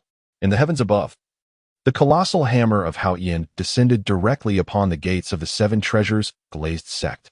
With a resounding crash, the protective formation of the sect began to tremble violently, the shockwaves rippling through the entire mountain, ultimately causing fissures to appear in certain areas. One can only imagine the formidable power behind such a strike. Hiss! How terrifying! How utterly fearsome! The onlookers gasped in astonishment. The force of this blow rivaled that of the Haotian crown from years past. This individual is a true prodigy, an unparalleled anomaly. Alas, it did not shatter. Then let me strike once more. Xing Tian, witnessing that the mountain's protective formation remained intact, was momentarily taken aback, yet soon regained his composure. After all, being one of the top 3 sects, it would be unacceptable to lack a robust defensive formation. With that, Xing Tian raised his hammer and struck again. How dare you? Cease this at once. Such audacity. Various voices echoed from the Seven Treasures Glazed Sect. Oomph. As if you are all that impressive. Xing Tian scoffed. However, with the second strike, lo and behold, the protective formation of the Seven Treasures Glazed Sect still did not break. This only fueled the arrogance of the disciples within the sect. If he cannot breach our protective formation, how can he contend with us? Indeed, should he manage to enter, we shall ensure he regrets it. Precisely. Each of us could drown him seeing that the mountain defense formation had not been breached even after the second attempt. Xing Tian resolved to summon a different martial spirit. In that case, let us invoke the 7-killing sword of your guardian Douluo, Xing Tian proclaimed with a smile, and then retracted the Haotian hammer. The action of Xing Tian retracting the Haotian hammer left the onlookers in a state of bewilderment. Huh? Why has he ceased his efforts? Is he contemplating surrender? Not necessarily. Perhaps Xing Tian has discovered a more advantageous approach. Silence. Just watch. Indeed, after withdrawing the Haotian hammer, a sword materialized in his hand, one that originally belonged to sword Douluo Continent. Let your martial spirits dismantle your formation. Xing Tian murmured. True body of 7 kills. Xing Tian spoke softly, so softly that only he could hear. After his words, the 7-killing sword began to undergo a transformation. An iridescent glow starting to ripple along its blade, and Xing Tian himself seemed to radiate an aura of sharpness. I have yet to test the 9th soul skill of the 7-killing sword. Today, let us witness its true strength, Xing Tian declared. The 9th soul skill. Divine and Demon Duel Slash. With that, Xing Tian swung his sword, and a rift in space appeared above the Seven Treasures Glazed Tile Sect, emanating a series of razor-sharp energies from within. Before the crowd could marvel at the spectacle, countless beams of sword light surged forth from the rift, heading towards the mountain's protective formation. Suddenly, a faint cracking sound echoed, startling everyone. This was quickly followed by a noise reminiscent of shattering glass. The protective formation of the Seven Treasures Glazed Tile Sect had been breached. How could this be? Our sect's mountain defense formation has been shattered? Some found it hard to believe. What is there to fear? He is but one man. Can we not? A multitude? Overpower him. A swarm of ants can take down an elephant. As long as we unite, there is nothing to dread. At this moment, the Grand Elder stepped forward. Indeed, the Grand Elder was correct. He stands alone. Even if he is a titled Douluo, if we stand united, we can surely vanquish him. Seven Treasures Glazed Tile Sect. Have you cleansed your necks? Xing Tian suddenly bellowed. Come forth, madman. We are not afraid of you. Suddenly, the Grand Elder rose to the occasion. Courageous indeed, yet somewhat foolish. Xing Tian shook his head. I declare, the Seven Treasures Glazed Tile Sect will be completely erased from this continent today. With that, he swung the 7-killing sword, and countless beams of light descended towards the ground. Everyone, block it! The Grand Elder shouted. Yet, as Xing Tian had stated, in the face of absolute power, numbers are merely a statistic. In but a single exchange, the people of the Seven Treasures glazed tile sect were decimated, blood mingling with bodies, covering the entire mountaintop. Chapter 93. The Choice of Xiaowu. Xing Tian's decisive strike finally instilled a sense of panic among the remaining onlookers. However, it was already too late. With another swing of his sword, a myriad of sword lights emerged, and this time, not a single soul survived within the Seven Treasure glazed sect. Was this truly the conclusion? The spectators outside found it difficult to accept. They had anticipated a grand battle, envisioning the entire sect emerging in full force. With Xing Tian charging forward, leading to a fierce clash, culminating in him drenched in blood amidst a sea of corpses. Yet, from the moment Xing Tian arrived to the end, there had been merely 2 hammer strikes and 2 sword swings. Indeed, there were countless corpses. But not a single other one remained. Was this the end? Some questioned. What do you think? People are dead. Is the Seven Treasure glazed sect so easily vanquished? Moreover, throughout the ordeal, I never witnessed them step out of their gates. What did you expect the outcome to be? Surely, it would involve a fierce battle, followed by Xing Tian emerging victorious, albeit at great cost, before concluding the conflict, right? You must not have experienced the events of the Academy tournament. Someone remarked. What of it? What happened during the Academy tournament? It's nothing. Let us go. It's over. Xing Tian's sister, Huo Wu, inquired, is it truly over? Let us head home. Xing Tian replied. After annihilating the Seven Treasure glazed sect, he did not feel elated. Instead, an unexpected void filled him, leaving him without purpose. Then shall we return? Qian Rinxue discerned his bewilderment. Boss, where are we going back to? Ma Hongjin asked. Home, to the imperial city of Tiando, Xing Tian declared. When Xing Tian and his companions returned to the Tiando imperial city, little did they know that the news of their arrival had spread across the continent with astonishing rapidity. What? The Seven Treasure glazed tile school has been annihilated? What happened? It is said that a person named Xing Tian is responsible. Can you elaborate on the specifics? I am not entirely sure. All I know is that this individual killed the esteemed leader of the Seven Treasure glazed tile school, Ning Fengji, along with the sword Douluo, the bone Douluo, and, notably, the little princess, Ning Rongrong. But why? I have no idea. So, does this mean that the Seven Treasure glazed tile school no longer exists? What about the Seven Treasure glazed pagoda? If my assumptions are correct, the Seven Treasure glazed pagoda should now be relegated to the annals of history. How astonishing. Who would have thought that the once mighty Seven Treasure glazed tile school could fade into oblivion? First, the Haotian school sealed its gates. And now the destruction of the Seven Treasure glazed tile school leaves only the Blue Lightning Tyrant Dragon School among the top 3 sects. Indeed, in the Xing Luo Empire, within the royal palace. Shaosan, have you heard? The Seven Treasure glazed tile school has been obliterated. Dai Mubai found Tang San, who was deep in meditation, and informed him. Obliterated? Yes. Not a single person among the thousands in the sect was spared. Dai Mubai spoke solemnly. Was it Xing Tian's doing? Tang San's eyes widened in disbelief. Indeed, Dai Mubai nodded gravely. He actually committed such a heinous act of annihilating an entire family over merely 2 soul beasts? Tang San felt a surge of indignation. Xiaowu, upon hearing Tang San's words about merely 2 soul beasts, felt a pang of discomfort within her heart. In truth, when Xiaowu first received this news, she too was momentarily taken aback, though she did not respond with the same fury as Tang San. Instead, Xiaowu exhibited an exceedingly complex array of emotions. Xing Tian, it appears, would go to such lengths as to obliterate an entire family for the sake of soul beasts. It seems he truly regards those 2 dark golden claw bears as kin. It is no wonder that Deming and Erming hold him in such high esteem. Xiaowu recalled the conversation she had during her last visit, when Erming spoke of Xing Tian with such admiration, declaring him a good man, one who is exceptionally kind to soul beasts, and that their rapport is quite harmonious, among a plethora of other compliments. Should I continue to remain by his side? As she observed Tang San, aflame with righteous indignation, her heart wavered once more. Xing Tian is utterly detestable. Why was there no one to stop him at that moment? Tang San inquired. We are well aware of Xing Tian's strength. Even the Spirit Hall is reluctant to provoke him. Dai Mubai shook his head. At that moment, Zhu Zhuqing entered, bearing grave news. The Seven Treasure glazed tile school has been annihilated. Her expression was devoid of emotion as she addressed Dai Mubai. I am aware. This is your so-called brother. For the sake of merely 2 soul beasts, he has committed such heinous acts, ruthlessly slaughtering thousands within the Seven Treasure glazed tile school. Zhu Zhuqing mocked Dai Mubai. Enough! Dai Mubai shouted at Zhu Zhuqing. What? Did I strike a nerve? Zhu Zhuqing retorted with a cold laugh. If it were not for you and Oscar, do you believe matters would have unfolded as they have? If not for me, do you think you would still be here? Speaking to me with such sarcasm, Dai Mubai pointed an accusatory finger at Zhu Zhuqing. You, what of it? Do not assume that our engagement grants you the license to act without restraint. Did you not once look down upon me? Why then, upon your return, do you acknowledge our engagement? Has witnessing my brother and your sister's martial spirit fusion technique changed your perspective? Dai Mubai challenged Zhu Zhuqing. So what if it has? And what if it hasn't?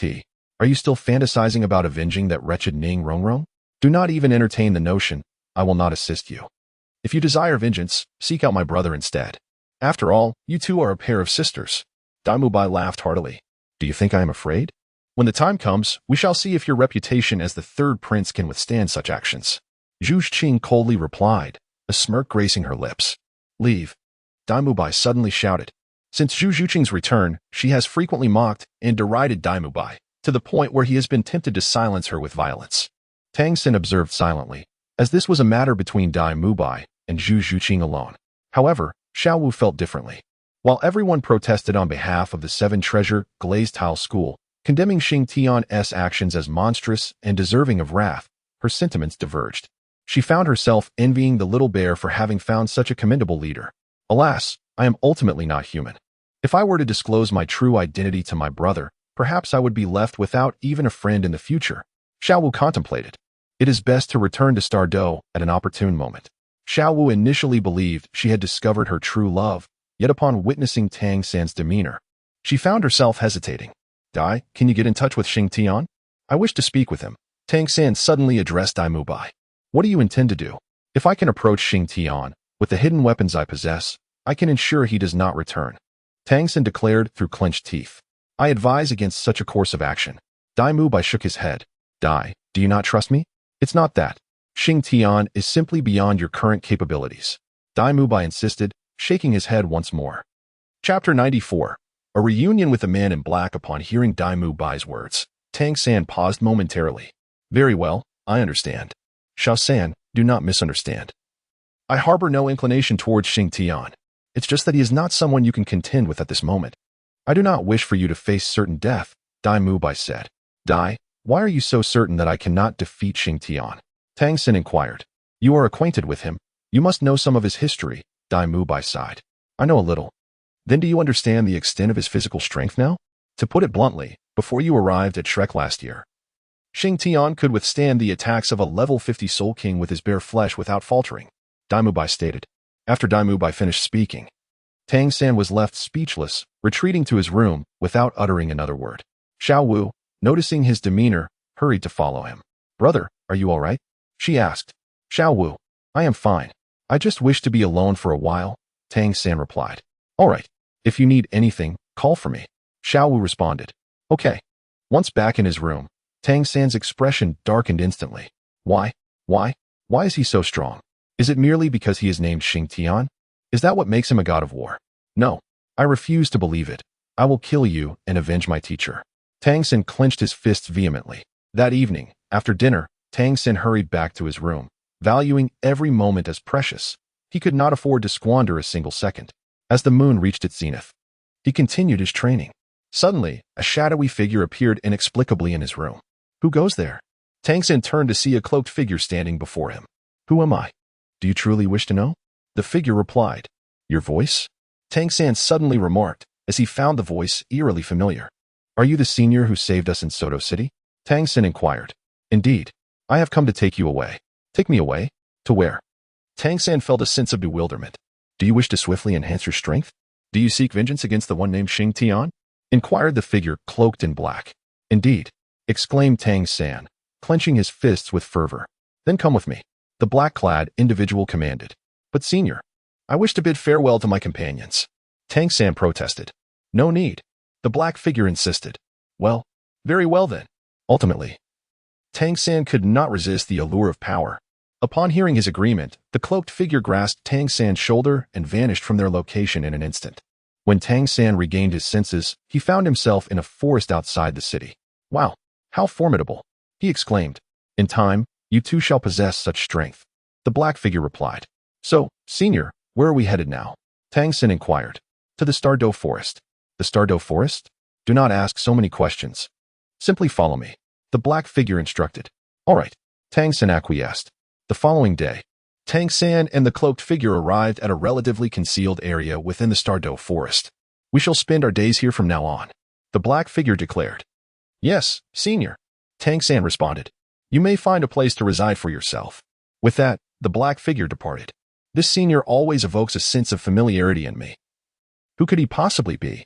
Tang Xin pondered, gazing at the retreating silhouette. After much contemplation, he could not arrive at a conclusion.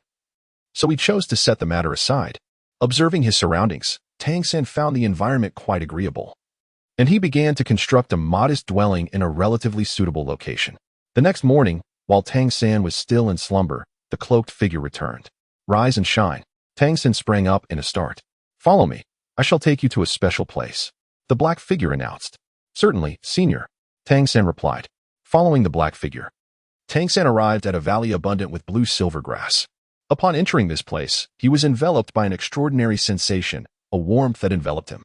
Walking upon the carpet of blue silver grass, he felt a momentary daze, overwhelmed by a profound sense of familiarity, a sentiment he had never experienced before. Upon reaching the valley's end, a quaint thatched hut came into view, with a solitary blue-silver grass plant flourishing before it. While the surrounding blue-silver grass seemed to halt at the boundary, the black figure approached the solitary plant and sat down beside it, gently caressing the blue-silver grass as if it were a beloved partner. Ain, he has grown. Today, I have brought him here. This is our child. And he has become a remarkably accomplished soul master. The black figure murmured to the blue-silver grass. Come here, kneel down. The man in black suddenly spoke, catching Tang Xin off guard. Senior, why is this? Tang Xin was perplexed. At that moment, the man in black removed his hood. Father? Tang Xin was taken aback, unable to fathom that the one who had saved him was, in fact, his own father. Come here, kneel. Pay your respects to your mother. Tang Hao instructed. Mother? Indeed. Tang Xin gazed at the blue-silver grass beside Tang Hao, lost in thought. Yet, he ultimately knelt down. As soon as he did, numerous strands of blue-silver grass surged forth, forming a cushion beneath his knees. Then, the blue-silver grass beside Tang Hao extended a leaf, gently approaching Tang Xin's face. He did not flinch, allowing the leaf to caress his cheek. When the leaf touched his skin, Tang Xin suddenly perceived a faint consciousness, one imbued with love and remorse. Father, what is this? Mother? Tang Xin queried hesitantly. Indeed, this is your mother. Tang Hao replied softly. But she. Allow me to explain slowly, Tang Hao continued. Thus, Tang Hao sat beside Ain, recounting the tale of his relationship with her. He spoke slowly and in great detail, almost as if he were reminiscing to himself rather than narrating to Tang Xin. From morning until evening, he shared the story of him and Ain. In this way, your mother sacrificed herself for me, becoming my spirit ring. At this point, tears brimmed in Tang Hao's eyes. Ain extended a leaf, gently wiping the tears from the corners of Tang Hao's eyes. Chapter 95. Tang Xin leaves Douluo. Xiao Wu returns to Douluo. Seeing Yin's gesture, Tang Hao smiled. Ain, I am fine. I will surely find a way to revive you. Little San, do not underestimate your blue-silver grass martial soul, for yours is unlike any other. Tang Hao suddenly remarked to Tang Xin. Father, how is my blue-silver grass different? Tang Xin inquired. Indeed, your blue-silver grass is truly unique. Spend the next few days here cultivating and deeply perceiving your martial soul. When you achieve results, you may return. Tang Hao instructed. All right, father. Tang Xin replied. Go now. Practice on the grassy area outside. Tang Hao urged. Without questioning further, Tang Xin silently walked to the lawn covered in blue-silver grass to train. Ain, little San's strength is still somewhat lacking. If he does not improve soon, he may very well be killed by that fellow named Xing Tian. I originally intended to wait 2 more years, allowing you to recover a bit more before bringing little San here. But now I have no choice but to come earlier. Tang Hao remarked as Yin's leaves gradually entwined around his arm, allowing him to sense her emotions. Well, it is all the same in the end. I just forget it. Since we are here, I shall say no more. I hope Xiao San can truly comprehend the essence of this blue-silver grass, Tang Hao stated. Meanwhile, Tang San was immersed in his cultivation within the imperial palace of the Douluo Empire. The day after Tang San's departure, Xiao Wu woke up and prepared to call him for breakfast. However, after knocking for quite some time, she received no response. believing Tang San had gone out to train. As was customary during their time in Notting City and Shrek Academy, she did not become alarmed. Yet, as noon approached and he still had not returned, concern began to gnaw at her. Xiao Wu then boldly entered Tang San's room, only to find his bedding meticulously arranged, with no sign of him. 2 days passed, and Xiao Wu finally reached a disheartening conclusion. Tang San had abandoned her to venture forth alone. This revelation left her despondent. For Tang San had once promised he would never forsake her, yet now he had departed without a word. Reflecting on this, Xiao Wu chuckled softly to herself. It appears I cannot compare to his teachers standing in his heart. If that is the case, I shall return. I have been away for quite some time. Deming and Ming must miss me. The following morning, Xiao Wu bid farewell to Dai Mubai and set her course towards the Star Do Forest. The Star Do Forest spanned across the territories of the Heaven Do and Star Luo empires, and thus Xiao Wu entered from the Star Luo side. Making her way back to Ming, Ming was overjoyed by her arrival. Sister Xiao Wu, you're back. You have been gone for such a long time, he exclaimed upon seeing her. Ming, did you miss me? Xiao Wu inquired. Of course I did. Deming spends all his time at that wretched lake, never coming out to play with me, Ming lamented. However, those past few years with Xing Tian around were not so lonely, especially since he recently left the cub of the dark gold terraclaw bear with me. With his company, I am never bored, he continued. Ming, could you tell me more about Xing Tian? Xiao Wu suddenly asked. About Xing Tian? Absolutely. My relationship with him is quite good, Ming replied. Let us go to your home, Xiao Wu suggested. Sure, let us go, Ming agreed. Upon arriving at Ming's dwelling, they found Xiao Xiong fast asleep. You lazy bear, are you planning to keep slacking off? Don't you want to find your master? Ming bellowed at the sleeping cub, startled awake by Ming's voice. Xiao Xiong immediately assumed an aggressive stance upon seeing Xiao Wu, baring his teeth. With a swift motion, Ming sent Xiao Xiong flying with a slap. Back to training. Do you dare to show your teeth at my sister Xiao Wu? You will regret it, said Ming. Little Bear quickly scrambled to his feet and scurried away, looking rather dejected. Aren't you afraid he might report you to Xing Tian? Xiao Wu chuckled. Not at all. Xing Tian cannot defeat me. Ming confidently patted his chest. All right, let us go inside, Xiao Wu suggested. Once seated, Ming began to recount tales about Xing Tian, limited only to what he himself knew. When I first encountered Xing Tian, he was quite weak. He had intruded upon the territory of the Daming, and had it not been for the aura of my sister Xiao Wu surrounding him, I might have eliminated him. Ming laughed. And then what happened? Xiao Wu inquired. Eventually, we became acquainted, Ming replied. Is that all? She asked. Xing Tian often visits me to play. He always engages me in battles, Ming added. Is there more? Xiao Wu pressed. Moreover, his strength escalated remarkably fast, and he is exceedingly friendly towards our spirit beasts. Ming pondered. Is that it? Indeed. That is all. Xiao Wu sighed, covering her forehead. That was practically a wasted question. By the way, Sister Xiao Wu, Xing Tian cannot attach spirit rings, Ming suddenly proclaimed. Impossible. I have seen with my own eyes that his martial spirit possesses spirit rings. Xiao Wu shook her head. I assure you, he truly cannot attach spirit rings. What you witnessed were other spirit rings, a result of his simulation. Yes, they were simulated, Ming explained. No wonder he could bond with the dark gold terraclaw bear, and no wonder he could become your friend, Xiao Wu remarked. Indeed, Xing Tian is quite wonderful. He even cooked meat for me, Ming beamed. All right, I understand now, Xiao Wu acknowledged. Sister Xiao Wu, you won't be leaving again this time, will you? Ming asked. Perhaps, Xiao Wu replied, gazing into the distance. That's splendid. We can play together. Ming clapped his hands in excitement. Xiao Wu smiled at Ming, contemplating that perhaps she was not meant for the human world. Meanwhile, Tang San had gone off to cultivate. Xiao Wu had returned to the Star Do Forest. But what was Xing Tian up to? At this moment, Xing Tian was at home, indulging in snacks while basking in the sunlight, utterly unoccupied. It was not that he lacked the desire for engagement. Rather, ever since he had obliterated the 7 Treasures glazed tile school, he found himself at a loss for what to do next. Initially, he had contemplated escorting Qian Ringshu back to the Spirit Hall, but upon reflection, he felt it inappropriate for her to receive the inheritance of the angel god too soon. Therefore, after conferring with Qian Ringshu, he opted against heading to the Spirit Hall for the time being. In truth, Xing Tian harbored a desire to venture into the Sunset Forest to excavate corpses. Yet he feared his strength might prove insufficient. Thus, he considered the only remaining option, the City of Slaughter. Little Snow, let us rest for a few more days, and then we shall journey to the city of slaughter. What do you think? Xing Tian proposed to Qian Ringshu. Upon hearing Xing Tian's suggestion to visit the city of slaughter, Qian Ringshu paused momentarily. The city of slaughter? Indeed. Let us explore the city of slaughter and simultaneously enhance everyone's strength, Xing Tian affirmed. That sounds feasible, Qian Ringshu replied. Then we shall make our way there, and I will take the opportunity to challenge various formidable opponents to hone my skills, Xing Tian declared with a smile. What mischief are you concocting this time? Qian Ringshu inquired. Nothing much, merely a case of restless hands. Hiki. Xing Tian chuckled. Qian Ringshu shot him a sidelong glance, but chose to remain silent. 2 days later, the group tidied up and set off. Xing Tian was uncertain of the exact location of the city of slaughter.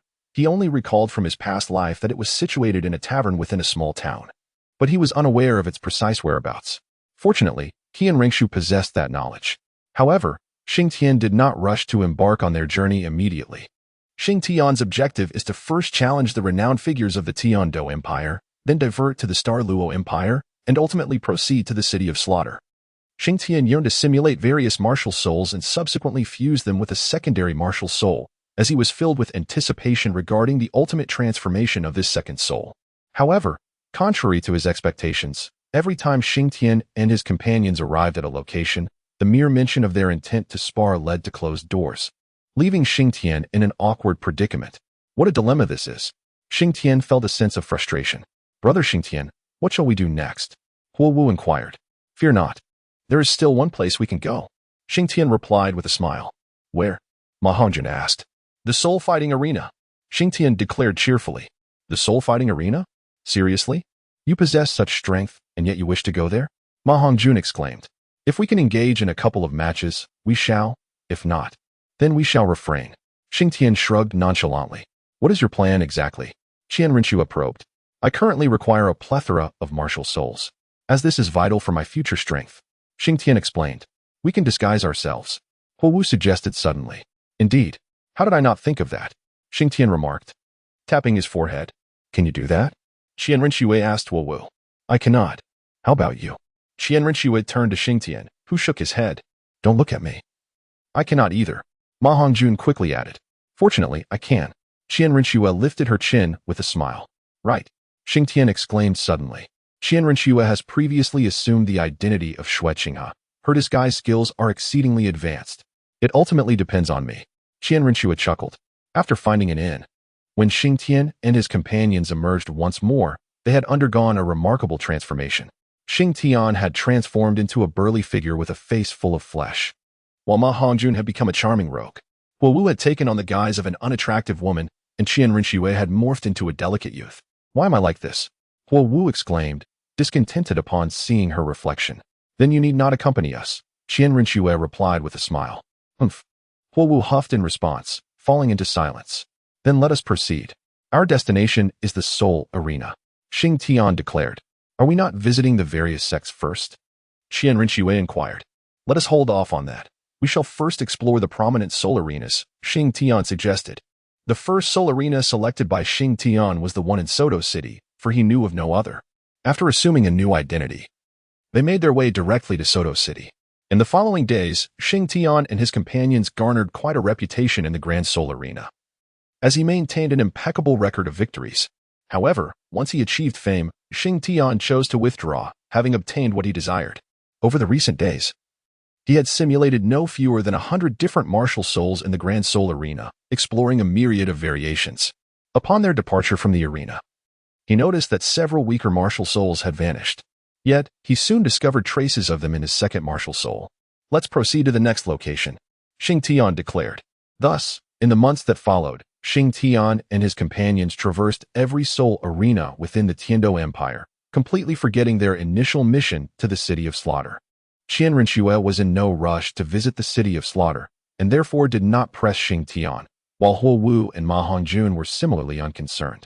During these months, it seemed that Ma Hongjun's strength had undergone a significant transformation as well. Both of them were on the verge of breaking through the 50th level. Xing Tian planned to wait for their breakthrough before aiding them in acquiring soul rings, and subsequently, they would journey to the Star Luo Empire. A few days later, Ma Hongjun was the first to break through the 50th level, followed by Huo Wu a few days after. Once both had surpassed this milestone, Xing Tian took them to the Douluo forest to assist them in obtaining their soul rings. While there, he also sought to visit Ming, but unfortunately, he did not encounter Xiao Xiong. Ming informed him that Xiao Xiong had been sent away to train. However, in the Douluo forest, Xing Tian unexpectedly came across an old acquaintance, Xiao Wu. "What are you doing here?" he inquired, astonished at her presence. Xiao Wu remained silent, merely glancing at Qian Rinxue and the others. "Xiao Wu, there's no need to be afraid. They are trustworthy individuals," Xing Tian reassured her. "This is my home. Why shouldn't I return?" Xiao Wu replied. "And Tang San?" Xing Tian asked. "I don't know," Xiao Wu answered. "Aren't you with Tang San?" he pressed. "I don't know." "Please don't ask me," she responded, displaying signs of impatience. "Very well, I shall not inquire further," Xing Tian conceded. "By the way, I'll leave Xiao Xiong in your care. I have matters to attend to and must prepare to depart," he informed Xiao Wu. "Don't worry, I'll take good care of Xiao Xiong," she assured him. "Thank you." Xing Tian waved his hand in farewell.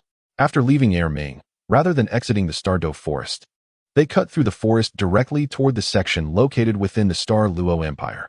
"Brother Xing Tian, why must we traverse through the woods?" Huo Wu inquired as they walked. "It is convenient and expedient," he replied.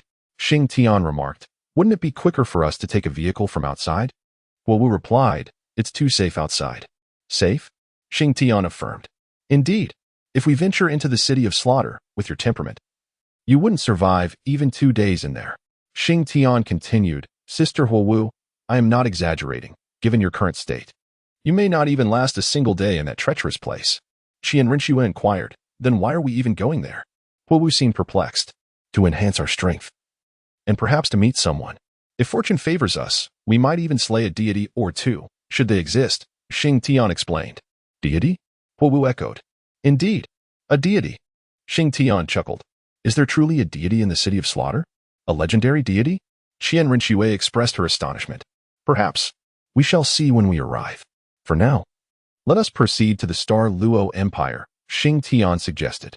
Chapter 97. Returning home with Huo Wu. With that, Xing Tian took the lead and stepped outside.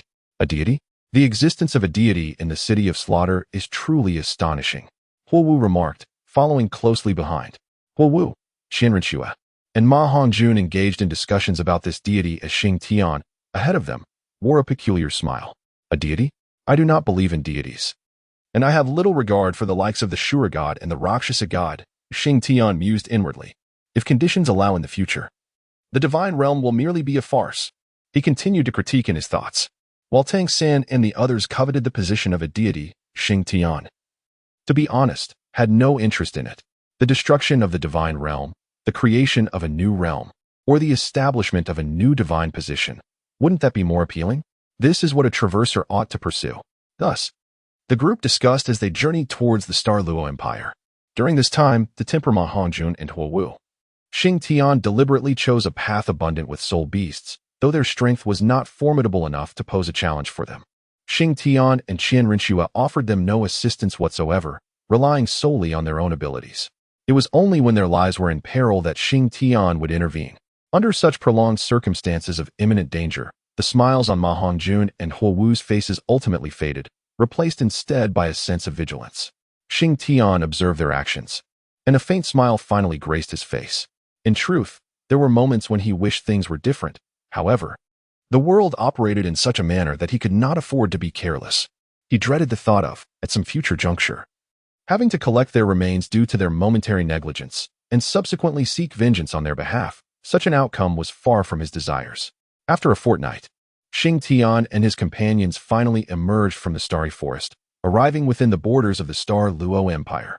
Upon reaching a nearby town, Qian Rinxue and Huo Wu's first course of action was to indulge in a long overdue bath, having gone without proper cleansing during their extended stay in the forest. Once they completed their refreshing baths, they feasted heartily and soon fell into a deep slumber. When they awoke, it was already the following evening. They had slept for an entire day and night. After a light meal, Xing Tian stepped out of the inn, eager to inquire about the whereabouts of the soul-fighting arena. Xing Tian's ambition mirrored that of the Tiando Empire, aiming to obliterate every battle spirit arena within the Douluo Empire. Ultimately, he discovered that a modest battle spirit arena indeed existed nearby.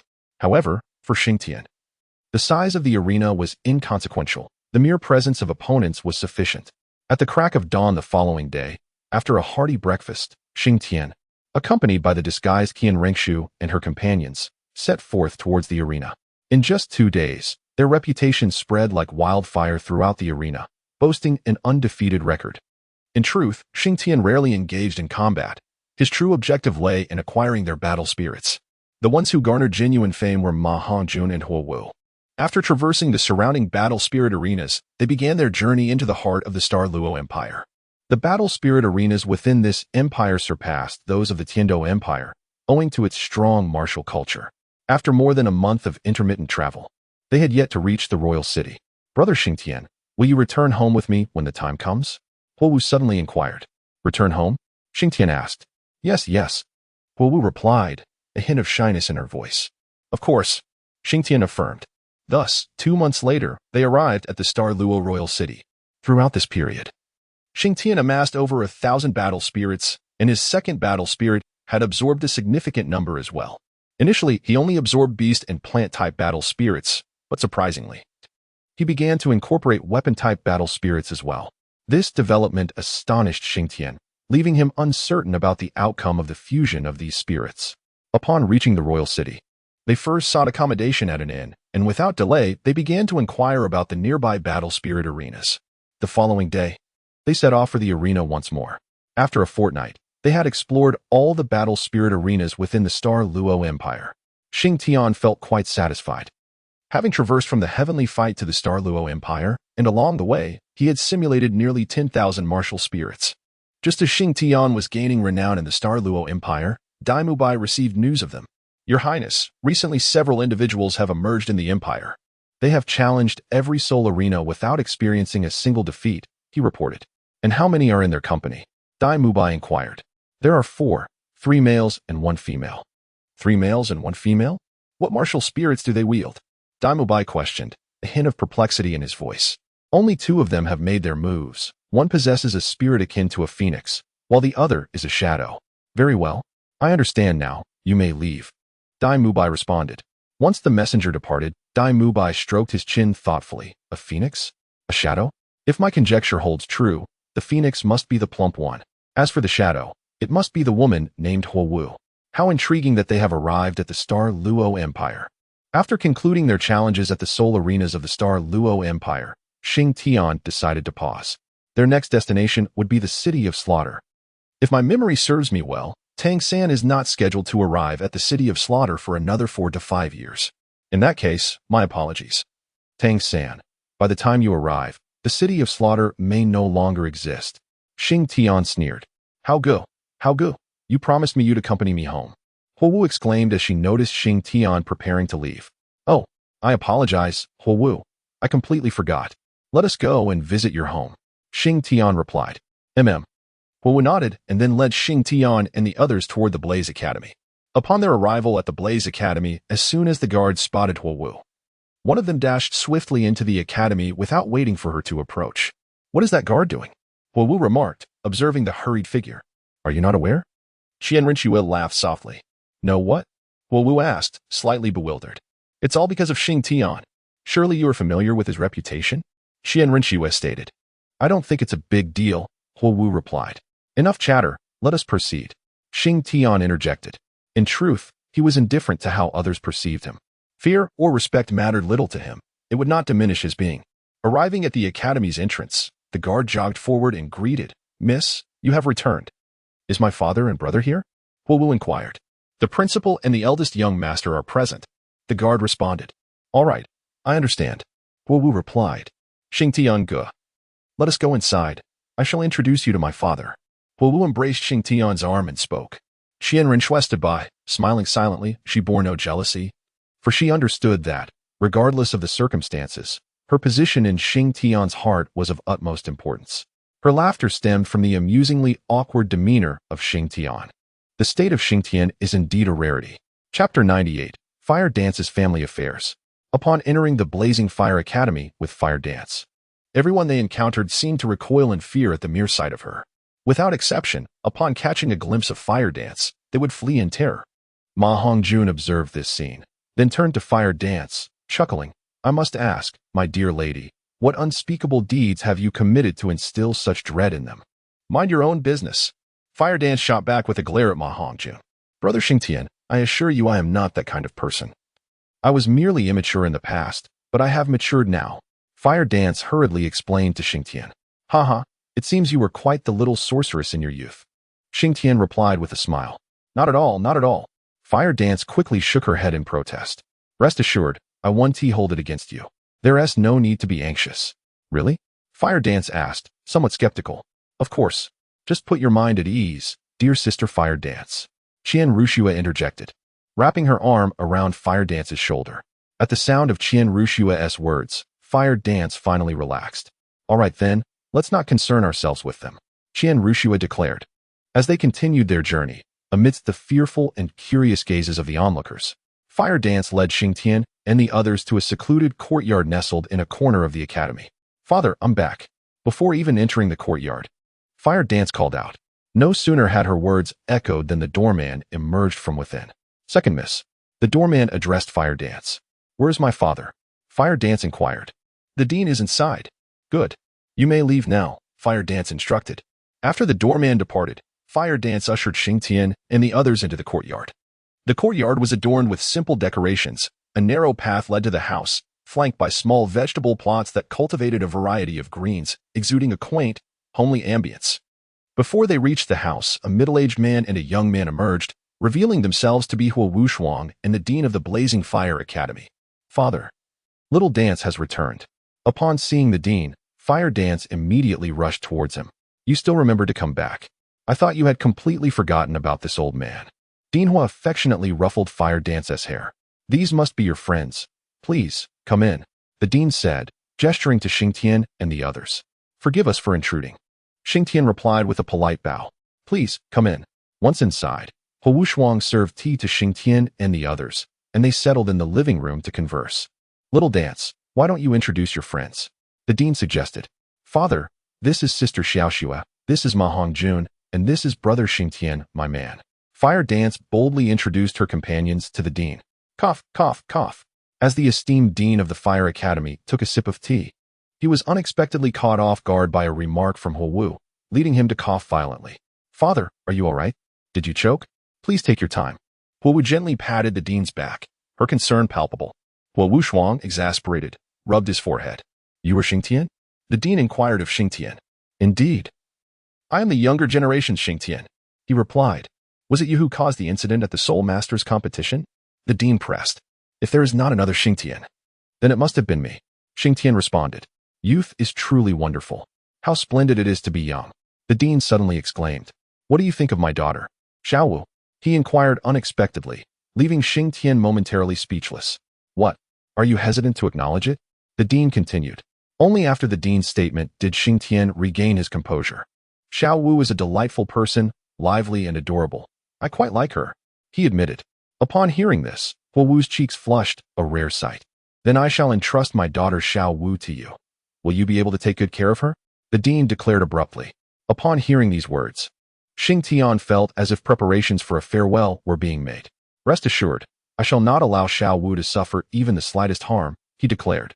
After speaking, Xing Tian cast a glance at Huo Wushuang, hoping for a sign, yet Huo Wushuang averted his gaze. This behavior left Xing Tian with the impression that there was something amiss, but with Huo Wu present, he refrained from inquiring further. This old man can finally relax. Dean Hua nodded in agreement. Typically, such a statement heralds trouble, and at that moment, Qian Rinxue also discerned Dean Hua's unease. Sister Huo Wu, would you show us around the academy? Qian Rinxue proposed. Of course. Huo Wu replied enthusiastically. You all go ahead. I shall have a word with Dean Hua. Xing Tian suggested. Huo Wu shyly nodded, evidently misinterpreting the situation. After Huo Wu and the others departed, Xing Tian spoke up. Dean, it seems you harbor some unspoken concerns. Indeed. What is the matter? Might you share it with me? Xing Tian inquired. The Douluo royal family has threatened my father, demanding that he hand over my sister. Huo Wushuang revealed. Xiao Wu? Yes. Huo Wushuang clenched his fists. Are you certain it is the Douluo royal family? Xing Tian asked. It was Davis who sent someone. Huo Wushuang responded. Davis? Bai's brother? Indeed, that's him. Why would he involve himself in this matter? Xing Tian pondered. as he believed there was no connection between them. Because of Zhu Zhuyan, Dinhua interjected. Zhu Zhuyan? I see. Xing Tian finally grasped the situation. Does she not have a sister named Zhu Zhuqing? Xing Tian queried. Precisely, the girl from Shrek. Huo Wushuang confirmed. Very well, leave this matter to me. Xing Tian rose to his feet. Xing Tian, thank you. Huo Wushuang bowed in gratitude. It's nothing. This issue arose due to me. So it is only right that I resolve it. Xing Tian replied. Once he had clarified the situation, he engaged them in light conversation. Before long, Huo Wu returned with Qian Renxue and the others. Qian Renxue cast a questioning glance at Xing Tian, who nodded in affirmation. Brother Xing Tian, could we possibly stay a couple more days? Huo Wu asked. No problem. I too wish to explore the customs and culture of the Star Luo Empire. Xing Tian smiled. Thank you, Brother Xing Tian. Huo Wu exclaimed joyfully. Sister Xiao Xue, let me show you to your rooms. Huo Wu said, pulling Qian Renxue along. Wushuang. Tomorrow you should take Huo Wu and the others out for a stroll. I shall pay a visit to the royal palace. Xing Tian announced. Just you alone? Isn't that a bit risky? Huo Wushuang expressed concern. Not at all.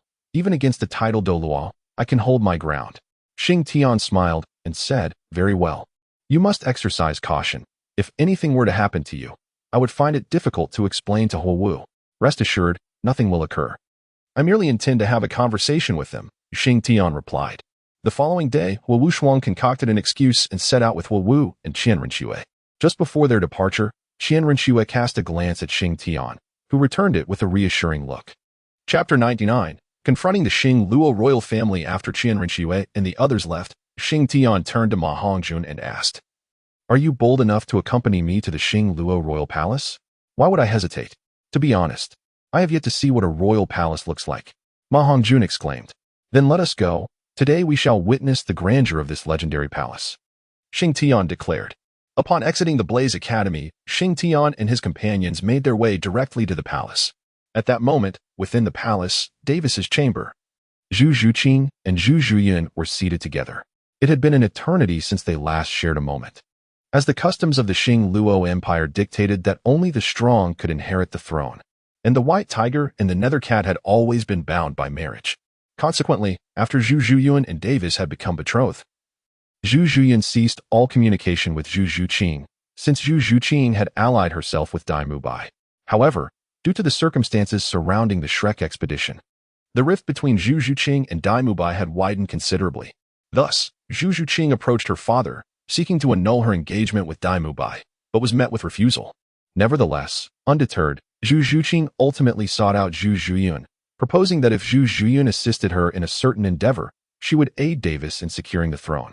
After weighing the advantages and disadvantages, Zhu Zhuyan acquiesced to Zhu Zhuqing's request, stipulating that Zhu Zhuqing must never associate with Dai Mubai again, a condition that posed no difficulty for Zhu Zhuqing at that juncture. This led to the events involving the Blaze Academy, as Zhu Zhuyan sought to pressure the institution to establish contact with Huo Wu. Once they connected with Huo Wu, it would effectively mean reaching Xing Tian. Zhu Zhuqing's ultimate target was Xing Tian. She harbored a desire to eliminate him in avenging Ning Rongrong. For reasons unbeknownst to her, Zhu Zhuqing was consumed by an intense animosity towards Xing Tian, perhaps stemming from their first encounter, where she had been struck by him, or perhaps due to her disdain for Dai Mubai, which she irrationally redirected towards Xing Tian. Regardless, Zhu Zhuqing's hatred for Xing Tian was profound and unfounded, leaving her unable to articulate the reasons behind it. Had Xing Tian been aware of Zhu Zhuqing's intentions, he would surely have commended her ignorance for believing she could simply enlist. Zhu Zhuyan declared, Rest assured, I shall have no further entanglements with him. Zhu Zhuqing responded. As they conversed. Meanwhile, Xing Tian and Ma Hongjun had arrived at the gates of the imperial palace of the Star Luo Empire. Halt. I seek Dai Mubai. Inform him that Xing Tian has arrived. Xing Tian announced. Is the name of our prince a title that you commoners can utter at will? Retorted the guard. Alas, why must every palace guard be so alike? Xing Tian pondered. I have the audacity to be here. Do you truly believe I lack confidence? He shook his head in disbelief. Begone. Otherwise, I shall show no mercy. The guard raised his weapon menacingly at Xing Tian. It is said that the Star Luo Empire values martial prowess, and indeed, it appears to be true. Very well, I shall not stoop to your level. If you refuse to announce me, I shall do so myself. Xing Tian proclaimed. What do you intend to do? The guard inquired, taken aback. Xing Tian remained silent as he gradually ascended. Zhu Qing, Zhu Zhiyun, Dai Bai, Davis, come forth and face me. Xing Tian bellowed, his voice resonating across 100 miles. An assertion not to be taken lightly. In the midst of their conversation, Zhu Zhuqing suddenly stood up. He has arrived. Who? Inquired Zhu Zhiyun. Xing Tian, he is here. I shall never forget that voice. So soon? It's the perfect opportunity to confront him and ascertain his true capabilities. Zhu Zhiyun replied coldly. Sister, do not act recklessly. Zhu Zhuqing implored, but Zhu Zhiyun had already departed, destined not to hear her words. Insolence. A sudden female voice reverberated from the palace. In the distance, a shadow swiftly approached. Soon, a woman stood before Xing Tian. Are you Xing Tian? You must be Zhu Zhiyun, Xing Tian inquired. Indeed, I am Zhu Zhiyun, she declared with an air of arrogance. Since you're Zhu Zhiyun, then I have found the right person, Xing Tian nodded. What brings you here? Seeking vengeance, perhaps? Zhu Zhiyun replied with a smile. You could say that. Before the words had fully escaped his lips, Xing Tian had already appeared beside Zhu Zhiyun. Her pupils constricted. Instinctively she recoiled, but Xing Tian was swifter, swiftly grasping her by the throat. Xing Tian has taken to seizing individuals by their throats, finding such a method exceedingly exhilarating. How could this be? Zhu Zhiyun felt a pang of disbelief. Is this the extent of your courage to challenge me? Who bestowed upon you this audacity? Xing Tian leaned closer to Zhu Zhiyun's face. You had better release me, or you shall not exit the imperial palace. Zhu Zhiyun shouted at Xing Tian, attempting to sound fierce despite her trepidation. TSK, TSK, TSK. If memory serves, you were present at the academy competition. Are you aware of my disposition? I cannot abide threats. Once I sense peril, my subordinates become uncontrollable. Xing Tian remarked to Zhu Zhiyun. What do you intend to do? Upon observing the frigid glint in Xing Tian's eyes, Zhu Zhiyun felt a surge of fear. What do you think I desire? Xing Tian replied with a grin, his pearly whites gleaming ominously in Zhu Zhiyun's eyes. Xing Tian, cease at once. At that moment, another feminine voice resonated from afar. Zhu Zhuqing, you have arrived rather late. Xing Tian chuckled. Release my sister. Zhu Zhuqing demanded. Release her? On what grounds? Provide me with a reason. Xing Tian continued to smile. With that, he exerted a slight force, causing Zhu Zhiyun to roll her eyes back. You had better free my sister, or you shall find yourself at odds with the entire Douluo Empire. Zhu Zhuqing shouted at Xing Tian. Ha ha ha. Do you truly believe I would be intimidated? How does your Douluo Empire compare to the Spirit Hall? I fear not even the Spirit Hall. Do you think I would fear your insignificant Douluo Empire? Xing Tian laughed heartily. Xing Tian, cease at once. At that moment, Dai Bai finally arrived, with Davis hastening to join him. Unbridled. Release Zhu Yun. Davis's voice rang out. Dai Bai, it seems your brother's intellect is somewhat lacking. Xing Tian remarked with amusement. Young man, should you dare lay a finger on Zhu Yun, I shall not let you go unpunished. Davis warned Xing Tian menacingly. Crack. Ah, my hand. Davis. Save me. Zhu Zhiyun suddenly screamed in agony. Chapter 100. A commotion in the Douluo Imperial Palace. Xing Tian gazed at Davis and said, Come. Let me see how you intend to spare me. You, brat, you seek your own demise. Without hesitation, Davis unleashed his martial soul and delivered a powerful punch toward Xing Tian. Xing Tian chuckled softly and placed Zhu Zhiyun before him. Davis, taken aback by the sudden appearance of Zhu Zhiyun, instinctively clenched his fist and struck the wall beside him, creating a sizable hole in an instant. I must ask, am I truly so easy to provoke? The Academy Tournament, the Seven Treasures Glazed Sect, surely, these tidings should serve as a deterrent to you. Yet, you still choose to antagonize me. Dai Bai, tell me, should I teach you a lesson you won't soon forget? Xing Tian declared abruptly. Dai Bai, don't act rashly. Let's discuss this civilly. First, put her down. He urged. TSK, TSK, TSK, you are certainly unfit to be an emperor. Your heart is far too tender. Xing Tian shook his head. Bring forth someone to eliminate him. Davis suddenly shouted. Davis, have you lost your mind? Do you truly believe these soldiers can defeat me? Have you forgotten how the Seven Treasures Glazed Sect was annihilated? It seems I must obliterate another nation to make my presence truly unforgettable. Xing Tian mused aloud. Xing Tian, please, don't be impulsive. Can we not talk this out? Dai Bai implored hastily. Ask the three of them what they've done, and you will understand why I say you are unfit for the throne. For the sake of a mere woman, you have forsaken the White Tiger's sacred king. TSK, TSK, TSK. I find myself at a loss for words to commend you. Xing Tian remarked, shaking his head once more. Dai Mubai forced a bitter smile, realizing that Xing Tian was indeed mocking him. Hearing Xing Tian's words, Zhu Xing paused momentarily, but her gaze soon transformed into one of unwavering resolve. TSK, TSK, TSK. Look at her. Observe her unwavering gaze. She shows no sign of hesitation. I now comprehend why you sought solace at the Rose Hotel. Xing Tian exaggeratedly pointed at Zhu Xing. Release Zhiyun. Davis suddenly noticed that Zhu Zhiyun was struggling to breathe and shouted urgently. Oh dear. My apologies. I may have been a bit too vigorous earlier. Allow me to continue. Xing Tian replied, then carelessly tossed Zhu Zhiyun toward Davis, who rushed forward to catch her. However, as soon as he grasped her, a tremendous force emanated from Zhu Zhiyun, propelling both her and Davis backwards several meters. Fortunately, Davis cushioned Zhu Zhiyun's fall, preventing her from incurring further injury. Cough, cough, cough. As Davis helped Zhu Zhiyun to her feet, she clutched her throat and began to cough violently. You dare to choke me. You dare to strike me. Zhu Zhiyun glared fiercely at Xing Tian. Those who dare to point their fingers at me seldom live to tell the tale, Xing Tian replied, his countenance darkening as he faced Zhu Zhiyun. Startled by his tone, Zhu Zhiyun quickly lowered her hand. Xing Tian, we have not provoked you. Why come to cause a ruckus in my royal court? Dai Mubai inquired. Well then, ask them. Xing Tian pointed at Zhu Zhiqing and Zhu Zhiyun, proclaiming, enough. There is no need for further inquiries. No revelation shall emerge from them. Let it be thus. You two shall accompany me. Xing Tian addressed Zhu Zhiyun and Zhu Zhiqing. The audacity of Davis, still wearing a face of arrogance at such a moment, irked Xing Tian greatly. With a swift motion, Xing Tian approached Davis and delivered a resounding slap across his face. You, how dare you strike me? Davis exclaimed, pointing a trembling finger at Xing Tian. Slap. You. Slap. Slap. Speak again. Continue your words, or unleash your martial spirit and engage me in combat. Defeat me, and I shall depart at once. Xing Tian challenged Davis. Upon finishing his words, Xing Tian instantly appeared dejected. I, Xing Tian, am not one to stir up trouble without cause. Yet there are matters that must not be trifled with, he declared to Zhu Zhiyun. Now, you must either apologize or face dire consequences. As he uttered the threat of death, his formidable presence surged forth, startling both Zhu Zhiyun and Zhu Zhiqing into a shiver. Humph. I shall see who dares to harm Xiao Yun and Xiao Qing. A powerful voice resonated from within the palace gates.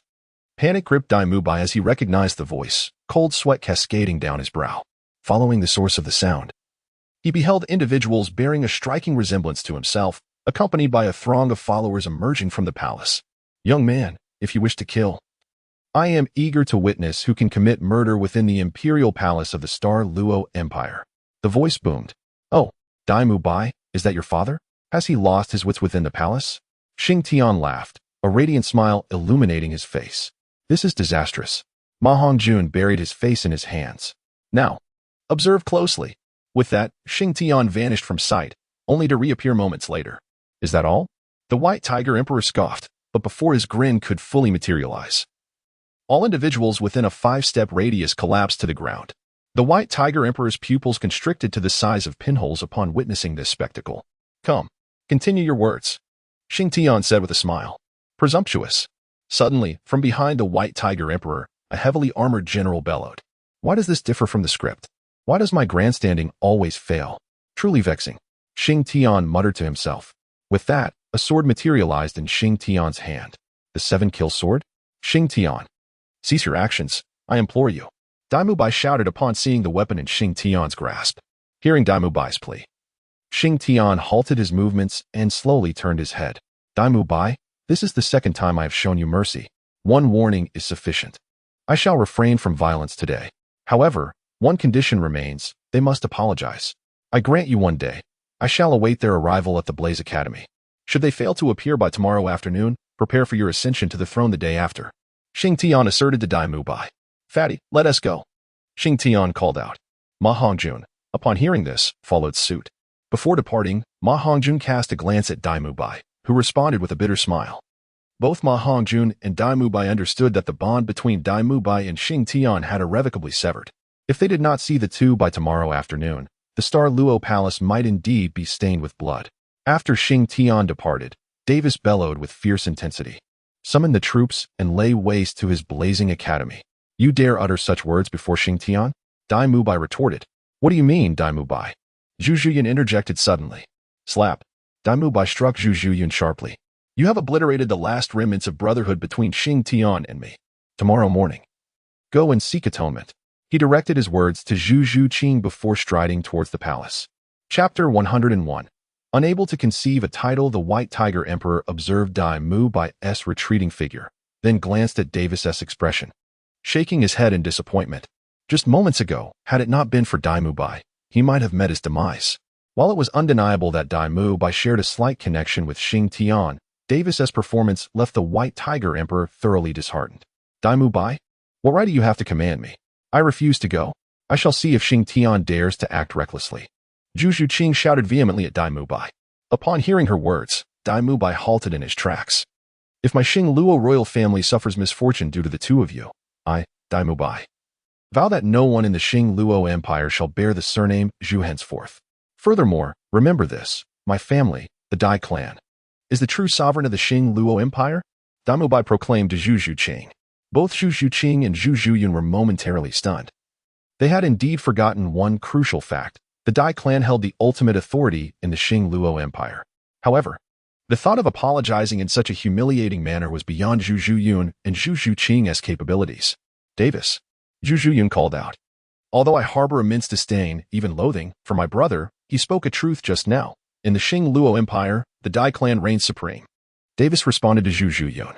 Following that, Davis clutched his chest and retreated into the palace, leaving Zhu Zhuyun and Zhu Zhuqing exchanging glances in bewilderment. Sister, what shall we do? Zhu Zhuqing asked, momentarily at a loss. You may go if you wish, I shall not. I'll return home and implore father to seek an audience with his majesty. Zhu Zhuyun scoffed before making her way homeward. Zhu Zhuqing glanced at her sister's departing figure, lost in thought, before ultimately following Zhu Zhuyun back. That evening, Zhu Zhuqing's father entered the palace to meet with the White Tiger Emperor. However, for reasons unknown, he did not emerge after his entrance. The following day, Xing Tian remained at the Blazing Academy, waiting for Zhu Zhuqing and Zhu Zhuyun. Yet, as the sun began to set, he still saw no sign of them. At the Zhu residence, sister, do you think father can protect us? Zhu Zhuqing voiced her fears. Regardless, I will not go. If you wish to, then do so. I refuse to believe that Xing Tian would be so audacious. He has already offended the Heaven Do Empire. If he were to further provoke our Xing Luo Empire, he would find no refuge. Zhu Zhuyun confidently proclaimed. Zhu Zhuqing could not fathom the source of her sister's unwavering confidence. However, deep down, she too was reluctant to attend the Qihua Academy. As the sun gradually descended, it slowly disappeared beyond the horizon, ushering in the night. Not coming. Excellent. I can finally stretch my limbs. Xing Tian yawned lazily, casting a meaningful glance at the palace before retreating indoors to sleep. Tomorrow promises a spectacle. I hope you won't be too timid, or it would lose its charm, he murmured before entering his room. After a refreshing night's slumber, Xing Tian rose late the next day, only getting up when the sun was high in the sky. After a hasty wash, he found Qian Ruxue had already prepared breakfast. Why are you up so late? It's almost noon, Qian Ruxue exclaimed. Waking up early is rather pointless. The waiting is the most torturous part. Xing Tian replied with a smile. What's wrong? Who has vexed you this time? Qian Ruxue inquired. Who else could it be? Xing Tian responded. It can't possibly be the Xing Luo royal family, can it? Qian Ruxue asked. Close enough. It's the yumming spirit cat Zhu family. Xing Tian mumbled through his food. So, are you going over today? Qian Ruxue queried. Indeed, we shall go together, handle our business, and then head straight to the city of slaughter, Xing Tian declared. All right. After finishing breakfast, Xing Tian wiped his mouth and said, let us call Wu Wu. Once Wu Wu was summoned, they set off towards the palace. Meanwhile, within the palace, Zhu Zhuyun, Zhu Zhuqing, Davis, and Dai Mu Bai were gathered together. I believe this Xing Tian is merely posturing. He should possess some self-awareness, Zhu Zhuyun remarked lazily, crossing her legs and nibbling on snacks. Davis nodded in agreement, but received an exasperated glance from Zhu Zhuyun, who distinctly remembered yesterday's events. I doubt that Xing Tian will actually show up. There is no reason to wait any longer. I'm heading home, Zhu Zhuyun announced, rising to leave. He is coming. Suddenly, Dai Mu Bai looked to the sky. The others glanced upward, seeing nothing at all. What a charade. Zhu Zhuyun rolled her eyes at Dai Mu Bai. Yet, no sooner had she spoken, a voice resonated from the heavens. Zhu Qing, Zhu Zhuyun, Davis, come forth to meet your demise. It was indeed the voice of Xing Tian. He has arrived. He truly has. Zhu Zhuyan felt a surge of panic. Let us go? There's no escaping this. Dai Mubai urged. I want to go. If you wish to, go by yourself. Zhu Zhuyan retorted abruptly. Ignoring her, Dai Mubai strode out alone. As Dai Mubai exited, Xing Tian and his companions hovered at the palace gates. I hope I haven't arrived too late. I wonder if you've been anxiously waiting. Xing Tian remarked, fortunately. To which Dai Mubai responded, what about the others? They dare not come. Xing Tian laughed and said, Dai Mubai, your stance puts me in quite a predicament. As he spoke, Xing Tian unleashed the Haoyan hammer and transformed into his true form. A colossal hammer floated above the palace. Either you bring them out, or I shall destroy the palace and personally seek them out. Xing Tian declared to Dai Mubai, guard, bring Davis, Zhu Zhuyun, and Zhu Zhuqing here. Dai Mubai suddenly commanded the palace guards. Having overheard Xing Tian's words, the guards wasted no time. Shortly thereafter, a large group encircled Davis and the others. Impudent! How dare you treat me this way? Beware of your own heads. Davis spat as he approached. Oh, you're healed. Such a loud voice? Xing Tian chuckled. Humph. Davis snorted upon seeing Xing Tian. Do you remember what I said yesterday? Xing Tian inquired, turning to Zhu Zhuyan and Zhu Zhuqing. If you have the ability, kill me. My father will never let you go. Zhu Zhuyan retorted fiercely. Very well. I shall oblige. Xing Tian replied, and without warning, he vanished from his spot. How dare you? Suddenly, a furious voice echoed from within the palace. A man, appearing to be in his 50s, swiftly approached them from the palace. If you dare harm my daughter, I will ensure our mutual destruction. The middle-aged man shouted. Father, father, save me. Zhu Zhuyun cried out as Xing Tian grasped her throat. Tears streaming down her face upon seeing the man. What did you just say? I didn't quite catch that. Please repeat? Xing Tian addressed the newcomer.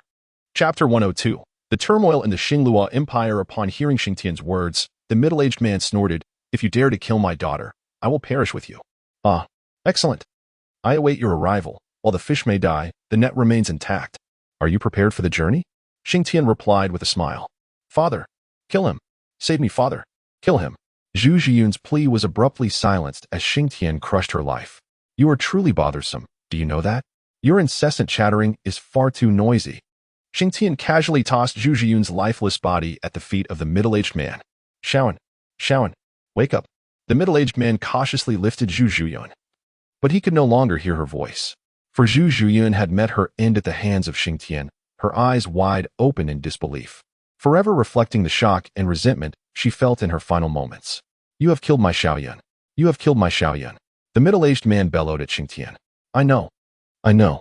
Please, lower your voice. I am the one who ended her life, yet you incessantly prattle on. Have you ever considered that your other daughter might feel envious? Xing Tian remarked. I demand that you accompany my dear Yun in death. The middle-aged man declared, lunging towards Xing Tian. I have already stated, fish perish, the net cannot break. Xing Tian replied, effortlessly evading the man's assault. With every strike the man launched, Xing Tian skillfully dodged at precisely the right moment. Surprised, are you? Disappointed, perhaps? Your spectral feline proves to be ineffective. Xing Tian chuckled. Father, his strength is formidable, there's. Silence. Speak another word and I shall strike you down. Xing Tian suddenly bellowed at Zhu Zhuqing, who promptly sealed her lips in fear. However, that brief interjection was sufficient to heighten the middle-aged man's vigilance. Noticing his increased alertness, Xing Tian shook his head. This has become rather dull. He then swiftly positioned himself in the path of the man's attack, clashing fists with him. That single blow shattered the man's arm. Father! Zhu Zhuqing cried out, rushing forward. Remarkable! Zhu Zhuqing's father exclaimed. Hey, old man, I only used 30% of my strength. And you ended up like this? Xing Tian quipped. Who would have thought that I, Zhu Sanzhong, would experience the day of a white-haired man mourning a black-haired one? Zhu Zhuqing's father suddenly began to wax poetic. What is this nonsense? You are utterly revolting, old man. Xing Tian hastily interrupted his musings. Xing Tian, if there is something you wish to address, direct it at me. I implore you, spare my father. Zhu Zhuqing suddenly implored. That is not an option. Those who have clashed with me invariably meet their end, and he shall not be an exception, lest others whisper. Xing Tian shook his finger. He then appeared directly before Zhu Zhuqing, seizing Zhu Sanzhong. I command you to cease your sentimental ramblings. I demand you to insult me, I swear. Xing Tian struck him squarely in the face. Xing Tian was uncertain why, as everything seemed to be well, yet upon expressing his emotions, an inexplicable fury surged within him. Perhaps it was the reflection on his orphaned past that ignited such feelings. Since you yearn for sentimentality, I shall send you to reunite with your daughter. She should not be far away. On the path to the underworld, you shall have company. With that, he swiftly snapped Zhu Sanzhong's neck. Xing Tian. Zhu Zhuqing suddenly glared at him, her voice a furious roar. Do you feel sorrow? Despair? Yet, you are powerless to change this. A sudden smile broke upon Xing Tian's face. Beside them, Qian Ruxue, unable to bear the sight any longer, stepped forward. Xing Tian, killing is but a fleeting act. Perhaps you should refrain from such heart-wrenching words, she advised. Very well, Xing Tian replied to Qian Ruxue.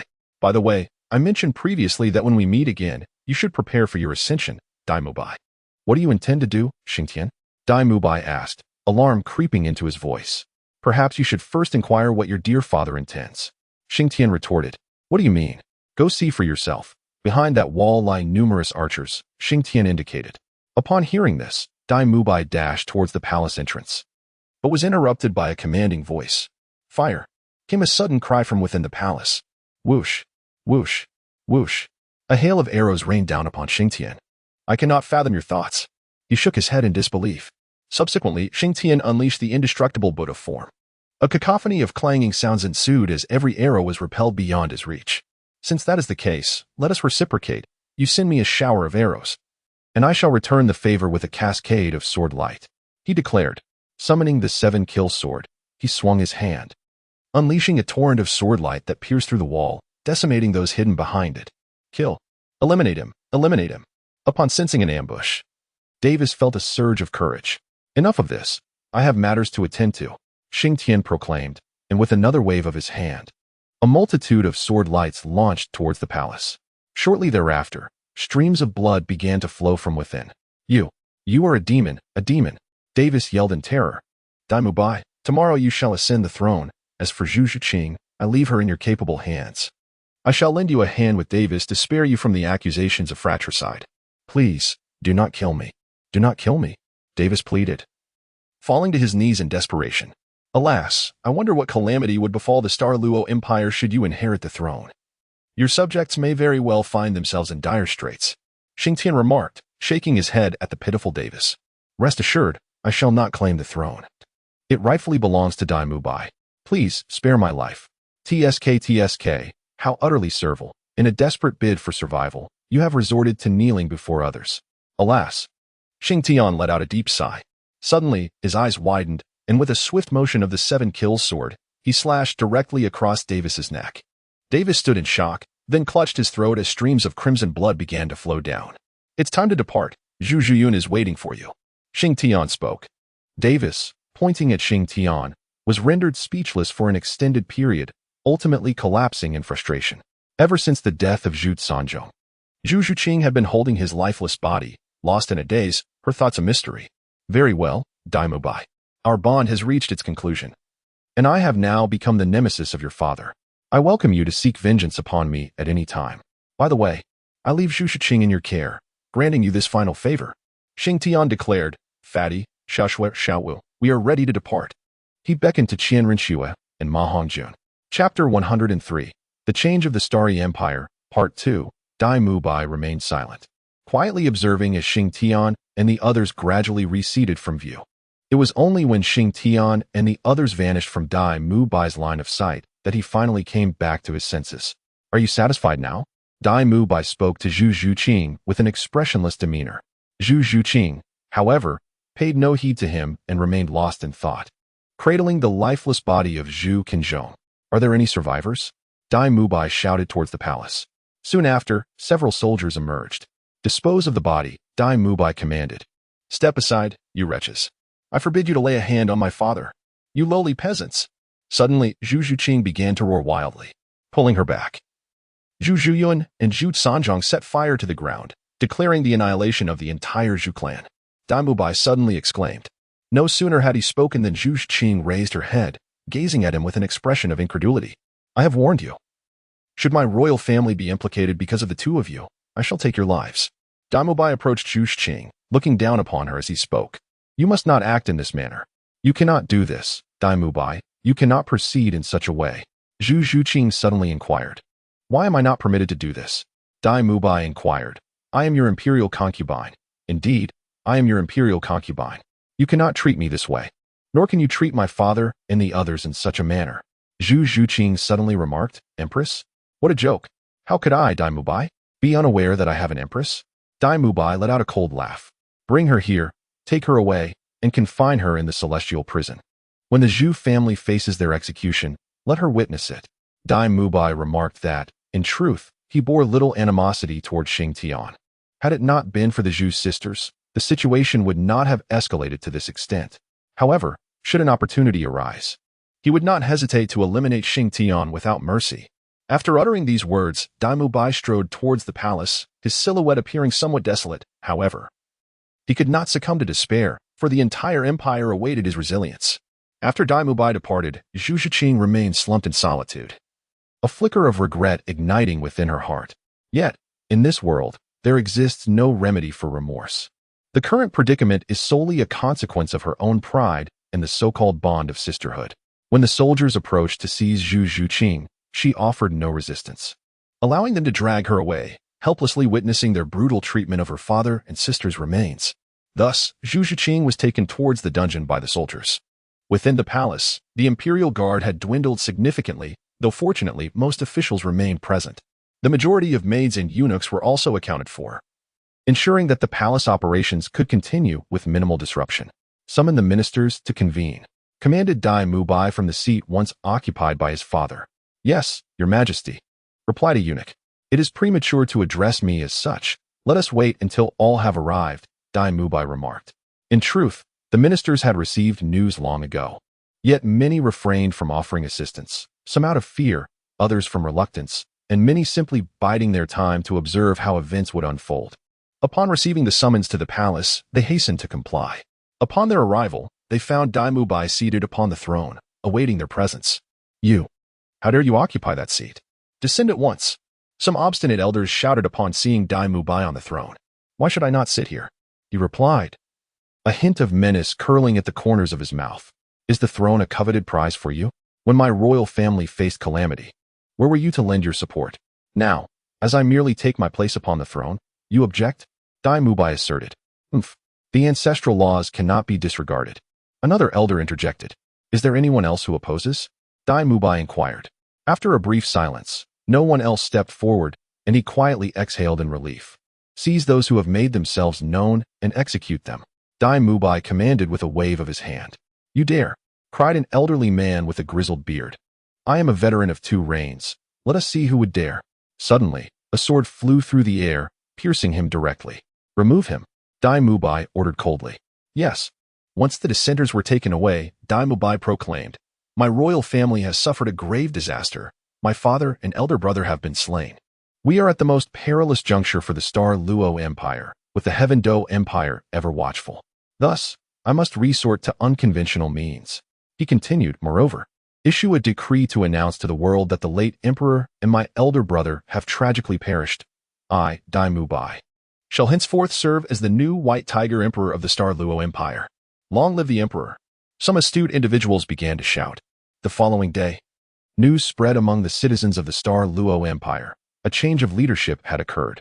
The former emperor and the crown prince had met with tragedy, and the third prince, Dai Mubai, had ascended to the throne as the White Tiger Emperor, assuming control of all affairs within the empire. For the common folk of the Star Luo Empire, the paramount concerns were simply to have enough to eat and wear, to live free from the horrors of war. They cared little for who held power.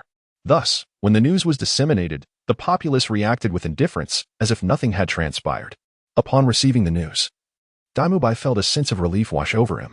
In truth, he was somewhat anxious, if given a choice. He would have preferred not to take on the role of emperor. However, circumstances had compelled him to bear the weight of the empire's banner. As half a month passed slowly, everything proceeded in an orderly manner. Your Majesty, the empire is functioning normally. The ministers are now inquiring how to deal with the Zhu family. Someone reported to Dai Mubai one day. The Zhu family? Zhu Zhuqing? I almost forgot about them. Are they still imprisoned? Dai Mubai inquired. Indeed. 3 days hence, they will face execution, charged with conspiring to murder the former emperor. A flicker of murderous intent flashed in Dai Mubai's eyes. Very well, he replied. 3 days later. The news of the impending execution of the Zhu family circulated among the populace, capturing many people's attention. On the day of execution, Dai Mubai personally oversaw the proceedings. "Bring forth the prisoners," he commanded, as dozens of members of the Zhu family were brought to the execution ground, Zhu Zhuqing among them. In that moment, Zhu Zhuqing appeared vacant, like a mere shell of a person. Yet, upon catching sight of Dai Mubai, a spark ignited in her eyes. "Dai Mubai? Can you truly be so heartless?" she cried out. "Heartless? I am not the one lacking compassion. Should my elder brother, my father, and the imperial guards deserve death?" Dai Mubai retorted. "It was Xing Tian who committed those acts. The Zhu family bears no responsibility. None whatsoever." Zhu Zhuqing shouted defiantly. Chapter 104. A sudden turn. Hearing Zhu Zhuqing's words, Dai Mubai let out a cold laugh. "No responsibility? Huh. While it is true that Xing Tian dealt the fatal blow, he extended an opportunity to you. You, believing yourselves untouchable due to your connection to the royal family, disregarded everyone else. Surely you are aware of Xing Tian's temperament?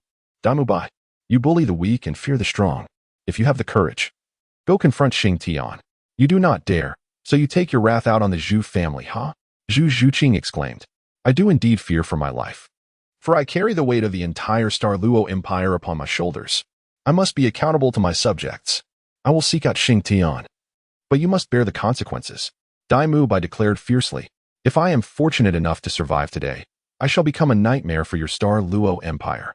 Zhu Zhuqing proclaimed suddenly, her tone laced with venom. "You have no chance left." Dai Mubai cast a glance at Zhu Zhuqing. "Proceed," he commanded. Zhu Zhuqing remained silent, her gaze fixed intently upon him, determined to etch his visage into her memory. Soon, all the members of the Zhu family were herded to the execution ground, awaiting the appointed hour for their demise. Amidst the throng, several figures clad in black took notice of Zhu Zhuqing. A promising talent, with some cultivation, she could become a formidable weapon, one of the cloaked individuals remarked. "Boss, the leader has instructed us not to reveal ourselves to the mainlanders at this time." Another black-clad figure cautioned. "Rest assured, I am well aware of my boundaries. I will ensure our identities remain concealed. This is a prime opportunity. We are in dire need of capable individuals," the leader asserted. "Yet, this remains rather perilous." Black 3 interjected. "My affairs do not require your input, Black 3. Should complications arise, I will address them with the leader," the boss replied, growing impatient. Black 3 fell silent thereafter. Before long, the time drew near. "The hour has arrived. Prepare for execution," Dai Mubai announced with a calm demeanor. "The time has come. Execute." Upon receiving the order, the executioner raised his blade. "Strike." With that command, heads began to tumble to the ground, blood instantly saturating the execution site. As per Dai Mubai's instructions, Zhu Zhuqing was to witness the death of her kin. Hence, she was retained until the end. When the first head fell, Zhu Zhuqing's pupils dilated. Confronted with mortality, fear finally gripped her. For her, time dragged agonizingly slow. With each head that dropped, her heart quivered violently. Eventually, she could no longer distinguish the figures around her. Her vision was engulfed in a crimson haze, the color of blood. Zhu Zhuqing lost track of time, her mental state teetering on the brink of collapse.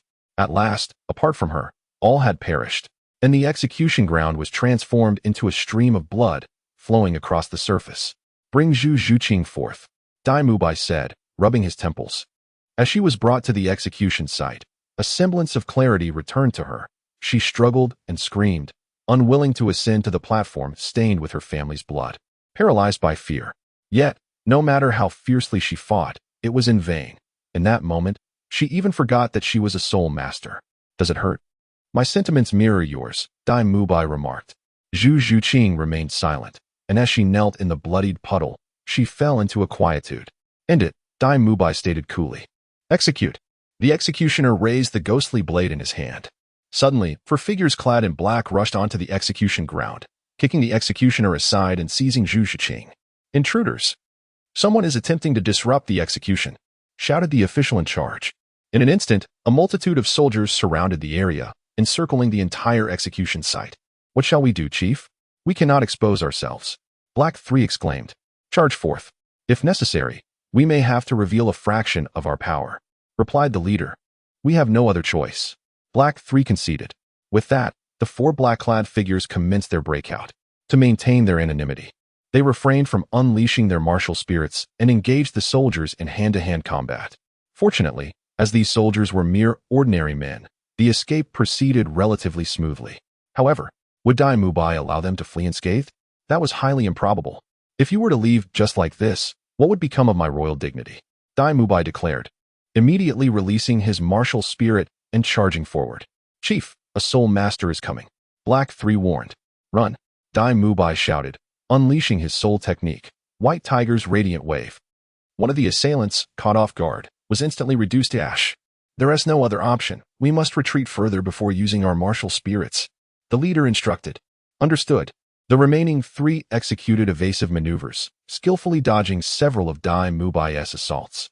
However, during this interval, other soul masters from the palace arrived, initiating a relentless pursuit.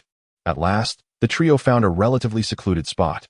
After being chased for so long, it is time for us to counterattack, the leader proclaimed. With that, he summoned his martial spirit, which materialized as a ghostly apparition behind him, emanating an inky black light. Awaken, my warriors, he commanded. As his words echoed, the ground began to tremble erratically, and skeletal figures emerged from the earth. Your Majesty, what is happening? All present were astonished by this bizarre spectacle. I do not know. Dai Mubai shook his head. We must leave, the leader instructed.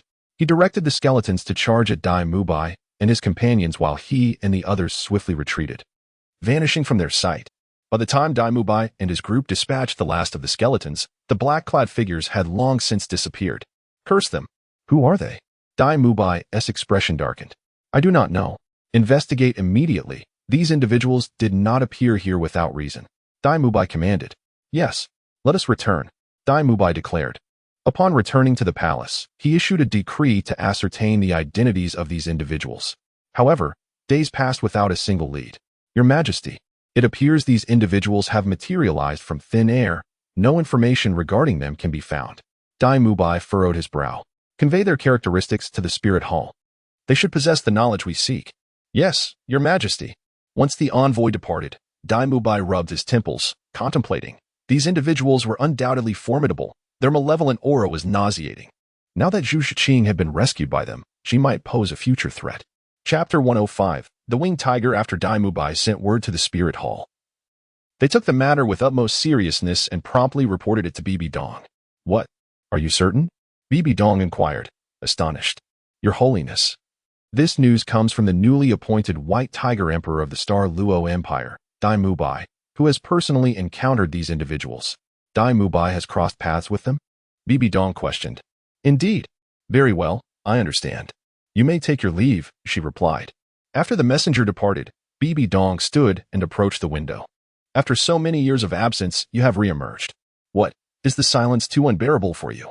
She muttered to herself, suggesting her awareness of the identities in question. Come here, Bibi Dong suddenly commanded. Your Holiness, inform Dai Mubai that I am aware of this matter and instruct him to cease any further investigation. She ordered. Understood. Your Holiness. What? The Pope has instructed me to halt the pursuit of these individuals' identities? Dai Mubai remarked to the messenger. Indeed, the Pope has decreed that the Spirit Hall will take over this matter. Why? Dai Mubai pressed. There is no reason. Very well, I comprehend. Once the envoy departed, Dai Mubai fell into deep contemplation. The identities of these individuals were indeed not trivial. Otherwise, the Spirit Hall would not have personally conveyed such a message. Regardless, since the Spirit Hall had taken charge, it spared him further concern. A month passed, and the matter regarding the Zhu family had subsided, while the royal duties continued to progress in an orderly fashion. Your Majesty, as the sovereign, the harem cannot remain unoccupied, the courtier remarked to Dai Mubai. Is it truly necessary? Dai Mubai replied. Your Majesty, the harem cannot lack a leader. Very well, do as you see fit. Ultimately, Dai Mubai found himself with no alternative. Thus, on the following day, news of the newly appointed White Tiger Emperor seeking a consort spread like wildfire, prompting a surge of excitement among the populace. Amidst the fervor of the selection process, Dai Mubai pondered a pressing matter, the fusion of martial spirits. Historically, the evil-eye White Tiger had always intermarried with the Nether Cat, resulting in the fusion technique known as the Nether White Tiger. However, he contemplated whether it might be feasible to experiment with other martial spirits. Surely, it need not be exclusively the Nether White Tiger. With this thought in mind, Dai Mubai resolved to conduct trials with the palace's soul masters once the selection concluded. 2 months later, The selection finally drew to a close, yielding 7 candidates to enrich Dai Mubai's harem, one of whom astonishingly turned out to be a soul master. What is this? A soul master among the candidates? Dai Mubai was taken aback. Your Majesty, this young lady is Lu Qian, the eldest daughter of General Lu Zhengqian. Came the reply from a court attendant. Oh, the eldest daughter of Lu? Dai Mubai mused. Indeed. Bring her to me. I wish to make her acquaintance. He commanded. Yes, Your Majesty. The attendant bowed and promptly exited. Before long, the attendant returned, escorting Lu Qian into the chamber. Greetings, Your Majesty. Lu Qian addressed Dai Mubai respectfully. As a distinguished soul master, you need not partake in such a selection process, Dai Mubai remarked. Actually, I have always held an admiration for you, Lu Qian suddenly confessed. Now it was Dai Mubai's turn to be stunned. We met during our childhood at the autumn tournament. I recall you secured first place. Lu Qian continued. And that is when you developed feelings for me? Dai Mubai inquired. My true affection blossomed a few months ago, during the palace upheaval, Lu Qian candidly revealed. Pray elaborate. Dai Mubai said, intrigued. Though the outcome of that upheaval was rather unfortunate, I found your demeanor particularly admirable during the crisis. It was then that I realized you required a capable partner, and I deemed myself to be that partner. Lu Qian articulated. Aha. Excellent. No pretense. I appreciate that. Dai Mubai laughed heartily. The following day, Lu Qian was officially crowned as empress, and the news was proclaimed throughout the realm. After her ascension, Lu Qian managed the inner palace with remarkable efficiency. One day, Lu Qian visited Dai Mubai, who was deep in thought while attending to state affairs. His brow furrowed in contemplation. Your Majesty, what occupies your thoughts? Lu Qian inquired. I am pondering the fusion techniques of martial spirits, Dai Mubai replied. May I be privy to your thoughts? Our royal evil eye white tiger has historically intermarried with the nether cat due to the nether white tiger fusion technique. However, with the Zhu family of the nether cat now extinct, I wonder if there are alternative martial spirits that could serve as substitutes, Dai Mubai articulated. Am I fortunate enough to be involved in this matter? Lu Qian smiled. General Lu is an ordinary person, thus, I remain unaware of your martial spirit, Dai Mubai remarked. Dai Mubai smiled and said, My martial soul is known as the Dragon Eagle, a type of aerial martial soul. Lu Qian inquired, Dragon Eagle? What sort of martial soul is that? Subsequently, Lu Qian unleashed her martial soul, revealing a creature resembling an eagle but adorned with robust dragon claws and 2 majestic horns. Indeed, it is futile to keep pondering this. Why don't we experiment together? Dai Mubai proposed, gazing at Lu Qian's martial soul.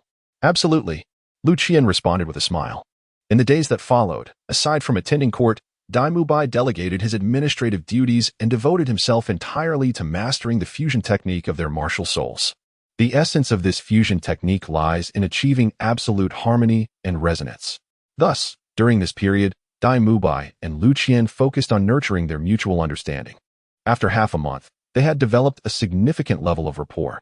Xiao Qian, it's about time we attempt this, Dai Mubai declared. All right. However, after several attempts, they met with failure, which left Lu Qian feeling somewhat disheartened. Do not rush, let us take our time. Such matters cannot be hurried, Dai Mubai reassured her.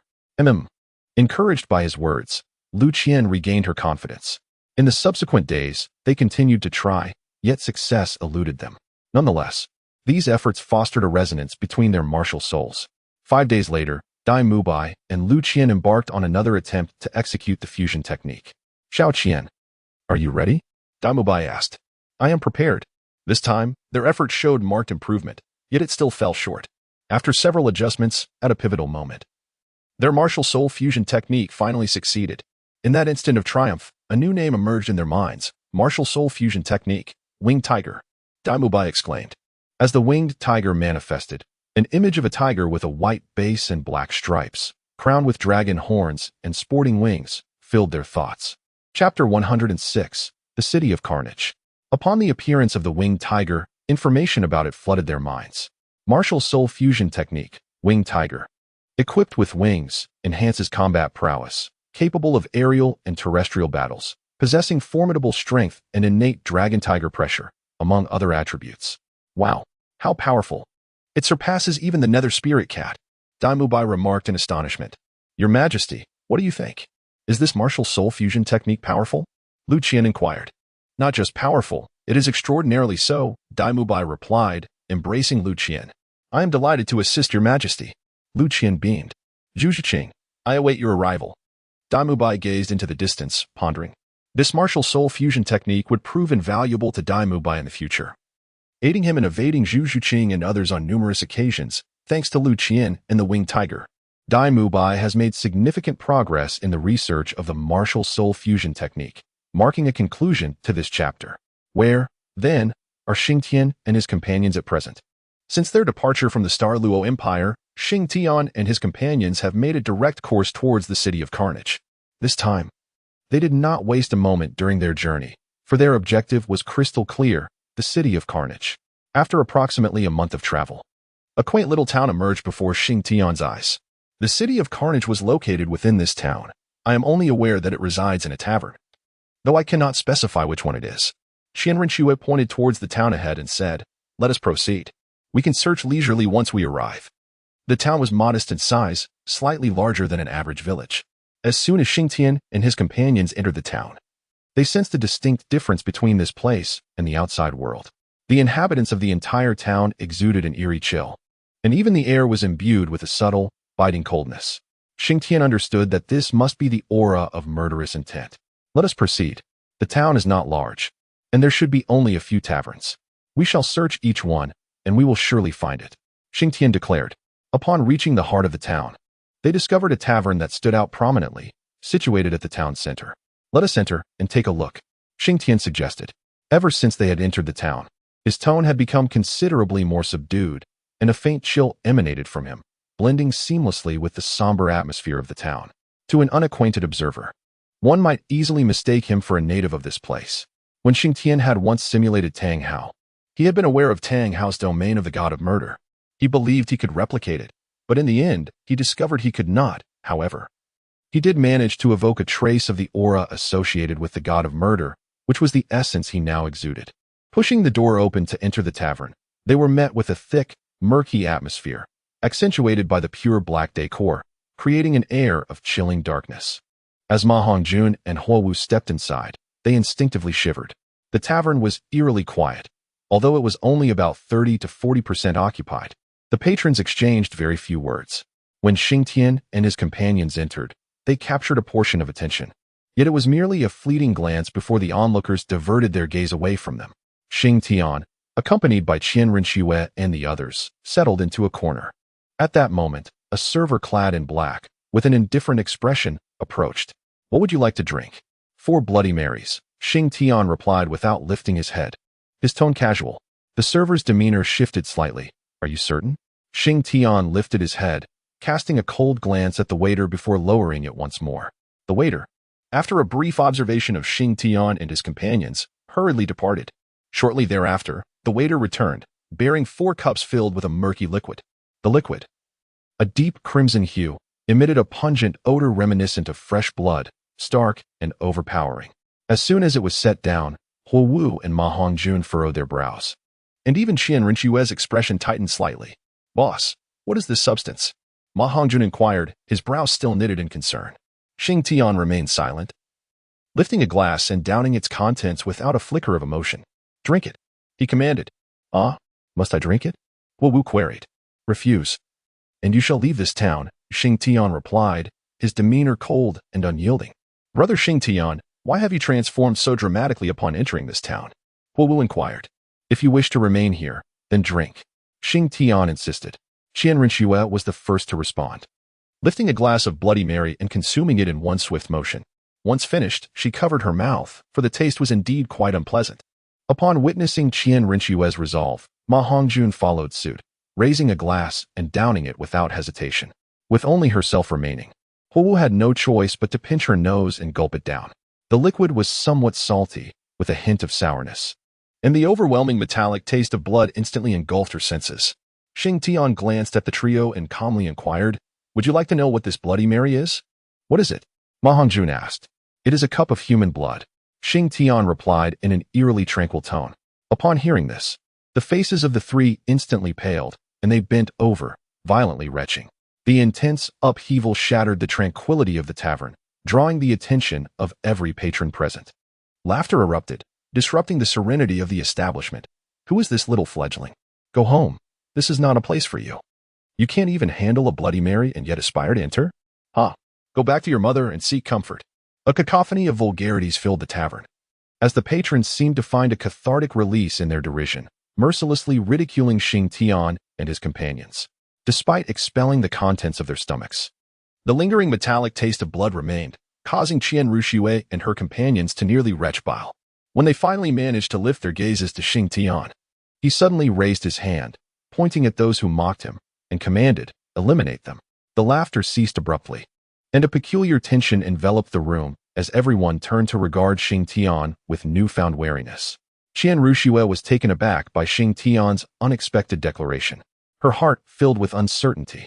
Huo Wu and Ma Hongjun were equally stunned, rendered speechless in that moment. Xing Tian suddenly spoke in a low voice, "If you wish to accompany me further on this journey, then follow my lead." Xing Tian's words were frigid, devoid of any emotion. As Qian Rengshu gazed at him, an unexpected sense of strangeness enveloped her. Yet, she complied with his directive. Qian Rengshu understood that Xing Tian's actions must be rooted in reason, and she trusted that he would not lead her astray. Taking a deep breath to suppress the wave of nausea, she rose slowly from her chair, observing her movement. Ma Hongjun also stood up. After a moment of hesitation, Huo Wu gritted her teeth and followed suit. The voice of Xing Tian echoed from behind them. To show mercy to the enemy is to be cruel to oneself. Those who have arrived here are all destined to face death. Eliminate them. Leave not a single one alive. Chapter 107. The City of Slaughter, Part 2. Before Qian Ruxue and her companions could take action, the nearest of the burly men lunged forward, exclaiming, "I will kill you first." A sharp knife was thrust from a cunning angle, aimed directly at Qian Ruxue's heart. This assailant was evidently experienced, as the angle of his strike allowed the blade to slip through the gaps in her ribs. Before Qian Ruxue could react, Ma Hongjun sprang into action. In a flash, he seized the assailant's wrist and delivered a powerful kick to his abdomen. Seizing the opportunity, Qian Ruxue wrested the knife from the man's grip and swiftly plunged it into his neck, executing the act with a clean and decisive motion, devoid of hesitation. Qian Ruxue harbored no fear of taking a life. She merely maintained an air of femininity in the presence of Xing Tian. As the burly man collapsed, torrents of blood erupted forth, the metallic scent instantly invigorating the others. In the moment of his fall, Huo Wu sprang into action, unleashing her martial soul, Fire Shadow. With a flick of her hand, the fire shadow behind her mirrored her movements, and a flurry of fireballs hurtled toward the remaining assailants. Within this tavern, apart from Xing Tian and the waiter, there were a total of 23 individuals. With one slain by Qian Ruxue, only 22 remained. Huo Wu gestured twice, sending a barrage of fireballs their way. Among these 22, 5 or 6 were rapidly channeling their soul power, while the others drew their weapons and charged at Qian Ruxue and her companions, none attempting to flee. This was a trial, a test from the City of Slaughter. If we kill them, we shall gain entry into the City of Slaughter. A voice cried out, igniting a fervor as all eyes turned red with madness. Rushing towards Tang San. Of the 22, only 5 were soul masters, the strongest among them possessing merely 4 soul rings. Upon witnessing their release of soul power, Qian Ruxue and her companions also summoned their martial souls. Ma Hongjun and Huo Wu displayed 5 soul rings in shades of yellow, purple, and black. Qian Ruxue unveiled her martial soul, showcasing 6 soul rings in a similar spectrum. Yet, even this display did not intimidate their assailants, who continued their relentless charge, eyes ablaze. Ma Hongjun's first soul ring illuminated, and he puffed out his cheeks, unleashing a torrent of flames from his mouth. Those rushing forward were engulfed in the inferno. Following this, Huo Wu's first soul ring glowed, and a multitude of fireballs soared toward the attackers. After the 2 waves of assault concluded, Qian Ruxue retrieved a sword from the ground and advanced toward them. She had intended to unleash 1 or 2 soul skills, but before she could, the attackers were already incapacitated. "Brother Xing Tian, they have lost their capacity for resistance. Can we refrain from taking their lives?" At that moment, Huo Wu turned to Xing Tian. "I hope this is the last time I hear such words. Should there be a next time, I shall personally bring your end." Xing Tian gazed at Huo Wu with an icy demeanor. Qian Ruxue remained silent as she approached an individual who, despite having lost the ability to fight back and bearing numerous burn marks, did not utter a sound. Yet, as Qian Ruxue drew near, he cast a venomous glare in her direction. The sound of a blade piercing flesh reached Huo Wu's ears. Observing Qian Ruxue's actions, Ma Hongjun picked up a knife from the ground and approached a burly man, severing his head amidst the man's spiteful stare. Initially startled by Xing Tian's words, Huowu hesitated upon witnessing the actions of Qianren Shui and Ma Hongjun. She too picked up a sword.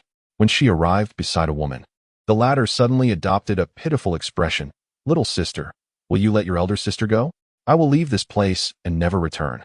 Huowu, moved by her words and the pleading in her eyes, felt a pang of compassion. But then, the woman was abruptly slain, her eyes reflecting a flicker of astonishment in her final moments. "Fatty, what have you done?"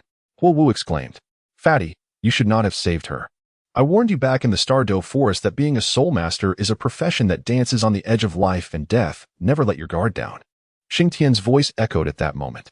Upon hearing this, Huowu quickly glanced back at the woman, only to see a poisoned dart poised in her hand, ready to strike. Huowu's pupils constricted to pinpricks. "This is the last time. I have afforded you too many chances. I now regret bringing you along. Rather than allowing you to suffer at the hands of others, I shall grant you a swift end," Xing Tian coldly declared to Huowu. "Boss, it's serious," Ma Hongjun interjected. "Serious? Not in the slightest, for you remain unaware of the horrors that lurk here. Now, let us conclude matters here. I shall enlighten you later." Xing Tian waved his hand dismissively. "Another Bloody Mary." He called to the server. "Please wait." The calm server responded, unfazed by the body strewn about. With composure, he brought a Bloody Mary, navigating the blood-soaked ground, and approached Xing Tian. Upon hearing that Xing Tian would reveal certain truths about this place, Qianren Shui quickened her pace, as did Ma Hongjun. Huowu's repeated displays of mercy had begun to irk Xing Tian, prompting her to raise her sword and commence the eradication of those on the ground. By the time Xing Tian finished his Bloody Mary, not a single person was left breathing. "Boss, it's done," Ma Hongjun announced. "Do you believe that by taking a few lives, you can earn the right to enter the city of slaughter? They are not worthy." The initial server pointed at Qianren Shui and her companions, addressing Xing Tian. "Did you not comprehend what I just said? I ordered the extermination of everyone here," Xing Tian declared to Ma Hongjun and the others. Upon hearing this, Ma Hongjun hesitated not for a moment. He swiftly appeared beside the server, his fiery soul power enveloping his hand, and with a single punch, he pierced through the server's chest. "Am I now qualified?" Ma Hongjun asked the server. The server, utterly unprepared for such a turn of events, widened his eyes, his pupils gradually dimming. Qianren Shui and Huowu exchanged glances and dashed behind the bar, where two additional servers stood. Without a second thought, each wielded a sword, swiftly ending their lives. "It seems you have begun to acclimate to this place." Xing Tian chuckled. "Boss, what exactly is the City of Slaughter?" Ma Hongjun inquired. "As the name suggests, the City of Slaughter is a realm steeped in bloodshed. Upon entering, you can rely solely on yourselves. I shall no longer remind or protect you. In the City of Slaughter, you have no friends or allies, only enemies. Even I, when necessary, expect you to show no mercy. Eliminate all those who pose a threat to you, and then strive to claim the title of annual champion in the Hell Slaughter arena. This is our forthcoming task," Xing Tian stated. Upon hearing his words, Qianren Shui and her companions were immediately enveloped by a palpable scent of blood. However, in an instant, they regained their composure, having gradually adapted to the gruesome environment. "Xing Tian, what are our next steps?" Qianren Shui asked. Huowu remained silent. Yet the gravity of Xing Tian's words resonated deeply within her.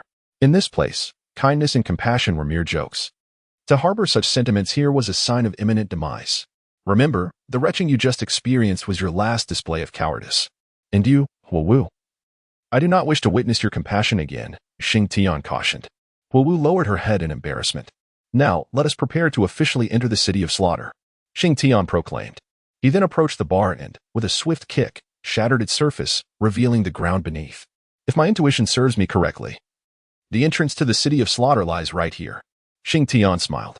Gathering his strength, he stomped down onto the ground, resulting in a thunderous crash as a large hole was torn open, a chilling wind swirling up from the depths below. Xing Tian glanced back at Qianren Shui and the others without a hint of hesitation, and then leaped into the abyss. Observing Xing Tian's bold descent, Qianren Shui followed suit without a moment's doubt. Shortly thereafter, Ma Hongjun also took the plunge, leaving Huowu as the last to jump. After Xing Tian leaped down, he waited for a while before Qianren Shui descended, followed closely by Ma Hongjun and then Huowu. Once everyone had gathered, Xing Tian began to survey his surroundings. The area was enveloped in complete darkness, devoid of any glimmer of light. However, this did not hinder Xing Tian's ability to perceive his environment. Xing Tian and his companions found themselves within an elongated corridor, its descent steep and foreboding, as a chilling breeze wafted up from the depths below. "Let us proceed," Xing Tian declared, stepping forward with resolute purpose. After traversing approximately a kilometer, a frigid voice resonated from all directions. "Welcome to the city of slaughter, the capital of hell. A realm steeped in bloodshed. Here, one may acquire all that one desires, but the price shall be one's life." Upon hearing this ominous proclamation, Qianrenshui and her companions immediately adopted a vigilant stance, scanning their surroundings. "Fear not, it is merely a customary greeting," Xing Tian reassured them, his stride unwavering. As they navigated around a bend, a faint light emerged ahead, signaling that their destination was near. Before long, the illumination intensified before their eyes, revealing an open portal, beyond which pulsated the essence of life. Striding boldly, Xing Tian discerned a cacophony of sounds. Upon exiting the corridor, they encountered a gathering of individuals. Initial estimates suggested over 100. Xing Tian knew precisely that their number was 101. All were clad in dark armor, their faces obscured by helmets, with 100 wielding formidable broadswords. Only one figure commanded attention, seated majestically upon a grand warhorse, which too was adorned in robust black armor. "You have transgressed the rules," intoned a deep voice, chilling in its resonance, as if not originating from human lips. This was the pronouncement of the armored knight atop the steed. Xing Tian did not acknowledge him. His gaze was directed towards the back of the black armored knight. What he beheld was a city of obsidian, with imposing black walls of remarkable breadth. Indeed, it was a city, and above it hung a violet moon. The moon loomed low, seemingly less than 500 meters from the ground. Beyond it, all was enveloped in darkness, akin to the very essence of night. What consequence lies in defying the rules? Are they not designed to restrain the weak? "I do not consider myself a person bound by regulations," Xing Tian inquired calmly. The black-armored knight's voice remained frigid, devoid of any human warmth. "To transgress the rules is to invite punishment. Defeat me, and you shall earn the right to enter the city of slaughter." "Defeat? Should it not be slay?" Xing Tian remarked with a smile. The elongated lance held by the knight was gradually raised, while the black-armored warriors flanking Xing Tian slowly retreated, clearing an expanse for the confrontation. "I am the fearsome knight Scott. I care not who you are," Xing Tian retorted, taking the initiative and charging forward before the black-armored knight could react. Xing Tian understood that in the city of slaughter, there existed a peculiar set of rules. Within this realm, no soul skills were effective. Even soul masters could only wield their most fundamental strength, manifesting their martial spirits in their most basic forms. Soul skills vanished, yet soul power remained. Thus, when the black-armored knight proclaimed his name, Xing Tian charged forward. The black-armored knight was taken aback by Xing Tian's audacity to strike first, but he did not succumb to panic. The knight's steed surged forward with alarming speed, a fierce aura pressing menacingly upon Xing Tian and his companions. The overwhelming presence momentarily stunned Qianrengshu and her allies, leaving them at a loss for how to counter it. However, while Qianrengshu and her companions were momentarily immobilized, Xing Tian was not. As soon as the knight's aura was unleashed, Xing Tian had already reached him. With a resounding thud, the charging steed came to an abrupt halt. The horse was sent crashing to the ground by a single punch from Xing Tian, and the black-armored knight was similarly toppled by this unforeseen force. Xing Tian did not grant the black-armored knight a moment's respite. As he fell to the ground, he charged forward without hesitation, swiftly tearing off the helmet and unleashing a flurry of punches, each strike landing with brutal precision and lethal intent. "Stop!" Suddenly, the surrounding black-armored soldiers, wielding their heavy swords, cried out in unison. Upon hearing their voices, Xing Tian slowly rose from the ground, having been seated upon the black-armored knight. The knight groaned for a moment before gradually standing up. "Do I now qualify to enter the city of slaughter?" Xing Tian inquired, gazing at the knight. "Yes," the knight replied, his tone tinged with bitterness. He was perplexed. Typically, soul masters arriving here would be astonished by their inability to utilize their soul skills. Yet, this young man appeared utterly unfazed, seemingly having no intention of employing soul skills from the outset. Most notably, he hadn't even tapped into his soul power. "Hand it over." Xing Tian gestured toward the knight. Reluctantly, the knight produced a token and handed it to him. The token was engraved with a skull, beneath which was inscribed the number 6666. "Ah, for sixes? Quite auspicious indeed. Is there more?" Xing Tian inquired again, extending his hand. With evident reluctance, the knight retrieved 3 additional tokens. "All right, you may continue with your tasks. We shall proceed." Xing Tian waved dismissively at the knight. then led the now-recovered Qian Rinxue and her companions toward the city of slaughter. As they approached the city gates, the dark walls exuded an oppressive atmosphere. The massive gate tower bore the 4 characters of the city of slaughter prominently displayed. Before they could present their identification tokens, a woman draped in a black veil emerged from within. Chapter 109. Concerning the city of slaughter. Welcome to the city of slaughter. The woman's melodious voice greeted as she stepped aside, gesturing for Xing Tian to enter. Upon stepping into the city, Xing Tian beheld a realm awash in shades of blue and purple, with illuminating lamps lining the streets, casting only these 2 hues of light. To his surprise, there were quite a number of inhabitants, none of whom seemed to take notice of him, the outsider. Despite the pervasive darkness, at first glance, it appeared no different from an ordinary city. I am your guide. Feel free to inquire about anything you do not understand. Within 12 hours, I shall answer all your questions. After 12 hours, this shall become your abode, and you will officially become a member of the city of slaughter. What kind of place is the city of slaughter? Huowu suddenly asked. The veiled maiden replied, a paradise of depravity, a haven of decadence. Is it truly so simple? Huowu pressed on. The maiden nodded. And how did the city of slaughter come into being? Qian Rinxue inquired. This time, the maiden provided a more detailed explanation. The city of slaughter has existed for a millennium. According to legend, it is a realm left behind by a powerful soul master who broke through the 100th level. Here, no soul master skills can be exercised. Survival relies solely on instinct and one's innate strength, with soul power serving as the source of that strength. And what are the rules here? Ma Hongjun suddenly inquired, and the girl in the black veil calmly replied. The essence of the rules here is that there are no rules. As a member of the city of slaughter, you are free to act as you please. Even those with the title of Douluo from the outside world will find themselves weakened due to the absence of their soul abilities. Under the dominion of the king of slaughter, we need not fear them. In the city of slaughter, if you possess sufficient strength, you can accomplish anything you desire. However, I must caution you that precisely because there are no rules here, you may also face life-threatening dangers at any moment. In a certain sense, this place is a paradise of sin. A paradise of sin? Huowu inquired. Indeed, the girl affirmed. Many come here precisely because they cannot survive in the outside world and are compelled to enter. Once here, they need not fear being hunted. Every member of the city of slaughter is under its protection, she continued.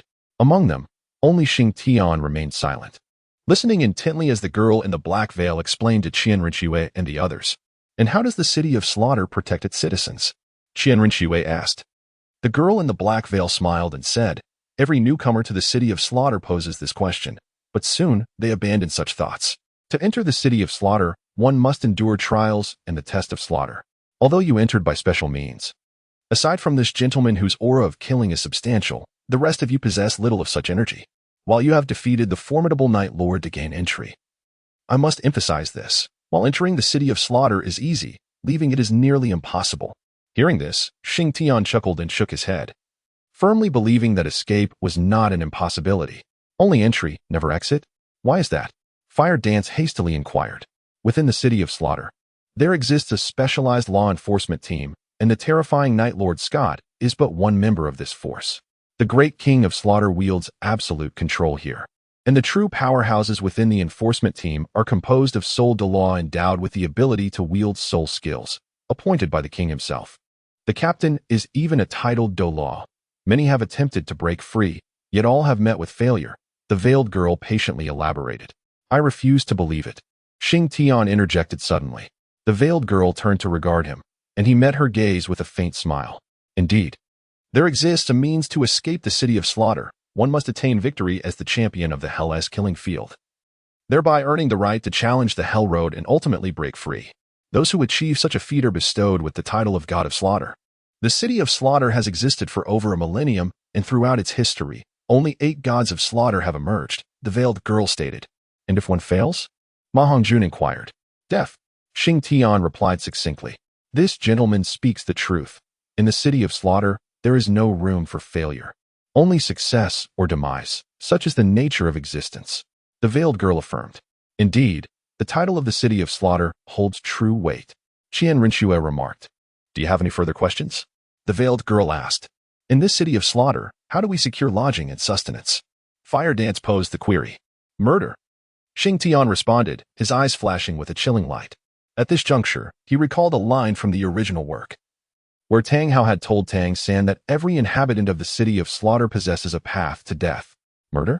Fire Dance was taken aback by his words. Within the city of slaughter, currency does not exist. All food and drink are provided free of charge, though one must not disregard the possibility of poison.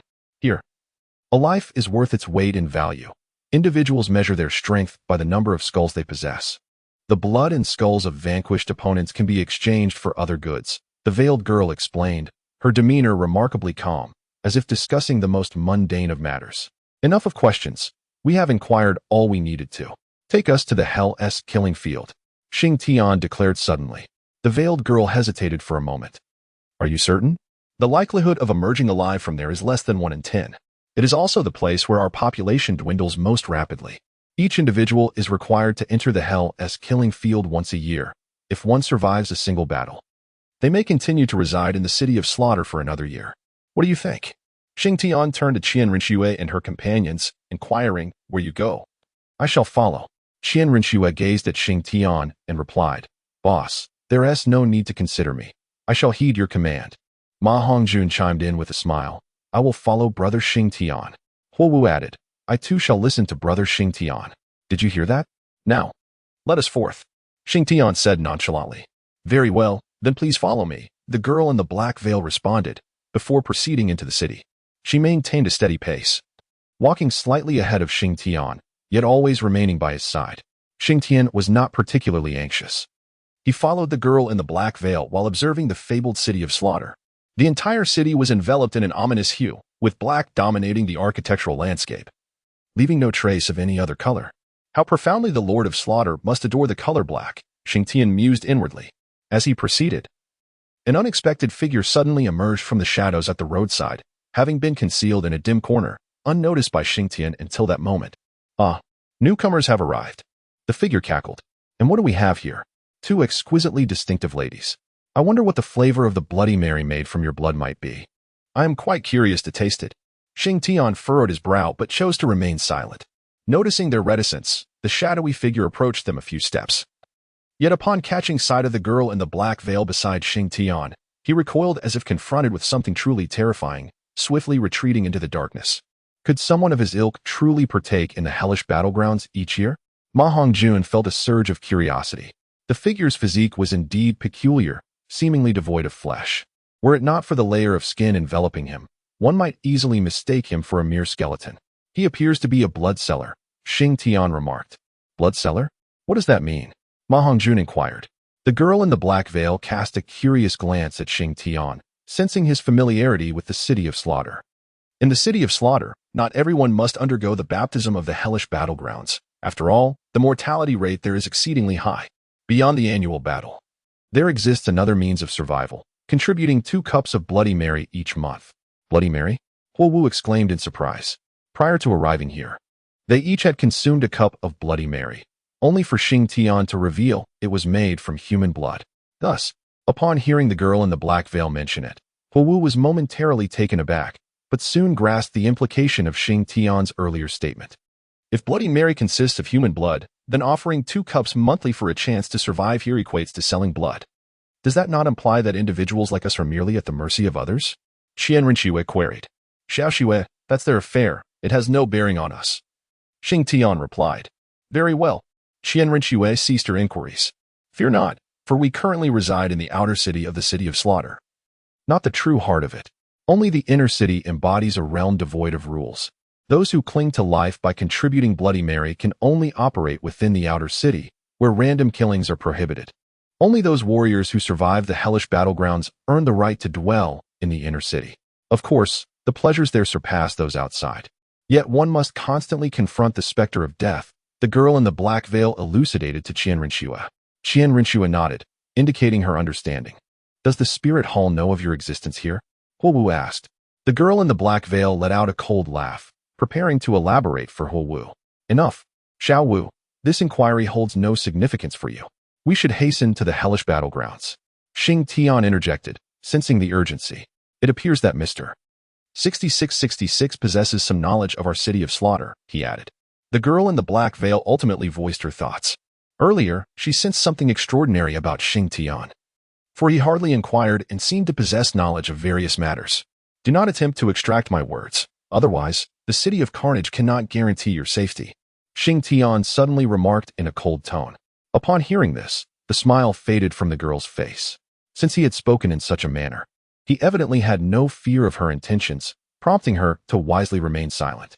As they traversed the path to the hellish arena of slaughter, the number of people around them gradually increased. Almost every face bore an unhealthy pallor, many appearing emaciated and frail. It was evident that these were individuals too fearful to enter the arena, surviving only by contributing 2 cups of Bloody Mary each month. In the outer city of the City of Carnage, the streets were lined with rudimentary black stone houses, with dining establishments appearing sporadically. Numerous souls queued there, awaiting their meager rations, resembling little more than a step above beggars. The so-called paradise of sin and indulgence was utterly non-existent. In response to this, the girl in the black veil offered a simple explanation. Evildoers are of various ranks. Only those truly powerful among the wicked can revel in this depraved paradise, while the ineffectual are denied the privilege of such enjoyment. The outer city of the City of Carnage was even larger than Xing Tian and his companions had imagined, and they had walked for the better part of half an hour. As Xing Tian and his companions began to grasp the essence of the outer city, the girl in the black veil led them to a towering wall. In comparison to the outer walls of the City of Carnage, this wall was modest, reaching a height of no more than 10 meters. It was evident that beyond this wall lay the inner city of the City of Carnage. The gates of the inner city stood wide open, devoid of any guards, which piqued the curiosity of Huowu and her companions. The girl in the black veil, with an air of indifference, introduced, "The inner city requires no guards. Anyone with the audacity to enter from the outer city is free to do so at any moment. However, venturing inside means confronting the uncertainties of that world. Since you have just arrived in the City of Carnage, I advise you to reside in the outer city for a while to acclimatize to your surroundings before entering the inner city. Once we pass through the gates, I must insist that you remain within 5 meters of my side. Otherwise, I cannot guarantee your safety." "Is being with you the source of my safety?" Xing Tian chuckled. The girl in the black veil cast a glance at him, and her eyes, though not conventionally beautiful, sparkled with a hint of pride. "I am the envoy of the King of Carnage. In the City of Carnage, no one dares to offend the majesty of the king. During the 12 hours following your entry into this world, you are under a protection period for newcomers. With me by your side, your life is well guarded. After this time, however, your fate will be left to the whims of destiny. Have you ever considered that I might be the most dangerous one here?" Xing Tian suddenly remarked with a smile. The girl in the black veil merely regarded his words with indifference. "You are an ordinary person, are you not? If I were to kill you, do you think the King of Carnage would seek vengeance on my behalf?" Xing Tian inquired. "Sir, you jest, but I believe you would not dare," the girl replied, a confident smile gracing her lips. Indeed, the City of Carnage was no place for simple characters. Xing Tian laughed heartily. The girl in the black veil joined in, her laughter melodious, resonating like the chime of silver bells. "Haha, let us proceed and explore," Xing Tian remarked as soon as they stepped into the inner city. An atmosphere starkly different from that of the outer city enveloped them. If the outer city was a realm of deathly silence and indifference, the inner city pulsated with opulence and madness, vibrant colors illuminating every corner. The populace here was far more numerous compared to the quietude of the outer city. Chapter 111. The Inner City. Within the inner city, chaos reigned supreme. Everywhere, there were sounds of exuberant laughter, anguished cries, and numerous chilling noises. Gazing around, in a corner to the left, a towering brute clutched a voluptuous woman by the head, forcefully asserting his primal instincts in full view of the crowd, which cheered him on. Meanwhile, a group of 3 or 4 men savagely beat a young man. Xing Tian watched in horror as one of the youth's arms was torn from his body, the assailant gnawing on the severed limb with a ravenous appetite. Qianren Shui and Huowu quickly covered their eyes at this sight. Ah, indeed, the inner city lives up to its reputation as the city of slaughter. Do you know the greatest distinction between man and beast? Xing Tian suddenly posed this question to the girl in the black veil. The girl paused, then shook her head in response. The primary difference lies in man's ability to govern his desires, whereas beasts cannot. Beasts will partake in cannibalistic acts, while humans will not. Rather than labeling this as a paradise of sin, it would be more accurate to deem it a realm of beasts. Xing Tian commented, observing the scene before him. Upon hearing Xing Tian's words, the girl's eyes glimmered with a new intensity as she replied solemnly, "Are you daring to challenge the authority of the King of Slaughter? If so, the great King of Slaughter will undoubtedly obliterate you from this place." Once here, one must adhere to the rules of this domain. Obliterate? Haha. I find that hard to believe. The king of slaughter? Are you referring to Tang Chen? If I were to slay you, do you think Tang Chen would make an appearance? Xing Tian laughed heartily, whispering the last remark into the girl's ear. The girl was momentarily stunned by his words. She was unaware of the king of slaughter's name, yet Xing Tian had spoken it, although she could not ascertain the truth of that name. His demeanor instilled a sense of fear within her, a feeling she had never experienced throughout her years in the city of slaughter. Eliminate them. Xing Tian suddenly commanded Qianren Shui and the others. That would be futile. Such occurrences are commonplace in this inner city. Unless you intend to eradicate them all, it is pointless. The girl in the black veil retorted with a cold smile. Ha ha ha. I was merely jesting. Now, lead us to the hellish slaughter arena. With a hearty laugh, Xing Tian spoke, eliciting some discontent from the girl in the black veil, who turned and strode purposefully into the inner city. As the girl had indicated, the deeper they ventured into the city, the more rampant the debauchery became, with excesses occurring every few steps. Individuals unabashedly indulged in their desires, laughing maniacally, utterly indifferent to the gazes directed their way. As Xing Tian and his companions passed by, the onlookers' eyes glimmered with a bloodthirsty light. However, upon shifting their focus to Qianren Shui and Huo Wu, a sinister gleam emerged. Yet, when they noticed the girl in the black veil beside Xing Tian, they wisely refrained from approaching. The sights and sounds encountered along the way caused Huo Wu's heart to constrict, her breathing quickening involuntarily. Not only Huo Wu, but even Ma Hongjun was affected similarly. Even Qianren Shui found her pupils involuntarily constricting at the grotesque scenes before her. Everything here was continuously reshaping their understanding. Men and women on the streets engaged in unabashed mating, venting their primal urges. Huo Wu witnessed a man reaching his climax only to have his throat cut by a blade that emerged from the woman's mouth beneath him. The woman, in a frenzied spasm, greedily drank the man's blood. Afterward, she callously pushed him aside, reveling in the ecstasy of her actions, indifferent to the blood that stained her and the unknown fluids that soiled her. Despite this, a throng of individuals, akin to flies drawn to carrion, lunged toward this alluring woman, even aware of the potential peril to their lives. Do you see this, little Wu? Your so-called compassion here is but a farce, a joke, a liability that could cost you your life.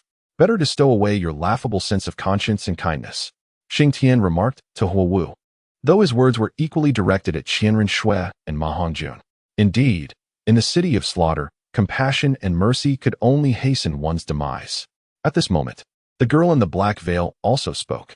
Huo Wu struggled to suppress her nausea, her eyes widening as she endeavored to quickly acclimate to this environment, lest Xing Tian truly abandon her. Qianren Shui remained silent, yet her gaze had unconsciously transformed into an icy demeanor, while Ma Hongjun's eyes gradually sharpened with intensity. Unbeknownst to others, Xing Tian subtly unleashed a murderous aura, which, although modeled and less pure than that of the individuals present, bore a unique essence. Interwoven within his malevolent energy was the lingering resentment of a titled Douluo, a quality that compensated for the impurities in his aura. As he progressed, Xing Tian's murderous intent gradually underwent a transformation, becoming increasingly refined and solidified. The essence of the god of death's domain was inherently present within him, and this environment catalyzed a slow yet profound fusion and refinement of that power. The girl in the black veil, sensitive to such energies, immediately perceived the shift in Xing Tian, her eyes momentarily reflecting a flicker of astonishment. As they continued onward, a sudden chill emanated from a shadowy corner. Directed squarely at Huo Wu, Xing Tian stepped forward, swiftly grasping an object that darted from the shadows, a gleaming dagger, its handle a deep crimson, stained by the remnants of long-accumulated blood. It seems your words lack credibility, he remarked with a smile directed at the woman cloaked in black. I warned you not to stray beyond 5 meters of me, yet here you are, exceeding that limit. She pointed towards Huo Wu, who was still momentarily dazed. Xing Tian erupted into laughter, and in an instant, he vanished from sight. When he reappeared, he held a slight figure, a man, by his side. Eliminate him, he commanded, flinging the man towards Huo Wu. Caught off guard, Huo Wu barely had time to react, but the man sprang up immediately upon hitting the ground, brandishing another dagger and lunging at her. It was only as he charged that Huo Wu realized the danger, but it was too late. She narrowly evaded a fatal strike. Yet a deep gash marred her arm, exposing bone. Instinctively, she sought to utilize her soul technique, only to remember that such abilities were prohibited in the city of slaughter. What delectable blood! The man exclaimed, savoring the crimson on his blade with a look of rapture. His gaze turned predatory as he charged at Huo Wu once more. Chapter 112, Transformation of the Masses. Meanwhile, Xing Tian stood aloof, his expression impassive as he observed Huo Wu, showing no inclination to intervene. Boss, this. Ma Hongjun fretted, eager to assist Huo Wu. Do not interfere. This is a trial she must endure. If she cannot overcome this challenge, it would be better for her to perish here. Xing Tian shot a cold glare at Ma Hongjun. At that moment, Qian Rushiwei approached Xing Tian's side. Are you truly unwilling to act? Without her soul technique, Huo Wu's combat prowess is severely diminished. She urged, You've stated the obvious. It is merely the absence of a soul technique, Xing Tian replied. If Huo Wu is overwhelmed, will you truly stand by and watch her demise? Qian Rushiwei pressed. I cannot perpetually assist her. In this city of slaughter, one must rely solely on oneself. Xing Tian stated matter-of-factly.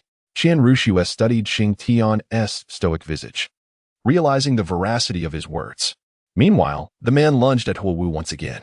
His diminutive stature afforded him remarkable agility, and with Huo Wu already injured, his chances of victory were further augmented.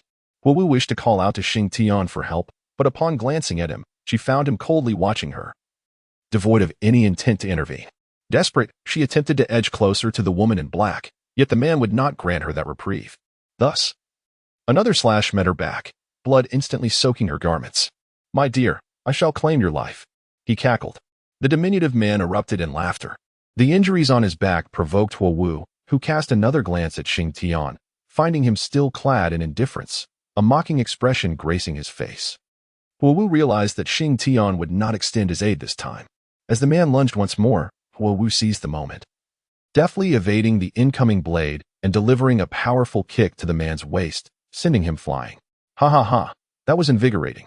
Come again. I have claimed your life. The man appeared utterly unfazed. This time, he refrained from charging recklessly. Instead, he circled around Huo Wu, biding his time for a lethal opportunity. Observing him, Huo Wu discerned the man's strategy. With 2 wounds inflicted upon her, she knew she had to address her injuries swiftly to avoid excessive blood loss. Thus, she deliberately exposed a vulnerability, and the man, recognizing his chance, lunged forward. Huo Wu's gaze hardened. I've been waiting for you. She extended her injured left hand, prepared to exchange her wound for his life. As anticipated, when she reached out with her injured hand, it collided with the dagger thrusting toward her. Bearing the pain in her arm, Huo Wu swiftly extended her right hand, leveraging her height to seize the man's neck. Without hesitation, she summoned her soul power and decisively snapped his neck, ending his life. Upon the man's demise, Huo Wu collapsed onto the ground. Suddenly, another figure rushed from the shadows, targeting the vulnerable Huo Wu. In that moment, Qian Rushiwei charged forward, intercepting the assailant.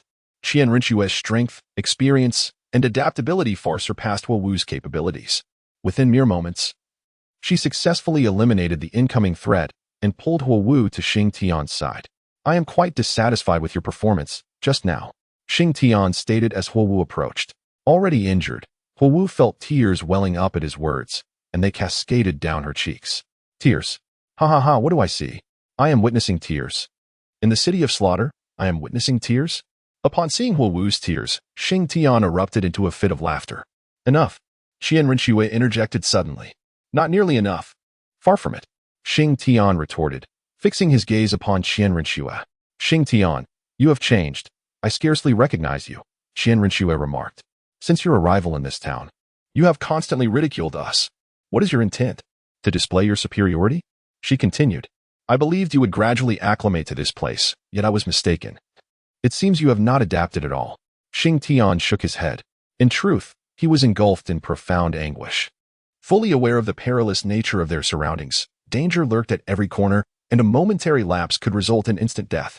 Yet, it was impossible for him to protect them at all times. Even the fiercest of tigers must occasionally rest. Xing Tian was not so arrogant as to believe he could reign unchecked in the city of carnage. Thus, he adopted an air of cold indifference, determined to convey to Qian Rushiwei and her companions that this realm offered no friendship, no love, no mercy. There was no kindness, no compassion, no pity. Only slaughter reigned supreme in the city of carnage. Despite having entered the inner city and witnessed the brutal reality of this place, they still clung to a sliver of hope. I am deeply disappointed, he remarked. Even now, you still harbor unrealistic expectations. If that is the case, then before we descend into the hellish slaughter grounds, let me show you the true essence of the city of carnage. Xing Tian declared. Qian Rinxue and Ma Hongjun gazed at him in bewilderment. Were they not, in fact, already within the city of carnage? After Xing Tian finished speaking, he seized the girl in the black veil and retreated several dozen meters, leaving her on the street. Ha ha ha, my dear, you belong to us now. Suddenly, people began to surge towards her from all directions. Each individual bore a different expression. Some were bloodthirsty, others sinister, some cruel, and others maniacal, but none exhibited a trace of conscience. Sister, what shall we do? Ma Hongjun assumed an attacking stance. Ha ha, a newcomer. It has been ages since I have encountered a fresh face. I can scarcely contain my eagerness to drink your blood and ravish your vibrant body. The crowd spoke recklessly, laughing maniacally as they charged forward. Protect shall we kill? Qian Rinxue's expression darkened instantly. Fatty, we must settle this swiftly. Xiaowu's injuries cannot be delayed. Qian Rinxue declared. Sister Shui, it is I who have burdened you. Huowu said apologetically at that moment. We are family. There is no need for such formality. Qian Rinxue replied. After saying this, Qian Rinxue dashed forward. Aren't you worried about them? The girl in the black veil asked Xing Tian. I have faith in them, Xing Tian replied nonchalantly. Yet they seem not to grasp your intent. The girl in the black veil remarked with a smile. If you wish to live, remain silent. Xing Tian snapped, casting a glare in her direction. The girl in the black veil was momentarily stifled. This was already the third time Xing Tian had threatened her that day. Suddenly, she revealed a peculiar smile. She had devised a means to punish Xing Tian and intended to make him aware that she was not to be trifled with. Chapter 113. The Transformation of the Crowd, Part 2. Meanwhile, Qian Rinxue had engaged with the throng.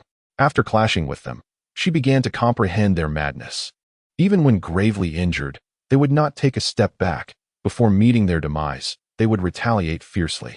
Just moments ago, Qian Rinxue had plunged her sword into one man's heart, only to have him expel a hidden weapon from his mouth before dying.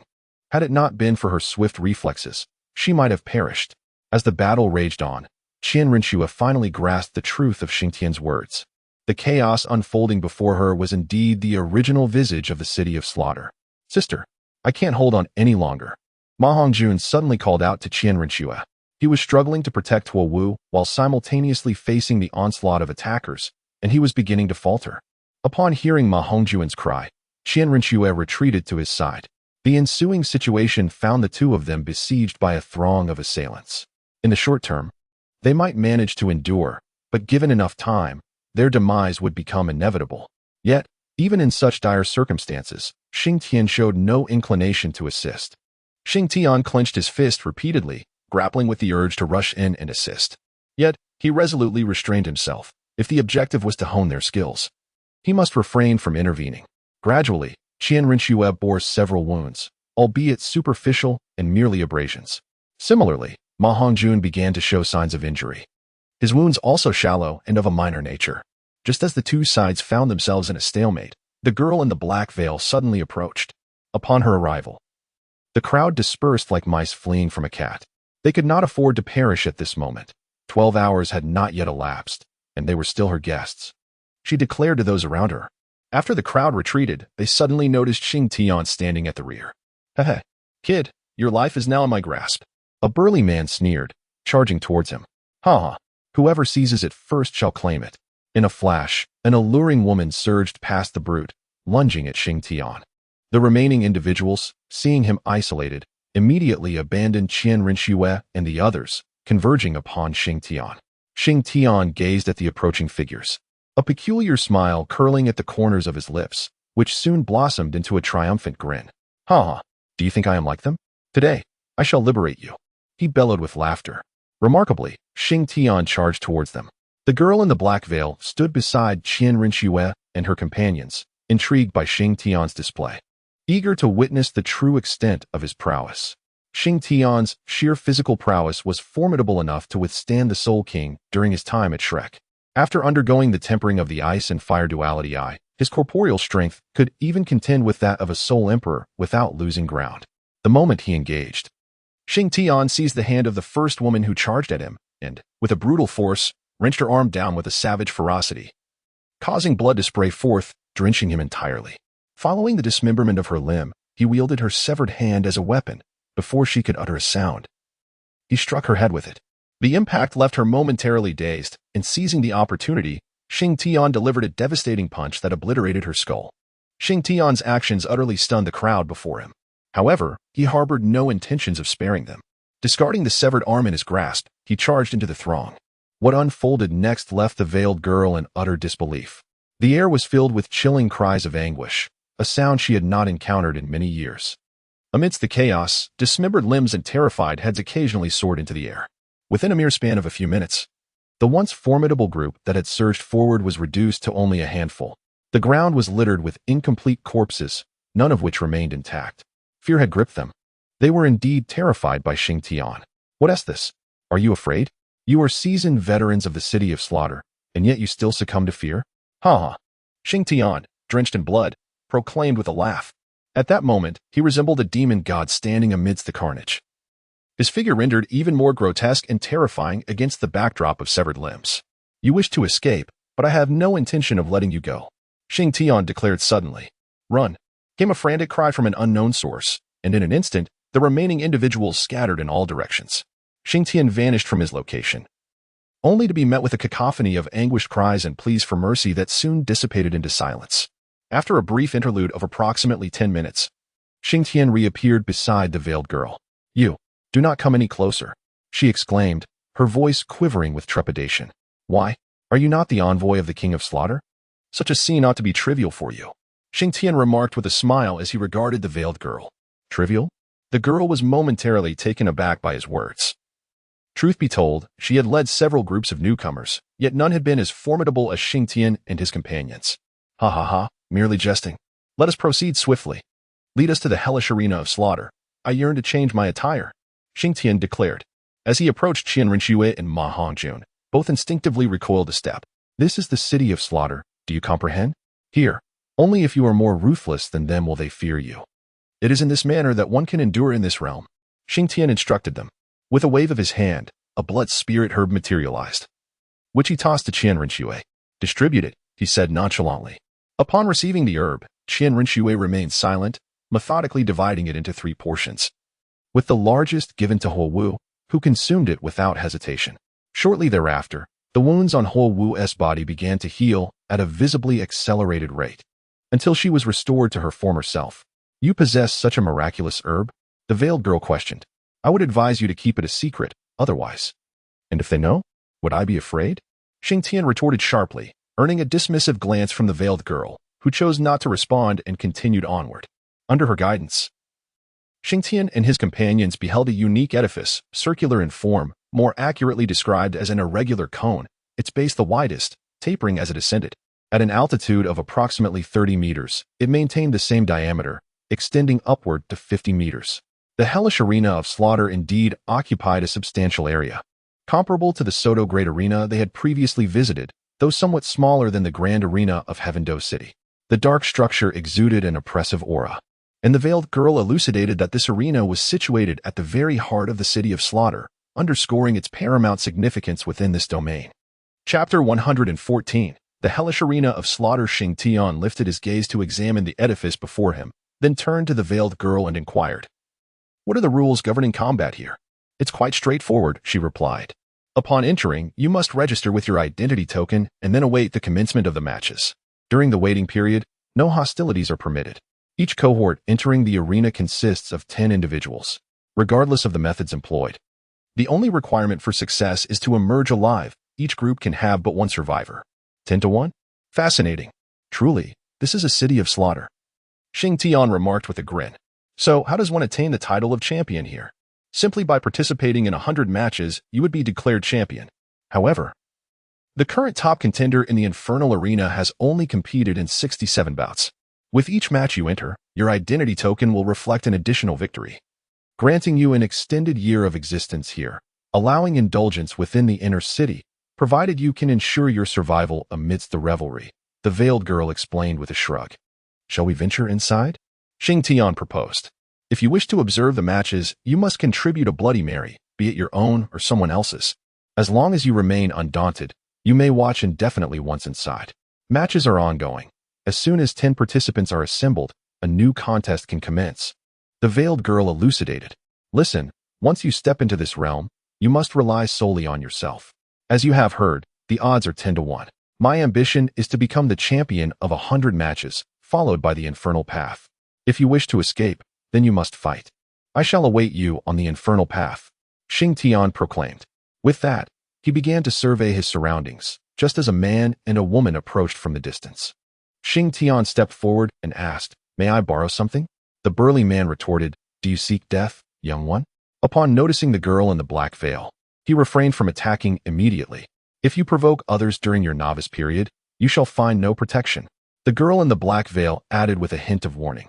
Xing Tian cast a glance at the girl in the black veil before suddenly springing into action, seizing the neck of the burly man with great force. The woman beside him, poised to intervene, was swiftly dispatched by a powerful kick from Xing Tian, sending her flying several meters away. She struggled for a brief moment before falling silent. "Contribute 4 Bloody Marys," Xing Tian commanded the man. Before the burly man could comprehend the situation, Xing Tian wrenched the knife from his grasp and severed one of his hands. "Bring me the cups," Xing Tian instructed the girl in the black veil.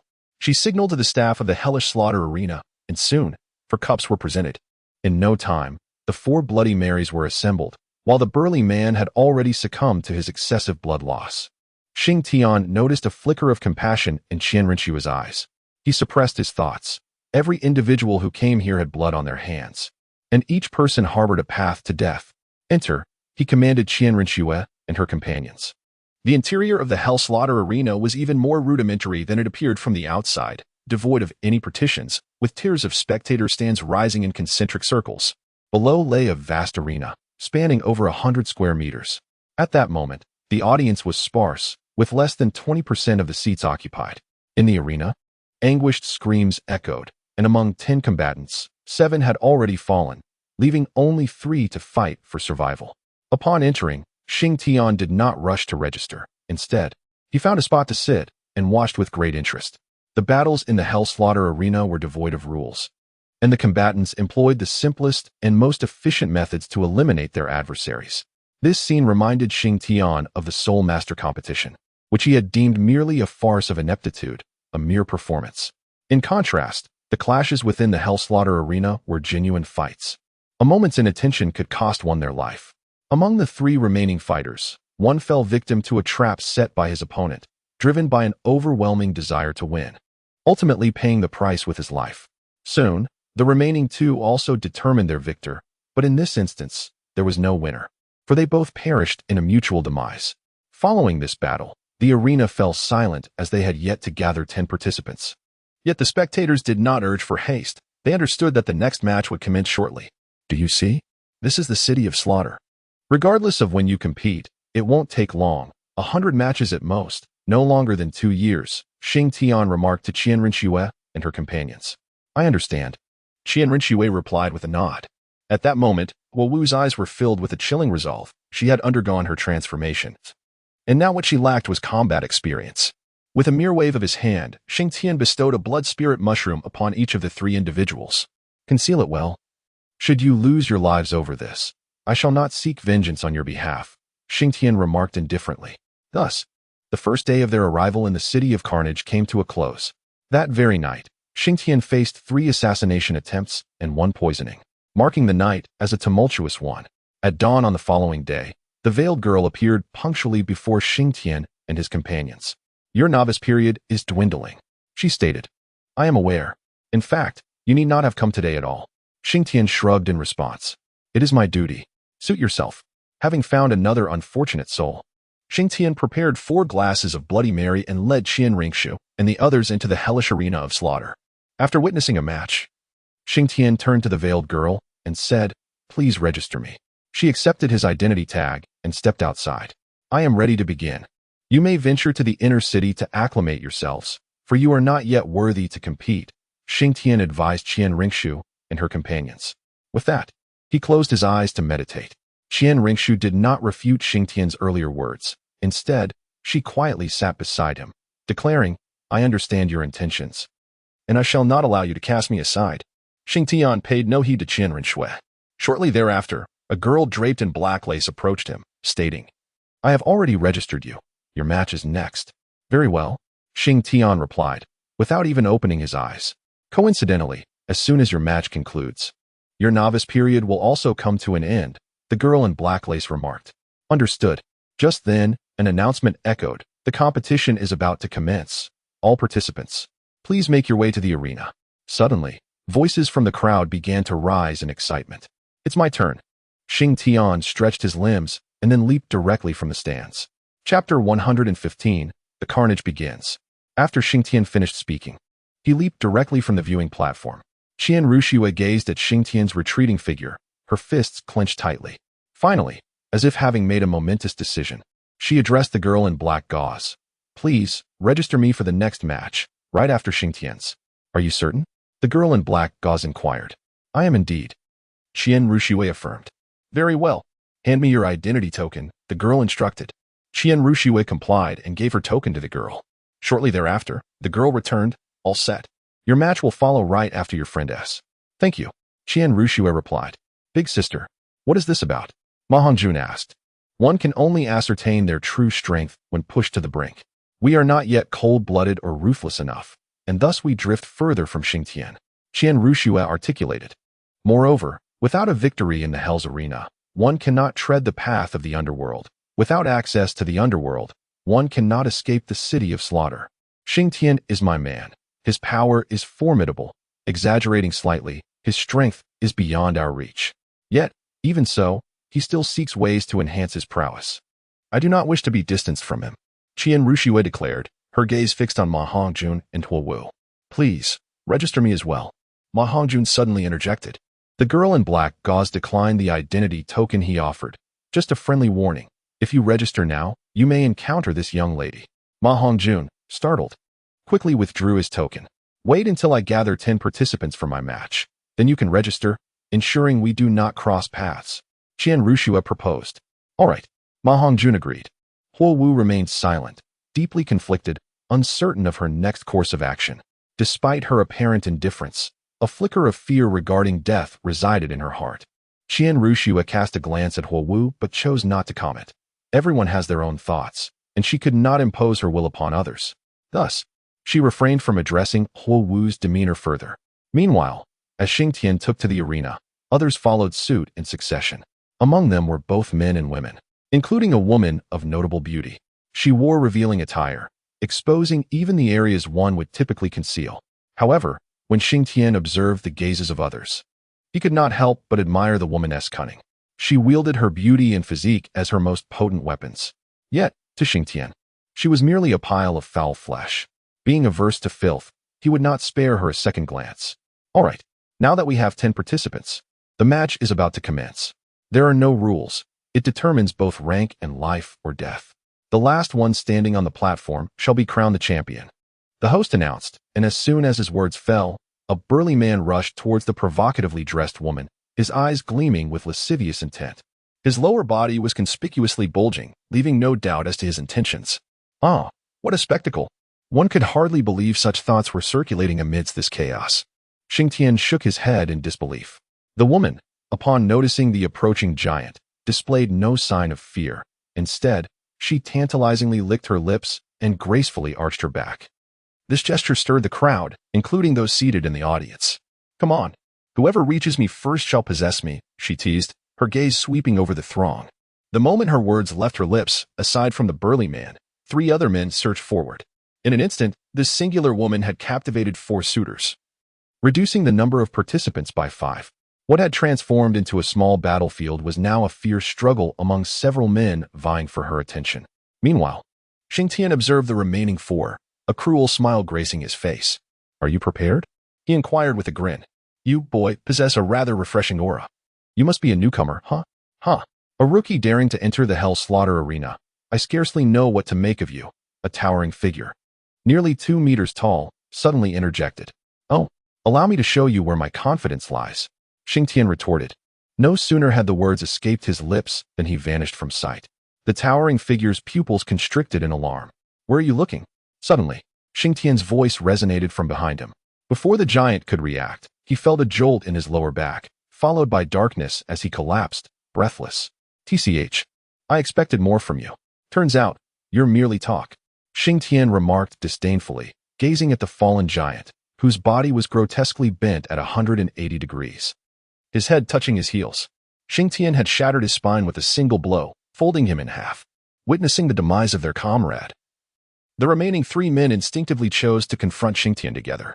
"I fear nothing more than a group battle," Xing Tian declared, charging toward them. Among the trio, consisting of 2 men and 1 woman, he opted to strike at the woman first. Xing Tian charged towards one of the men, unleashing a tempest of relentless attacks. The remaining 2 individuals, witnessing this scene, began to prepare for a sneak assault on him. However, at a certain moment, Xing Tian abruptly abandoned his target and flashed in front of the woman. With a decisive strike, he crushed her skull and seized her lifeless body as a weapon. With a sweeping motion, he struck the other 2 men. One of the men, already on the brink of collapse from Xing Tian's earlier blows, was utterly extinguished by this final assault. The last remaining individual displayed a flicker of fear in his eyes as he cast a glance at Xing Tian and hastily fled towards another battleground. Xing Tian relentlessly pursued from behind. Meanwhile, among the 4, one had already perished, leaving the remaining 3 to contend for the ultimate victory. Suddenly, a new combatant entered the fray, disrupting their rhythm. Xing Tian seized the opportunity. Hurling the corpse, he held into the air before swiftly taking cover behind it as he charged forward. To be frank, the inability to utilize soul techniques rendered Xing Tian's task of overpowering enemies of higher ranks exceedingly facile in this setting. Even before the body had descended, he had already reached their vicinity. What followed was a relentless barrage of attacks. Within mere breaths, the ground was strewn with lifeless bodies, leaving only the scantily clad woman and Xing Tian standing. "Goodness, you are quite formidable.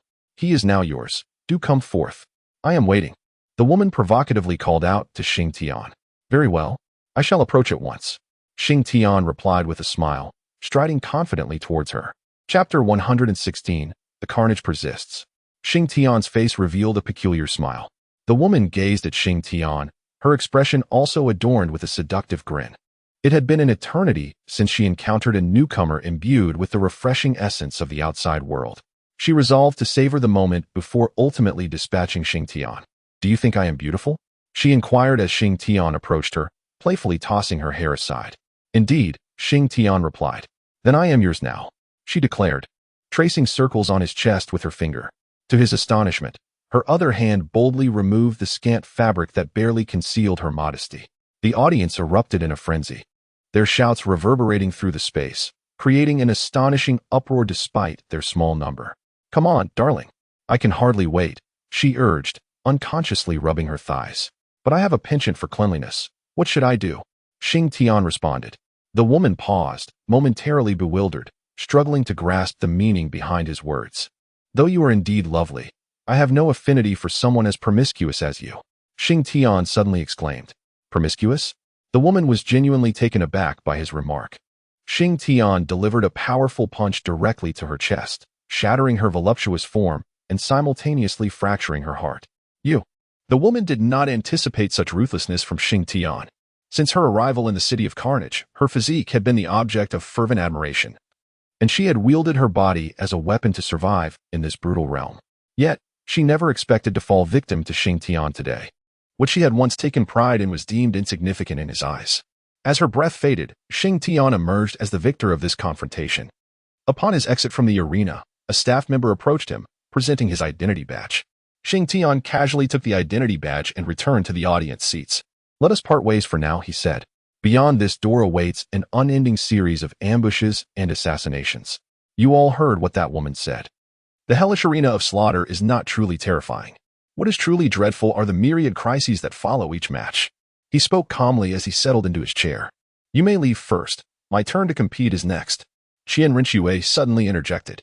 Upon hearing this, Xing Tian abruptly straightened his posture. "What did you say? You enrolled?"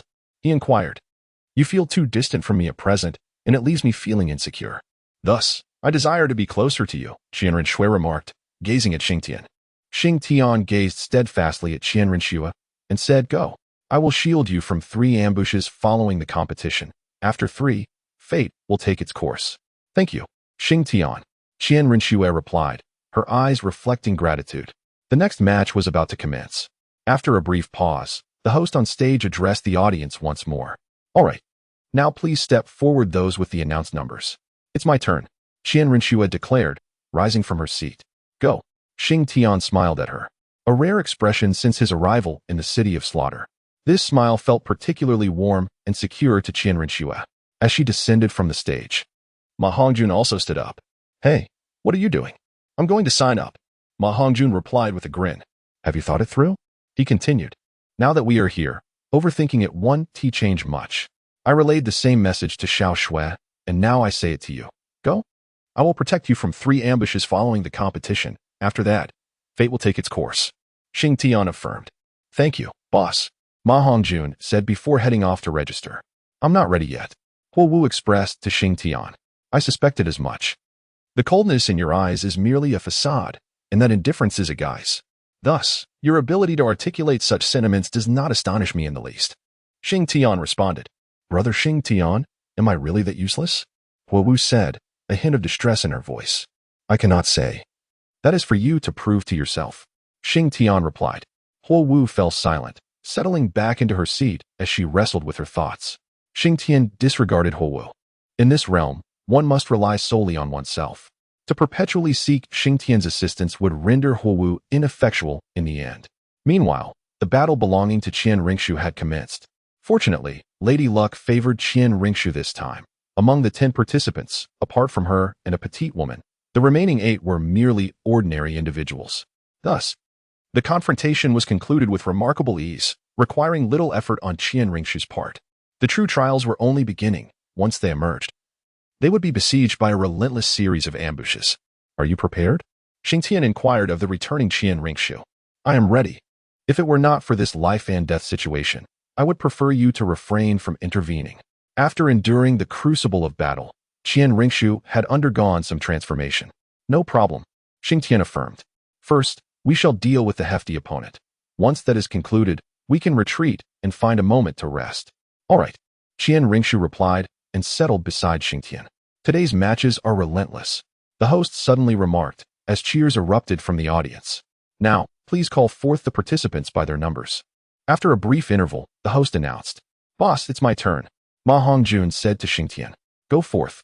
Have faith in yourself. Above all, do not show weakness. Trust no one but yourself. Xing Tian cautioned. Understood. Ma Hongjun replied. It was precisely Xing Tian's words that would save Ma Hongjun's life in the battles to come. Upon entering the arena, Ma Hongjun found himself pitted against 2 burly men and a diminutive fellow, while the remaining 6 participants were all women, one appearing to be in her early 20s. Ma Hongjun adopted a strategy akin to Xing Tian's, observing the battle before entering to finish it. By the time he stepped into the fray, only 3 women remained, bringing the total to 4. Subsequently, Ma Hongjun became the target of these 4 women. After an intense struggle, only Ma Hongjun and the young woman in her 20s were left standing. Brother, I am being coerced. Could you spare me? I could be your bedmate, your maid, she implored sweetly. Ma Hongjun, gazing at her pitiable demeanor, felt a flicker of softness in his fierce gaze. Sensing his wavering resolve, the woman pressed on. Brother, I beg you to let me go. I am new to this city of slaughter. Please. Ma Hongjun, being susceptible to emotional influence, felt his guard lowering further upon hearing her plea. Chapter 117. Ambush and Adaptation. Recognizing that Ma Hongjun's vigilance had significantly diminished, the woman sensed her opportunity. Thank you, brother. Thank you. The woman bowed deeply to Ma Hongjun, and in that very moment, her previously pitiful gaze transformed into one of fierce intensity. A glimmer of bloodthirsty excitement emanating from her eyes. As she rose, a sharp cold light shot forth from her hand. Ma Hongjun, taken aback by this sudden assault, was caught off guard and felt the sting of a dagger piercing his shoulder. Ha ha ha. Ultimately, victory belongs to me. The woman, shedding her earlier guise of vulnerability, now displayed a maniacal, almost pathological thrill. Damn it. How dare you deceive me? Ma Hongjun seethed with rage. He yanked the dagger from his shoulder, a rush of crimson spilling forth. Grasping the blade tightly, he charged at the woman, bellowing, How dare you trick me? Prepare to die. His fist, imbued with soul force, swung fiercely towards her. Ha ha. You are still too naive. I have already proclaimed that victory is mine. The woman evaded a direct confrontation, deftly maneuvering around him, biding her time for the perfect moment to strike. That fool is losing composure, Xing Tian remarked from the audience. What should we do? Qian Rinxue responded, her anxiety palpable. "You are losing your composure," Xing Tian admonished her. "But I have already stated, here, no overt emotions can linger. This is the folly of the fool," Xing Tian replied coolly. Hearing this, Qian Rengshu turned her gaze back to the battling Ma Hongjun, her heart gradually chilling, truly chilling this time. As she regained her composure, her eyes mirrored Xing Tian's, cold and indifferent, her aura closely resembling his. Huo Wu observed Qian Rengshu's transformation with a tinge of envy, realizing that Qian Rengshu had caught up to Xing Tian, while she herself remained stagnant. After several rounds of combat with the woman, Ma Hongjuan's shoulder wound jolted him awake from his fury. "I can't continue like this. Even if I don't perish by her hand, I will bleed out. In this weakened state, I am at my most perilous," Ma Hongjun contemplated. With this realization, he regained his calm, though his exterior still portrayed fury. "The fool shall triumph," Xing Tian suddenly declared. "Why?"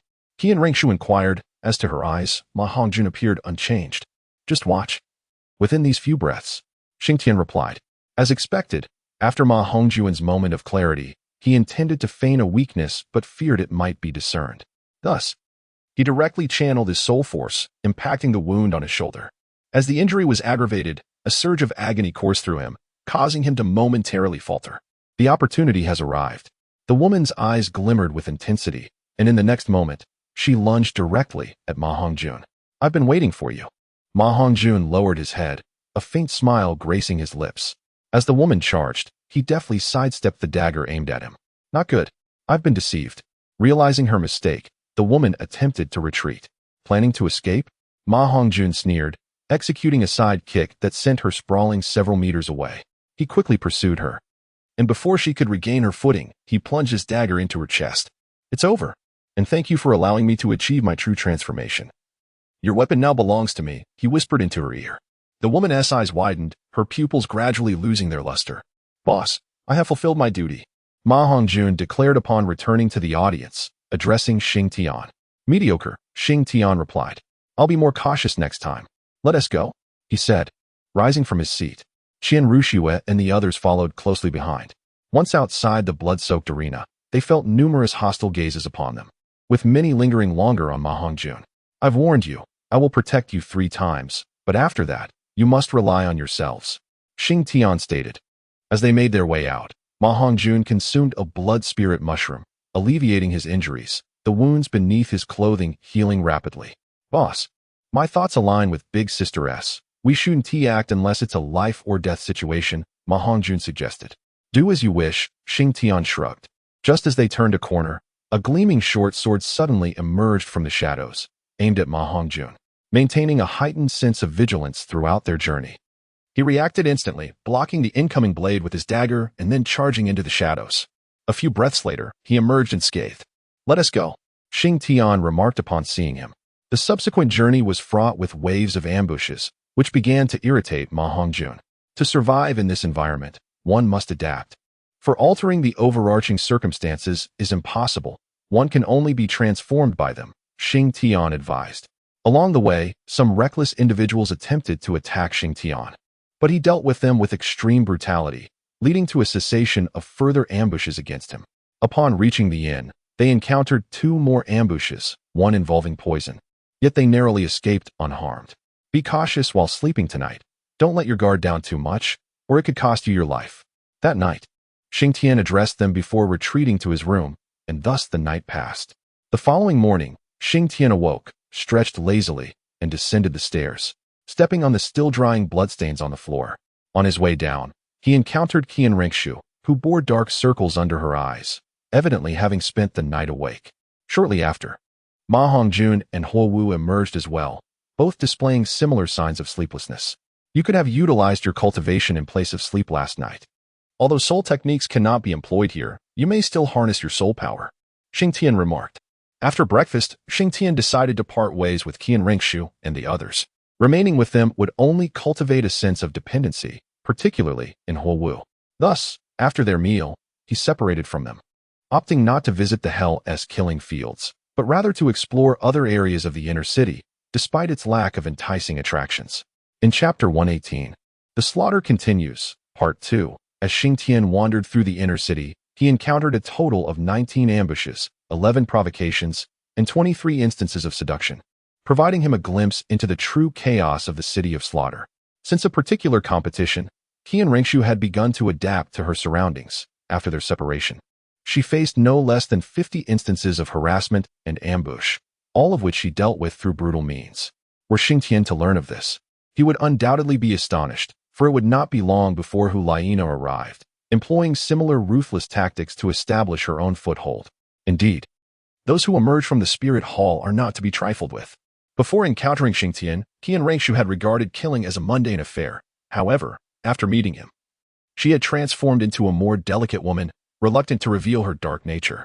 Fortunately, Xing Tian remained indifferent to such matters. On the other hand, Ma Hongjun, after parting from Xing Tian, also faced a few ambushes. He preferred to confront adversaries head-on, leaving no survivors after his onslaught. In the least fortunate scenario was Huo Wu, who had encountered several ambushes but had chosen to flee, even from ordinary individuals. In fact, Xing Tian had once chanced upon Huo Wu after an ambush. Yet he refrained from intervening. He observed that Huo Wu had the potential to swiftly eliminate her enemies, yet she consistently held back. Xing Tian shook his head. 3 days. If, after 3 days, you have not changed, Huo Wu, I am afraid it will be farewell. Xing Tian gazed at the retreating figure of Huo Wu, who had been driven to flee, and murmured softly. In truth, it was understandable for Huo Wu to be in such a state.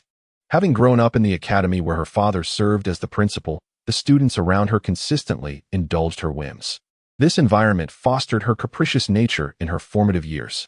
However, beneath her seemingly reckless facade, Huo Wu possessed a heart of genuine kindness. Her impulsiveness differed significantly from Ning Rongrong's self-absorbed arrogance. Huo Wu's minor rebellions were merely a means to draw attention to herself. Consequently, when it came to the notion of taking a life, deep down, she harbored profound fear. The interactions among students at the academy were generally harmonious, and even amidst conflicts, they did not resort to lethal violence. Thus, Xing Tian found himself repeatedly contradicting his own words, granting Huo Wu opportunity after opportunity. Enough, there is nothing left to explore. Let us resume the competition, he declared. With that, Xing Tian made his way towards the Helles arena. Upon arriving, he found the competition had yet to commence. After registering, he fortuitously gathered a total of 10 participants. Following a match devoid of suspense, Xing Tian emerged as the last one laughing. For the ensuing 3 days, he remained within the Helles arena, never stepping outside. After the matches, he meditated in the stands, substituting sleep with his practice, and once his mental state improved, he registered for further competitions. Throughout these 3 days, the aura of bloodlust surrounding Xing Tian intensified markedly. Xing Tian's aura of aggression possesses a more formidable deterrent quality compared to others, as it is imbued with the resentment and malevolence characteristic of a title de law. Within a mere span of 3 days, Xing Tian has begun to harness his murderous energy. After 3 days, while resting in the spectator area of the hellish slaughter arena, Qian Renxue entered, surveying her surroundings upon arrival. Upon spotting Xing Tian, she approached him. "You're here?" Xing Tian inquired without lifting his head. Indeed. Qian Renxue took a seat beside him. "It seems you have had a fulfilling 3 days, Xing Tian remarked. "Not too bad." Qian Renxue replied with a light chuckle. "Are we preparing for a match today?" Xing Tian asked. "Yes."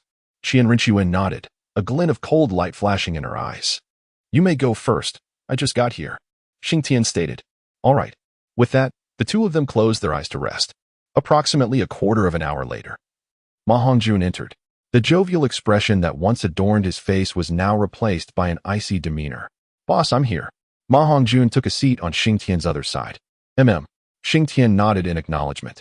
After the match concluded, Qian Renxue signed up to compete. Huo Wu had yet to arrive, but neither Qian Renxue nor Ma Hongjun inquired about her absence. Another quarter of an hour passed before Huo Wu entered, still clad in her striking red combat attire, though it was a different ensemble from before. "I'm here."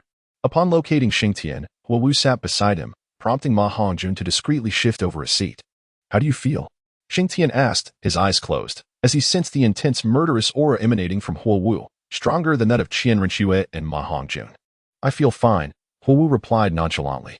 During the past 3 days, Huo Wu had spent the first 2 in a state of survival, until the second night when she eliminated her second ambusher, marking a transformation within her. She abandoned all remnants of her former life at the academy and began adapting to the brutal realities of the city of slaughter. Xing Tian had often remarked that they had gradually adapted to this place. However, it was not until last night that Huowu truly shattered her previous worldviews, establishing anew the perspectives befitting the City of Carnage. It was last night that Huowu could finally be considered a genuine part of the City of Carnage. "Shall we have a match?" Xing Tian inquired. "Let us have a match," Huowu replied, licking her lips.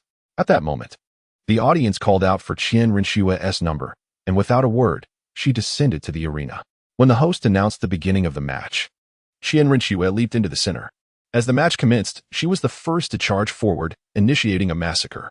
Now, Qian Rinshue executed her enemies with the most direct and efficient methods. "Excellent." Xing Tian nodded in approval. Next was Ma Hongjun, who continued Xing Tian's style, simple, brutal, and bloody. Following Ma Hongjun was Huowu, whose style was remarkably enigmatic. With a slender sword, Huowu demonstrated her mastery, achieving the feat of killing without shedding blood. The wounds on those slain by her were barely discernible. It seemed she had endured quite a bit over the past 3 days. Observing Huowu's combat, Xing Tian nodded repeatedly. "Now let us remain here. After 100 matches, we shall venture into the Hell Road. Once we conquer the Hell Road, we shall make our exit," Xing Tian proclaimed as Huowu approached. "Agreed," Qian Rinshue replied. "To avoid encountering each other, one of us should enter the arena while the other registers, thereby minimizing the chances of a clash," Xing Tian suggested. "Sounds good." The responses of the crowd echoed. The true path of slaughter commenced on this very day, within the sinister realm of the City of Carnage, a world rife with bloodshed and violence. Xing Tian and his 3 companions embarked upon their own journey of annihilation. Chapter 119. The slaughter continued, 2 years later. Within the suffocatingly frigid confines of the hellish arena of slaughter, the first match of the day commenced. With a gathering of 10 participants, Xing Tian stood at the forefront. Yet he was the undeniable focal point for the other 9 competitors and the entire audience alike. 92 victories. This was Xing Tian's record, signifying that he had participated in 92 matches, emerging victorious in each. No one within the hellish arena boasted a better record, and at present, Xing Tian reigned as the strongest. However, there were a few who dared to approach him, notably Qian Rinshue and her companions. Over the past 2 years, Qian Rinshue had engaged in 86 matches, making her the second most accomplished contender after Xing Tian. Following her was Ma Hongjun, with 82 matches, while Huowu astonishingly surpassed him with 84. With 92 matches under his belt, the number of lives Xing Tian had claimed was nearing 5 digits, and the post-match ambushes had become increasingly frequent. Yet, over the past 6 months, no one dared to assault Xing Tian after the matches, save for one instance 3 months prior. Throughout these 2 years, the aura of slaughter surrounding Xing Tian had gradually materialized, enveloping him in a faint crimson mist that instilled fear in those who dared to glance his way. 92 matches represented the pinnacle of his current achievements. It was not that he wished to prolong the 100 battles, but as his victories accumulated, the number of challengers willing to confront him dwindled. Often, after registering for a match, it would take days to gather 10 participants. This was achieved even without the hellish arena disclosing any information about Xing Tian. Over the course of 2 years, he had ascended to the status of a star within the hellish arena. Achieving such prominence in this span positioned him among the top 5 since the City of Carnage's inception. Besides Xing Tian, Qian Rinshue and her companions had also become notable figures in the arena. Compared to 2 years prior, the eyes of Xing Tian and his companions now bore a cold, chilling gaze, and a faint scent of blood lingered about them. Coldness, slaughter, bloodlust, and cruelty had become their epithet. In Xing Tian's eyes, there existed only the glimmer of coldness and an insatiable thirst for blood. Xing Tian ascended to prominence in the infernal arena not merely due to his impressive record, but also owing to a singular assassination attempt. 3 months prior, during a match, he encountered 4 formidable title Douluo-level adversaries alongside 3 soul Douluo-level foes, leaving only 2 ordinary individuals among the 10 participants. This marked Xing Tian's inaugural utilization of soul power, rendering it his most arduous victory. Despite the inability to wield soul skills, the prowess and experience of his opponents far surpassed his own. Yet, in the end, he emerged as the ultimate victor. His relentless ferocity led him to exchange injuries for life, culminating in a battle where, upon its conclusion, he was besieged by no fewer than 300 to 500 assailants, including several powerful soul masters. The blades that struck his form were innumerable, with multiple fatal wounds, to exaggerate slightly. His body appeared as though it had been perforated like a sieve. Nevertheless, the final victor remained Xing Tian, while those hundreds who attacked him met with gruesome fates. Rising from the blood-soaked ground, he was enveloped in a scarlet mist, his muscles coiling, drenched in crimson. 2 days hence, Xing Tian appeared revitalized in the infernal arena. And on that day, none dared to challenge him, for the image of his previous state had been indelibly etched in their minds. In the subsequent 2 days, an eerie silence enveloped the arena as no battles transpired, for the mere presence of Xing Tian instilled fear among potential combatants. It was through this confrontation that he garnered renown, earning him the moniker of Demon Lord. Initially, his title was something else entirely, one which he found unsatisfactory. Thus he refused to acknowledge it. However, through subsequent skirmishes, he gradually established the title of Demon Lord as his own. As for Qian Rinxue and her companions, they too faced assaults following Xing Tian's ordeal, yet through their combined strength, they managed to repel their attackers.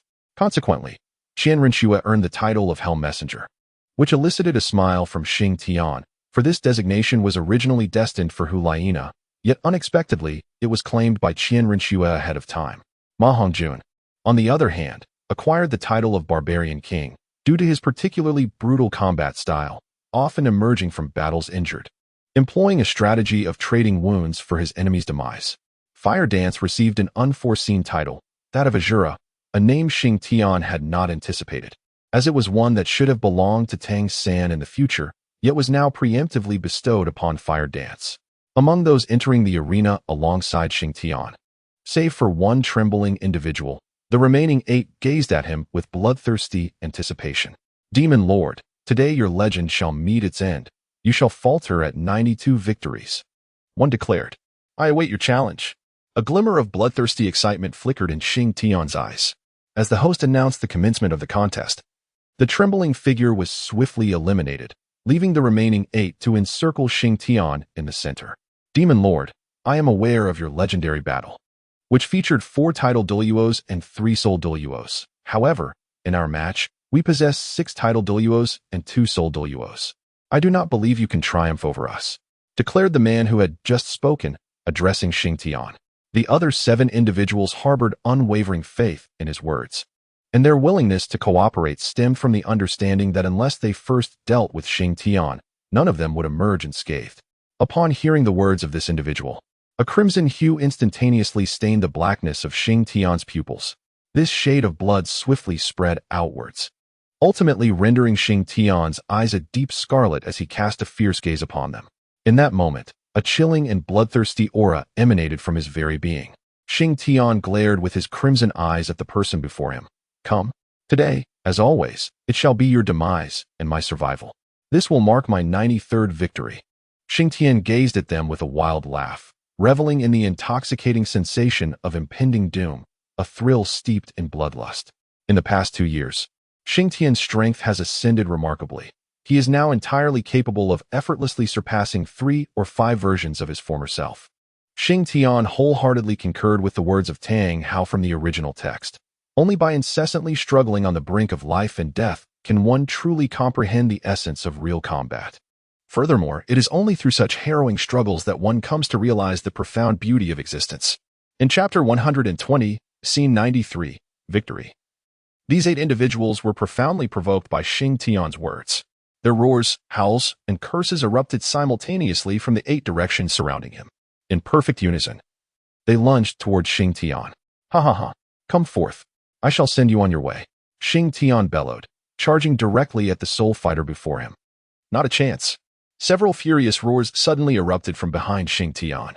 However, he paid no heed to the shouts behind him and continued his relentless advance. Abruptly, a powerful punch struck his back, propelling Xing Tian forward at a swift pace. Ha ha ha, thank you, he exclaimed, spewing forth a mouthful of blood as he soared through the air. Before him, the soul fighter was taken aback by the rapid approach of Xing Tian. Yet he had been entrenched in this hellish arena of slaughter for numerous battles. In an instant, he gathered his strength, preparing to deliver a lethal blow as Xing Tian soared towards him. However, to his astonishment, Xing Tian abruptly altered his trajectory mid-air, landing beside the soul fighter. In the moment of his descent, Xing Tian deftly rolled, positioning himself at the soul fighter's feet, and delivered a crushing punch that shattered his calf. As the soul fighter fell, a dagger materialized in Xing Tian's hand, plunging directly into his neck. "Farewell," Xing Tian whispered in his ear. He had never anticipated that his demise would come in such a disheveled manner. In his understanding, the strong possessed a certain dignity. Yet, he was confronted by Xing Tian, for whom, in the face of life and death, dignity held no value. As long as it resulted in a kill, any method was deemed acceptable. Having successfully eliminated one adversary, Xing Tian escaped their encirclement. Once free, he abandoned his previous style, now maneuvering gracefully throughout the arena. "It seems even the leader lacks confidence," Ma Hongjun remarked, observing Xing Tian's fluid movements. "Have faith, he will not disappoint us," Qian Rinxue responded. Hu Wu remained silent, her voice having been seldom heard in the past 2 years. Nonetheless, Qian Rinxue detected a glimmer of concern in her eyes. "Ha ha ha, Demon Lord, are you afraid? Have you truly succumbed to fear? Where is your courage? Your resolve? Did you not relish a direct confrontation?" They jeered, witnessing Xing Tian's agile movements. Xing Tian paid no heed to their verbal assaults. For him, victory was paramount. Pride was a trivial concern, for it is only through survival that true honor is attained. They incessantly mocked Xing Tian, striving to provoke him with their words. In an instant, Xing Tian surged toward the lone soul Douluo remaining in the arena. "At last. I've been waiting for you." The others, having grasped Xing Tian's intent, instinctively shielded the solitary soul Douluo. Yet, just as Xing Tian neared his target, he suddenly shifted, appearing beside the closest titled Douluo. "In truth, my aim is you." Xing Tian's voice echoed like a vengeful specter in his ears. In a swift motion, a gleaming dagger pierced his back, and at the moment of his agony, Xing Tian struck his neck with a decisive blow, severing his trachea. The titled Douluo, racked with pain, clutched his throat, gradually succumbing to silence. Having successfully executed his strike, Xing Tian swiftly withdrew from the fray, evading and maneuvering, biding his time for the next opportunity. After several exchanges, he triumphed over another soul Douluo, bringing his total to 3, 2 soul Douluos and 1 titled Douluo thus far. However, with each victory, Xing Tian bore wounds of varying severity, his garments stained crimson with his own blood. What exhilaration! He laughed heartily. "If it's such a thrill, then come at me." "You dare not." The remaining 5 continued their jeering at Xing Tian. Xing Tian paid them no heed and seized an opportunity to charge forward once more. However, this attempt yielded no results. Instead, he found himself ensnared, subjected to a barrage of relentless assaults. Coughing violently, he exclaimed, "I never anticipated that you would grow so astute." As blood trickled from his lips, he wiped his mouth and spoke. "Put in more effort. He is on the brink of collapse," someone shouted. Xing Tian slowly rose to his feet, the crimson aura of murderous intent beginning to surge around him. In an instant, he vanished from sight. "Danger! Defend yourselves!" the crowd exclaimed in alarm. A chilling sound of a blade piercing flesh echoed through the air. "Impossible! Was he not gravely injured?" one of the titled Douluos shouted in disbelief. In truth, Xing Tian's current state was rather delicate. During a previous battle, he discovered that the essence of bloodlust could provoke a berserker rage within him. However, this rage was not absolute, for the presence of soul skills in the realm of slaughter acted as a restraint. Thus, the fact that he could evoke even a modicum of fury through his murderous intent was quite remarkable. "Anything is possible," Xing Tian's voice whispered into the ear of the titled Douluo. After several more exchanges, Xing Tian ultimately vanquished all his opponents, though he felt a wave of fatigue wash over him. This state was a forced activation of his berserk nature, resulting in significant strain on his body. Even he could not maintain it for more than a few minutes. "Victory!" exclaimed Ma Hongjun, as he surveyed the aftermath of the battle. "He has never let us down," Qian Rinxue remarked with a hint of detachment. "Demon Lord! Demon Lord!" The audience erupted in fervent cheers from the stands. Xing Tian pays no heed to the clamorous voices of these individuals. Their exuberant cheers may resonate loudly now. Yet the moment Xing Tian exhibits any sign of weakness, they will undoubtedly turn against him in unison. 93 matches, I have triumphed," Xing Tian announced as he approached the audience, addressing Qian Rinxue and her companions. "Congratulations," Qian Rinxue replied. "I surmise that in the forthcoming contests, few will wish to compete against me. Thus, I intend to take a brief respite. During this period, you may step forth," Xing Tian stated with a nonchalant demeanor. "Very well." With that, Xing Tian entered a small chamber within the Hell's Killing Arena, a space specifically designated for him. "The remaining matches will undoubtedly prove exceedingly challenging," he murmured to himself in the solitude of the room. Regardless, I must complete the 100 matches. No one shall impede my progress. A glint of murderous intent flickered in his eyes as he spoke. In the dark and expansive confines of the city of slaughter, a particularly massive chair adorned with blue and purple crystals, shaped like a drum tower, dominated the room, while everything else was draped in a deep crimson hue. The demon lord has secured yet another victory. A chilling feminine voice echoed in the shadows.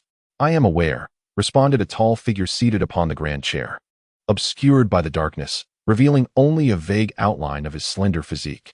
Chapter 121, The King of Slaughter. Great King, shall we initiate contact with him? It has been ages since a true powerhouse has joined the city of slaughter, the cold voice inquired. Do you consider him a genuine powerhouse? The imposing man on the throne questioned. At the very least, in terms of strength, he is formidable. The demon lord appears to be born for the city of slaughter.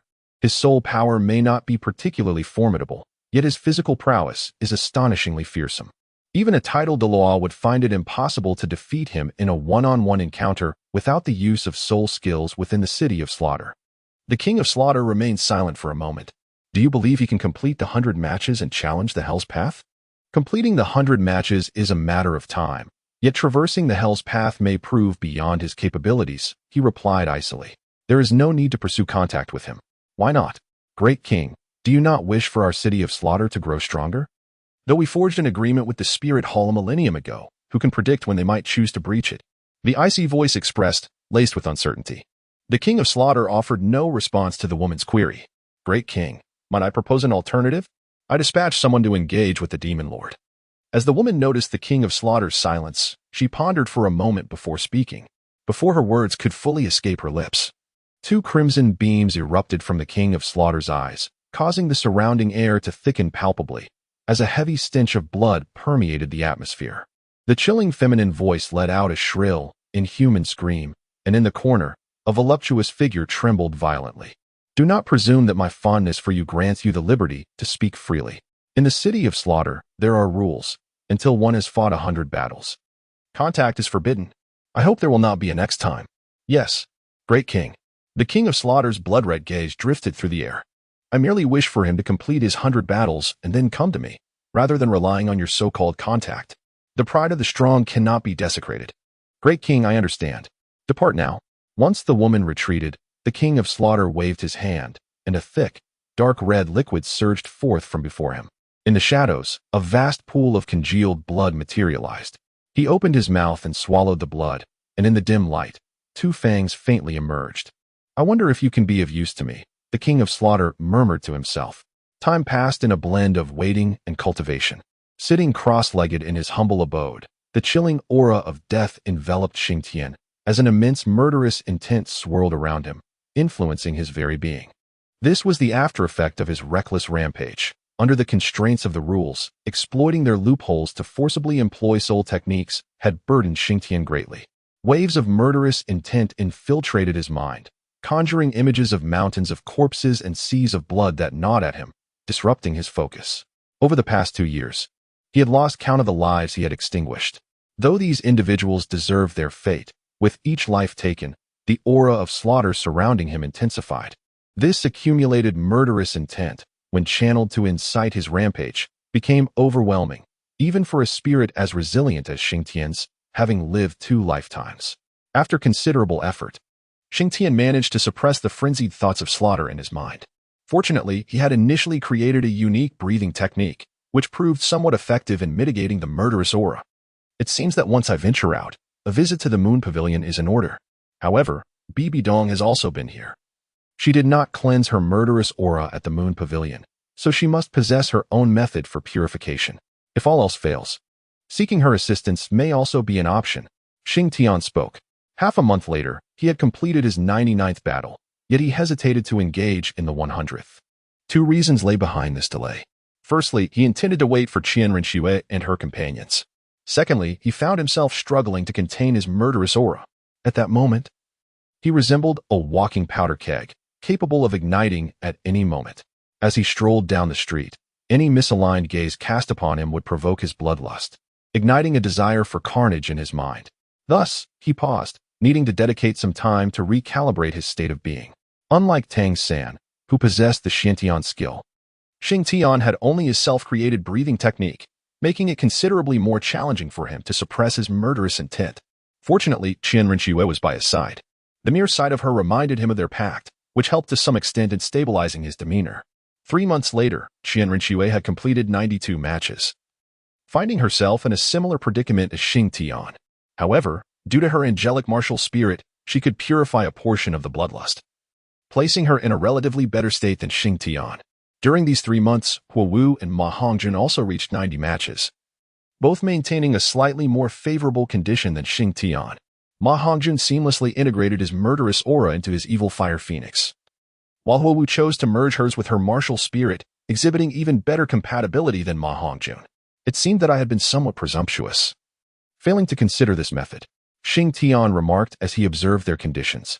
With this realization, he infused a portion of his murderous aura into his second martial spirit and was pleasantly surprised to find it absorbed, with the perplexity of his bloodlust resolved. He grew impatient, eager to complete his 100 victories and challenge the Hell Road. The following day, he went to register, only to be informed that he must wait, as no one was willing to compete against him at that time. Finally, perseverance bore fruit, and the 100th match commenced. For this pivotal battle, Xing Tian opted for a head-on confrontation. Soon, he concluded the 100th fight, achieving his century of victories. In the same room, the cold voice of the ominous woman echoed. "Great King, now that this demon lord has attained 100 championships, may we proceed?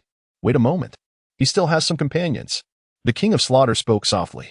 After achieving 100 victories, Xing Tian chose to immerse himself in profound cultivation, preparing to adjust his state for the impending journey into the path of hell. 6 months later, Xing Tian learned that Qian Rinxue and 2 others had also accomplished their 100 victories.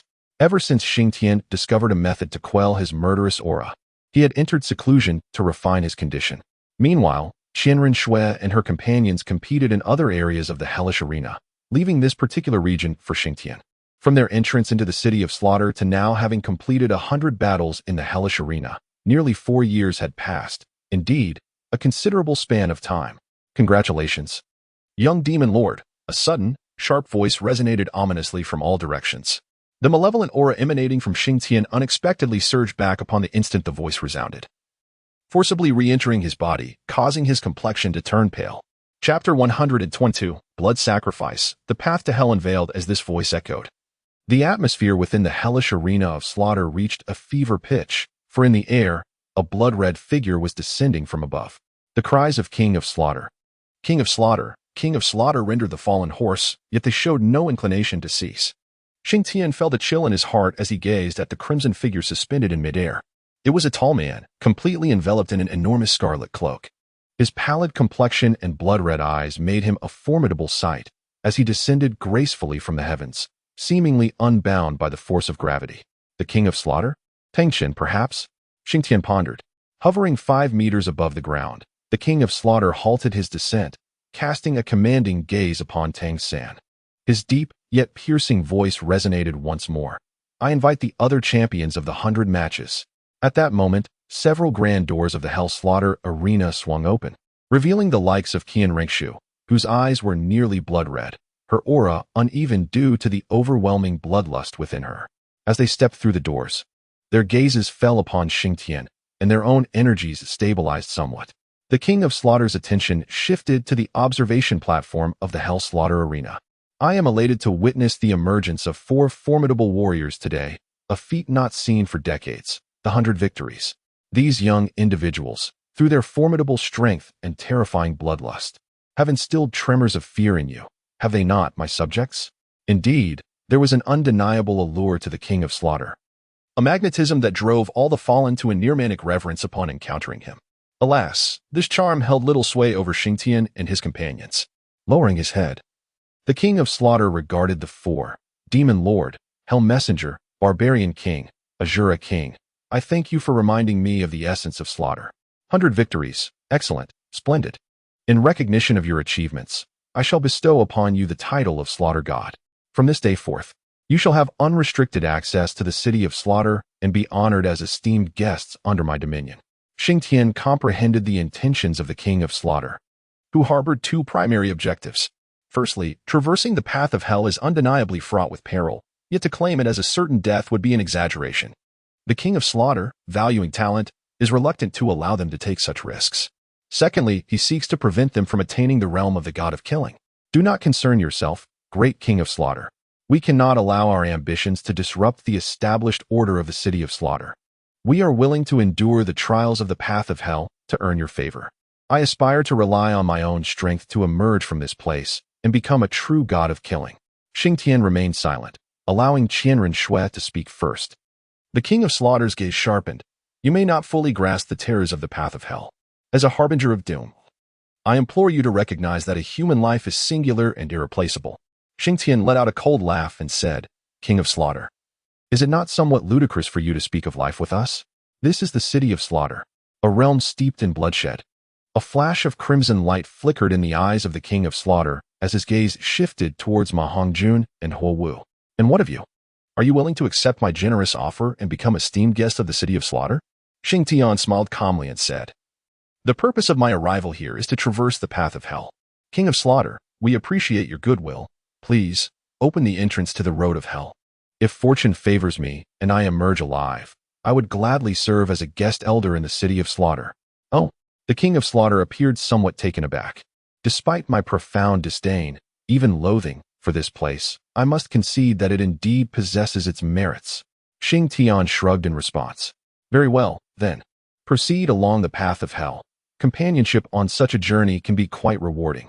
Should you endure the trials of this road and emerge as the new generation of slaughter gods, I shall await your return, spoke the king of slaughter, his tone unexpectedly imbued with a tenderness never before perceived. Upon finishing his words, a dense crimson mist abruptly emanated from the king of slaughter. An immense aura compelling Xing Tian and his companions to retreat swiftly until they had distanced themselves by several dozen meters, barely able to withstand the overwhelming presence.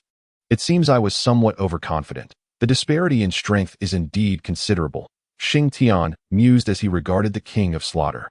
Before arriving in the city of slaughter, he had believed he could exchange a few blows with the king. Even if he could not triumph, escaping would pose no challenge. Yet now, it was evident that he was still rather youthful. The aura emanating from the king of slaughter was beyond his capacity to resist. It appears I have a long journey ahead of me, Xing Tian reflected. In the eyes of Qianren Shui and the others, fear was palpable. The king of slaughter was undeniably formidable. The aura radiating from him was not merely that of murderous intent, but rather an intensely malevolent essence that chilled one to the bone. The sinister, icy red waves slowly spread, and in the blink of an eye, they enveloped the entire area. The fallen spectators seated in the stands were inexplicably exhilarated, eager to witness the opening of the road to hell, unaware that their own lives were nearing their end. Aside from the slaughter god and the king of slaughter, no one had ever witnessed the opening of the road to hell for those who were either dead or had become sacrifices to its emergence. Xing Tian and his companions swiftly discerned that the crimson light emanating from the king of slaughter, while imposing great pressure upon them, was not directed at them. Rather, it surged towards the surrounding viewing platforms. The once frenzied cheers of the fallen gradually subsided as the red light descended upon the arena, rendering each fallen soul's gaze increasingly vacant, only to transform into a bloodthirsty scarlet hue. Before long, as the crimson radiance formed a colossal barrier across the hellish slaughterhouse, anguished screams began to resonate from those who were the first to encounter the light. Under the influence of the red glow, the fallen appeared to be driven to madness, desperately clawing at their own faces and bodies. Those who had managed to survive in the inner city were predominantly individuals of considerable strength. In this moment, they exerted all their might upon themselves, their cries intermingled with an exhilarating thrill, as if they found boundless pleasure in their self-inflicted torment. Skin flayed and blood gushed forth. Some even extracted their own entrails, succumbing to a frenzy that would only cease upon the extinguishment of their lives. The number of fallen exhibiting such transformations grew exponentially, ultimately engulfing the entirety of the arena. Chapter 123, Blood Sacrifice.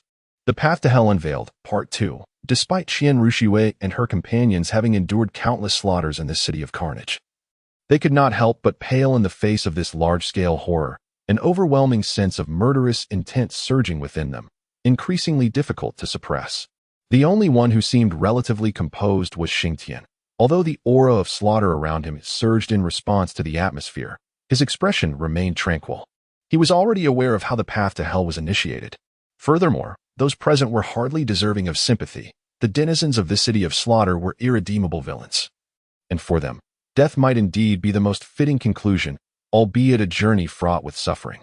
As blood pooled upon the ground, it began to congeal, flowing like rivulets through inconspicuous small pipes beneath the stands towards the center of the slaughter arena.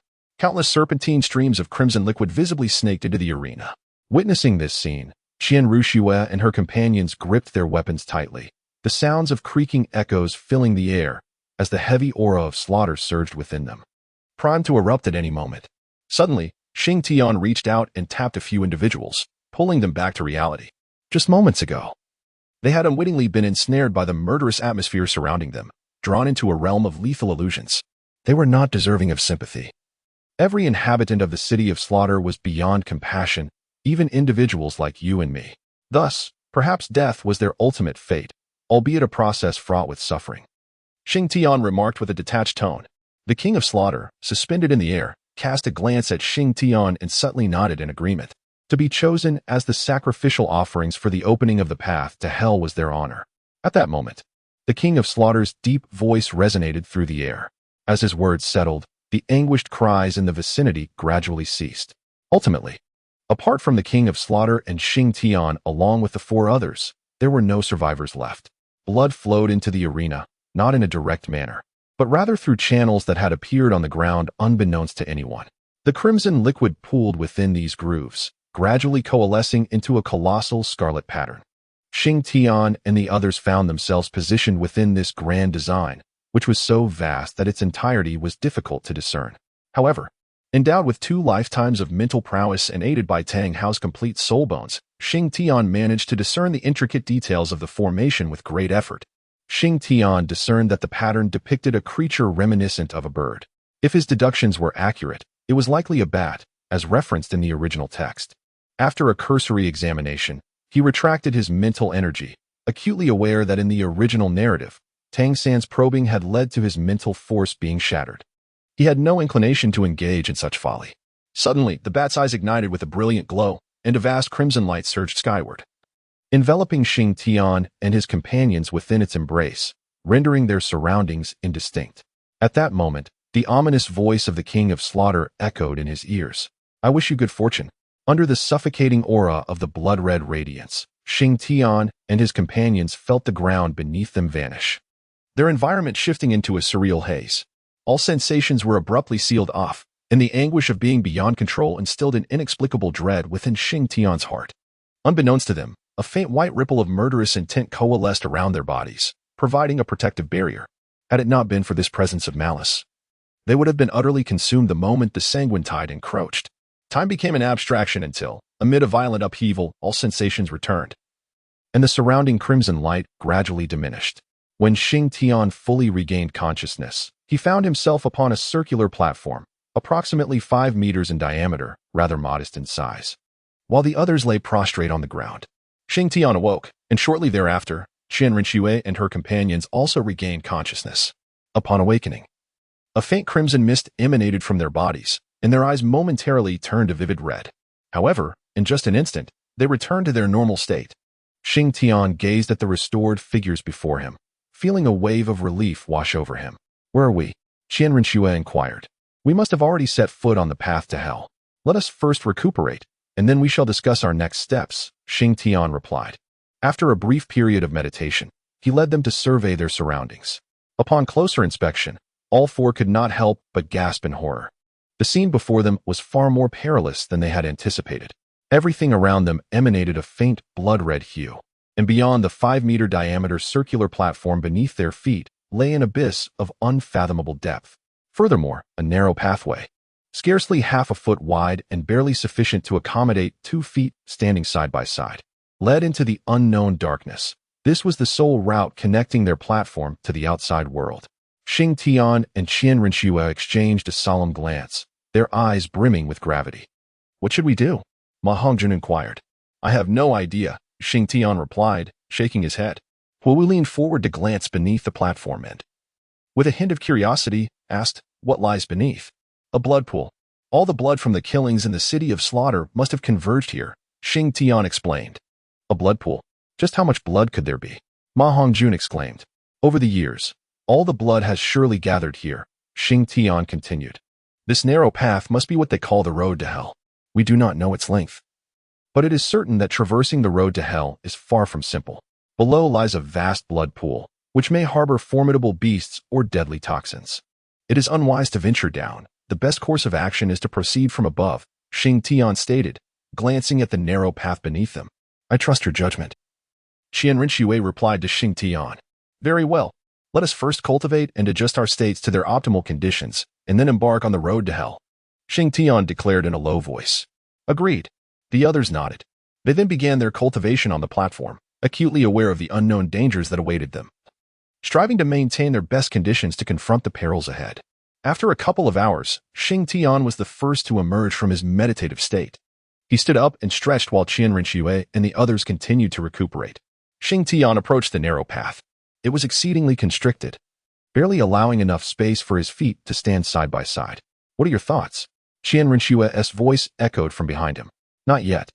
We shall take it one step at a time, Xing Tian replied, shaking his head. Chapter 124, Journey Through the Road to Hell in Truth. Xing Tian had some knowledge of the road to hell. He was aware of a creature known as the three-headed Bat King and another called the ten-headed Sun Serpent, though the details had begun to fade from his memory. In his previous life, he had skimmed through the text, absorbing information in a cursory manner. As Xing Tian and Qian Rinxue observed the narrow path, Ma Hongjun and Huo Wu gradually awakened. Are you all prepared? Xing Tian inquired. We are ready, Ma Hongjun affirmed. Once we are set, we shall proceed. I cannot predict the dangers that lie ahead, so everyone must remain vigilant and cannot afford a moment of complacency. You have seen the path before us. If a significant crisis arises, I cannot assure your safety. Xing Tian spoke with utmost seriousness. Don't worry, boss, Ma Hongjun reassured him. Then let us move forward, Xing Tian concluded. With that, he extended his hand, summoning a vine that coiled around the waist of the group. It is safer this way, Xing Tian remarked. As he stepped onto the path, barely half a foot wide, he cautioned, do not look down. After Xing Tian concluded his words, he took the lead and stepped outside. Each of his strides was deliberate and measured. Had it been a straightforward path, he could have traversed it in mere minutes. However, was the road to hell so uncomplicated? Certainly not. Therefore, Xing Tian advanced slowly, his eyes continuously scanning the surroundings, while his mental energy radiated outward, probing the vicinity within several dozen meters. His nerves remained taut, ready to spring into action at the slightest disturbance. Xing Tian led the way, while Qian Rinxue brought up the rear, her hand firmly grasping a vine.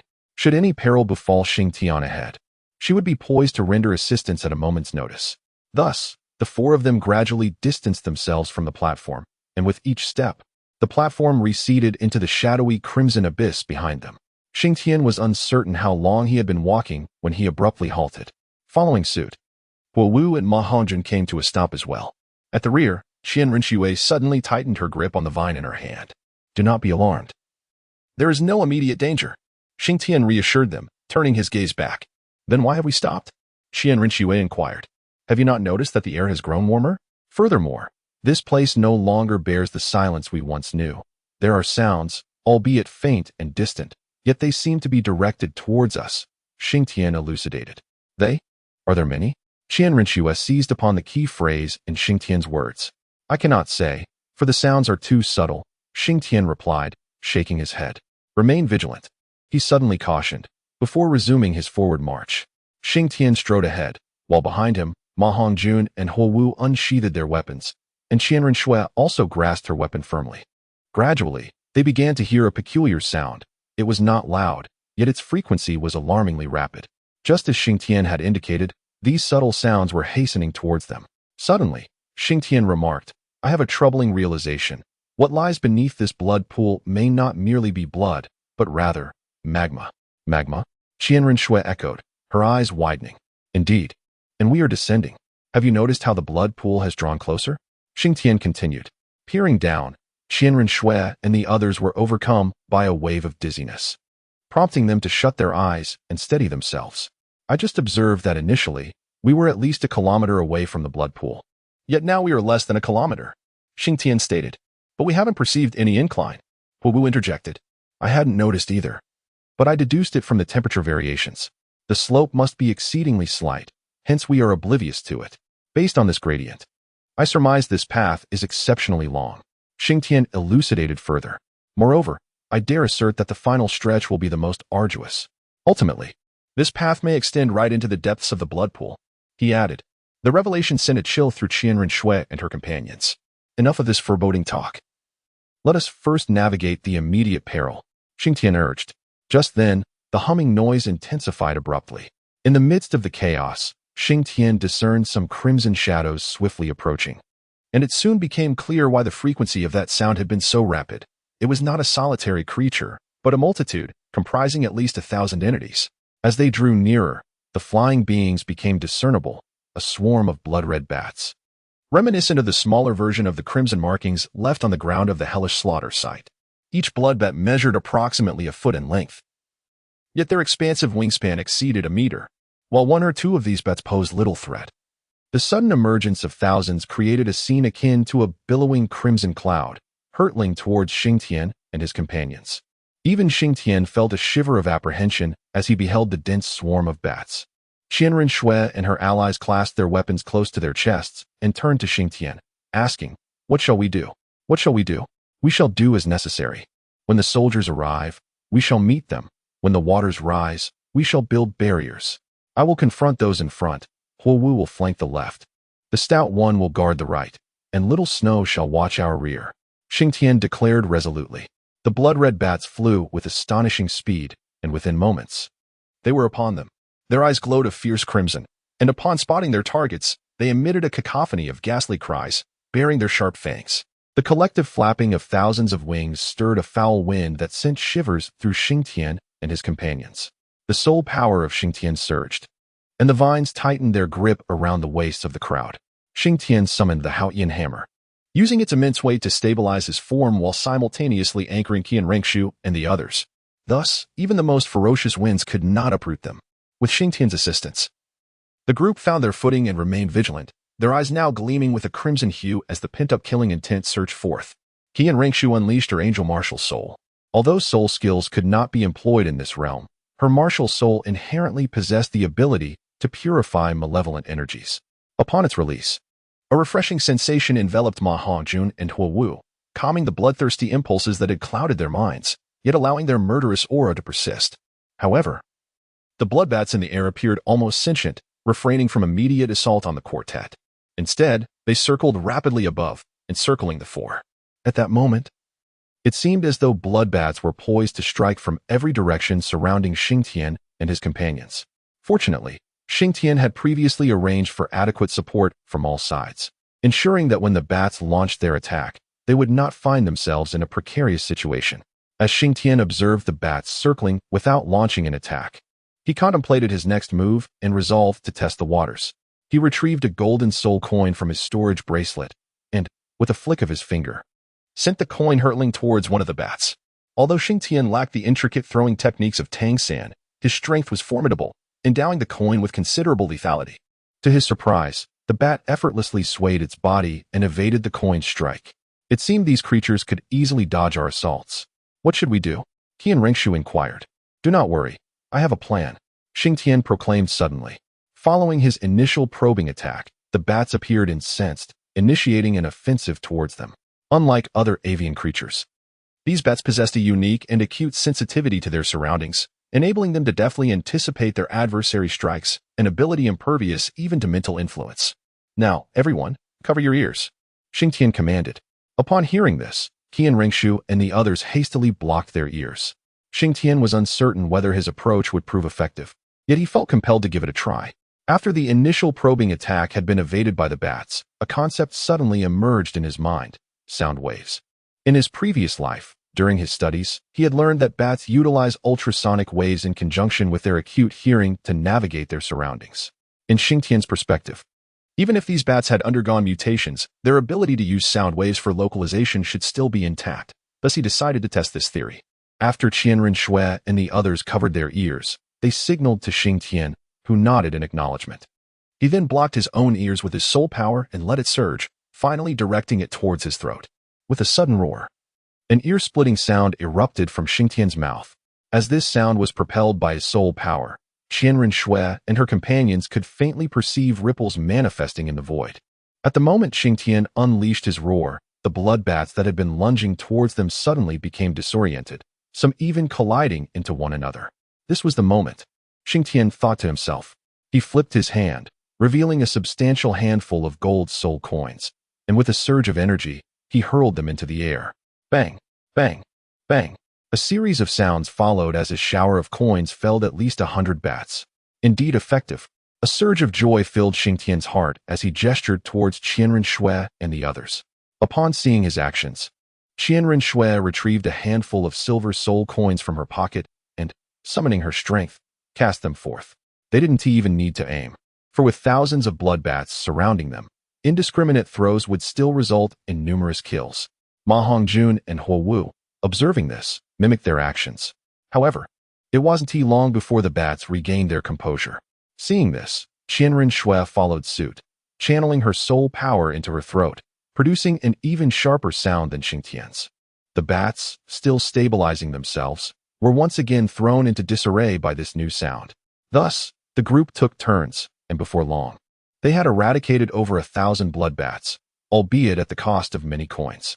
Yet what could they do? In Xing Tian's hands, the only small, lethal objects he could think of were the gold soul coins. Let us move. After dispatching the bats, Xing Tian waved his hand to signal his companions. They continued onward.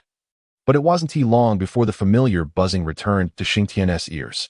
Oh no, this is never-ending, and it hardly seems fair. Upon hearing the sound again, Xing Tian couldn't help but exclaim aloud. What's wrong, Xing Tian? Qianren Shui inquired. It's back again. Xing Tian sighed as he spoke. No sooner had he finished his sentence than Qianren Shui and the others heard the unmistakable hum approaching once more. Xing Tian distinctly recalled that when Tang Xin first arrived here, he merely confronted a horde of blood bats.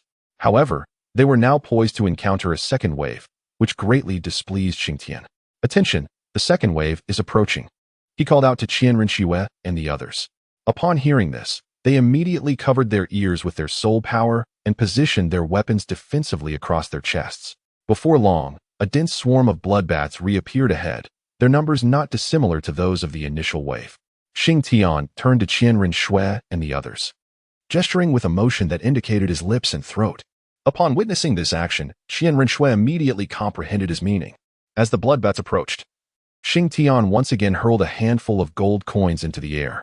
Following their assault, the bats retaliated fiercely, observing the incoming swarm. Qianren Shui was the first to cry out, her voice piercing the air with sharpness. The bats, startled by her shrill cries, momentarily lost their balance. Seizing this opportunity, Xing Tian and his companions unleashed a barrage of gold coins, successfully dispatching a considerable number of bats. However, this new wave of bats quickly regained their composure, their speed significantly surpassing that of the previous onslaught. Upon witnessing this, Xing Tian's pupils constricted momentarily. Had he been on solid ground, he could have easily subdued these bats. However, the narrow path beneath his feet, measuring less than half a foot, rendered many of his techniques impractical. As the blood bats swiftly regained their composure, Huo Wu began to channel her soul power through her throat, unleashing a call. The moment her voice resonated, the formation of the bats was once again disrupted.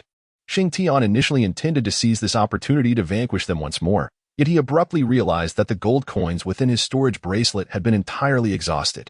In a moment of desperation, Xing Tian caught sight of the vine at his waist. With a swift gesture, he summoned forth a ghostly vine of a similar hue, yet adorned with menacing thorns. With a swift motion of his hand, Xing Tian unleashed a torrent of ghostly vines that shot forth with ferocity. He executed a sweeping arc, instantly injuring a multitude of bats that subsequently plummeted into the crimson pool below. After a succession of 2 or 3 such strikes, the second wave of bats was likewise eradicated by Xing Tian and his companions. Xing Tian was faring reasonably well, yet Qianren Shui and her companions found themselves somewhat overwhelmed. The prolonged tension and depletion of their spiritual energy had left them feeling fatigued. Let us take a brief respite, but not for too long, Xing Tian advised, noticing the beads of sweat on Qianren Shui's forehead. All right, Qianren Shui replied. They were all acutely aware of the grim circumstances. None could ascertain whether blood bats would reappear, prompting them to maximize every fleeting moment to restore their spirit and energy. As Qianren Shui and her companions meditated, Xing Tian remained vigilant, fully cognizant that a formidable creature lurked nearby. Chapter 126. The Dark Golden Three-Headed Bat King. After approximately 15 minutes, Qian Rinxue and her companions opened their eyes. Are we ready? Xing Tian inquired. We are good to go, Qian Rinxue responded. The path ahead is fraught with peril. Everyone must brace themselves, Xing Tian warned. A chorus of affirmations followed as they nodded in agreement. They proceeded further, the temperature rising noticeably. Suddenly, Xing Tian halted in his tracks. Trouble approaches. Following Xing Tian's gaze, they beheld a massive creature suspended beneath the narrow path, bathed in a soft red glow that illuminated its dark golden form. This creature measured over 4 meters in length, its enormous claws gripping the narrow pathway, each claw boasting a diameter exceeding 1 meter, its sharp talons embedded into the stone. Upon sensing their presence, the dark golden body gradually unfolded a pair of colossal wings, which spanned an astonishing 10 meters. With a fierce release of its claws, the creature soared into the air, revealing itself to be an incredibly gigantic bat. Its entire body radiated a dark golden hue, and most terrifying of all, it possessed 3 heads. We encountered a formidable one after dealing with the lesser creatures, Xing Tian murmured to himself. With a sweeping motion, Xing Tian summoned the Haotian hammer into his grasp. Qian Rinxue and her companions brandished their weapons, assuming a stance of readiness for combat. The four stood silently, each taking deep breaths to steady their soul power. The central head of the dark golden three-headed bat emitted a piercing shriek, unfurling its fearsome wings as it lunged towards Xing Tian and his allies. Even before its massive form could reach them, an overwhelming aura of might surged forth, the terrifying gale surpassing the combined ferocity of all the previous blood-red bats. Xing Tian immediately discerned that the strength of this dark golden three-headed bat surpassed that of an ordinary 10,000-year soul beast. As its aura was significantly more formidable than that of Xiongdo, were he able to employ his soul skills, he could single-handedly confront it without experiencing substantial strain. However, at this moment, he was unable to utilize any abilities. Faced with such a colossal creature, especially one capable of flight, the situation was evidently highly disadvantageous for Xing Tian and his companions. Be cautious. Prioritize your safety, Xing Tian proclaimed, retracting the vines that were bound around their waists. Qian Rinxue summoned her angelic martial soul, while Ma Hongjun and Huo Wu unleashed their respective martial souls. Although they could not wield soul skills, the presence of their martial souls would allow them to at least disrupt their opponent, thereby granting Xing Tian a modicum of time. Upon releasing her angelic martial soul, Qian Rinxue channeled her soul power, causing the martial soul to emit a gentle radiance. The dark golden three-headed bat, which was swooping down upon them, momentarily hesitated under the influence of this soft light. Xiao Shui, assist me, Xing Tian called out to Qian Rinxue upon witnessing the effect of her martial soul. He then projected a vine from his hand, which Qian Rinxue deftly entwined around her own arm. Take care of yourselves, he shouted to Ma Hongjun and Huo Wu. As the vine wrapped around her arm, Qian Rinxue understood Xing Tian's intention. She ceased her resistance, allowing Xing Tian to lift her high into the air. Xing Tian understood that this bat could emit a wave capable of devastating the ground beneath him, hence he dared not to be negligent. After being hurled into the air by Xing Tian, Qian Rinxue's martial soul emanated a radiant glow that enveloped the dark golden three-headed bat. Under the illumination of this brilliance, its form became somewhat sluggish. Seizing the opportunity, Xing Tian exerted all his strength to launch the Haotian hammer, then skillfully pulled Qian Rinxue back. Xiao Shui, throw me out in a moment, Xing Tian declared as he embraced Qian Rinxue. All right, no problem, Qian Rinxue replied. As Qian Rinxue soared back into Xing Tian's arms, the Haotian hammer he had cast accurately struck the central head of the dark golden three-headed bat. Despite the bat's remarkably resilient physique, it was no match for the terrifying destructive power of the Haotian hammer. The central head was instantly shattered amidst its anguished cries, causing it to flap its wings and retreat in disarray. Now Xiao Shui, toss me out, Xing Tian urged Qian Rinxue. He then leaped in the opposite direction of the retreating dark golden three-headed bat. Xiao Shui, Xing Tian called out to her midair, channeling her soul power. Qian Rinxue exerted her arm and propelled Xing Tian towards the dark golden three-headed bat. Meanwhile, the retreating bat summoned a swarm of smaller bats, currently engaged in devouring their kin. As it feasted, the head that Xing Tian had just obliterated began to heal at a visibly rapid pace. Not so fast. Upon witnessing this, Xing Tian once again summoned the Haotian hammer and hurled it with great force. A sword materialized beneath his feet, allowing him to retract the vines in his hands and dash towards the dark golden three-headed bat. unaware and preoccupied with its feast. The bat was caught off guard as another of its heads was obliterated by the Haotian hammer. Xing Tian soared upon his flying sword, directly landing on the back of the dark golden three-headed bat. With fervor, he unsheathed the 7 kills sword and unleashed a flurry of strikes upon its neck. The 7 kills sword, being the sharpest of martial souls, retained its formidable essence even devoid of soul techniques. Yet, in an unexpected turn of events, Xing Tian found himself slashing at empty air. A radiant golden light erupted from beneath him as the dark golden three-headed bat disintegrated into countless diminutive dark golden bats. A sense of foreboding washed over Xing Tian as he beheld the swarm. Xiaoxue, run ahead, he bellowed suddenly. Without hesitation, Qian Ruxue and her companions sprinted forward upon hearing his call. The miniature bats did not assail them. Instead, they flew ahead, alighting upon the narrow path and began to feast ravenously. With their actions, more of their kin, summoned moments before, descended upon the constricted route, baring their sharp fangs, joining in the devouring frenzy. Damn it! They are destroying this path, Ma Hongjun exclaimed. Run, don't look back, Qian Ruxue urged. Before long, a chilling spectacle unfolded, sending shivers down the spines of Qian Ruxue and her allies. The once solid rock crumbled to dust beneath the relentless gnashing of their teeth, as a stretch of at least 50 meters of the narrow path succumbed rapidly to the voracious appetites of hundreds of crimson bats. Cursed be this fate. Wu gritted her teeth, yet dared not falter. At this moment, Xing Tian rejoined his comrades. Assessing the dire situation, he extended his hand, summoning ghostly vines, which were adorned with sharp barbs. He entwined these menacing vines around the narrow path, encircling it repeatedly. Once secured, Xing Tian gave a swift shake, and the ghostly vines surged forth. Any bat that came into contact with them was swiftly swept away, leading to countless casualties among the swarm. Run! This is not a sustainable solution, Xing Tian shouted, propelling himself forward. Seeing him dash ahead, Qian Ruxue and her companions followed in close pursuit.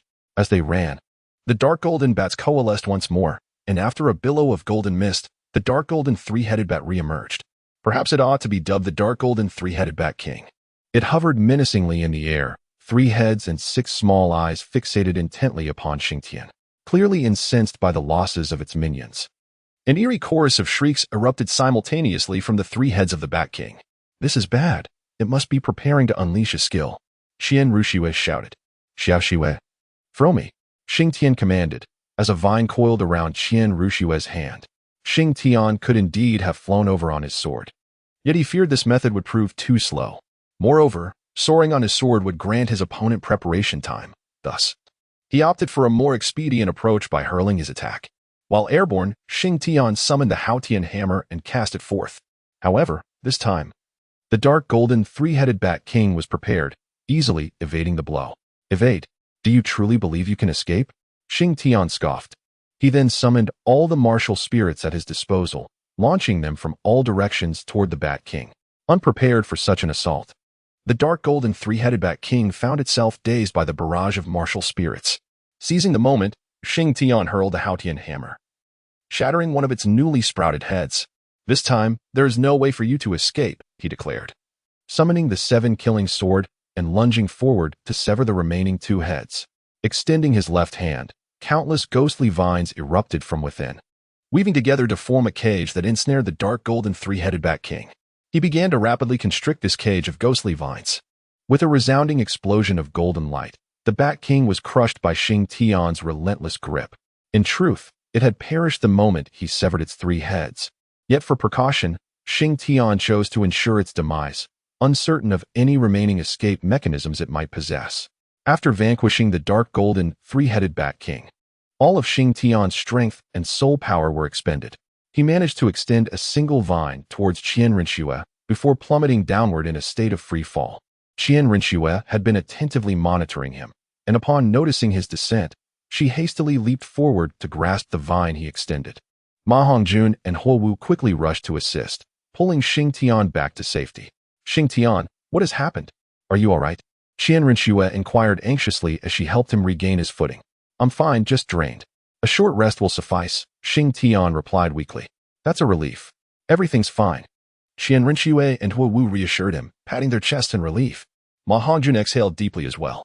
With the death of the dark golden 3-headed Bat King, the remaining bloodbats were thrown into disarray, becoming frantic in their charge towards Xing Tian and his companions. Yet, without their leader, these bloodbats posed little threat to Qian Rinxue and her allies.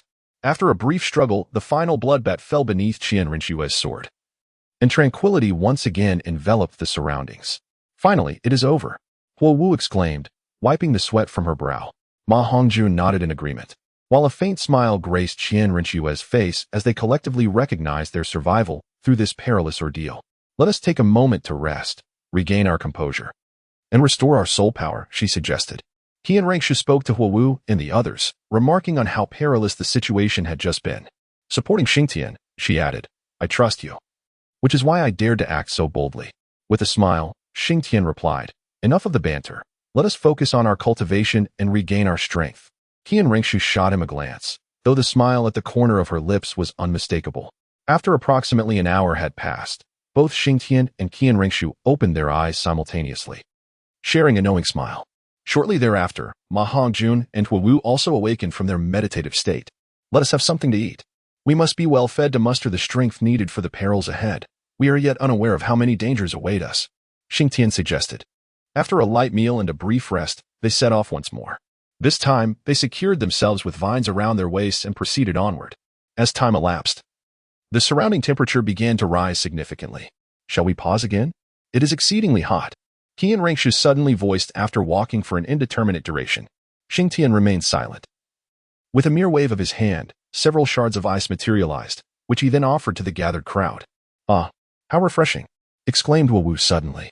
Xing Tian presented them with the ice spirit, a manifestation of his martial soul, which he had inadvertently simulated in the depths of the hellish battlefield. This elemental martial soul was a novel experience for him. How do you feel? Is it better? Xing Tian inquired. Much improved, Qian Rinxue replied. Then let us proceed. This place is not meant for lingering. The sooner we can depart, the better, Xing Tian urged. Agreed. As they continued on their way, a sudden rustling sound emerged from ahead, prompting Xing Tian to halt instantly. Qian Rinxue and the others also paused, their expressions grave as they shared the same concern. Did you hear that? Xing Tian asked. Yes, there must be something ahead, Qian Rinxue responded. Exercise caution. Let us approach slowly, Xing Tian advised. Gradually, they advanced forward. After a brief moment, Xing Tian discerned a creature in the distance. He first noticed a pair of fiery red eyes, followed by the indistinct form that lay behind them. It was a dark red creature, lurking on the narrow path ahead. Xing Tian could not discern its complete form, yet from its physique, it was evidently a serpent. 10 fiery sun serpents, Xing Tian murmured to himself. Accompanied by a rustling sound, the serpent began to slither closer to Xing Tian and his companions. At last, Xing Tian beheld the entire visage of the serpent. On its head and along its back, there were 9 prominent protrusions, each resembling a vivid crimson mushroom, seemingly pulsating with a flow of liquid akin to blood. The serpent's abdomen was particularly voluminous, bulging on the narrow path, and its length surpassed 10 meters. Chapter 128. 10 fiery sun serpents. They beheld the monstrous serpent, which had evidently noticed them as well. Its tongue, poised on the narrow path, slowly lifted, and its pair of golden red eyes instantly radiated with a brightness akin to lanterns. What manner of serpent is this? It appears so bizarre. Fire Dance whispered in astonishment. Xing Tian remained silent, his expression grave as he gazed intently at the serpent before them, or more accurately, at the path beneath it. Although the bloodbats had previously caused them considerable trouble with their aerial assaults, the true peril emerged when the bloodbats attempted to sever their route of advance. At that moment, the monstrous serpent loomed in their path, and without a doubt, it possessed the capability to obliterate the narrow passage with ease. Therefore, any assault on the serpent necessitated careful consideration to avoid excessive damage to the narrow road. Should this path be compromised, it would spell certain doom for Xing Tian and his companions, which was precisely his greatest concern. As the creature was still 100 meters away, a cacophony reminiscent of an infant's wail emanated from the serpent's maw. Behind it, 9 grotesque bulges began to emit a golden red luminescence. When the distance between them shrank to 20 meters, the serpent launched its attack first. A fiery crimson glow erupted from its mouth, reeking of a pungent odor, and rapidly surged towards the 2 individuals. What filled Xing Tian with both astonishment and rage was the realization that this flame approached at ground level, sweeping swiftly along the narrow path beneath their feet. If they were on solid ground, evasion would have been feasible. However, in the current predicament, escape was utterly impossible. The scarlet brilliance quivered violently along the narrow passage, accompanied by the crackling sounds of igniting stones. Even more terrifying was the faint red mist enveloping the flames, unmistakably indicating the presence of potent toxins within. Taking a deep breath, Xing Tian summoned the spirit of Xianbing, yet he refrained from employing it to counter the incoming inferno. His apprehension stemmed from the fear that he might inadvertently damage the path himself, rather than allowing the monstrous serpent to do so. Xing Tian summoned it to counter the crimson mist. After invoking the mysterious ice, he then called upon the ghostly vine, as this was the only strategy he could conceive. He entwined the ghostly vine around a shard of the mysterious ice, then took a half-step forward with his right leg, crouching low with his left leg bent. The ghostly vine, wrapped around the mysterious ice, was propelled along the ground. Upon encountering the fiery red radiance, the ghostly vine ignited instantly, however, shielded by the mysterious ice. The flames did not blaze fiercely. The scorched, ghostly vine, akin to a diligent scavenger, forced the fiery light to retreat, extinguishing the flames in its wake. Swiftly, the fiery vine, propelled with astonishing speed, hurled itself towards the monstrous serpent along the narrow path. In an uncanny turn of events, the serpent did not confront the ghostly vine head-on. Instead, as the vine approached, the serpent bowed its upper body and tumbled into the adjacent abyss. Just after the ghostly vine swept past the spot where its body had been, the serpent's head re-emerged upon the narrow path, with the rest of its body mirroring this evasive maneuver, successfully dodging the ghostly vine's assault. Though the flames had dissipated, the mist, laden with a sweet and pungent scent, began to envelop the area. Fortunately, the mysterious ice spirit served as a barrier, freezing the advancing mist into nothingness before it could draw near. Realizing its attack had been ineffective, the serpent accelerated, charging towards Xing Tian and his companions. Xiaoxue, unleash your martial spirit, Xing Tian suddenly commanded.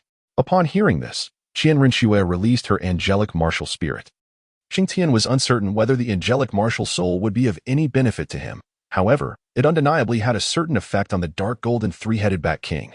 When Qianrenxue's angelic martial soul was unleashed, the creature's movements noticeably faltered for a brief moment, yet it seemed that this influence was not particularly significant. In a fleeting moment of distraction, Xing Tian summoned the Haotian hammer and hurled it directly towards the monstrous serpent, skimming the ground. The creature, employing its previous tactic, swayed its body through the narrow path. I've been waiting for you, Xing Tian scoffed coldly. He then summoned another Haotian hammer, and as the serpent attempted to retract its head, he flung it forth, aimed squarely at its cranium. To Qianrenxue and her companions, it appeared that as Xing Tian launched the Haotian hammer, the serpent charged straight towards it. With a resounding thud, the creature collided forcefully with the hammer. Due to the constraints of time, Xing Tian had not gathered strength when he released the hammer, resulting in only minor injuries to the serpent. It is my mistake to have allowed you to return to the path, he remarked coldly, observing the serpent's continued attempts to lean back towards the road. At that moment, the previously summoned Xianbing martial soul came into play. As Xing Tian beckoned, the Xianbing martial soul materialized above him. Attuned to Xing Tian's will, the block of ice transformed into a chain of frost, hurtling towards the monstrous serpent. The creature, still reeling from the blow dealt by Haotian's hammer, was caught off guard and failed to evade the icy projectile, becoming ensnared in its unyielding grip. Were it not for the restrictions on the use of soul techniques in this locale, Xing Tian could have unleashed an absolute zero that would have rendered the serpent lifeless. Nevertheless, the frigid aura of the Xianbing still possessed lethal potential for a creature accustomed to this environment. As the serpent became bound by the ice chain, it emitted a series of hissing sounds, and plumes of white smoke began to rise from its form. Xing Tian summoned a flying sword, which soared directly towards the monstrous serpent. Upon noticing Xing Tian's approach, the 9 crimson golden tumors upon its back began to glow ever more intensely. With a cacophony of croaks, it seemed to emit a furious cry. Suddenly, the 9 tumors shattered simultaneously, unleashing 9 streams of crimson golden liquid that shot forth. Rather than directly targeting Xing Tian, the liquid arced above him, merging mid-air. Just as it appeared poised to reach Xing Tian, it abruptly paused.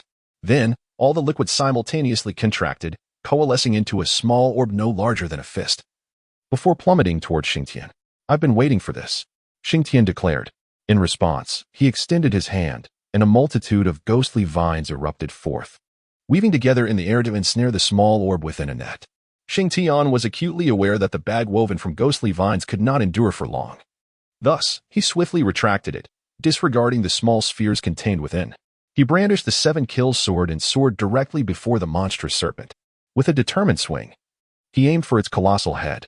The sheer size of the head forced Xing Tian to circle around its neck before he managed to sever it cleanly. As the serpent's head was removed, it emitted a mournful wail, and its entire body sagged weakly. The once narrow path became increasingly burdened by its lifeless form, which gradually slumped down and tumbled off the narrow route. Chapter 129. The third trial of the path to hell following the demise of the serpent. The small sphere within the ghostly vine bag fell silent, becoming eerily still. What is this? Qianrenxue inquired, stepping forward. This is the inner core of the serpent, Xing Tian replied. Inner core? Indeed. Do you recognize this serpent, boss? Ma Hongjun asked curiously. Yes, Xing Tian nodded. What is this serpent called? Huo Wu inquired with intrigue. If my guess is correct, this should be the 10-headed fiery sun serpent, a formidable creature of the primordial wilderness, known for its unparalleled venom. An adult can exceed 10 meters in length and possesses the most potent fire poison among serpents. After a millennium of cultivation, it can form an inner core, hidden among its 9 heads. When the inner core emerges, the world dims, possessing it grants supremacy over all serpents. What I hold in my hand is indeed the inner core of the 10-headed fiery sun serpent. After severing its connection with the inner core, I utilized the chilling aura of the Xianbing, along with the Haotian hammer and the 7-kills sword, among other factors, to fortuitously slay it. The advantage of this inner core lies in its ability to render any serpent venom ineffective, countering all serpentine foes, Xing Tian elucidated. So, it follows that soul masters with serpent martial spirits will find it challenging to contend with you in the future, Qianrenxue remarked suddenly. One could say that. Xing Tian acknowledged. Xing Tian smiled faintly. Having traversed 2 perilous trials unscathed, the group's spirits lightened significantly. After a brief respite, they resumed their steady march forward. If this infernal path truly consisted of only 3 trials, then they needed only to conquer the final challenge to escape this wretched place. The temperature continued to rise, and the dark crimson liquid flowing through the chasms on either side became increasingly discernible. The external heat had begun to exceed what Xing Tian and his companions could withstand. Although his ice martial soul could insulate against temperature, it was powerless to filter the peculiar essence permeating the air. This atmosphere seemed imbued with a unique aura, and an oppressive sensation grew more pronounced within their hearts, while their own murderous intent surged forth unabated. Restlessness gradually took root among the group, especially in the rear, where Ma Hongjun and Huo Wu found themselves. Lacking the temperance of Qianrenxue's martial soul or Xing Tian's innate self-restraint, their impatience swelled, intensifying their internal bloodlust, rendering their surroundings increasingly obscure, while the searing heat seemed to stimulate every cell within them. In truth, Xing Tian was not faring much better. Although his condition was somewhat superior to that of Ma Hongjun and Huo Wu, the strange aura outside acted as a catalyst for the murderous energy within him. Yet, he could not suppress this bloodlust, for doing so would invite the terrifying malevolence of the infernal path to consume him. Fortunately, Xing Tian possessed the ability to multitask, channeling the excess bloodlust that threatened to cloud his mind into his second martial soul, which willingly absorbed the torrent of energy he provided. As they progressed, Xing Tian suddenly recalled a detail. He remembered from the original text that this infernal path was characterized by a particularly eerie essence, while bloodlust could offer some protection. It could not entirely filter out this disturbing presence. Prolonged exposure would lead to deeper influence from this essence. Once disarray took hold of the heart, it would be exceedingly difficult to regain composure, and without that composure, escape from this infernal path would be impossible. It seemed that the true danger had already begun the moment they set foot on this route, Xing Tian mused. The path ahead would not be easy, he thought, glancing at Ma Hongjun and Huo Wu. At this moment, with Qianrenxue by their side, Ma Hongjun and Huo Wu managed to maintain a semblance of clarity. Fatty, little dance. Are you holding up? Xing Tian inquired. Ma Hongjun and Huo Wu nodded vigorously in response, indicating that they were fine. Xiaxue, we can no longer afford to delay. We must hasten our pace, lest Fatty and the others falter, Xing Tian urged Qianrenxue. Understood, Qianrenxue remarked, and then she grasped the hands of Ma Hongjun and Huo Wu, lifting off the ground as the 4 of them soared swiftly forward. As their velocity increased, the surrounding air became palpably warmer and a faint mist began to envelop them, rendering their vision increasingly obscure. Within this haze of pale crimson, They could discern no more than a kilometer ahead, along the narrow path. The abyss on either side bubbled with dark red liquid. Indeed, it was blood, yet this sanguine fluid radiated the heat of molten lava. "Brother Xing Tian, I can hardly hold on," Huowu suddenly called out. Her delicate form began to tremble slightly, a surge of murderous intent swelling within her. As an overwhelming urge to annihilate everything around her gnawed at her heart, Huowu understood that if this continued, she might soon unleash her wrath upon Ma Hongjun and Qianren Shui beside her. Xing Tian abruptly halted his steps and turned his gaze towards Huowu. He noticed that she had her eyes tightly shut, her entire body trembling uncontrollably, with a chaotic surge of murderous intent emanating from her. In addition to Huowu, Ma Hongjun's condition was also far from favorable. Though he did not exhibit the same intensity as Huowu, his eyes were bloodshot, he was panting heavily. And his own murderous aura began to fluctuate as well. Just a bit longer. If my intuition serves me right, we are on the verge of escape. Hold on, Xiaoxue. Amplify the output of your martial soul's spirit energy. Xing Tian called out to Qian Ringshu. As he spoke, he summoned his angel martial soul, despite his reluctance. He felt a peculiar discomfort in utilizing the angelic form, especially as a man. However, given the current circumstances, he dismissed such concerns. "Xiaoxue, let us each take one and hasten our departure." With that, Xing Tian grasped Ma Hongjun firmly, while Qian Ringshu swiftly lifted Huowu, and the four of them surged forward. After Xing Tian released the angel martial soul, the situation of Huowu and Ma Hongjun improved slightly, but it was only a marginal enhancement. "Hurry! Faster!" Xing Tian urged. At this moment, Xing Tian realized that the dangers they had previously encountered were merely trifles. The true peril lay ahead, marking the genuine third level of the path to hell. The air grew increasingly oppressive and stifling, rendering even the Xianbing martial soul unable to withstand the surging heat. The distinct scent of scorched fabric wafted from their garments. As the blood pool loomed ever closer, a smile crept across Xing Tian's face, if his conjecture was correct. The exit should be imminent. During this interval, Huowu erupted in chaos, only to be swiftly subdued by a single strike from Xing Tian, rendering her unconscious.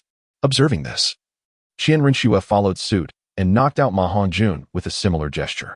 Chapter 130. The exit of the God of Slaughter domain. Half an hour later, under the relentless influence of the frenzied aura of slaughter, Xing Tian and Qianren Shui finally beheld the exit. At this juncture, Xing Tian was drenched in sweat, not solely due to the ambient temperature, but rather as a result of the oppressive mist and the heavy atmosphere of bloodlust that enveloped both him and Ma Hongjun. Even with a heart as resolute as Xing Tian's, he found it increasingly arduous to persevere in such conditions. However, it was at this moment that he saw the distant exit. The portal was strikingly apparent, with a radiant white light coalescing into an elliptical luminescence, marking the culmination of their arduous journey. Yet, just shy of 1,000 meters from the exit, Xing Tian halted, furrowing his brow in contemplation, though the exit had materialized. A crimson sea lay before him, rendering any path forward non-existent. The coagulated blood formed a small lake, obstructing his progress, with bubbles surging ominously within it. The distance of 1,000 meters loomed like an insurmountable chasm, an unbridgeable divide. No creatures attacked them here, but the malevolent aura and the vast expanse of the bloodied gulf presented an almost insurmountable barrier. Suddenly, an idea struck Xing Tian. "This might just work," he exclaimed. "Xiaoxue, let us proceed." He called out to Qianren Shui. "But how shall we cross?" Qianren Shui inquired. With a resolute wave of his hand, Xing Tian summoned forth a shielded martial spirit. "Step aboard, and I shall lead you out," he declared. "But will that not be exceedingly taxing for you?" Qianren Shui expressed her concern. "We cannot afford to dwell on such matters now. The current states of the Fatty and Xiao Wu are precariously unstable. If we wait for them to awaken, the complications will only multiply." Xing Tian replied. "Very well," Qianren Shui acquiesced. Once Qianren Shui ascended the shield, Xing Tian summoned his mental energy to elevate them. Suddenly, a tearing sound erupted from his back, and a pair of blood-red bat wings unfurled majestically. These wings were indeed the external soul bone once belonging to Oscar, and at this moment, Xing Tian finally put them to use. "Hold tight. We are departing," he shouted, lifting the shield as he soared toward the exit. Grateful for having retained this external soul bone, he felt a wave of relief wash over him. Otherwise, the situation could have turned tragic. As he flew through the air, the exit soon came into view. However, upon nearing it, Xing Tian sensed an ominous aura surrounding him. As though drawn by an extraordinary force, casting a final glance back at the infernal path he had traversed. He understood that the 4 years spent in the city of slaughter had forged an indelible mark upon his life. It is time to depart, Xing Tian whispered softly. Subsequently, he and Qian Rinxue, along with her companions, swiftly soared into the luminous white curtain at the exit. As they entered, everything around them began to transform. Xing Tian felt as if he had stepped into a peculiar realm. Surrounding him was an expanse of snowy void. And the martial soul he had just unleashed was suddenly restrained by an enigmatic force, forcibly reining it back within him. Ma Hongjun also detached from his back. In this blindingly white world, he found himself utterly powerless, with only an overwhelming chill permeating his being.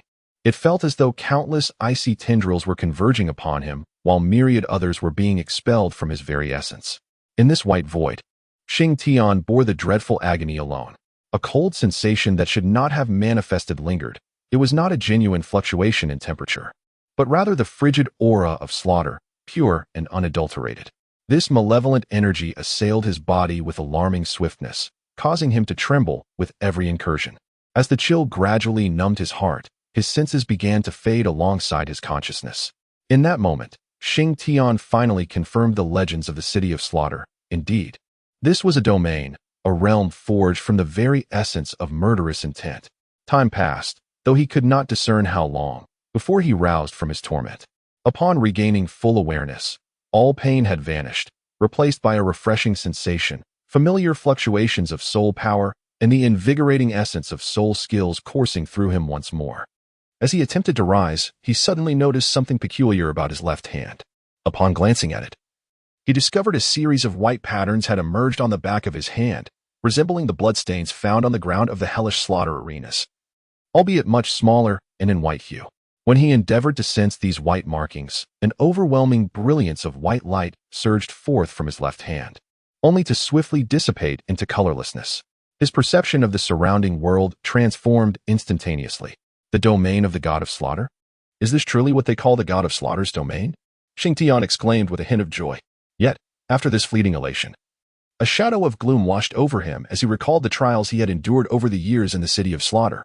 This god of slaughter's domain had been obtained at the cost of countless lives. Though he was not overly compassionate, the thought of having stained his hands with so many lives was, to some extent, unsettling. Just then, an invisible aura of slaughter approached him with startling swiftness. As if some unseen entity had collided heavily against the domain of the god of slaughter he had unleashed. Xing Tian's body trembled slightly as he swiftly turned to gaze in that direction. A few dozen meters away, a lively figure stood there, her face adorned with a radiant smile directed at Xing Tian. It was none other than Qian Rinxue. Xing Tian, have you sensed it? We have awakened our gifted domains. Qian Rinxue approached and remarked. Xing Tian gazed at the resplendent Qian Rinxue before him, his thoughts swirling in a tempest of emotions. Suddenly, he pulled her into his embrace. Xiaoshui, I am deeply sorry for the suffering you have endured, he murmured softly into her ear. Upon hearing his words, Qian Rinxue trembled slightly, her eyes welling with tears, for she recognized that the Xing Tian she once knew had returned. After a brief moment, an invisible aura of menace approached swiftly. Both Xing Tian and Qian Rinxue turned their gaze towards its source, where Ma Hongjun and Huowu stood at a distance. Xing Tian waved to them, beckoning them to draw near. Boss, we have succeeded, Ma Hongjun exclaimed as he approached Xing Tian. Indeed, we have triumphed, Xing Tian replied with a smile. Brother Xing Tian. Thank you, Huowu interjected unexpectedly. Xiaowu, please do not hold it against me. At that moment, had I not acted in such a manner, your survival would have been in jeopardy, Xing Tian explained, his gaze fixed on her. Brother Xing Tian, I understand, and I do not blame you, Huowu responded, shaking her head gently as she looked at him. Xing Tian gently pulled Huowu into his embrace, drawing her and Qian Rinxue close to him. It is truly wonderful to have you both, he remarked. A hint of sweet smiles graced the faces of Qian Rinxue and Huowu. Chapter 131. Reunion with the King of Slaughter. Let us depart. After a moment of tenderness, Xing Tian declared, Yes, let us go. Qian Rinxue replied as she rose from Xing Tian's embrace. Not long after they set off, a girl clad in black gauze appeared before them. Mr. Xing Tian, we meet again, she said, approaching him. What brings you here? Xing Tian inquired. I have been commanded by the great King of Slaughter to await your arrival, the girl in black gauze responded. Upon hearing this, Xing Tian recalled his earlier words when he first entered the path to hell. expressing that if fortune favored him and he emerged alive, he would gladly serve as a guest in the city of slaughter. Very well, let us proceed. I also have matters to discuss with him, Xing Tian remarked with a smile. Please. The girl in the black veil gestured courteously. Subsequently, she led Xing Tian and the others outside. Upon exiting, Xing Tian discovered that they were situated on the mountains behind the small town of the city of slaughter. Xing Tian glanced back momentarily, yet paid it no heed, for they had already emerged. The quaint little town remained unchanged, exuding the same familiar ambience, yet this time, the townsfolk recoiled from Xing Tian and his companions. Having just traversed the path of hell, an overwhelming aura of ferocity enveloped them, rendering their presence intensely palpable. The tavern stood as it always had, albeit newly refurbished. Observing the decor and the still murky air within, Xing Tian inhaled deeply, savoring the atmosphere. Initially, I found this air somewhat tainted, but now, it appears remarkably refreshing. Mr. Xing Tian, let us proceed. The illustrious king of slaughter awaits your presence, urged the veiled maiden. Very well, Xing Tian replied. The veiled maiden guided them to a concealed door behind the bar. It turns out the proper entrance is through here. Xing Tian chuckled. The moment they reached the outer city gates of the city of slaughter, the familiar sight of armored sentinels greeted them. The black-armored knight, who had once clashed with Xing Tian, stood motionless at the gate atop a steed. Oh, where did you procure that horse? Xing Tian remarked with a smile. The knight offered no response, remaining steadfast and gazing straight ahead. What a pity for such a fine horse, Xing Tian suddenly lamented. The knight cast a fleeting glance at him, intrigued yet silent. Perhaps you should find another horse soon, because, well, never mind, you shall see in due time. Xing Tian contemplated, ultimately refraining from elaborating. The knight regarded him with a puzzled expression but refrained from inquiring further. Upon entering the outer city, Xing Tian and his companions instilled trepidation among the populace. Many averted their gazes, fearful of inadvertently incurring the wrath of Xing Tian and his entourage, as they traversed the outer city and entered the inner city. The chaos and degradation persisted, yet this time, Xing Tian felt no discomfort. He surveyed the individuals before him and the surrounding environment, nodding in acknowledgement. A sudden realization struck him. The existence of the city of slaughter served a purpose, as it corralled these nefarious individuals into one locale, diminishing their opportunities for malevolence. Here, they could indulge their wickedness without restraint, a mutually beneficial arrangement. Upon reaching the hellish slaughter arena, the veiled maiden halted before a door. The illustrious king of slaughter awaits within. I shall escort you this far. You may enter on your own, she announced. Thank you. Xing Tian uttered a word and then, accompanied by Qian Rengshu and the others, pushed open the door. Upon entering, Xing Tian beheld a figure emerging from the shadows. This way. The great king has been awaiting your arrival for quite some time. The speaker was a woman of striking form yet with a chilling countenance, her voice carrying an eerie undertone. Following her, Xing Tian and his companions were led to a dark yet spacious chamber. In the center stood an exceptionally large chair, adorned with blue and purple crystals that formed a shape reminiscent of a drum tower. Everything else in the room was drenched in a dark crimson hue. At last, it is no longer shrouded in black, Xing Tian remarked, unable to restrain his sarcasm as he surveyed the surroundings. Congratulations. You have traversed the path of hell.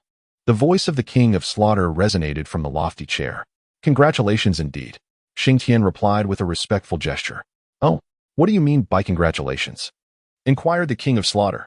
I once stated that if I were fortunate enough to emerge alive from the path of hell, I would gladly accept the position of a guest elder in the city of slaughter, Xing Tian said with a smile. Ha ha ha, then it is indeed a cause for celebration. The king of slaughter responded with laughter. Pray tell, why would you agree to become a guest elder in my city of slaughter? Do you not know that 8 slaughter gods have emerged from my city, yet none have been willing to accept such a role? The king of slaughter addressed Xing Tian, intrigued by his entertaining demeanor. I have also mentioned that I harbor a deep disdain for this place, even a loathing. Yet I am still willing to assume the role of guest elder here, and my agreement stems from a particular rule, Xing Tian said, still smiling. Do elaborate, urged the king of slaughter. I recall when I first entered, the guide informed me that those who enter the city of slaughter seldom ever leave, which is why I find this chaotic realm possesses its own merits, Xing Tian explained. Yet you overlook the path of hell. Even now, we are but a handful who have managed to escape, he added. Ha ha, well said. The king of slaughter boomed with laughter. Thus, for this very reason, I believe the existence of the city of slaughter is indeed necessary. Here, individuals can freely unleash their true nature without causing harm to others. Xing Tian shrugged nonchalantly. From this day forth, you shall serve as guest elders in my city of slaughter, free to enter and exit at will, declared the king of slaughter, suddenly rising with a grave demeanor. With a swift motion of his hand, for beams of red light shot towards Xing Tian and his companions. Xing Tian extended his hand to receive an enigmatic token, crafted from an unknown material. Its obverse bore a skull, while the reverse was inscribed with the character for slaughter. This was the guest token of the city of Carnage, the very first to be issued, granting its bearer unrestricted access to the city of Carnage, proclaimed the king of slaughter. Thank you, Xing Tian replied with a respectful gesture. Chapter 132. The return to the spirit hall. You may leave if you have no further matters, the king of slaughter declared, issuing a dismissal. Your Majesty, I have a matter of great importance to discuss, one that pertains to the very survival of the city of Carnage, Xing Tian stated. Then speak, let us hear it. The king of slaughter responded. Xing Tian remained silent, casting a glance at the woman beside the king of slaughter. However, it matters not, declared the king of slaughter. Very well. I wish to inquire if there have been any return of the slaughter gods to the city of slaughter recently? Xing Tian questioned. None have returned. Why do you ask? The king of slaughter inquired. Believe it or not, during my journey through the path of hell, I glimpsed fragments of the future of the city of slaughter. In approximately 2 to 3 years, it may be destroyed by an individual, Xing Tian suddenly proclaimed. Who dares to bring ruin upon my city of slaughter? The king of slaughter's murderous aura surged forth. This is precisely what I am about to disclose. Xing Tian responded. Proceed. The king of slaughter commanded, his expression darkening. In the span of roughly 6 months to a year, a slaughter god will arrive in the city of slaughter with his child, and it is this child who shall be the harbinger of the city's destruction. Xing Tian divulged. Elaborate further. The king of slaughter insisted. My knowledge is limited. All I know is that this individual wields the Haotian hammer. Upon mentioning the Haotian hammer, Xing Tian glanced at the king of slaughter, noticing no change in his countenance. The Haotian hammer? What is the credibility of such a claim? The woman beside the king of slaughter interjected. I cannot ascertain its veracity. I merely caught a glimpse of a fragment of the future during my sojourn through the path of hell. Now, as a guest of the city of slaughter, I feel compelled to share this, regardless of your beliefs. Xing Tian asserted. Let it be decreed, from this day forth, the city of slaughter shall not admit anyone bearing the Haotian hammer, the king of slaughter declared abruptly. But, great king, Xing Tian also mentioned that the child may be brought by a slaughter god. The woman beside the king of slaughter protested. Remember, I am the sovereign of the city of slaughter. The king of slaughter retorted coldly, casting a sharp glance at the woman. Upon witnessing this, Xing Tian let out a sigh of relief. He was uncertain whether Tang Sen would indeed bring ruin to the city of slaughter. After all, the snow-colored swan's kiss was in his possession, yet as a disciple of the Tang sect, Tang Sen wielded poison with remarkable skill. What troubled Xing Tian more was the relentless force of historical correction. Therefore, he decided to forewarn the king of slaughter. Should the city still fall to destruction, he would have done all he could. Very well, we are ready to depart. Xing Tian addressed the king of slaughter. Let us go? The king of slaughter waved his hand dismissively. After receiving this response, Xing Tian led Qian Rinxue and the others out. Great king, how credible do you find his words? The woman inquired after their departure. He has no reason to deceive me. It would benefit him not at all, replied the king of slaughter. Are you not concerned that he may use our city of slaughter as a mere pawn? She retorted. Have you observed him? His performance on the road to hell was remarkable. A mere Haotian sect cannot pose a challenge to him, the king of slaughter remarked, casting a sidelong glance at the woman. Relay the orders. From this day forth, disciples of the Haotian sect are forbidden entry into the city of slaughter, commanded the king of slaughter. Understood, great king. The woman responded. Do they dare to threaten my city of slaughter? I am eager to discover which descendant of the god of slaughter dares to challenge us. The king of slaughter murmured, gazing at the ceiling. A year later, the king of slaughter indeed sensed an aura belonging to the god of slaughter entering the outskirts of the city. It seems you are the ones, he declared. Subsequently, Tang San was barred from entering the city of slaughter, and a confrontation ensued between Tang Hao and the king of slaughter, the outcome of which remains unknown, a tale for another time. After exiting the city of slaughter, Xing Tian turned to Qian Rinxue and said, Xiao Shui, let us return to the spirit hall. Sure, it has been quite a while since I last visited. Qian Rinxue exclaimed. Then it is settled. Our destination is the spirit hall. Let us set forth. Xing Tian proclaimed. Xing Tian intends to visit the Wuhuan Hall for two reasons. Firstly, it has been quite some time since Qian Rengshu returned to the Wuhuan Hall, and he wishes to escort her and her companions back for a visit. Secondly, after emerging from the city of slaughter, the aura surrounding Qian Rengshu, Ma Hongjun, and Huowu has become excessively fierce, their murderous intent often emanating uncontrollably. Thus, Xing Tian feels compelled to bring them back to the Wuhuan Hall to cleanse their essence and temper their bloodlust. Initially, the first place that came to Xing Tian's mind for purification was the Moon Pavilion. However, upon reflection, he chose not to go there, as he wished to sever ties with Tang San and his associates. Furthermore, Bibi Dong had also ventured into the city of slaughter in the past, attaining the domain of the god of slaughter, and she did not resort to the Moon Pavilion for purification. This indicates that Bibi Dong possessed her own methods to restrain her murderous aura. Given that the Wuhuan Hall harbors such solutions, why should Xing Tian seek the Moon Pavilion? Due to the circumstances surrounding Qian Rengshu and her companions, Xing Tian and his group did not delay their journey and headed straight for Wuhuan City. 10 days later, they approached Wuhuan City. Even after 10 days in the outside world, their aura had not significantly changed. For years in the city of slaughter had conditioned them to remain perpetually vigilant. There's no need to be so tense. We have arrived. Xing Tian reassured Qian Rengshu and her companions. Yet, they remained heedful, scanning their surroundings with caution. Upon their arrival at Wuhuan City, they immediately attracted the attention of the city guards. For the aura they exuded was rather formidable, a wave of murderous intent advancing towards them. Who goes there? One of the guards brandished his weapon. It is I. Qian Rengshu stepped forward. Saintess. The guards lowered their weapons upon recognizing her. Open the gates. Qian Rengshu commanded with an icy demeanor. Yes. The guards replied, calling out to their comrades. Saintess, please. They urged as they opened the gates. Let us proceed. Qian Rengshu beckoned to Xing Tian and the others. She then led them into Wuhuan City. Go. Inform His Holiness that the Saintess has returned. One of the guards instructed another as he dashed into the city. Once inside, Qian Rengshu directed Xing Tian and the others straight to the Wuhuan Hall. The Saintess has returned? Bibi Dong mused as she listened to the news. Indeed. The Saintess is on her way to the Wuhuan Hall. The messenger confirmed. Good. I understand. Bibi Dong replied. A wave of murderous intent? It seems you have also visited that place, she murmured to herself at the entrance. I was considering sending Hulaina to that place as well. But it appears you have already returned. It seems the Xing Tian knows quite a bit. Bibi Dong remarked. In the 133rd chapter, a dialogue with Bibi Dong unfolds. While Bibi Dong was deep in contemplation, Qian Renshue entered with Xing Tian and the others. Your Holiness, I have returned. Qian Renshue greeted Bibi Dong with a respectful gesture. Your Holiness. Ma Hongjun and Huowu also bowed to Bibi Dong. Your Holiness. Xing Tian followed suit with a bow. How have the past few years in the city of slaughter treated you? Bibi Dong inquired. Quite well, Qian Renshue replied nonchalantly. Your Holiness. Since you can perceive the killing intent emanating from us, you should have means to assist them, correct? Xing Tian addressed Bibi Dong. Them? What about you? Do you not require assistance? Bibi Dong asked, curiosity evident in her tone. I do not require it. I have my own methods, Xing Tian responded. If you have a method, why not extend your help to them? Because my method is only effective for myself. Xing Tian shrugged. Why are you so certain that I possess means? Bibi Dong questioned. What do you think? Xing Tian replied with a smile that danced on the edge of amusement, suddenly unleashing her domain of the god of slaughter.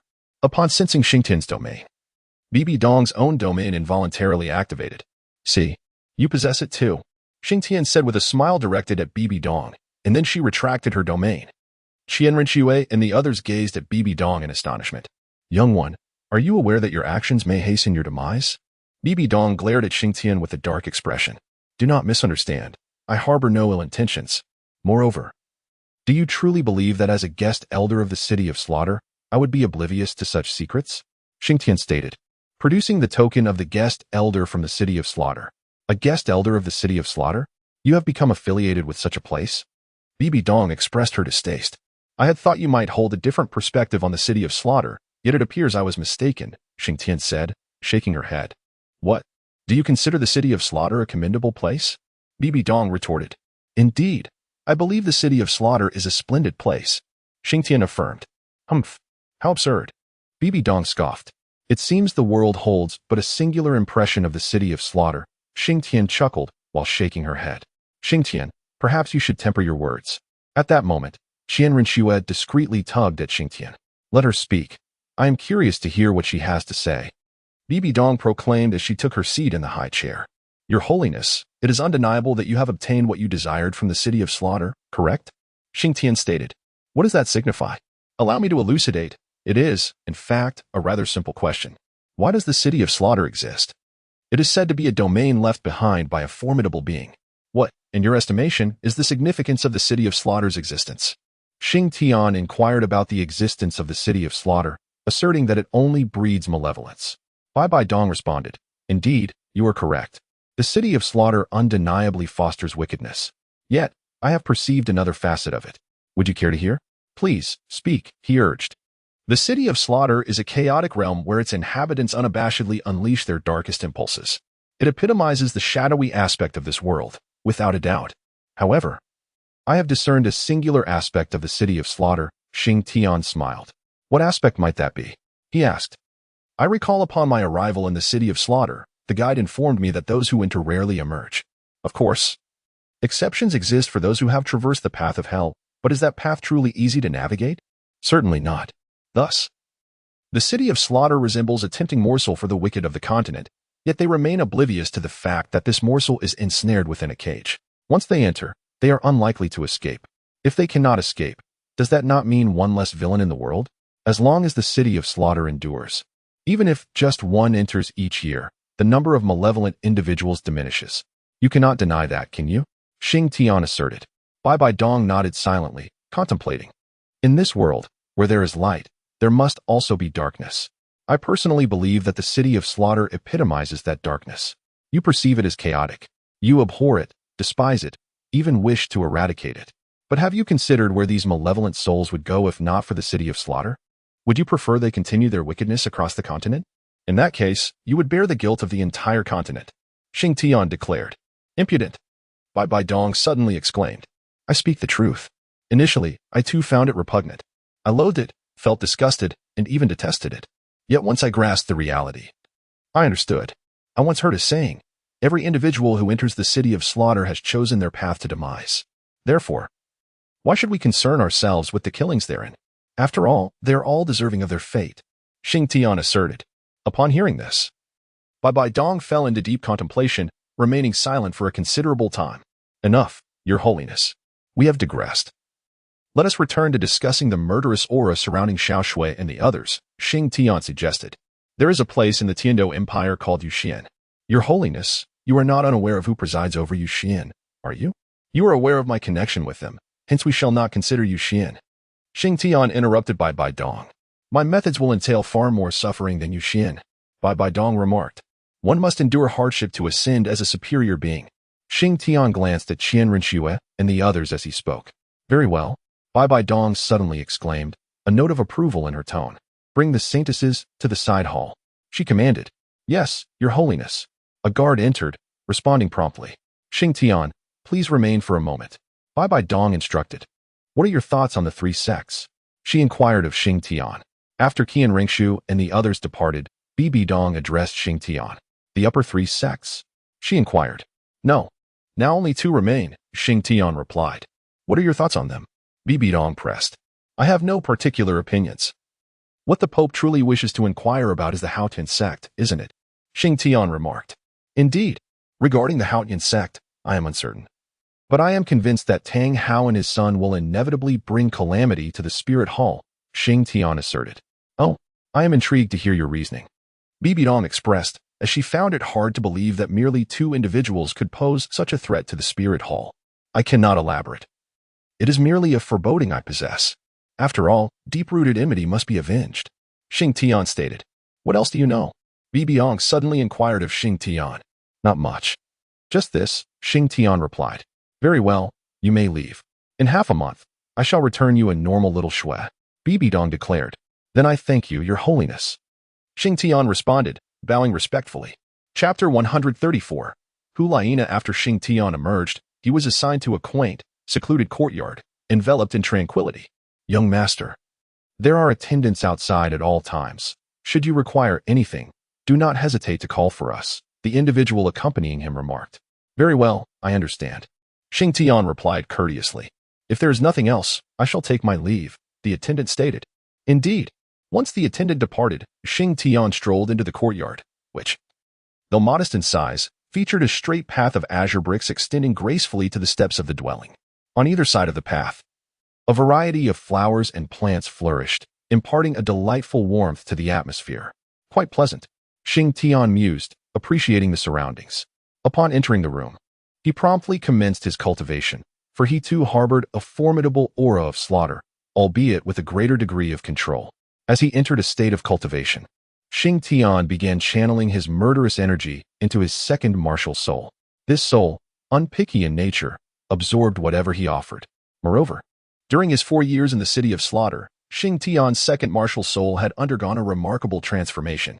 Xing Tian's second martial soul has now shed its bear-like appearance. He is now enveloped in a delicate, crimson membrane, within which his form has become somewhat indistinct. Xing Tian gazed upon his second martial soul, uncertain of what form it would ultimately take. It seemed that this second martial soul had transformed into its current state due to the absorption of killing intent. Nevertheless, he reassured himself that it should not be too disappointing, as the foundation was inherently strong. Xing Tian addressed his second martial soul with a sense of hope.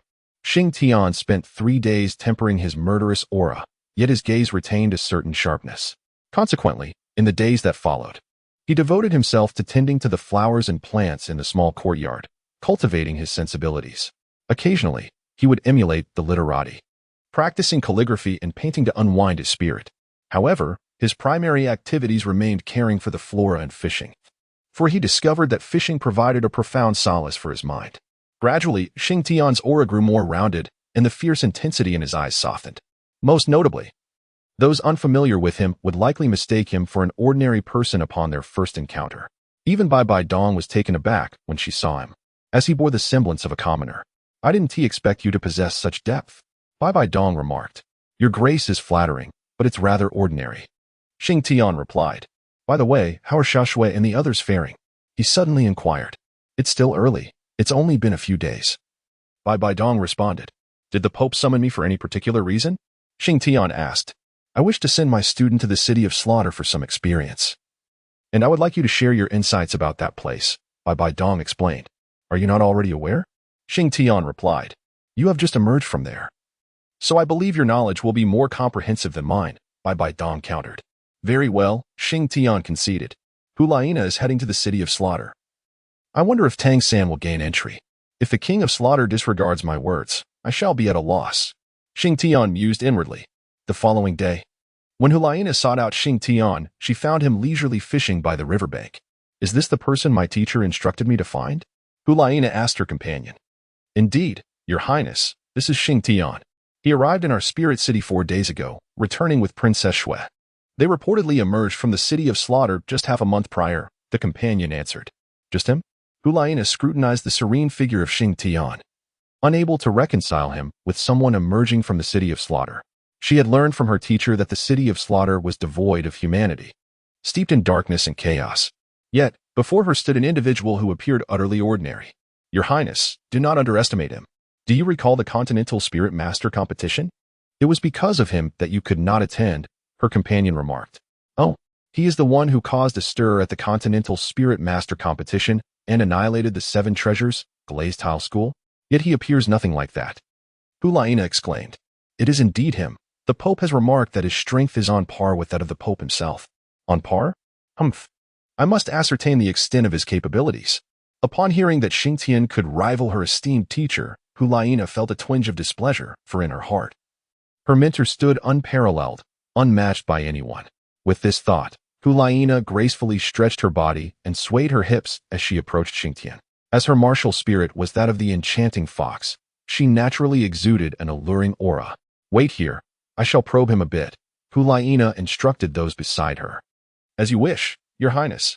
In truth, Xing Tian had already noticed their presence. However, since Hulaina had not approached him, he found no reason to engage. Excuse me. May I inquire if you are Mr. Xing Tian? A soft, melodious voice suddenly graced Xing Tian's ears, accompanied by a fragrant breeze. Yet, Xing Tian paid no heed to Hulaina and continued to hold his fishing rod, meditating in silence. Are you Xing Tian? Hulaina called out once more. Xing Tian remained indifferent to her. Hey, Are you Xing Tian? Hulaina's voice suddenly transformed. Go, clean yourself up before coming back. Xing Tian replied with his eyes closed, his tone nonchalant. Clean myself? Are you implying that I am dirty? Hulaina remarked, sniffing her own body. She had just bathed that morning. The foul aura emanating from your clumsy charm is quite repugnant to me. Clean yourself before returning. Xing Tian continued without lifting his gaze. You. Hulaina pointed at Xing Tian, momentarily at a loss for words. As her martial spirit was the demon fox. Charm was her innate ability and the skill she cherished the most. Yet today, Xing Tian had utterly diminished her pride. Humph. Hulaina snorted and turned to leave. After approximately 2 minutes, she returned once more. Speak. What do you want from me? Xing Tian inquired, reclining in his chair. My teacher mentioned that you just returned from the city of slaughter. She sent me to gather some information about it, Hulaina stated, taking a deep breath. Xing Tian's current demeanor irked her. His indifferent attitude was something she had never encountered before. The city of slaughter, ah? What a splendid place. Xing Tian remarked, smacking his lips. A splendid place? Do you think I am unaware of the city of slaughter? Hulaina retorted with a cold laugh. Then you may leave. If you already know, why come to inquire of me? Xing Tian replied with a smile. Chapter 135, The Illusion. Xing Tian merely wished to tease Hulaina, as his perception of her was shaped by her past incarnation as the merciless harbinger of death from the city of slaughter. He yearned to unveil a different facet of her character. You. My teacher sent me here. My teacher is Bibi Dong. Hulaina exclaimed suddenly. I am aware. Xing Tian opened his eyes. Well then, what would you like to know about the city of slaughter? He inquired. Hulaina hesitated for a moment before eagerly responding. Everything. That encompasses a vast array of tales. It could take 3 days and nights to recount them all, Xing Tian replied with a shake of his head. Then please focus on the highlights. Hulaina urged. But all of it is crucial. He retorted. Are you reluctant to share with me? Hulaina's irritation surfaced. Haha. Not at all.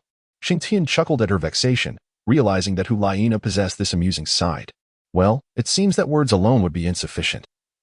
Perhaps it would be best for you to witness it directly, he declared suddenly. Witness? How? Hulaina inquired, puzzled. Just as her confusion mounted, Xing Tian's eyes transformed. Emanating an intangible wave, Hulaina found herself momentarily frozen in place. Take a moment to absorb this. I believe your character would adapt well to that realm. Xing Tian said with a smile, then resumed his meditative state, leisurely fishing. As the wave washed over her, Hulaina felt a disorienting sensation, and when clarity returned, she discovered herself in an unfamiliar small town. Just as she pondered her surroundings, she spotted several figures ahead. Is that Qian Rinxue? Hulaina exclaimed. Isn't she in the spirit hall? Confused, she rushed forward. Hey, why are you here? Hulaina called after them. But it appeared that Qian Rinxue and the others were oblivious, continuing their conversation as they walked on. I say, why are you ignoring me? Hulaina pursued them, placing a hand firmly on Qian Rinxue's shoulder. To her astonishment, her hand passed right through Qian Rinxue's shoulder. What? What is happening? Hulaina stared at her hands in disbelief. Wait, I think I understand now. She suddenly realized, recalling Xing Tian's earlier words. If words alone are insufficient, then let you see. Indeed, that phrase resonated in her mind. So now, am I within Xing Tian's illusion? This scene must depict their journey to the city of slaughter, Hulaina remarked, and upon this realization, she hastily pursued Xing Tian and the others. Upon arriving at the small town, she was enveloped by its chilling atmosphere. Following Xing Tian and the group, they soon entered a tavern, where the next course of events involved ordering drinks, consuming them, only to regurgitate, subsequently becoming the subject of ridicule. What could this crimson concoction be that even Qian Rinxue lost her composure? Hulaina pondered, stepping closer to Xing Tian, eyeing the remnants of liquid in his cup. Could this possibly be blood? She exclaimed. Before Hulaina could fully grasp the situation, a brawl erupted within the tavern. To her astonishment, Qian Rinxue and her companions annihilated everyone present in the establishment. After the tavern was cleared of life, Xing Tian forcefully opened a passage leading to the city of slaughter. A gust of dark, frigid wind surged forth from the newly revealed entrance. As they prepared to leap into the passage, Hulaina began to catch snippets of their conversation, which had been inaudible until now. The ensuing battle against the black-armored knight captivated her attention. Is Xing Tian truly this formidable? He hasn't even summoned his martial soul. Nor has he utilized any soul power, Hulaina observed. Following the defeat of the black-armored knight, she trailed behind them into the outer city of the city of slaughter. Upon entering the outer city, they encountered a guide, who began to elucidate various aspects of the city of slaughter. Hulaina listened intently, for she sensed that crucial information was about to be unveiled. It was astonishing to learn that soul skills were prohibited in this city. Fortunately, soul power remained intact. Hulaina was taken aback upon hearing this from the guide. They continued to follow the guide toward the hellish arena, encountering ambushes, counterattacks, and witnessing the chaotic state of the outer city. What a realm of utter confusion and malevolence. Hulaina gazed disdainfully at the emaciated figures surrounding her. Upon entering the inner city, she was finally exposed to the true essence of chaos and depravity. What Xing Tian and his companions witnessed was laid bare before Hulaina without reservation. Observing the scenes before her, a surge of murderous intent welled up within Hulaina. In the external world, a faint aura of killing intent began to emanate from her. Ah, a hint of bloodlust. It seems you have seen something, Xing Tian remarked with a smile. But this is merely the surface, dear girl. What lies ahead is far more thrilling. Subsequently, Hulaina witnessed ambushes, counterattacks, and relentless assaults culminating in Xing Tian's solitary confrontation against numerous adversaries, leaving him bloodied and dismembered. The sheer brutality of Xing Tian's display induced a wave of nausea in Hulaina. Yet, this was merely the beginning. As time progressed, she came to comprehend the true nature of the city of carnage. Xing Tian and his cohort engaged in lodging, feasting, competitions, followed by ambushes, counterattacks, and further contests, not to mention the insidious poisonings during meals, all unfolding vividly before Hulaina's eyes. In the ensuing silence, she ceased to speak, becoming enmeshed in the atmosphere surrounding Xing Tian and his companions, for in this realm, ambush and death lurked around every corner. Even within the illusion, her instincts drove her to evade and retaliate, only regaining her senses when her strikes fell short. Gradually, Xing Tian and his companions had been embroiled in the hellish battleground for an extended period, and Hulaina had observed for an equally long duration. She even witnessed Xing Tian's most arduous battle, the one that etched his name in legend. However, following Xing Tian's 100 victories, Hulaina perceived her surroundings beginning to blur, ultimately shattering like glass. In the external realm, Hulaina slowly opened her eyes, a fleeting glimpse of killing intent flickering within them. After a moment, she regained her composure. Is that truly the city of carnage? She inquired. Indeed, that is the city of carnage. Isn't it exhilarating? Xing Tian replied. Exhilarating? Yes, but it fills me with revulsion. I would gladly see it destroyed, Hulaina expressed vehemently. It seems you are still quite young, much like your teacher, possessing a somewhat myopic perspective. Enough of this. You have gleaned what you needed to know. Let us depart, Xing Tian declared. Chapter 136. The Purged Assembly. You must not speak of my teacher in such a manner. Hulaina retorted, her ire ignited by Xing Tian's remarks about Bibidong's short-sightedness. All right, enough. Let us hurry. You have frightened away my fish. Xing Tian waved dismissively from his seat. Humph. Hulaina scoffed, turning on her heel and departing. Upon entering the spirit hall, Hulaina's countenance was one of palpable anger. What happened? Bibidong inquired, noticing her distress. He told me, Hulaina replied. Then why do you appear so displeased? Bibidong inquired. Teacher, Xing Tian claims you are short-sighted, and it vexes me. Hulaina responded. Oh, pray tell, what did he say? Bibidong asked, her curiosity piqued. Xing Tian ensnared me in his illusion, where I witnessed all that transpired in the city of slaughter. Upon emerging from the illusion, he asked if the city of slaughter was not rather splendid. Hulaina recounted. And what was your reply? Bibidong probed further. I expressed my deep disdain for that place. I wished to obliterate it. Hulaina declared. And then? Bibidong pressed on. Then Xing Tian remarked that I was short-sighted, akin to you, teacher. Hulaina bit out. After Hulaina finished speaking, Bibidong fell into contemplation. In truth, she had discussed this matter with Xing Tian a few days prior, her belief being to destroy the city of slaughter. However, following their conversation, her perspective on the city had shifted. Very well, he can say what he likes. It does not concern me. Since you are now aware of the city of slaughter, prepare yourself. Next year, I shall send you there. Do not disappoint me. Bibidong commanded.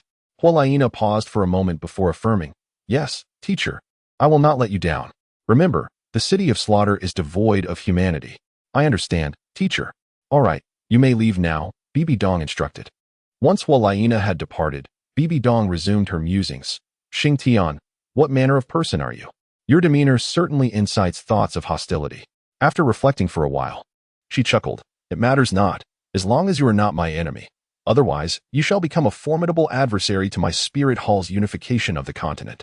After exiting the spirit hall, Hualaina remained perplexed by her teacher's earlier demeanor. Logically, upon learning of Xing Tian's remarks, she should have been enraged. Yet her teacher's calmness was inscrutable. Enough of this, I shall focus on preparing and training diligently, striving to return alive from the city of slaughter next year. Hualaina resolved. Having witnessed the grim reality of the city of slaughter, Hualaina felt a sense of dissatisfaction with her current abilities, as she doubted her chances of survival there. During her subsequent training, she began to practice combat without utilizing soul skills, relying solely on her soul power, technique, and martial spirit. She needed to adapt swiftly to this state, for the city of slaughter would afford her no time for acclimatization. Days passed, and Xing Tian sensed it was time to visit the spirit hall. He had long harbored a question: why did Bibi Dong spend so much time within the spirit hall? Did she have no other place to go? If it were him, he could not endure such monotony. It would be too lonely. Your Holiness, I have come to inquire about Xiao Shui and the others, he stated. Xing Tian conversed with Bibi Dong. Xiao Shui and the others should be back soon. Within a day or two, Bibi Dong remarked. Are they recovering well? Xing Tian inquired. Rest assured, my methods may not be as gentle as Yu Xian's, but the results are equally effective, Bibi Dong assured him. Very well, I shall return and await the news, Xing Tian replied with a respectful gesture. Go ahead. Upon returning to the small courtyard, Xing Tian resumed his care for the flowers and plants, deciding against fishing, as he chose to wait for Qianren Shui and the others to return. As time gradually passed over the next 3 days, on one particular morning, Xing Tian practiced Tai Chi in the courtyard.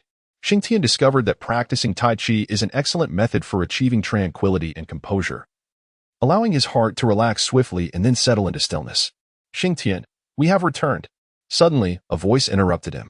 Xing Tian lifted his gaze to see Qian Rengshu, Huowu, and Ma Hongjun standing at the entrance of the small courtyard. You've returned? Come in, he said. It seems you've taken good care of my little abode.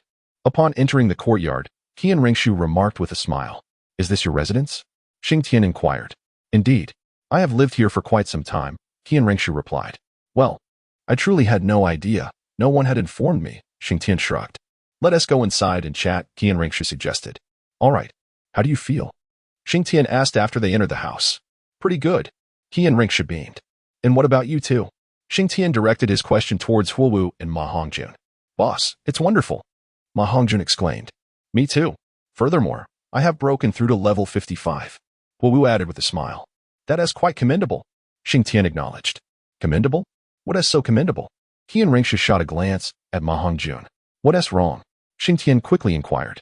The fat one has encountered a slight issue, Qian Rengshu stated. Fatty, what is going on?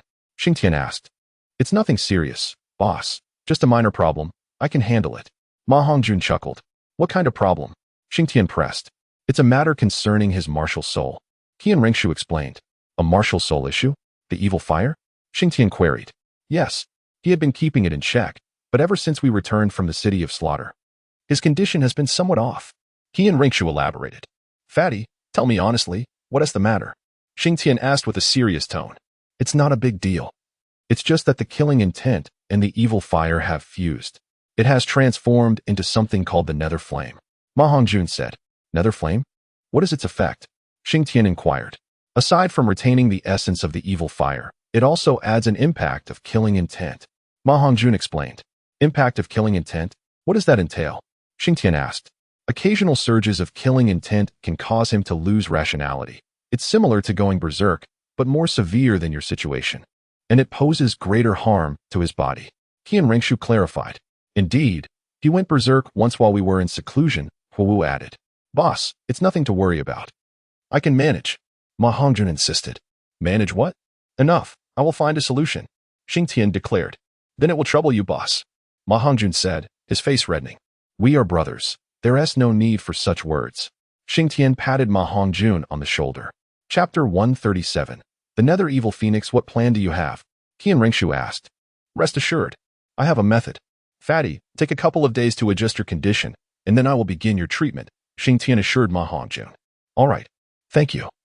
Boss, Ma Hongjun spoke. You have just emerged. Take a moment to rest and unwind.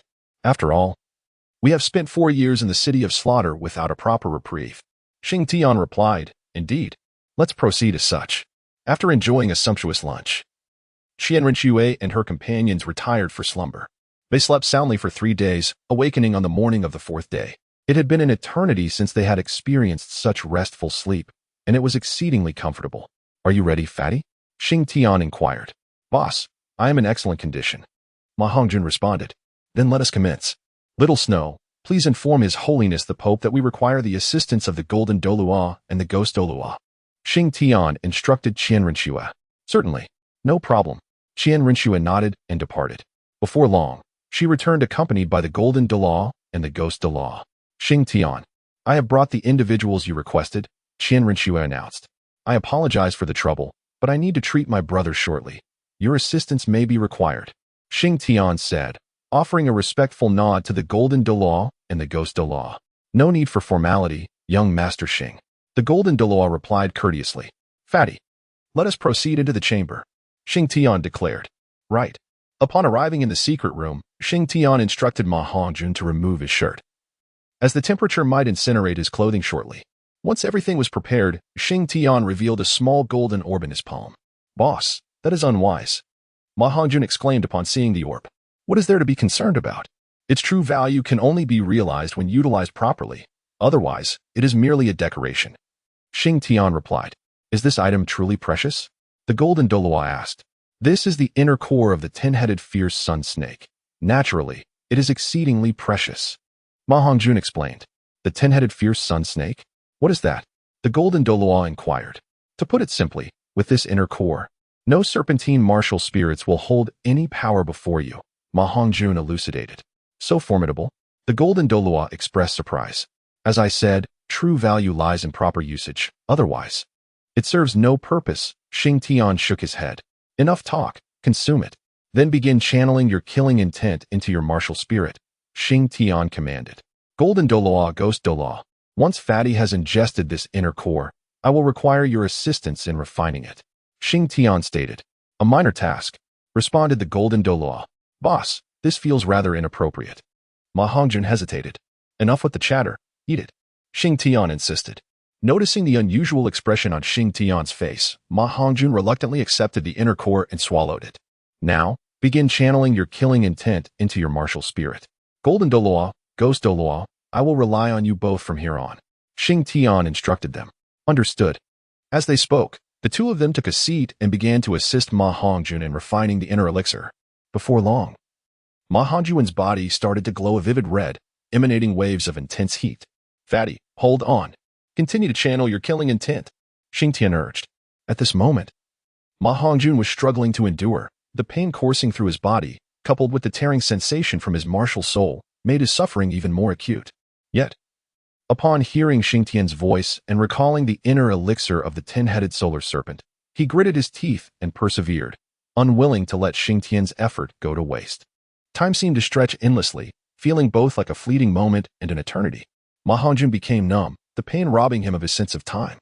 He relied solely on a stubborn resolve to mechanically channel his killing intent into his martial soul. Meanwhile, Zhu Douluo and Gue Douluo were diligently aiding in the refinement of the inner elixir of the 10-headed solar serpent.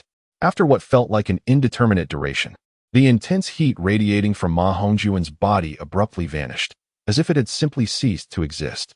Zhu Douluo, Gue Douluo, it's done, Xing Tian announced to them. I am deeply grateful to both of you, he expressed. It was but a small effort. No need for thanks, replied Zhu Douluo. You two should take a rest. What follows now depends on Fatty's own fortune.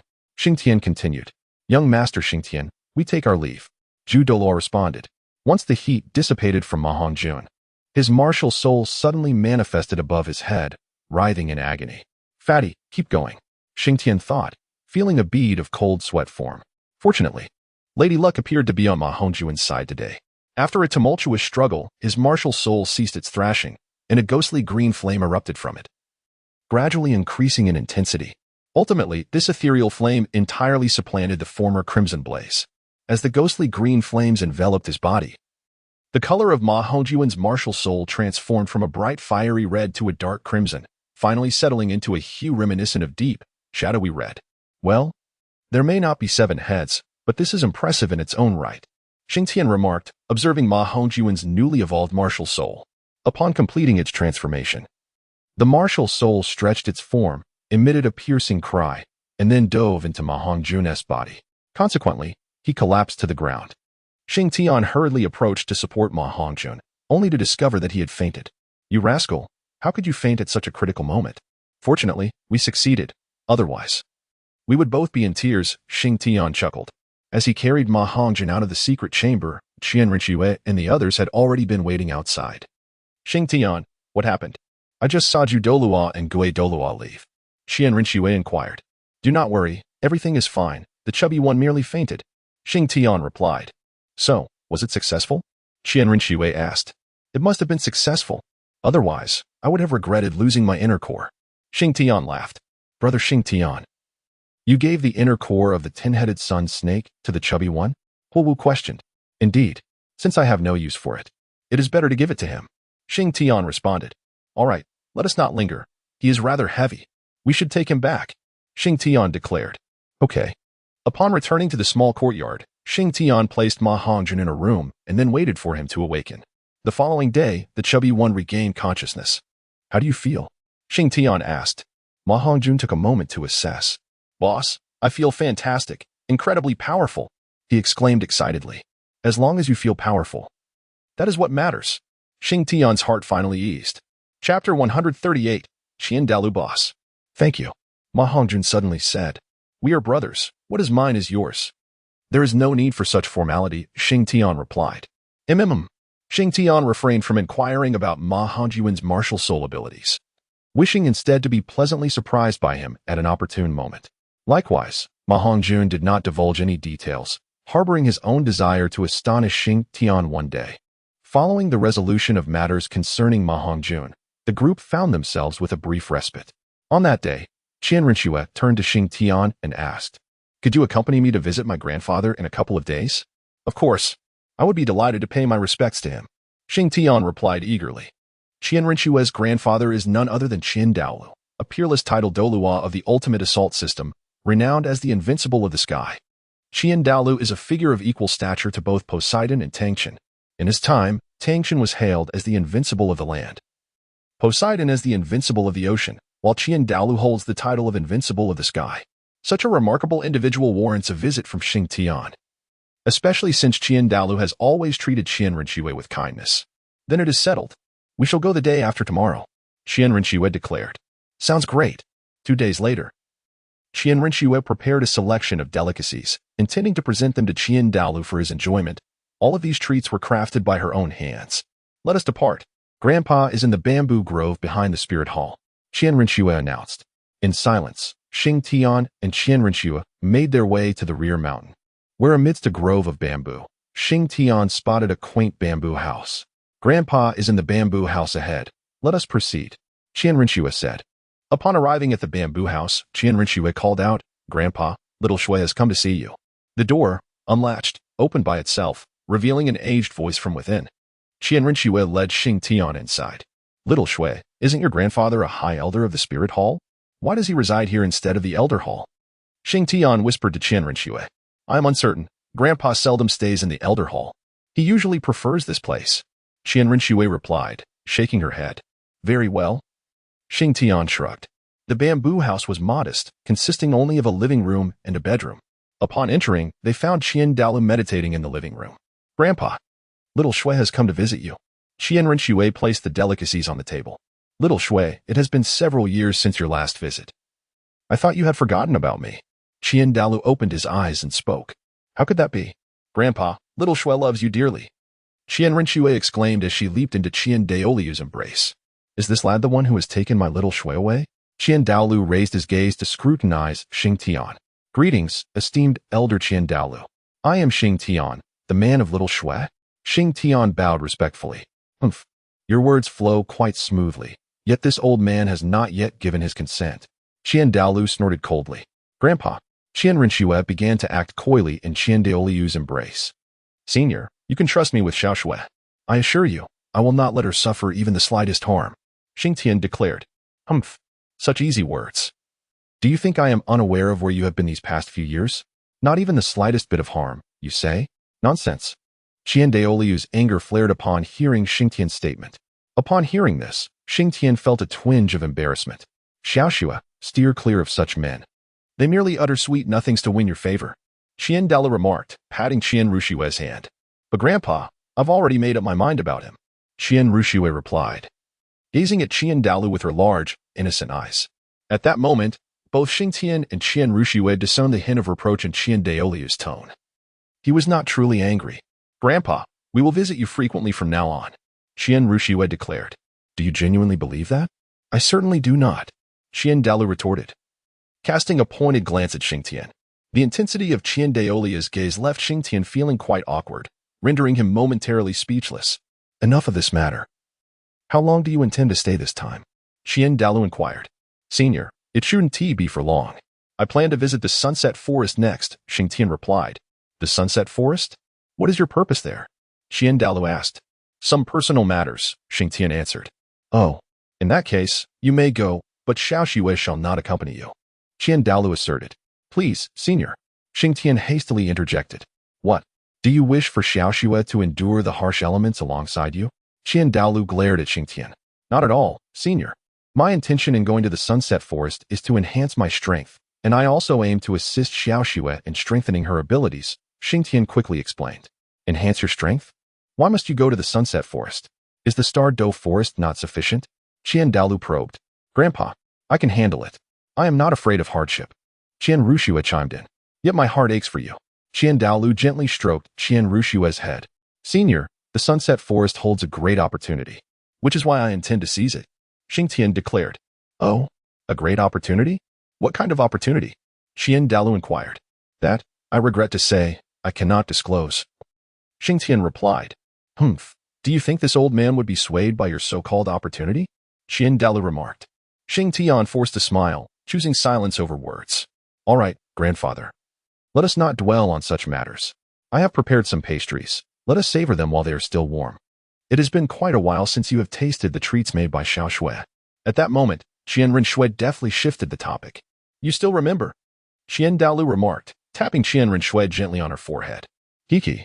Indeed, Xiaoxue has brought you your favorite osmanthus cake. Qian Rinxue quickly chimed in. Bring it forth, let grandfather have a taste, Qian Dalu said with a smile. Coming right up, Qian Rinxue replied, hurrying to retrieve the pastries. Delightful, truly delectable. It surpasses the previous ones. It seems Xiaoxue's culinary skills have greatly improved, Qian Dalu remarked, squinting in delight. Enjoy it as much as you like, Qian Rinxue encouraged. One must not indulge too much. Save some for later, for who knows when you shall return, Qian Daolu said, a hint of sadness in his voice. As those words escaped Qian Daolu's lips, Qian Rinxue felt tears welling in her eyes. She had always known her grandfather to be immensely powerful, feared by all, yet she had not realized how lonely his heart truly was. Grandfather, do not worry. Once we finish these, I shall prepare many more for you, Qian Rinxue said, her eyes glistening with emotion. Why are you crying? There is no need for sorrow. You young ones have your own lives to lead. You need not concern yourselves with this old man. My words were merely jest, Qian Daolu said tenderly, wiping away the tears from Qian Rinxue's eyes. Rest assured, esteemed elder, upon our return from the Sunset Forest, we shall visit the Spirit Hall and spend quality time with you, Xing Tian interjected. Indeed, Qian Daolu nodded appreciatively. Chapter 139, Farewell. Damu by Qian Rinxue and Xing Tian spent the entire day with Qian Daolu, only departing as night fell, leaving behind the warmth of his longing gaze. Xiaoxue, when you return next time, it will likely be around the time for you to inherit the angel god position. At that moment, my mission will be fulfilled, Qian Daolu murmured, watching Qian Rinxue's retreating figure. Xing Tian, let us make it a point to visit grandfather often, Qian Rinxue suddenly proposed on their way back. Absolutely, no problem at all, Xing Tian replied. Yet, a heaviness settled in Xing Tian's heart. If his suspicions were correct. Upon their return from the Sunset Forest, Qian Rinxue would indeed be preparing to inherit the angel god position. At that time, Qian Daolu would likely offer his sacrifice to aid her in this divine transition. Thank you, Xing Tian, Qian Rinxue expressed gratefully. What is there to thank? Your grandfather is my grandfather as well, Xing Tian teased, giving her nose a gentle poke. Qian Rinxue giggled, wrapping her arm around Xing Tian's.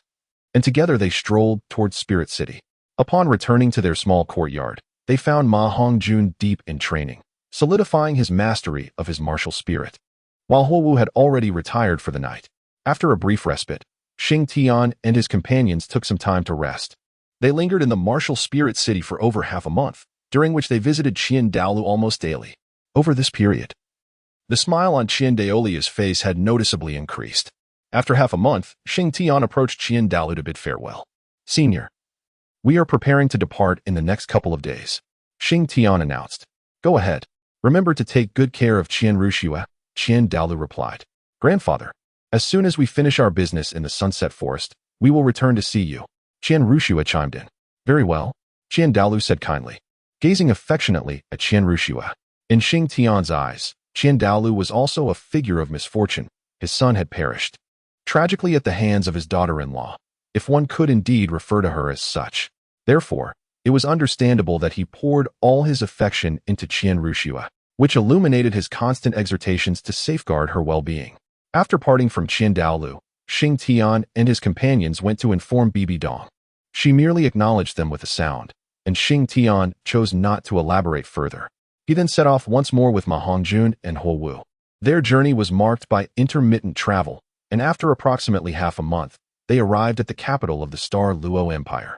Upon entering the city, Xing Tian was pleasantly surprised to find that the Star Luo Empire was not as chaotic as he had anticipated. He had feared that after Dai Mubai ascended the throne, he might mismanage the nation. However, the soldiers guarding the city and the citizens within it exhibited a marked improvement in their demeanor compared to before. "It seems Dai Mubai is indeed a highly competent ruler," Xing Tian remarked. "By the way, Xing Tian, should we pay a visit to Dai Mubai?" Qian Rushua suddenly suggested. "What for? We are not related," Xing Tian retorted. "Brother Xing Tian, let us go home and pay a visit," Huowu interjected at that moment.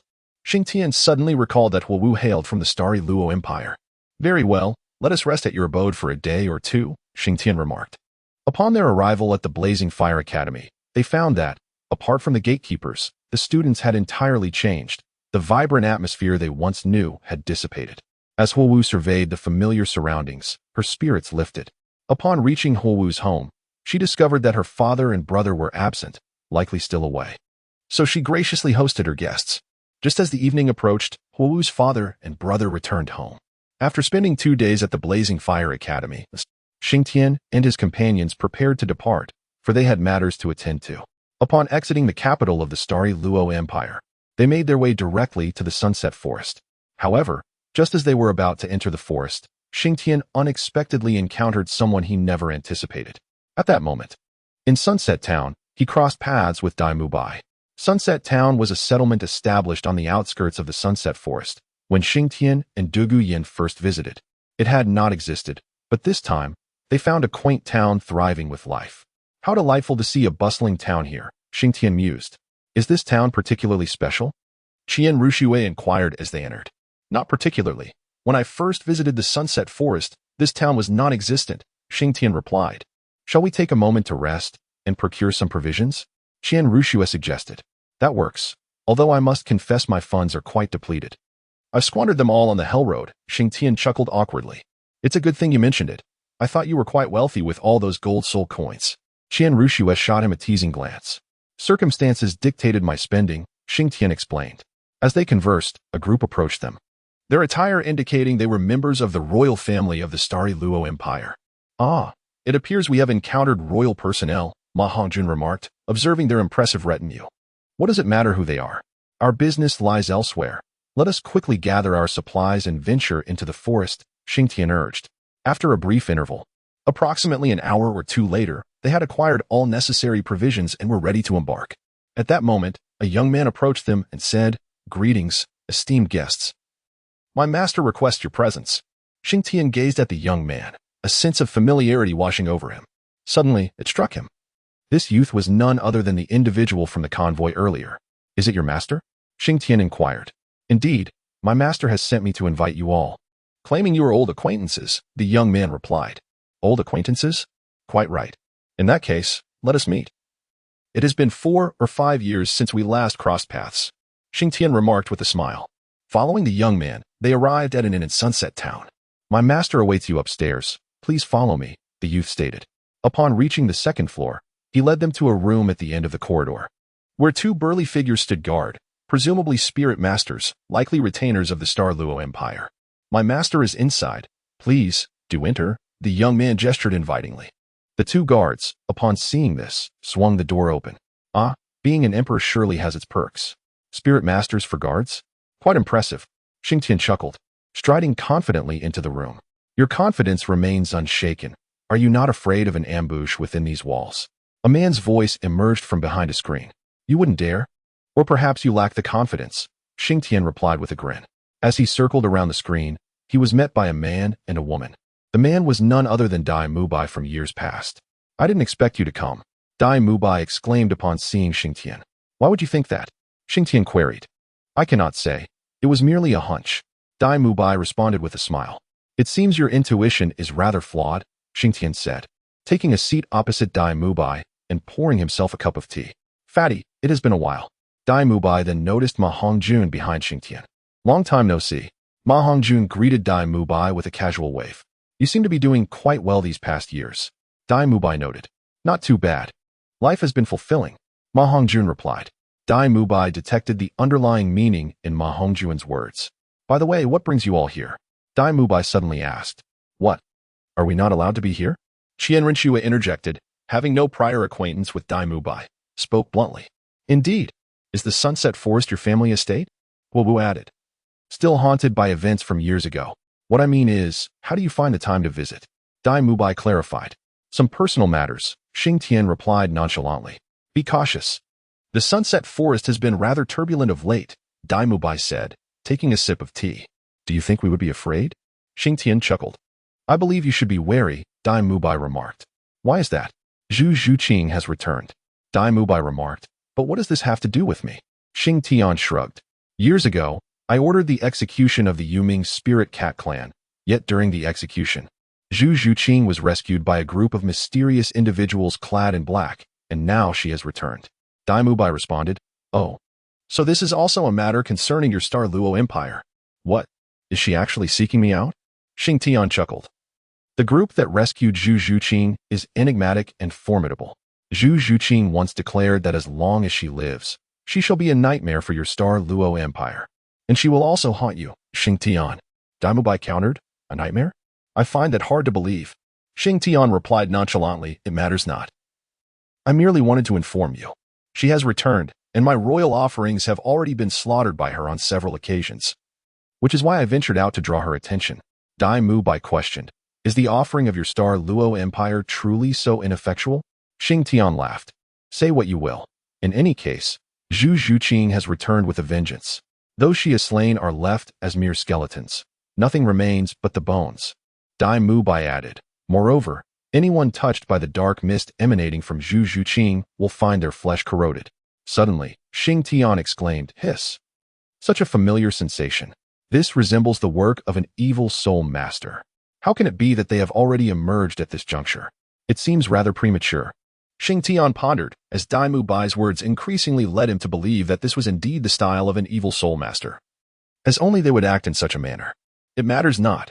If she dares to come, I shall ensure her return is impossible," Xing Tian stated, his gaze chilling. "Now that I am aware of your arrival, how could I remain indifferent? Be cautious. I cannot encounter my father's and brother's murderer without taking action," Dai Mubai asserted. "That is inconsequential. If you believe yourself strong enough, feel free to seek me out at any time." Xing Tian shrugged and then rose to depart. Once outside the inn, Qian Renshue inquired of Xing Tian, "Do you think he will send someone to assassinate?" "Indeed." "Why?" "Because Dai Mubai is a man of his word," Ma Hongjun interjected. "However, I believe he would not act rashly. Dai Mubai will certainly strike only after Zhu Zhuqing has made her move." Xing Tian mused. Who could it be that rescued Zhu Zhuqing? At that moment, Hou suddenly spoke up. "Who could possibly know?" Qian Renshue responded. "I might have some inkling." Xing Tian said. "Brother Xing Tian, you know? Who is it?" Hou eagerly asked. "This I cannot divulge at present. You will learn in due time when it is appropriate." Xing Tian withheld the information. "Cut it out. So mysterious." Hou curled her lips in disdain. In truth, Xing Tian was uncertain, for in his recollection, the evil soul masters were affiliated with the powers of Douluo Continent too, yet he struggled to recall the specifics. Never mind. If they have come, let them not depart. Xing Tian mused internally. Your Majesty, do we truly need to dispatch someone?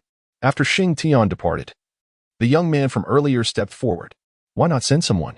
Issue orders to follow closely behind them. Should an opportunity arise, eliminate them. Dai Mubai stated calmly. But Your Majesty, their strength is formidable. Dai Mubai retorted. So what? Even a tiger must rest at times. Dai Mubai replied. Indeed, Your Majesty. Xing Tian. Your arrogance and hubris present me with an opportunity. Dai Mubai murmured, a glint of cold light flashing in his eyes. Upon entering the forest, the group grew vigilant. Though their strength was considerable, Xing Tian adhered to the principle that those who frequently traverse the riverbanks are bound to get their shoes wet. The drowned are those who can swim. Thus, regardless of their power, he would not let his guard down, a lesson learned from the city of slaughter. Boss, we are being followed. Should we deal with them? Suddenly, Ma Hongjun exclaimed.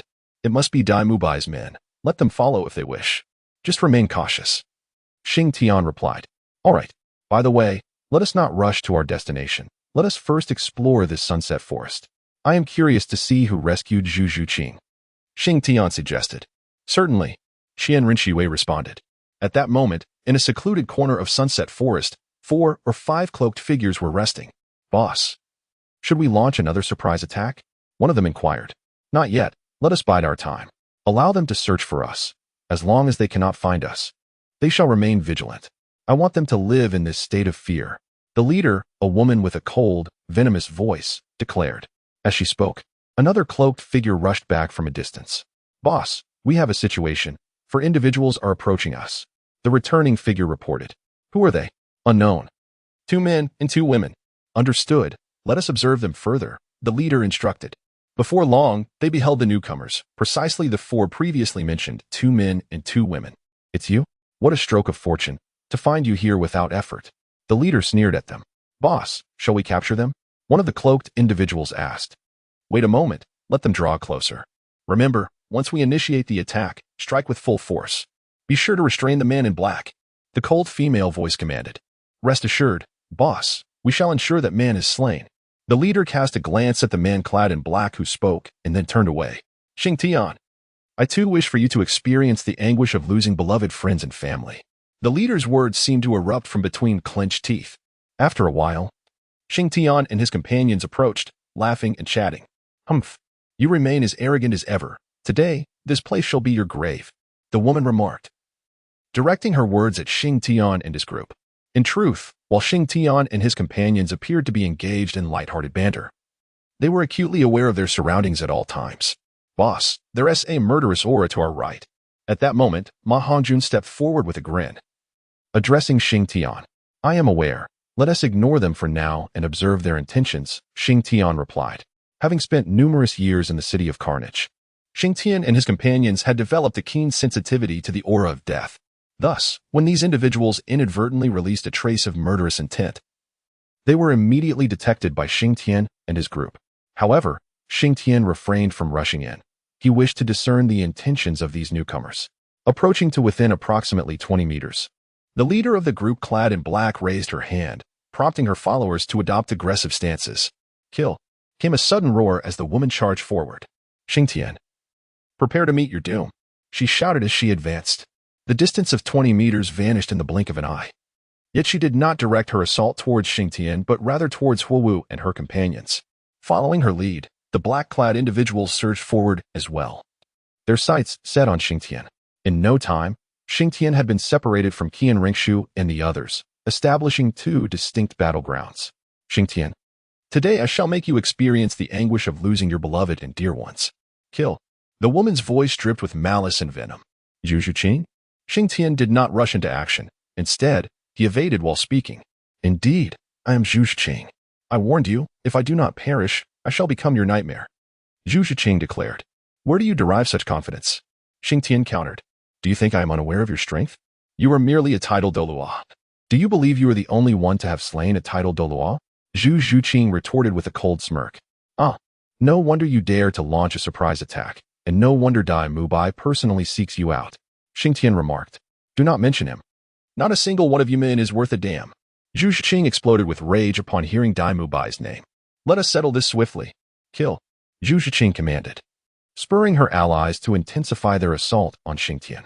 Each strike they delivered was accompanied by a sinister black aura, emanating a foul stench imbued with a sense of resentment.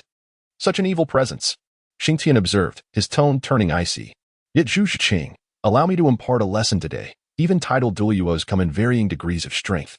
With that, a wave of pure murderous intent erupted from Xing Tian, chilling like the biting winds of winter. Meanwhile, Zhu Zhiqing ceased speaking, focusing instead on her relentless onslaught against Huowu, who deftly countered her strikes. Nearby, Ma Hongjun and Qian Rengshu watched with crossed arms, showing no inclination to assist. It was preposterous to expect help from Huowu, who had earned the title of Azura in the City of Carnage. She was no ordinary opponent. Zhu Zhiqing, do you truly believe you are the only one who has progressed over these years? Xing Tian laughed heartily. Nevertheless, neither party uttered a word, yet their attacks grew increasingly fierce. Boss, enough of this. It's lacking in technicality. Ma Hongjun finally interjected. Very well. Very well. Xing Tian spoke with a smile. I must get serious. Are you all prepared? His grin was enigmatic. In the next instant, he vanished from his position. When he reappeared, the surrounding figures clad in black stood motionless. After approximately 3 to 5 seconds, they each collapsed to the ground, devoid of breath. It turned out that Xing Tian had swiftly snapped their necks just moments prior. Is this truly it? To eliminate a title Douluo? How trivial. Xing Tian clapped his hands. How can this be possible? Zhu Zhiqing exclaimed, her pupils dilating in disbelief. I told you, progress is not exclusive to you. Do you think you are advancing rapidly? Regrettably, we are progressing at an even swifter pace. Xing Tian replied. Little dance, cease your antics. Xing Tian called out. Understood, brother Xing Tian. Huowu responded. She then drew the slender sword from her back, a weapon that bore witness to her title as Shura, acquired in the City of Slaughter. I shall also commence in earnest, Huowu declared. Humph. Zhu Zhiqing scoffed. Huowu then stepped back with her left foot, using the momentum to launch herself forward, thrusting her sword at an unusual angle toward Zhu Zhiqing's throat. Zhu Zhiqing nimbly retreated, evading Huowu's strike. With a swift motion of her hand, a dark mist enveloped her, and as it dissipated, 4 replicas of Zhu Zhiqing emerged in the arena. For against one? Do you think I fear this? Huowu retorted with a cold smile. Attack. The 4 Zhu Zhiqings charged at her. Yet, even against 4, Huowu maneuvered effortlessly. At that moment, she suddenly declared, and with a single thrust, pierced the throat of one of the Zhu Zhiqings. However, this replica merely shuddered before transforming into a cloud of black mist that surged toward her sword. As the murderous aura surged within Huowu, the black mist dissipated. Shadow shift. The true body can interchange among these phantoms. An impressive soul skill, Xing Tian remarked. Xing Tian, I will return. Just you wait. Zhu Zhiqing suddenly declared. And the remaining 3 replicas fled in different directions. Boss, shall we pursue them? Ma Hongjun inquired. There's no need. It bears little significance. Merely a gesture. Xing Tian shook his head. Brother Xing Tian, how could she have transformed like this? That aura is so malevolent, it is nauseating. Huowu exclaimed. It appears my suspicions were correct. She indeed hails from that place. Xing Tian stated. That place? Which place? Huowu asked, her curiosity piqued. Never mind, fatty. Incinerate the bodies on the ground. They are exceedingly wicked. Suddenly, Xing Tian spoke. Upon hearing this, Ma Hongjun rubbed his fingers, and a flickering emerald flame manifested in his palm. With a swift motion, he cast the flame onto several cloaked figures, where it rapidly spread across their bodies. In no time, the ground was left with nothing but 5 black cloaks. Chapter 142. Return to the Eye of Ice and Fire. Seeing Ma Hongjun display such a remarkable ability, Huowu expressed her astonishment. Pudgy, what kind of fire is this? It's extraordinary. It burns only flesh, leaving the clothing entirely unscathed. Just a little trick. Just a little trick. Ma Hongjun chuckled. Please, you're panting just because I called you fat. Huowu shot him a sidelong glance. Let us move, Xing Tian declared, prompting everyone to hasten their pace. Leader, shall we proceed?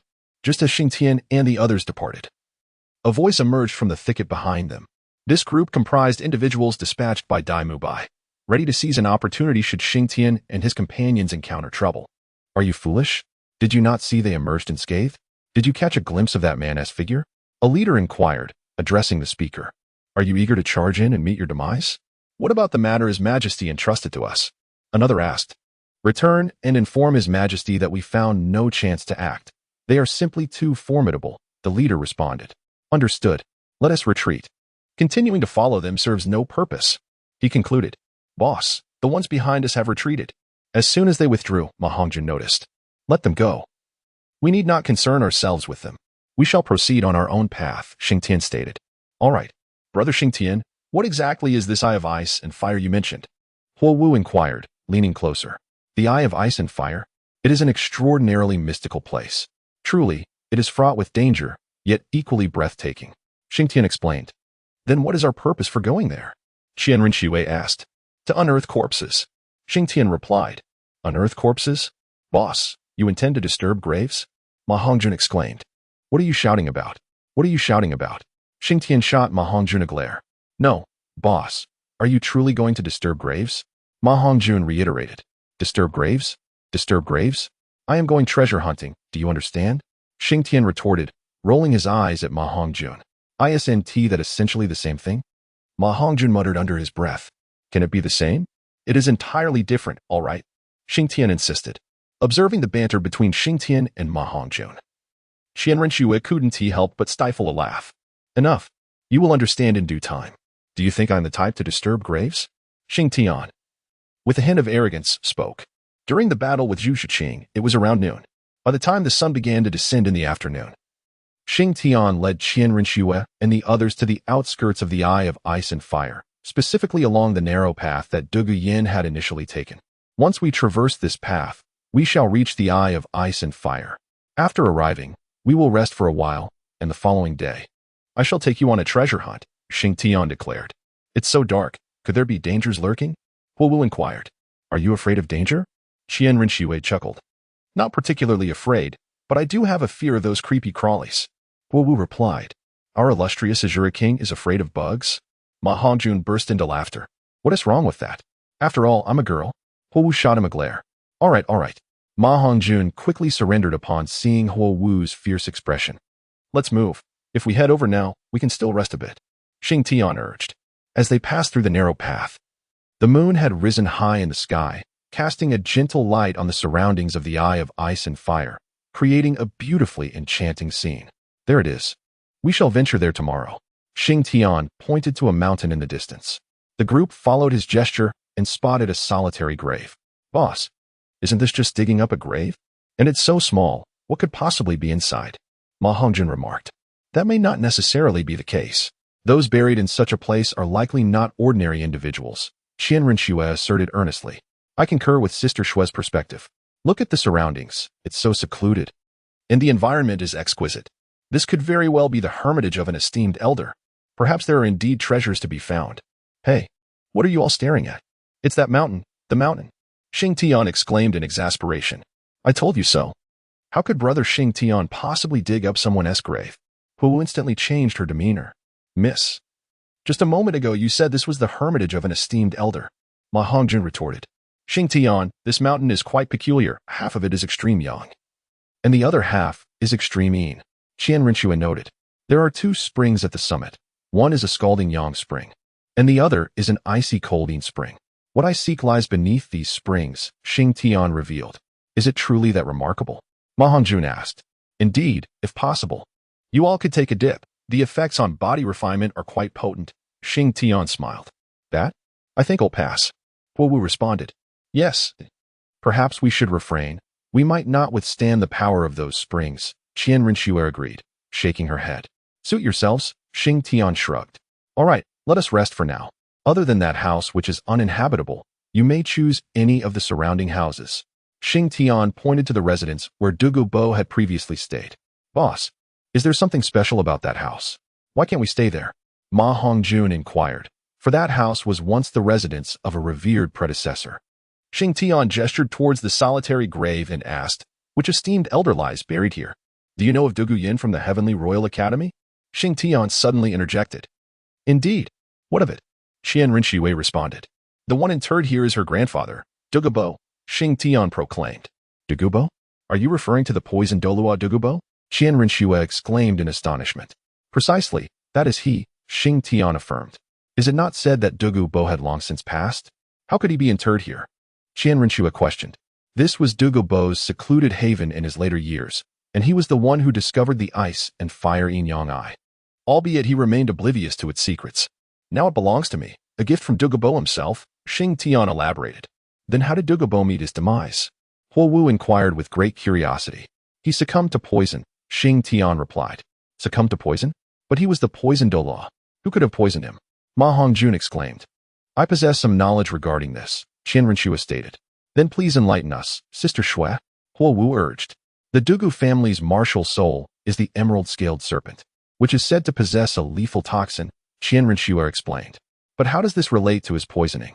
The emerald-scaled serpent's venom is not only capable of harming others, but can also poison its wielder. Its martial soul has an innate ability to unleash this venom. Yet once released, it is a double-edged sword that inflicts harm upon both foes and the user, Xing Tian elucidated. Such malevolence? More so than my former evil fire phoenix, Ma Hongjun remarked. The emerald-scaled serpent's venom is far more formidable than your petty flames, Xing Tian asserted. Chapter 143. Tempering the body with spring water after the venom is unleashed, a portion remains within the body. Over time, it can become life-threatening, Xing Tian continued. But how did Douluo manage to live to such an advanced age? Huo Wu asked. It must be attributed to his strength, Qian Renshua replied. Strength? Indeed. Douluo must have forcibly suppressed the emerald-scaled serpent's venom. After all, he was an expert in toxins, Qian Renshua elaborated. Then why did he ultimately perish? Because of Douluo, Xing Tian declared. Douluo? The poison fire dragon? Qian Renshua questioned. Yes, Douluo's martial soul underwent a mutation here. To prevent her from being eroded by the emerald-scaled serpent's toxin, Douluo devoted his entire strength to aid Douluo in achieving her martial soul's transformation. Xing Tian explained. You surely played a part in this as well, Qian Renshua remarked. Indeed, I had a hand in it. Xing Tian did not shy away from acknowledging. You cannot be the sort who enjoys working without reward, can you? With a smile, Qian Renshua addressed Xing Tian, saying, It's still little Shui who understands me. I have 2 reasons for assisting Douluo. Do tell, Xing Tian replied. Firstly, at that time, I was teammates with Yu Tianheng, and Douluo was also on my team. I did not wish for her to perish at such a young age, thus I chose to lend my strength. Secondly, it pertains to the treasures hidden beneath the Eye of Ice and Fire, Xing Tian explained. The treasures beneath the Eye of Ice and Fire? What are they? Huo Wu inquired. I aided Douluo in the mutation of her martial soul, yet my own strength was insufficient, so it fell upon Douluo to accomplish this task. However, this led to Douluo being unable to suppress the poison within him. Xing Tian evaded Huo Wu's question. You are concerned that Douluo might turn against you upon discovering what lies beneath the spring, are you not? Qian Renshua remarked. More or less. For the treasure beneath the spring might be capable of dispelling the poison within Douluo, and personally, I am not particularly fond of him, Xing Tian admitted. If Douluo were to hear this, she would undoubtedly seek vengeance upon you, Qian Renshua chuckled.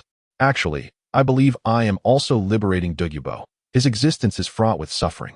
Thus, death may be a fitting release for him, Xing Tian stated. In truth, Xing Tian's behavior was emblematic of someone who benefits while feigning innocence. Yet what could be done? After all, fortune favored him. All right, enough of this discussion. Let us rest. Tomorrow, we have a multitude of matters to attend to. Xing Tian stretched lazily and retreated into the humble abode he had constructed. The following day, Xing Tian awoke at dawn and, upon opening the door, discovered that Qian Renshua and the others were already awake. Why are you not sleeping a bit longer? Xing Tian queried. The air in the mountains is humid. I cannot sleep, Qian Renshua responded. Very well. By the way, where is the fat one? Is he still asleep? Xing Tian asked. No. He has gone out in search of food, Qian Renshua replied. Weren't we supposed to have food bought? Xing Tian questioned. I am not certain. Qian Renshua shook her head. At that moment, Ma Hongjun returned, carrying a deer upon his shoulders. Boss, how about some roasted meat? Ma Hongjun suggested. Weren't we supposed to have food already? Xing Tian reiterated. I think fresh food is preferable. Ma Hongjun grinned. All right. I have no way to argue with you. Xing Tian conceded. After indulging in a delightful feast of roasted meat, they set forth towards the mountain summit. Xing Tian was perplexed as to why, despite the early hour. They found grilled meat utterly delightful. Be cautious, there are the Bai Lin Chi Ju flowers guarding this area. Should you fall victim to their poison, I possess no antidote. Xing Tian warned. Then how shall we ascend? Qian Renshua inquired. Apply this upon yourselves. Xing Tian declared. producing a small vial and sprinkling a fine white powder over the group. All set. Let us proceed. While this may offer some protection, it is prudent to refrain from unnecessary contact, as I truly lack the means to cure any poison, he added. They navigated carefully through the territory of the Bailin Chi-Ju flowers, and soon the group rushed to the mountain summit. How exquisite! Huowu exclaimed, gazing upon the spring that resembled the yin-yang symbol. The more beautiful the sight, the greater the peril it often conceals, Xing Tian reflected. Come, let us approach, he urged. As they neared the spring, a wave of searing heat and a chilling cold enveloped them. Xing Tian, however, exhibited an air of nonchalance, for he had now attained an invulnerable constitution. Do you still find it beautiful? If you were to fall in, before I could even react, you would be rendered into nothing but bones, Xing Tian remarked. Upon hearing this, Huowu hurriedly moved closer to Qianrenxue. Fatty, shall we give it a try? Xing Tian inquired of Ma Hongjun. Is it dangerous? Ma Hongjun asked, swallowing hard as he gazed at the spring water. Danger is certainly present, yet the rewards could be substantial, Xing Tian replied. Why not give it a shot? Ma Hongjun felt a flicker of temptation. I believe it is feasible. Since you possess a fire affinity, you should first immerse yourself in the yang spring for a brief period, not exceeding several or a dozen breaths. If you find it manageable, then gradually increase the duration, Xing Tian suggested. All right. Ma Hongjun gritted his teeth in determination. Xiaoxue, you all should step back. Alternatively, why not construct a shelter by the spring as our temporary abode? Xing Tian instructed Qianrenxue and her companions. Very well. No problem. Qianrenxue glanced at Ma Hongjun and affirmed. Once they departed, Xing Tian prompted Ma Hongjun to begin shedding his garments. Fatty, remember, do not resist forcefully, even I, your leader, dared not withstand it. Xing Tian said with utmost seriousness. Understood, boss, I won't act recklessly. Ma Hongjun replied. Go ahead. Xing Tian nodded. Following his leader's counsel, Ma Hongjun ventured into the yang spring. Upon entering, he felt no immediate discomfort, but after a breath or two, an excruciating pain surged through his entire being. Damn, Ma Hongjun exclaimed as he scrambled onto the shore. Boss, this is too intense. I feel like I'm about to perish. He rolled on the ground in agony. Take it slow, immerse yourself more. You will acclimatize, Xing Tian chuckled. Over the following days, Ma Hongjun would immerse himself in the spring for a few breaths daily, gradually managing to endure approximately a dozen breaths. But he could not progress further. It seemed that this was the limit for the fatty. Xing Tian pondered. During this time, Qianrenxue and Huowu also attempted to experiment, but they ceased after only a few days due to the unbearable nature of the experience. Since you have all stopped, I shall take a plunge, Xing Tian declared. With that, he dove into the water with vigor. Wow, boss is formidable, Ma Hongjun exclaimed. Wait for me on the shore. I shall investigate. Xing Tian called out to Qianrenxue and the others. Be cautious, Qianrenxue warned. Rest assured. After Xing Tian finished speaking, he submerged into the depths. Chapter 144. Infiltrating the Spring Eye. To be candid, this was Xing Tian's inaugural descent into the Eye of Ice and Fire, and he was uncertain of the perils that awaited him. In his previous life, he had heard whispers that beneath lay the Ice-Fire Dragon King, igniting his curiosity to uncover the truth. If such a creature indeed existed, he would not hesitate to claim it all for himself. After all, dragons are replete with treasures. Moreover, there were two of them here. Could this not spell fortune? Yet, while dreams are lush and vivid, reality often proves stark and unforgiving. As Xing Tian descended into the depths, merely a dozen meters down, an icy chill that seemed capable of freezing one's very soul enveloped him. Even Xing Tian, with his body impervious to fire and water, felt the bone-chilling cold. What on earth? Is it this severe? Xing Tian mused to himself. He then began to ascend, surfacing shortly thereafter. Upon emerging from the water, he hurriedly reached the shore. Goodness, I'm freezing to death, was the first exclamation that escaped his lips. Brother Xing Tian, aren't you impervious to fire and water? Asked Huowu, bewildered. How was I to know it would be so extreme down there? I only descended about 10 meters, and I was met with a chill that felt as if it could freeze my very essence. While I may be resistant to fire and water, this is beyond my endurance, Xing Tian replied. What shall we do next? Queried Qianrenxue. Here is the plan. I will dive down once a day. This will allow me to acclimate to the environment below and simultaneously strengthen my body. As long as my physical form is sufficiently robust, I should be able to reach the very bottom, Xing Tian suggested. Then we shall proceed in this manner, Qianrenxue affirmed. By the way, Xiaoxue, you could do this. extract the spring water, and store it in wooden barrels for body training. If I'm not mistaken, once the spring water is removed from its source, its efficacy should gradually diminish, making it ideal for you. Xing Tian proposed. Is that feasible? Ma Hongjun inquired. I'm not certain, but it's worth a try. After all, you have little else to occupy your time here. Xing Tian replied. Very well then. Ma Hongjun agreed. After a brief respite, Xing Tian resumed his underwater exploration, this time descending into the depths of Yanchuan. He sought to uncover the mysteries that lay beneath its surface.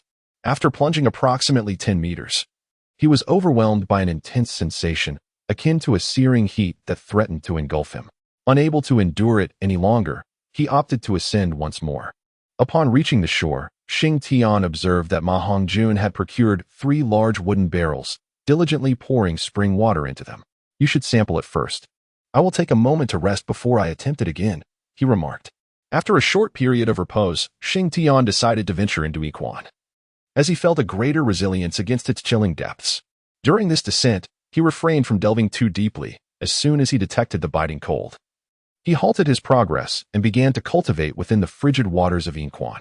The icy embrace of the spring, coupled with the pressure of the water, provided an exceptionally conducive environment for his training. Xing Tian was unaware of how long he had been cultivating. Within the depths of the water, he utilized his soul energy to sustain himself in place of breath. It was only when a sharp pain coursed through his body that he began to ascend, for he knew he had reached his limit. When Xing Tian emerged from the water, Qian Renxue and her companions had already departed from the shore. After resting for a while, Xing Tian made his way towards the house constructed by Qian Renxue and her friends. He had no intention of diving again today. A brief adjustment was in order, and he would consider it again tomorrow. Upon returning to the dwelling, he found the doors of Qian Renxue and Huowu firmly shut. As was the case with Ma Hongjuan's, respecting their privacy, Xing Tian chose to practice in the living room. The ice and fire duality, I was relatively secure, a sanctuary where they would not be disturbed. Thus, each day, Xing Tian descended to cultivate in the depths of the ice and fire duality I, attempting to venture further into the abyss. Meanwhile, Qian Renxue and her companions diligently fetched spring water to strengthen their bodies on the shore. As time passed imperceptibly, a month slipped away. Now, Xing Tian had managed to dive approximately 100 meters underwater, yet the depths remained elusive. I wonder just how deep this spring water truly is, he remarked upon surfacing. There's no rush. Having already dived 100 meters, I estimate we are nearing our limits. Qian Renxue replied. Indeed, in the coming days, I shall attempt to dive deeper to see if I can reach the bottom, Xing Tian stated. By the way, how have you all fared during this time? He suddenly inquired. Boss, I feel that my physical strength has significantly increased, Ma Hongjun exclaimed, raising his arm. We share the same sentiment. Moreover, our soul power circulates more swiftly than before. Huowu added. If your soul power levels have reached a breakthrough, venture out to hunt for soul rings.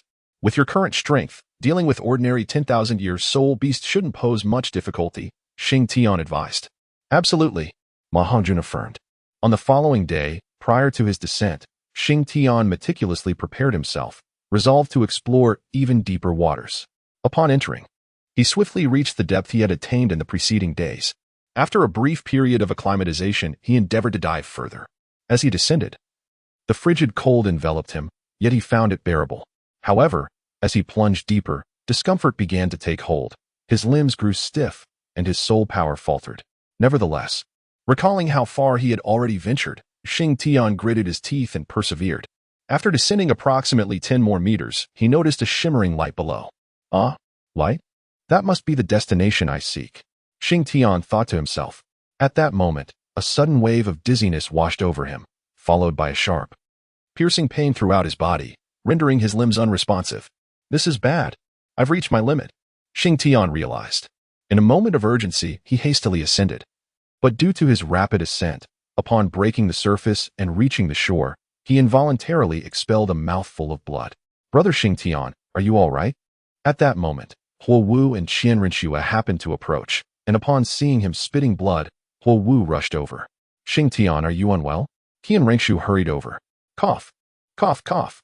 I'm fine, truly, just ascending a bit too quickly. My body's self-regulation couldn't keep up. After spitting out a mouthful of blood, Xing Tian felt significantly better. Don't push yourself so hard. Take your time to adapt.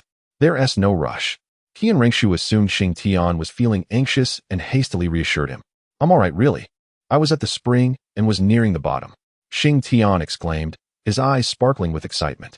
Brother Xing Tian, is there truly treasure down there, as you mentioned? Wu Wu inquired curiously. Indeed, I spotted a glimmer. Without a doubt, the treasure must lie at that luminous spot, Xing Tian responded.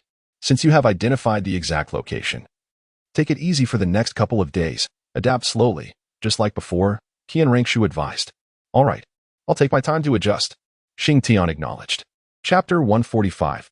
The barrier. On the following day, Xing Tian refrained from visiting the ice and fire dual eyes, as Qian Rengshu insisted he rest. Despite his repeated assurances of being fine, unable to sway her determination, he resigned himself to a day of rest. During this time, Xing Tian often found himself reminiscing about the vision he had encountered in the spring, that flicker of light persistently replaying in his mind, leaving him enthralled. If my assumptions are correct, that glimmer must be the radiance emitted by the corpse of the Ice Dragon King. How captivating. But soon, it shall be mine. He chuckled to himself. Thus, in a state of foolish glee, Xing Tian endured a long day. At the break of dawn the next day, Xing Tian arrived at the ice and fire dual eyes. I have arrived, he proclaimed, then leaped into the icy spring. As he descended to the point where the glow became visible, he refrained from plunging deeper, knowing that recklessness could lead to dire consequences. Steadying his focus, he began to cultivate at that location. Only when he could no longer endure did he choose to ascend. As he approached the bottom of the spring, both the pressure and the chill intensified significantly. Xing Tian took approximately half a month to acclimate to the immense pressure and the bone-chilling cold reminiscent of shattered ice. Tomorrow, I intend to plunge directly to the very bottom. That evening, during dinner, Xing Tian shared this news with everyone. So soon? Qian Renxue inquired. We've been here for nearly 2 months, and I've approached the depths of the spring. I believe I should be able to take a look tomorrow, Xing Tian replied. Will there be danger? Wu Wu asked. I'm uncertain, as I have never descended before, Xing Tian shrugged. How about this? After I reach the bottom tomorrow, I'll return and report back safely, he declared. All right, Qian Renxue responded. She understood that even if she tried to dissuade him, Xing Tian would ultimately descend. So it was better to acquiesce. Rest assured, I shall be unharmed, Xing Tian assured them. I await your return to inform us of your safety. Should you fail to return, I will descend after you, Qian Renxue said with unexpected seriousness. The gravity of her expression caused Xing Tian's smile to vanish instantly. He recognized that she was not jesting. If he did not come back to report his safety, she would indeed follow him down. Xiao Shui, you need not worry. I will return at the earliest opportunity to reassure you, Xing Tian said earnestly. Let us eat, Qian Renxue replied softly. The following day, Qian Renxue accompanied Xing Tian to the ice and fire dual eyes. I am descending now, Xing Tian announced as he stood by the bank. Be careful, Qian Renxue responded calmly, yet Xing Tian could discern the worry in her eyes. Rest assured, I shall be unharmed, he affirmed with a resolute nod before turning and leaping into the icy spring. As Xing Tian descended to where he could perceive a faint glow, he paused to adjust his mindset and began to swim slowly towards the source of the luminescence. Given the uncertainty of potential dangers, he descended cautiously.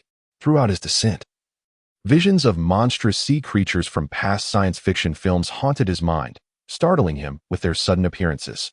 Gradually, he arrived at the location emanating the glow, only to find that it was not the corpse he had envisioned, but rather a vast light membrane. This membrane was enormous, and Xing Tian could not see its apex from where he stood. Xing Tian tentatively reached out to touch the luminous membrane, effortlessly passing through it. This membrane resembled a sort of barrier, existing solely to prevent the spring water from entering within its confines. How wondrous this barrier is, Xing Tian mused. Perhaps I should venture inside. After a moment's contemplation, he reconsidered. Never mind. I shall first descend to report my safety. A brief delay matters not. Ultimately, Xing Tian opted not to enter, but chose to rise instead.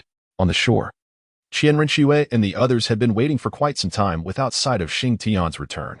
It has nearly been half a quarter of an hour. Why hasn't the boss emerged yet? Ma Hongjun remarked from the bank. Indeed, typically he can endure for no more than half a stick of incense, Wu Wu added.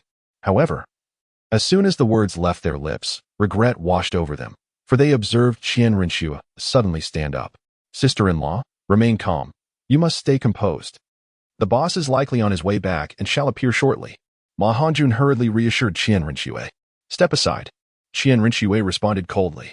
Sister-in-law, you must maintain your composure. The boss is truly on his way back, I assure you.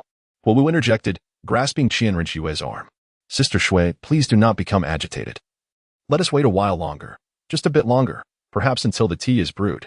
If Brother Xing Tian does not return, I shall accompany you into the water. Qian Rinxue regarded the expressions of Ma Hongjun and Huowu, took a step back, and slowly sat down. After she settled, Huowu shot an admonishing glance at Ma Hongjun for his careless words. Yet, Ma Hongjun remained oblivious, his gaze fixated intently on the icy spring. Suddenly, he noticed a stream of bubbles rising from the water's depths. He is back. The boss has returned. Ma Hongjun exclaimed. Where? Where is he? Qian Rinxue immediately inquired. Standing tall. I just saw a series of bubbles surface from the spring. The boss should be emerging soon, Ma Hongjun replied, as everyone awaited eagerly. Xing Tian finally broke the surface of the water. Xing Tian, how are you? Are you all right? Your absence has frightened me, Qian Rinxue exclaimed. Xiao Shui, I told you I would be fine. I would return to assure you of my safety. Xing Tian replied. Boss, you have no idea. Sister-in-law was just about to dive in after you. Ma Hongjun chimed in from the side. Upon hearing this, Xing Tian felt a sudden shock. Thankfully, his beloved had entered the barrier moments ago. Otherwise, if Qian Rinxue had not waited for him and leaped down, he would have been unable to forgive himself for eternity. Rest assured, it is quite safe below. That glimmer I mentioned earlier turned out to be a barrier, seemingly designed solely to prevent the spring water from entering. I am merely here to inform you before I venture into the barrier for a closer look, Xing Tian declared. Is there any danger within the barrier? Qian Rinxue inquired. Not at all. The barrier merely obstructs the spring water. Had there been any peril, I would have encountered it when I first approached, Xing Tian replied. Just be cautious. We can forego the treasures, but I only want you, Qian Rinxue asserted. Do not worry. Simply await my return, Xing Tian reassured her. Chapter 146. Inside the barrier. With that, Xing Tian dove back into the water, swimming toward the barrier he had just mentioned. On the shore, sister-in-law. There is no need for concern this time. The boss is safe, Ma Hongjun said to Qian Rinxue. Qian Rinxue nodded, though her gaze remained fixed upon the icy spring. Upon seeing Xing Tian emerge, Huowu also sighed in relief. Although he had not spoken to her, the sight of him unharmed was enough to satisfy her. As Xing Tian approached the boundary of the barrier, he carefully surveyed his surroundings, ensuring there were no threats. Before gracefully leaping into the barrier, upon entering, he was astounded by the scene that unfolded before him. Xing Tian originally anticipated that the barrier would unveil a realm of ice and snow, enveloped in an extreme chill. However, the reality was starkly different. Within this barrier, there existed nothing but an expanse of white, devoid of that penetrating cold. Upon entering the barrier, Xing Tian was swiftly affected by gravity, plummeting rapidly. Fortunately, endowed with wings, he was spared from an uncertain fate of a disastrous fall. Once he stabilized his form, Xing Tian hastily descended, and in the distance, he caught a glimpse of a deep azure hue. Upon reaching the ground, he was met with the sight of a lifelike dragon carcass, though it no longer drew breath. The aura of the dragon lingered, and the pervasive whiteness of the sky was a result of the mist expelled by its formidable presence. Ah, it truly exists. What a windfall. It is said that bathing in dragon's blood can enhance one's physique. I wonder if this applies here? No, wait, this one is deceased, Xing Tian remarked. Xing Tian had only heard of bathing in dragon's blood, but the dragon in question was freshly slain. The creature before him was lifeless. What to do? His storage bracelet was not large enough. Xing Tian pondered over the dragon's corpse, feeling troubled. I should inform Xiao Xue and the others first, then I will descend to enter seclusion. I can bring them some treasures later. For now, this is the only course of action, he mused. After a moment of contemplation, Xing Tian spread his wings and soared upwards. Upon emerging from the icy spring, Qian Rinxue and the others awaited him on the shore. Xing Tian, how did it go? Did you find the treasure? Qian Rinxue stepped forward to inquire. I did indeed. That's why I've come up to inform you. I plan to descend into seclusion for a while, Xing Tian replied. Is it dangerous down there? Qian Rinxue's foremost concern was always Xing Tian's safety. It's perfectly safe. I have already encountered the treasure, Xing Tian answered with a smile. Boss, what lies beneath that excites you so? Ma Hongjun queried. The corpse of the Ice Dragon King, Xing Tian declared. A dragon? The group gasped in astonishment. Indeed. This Eye of Ice and Fire is the very site where the Ice Fire Dragon King met its demise, Xing Tian elaborated. Well then, I shall descend to enter seclusion for a few days, and I will bring back some delightful treasures for you, Xing Tian announced. All right, we shall await your return. He cast a glance at Qian Ringshu and Wu. The two nodded vigorously in agreement. After Xing Tian finished speaking, he leaped down with a sense of tranquility. Upon entering the boundary, he made a beeline for the Ice Dragon King. Arriving at the corpse, Xing Tian burrowed into the mouth of the Ice Dragon King and then paused at her throat. There, he commenced his meditation and cultivation. As Xing Tian delved deeper into his practice, wisps of cold energy began to emanate from the Ice Dragon King's body, piercing into Xing Tian's own. I feel nothing. Perhaps I should try using dragon blood? Xing Tian mused. Determined, he resolved to give it a shot. Xing Tian traversed from the mouth of the Ice Dragon King to the very core of her heart. Gazing upon the resplendent azure heart before him, he summoned the Seven Kills sword. With a swift stroke, he cleaved through the Ice Dragon King's heart, unleashing a torrent of blood that swiftly coalesced into a small lake. Xing Tian stood amidst a pool of blood, a chilling aura enveloping him. Aware of the gravity of the moment, he promptly settled into a meditative posture, commencing his cultivation. As Xing Tian engaged in his practice, the blood around him diminished at a visibly rapid pace, its energy flowing seamlessly into his being. Within the body of the Ice Dragon King, the second martial soul of Xing Tian sensed a surge of energy and began to tremble. Subsequently, an inexplicable force emanated from this second martial soul, drawing in the energy from the blood of the Ice Dragon King, which began to coalesce towards it. Although the majority of the energy was absorbed by the second martial soul, the remnants were still sufficient for Xing Tian's cultivation. As time gradually passed, Xing Tian lost track of how long he had been in this state. However, upon awakening, he noticed that there was not a trace of blood beneath him, and the entire heart appeared to be in a withered condition. If I am not mistaken, there should be a Dragon Ball. Let me search for it, Xing Tian proclaimed as he stood up. Yet, despite scouring the entirety of the Ice Dragon King's body, he could not locate the Dragon Ball. Could it be in the head? He pondered. With this thought, he pried open the Ice Dragon King's skull and, as expected, discovered a blue sphere the size of a basketball within. This must be the Dragon Ball. How exquisite. Now it belongs to me. Xing Tian chuckled with delight. After acquiring the Dragon Ball, he commenced the dismemberment of the Ice Dragon King. Dragon tendons, scales, bones, and anything else he deemed useful. He meticulously harvested everything, filling his storage bracelet to the brim. Yet there remained much more. Just as Xing Tian completed the dissection of the Ice Dragon King, he noticed a sudden tremor above him. This is not good. The barrier is about to collapse, he shouted, promptly ascending into the air. What a pity. What a lamentable sight, he exclaimed as he cast one last glance at the scattered remains below. On the shore, Qian Ringshu and her companions were engaged in conversation when suddenly, a whirlpool emerged in the icy spring, causing the water level to plummet rapidly. What is happening? Qian Ringshu inquired. Sister Xiaoxiwei, could it be that something has happened to Brother Xing Tian down below? Wu speculated. I must go down, Qian Ringshu declared without hesitation. No, I promised the boss. Ma Hongjun swiftly intervened to block her path. Step aside, Qian Ringshu commanded. I want to let you.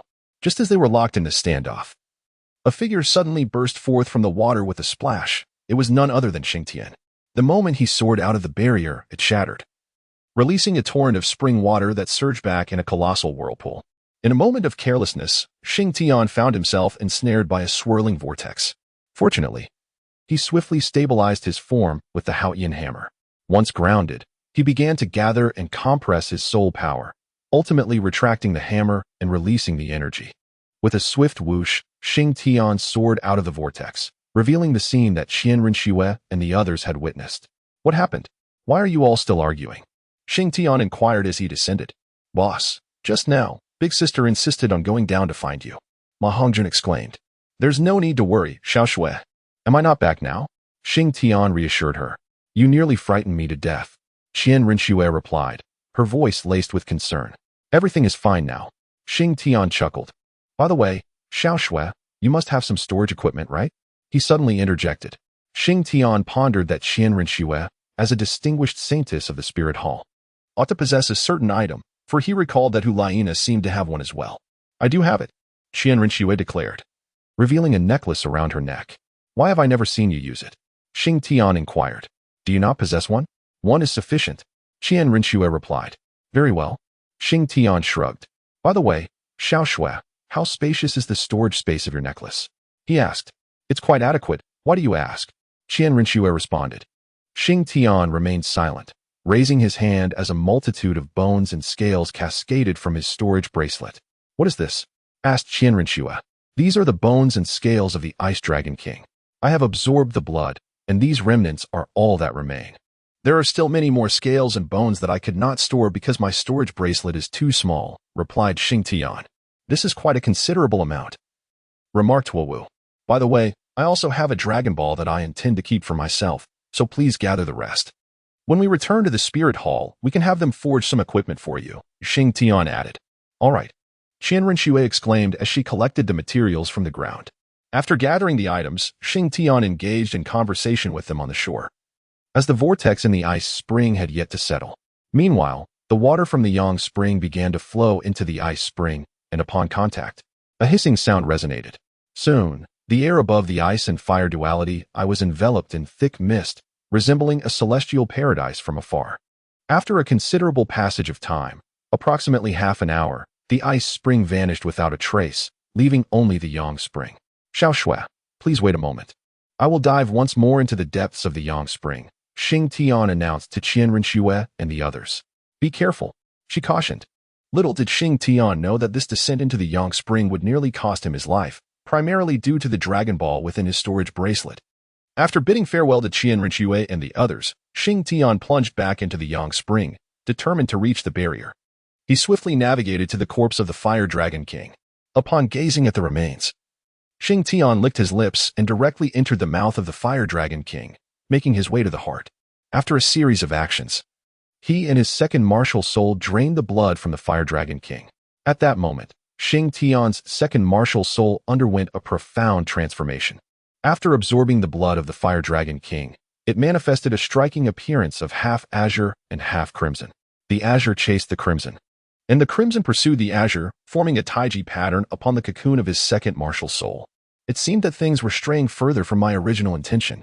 Xing Tian gazed at the cocoon and, for reasons unknown, refrained from extracting the dragon pearl of the Fire Dragon King first. Instead, he chose to dismember the body of the Fire Dragon King. Only when his storage ring could no longer accommodate the spoils did he commence the excavation of the dragon pearl. He surmised that the dragon pearl served as the pivotal core of this barrier, thus deciding to reserve it for last. As Xing Tian finally unearthed the dragon pearl of the Fire Dragon King and held it aloft, an unexpected turn of events transpired. The moment he grasped the dragon pearl, the barrier began to convulse. Just as he prepared to make his escape, his storage bracelet began to tremble violently, and to his astonishment, the dragon pearl of the Ice Dragon King broke free from its confines, soaring into the air. "Curse it, there's no time," Xing Tian exclaimed involuntarily as he beheld the two dragon pearls ascending skyward. To his bewilderment, the two dragon pearls began to collide with each other, and the barrier, which had initially shown signs of fracturing, suddenly stabilized. What on earth is happening? Xing Tian stood rooted to the spot, utterly perplexed. After several collisions, neither dragon pearl yielded to the other, and to his astonishment, two ethereal dragon souls emerged from the two pearls. Am I dreaming? Xing Tian hurriedly rubbed his eyes. Yet, upon reopening them, the two dragon souls remained manifest. As the dragon souls materialized, the two dragon pearls drifted aside, and the dragon souls became entwined in a fierce struggle. In that fleeting moment, Xing Tian found himself at a loss, uncertain of how to proceed. He hesitated to ascend, fearful of being discovered. Yet, at times, one has thoughts manifest in unexpected ways. Xing Tian was resolutely determined to remain undetected, yet just as his thoughts dissipated, the two dragon souls in the sky became aware of his presence. They exchanged a glance and then charged towards him. In a moment of panic, Xing Tian hastily attempted to defend himself, but he was unable to make contact with the dragon souls, which ultimately penetrated into his body. As the two dragon souls entered him, two dragon orbs from the sky descended and landed in his hands, stubbornly clinging to him as if glued. It was a dire situation. Gazing at the orbs in his grasp, Xing Tian uttered a phrase. No sooner had he spoken than an overwhelming chill emanated from the ice dragon orb, surging directly into his being. As if that weren't enough, a wave of searing heat followed, flooding into his body as well. Xing Tian felt excruciating pain erupt within him. A torment so intense it seemed as though his very soul was on the verge of shattering. With the influx of these two opposing forces, Xing Tian found himself utterly immobilized, unable to move anything but his thoughts. It was over. He had been greedy, and now it seemed he was destined for demise. Xing Tian roared fiercely within his heart. At one moment, his body was enveloped in a frigid ice, rendering him a lifeless sculpture, and at another, he was engulfed in blazing flames, igniting him in a fiery inferno. In this tumultuous state, Xing Tian succumbed to a profound numbness, rather than mere insensibility. It was as though his body's innate self-preservation mechanism had been activated. His senses had vanished entirely, leaving him standing with closed eyes. At times, an icy chill pierced through him, while at others, an unbearable heat overwhelmed him. Amidst this oscillation between extremes of cold and heat, cracks began to appear upon his flesh. Yet, at this moment, Xing Tian remained oblivious. His senses had been stripped away, rendering him unaware that his body could shatter at any moment, leading to his instantaneous demise. Chapter 148. Transcendence. However, the two dragon souls within Xing Tian showed no concern for the resilience of his corporeal form as they continued their internal skirmish, wreaking havoc. Thus, Xing Tian's body became riddled with fissures, resembling a fragile porcelain doll on the verge of disintegration. The two dragon souls fought relentlessly, making their way toward Xing Tian's mind. Should they penetrate his consciousness, even Xing Tian's meager spiritual strength would be inadequate to withstand their might, despite their weakened state. At this critical juncture, Xing Tian's second martial soul began to emit a peculiar oscillation. Upon sensing this anomaly, the two dragon souls hesitated momentarily before redirecting their path towards the source of the disturbance. Yet, as they neared, this enigmatic wave inexplicably vanished. The dragon souls exchanged puzzled glances, momentarily pausing their conflict, only to resume their battle as they continued their advance toward Xing Tian's sea of consciousness. As they approached the threshold of his mind, the wave resurfaced once more, prompting the ice-fire dragon souls to abandon their struggle and gravitate toward its source. This back and forth occurred several times, with Xing Tian's corporeal form teetering on the brink of collapse. When the wave emanated again, the two dragon souls once more opted to pursue its origin. This time, the oscillation persisted unwaveringly, even as the dragon souls drew near to its source. At long last, they arrived at the epicenter of this phenomenon, which turned out to be none other than Xing Tian's second martial soul. At this moment, the second martial soul of Xing Tian exuded a wave of energy that captivated the two dragon souls. As the dragon souls approached, an immense force of attraction suddenly emanated from the second martial soul. The dragon souls, caught off guard, were instantly drawn into the cocoon of the second martial soul. Upon their entrance, the cocoon radiated with brilliance, and the previously formed second martial soul was rapidly disintegrated by the presence of the two dragon souls. Subsequently, the dragon souls occupied the cocoon, distinctly divided into two halves. However, unexpectedly, a stream of crimson liquid surged forth from an unknown source, enveloping the two souls completely. Time seemed to lose meaning as, under the influence of this red liquid, the two dragon souls began to intertwine and merge, ultimately forming a luminous orb that was half cerulean and half fiery red. Once the orb materialized, the encasing crimson liquid gradually began to solidify. Then, the entire second martial soul emitted a gentle glow that enveloped Xing Tian's body. From the outside, Xing Tian's form was suddenly shrouded in a radiant light of deep blue and fiery red. Within this illumination, he gradually became limp, curling into a fetal position within the luminous orb, akin to an infant nestled in the womb. The furrowed brow that had once expressed anguish now relaxed, revealing an expression of deep contentment.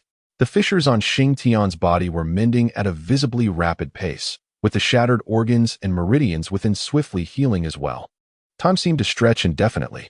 The unsightly cracks that marred his form had been completely restored, and the scars that once adorned him had vanished, leaving his skin smooth and flawless once more. Yet, there remained no signs of awakening from Xing Tian. The two dragon balls still clung tightly to his hands. Although they had diminished in size considerably, the external barrier remained intact, seemingly existing solely for Xing Tian's sake. After an undetermined duration, the dragon balls in his grip had shrunk to the size of apples, and the radiance emanating from his body had notably diminished. On the shore, 7 days had elapsed since Xing Tian's descent, and Qian Rinxue was growing increasingly anxious. Why hasn't he resurfaced yet? It only took him 2 days to descend into the ice spring, she exclaimed, bewildered by the prolonged absence. Sister-in-law, please remain calm. The boss might be in seclusion below. Regardless of whether you can descend or not, should he be in meditation, Your arrival could disrupt him and lead to backlash. You would regret it too late. Ma Hongjun intervened, blocking her path. Yes, I cannot go down. If Xing Tian is in seclusion, my presence would only disturb him. Qian Rinxue quickly concurred after hearing Ma Hongjun's words. But I am still anxious, she lamented.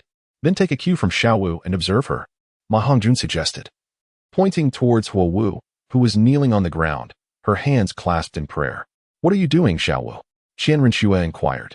I am praying, hoping that brother Xing Tian will return soon and safely. Huowu replied earnestly. If Xing Tian were present, he would undoubtedly be astonished by such an approach. Regardless of Huowu's actions, her intentions were rooted in care for Xing Tian, yet Qian Rinxue found it impossible to settle her restless spirit. Thus, she could only pace anxiously along the shore. On the side of Xing Tian, the dragon ball in his hand had diminished to the size of a ping-pong ball, and it would not be long before it vanished entirely. Meanwhile, Xing Tian's second martial soul had transformed completely into an egg, a brilliant fusion of azure and fiery red. As the second martial soul morphed into an egg, the martial souls he had simulated began to disappear one by one, ultimately leaving behind only the Haotian hammer and the 7 killing sword. If Xing Tian were to awaken, he would undoubtedly be astounded, for all his martial souls would be gone. Consequently, his methods of attack had become significantly more monotonous. As time passed slowly, it had been half a month since they had been on the shore. During this time, Qian Rinxue experienced repeated disappointments, yet she persevered through the relentless encouragement of Ma Hongjun. However, she felt her resolve waning, teetering on the brink of despair. If Xing Tian did not return soon, she would truly leap into the depths to find him. Throughout this month, even Ma Hongjun began to lose faith in his own words. Huowu had also grown increasingly irritable, although her demeanor was not as overt as Qian Rinxue's. The tension in her clenched fists and the tremor in her legs revealed her inner turmoil. 3 days, I will wait 3 days. If Xing Tian does not return by then, I will dive down to find him. On this day, Qian Rinxue could no longer contain herself and spoke loudly to Ma Hongjun. Very well, just 3 days. If our leader does not surface by then, I will accompany you down to search for him. Ma Hongjun replied. And I shall go. Huowu interjected suddenly. Agreed. Qian Rinxue nodded. The passing days had felt like years, and their gazes rarely strayed far from the sun spring, fearful of missing the moment Xing Tian resurfaced. 2 days drifted by slowly, yet there was no sign of movement from the sun spring. This gradually plunged Qian Rinxue and her companions into despair. Chapter 149. The Return of Xing Tian. Xing Tian had not returned for an extended period, causing Qian Rinxue and her companions' hearts to plummet to the depths of despair. Time slowly drifted to the morning of the 3rd day. During these 3 days, Qian Rinxue and her friends had barely closed their eyes, consumed by worry for Xing Tian's safety as they vigilantly observed the stillness of the Yongquan. Yet, for 3 long days, there had been no sign of movement from the Yongquan. I can wait no longer. I must descend to find Xing Tian, Qian Rinxue declared on the morning of the 3rd day. But, elder sister, how do we gauge the temperature of the Yongquan?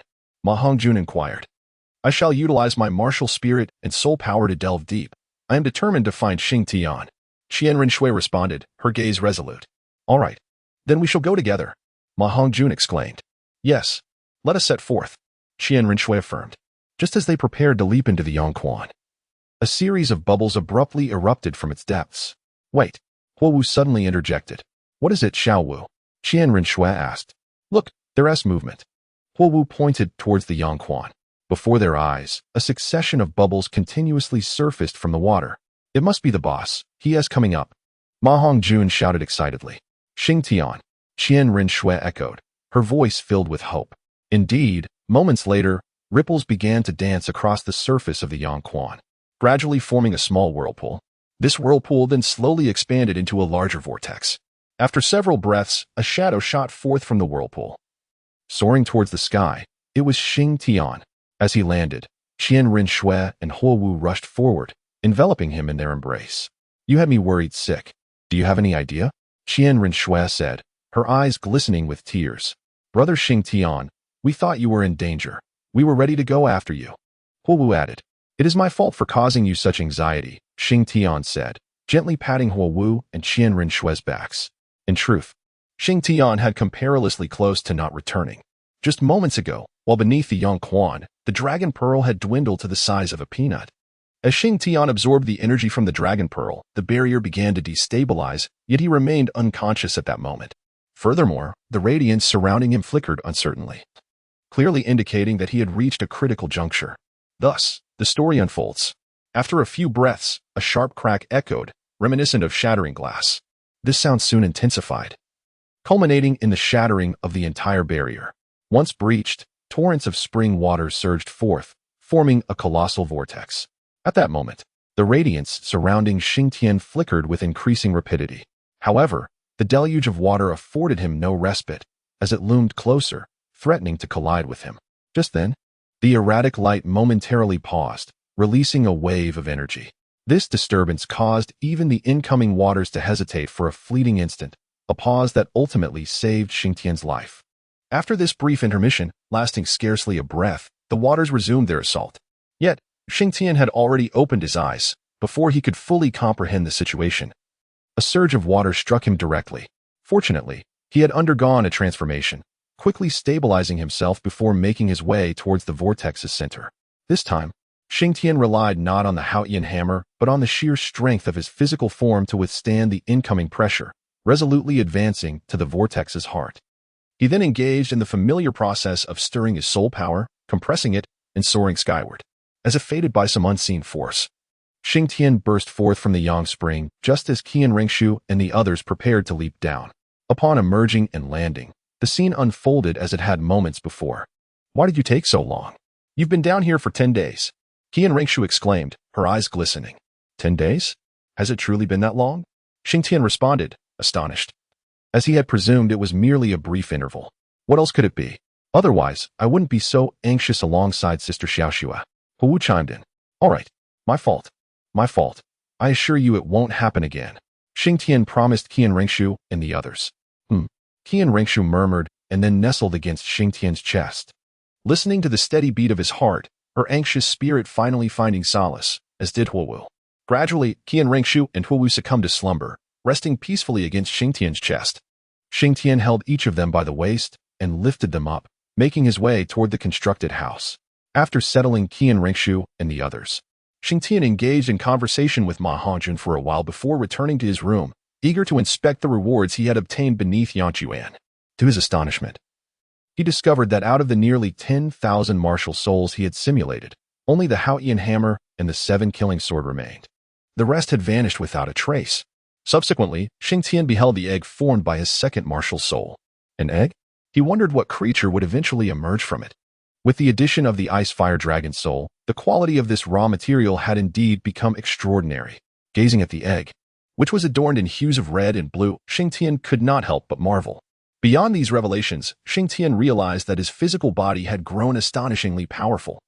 The Haotian hammer felt weightless in his grasp, and he surmised that his physical strength could now rival that of a soul sage. Moreover, the lingering injuries and scars from the years had completely vanished, leaving his skin enviably smooth. Overall, the gains were commendable, and it appeared he had acquired an additional domain. Upon closer examination, Xing Tian discovered the existence of a domain, Dragon God Domain. Once activated, this domain could exert comprehensive suppression on his foes, accompanied by attacks of ice and fire. Furthermore, it could enhance his allies, boosting their strength and speed, with even greater fortification for those possessing ice and fire attributes. Remarkable! Xing Tian exclaimed in awe. Qian Ringshu and Huowu slept for an entire day before awakening. Upon regaining consciousness, they found Xing Tian tidying up. Xiaoxue, you're awake. Let us pack our things. It's time to head back, Xing Tian announced. Back to the Martial Soul Hall? Qian Ringshu inquired. Indeed. There is nothing left to do here. Let us return, Xing Tian replied. All right. Qian Ringshu smiled in agreement. In truth, there was too much to pack. Xing Tian merely sorted the dragon tendons, scales, and bones from the Fire Dragon King and gathered a few celestial herbs from the vicinity. After descending from the Eye of Ice and Fire, Xing Tian noted that the colors of the mountain had significantly faded. It would not be long before it transformed into an ordinary spring. What is the matter?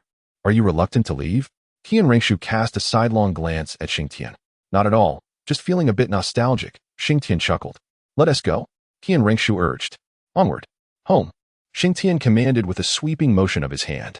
Chapter 150. The Bounty Notice. After exiting the Sunset Forest, Xing Tian and his companions rested for 2 days in Sunset Town. On the third day, they set forth on their journey back to the Martial Soul Hall. As they passed through the Star Luo Empire, Xing Tian stumbled upon something intriguing. He had discovered a portrait of Tang San. As Xing Tian and his companions passed through the Star Luo Empire, they chanced upon a notice board at the city gate featuring a portrait of Tang San, prominently marked with the words wanted. A bounty notice? What is going on, boss? Ma Hongjun inquired of Xing Tian upon seeing the notice. Let us read further, Xing Tian replied.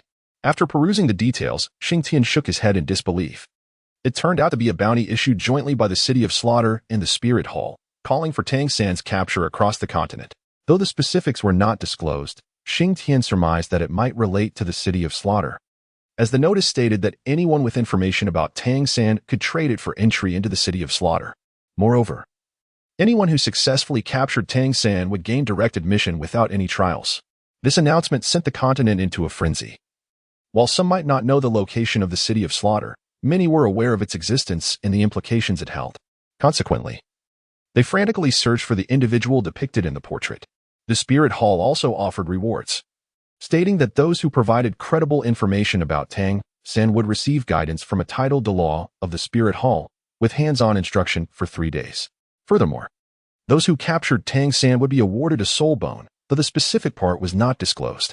Alas, the wrath of heaven and the ire of the people. Tang San is in dire straits, Xing Tian remarked after reading the notice. Xing Tian, could it be that you actually predicted this? Did Tang San truly dare to destroy the City of Slaughter? Qian Rinxue queried. He must have attempted it, but failed. Xing Tian concluded. Big brother Xing Tian, how did you know Tang San would bring ruin to the City of Slaughter? Huo Wu asked. Intuition, Xing Tian replied, noticing Xing Tian's evasive answer. Huo Wu chose not to press further. All right, let us depart, Xing Tian said, casting a final glance before addressing Qian Rinxue and the others. Upon leaving the Star Luo Empire, every town they traversed was plastered with wanted notices, all seeking Tang San. Where do you think Tang San might be now? Huo Wu suddenly pondered. Rest assured, Tang San is living quite well. I would stake my guarantee on it, Xing Tian assured. Why is that? Huo Wu inquired, puzzled.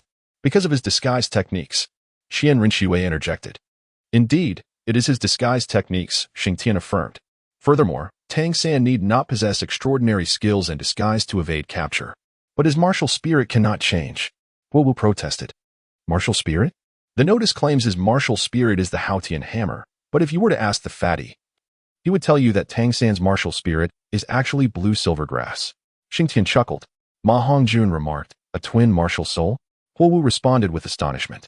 Indeed, therefore, as long as Tang San does not reveal the Haotian hammer, this bounty is utterly irrelevant to him, unless the King of Slaughter personally intervenes. Perhaps he might discover Tang San, Xing Tian stated. Very well, Huo Wu replied. All right, this has nothing to do with us.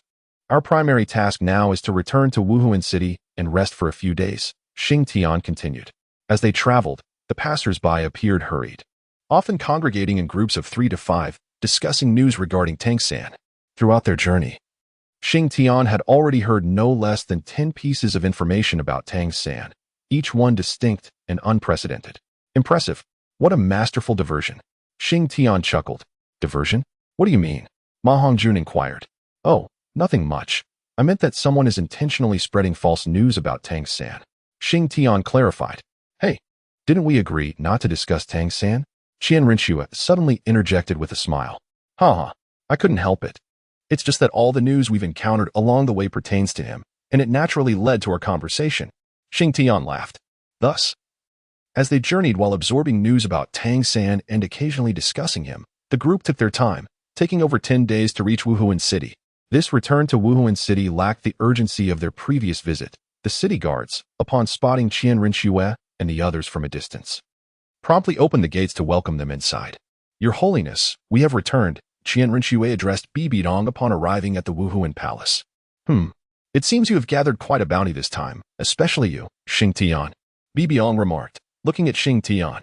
Not bad, not bad, Xing Tian replied with a smile. By the way, Your Holiness, do you have any blacksmiths? Xing Tian suddenly inquired. Blacksmiths? You mean ironworkers? No, we do not, Bibidong responded. Your Holiness, do you know someone named Lu Gao? Xing Tian asked abruptly. Lu Gao? I have some recollection. Is he the divine craftsman Lu Gao? Bibidong answered. Exactly. I wish to invite him to come on behalf of the Wuhuan Palace, Xing Tian stated. What do you need him for? Bibi Dong inquired. Xing Tian remained silent, flipping his hand to reveal a bone that materialized within his grasp. What is this? Bibi Dong expressed a hint of surprise, sensing an overwhelming pressure emanating from the bone. This is a dragon bone. I wish to request several pieces of equipment from Lu Gao, Xing Tian proclaimed.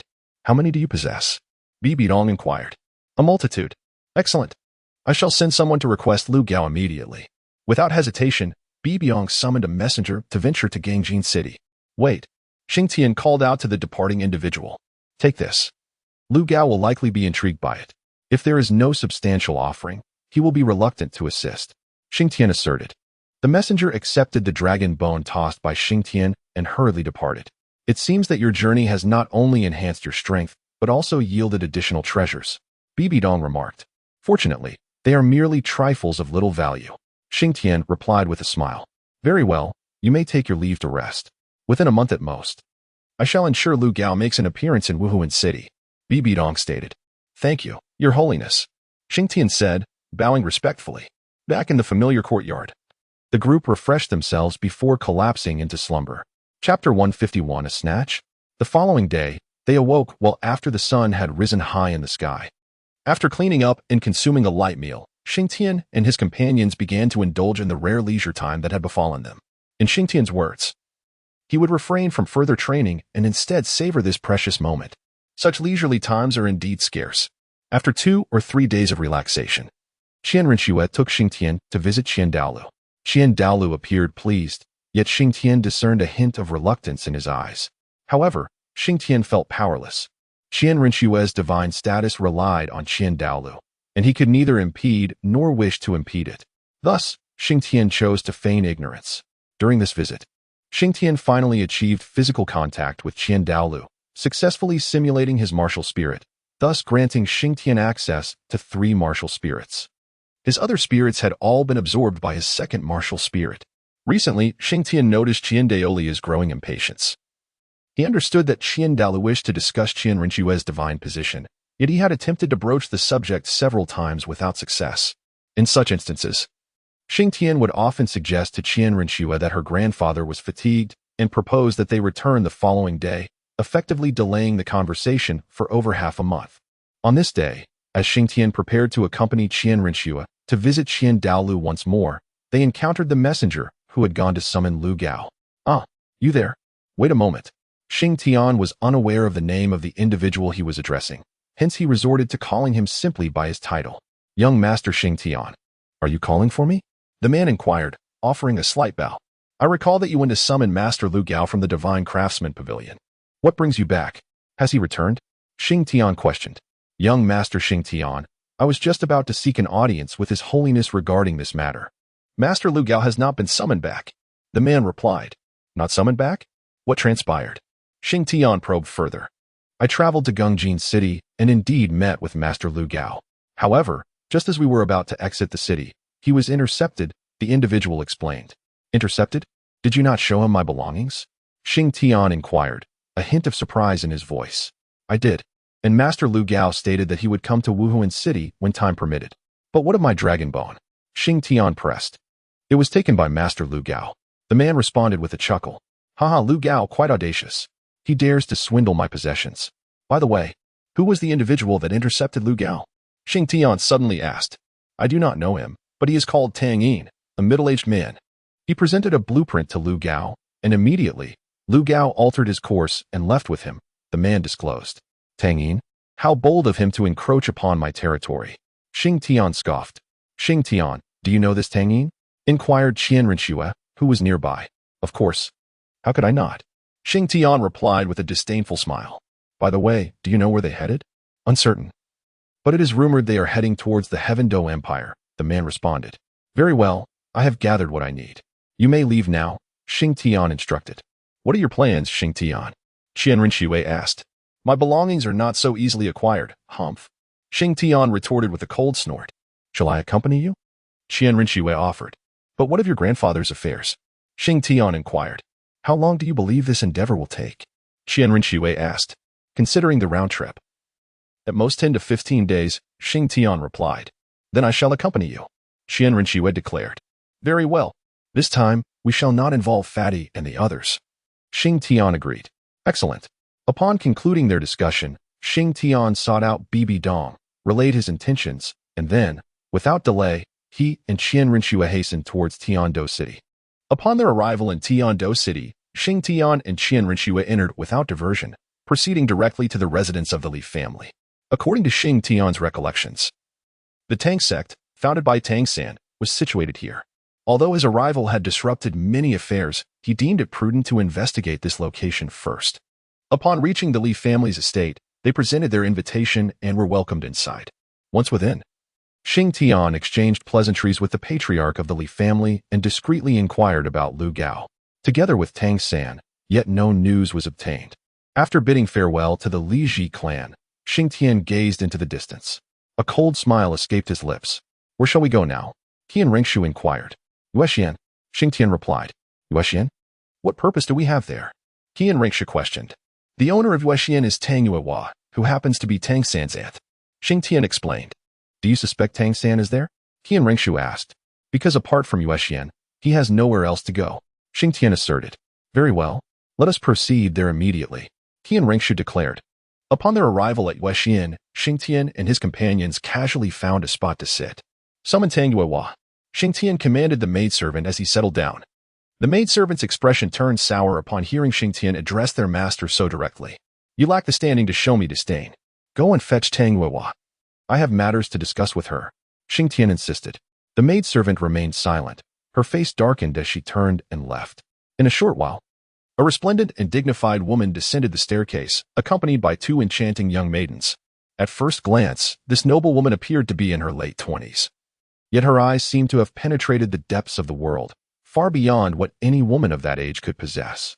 The silver palace gown she wore fitted her exquisitely. If Xing Tian were to compare her to someone he knew, in terms of poise, perhaps only the Pope of the Spirit Hall, Bibi Dong, could measure up. However, unlike Bibi Dong, she bore no semblance of pressure, yet her nobility was equally unmatched, and notably, there was not a trace of soul power emanating from her, clearly indicating that she was not a soul master. Xing Tian, encountering Tang Yuehua for the first time, was evidently captivated by the aura she exuded. However, in an instant, he regained his composure. Who seeks my presence? Tang Yuehua approached gracefully, each step deliberate, as if measured with precision. Surrender Tang San and Lu Gao, Xing Tian declared assertively. As soon as Xing Tian's words fell, Tang Yuehua's pupils contracted slightly. This young master is jesting. I, Yuexian, have not summoned anyone named Tang San. Tang Yuehua, being the master of Yuexian, swiftly grasped the situation. Do not attempt to mislead me. I am well aware of your true nature. Do not force my hand, for Tang Hao cannot restrain me, Xing Tian remarked, sipping his tea without raising his head. Who exactly are you? Tang Yuehua could no longer maintain her composure upon hearing Tang Hao's name from Xing Tian. Clear the area. Xing Tian suddenly commanded. Chapter 152. Yuexian. After hearing Xing Tian's words, Tang Yuehua dispatched someone to clear the venue. Now, who are you truly? Once the area was cleared, Tang Yuehua addressed Xing Tian. Hand over the individuals involved. I am pressed for time. Xing Tian abruptly stated to Tang Yuehua. I demand to know who you are. Tang Yuehua's tone grew colder as those around them gradually encircled Xing Tian and his companions. You must understand the situation. You are merely an ordinary individual, relying solely on your so-called noble domain. Are you certain you wish to speak to me in this manner? Xing Tian smiled at Tang Yuehua. I care not who you are. Yuexian is not something anyone can manipulate. Tang Yuehua retorted with a cold snort. My apologies, but I am indeed the one who can easily manipulate your Yuexian. Xing Tian's voice turned frigid. Following this declaration, Xing Tian unleashed the domain of the god of slaughter. An invisible aura of carnage enveloped the entire venue, affecting everyone present, save for Tang Yuehua. Within Xing Tian's perception, he sensed an enigmatic energy surrounding Tang Yuehua, presumably her noble domain. I demand the release of Tang San and Lu Gao. Do you understand? Xing Tian rose, enunciating each word with clarity. Young man, since you are aware of my identity, you should also comprehend that Yuexian is not to be trifled with. Tang Yuehua responded icily. This lady beside me is the saintess of the Spirit Hall. You should know her esteemed position. Furthermore, I am aware of the location of your Haotian sect. Do you truly believe that if the Spirit Hall were to discover the whereabouts of the Haotian sect, your sect would continue to exist? Xing Tian asserted. You. Tang Yuehua pointed at Xing Tian, momentarily rendered speechless. Do you not believe me? Xing Tian continued. 300 miles east of the imperial capital, within the Tiando Empire, lies a small village surrounded by mountains. Xing Tian suddenly smiled. You, who are you really? Tang Yuehua could no longer maintain her previous air of elegance and composure. Thus, I ask, is it worth it? To sacrifice the entire Haoyan sect for a mere Tang San? Surely not. Xing Tian softly spoke to Tang Yuehua. Well then, I have said quite enough. It is time for you to relinquish Tang San and Lu Gao. Xing Tian urged Tang Yuehua. Yet, Tang Yuehua bit her lip, refusing to speak. Alas. Well, there's no other choice, Xiao Xue. Let us depart. We shall return to gather our forces, and I will take you to annihilate the Haoyan sect. I believe they will prove far more intriguing than the Seven Treasures glazed sect, Xing Tian suddenly remarked to Qian Rengshu. All right, Qian Rengshu replied. Subsequently, Xing Tian truly led Qian Rengshu outside the Moon Pavilion. Stop, Tang Yuehua suddenly called out. What is it? Have you come to a realization? But I have no desire to meet Tang San and the others at this moment. I find the prospect of attacking the Haoyan sect much more entertaining. By the way, you could send a message to the Haoyan sect, and we shall see whose speed is superior. Xing Tian laughed as he spoke. Xiao Xue, let us proceed to the Spirit Hall in Tiando City to assemble our forces. We shall prepare to besiege the Haoyan sect. Xing Tian grasped Qian Rengshu's hand and moved toward the exit. Stop them. Block their way. Tang Yuehua shouted loudly. However, as those individuals stood up, Xing Tian unleashed his god-slaying domain once more. Xing Tian, what on earth are you trying to accomplish? Tang Yuehua suddenly yelled at him. Oh, do you recognize me? Did Tang Hao inform you, or was it Tang San? Xing Tian inquired with some curiosity. Xing Tian, have you truly forgotten your past connections? Tang Yuehua suddenly said. Past connections? What past connections? I share none with you. The so-called past connections were returned to Tang Hao when I was at Shrek Academy, Xing Tian declared. After saying this, he continued to stride forward. Xing Tian. Suddenly, a voice called from above. Oh, you finally decided to show yourself? I thought you would remain hidden indefinitely, Xing Tian remarked, gazing at the person who had appeared on the upper floor. Are you aware of my presence here? Tang San asked. You possess my recently released domain, do you not? As I unleashed it, I sensed an exceptionally familiar murderous intent. Tang San, you are still far too naive. Xing Tian shook his head and replied. What do you truly want? Tang San shouted at Xing Tian. Is that you, Lu Gao? Xing Tian did not respond to Tang San, but inquired about Lu Gao instead. What business do you have with Lu Gao at the Moon Pavilion? Tang San replied. At this juncture, continuing to play coy is rather pointless. Wouldn't you agree? Tang Yin, Xing Tian said with a smile directed at Tang San. I am Lu Gao. Young man, what do you seek from me? At that moment, an elderly man emerged from the room behind Tang San. You are Lu Gao? Xing Tian asked. Indeed, I am Lu Gao. Is my possession truly so easily acquired? Xing Tian smiled as he regarded Lu Gao. I have never encountered you, nor have I ever taken your belongings. Lu Gao scoffed. Haha, splendid. Well said. Xing Tian laughed heartily. Do you recognize this object? Xing Tian waved his hand, revealing a fragment of bone. Ah, this? Lu Gao exclaimed in surprise upon seeing the bone in Xing Tian's hand. Familiar. Is it? Xing Tian inquired. Humph. Lu Gao snorted disdainfully.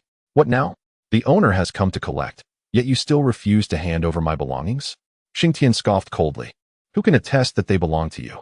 It is evident that Lu Gao has no intention of relinquishing them. Let us proceed in this manner. I shall lead a group to eradicate the Haoyan sect and subsequently inform them that their downfall was precipitated by your lofty ambitions and Tang San's appropriation of my possessions. At that juncture, I shall release a few individuals to seek you out for an explanation. What do you think of this plan? In truth, I possess an abundance of such bones, and I am utterly indifferent to them. With a casual wave of his hand, Xing Tian summoned a multitude of various bones from the ground, each radiating a formidable aura. Youngster, you seek my assistance to forge equipment, do you not? Should you dare to proceed in such a manner, I assure you, I shall not lend my aid. Upon observing the materials pertaining to Xing Tian, Lu Gao straightened his posture and declared, Do you believe you are the sole divine craftsman? If my conjecture is correct, the Titan must also be present in this heavenly battle city. Xing Tian cast a disdainful glance at the tall building. Tang San, the individual you have chosen is truly unimpressive. Xing Tian remarked to Tang San. My affairs are not yours to meddle in. Tang San suddenly let out a cold snort. Ha ha ha, splendid. Excellent. Let us discuss matters between us. Xing Tian laughed heartily. Tang San, you intend to destroy my city of slaughter. Should you not provide me with an explanation for this? Xing Tian suddenly spoke with a grim expression. Your city of slaughter? Tang San replied with a cold smile. Xing Tian remained silent, directly producing the token of the guest elder from the city of slaughter. Tang San, I must say, you truly excel in the art of deception. Only someone like you could resort to such treachery as abandoning the donkey after it has carried the load and dismantling the bridge after crossing it. Xing Tian remarked with a cold smile. Having reaped the benefits of the city of slaughter, you still wish to destroy it. You must not want others to gain access to the realm of slaughter. I must admit, your petty mindset is truly repugnant. Chapter 153. Fierce Battle with Tang San. Silence. What right do you have to admonish me? Tang San suddenly shouted at Xing Tian.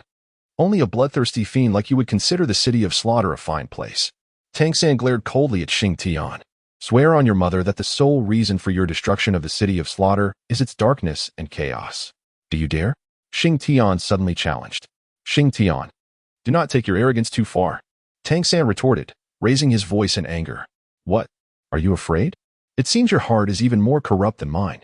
Xing Tian chuckled. Seeking death. With a swift motion, Tang San hurled a poison dart aimed at Xing Tian's throat, but Xing Tian did not even attempt to evade it. A sound akin to metal clashing echoed from Xing Tian's neck as the poison dart fell to the ground. You can only concoct despicable schemes in the shadows. Xing Tian remarked disdainfully, glancing at the dart at his feet. Tang San was thoroughly incensed by Xing Tian's words, unleashing the blue-silver emperor, which surged towards Xing Tian with ferocity. With a sweeping motion, Xing Tian summoned the seven-killing sword, for he currently possessed no other martial soul at his disposal. As he gestured, a cascade of sword light erupted, shattering Tang San's blue-silver emperor. You are quite inadequate. Your blue-silver emperor is remarkably feeble. Xing Tian remarked with a grin. However, as the deluge of blue-silver grass descended, Tang San had already vacated his previous position. Xing Tian, meet your demise. Suddenly, a furious roar emanated from Xing Tian's right side, whereupon Tang San produced a bamboo tube-like object. With a swift twist, a multitude of flying needles surged forth, targeting Xing Tian with precision. Xing Tian brandished the seven-killing sword, deflecting the majority of the flying needles, yet some still found their mark upon his body. Huh. With my poison coursing through your veins, you may as well await your demise. Tang San proclaimed. Poison? It is the least of my concerns. Xing Tian retorted. A flash of crimson light enveloping him, causing all the needles to clatter to the ground. Is this the source of your audacity to confront me? I warned you. These are nothing but despicable tools unworthy of the light. With that, Xing Tian sheathed his seven-killing sword and vanished from sight. True strength lies within oneself. External forces are forever just that, external. His voice echoed from behind Tang San. Upon hearing this, Tang San executed a swift evasive maneuver, darting forward to evade Xing Tian's onslaught. Turning around, Tang San unexpectedly lunged towards Xing Tian, engaging him in close combat. Tang San's combat techniques were a dazzling array of ingenuity, characterized by remarkable agility and skill. Conversely, Xing Tian's prowess was comparatively lacking, yet he still managed to maintain dominance over Tang San in their fierce exchange. Although Xing Tian possesses no particular skills, he compensates with immense strength and formidable defense. The saying "one's strength overcomes 10 skills" aptly describes Xing Tian in this moment.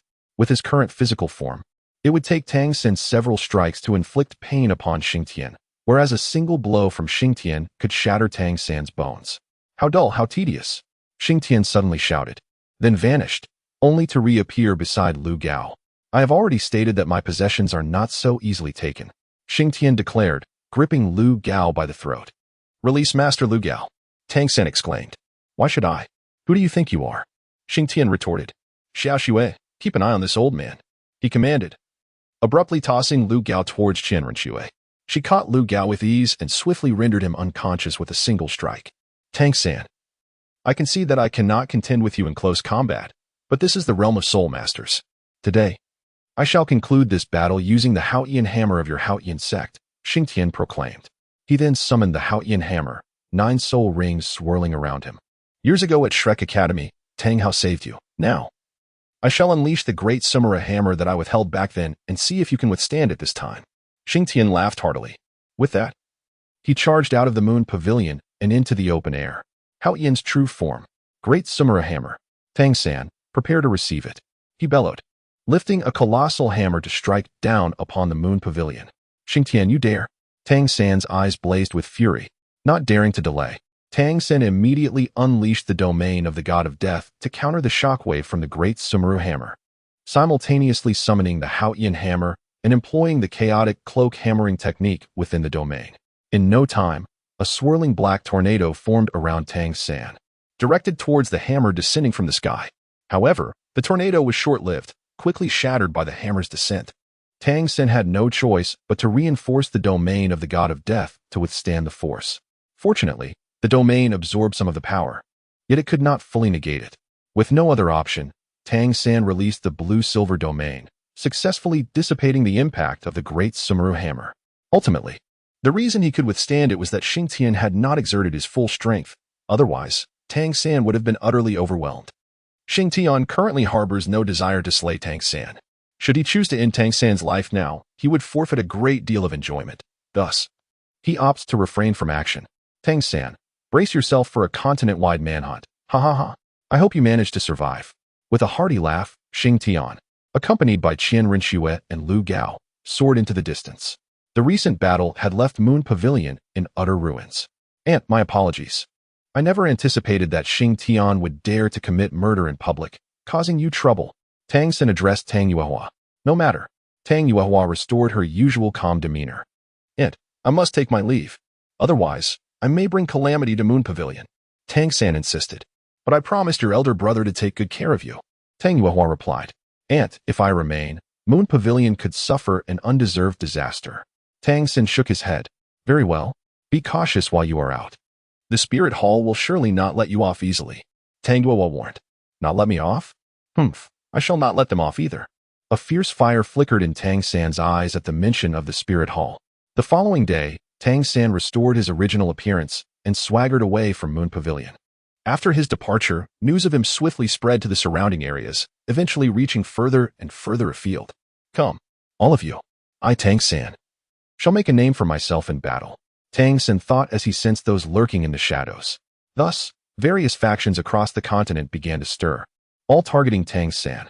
He walked slowly, deliberately choosing the main roads to attract public attention, allowing Moon Pavilion to extricate itself from the turmoil. Gradually, a large crowd trailed behind Tang San, yet none dared to strike. They were waiting for a signal, for that one who would stick their neck out. Chapter 154. The Hound of Misfortune. The Spirit Hall soon received word of the events and dispatched a team to hunt down Tang San. Setting aside Tang San's actions, one fact alone warranted the Spirit Hall's response. He is the child of Tang Hao. Before long, Tang San arrived at the outskirts of the Stardo Forest. Here shall be my place of renown, and here shall be your burial ground, Xing Tian. You have spared me, but this shall be your final opportunity in this lifetime. When next we meet, I will ensure you are left in pieces, Tang San declared. He then glanced back with a Xing Tian proclaimed, Youngster, it would be wise for you to release me. Even Bai Dong would grant me a modicum of respect. What are you, after all? At that moment, Lu Gao shouted back, Release you? Am I somehow binding you? I neither tied you nor restrained you. Should you wish to depart, you are free to do so. What is there to release? Xing Tian smiled as he turned his gaze towards Lu Gao. Youngster, a person of renown does not speak in riddles. What is it that you truly desire? Lu Gao responded, fully aware that Xing Tian was not bound. However, he recalled the warning given to him upon awakening, should he dare to flee. The Blacksmith Association would be eradicated from the continent. I have already made it clear, my possessions are not easily obtained. Xing Tian retorted. Are you truly intent on opposing the Blacksmith Association? Lu Gao inquired darkly. It is not I who seeks conflict with you, but rather you who initiates it with me. Do you not comprehend? Do not invert right and wrong. Xing Tian replied coolly. Xing Tian's words rendered Lu Gao speechless, for indeed, his greed had led him to this predicament. Upon first encountering the dragon bone, he had sensed that it was no ordinary relic, and thus he coveted it, unaware that it would bring him such considerable trouble. At times, one cannot have both fish and bear's paw. I admire your spirit, yet your intentions are tainted. You wish to merge my possession with Tang San's blueprints to create what you desire, do you not? Xing Tian suddenly proclaimed. How do you know? Lu Gao inquired. Indeed. When Lu Gao beheld the blueprints Tang San had provided, the thought had begun to take root within him. Ha! I know far more than you can fathom. Xing Tian laughed heartily. Now, cease your ulterior motives. You are free to leave whenever you wish. I shall not hinder you, he added. Lu Gao, weary of Xing Tian's repeated words, fell silent and quietly trailed behind him and the others. Xing Tian paid no heed to the height of the building, for he understood that the towering structure would not dare to confront him. As they drew nearer to the spirit city, news from Tang San reached them. Alone in the Douluo forest, Tang San had adeptly utilized the terrain to eliminate a significant number of his pursuers.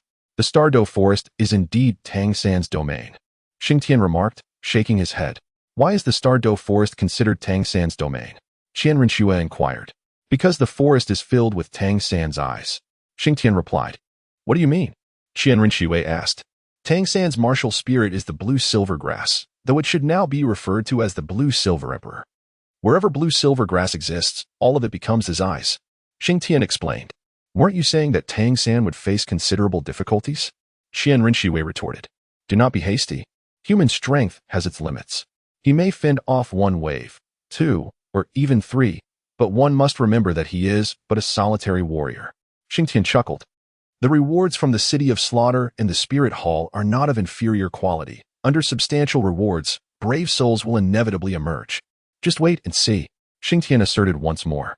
Listening to the dialogue between Xing Tian and Qian Rinxue, Lu Gao felt an icy chill in his heart, foreseeing a future shrouded in darkness.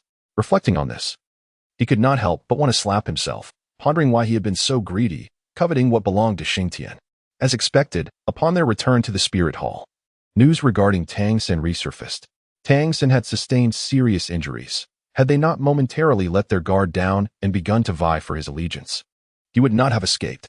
In the following days, Xing Tian received intermittent updates about Tang San. Now, Tang San was being hunted like a stray dog. Though many had met their demise at his hands, it did little to deter the relentless pursuit. Tang San had driven his pursuers out of the Douluo forest, and his current trajectory led towards the Douluo Empire. The Douluo Empire? TSK, TSK, TSK, Tang San, you have made a grave misstep. The Douluo Empire is a place of martial prowess, and your journey there will only intensify the chase, Xing Tian remarked, gazing at the news in his hand. However, after Tang San ventured into the Douluo Empire, he mysteriously vanished, reportedly rescued by a figure clad in black. A figure in black? Could it be Zhu Zhiqin? Oh. Tang San, will you join their ranks? Xing Tian pondered. Following Tang San's disappearance, the turmoil across the continent subsided, at least for the time being. After the disappearance of Tang San, Xing Tian no longer paid attention to him. His focus shifted to Qian Rinxue and Qian Douluo. It seemed that Qian Douluo was becoming increasingly impatient, a sentiment even Qian Rinxue had begun to notice in his recent demeanor. Yet, whenever Qian Rinxue inquired, Qian Douluo would respond ambiguously. It wasn't that Qian Douluo was unwilling to allow Qian Rinxue to inherit the divine position. Rather, he felt a sense of reluctance. He vaguely sensed that this inheritance was extraordinary, a feeling that was inexplicably profound, prompting him to desire more moments with Qian Rinxue. Senior, I wish to converse with you. Suddenly, Xing Tian addressed Qian Douluo. What is it you wish to discuss? Qian Douluo inquired. Xiaoshui, please step outside. I wish to speak with the senior. Xing Tian instructed Qian Rinxue. Very well, Qian Rinxue replied, casting a glance at Xing Tian before nodding in acquiescence. Once Qian Rinxue had exited, Qian Douluo spoke up. Youngster, what do you wish to discuss with this old man? Senior, you seem quite anxious lately, Xing Tian remarked. And what of it? Qian Douluo responded. Are you contemplating Qian Shui's inheritance of the angelic divine position? Xing Tian suddenly asked. Who informed you of this? Qian Daoliu's expression darkened instantly. Senior, please do not misunderstand. I harbor no ill intentions and, in fact, I would delight in seeing Xiao Shui's strength increase, Xing Tian hastily clarified. Then what do you mean? Qian Douluo pressed. Senior, I believe it may be premature for Xiao Shui to inherit the divine position at this time, Xing Tian explained. Reason? Qian Douluo queried. I think it would be better to wait until Xiao Shui's strength has further developed before considering such a significant step, Xing Tian suggested. Qian Douluo fell silent, lowering his head in contemplation. After a moment of reflection, he raised his gaze. Youngster, I do not know how you came to possess this knowledge. Logically, I should end your life for this, but for Xiao Shui's sake, I shall not hold it against you. You may take Xiao Shui to train. As long as she remains in the Spirit Hall, the inheritance of the angelic divine position will resonate. Upon hearing Qian Daoliu's words, Xing Tian felt a sudden clarity in his heart. No wonder Douluo was so anxious. It was for this reason. However, he remained uncertain about how to address the issue. And fortunately, Xing Tian was there. The following day, Xing Tian brought Qianrenxue to Douluo and informed him of their intention to venture out for training. This time, Douluo did not object. After bidding farewell to Douluo, Xing Tian, along with Qianrenxue and Ma Hongjun, once again departed from the Spirit City to embark on their journey of training. Xing Tian, having resolved to visit Sea God Island, was eager to behold the legendary Sea Soul Master and, in passing, to undertake the 9 trials of the Sea God. The question of inheritance was secondary. Xing Tian felt compelled to witness something that had been mentioned in the original narrative. However, just as he and his companions reached the borders of the Tiando Empire, a piece of news arrived, prompting Xing Tian to alter his plans regarding the journey to Sea God Island. As Xing Tian and his companions arrived in Tiando City, they were soon met with intriguing news. Have you heard? The Tang Sin mentioned in the bounty has recently resurfaced in the Douluo Forest. What? Do you have any thoughts on this? Of course, there are thoughts, but our strength does not permit action. Then what use is this discussion? Hold on. Tang Sand is merely one part of the story. What do you mean? I have heard that deep within the Douluo Forest, not only has Tang Sin been spotted, but others as well. What is so strange about that? However, this individual is said to be in the company of spirit beasts, and remarkably, the spirit beasts have not harmed her. They coexist harmoniously. Are you certain? A human can coexist peacefully with spirit beasts? Thus, some in the spirit hall speculate that this woman may not be human, but rather a spirit beast that has transformed into a human. A spirit beast? Indeed. And I intend to join the fray. I shall accompany you.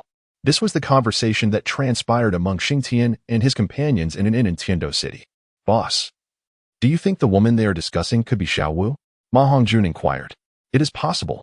Xing Tian nodded. Should we pay her a visit? Ma Hongjun suggested. Xiaoxue, has the spirit hall sent anyone? Xing Tian asked Qianrenxue. I do not know. Qianrenxue shook her head. Very well. I would like to go see her, after all. Diming helped me considerably back then, Xing Tian declared. All right.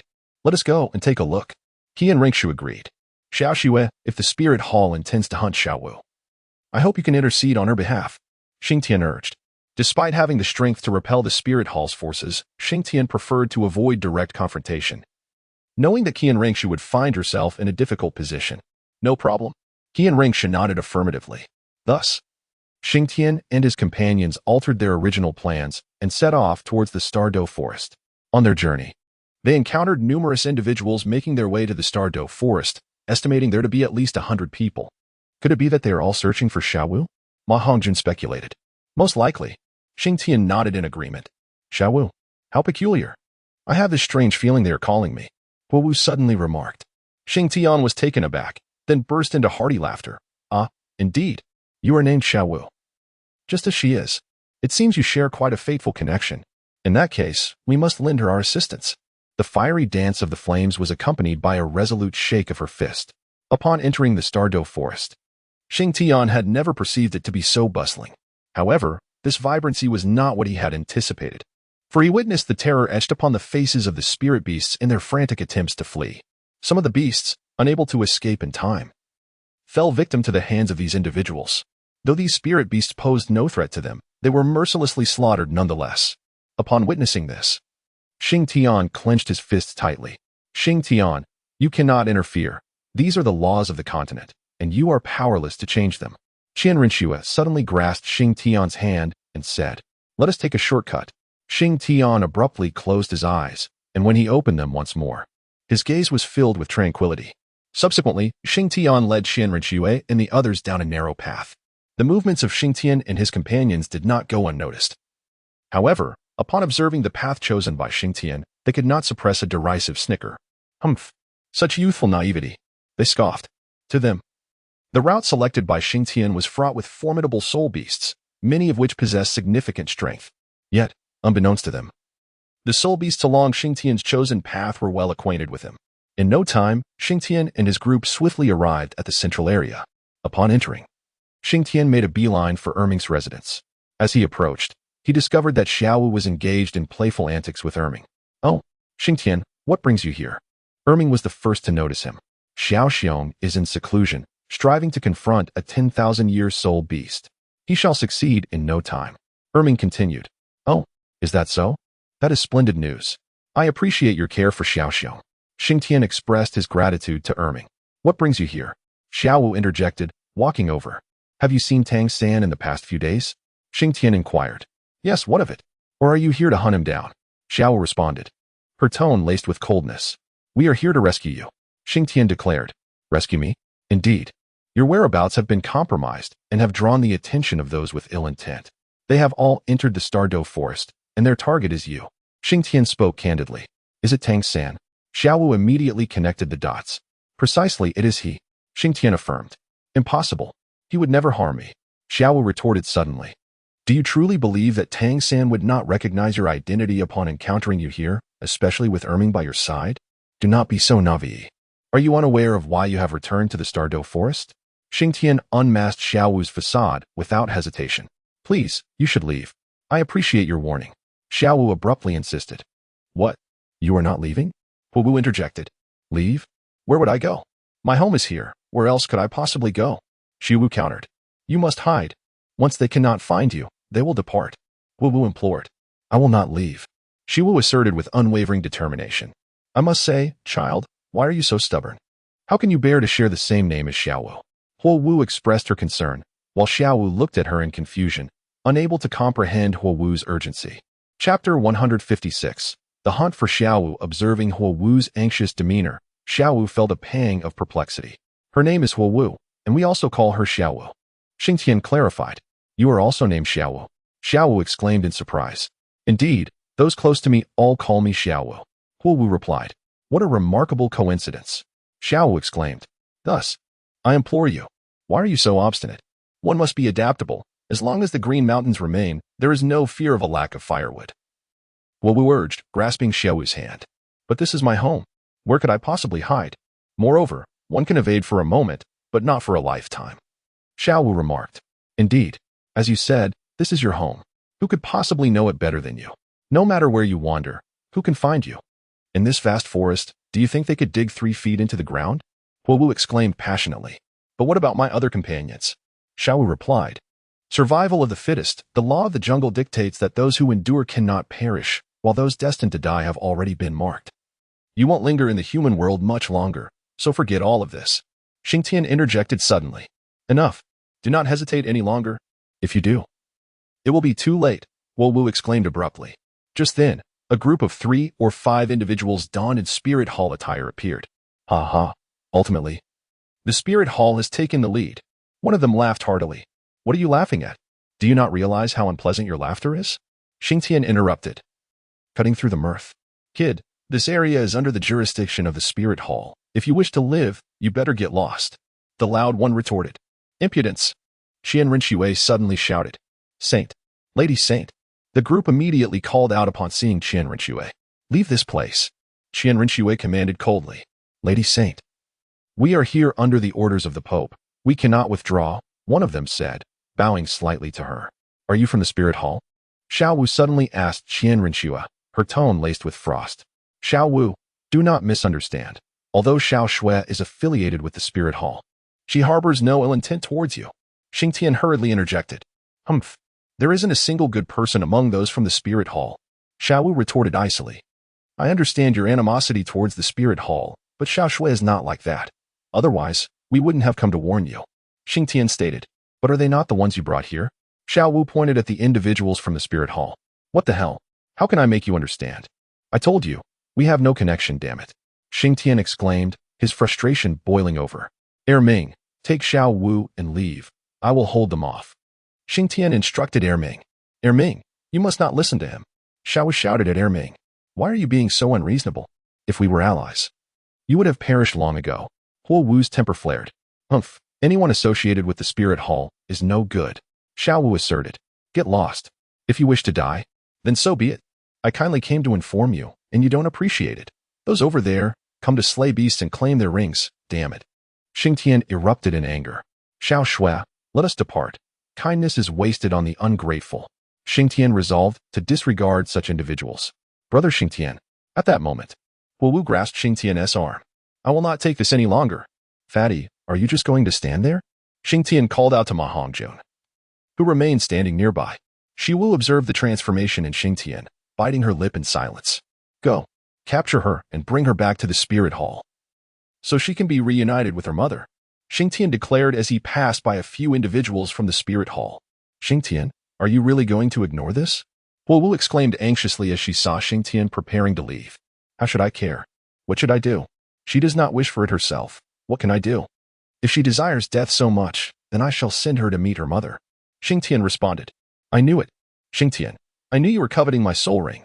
I will never let you succeed, even in death. Xiao suddenly shouted. If you cannot discern the truth, then I can do nothing. I am leaving. With that, Xing Tian truly turned his back and walked away. However, Wu remained rooted in place, unwilling to move. Xing Tian, you heartless wretch. If you will not save her, then I shall. Wu shouted at Xing Tian. Sister Xiaowu, Xing Tian is a good person. You are mistaken. Daiming interjected. Then you go find him. Xiaowu retorted coldly, silencing Daiming instantly. Haha. Excellent. I thought we would return empty-handed, but to think such a formidable ally would be driven away like this. We shall not hold back. Attack. One of the spirit hall members commanded. With that, they unleashed their spirit and charged forward. Do not harm Sister Xiaowu. Daiming roared, swinging his large hands at the assailants. But they were swiftly blocked. We will hold off this beast. You go and capture her. The leader instructed one of his companions. Understood. The individual replied, breaking from the fray and lunging toward Xiaowu. You shall not. Wu brandished a slender sword, meeting the attacker head-on. Seeing this, Xiwu rushed to assist. Foolish, naive. Xing Tian remarked coldly from the shadows, revealing he had not strayed far but had been observing Wu and the others from concealment. Boss, are we really not going to help? Ma Hongjun asked, somewhat anxious. Why should we assist? After spending so many years in the city of slaughter, Wu has not matured. Merely for a name, she gives her all to someone who may not appreciate it, Xing Tian replied. But we cannot just stand by and watch. Ma Hongjun insisted. As long as they do not die, there is no issue. It is good for them to face some hardship. They should not assume that only the city of slaughter harbors darkness. This world has no absolute light, Xing Tian asserted. Indeed, not long after, the commotion from Wu and the others drew the attention of others, who began to converge upon the scene. Spirit Hall is conducting business. Everyone else, withdraw swiftly. The members of the Spirit Hall shouted as they noticed others approaching. Spirit Hall? If I possessed a soul ring of 100,000 years, would I still fear your Spirit Hall? Some bold individuals proclaimed. Everyone, let us first eliminate these few members of the Spirit Hall. The rest we shall handle with our own abilities. Suddenly, a voice cried out amidst the crowd. As the words echoed, an eerie silence enveloped the gathering. Charge. A voice erupted from the throng, shattering the stillness, as the crowd surged towards the members of the Spirit Hall. Run quickly, or we shall be too late. At that moment, Wu grasped Xiaowu's hand and dashed away. Chapter 157. Tang Sen appears as Wu pulled Xiaowu away. Some onlookers took notice. This is bad. They are attempting to flee. Quick, block their path. Someone shouted. Subsequently, a few individuals separated from the crowd and pursued the direction in which Xiaowu and Wu were escaping. Now you see, had you chosen to accompany us earlier, you wouldn't be forced to flee now, Wu remarked as they ran. Xiaowu remained silent, feeling a touch of embarrassment. But this sentiment was solely directed towards Wu. Had it been Qian Rinxue and the others, she would never have fled. Fortunately, Xiaowu was well acquainted with the Stardow forest, navigating through twists and turns until they finally evaded their pursuers. No more running. I can't run any longer, Wu suddenly declared, sitting down beneath a nearby tree. Exhausted, Xiaowu joined her in rest. If only Brother Xing Tian were here. We wouldn't have to be in such a predicament, Wu lamented. Don't mention him, Xiaowu responded, immediately displeased upon hearing Wu speak of Xing Tian. Why can't I mention him? Wu inquired. He is with the members of the Spirit Hall. Xiaowu retorted. Are you referring to Sister Xiaoxue? She is actually quite kind, Wu asserted. Kind? Humph. There isn't a single good person in the Spirit Hall. They are all a bunch of demons who devour without leaving a bone. As she spoke, Xiaowu's teeth ground together in indignation. Indeed, they are all demons who consume without remorse. And what of you? Suddenly, a man's voice emerged from behind the large tree. Who is it? Xiaowu immediately stood, alertly calling out. It is I. Xing Tian appeared from behind the tree, accompanied by Qian Rinxue and Ma Hongjun. Brother Xing Tian, I knew you wouldn't abandon me, Wu exclaimed as she rushed towards him. As we approached, I witnessed many slaughtering the weaker soul beasts indiscriminately. I was infuriated. Yet, upon hearing your words, I began to reconsider. Perhaps they are not as cruel as I thought. Xing Tian remarked. Humph. Xiao scoffed. You persist in emphasizing how cruel the spirit hall is. But aren't your soul beasts cruel as well? Have you not partaken in the act of consuming? Xing Tian questioned. That is merely a rare occurrence. Why did you strike down the spirit hall with such ferocity? Xiao inquired. The spirit hall is rife with malevolence from top to bottom. Every individual therein is a demon, she exclaimed, her emotions surging. Shall I then assume that all spirit beasts are equally cruel and bloodthirsty? Xing Tian retorted coldly. You. She shot back. What do you mean by you? Am I mistaken in my assertion? I concede that some within the spirit hall are indeed ruthless. Yet they do not embody the entirety of the institution. Conversely, your spirit beasts too are not representative of your entire kind. You are merely projecting your anguish and hatred onto all individuals associated with the spirit hall, Xing Tian articulated. So what? Xiao Wu responded defiantly. So what? Ha. Well said. Indeed. Xing Tian laughed heartily. I feel a sense of disgrace for Bear. How could he have a kin such as you? He remarked. I am not of his kin. Xiao Wu retorted with a cold snort. TSK. Do not all spirit beasts proclaim that we are one family? What, now you deny it? Xing Tian countered. Were it not for the favor I hold for Daming and Erming, I would have a strong desire to eliminate you. He suddenly declared menacingly. Come then. Come and kill me. Xiao Wu shouted fervently. Brother Xing Tian. Wu Wu suddenly clung to Xing Tian's arm. Utterly unreasonable. Xing Tian scoffed. Wu Wu, let us depart. Pay her no mind. He commanded. By the way, should Erming fall victim to these individuals because of you, I will undoubtedly take your life. He suddenly turned to Xiao Wu and warned. You dare. Another voice interjected, cutting through the tension. Who? Show yourself. Qian Rinxue and her companion scanned the surroundings warily. They then spotted Tang San and a cloaked figure emerging from behind another grand tree. Tang San. Ma Hongjun exclaimed in astonishment. Surprised to see me still alive? Tang San sneered at Xing Tian. As anticipated, Xing Tian replied. Was it you who threatened to kill Xiao Wu just now? Tang San pressed. What? Do you dispute it? Xing Tian challenged. If you dare to lay a finger on Xiao Wu, I will ensure you suffer. Tang San declared, his teeth clenched. Not this again. How many times have you uttered that line? I am weary of hearing it. Moreover, what emboldens you to speak so? Is it your companion Zhu Zhuqing? Xing Tian laughed. So what? Xing Tian, I will eventually end your life. Zhu Zhuqing's venomous voice emerged from beneath her cloak. Tang San, are you not one who abhors evil? Are you not intolerant of wickedness? How is it that you now stand so close to her? Xing Tian queried. One moment you contemplate the destruction of the city of slaughter. The next, you are in the company of such a person. TSK. Your double standards are quite remarkable. Xing Tian spoke once more. Furthermore, even if I were to slay Xiao Wu, what of it? She is merely a lowly soul beast.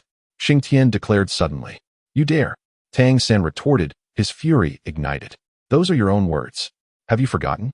You once told me that they are just two insignificant soul beasts. He laughed heartily. Ha. You. Tang San fell silent, at a loss for words. Let me venture a guess. The reason you are so protective of Xiao Wu now is because of your mother, isn't it? Just a mere blade of grass. Ha. Merely a single soul beast. Xing Tian's laughter was exaggerated, reminiscent of a villain in a television drama. Do not insult my mother. Tang San shouted, summoning the Haoyan hammer, charging directly at Xing Tian. With a resounding clash, the two hammers collided, sending visible ripples radiating from their point of contact.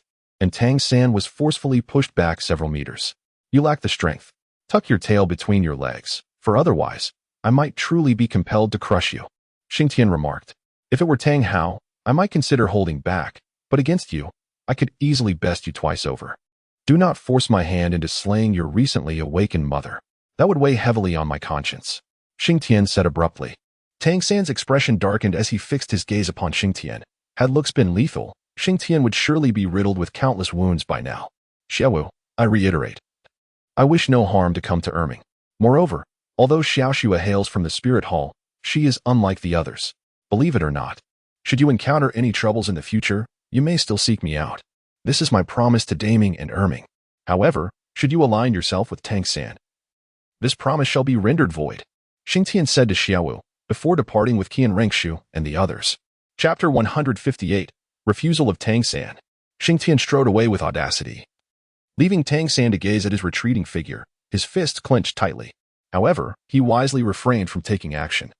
for he understood that to do so would be to invite humiliation upon himself. Tang-san, have you made up your mind? Joining us will enable you to swiftly enhance your strength, ensuring that when you confront Xing Tian again, you will not suffer the indignities you face today. At this moment, Zhu Zhuqing spoke up.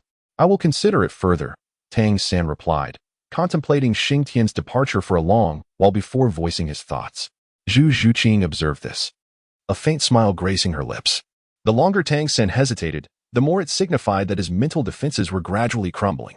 Zhu Zhuqing remained unhurried. As long as Xing Tian existed, Tang-san would inevitably join their ranks.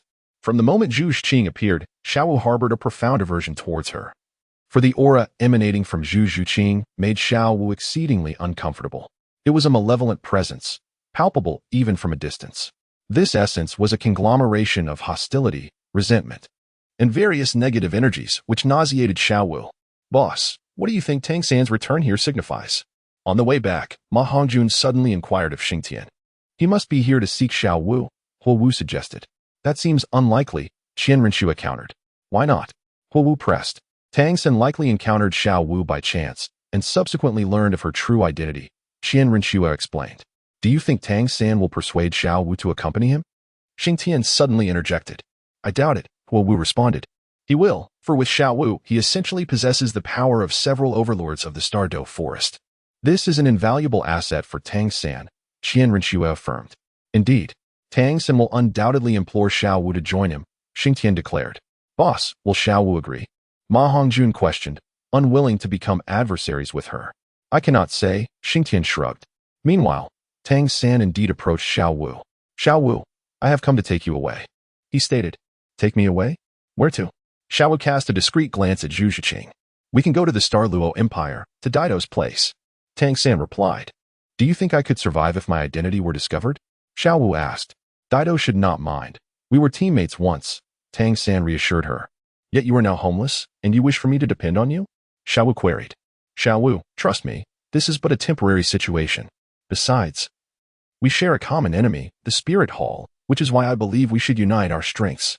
Tang-san spoke. Originally, Xiaowu had intended to accompany him. But upon seeing Zhu Zhuqing, she dismissed the thought.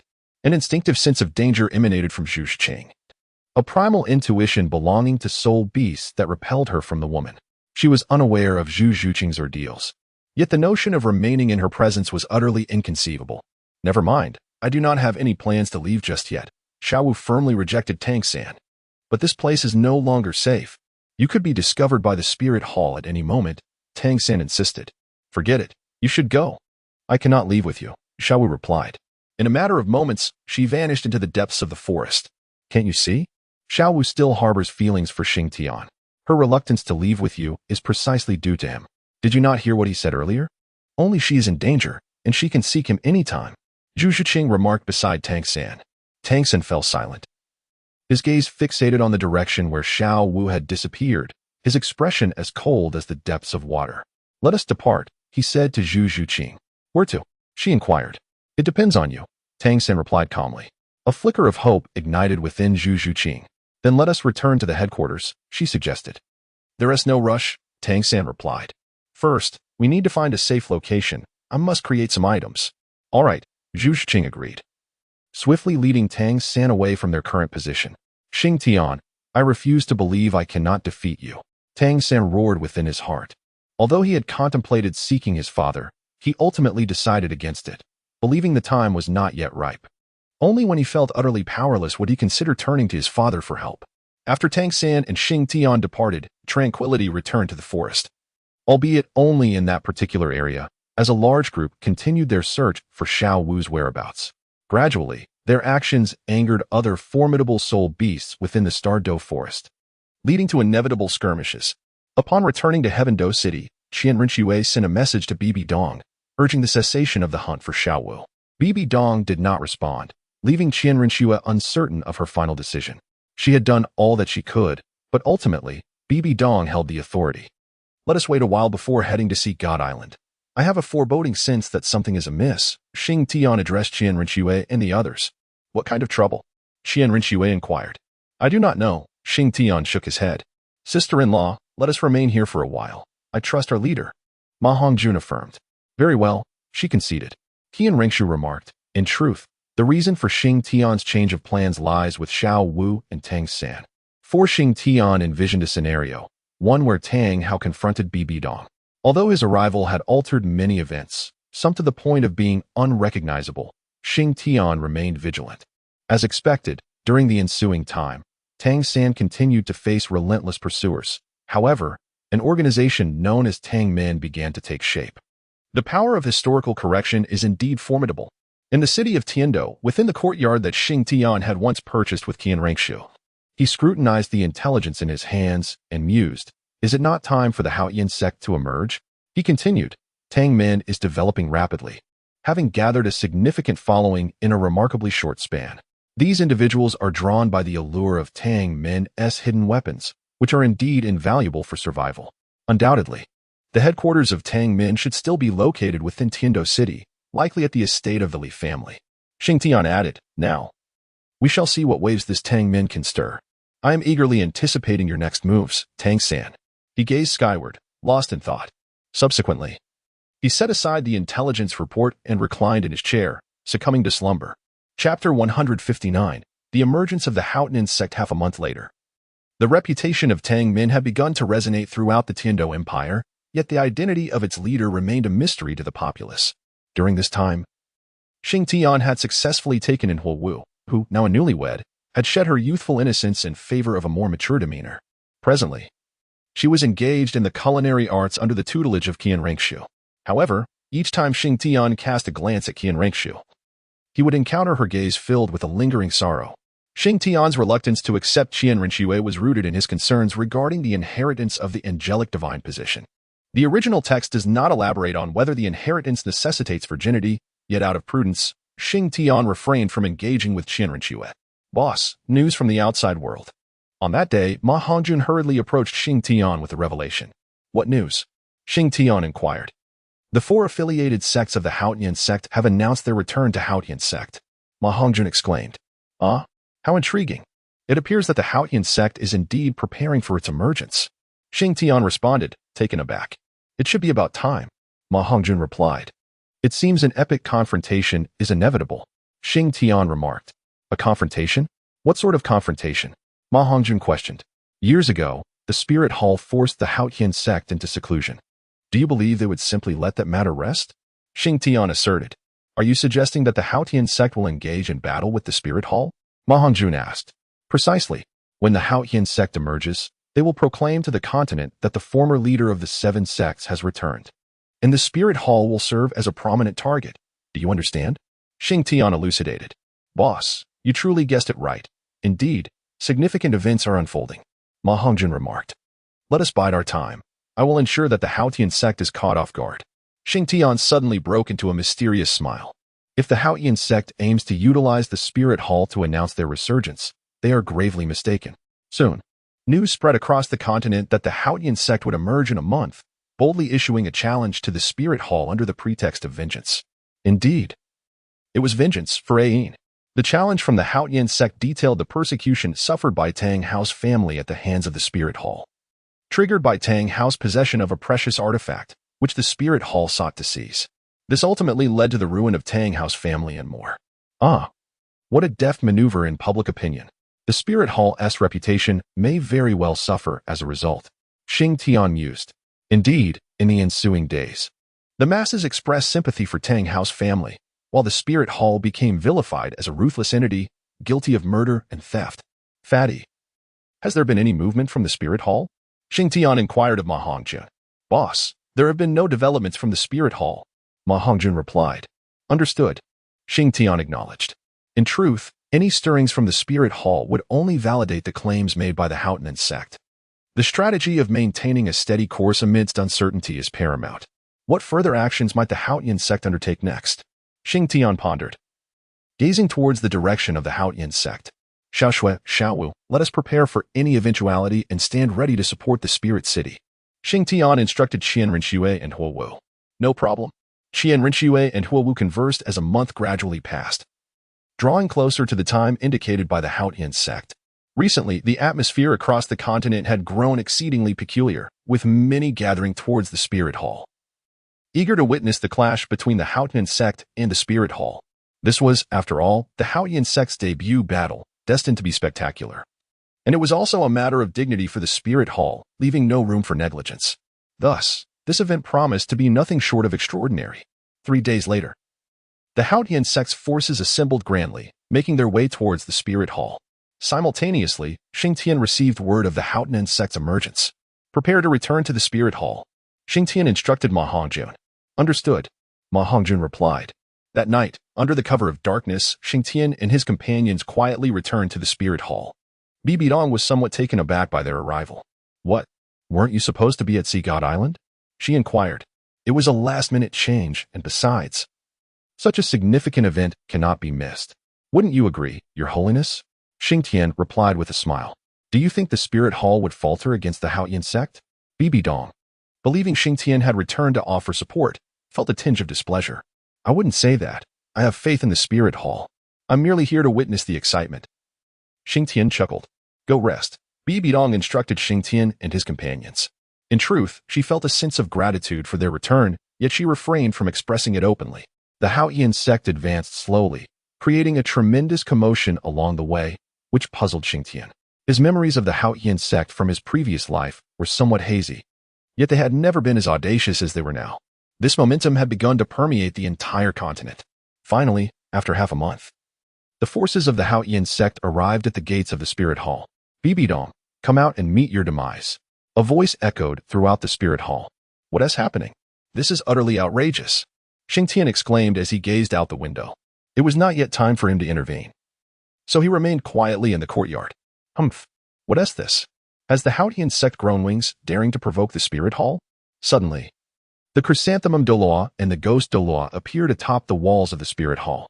A mere flower and a little ghost, you are not worthy of conversing with me.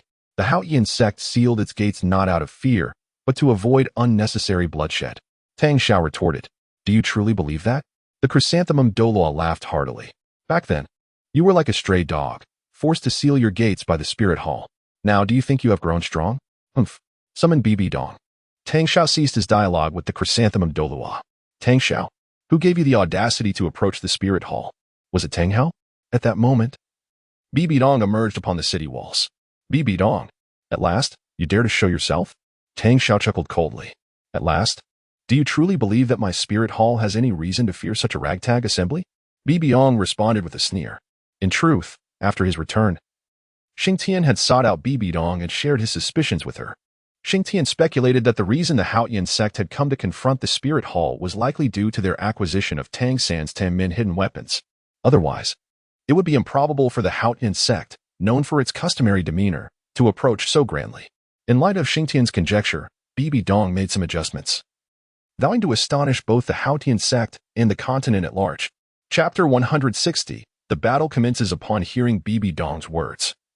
Tang Xiao did not respond but gestured for the individuals behind him to adopt an offensive stance.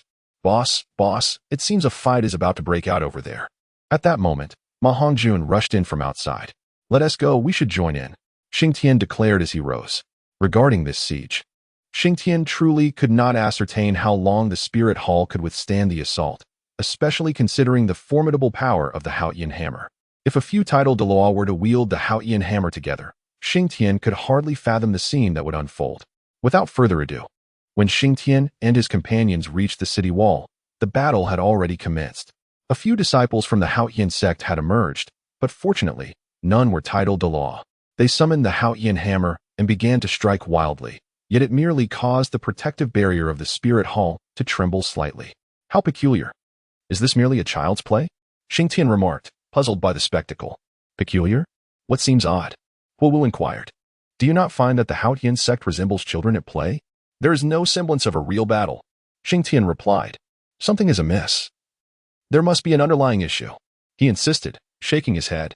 But boss, what could possibly be wrong? Ma Hongjun questioned. I cannot say. However, the Haoyan sect arrives with such grandeur, they cannot possibly have sent merely this handful of people to toy with us. Xing Tian asserted. Could it be that the core forces of the Haoyan sect have yet to arrive, and this is merely the vanguard? Qian Renqiwei suggested. That is a possibility. Let us observe further. Xing Tian agreed. Yet, within Xing Tian's heart, unease grew, though he could not pinpoint the source of his apprehension. Following this initial wave of attackers, the onlookers remained baffled, unable to decipher the intentions of the Haotian sect. What is happening? What is the Haotian sect up to? Are they merely playing games? Indeed. Are they jesting? Perhaps this is part of the Haotian sect strategy? To lower the enemy's guard before delivering a decisive blow. Then let us wait and see. Indeed.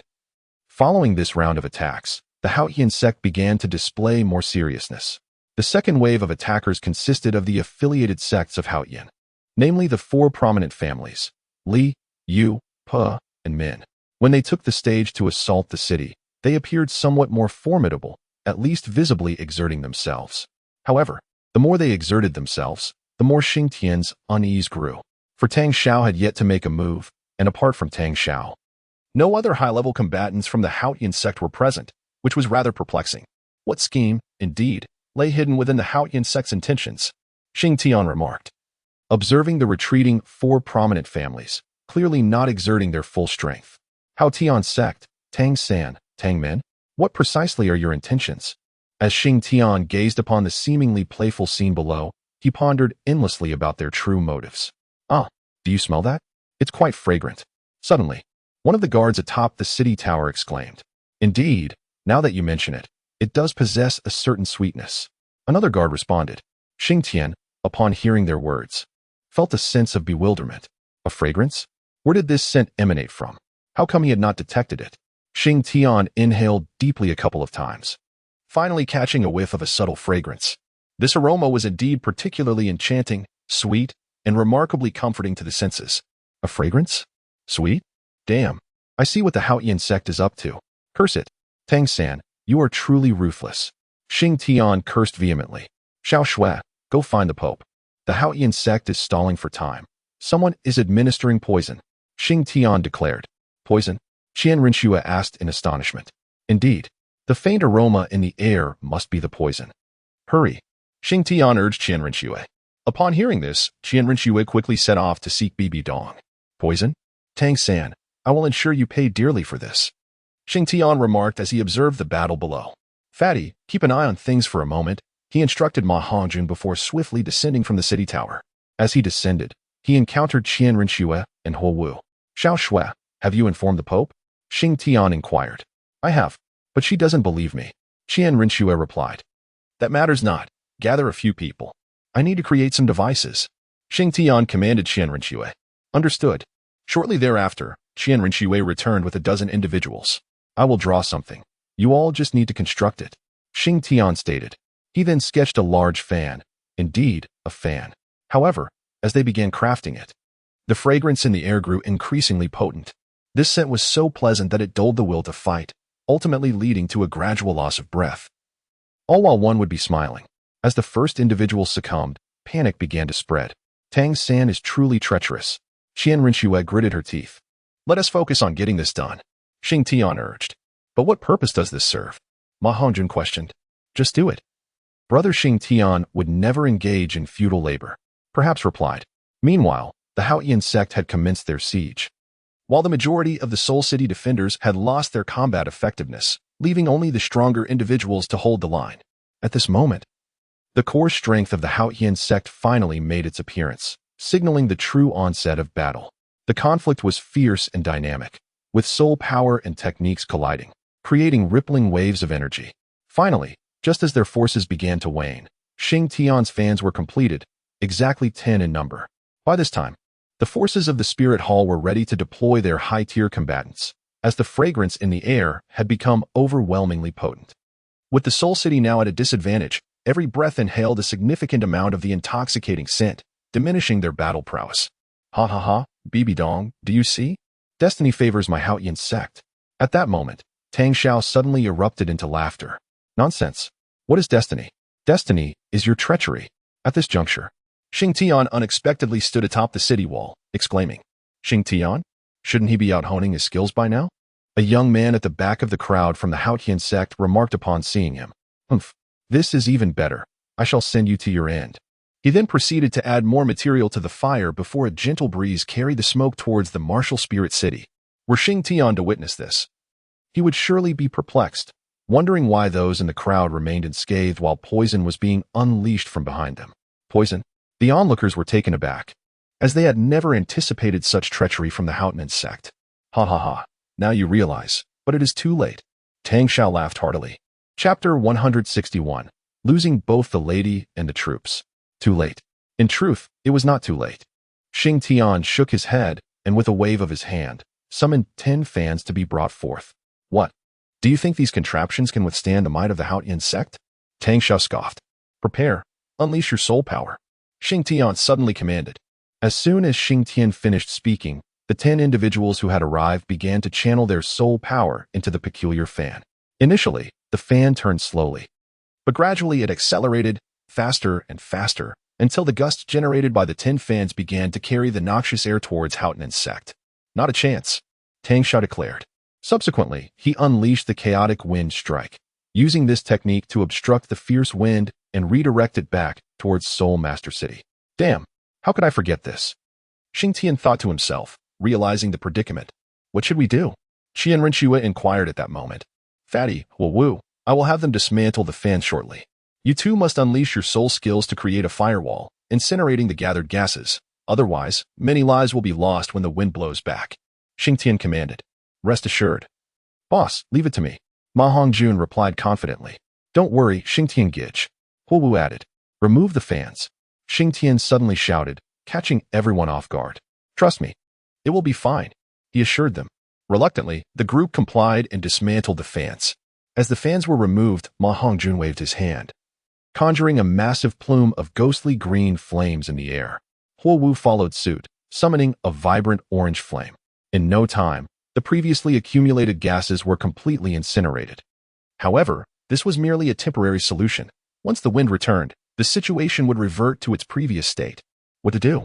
Tang San is truly devious, Xing Tian remarked, observing the chaotic scene below created by Tang Xiao. What should we do?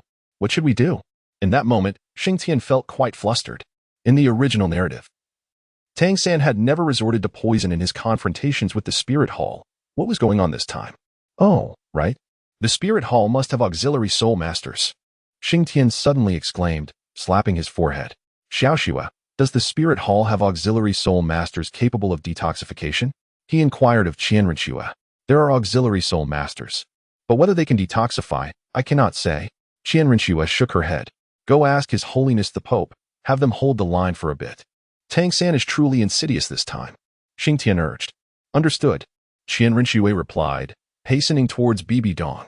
Meanwhile, Bibi Dong and her council were also strategizing. One elder suggested deploying high-tier combatants, but Bibi Dong disagreed, noting that Hautian sect had yet to utilize their top-tier forces. However, someone countered. The high-tier combatants of Hautian sect cannot possibly surpass those of the Spirit Hall. Even in a desperate fight, victory belongs to the Spirit Hall. Yet Bibi Dong interjected. Have you considered that they are also members of the Spirit Hall? Your Holiness, the princess wishes to see you. A messenger suddenly reported to Bibi Dong. What is it? She asked. The princess did not specify. I see, let her come in. Bibi Dong spoke, Your Holiness. Xing Tian suggested that our auxiliary system soul masters should step forward first, after which he would devise a plan. Upon the arrival of Qian Renshua, she directly addressed the matter at hand. Nonsense.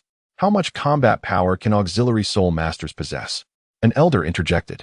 Xing Tian intends for the auxiliary soul masters to detoxify those afflicted. Do you understand? Qian Renshua shot a disdainful glance at the one who had just spoken. The individual felt the sharpness of her gaze keenly. Can Xing Tian devise a solution? Bibi Dong inquired. I believe he can, Qian Renshua asserted decisively. Very well. Summon the auxiliary soul masters, Bibi Dong commanded. Humph. Hautian sect. To dare play tricks against this pope, your existence is rendered unnecessary, Bibi Dong declared coldly.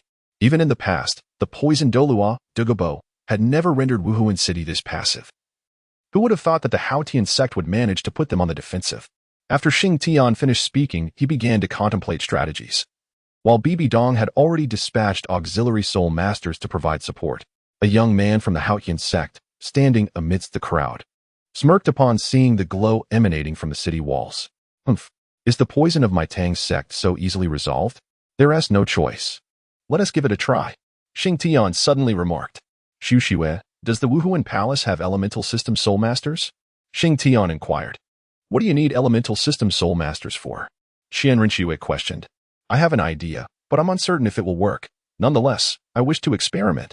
Xing Tian replied. I'll inquire. We should have some, though not many. Qian Rinxue responded. How many do we need? Just those with water, fire, and lightning attributes. Xing Tian specified. All right. Qian Rinxue agreed. Huo Wu, you and Xiao Xue go together, Xing Tian instructed. Understood, brother Xing Tian. Huo Wu replied. Boss. What do you need them for? Ma Hongjin asked. I have an idea, but I'm unsure of its specific effects, so I wish to test it. Xing Tian said, gazing down at the city walls. At that moment, the fans atop the walls whirred and paused intermittently. Once they came to a halt, the remaining soul masters would ascend, unleashing a torrent of flames. Thus, both sides remained at a stalemate. After approximately half an hour, Qian Rinxue and Huo Wu returned to the parapet with 4 or 5 companions. Brother Xing Tian, these are the elemental system soul masters that the Wuhuan Palace can provide. Huo Wu announced. Among you, who is a water system soul master? Xing Tian asked. After Xing Tian's inquiry, 2 women emerged from the ranks. We are sisters. Water system soul masters, 5-ringed soul kings. Excellent. And what are the fire system soul masters? Xing Tian asked again. 2 young men stepped forward. We are fire system soul masters as well, and we too are 5-ringed soul kings. Ah, then the remaining individual must be of the lightning system? Xing Tian inquired. Indeed. I am a lightning system soul master, 4-ringed soul sect, replied a middle-aged man, slightly embarrassed. 4 rings? Xing Tian expressed surprise.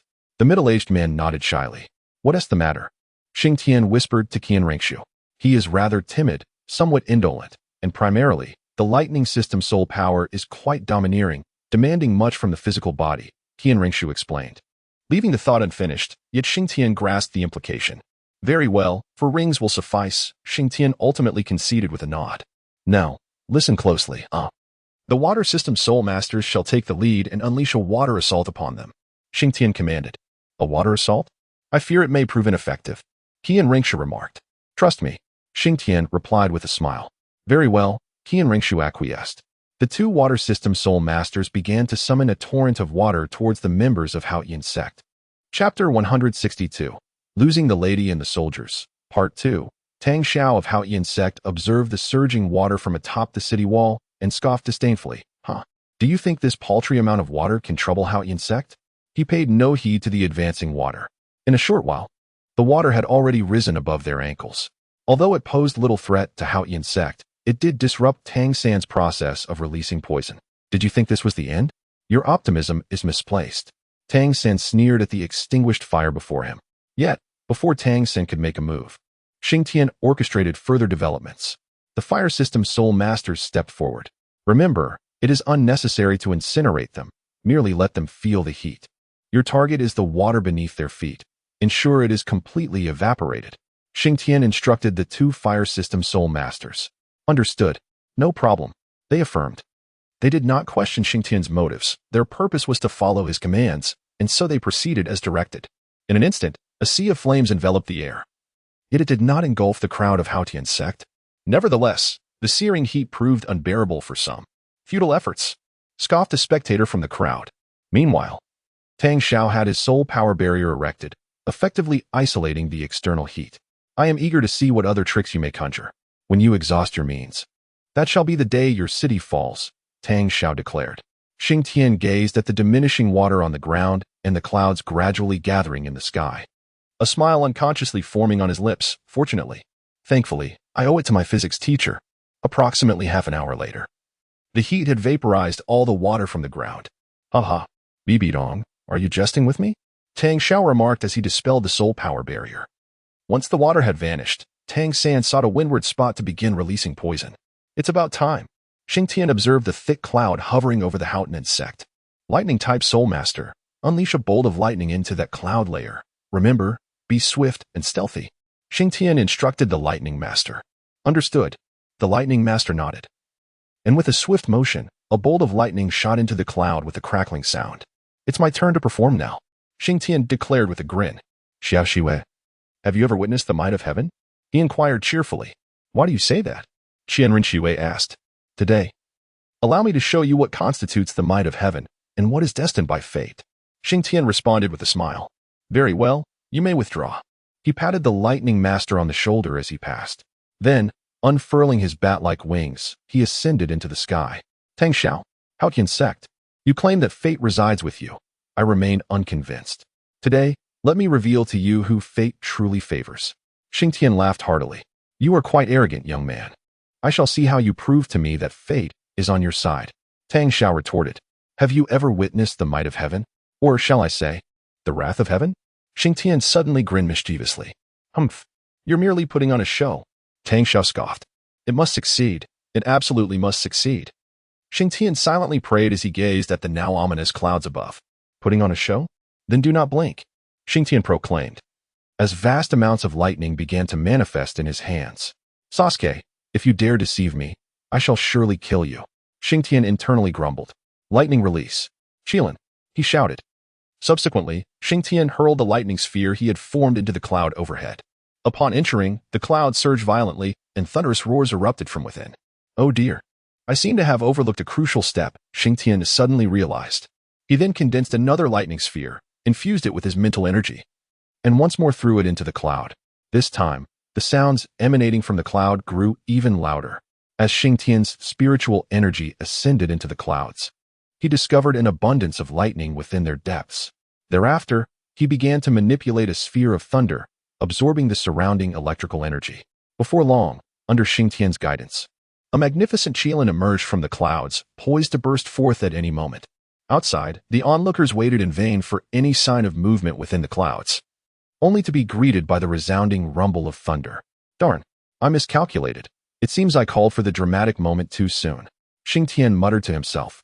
Ha ha. Is this your destiny? Ha ha. Tang Xiao laughed so hard that tears nearly streamed down his face. The crowd around him erupted in laughter as well. How hasty. Xing Tian shook his head. Have you finished laughing? If so, prepare to face the consequences. He proclaimed once more. Come, let me witness your fate. Tang Xiao replied with a grin. Laugh all you want, for soon enough, your amusement will cease. Xing Tian warned. What is this kid up to? Bibi Dong remarked, her expression darkening slightly. Just then, her demeanor shifted dramatically as she sensed an extraordinarily terrifying aura emanating from the clouds above. Thunder escape. Qilin, Xing Tian shouted. And with a swift motion of his hand, a thunderous roar echoed from the clouds, louder than before, mingled with the sounds of beastly howls. This brat indeed possesses some skill, Bibi Dong chuckled, her previous gloom dissipating. As the beastly roars resonated, Tang Xiao's expression shifted abruptly, for he too felt the overwhelming presence within the clouds. Keep laughing. You may find it amusing for now. Xing Tian suddenly burst into laughter. The spectators, now sensing the terrifying aura from the clouds, felt their expressions change as well. Come forth. Let us see whose destiny prevails. Arise, Qilin, Xing Tian declared, waving his hand. A fierce roar erupted from the clouds, and a colossal head slowly emerged from the depths. As time progressed, the crowd finally beheld the full form of the gigantic beast within the clouds. It resembled a dragon in head, a horse in body, a deer in shape, and a tail akin to that of an ox, its entire form shimmering with the brilliance of lightning. Is that a Qilin? Tang San from the Haotian sect gasped in astonishment. After all this laughter, it's my turn, Xing Tian exclaimed. The Qilin then dove down directly towards the Haotian sect. Stop it, Tang Xiao shouted. In response, several powerful individuals from the Haotian sect soared into the air, wielding their Haotian hammers as they charged towards the Qilin summoned by Xing Tian. Humph, do you think you can stop it? Xing Tian sneered coldly. With a mere thought, Xing Tian urged the Qilin to accelerate significantly. A resounding explosion erupted as the elite members of the Haotian sect clashed with the Qilin, resulting in a magnificent detonation that unleashed torrents of formidable lightning in all directions. Chapter 163. Slapping the Haotian sect. Seeing the dispersing lightning, Bibi Dong shouted. Defensive formation. Upon hearing her command, the crowd promptly activated the protective barrier of the Soul Master City. The scattered lightning struck the barrier, creating ripples across its surface. Boss, Ma Hongjun called out loudly, his gaze fixed on Xing Tian amidst the tempest of lightning. Do not worry. Xing Tian is fully confident that he will sustain no harm from this, Qian Rinxue replied with remarkable composure. Yet, within her sleeve, her hand was clenched into a tight fist. Wu Wu, too, remained silent, her eyes fixated on the sea of lightning. In truth, Xing Tian's condition was stable. The Qilin he summoned unleashed an attack that did not distinguish between friend and foe. This meant that Xing Tian himself was also within the attack's range. However, given his current physical resilience, he could manage to withstand the onslaught without significant distress. Seizing the opportunity, Xing Tian decided to utilize the lightning to refine his physique. Xing Tian's side was relatively unscathed. However, the Haotian sect suffered tremendously. The force of the explosion enveloped every individual within the sect, even radiating towards a portion of the onlookers nearby. Such terror, such horror. Those who remained unscathed hurriedly retreated several hundred meters. By the time the tempest of thunder and lightning dissipated, the members of the Haotian sect had suffered devastating losses, with many dead and others grievously injured, including several spectators caught in the chaos. Xing Tian, Tang San suddenly burst forth. "Oh, Tang San, you have somehow survived," Xing Tian exclaimed in astonishment. "You fiend!" Tang San yelled at Xing Tian, his gaze fixed on the charred remains surrounding him. Xing Tian surveyed the surrounding soil, now crystallized, and realized the earlier force had been considerable. Yet, the multitude of corpses left behind indicated that the strength of the Haotian sect was formidable indeed. "Demon, are you referring to me?" Xing Tian proclaimed, hovering in the air with an imposing presence. "Is it not so?" Tang San glared fiercely at Xing Tian. "If we are to speak of demons, I would surpass you.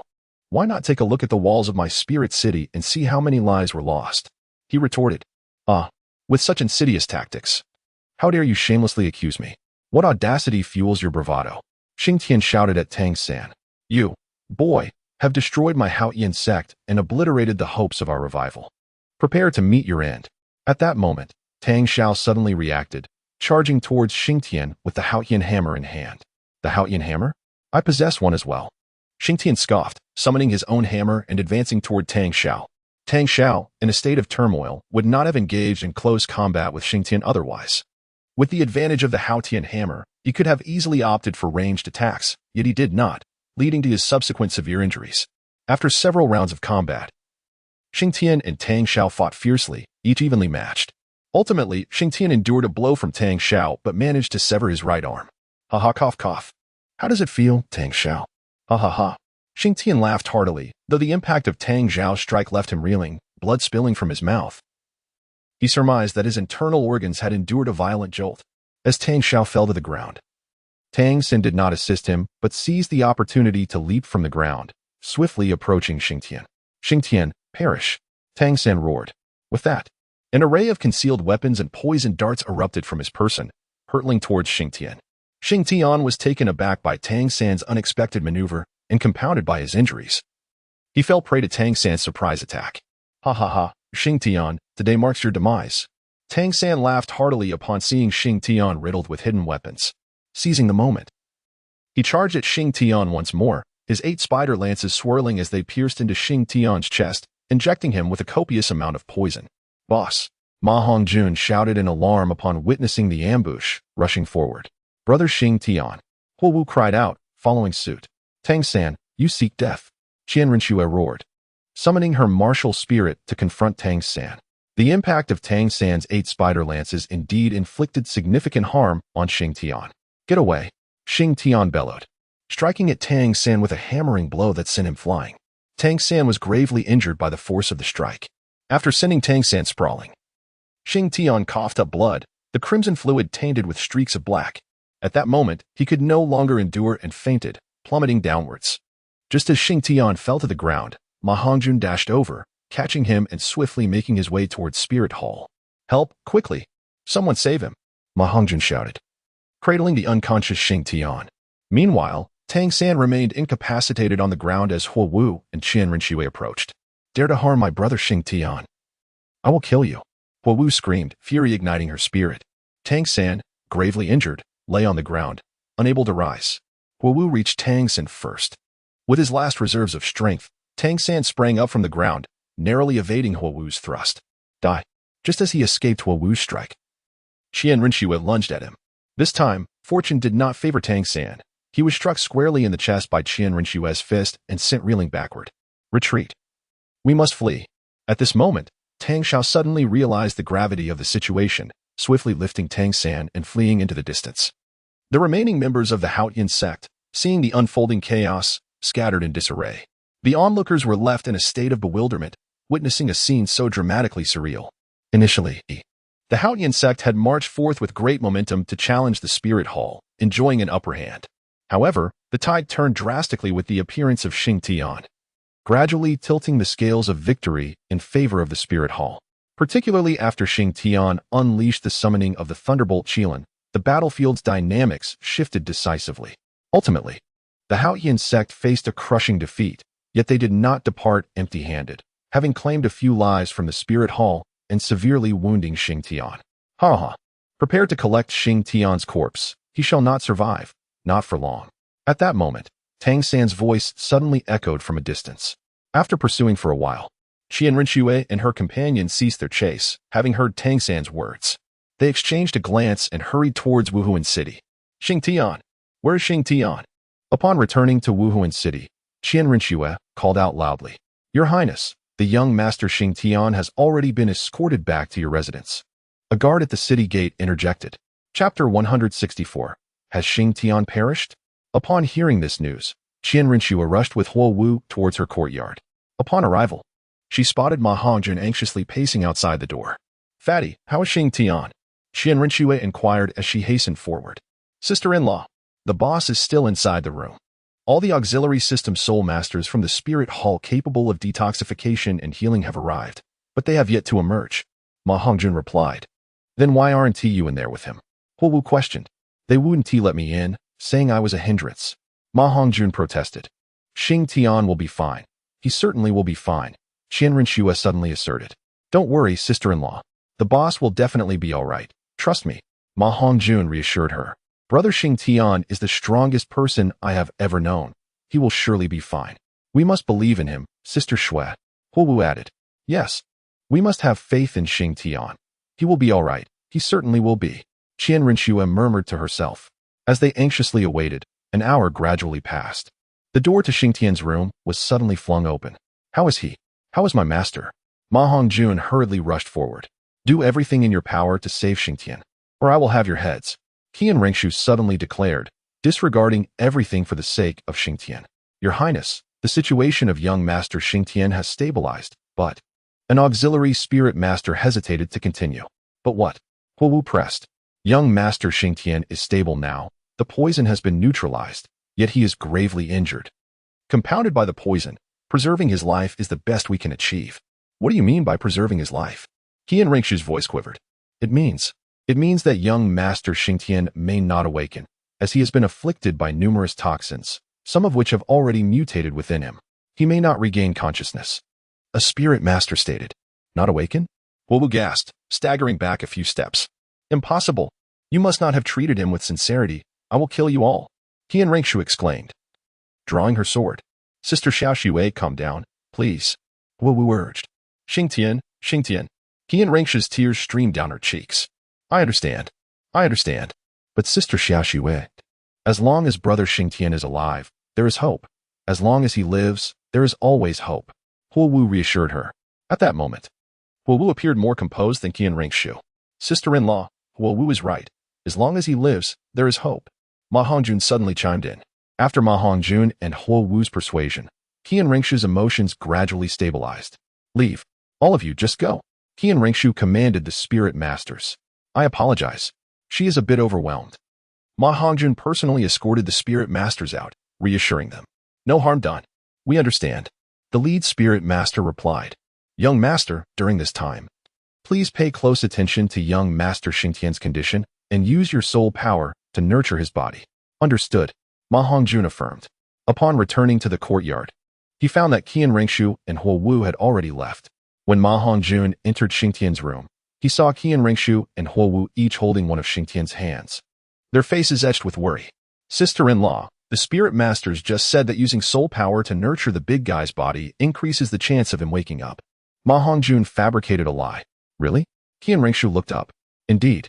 Ma Hongjun nodded earnestly. Then I shall do it. My soul power is comparatively gentle, Qian Rinxue stated. And as she spoke, she began to nurture the physical form of Xing Tian with her soul power. Time flowed gently by. The fierce battle between the Haotian sect and the Wuhuan Palace had already passed for over half a month. During this time, the conflict had become a topic of conversation over meals for many. Some mocked the Haotian sect for their overestimation of their abilities. while others criticized the Wuhuan palace for their indiscriminate slaughter of innocents. However, the majority of discussions centered on the Haotian sect's hubris. In addition to this matter, another piece of news had spread across the continent.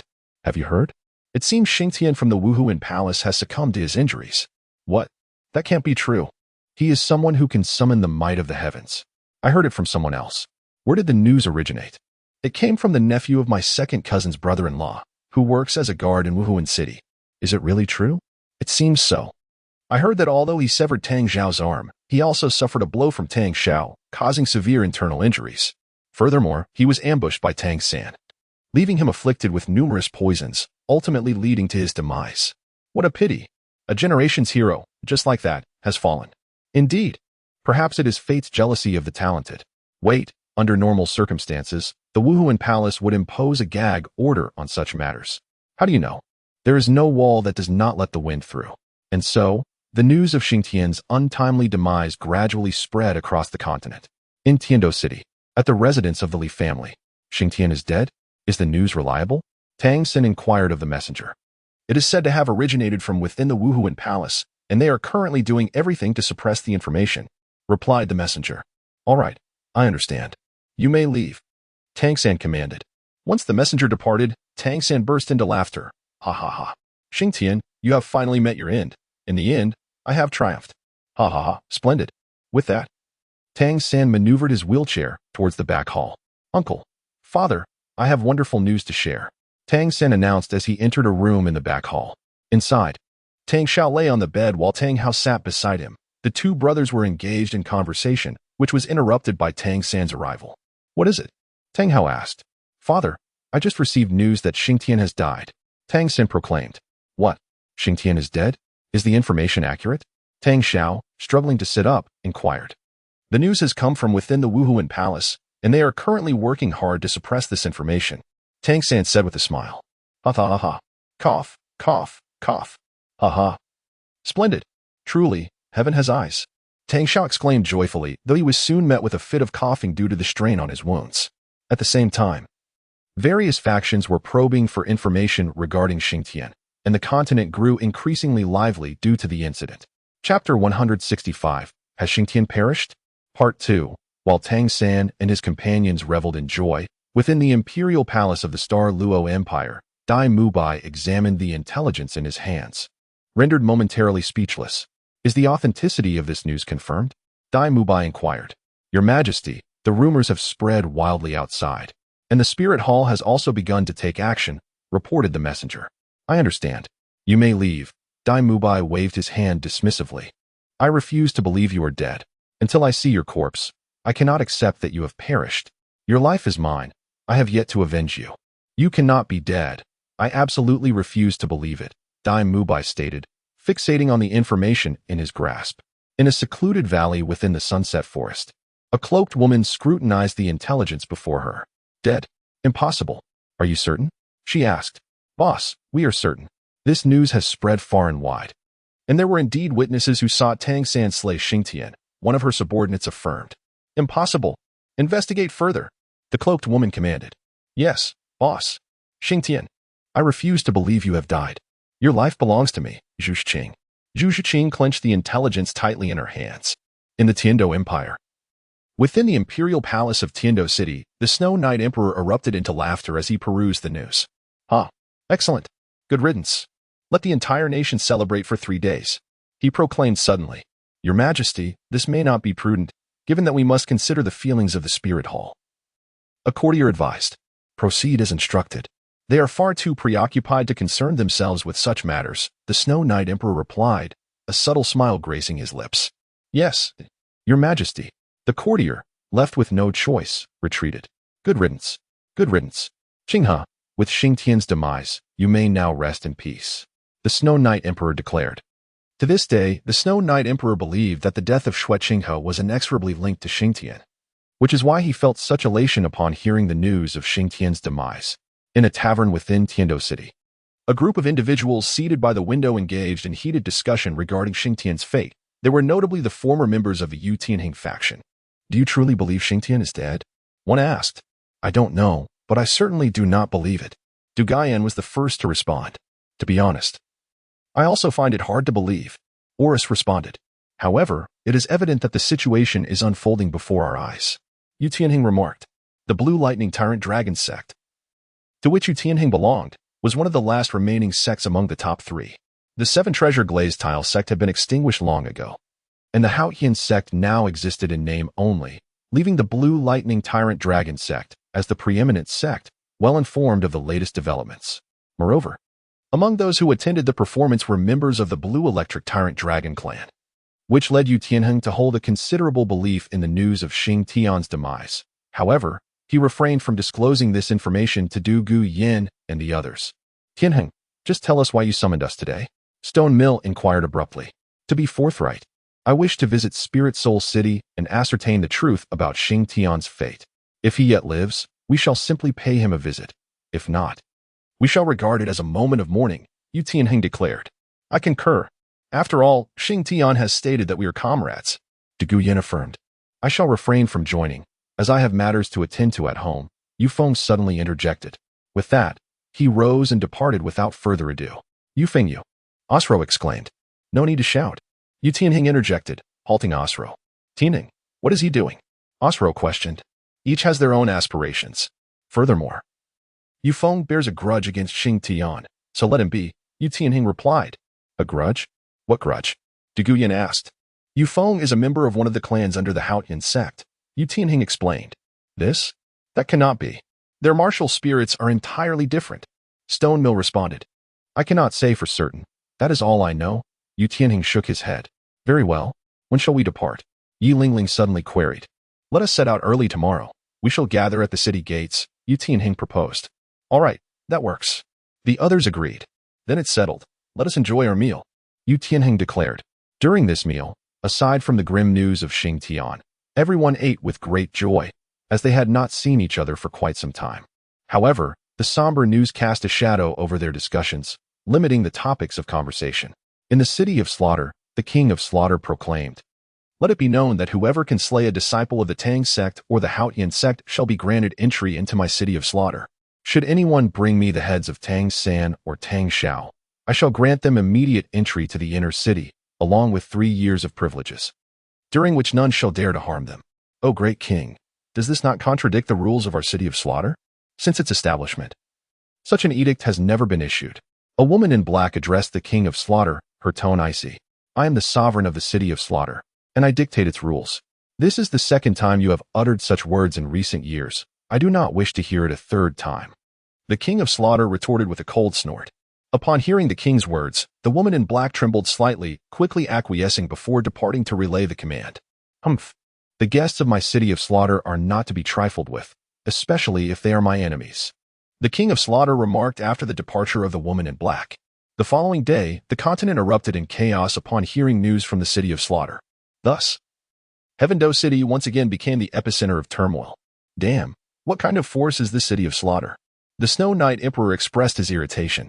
However, this news did not affect Yu Tianheng and his companions. They gathered promptly at the city gate of Heavendo City the next morning. Let us depart, Yu Tianheng declared, and the group set forth in the direction of Spirit City. In Heavendo City, at the residence of the clan of strength, Xing Tian, even in death, your influence looms large. Humph, do you think our Tang sect is as pliable as clay? This time, I shall ensure the name of the Tang sect resounds throughout the continent.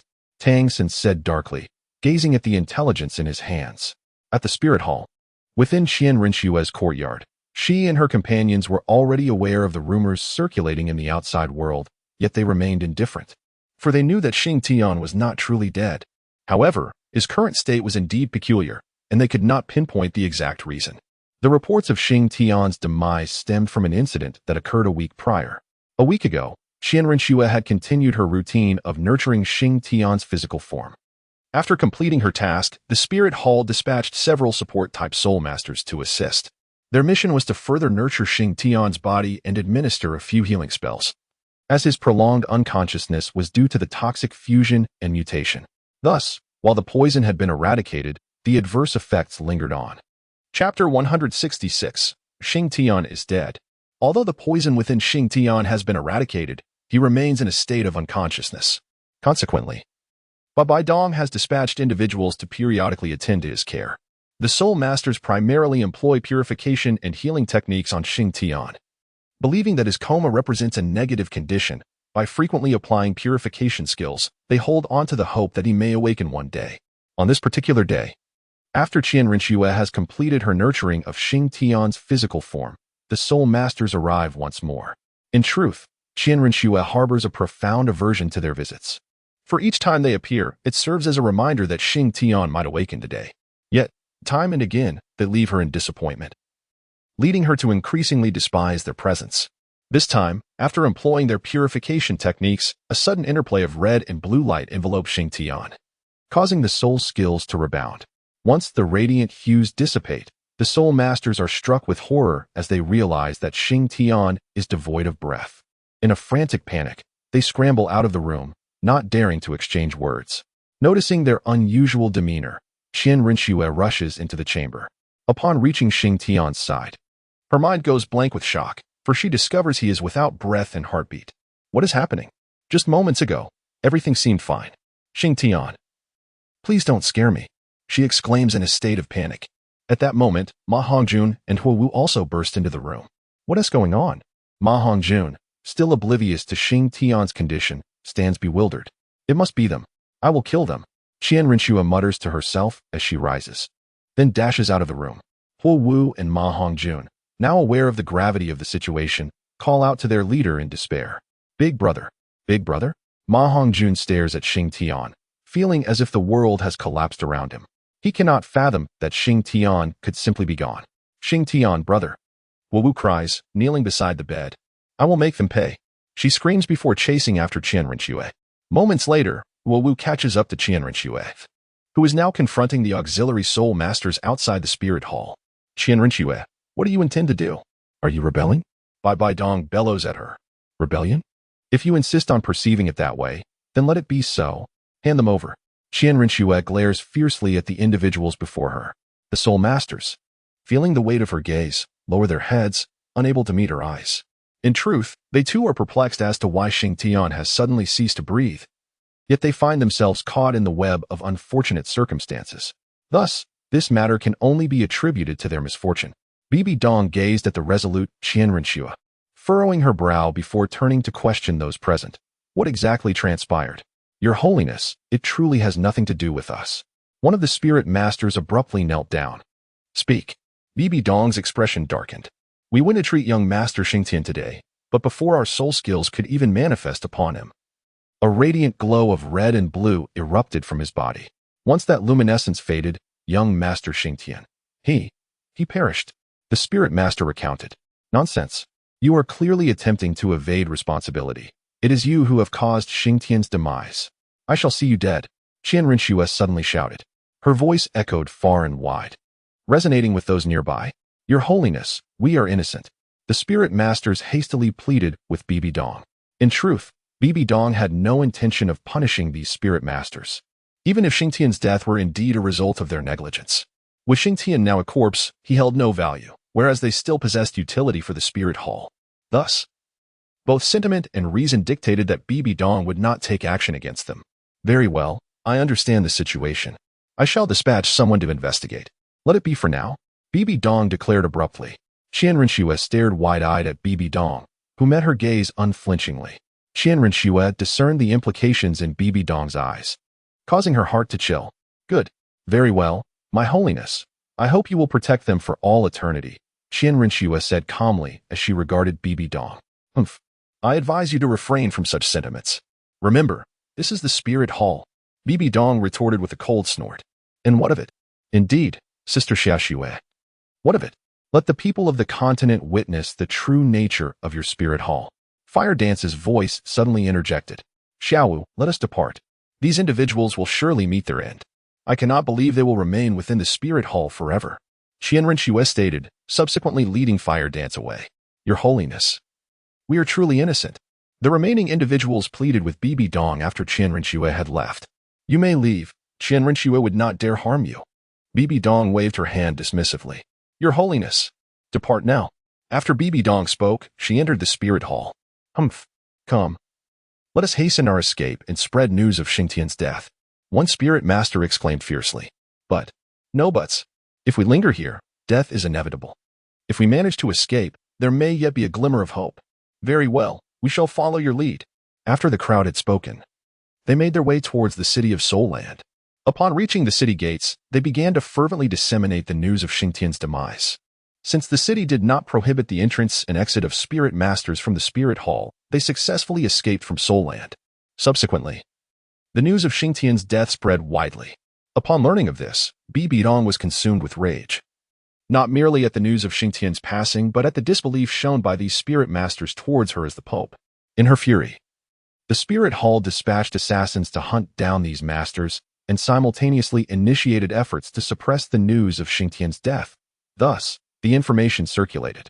Meanwhile, after Qian Ringshu and Huo Wu returned to the courtyard, they encountered Ma Hongjun waiting at the door. "Sister-in-law, you're back. Something unexpected has happened to the boss." Ma Hongjun exclaimed suddenly. "I understand," Qian Ringshu replied, her mood considerably somber. "I am not speaking of the boss's death. He is not dead," Ma Hongjun clarified. What did you say? Xing Tian is alive?" Qian Ringshu immediately grasped Ma Hongjun's arm. "Yes, after you left, a swirl of red and blue mist suddenly enveloped the boss, ultimately forming a cocoon of red and blue." Ma Hongjun explained. "Take me to see." Qian Ringshu's heart raced with excitement. Chapter 167. The resurrection of Xing Tian. Ma Hongjun led Qian Ringshu and the others to Xing Tian's chamber, only to find that he was no longer on the bed. Instead, a cocoon of red and blue had taken his place. "What is the meaning of this?" Qian Ringshu inquired. "I do not know. After you left, I intended to tidy up the boss a bit, wanting him to appear respectable, but before I could even approach him, countless swirls of red and blue mist erupted from within him, resulting in this," Ma Hongjun recounted. "As long as Xing Tian is not dead, that is all that matters," Huo Wu remarked, listening to the powerful heartbeat emanating from within the cocoon. "Fatty, tomorrow I will find someone to substitute for Xing Tian. Since the people on the continent wish for his demise, let us grant them their wish. This will afford Xing Tian a period of peace," Qian Ringshu declared. "All right," Ma Hongjun agreed. "What we must do now is ensure that no one learns of Xing Tian's situation," Qian Ringshu instructed.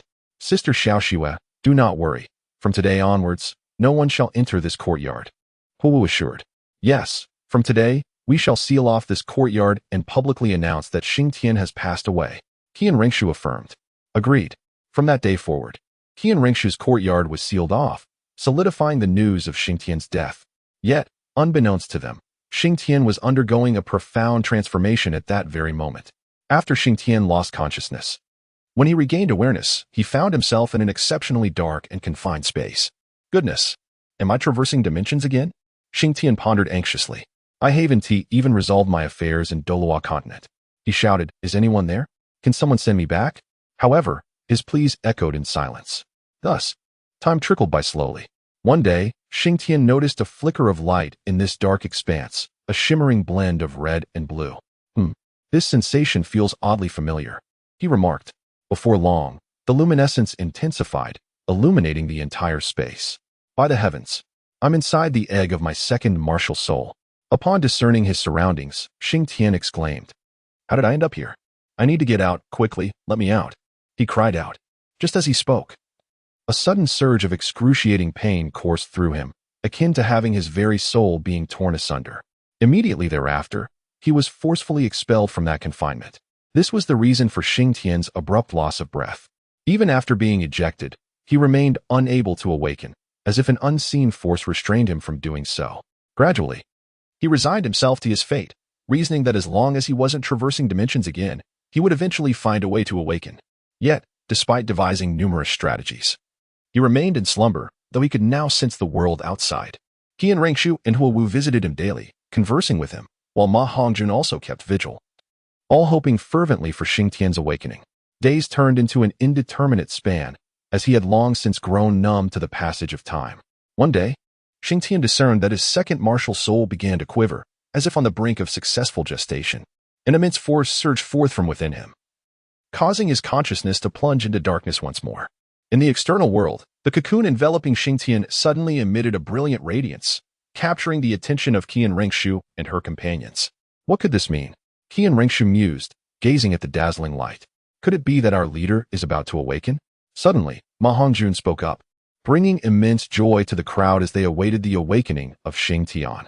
However, following a burst of brilliant light, there was no sign of change in the cocoon, nor any indication that Xing Tian would awaken.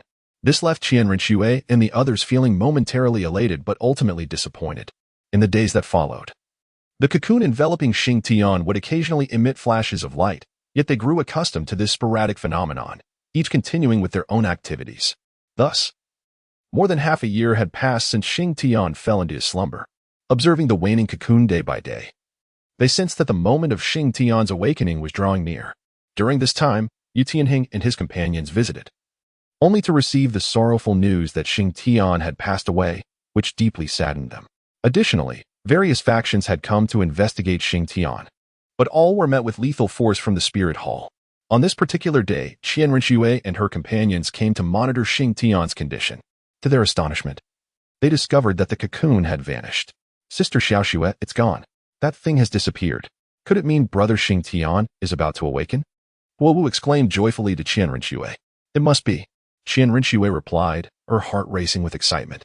After half a year of slumber, filled with feelings of loss, despair, and joy, they had finally awaited the moment of Xing Tian's awakening. 2 mornings later, Xing Tian gradually opened his eyes. Damn it, I've finally awakened. It has been a torturous wait, he murmured weakly, his voice barely above a whisper. Xing Tian's consciousness had awakened quite some time ago, yet he found himself unable to break free from the constraints that bound him. This predicament trapped his awareness within his body for several months, leaving him in a state of profound frustration. Struggling, Xing Tian attempted to rise from his bed. However, as soon as he managed to prop himself up, he immediately collapsed back onto the mattress. At that moment, Qian Rinxue and the others happened to enter the room, witnessing the scene before them. Ah! Huo Wu let out a piercing scream. Her cry drew the attention of Qian Rinxue, who had yet to enter. Upon hearing Huo Wu's voice, Qian Rinxue hurriedly rushed into the room. Huo Wu, what is the matter? Qian Rinxue inquired. Huo Wu remained silent, instead pointing with trembling fingers at Xing Tian lying on the bed. What are you staring at? Come and help me at once. Xing Tian weakly implored. Xing Tian's words pulled Huo Wu and Qian Rinxue back to reality. Xing Tian, you're awake. Qian Rinxue exclaimed with palpable excitement, hastily making her way to his bedside in quick strides, urging him to take medication. Is there anything to eat? I'm starving. Xing Tian weakly inquired. Yes, there is. Huo Wu promptly replied. She then dashed out and shortly returned with Ma Hongjun, both carrying bowls. Brother Xing Tian, here, have some porridge first, Huo Wu said. Is there anything else? Xing Tian asked. You haven't tea eaten in over 6 months. Just have a little porridge for now, and we'll have something delicious for dinner. Qian Rinxue interjected, handing him the bowl. All right, Xing Tian nodded. Watching him sip the porridge in small amounts, Huo Wu couldn't help but let her tears flow. Xing Tian gazed at Huo Wu, who was weeping, and quickly inquired, What troubles you? Why are you in tears? Brother Xing Tian, these are tears of joy. After half a year, you have finally awakened. Huo Wu replied. Do not worry, my life is resilient. I shall not perish, Xing Tian responded with a smile. Chapter 168, Xing Tian's new martial soul. Let us dine first. We can rest afterward. At that moment, Qian Rinxue interjected. Ma Hongjun stood silently to the side, his eyes also glistening with unshed tears. Indeed, the past 6 months had been exceedingly arduous for them. They had endured tremendous ups and downs that would have overwhelmed ordinary individuals. Fortunately, they had persevered through the trials. After consuming a modest bowl of porridge, Xing Tian reclined once more to sleep. After Xing Tian fell asleep, Qian Rinxue and the others quietly retreated, gently closing the door behind them. Once the door was shut, tears streamed down Qian Rinxue's face. Xiaowu, Xing Tian has awakened. He has finally come to. I thought I would never see that day. Qian Rinxue exclaimed. How could that be?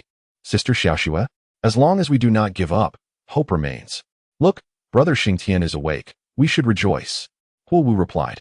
Indeed, we should celebrate. Qian Rinxue said, wiping her tears away. Hongzi, I entrust Xing Tian's care to you for now. Xiaowu and I will prepare some food for him. Qian Rinxue suddenly declared. Rest assured. Leave it to me. Ma Hongjun responded. As noon approached, Xing Tian roused himself. He regained some strength and, after adjusting the furniture, slowly emerged. Ma Hongjun, basking in the sunlight at the doorway, rushed over to support him upon seeing Xing Tian. Boss, you're awake. Why not sleep a bit longer? Ma Hongjun inquired. I've been asleep for over half a year. I can't sleep anymore. It's time to enjoy some sunlight. Xing Tian replied. He then set up a chair beside Ma Hongjun, lying back to soak in the sun together. During their sunbathing, Ma Hongjun recounted the events of the past 6 months. And Xing Tian listened with great interest. I never imagined so many people would be concerned about my situation, Xing Tian chuckled. By the way, boss, the city of Slaughter has actually issued a bounty for you, Ma Hongjun suddenly said. A bounty? For whom? Xing Tian asked. A bounty for the disciples of Tang Min and Heoshenzong, including their sect leader, Ma Hongjun explained. Xing Tian was astonished that the city of Slaughter would take such measures on his behalf. Ma Hongjun then elaborated on the attitude of the spirit hall during that time. That's understandable. I had no value left at that point. It wouldn't be worth sacrificing so many lives for mine. Xing Tian shook his head. As they spoke, Qianren Shui and Huo Wu approached, carrying some dishes. Xing Tian, you're awake. Why not sleep a little longer? Qianren Shui asked. I've slept enough for half a year. I can't sleep anymore. I'm just moving around and enjoying the sun, Xing Tian said with a smile. Let us eat. I made a few simple dishes for lunch. We'll have something better for dinner, Qianren Shui suggested. Sounds great. As he spoke, Xing Tian rose from his chair. After enjoying lunch, he no longer reclined in the sun. Instead, he commenced a series of restorative exercises. Having lain idle for over half a year, he felt as though his body was on the verge of rusting. Thus, he engaged in his workout from midday until evening, and by nightfall, he sensed a resurgence of strength in his limbs. That evening, Qianren Shui and Huo Wu prepared a grand feast to celebrate Xing Tian's miraculous escape from death. Except for Xing Tian, the others indulged a bit too much in their revelry. After half a year of repression, Qianren Shui and the others finally released their pent-up emotions. Once they assisted Qianren Shui and the others back to their rooms, Xing Tian retreated to the courtyard. He reclined on a chair, gazing at the stars above. Reflecting on his period of unconsciousness and the heartfelt words spoken by Qianren Shui. It appears I have grown increasingly dependent on you all, Xing Tian murmured to himself. Suddenly, he pondered, what expression would Tang San wear if he discovered I am still alive? Lost in thought, he inadvertently dozed off in his chair. The following morning, Xing Tian awoke early. When he opened his eyes, Qianren Shui and the others had not yet risen. He decided to exercise in the courtyard. By the time the sun was high in the sky, they finally stirred, clearly having indulged a tad too much the previous night. After breakfast, Xing Tian suddenly sensed a peculiar movement within his body. He whispered, intrigued. What is the matter? Qianren Shui inquired. It's nothing. It seems there is an unusual occurrence within me. Let me investigate.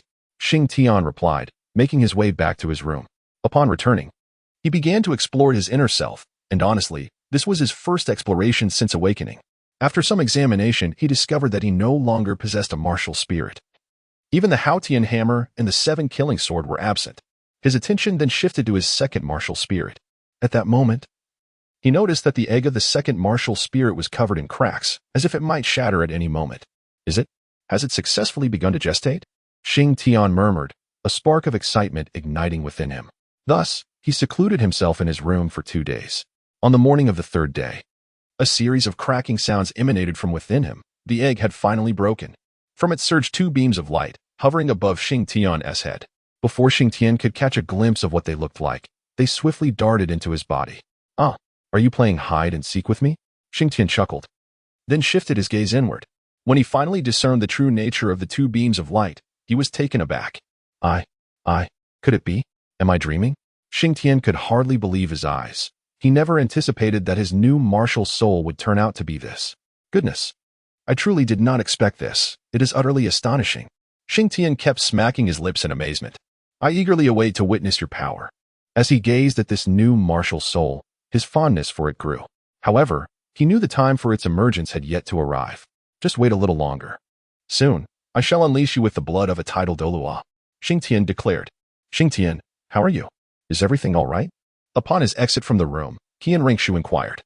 All is well, exceptionally well, Xing Tian replied with a smile. By the way, Xiao Xue, how about we embark on an adventure in a few days? Xing Tian suggested suddenly. Sure. Is it Sea God Island? Qianren Shui responded. Indeed. We have delayed this plan for over half a year, Xing Tian affirmed. No problem, Qianren Shui replied. However, before we head to Sea God Island, we must pay a visit to someone and surprise him, Xing Tian said with a grin. Who are we meeting, boss? Ma Hongjun asked. Just someone we ought to meet. A peculiar smile spread across Xing Tian's face. Upon seeing this expression, Qianren Shui and Huo Wu immediately thought of a name. Chapter 169, Surprised or Not. Ever since Xing Tian's new martial soul was conceived, he began to familiarize himself with it, as he needed to understand its combat style. After 3 days of practice, he had nearly mastered the usage and techniques of his new martial soul. Xiaoxiwe, Shiwu, Fatty, let us depart tonight, Xing Tian announced to Qian Rengshu and the others. Boss. Why at night? Ma Hongjun questioned. Fool. Brother Xing Tian obviously wants to avoid being seen. Wu replied. Exactly. It has been said to be a surprise. So we must be discreet. Xing Tian chuckled. If any discerning individuals catch wind of it, our news might spread before we even reach our destination, Xing Tian elaborated. What shall we do now? Ma Hongjun inquired. Eat and sleep. Xing Tian responded, then retreated to his room, collapsing into slumber. As night fell, Xing Tian opened his eyes. Upon stepping out of his room, he found Qian Rengshu and the others had already made their preparations. All right, let us set forth. Xing Tian uttered a word. And then the four of them stealthily slipped out of the city under the cover of night. The entire spirit hall remained oblivious to their departure. Yet one individual was aware, Douluo. At last, they have departed. If I linger any longer, this old body of mine shall be rendered useless, Douluo remarked. Previously, he had mentioned that as soon as Qian Renshue returned to the spirit hall, the angelic divine seed would tremble. Thus, for more than half a year, it was solely Douluo who bore the burden of suppressing the inheritance. After leaving the city, Xing Tian and his companions made their way directly to Heavendo City. Tang-san, I have arrived. Are you prepared? Xing Tian chuckled softly.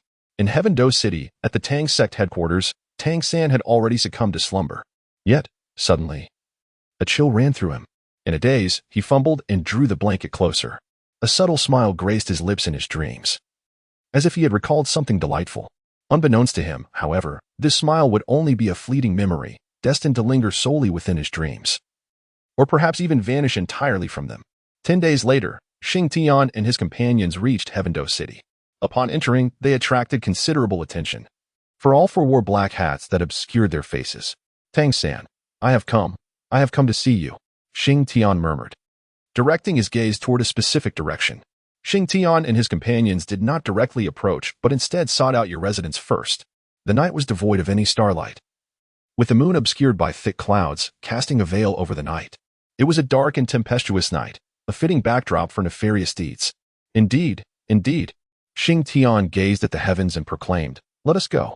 It is time to pay a visit to an old acquaintance. Subsequently, they donned their nocturnal attire, specifically, the ancient garb that concealed their identities. Glancing down at his attire, Xing Tian nodded in satisfaction. I wonder what thoughts this garb might invoke in you, he mused. Onward. With that, Xing Tian leapt through the window, followed closely by Qian Renshue and the others. In swift succession, they arrived at the estate of the Li family. Let us first take a stroll in the courtyard, being careful not to disturb the ladies, Xing Tian instructed. Upon entering the courtyard, he noticed a room still illuminated. Curiosity piqued, he approached cautiously. Peering through the window, he was astonished to find Tang Xiao within, accompanied by none other than Tang Hao. Goodness! Tang Hao! Xing Tian thought to himself, momentarily betraying a hint of his presence. Who goes there? Tang Hao suddenly called out, spinning around. In an instant, he vanished from sight. What in the world? This defies logic. Xing Tian exclaimed, hastily retreating. Just as he moved, a force struck the spot he had just vacated, creating a crater in the ground. Good heavens! What if it's someone I know? Without discerning friend from foe, they attack. He muttered under his breath. Who dares? Tang Hao brandished the Haotian hammer. Have you forgotten me so soon? Xing Tian adjusted himself and emerged slowly from the shadows. Is it you? Tang Hao recognized Xing Tian at once, despite the mask obscuring his features. How did you identify me so easily? Xing Tian queried. Even if you turned to ash, I would still know you. Tang Hao replied. Very well. It seems I have acted unnecessarily. Xing Tian chuckled as he removed the cloth covering his face. Just then, Tang-san rushed over, asking, Father, what has transpired? This is? Xing Tian, why are you dressed like this? Tang-san exclaimed in shock as he approached. I thought you might not recognize me. Thankfully, your expression confirms my expectations. Xing Tian laughed. Now tell me, who exactly are you? Tang-san's demeanor darkened. Do not be so serious. Xing Tian responded. In truth, I have pondered this for quite some time, and I believe I have come to a realization. Would you care to hear it? Xing Tian suddenly spoke, while Tang-san remained silent. his vigilance directed towards Xing Tian, an aura of murderous intent emanating from him. Reflecting on the Shrek incident, he confessed his bewilderment, asserting that their years of camaraderie seemed to pale in comparison to the fleeting acquaintances that had led to such a betrayal. Time, however, gradually illuminated the truth behind those events. Do you recall the city of slaughter? Xing Tian inquired. Tang Sen continued to withhold his words. Very well, I shall proceed. Upon my departure from the city of slaughter, I warned the king of slaughter that you might bring ruin upon it. I did not foresee that you would indeed harbor such intentions, yet it is from this that I deduce the origins of the Shrek incident. Curious, I assent to it? It is due to that wretched force of historical correction, the so-called heavenly Tao power. Whether you believe it or not, I do.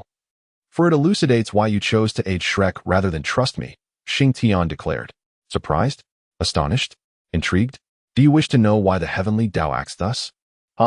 It is because you are the destined child of this world. Yet I refuse to accept this, thus we have become adversaries.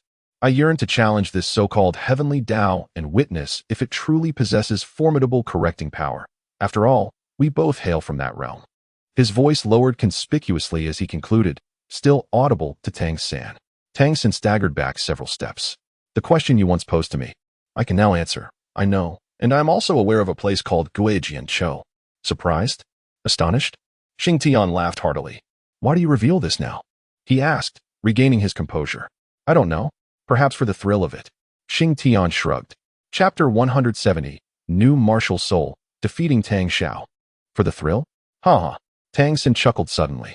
Are you not afraid that the so-called correcting force will manifest again? He queried. Not at all. My current strength should suffice to contend against the historical correction force. As long as the heavenly Tao does not intervene personally, you all are no match for me. Xing Tian proclaimed, wagging his index finger dismissively. Arrogant. Tang Hao scoffed. No, I am not arrogant. I genuinely believe I possess such strength now, Xing Tian asserted. Xing Tian's current state is entirely attributed to his newfound martial soul. Upon witnessing this extraordinary power, he felt an overwhelming confidence that he could traverse the Douluo Continent with unparalleled swagger. Thus, he revealed his identity as a transmigrator, intent on challenging the very heavens of this world. He sought to demonstrate that, as a fellow transmigrator, he could undoubtedly surpass Tang San in prowess. Now, let me witness the extent of your strength. After Tang Hao spoke, he charged forward wielding the Houghton hammer. Within Xing Tian, there is not but the new martial soul, yet his soul power has surged to the level of a tidal Douluo. I have previously declared my intent to utilize the blood of a tidal Douluo to awaken my martial soul, so you must be patient. Xing Tian evaded. Tang Hao, upon hearing Xing Tian's words, felt a twinge of confusion. Could it be that he, Tang Hao, was not a tidal Douluo? You shall soon find out. Xing Tian observed Tang Hao's puzzled expression and let out a peculiar chuckle. Oh no, brother. A sudden realization struck Tang Hao. However, Xing Tian was quicker, vanishing from his position. When Xing Tian reappeared, he found himself in a room. Inside, Tang Xiao was already poised for action. As soon as Tang Hao exited, Tang Xiao had leapt to his feet.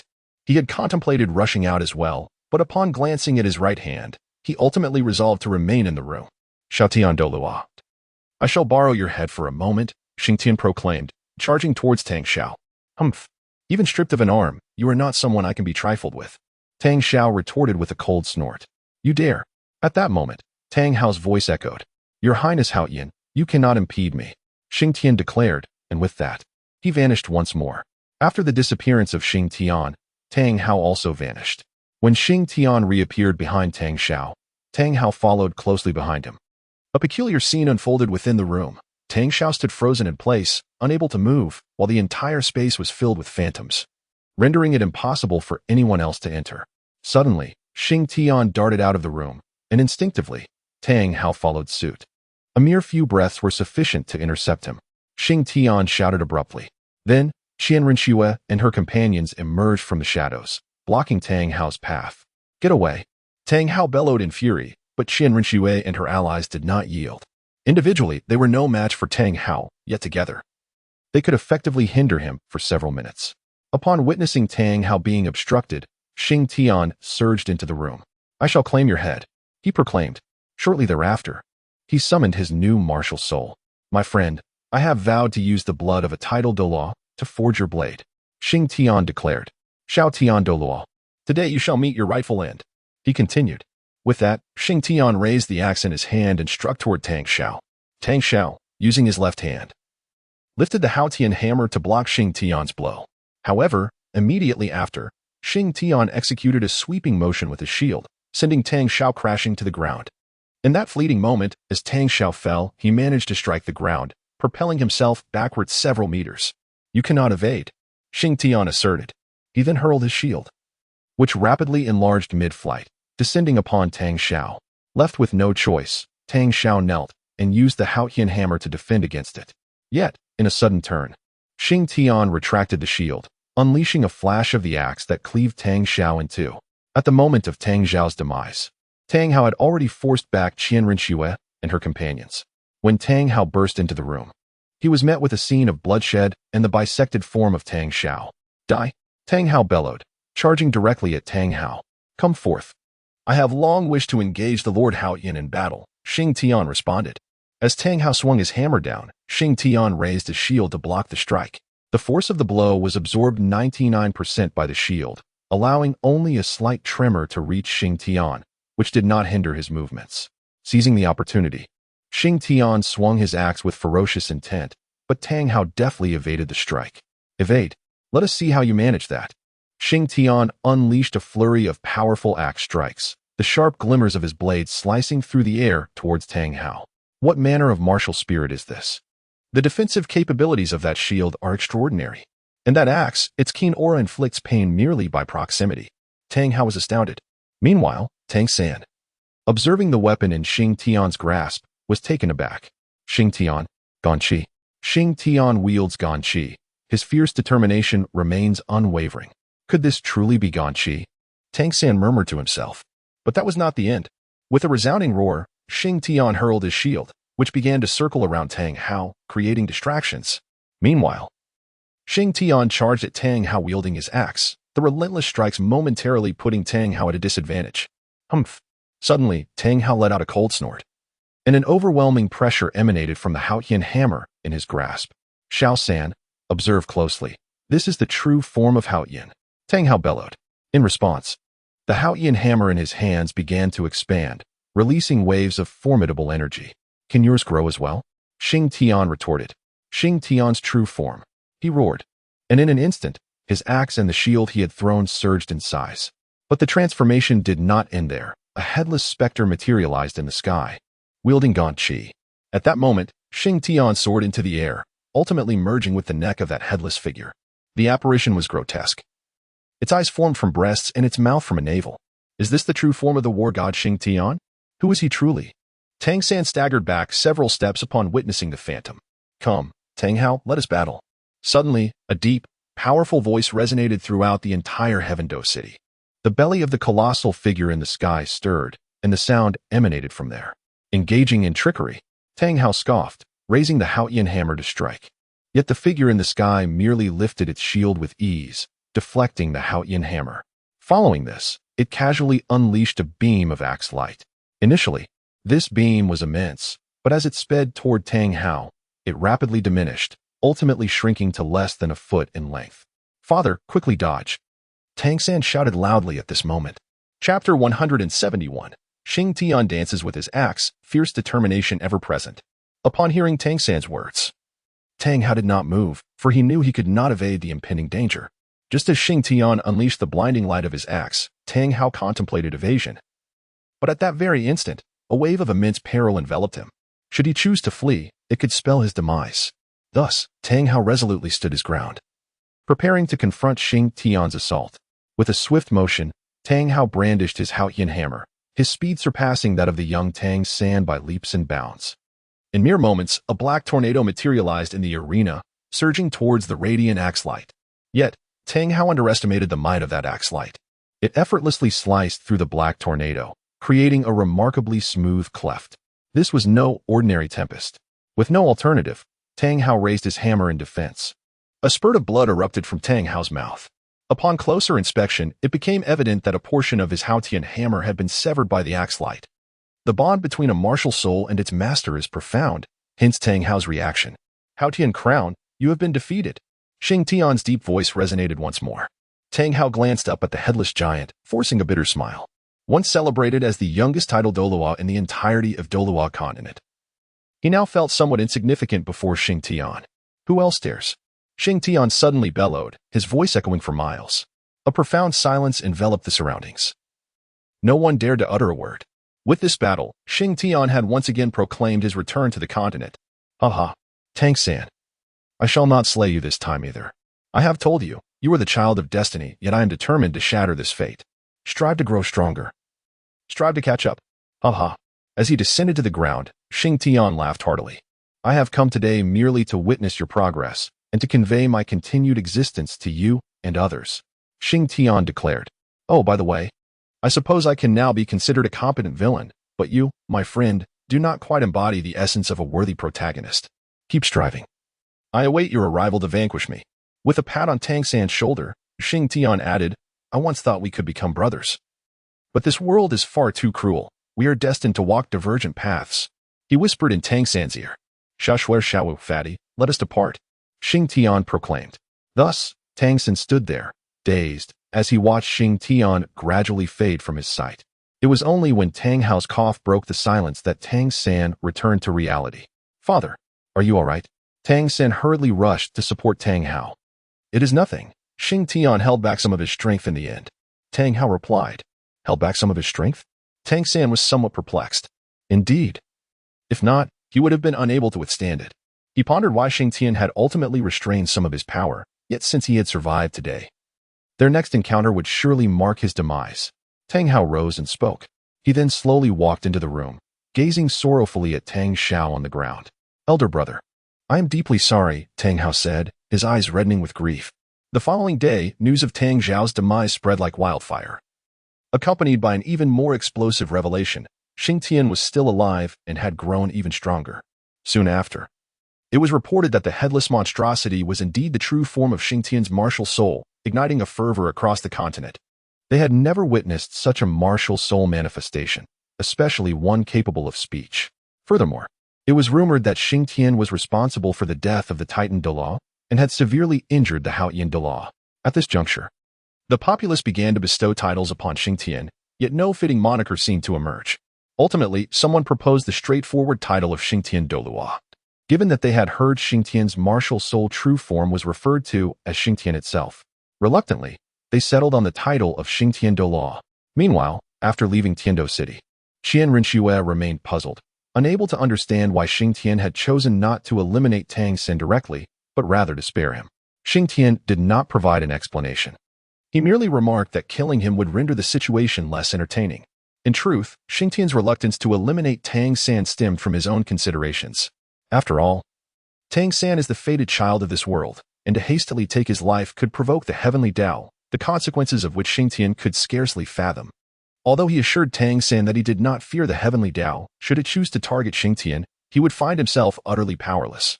Furthermore, he was relatively familiar with Tang San. If he were to kill him, and the heavenly Tao subsequently assigned a new individual, be it Zhang San or Li San, Xing Tian would be unfamiliar with this new entity and incapable of discerning their character, thus relinquishing his initiative. This time, Xing Tian's name finally resonated widely. Previously, even amidst the chaos of the Soul Master competition, there were those who questioned his strength. Even during the last confrontation with the Haotian sect, some had claimed Xing Tian was merely a bait for the might of the heavenly Taoist rather than its master. However, this time, Xing Tian, through his own formidable prowess, decisively defeated two seasoned title Douluos, thereby achieving fame across the entire Douluo Continent. The reputation of Xing Tian, both as his true self and as a title Douluo, spread like wildfire. Xing Tian has become the youngest title Douluo in the annals of Douluo Continent, unmatched by any other. However, he remains oblivious to this accolade as he and his companions approach Sea God Island. It has been 3 months since their departure from Heaven Do City, during which they have ambled leisurely towards their destination. Today marks the culmination of their journey as they finally stand before the vast expanse of the ocean on the western side of the continent. Gazing at the majestic sea, Xing Tian is inspired to recite poetry. O sea, you are all water, and O frog, you have 4 legs. He muses, finding a certain rhythm in his words. Brother Xing Tian, where is the Sea God Island we are headed to? Wu inquires. I believe Xiaoshui is more qualified to answer that. Xing Tian replies with a smile. The Sea God Island, as noted in the records of the Spirit Hall, is referred to as Devil Island. Qian Rinxue explains. Devil Island? Is that place truly terrifying? Ma Hongjun asks. I'm not entirely sure, as I have never been there. However, I have heard from others in the Spirit Hall that it is indeed quite fearsome, Qian Rinxue responds. In truth, it may not be as dreadful as it seems. Some years ago, the Spirit Hall sent individuals to see God Island, but they were all eliminated by the island's inhabitants and utter rout. Xing Tian states. Is it really that brutal? Ma Hongjun exclaims. Yes, the reason the Spirit Hall designates it as Devil Island is due to that battle. Yet, the Soul Masters of Sea God Island, while difficult to approach, are not bloodthirsty. They have dwelled there for generations, calling themselves the Children of the Sea, also known as Sea Soul Masters. Their martial spirits are quite unique, primarily associated with aquatic creatures. Consequently, their soul skills differ significantly from ours, Xing Tian elaborates. What distinguishes us from them? Wu queries. I'm not entirely certain, as I have not visited, but I can speculate that their martial spirits likely relate to water. Moreover, in such an environment, they should be able to harness the full potential of their martial spirits, Xing Tian explains. Maximize potential? I can do that too, boss. Ma Hongjun asserts. The extent I refer to differs from your understanding. Their capability may extend beyond merely maximizing the power of their martial spirits. They might also harness some of the ocean's might, Xing Tian clarifies. The ocean's power? Is it truly that formidable? Ma Hongjun expresses his astonishment. Indeed. And there is another point. According to the Spirit Hall's records, although the population of Sea God Island is relatively small, estimated to be around 2,000, each one of them is a soul master, and none are weak, Qian Rinxue adds. That seems rather exaggerated. Ma Hongjun remarks. No, Xiaoshui's assertion is not exaggerated at all. Sea God Island is home not only to sea soul masters, but also to the sea god. Xing Tian remarked. Humph, brother Xing Tian, you're boasting again. Last time you claimed that the city of Slaughter had deities. Wu interjected. This time, however, Xing Tian is not exaggerating. Qian Rinxue suddenly spoke up. Indeed. Our records in the Spirit Hall indicate that the Sea Spirit Masters who defeated the Elders of the Spirit Hall mentioned a certain individual, referred to as the Lord of the Sea God. Their tone was filled with utmost reverence, yet it did not resemble a prayer. You must understand, they are peak Douluos. The only types of individuals who could command such respect from them are either unparalleled Douluos, but even then, their attitude seems excessively deferential. Therefore, the Spirit Hall speculates that there may indeed be a deity on Sea God Island. Even if the true body is absent, there may exist a manifestation or divine consciousness. Qian Rinxue elaborated. So that is the case. The depths of this continent run profounder than I imagined. Ma Hongjun exclaimed. Indeed, the waters of the continent are indeed deep. Xing Tian chuckled. Then what are we waiting for? Let us embark. Ma Hongjun responded eagerly. Then let us set forth.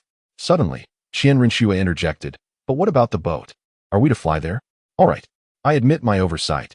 Ma Hongjun exclaimed, having been so caught up in the excitement that he forgot about the vessel. I hereby declare that we shall gather materials and construct a boat ourselves. Xing Tian announced with a sweeping gesture. Thus, the group began to gather materials.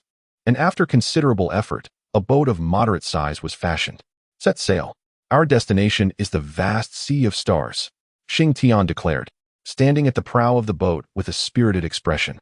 Xing Tian was, in fact, rather uncertain about the precise direction of the Sea God Island. And Qian Rinxue was similarly uninformed. However, she possessed a general sense of direction, which prompted them to embark towards that vague destination. The voyage across the vast ocean proved to be exceedingly monotonous. As far as the eye could see, there was nothing but an expanse of water. For those unaccustomed to maritime adventures, such a sight could easily lead to visual fatigue. After just 3 days of travel, Xing Tian and his companions began to feel the weight of their journey. They had set off with great enthusiasm, yet within mere days, that fervor had been all but extinguished. Brother Xing Tian, I feel so unwell, Wu lamented as she lay on the deck of the ship. Oh my, Xing Tian exclaimed, noticing her condition clearly. She was suffering from seasickness. It wasn't just Wu. Even Qian Rinxue appeared to be feeling somewhat unwell. Xing Tian and Ma Hongjun were relatively composed, showing little reaction. Xiaowu, there's no alternative. We are already at sea. We must endure this discomfort for now and gradually adapt, Xing Tian remarked. Indeed, he felt there was no other choice but to acclimatize. Just as he finished speaking, Wu retched. This involuntary action caused Qian Rinxue, who had been holding it together, to succumb as well. Let it out. Eventually, you'll grow accustomed to it. Xing Tian encouraged, patting both Wu Wu and Qian Rengshu on their backs. Thus, they drifted on the vast ocean for over half a month, yet still, they found nothing. Nevertheless, during this time, Qian Rengshu and Huo Wu had thoroughly adjusted to life aboard the ship. At least they no longer suffered from seasickness. Boss, are you reliable? We've been adrift for more than half a month now, and I'm on the verge of vomiting from all the fish. Ma Hongjun complained. Patience, patience. After all, it's a first for everyone. Xiao Xue, have we arrived yet? Xing Tian turned to inquire of Qian Rengshu. She shot him a glance. You think this is my first time? All right then. Let us continue to drift. The direction is correct, right? Xing Tian asked. The direction should be fine. Qian Rengshu nodded. That's good. As long as the direction is right, we'll reach our destination in due time. Xing Tian declared. At that moment, the only one remaining silent was Huo Wu, who was feeling drowsy after so long at sea. Though she no longer felt seasick, the monotony was wearing on her.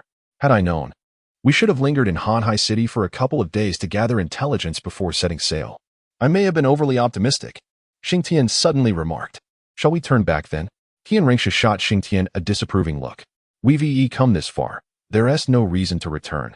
We've already drifted for over half a month. What's a little more time? Xing Tian shrugged. Yet, deep within, Xing Tian harbored a concern regarding their vessel's condition, uncertain whether it would withstand the journey. He recalled that to reach the sea goddess island, they had to traverse a region inhabited by a monstrous whale. Though the specifics were hazy, this is rather reckless. If we encounter danger, we must resolve it swiftly. We cannot afford to linger here. Xing Tian thought to himself. Suddenly, Xing Tian stood up, exclaiming, Look, there is an island ahead. Where? Where? Ma Hongjun scrambled to his feet. Indeed, a small island appeared on the horizon. Could this be the sea goddess island? Huo Wu inquired. I'm not sure. Let us go take a look. Xing Tian responded. Why haven't we encountered that monstrous whale? How peculiar, he pondered. What are you daydreaming about? Qian Rengshu nudged him. Oh, nothing much. Let us proceed and investigate. Xing Tian regained his composure and remarked. As he approached the small island, he sensed something amiss. The guards of this island were alarmingly lax, and from a distance, he could even detect a faint whiff of blood in the sea breeze. This is not the island of the sea god. Xing Tian suddenly exclaimed. What? This isn't the island of the sea god? Then where are we? Ma Hongjun inquired. I cannot say for certain, but I am convinced that this place is certainly not the island of the sea god, Xing Tian replied. Should we still go ashore? Huo Wu asked. Of course. Why not? We should explore and take a moment to recuperate. We have yet to locate the island of the sea god, and since we have stumbled upon this island, we must investigate and rest, Xing Tian declared. Chapter 173, The Island of Purple Pearls Upon Landing. Xing Tian and his companions concealed their vessel within the grove and ventured deeper into the island. However, after only a few steps, Xing Tian halted. What is it, boss? Ma Hongjun queried. Look here. There are signs of human activity. Xing Tian pointed to some indistinct footprints beneath their feet. Could these be traces of the island's indigenous people? Huo Wu wondered. I am not certain. Let us proceed with caution, Xing Tian advised. As they traversed through a cluster of coconut trees by the shoreline, their view opened up considerably, revealing an increasing number of signs of human presence. It seems improbable that this island is inhabited by natives, Xing Tian suddenly proclaimed. Why do you say that? Qian Rengshu asked. Observe this, Xing Tian exclaimed as he picked up a piece of fabric from the ground. If I am not mistaken, this is material from the mainland, and it is not something an ordinary person could afford. Only the affluent or noble could wear such fabric. Does this imply that the inhabitants here are reclusive nobles? Huo Wu speculated. You are overthinking it. Haven't you noticed that, in addition to the scent of the sea, there is a faint hint of blood in the air? Xing Tian remarked. Is that not normal? Qian Rengshu questioned. Not at all. When we landed, the surroundings were quite clean. If there were scattered bones or fur, then the presence of blood would seem more reasonable, Xing Tian explained. Are you suggesting? Qian Rengshu gazed at Xing Tian, leaving her thoughts unvoiced. Indeed, I suspect that the inhabitants of this island are not ordinary. They may very well be a band of pirates. However, we cannot draw conclusions based solely on this fabric. We must venture closer to ascertain the truth, Xing Tian declared. Very well. Let us proceed with caution, Ma Hongjun affirmed.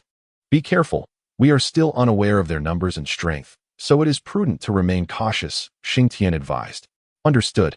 As Xing Tian and his companions approached the settlement, they gradually discerned the attire of the inhabitants. Their clothing was rather shabby, with some individuals donning garments that could be described as tattered. The perimeter of their encampment was fortified with trees from the island, forming a barrier reminiscent of a chevaux frise, likely intended to deter wild beasts. As they drew nearer, Xing Tian could sense the palpable aura of hostility and the lingering scent of blood emanating from the group. It was unmistakably a band of pirates. Xing Tian murmured, "Brother Xing Tian, you keep mentioning pirates. What exactly are pirates?" Huo Wu inquired. Xing Tian turned his head, regarding Huo Wu with an incredulous gaze. "Pirates, as the name suggests, are merely brigands of the sea. I truly fail to comprehend why you would pose such a query," Xing Tian exclaimed, pressing his forehead. "I am simply curious. I find that title particularly melodious." Huo Wu replied, "Melodious? Once you become acquainted with their deeds, you shall not hold such an opinion. To put it plainly, their actions are akin to those of the denizens of the city of slaughter," Xing Tian retorted. "What?" Even Qian Rinxue was taken aback this time. "Do you truly believe that this band of miscreants operates like the highwaymen on the continent? That they would release captives for a price?" Xing Tian inquired. The others nodded in agreement. "Then you are gravely mistaken. If the highwaymen on the continent commit murder, a warrant for their capture is inevitably issued, and they are apprehended. However, pirates are different. They know that once they flee into the vast ocean, it becomes exceedingly difficult to locate them," Xing Tian elucidated. "Moreover, the sea is replete with islands, and these individuals are more familiar with its waters than anyone else. Should one dare to pursue them, one must be prepared for death," Xing Tian reiterated. "What about us?" Ma Hongjun asked. "First, we shall capture a tongue to ascertain our location, then inquire how far we are from Sea God Island. And finally, we shall destroy it." Xing Tian's tone was remarkably calm, conveying the statement with the same nonchalance as one might express a desire for food or drink. "My goodness," Ma Hongjun exclaimed. "Perhaps I should take the lead. We are unaware of their current strength, so it would be prudent for me to proceed." Xing Tian, feeling somewhat uneasy, responded, "You all wait here for a moment. I shall return shortly." With that, he stealthily moved toward the direction indicated, soon disappearing from Qian Rinxue and the other's sight. Before long, Xing Tian reappeared, hoisting a person over his shoulder. "Boss, how did it go?" Ma Hongjun inquired. "Not too bad. I went undetected and captured a solitary one." Xing Tian tossed the individual onto the ground. The pirate, having been unceremoniously thrown down, awoke in pain. "Who are you? Who are you people?" Upon realizing he was no longer in his camp, the pirate expressed astonishment. "Tell me, where is this place? Who are you?" Xing Tian crouched down, questioning him. "Humph. Kid, I don't know how you made it onto our island, but you had better release me quickly, or my companions will find out." "Humph." The pirate snorted disdainfully. Xing Tian smiled, a radiant smile that illuminated his features. Suddenly, he reached out and seized the pirate's right hand, roughly tearing off one of his fingers. "What did you just say? I didn't quite catch that. Could you repeat it?" Xing Tian inquired with a grin. "Ah." Before the pirate could fully scream, his mouth was covered by Xing Tian's hand. "Chill. You mustn't make a sound. If they discover us, I will have no choice but to end your life." Xing Tian whispered in his ear. "All right, I shall release my grip now. However, if you dare to scream, I will kill you, understood?" Xing Tian asked with a smile. The terrified pirate nodded vigorously. "Now, tell me, where is this place? Who are you?" Xing Tian questioned. This is Purple Pearl Island, and we are members of the Purple Pearl pirate crew," the pirate managed to say, enduring the pain. "Purple Pearl Island? What a familiar name." Xing Tian pondered aloud. Could you perhaps stop the bleeding first?" The pirate suddenly murmured. "Fatty," Xing Tian called out. "All right," Ma Hongjun responded, moving over to staunch the bleeding with a rough hand. The pirate gasped in pain but refrained from uttering a sound. "I see now why it sounded so familiar. Your captain is indeed named Purple Pearl, a woman in her 30s, but remarkably well-preserved, looking barely 20, correct?" Xing Tian asked. The pirate nodded, lifting his gaze to meet Xing Tian's. "If my deductions are accurate, your Purple Pearl Island must be the largest pirate crew in this vicinity." Xing Tian remarked with a smile. "Indeed, we have united all the surrounding pirate crews to form what is now the Purple Pearl pirate crew," the pirate replied. Chapter 174, Destruction of the Island Goodness. "It sounds as though you take great pride in your achievements," Ma Hongjun exclaimed, slapping the pirate on the head. "Fatty, they have every reason to feel proud.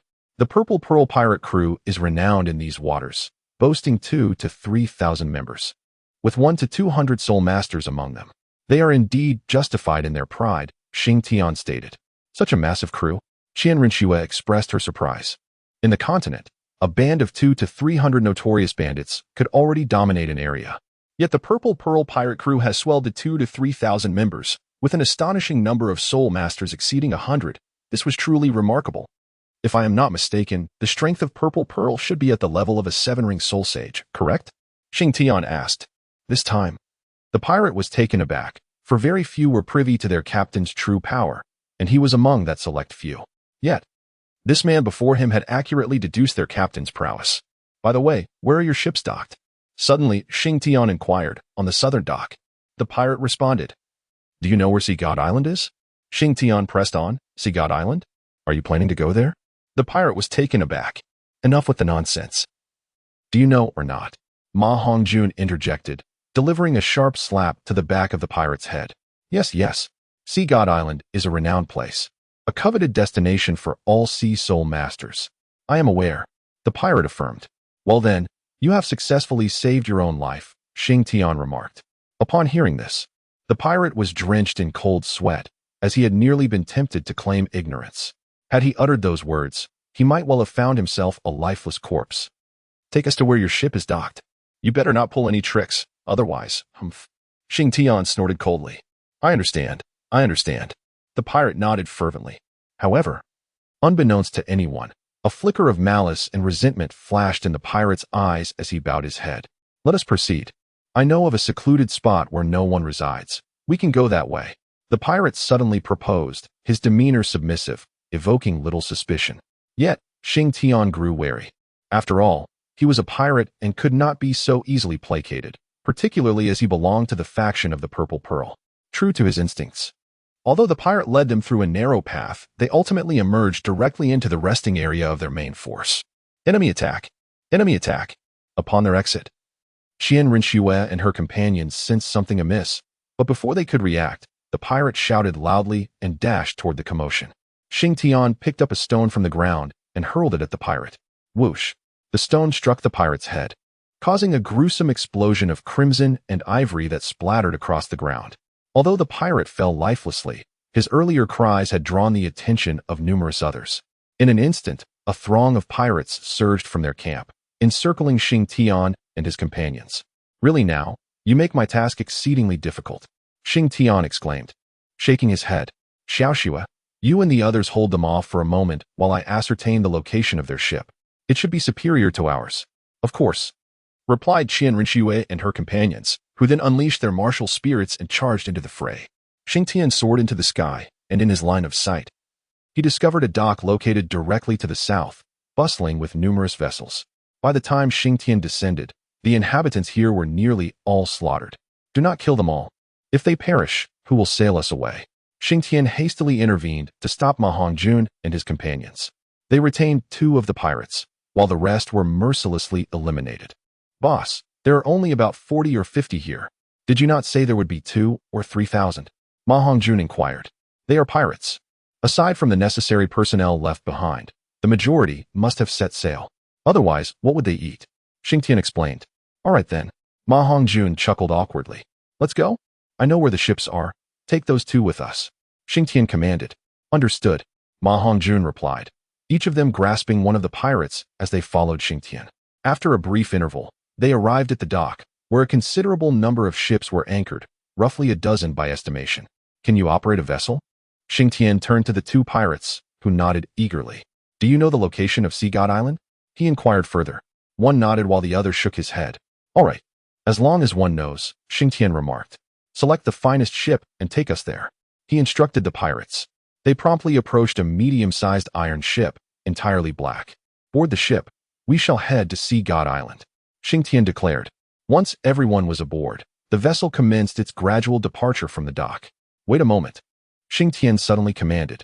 When the ship halted, he levitated into the air, murmuring Xing Tian's true form. In an instant, a headless silhouette materialized above, cleaving the air with 2 mighty axes aimed at the island before them. With a thunderous roar, the twin beams of axe light surged directly towards Purple Pearl Island. In the astonished gaze of the 2 pirates, The island was cleaved in twain. A deluge of seawater began to surge into the fissure created, and before their eyes. Their base gradually succumbed to the depths, vanishing without a trace. As Purple Pearl Island disappeared from sight, the two pirates finally regained their composure. They exchanged a glance, each recognizing the madness and hatred reflected in the other's eyes. Ultimately, they shared a silent understanding, turning without a word back towards the helm. "All right, we can depart," Xing Tian announced as he returned to the deck. "Boss, you just obliterated them like that," Ma Hongjun remarked, gazing at the submerged island. "What? Are you feeling pity?" Xing Tian queried. "Not at all. I just think they posed no threat to us. Should we not?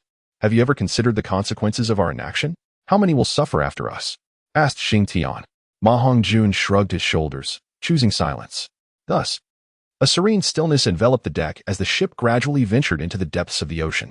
However, Xing Tian could not have anticipated that the two pirates would indeed attempt to sabotage them. While they remained unaware, the vessel slowly deviated from its original course, heading toward an uncharted territory. Chapter 175. The Deep-Sea Demon Whale King. After the ship strayed from its path, the two pirates exchanged knowing smiles. "Let them accompany our Purple Pearl Island and our brothers to their graves. What does it matter if they are skilled fighters? They destroyed our homeland. They face only a dead end. Ermao, it is worth our lives to exchange for theirs. Brother, this is what we call dying for a cause, right? I heard the captain say that." Ermao replied. "Indeed, dying for a cause." The elder brother laughed heartily. The following day, upon waking, Qian Rushua sensed something amiss. "Xing Tian, something feels wrong," she exclaimed from the deck. "What is it?" Xing Tian inquired. "Do you recall the direction we headed when we set sail yesterday?" Qian Rushua asked. "I honestly didn't pay attention. What's wrong?" He responded. "I kept an eye on it. We set off at noon with the sun to our left. Which means south should be to our left, and east should be behind us, correct?" She explained. "That seems right." Xing Tian nodded, admitting that his sense of direction was notably poor after embarking. "But look, the sun is still on our left." Qian Rushua pointed to the rising sun. "Are you suggesting that those pirates altered our course?" Xing Tian pondered. "Precisely," she confirmed. "Wow, impressive. I thought they were spineless, but it turns out they are quite formidable." Xing Tian suddenly found them intriguing. "Aren't you worried? What if they lead us into a dead end?" Qian Rushua shot him a disapproving glance. "Actually, I can already guess where they might take us." Xing Tian chuckled. "You know?" Qian Rushua inquired. "More or less, there are many perilous areas in this sea, but the most infamous is likely that place," he stated. "That place? Where?" she pressed. "The Demon Whale Sea, home of the Deep-Sea Demon Whale King," Xing Tian declared. "Don't believe me? Just wait until we get closer, and I'll call them out to confirm." He added, "Shouldn't you be thinking of correcting our course instead of waiting until we arrive?" Qian Rinshua found it somewhat difficult to comprehend Xing Tian's reasoning. "Xiaoxua, trust me. I would never bring you harm. Moreover, the Deep-Sea Demon Whale King is a worthy adversary. I wish to test the limits of my capabilities," Xing Tian stated earnestly, gazing intently at Qian Rinshua. She regarded him with a look that questioned his sincerity, to which Xing Tian solemnly nodded in affirmation. After casting one more glance at him, Qian Rinshua entered the cabin. Thus, another uneventful day slipped away, and before long, darkness enveloped the sky. Suddenly, Xing Tian felt a chill, which gradually intensified into a biting cold. Strikingly, this icy sensation did not emanate from the external environment, but arose from within Xing Tian himself.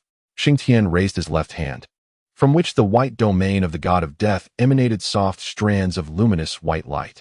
Xing Tian sensed an impending crisis emanating from a sliver of white light. "Ah, it must be time," he remarked, gazing into the distant darkness. With that, he stepped into the ship's cabin, located Qian Ruoshua, and brought her to the control room of the cockpit. "I trust our course is secure?" Xing Tian inquired of the two pirates at the helm. "Rest assured, there's absolutely no issue," replied one of the older pirates. "Is that so? Yet I sense otherwise. A soul master's intuition is remarkably acute." Xing Tian chuckled suddenly. "You there?" he exclaimed, pointing at Ermao. "Ha ha ha, only now do you realize? It's too late. Do you know where you are?"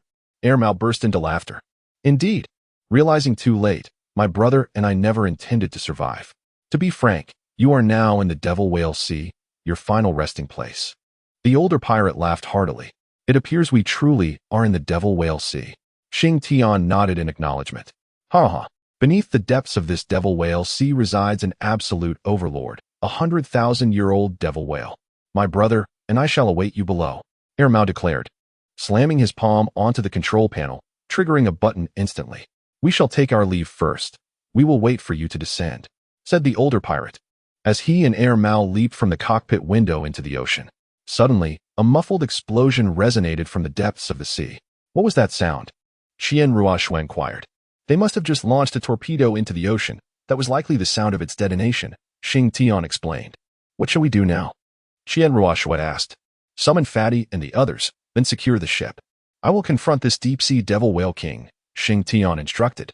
With that, he unfurled his bat-like wings and soared from the ship, channeling his soul power to propel the vessel several miles away in an instant. As soon as the ship was displaced, the air around the previous location distorted ominously, followed by a violent tremor emanating from the sea.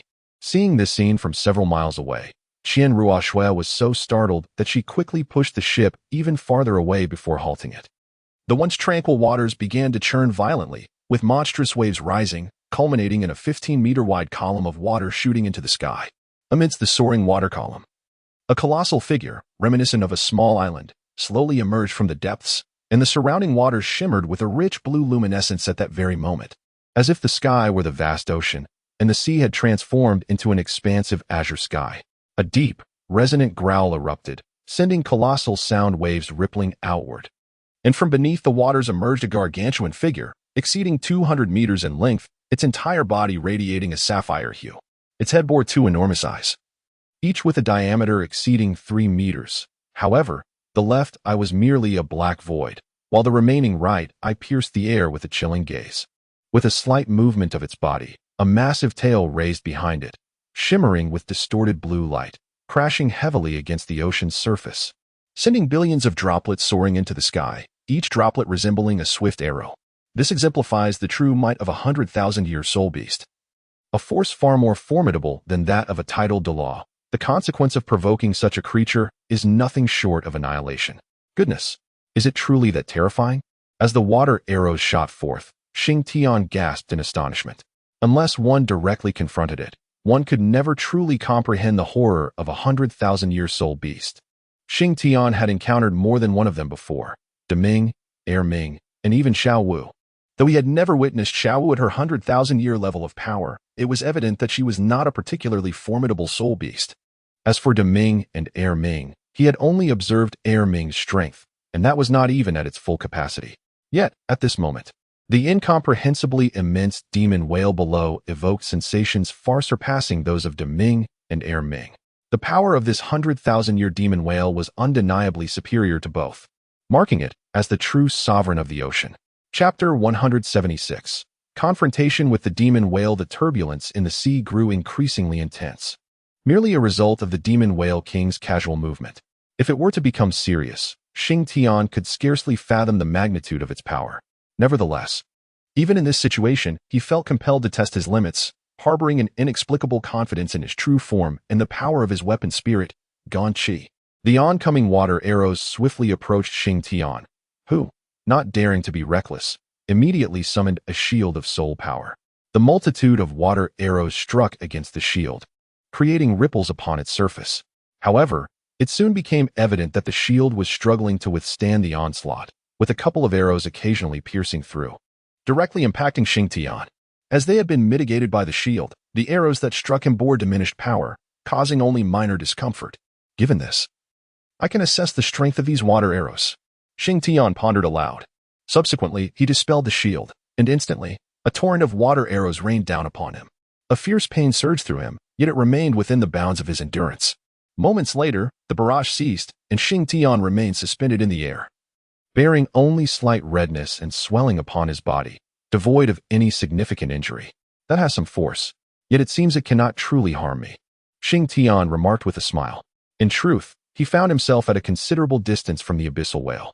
Thus the water arrows that shot towards him had lost much of their potency by the time they reached his vicinity. The deep-sea abyssal whale appeared to be incensed, as a massive orb of blue light, over 5 meters in diameter, coalesced at the fore of its mountain-like back. The terrifying azure radiance gathered for but a fleeting moment before it erupted forth, hurtling directly towards Xing Tian's position. Tang San distinctly perceived that this blue beam was the very same attack that had surged from beneath the water, distorting the fabric of space. Compared to the previous water arrows, this represented the true offensive capability of the deep-sea abyssal whale. The dark night sky suddenly transformed into something extraordinary. Even from a distance, Qian Rinxue and her companions could acutely sense that, although they were suspended in the air, it felt as though they were submerged in the ocean. The surrounding air exhibited a peculiar rippling effect, creating an intangible resistance that made them feel as if they were immersed in the deep sea. Yet, this ocean composed of air possessed an even stronger resistance, an insurmountable force. This must be a domain. Only the power of a domain could exert such extensive control over the entire sky. It was undoubtedly the domain belonging to the 100,000-year-old soul beast. The deep-sea abyssal whale, Xing Tian mused. There was no possibility for evasion or respite. That immensely terrifying blue light had already soared into the heavens.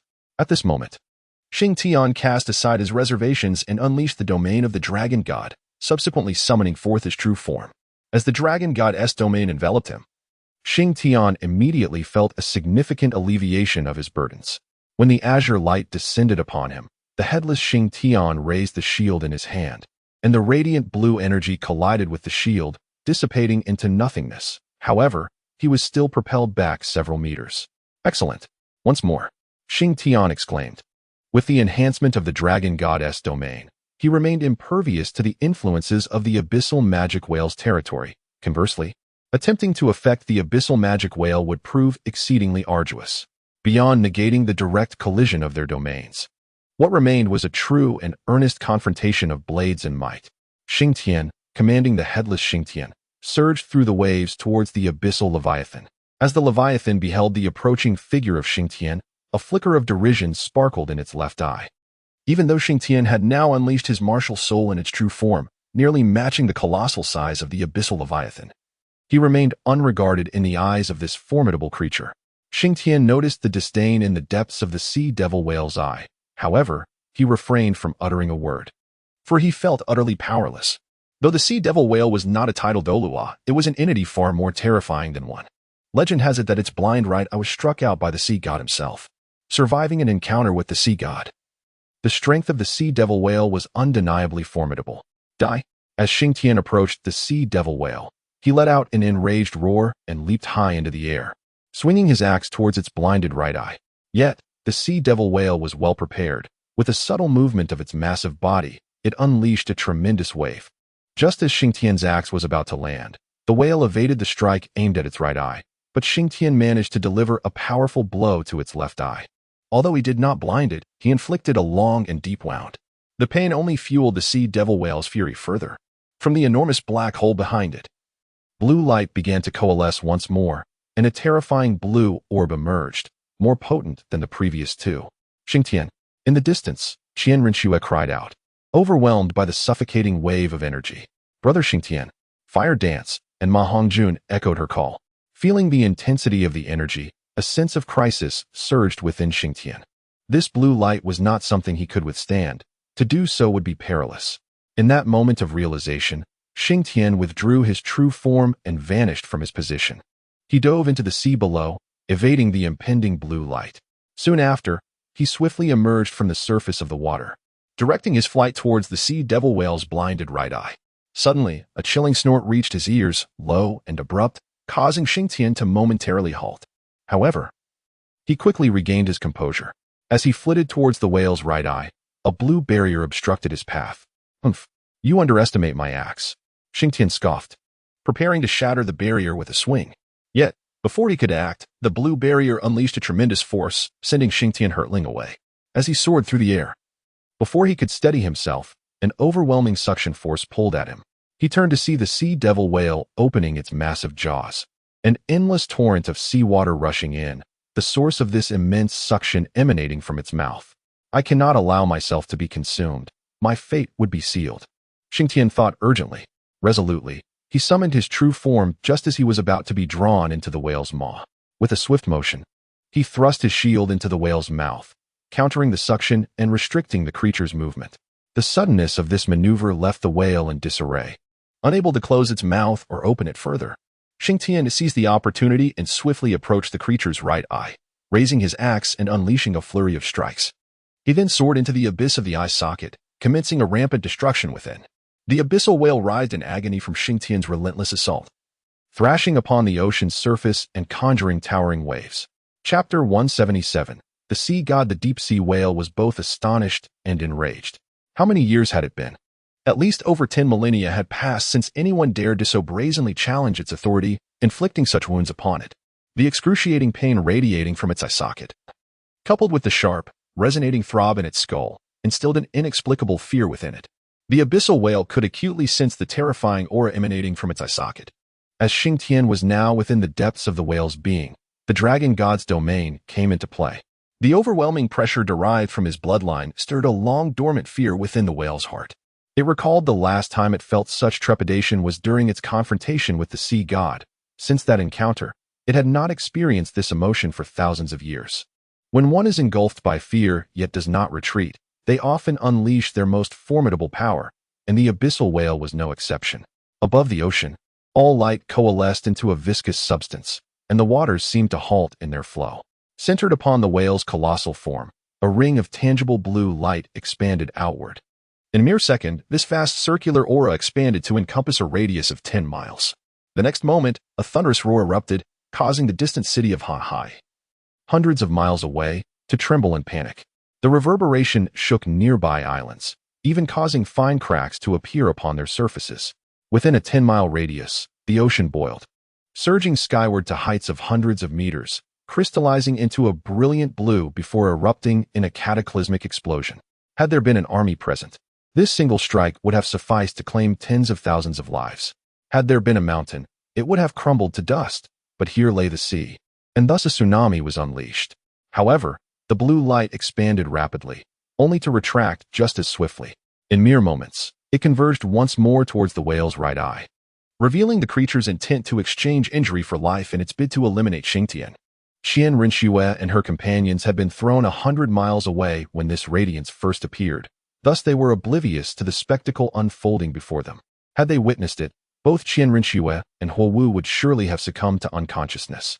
As the blue light gathered at the whale's right eye, it contained not only immense power, but also a deluge of seawater, compressed to its limits. Xing Tian was wreaking havoc upon the right eye of the demon whale when, by chance, he stumbled upon the junction of the whale's optic nerve. It was here that he commenced his destruction. As he wreaked havoc, a wave of lethal danger surged from the depths of his heart. Xing Tian turned to glance, and a radiant blue circular beam of light surged forth from the hollow eye socket of the magic whale, aimed directly at him. Good heavens! Is this magic whale reckless? Is it really going to such lengths for my sake? Xing Tian exclaimed, his heart racing with urgency. What should he do? What should he do? He was now in a state of frantic agitation. Suddenly, a thought struck him. It seemed that the magic whale had begun its transformation into a dragon.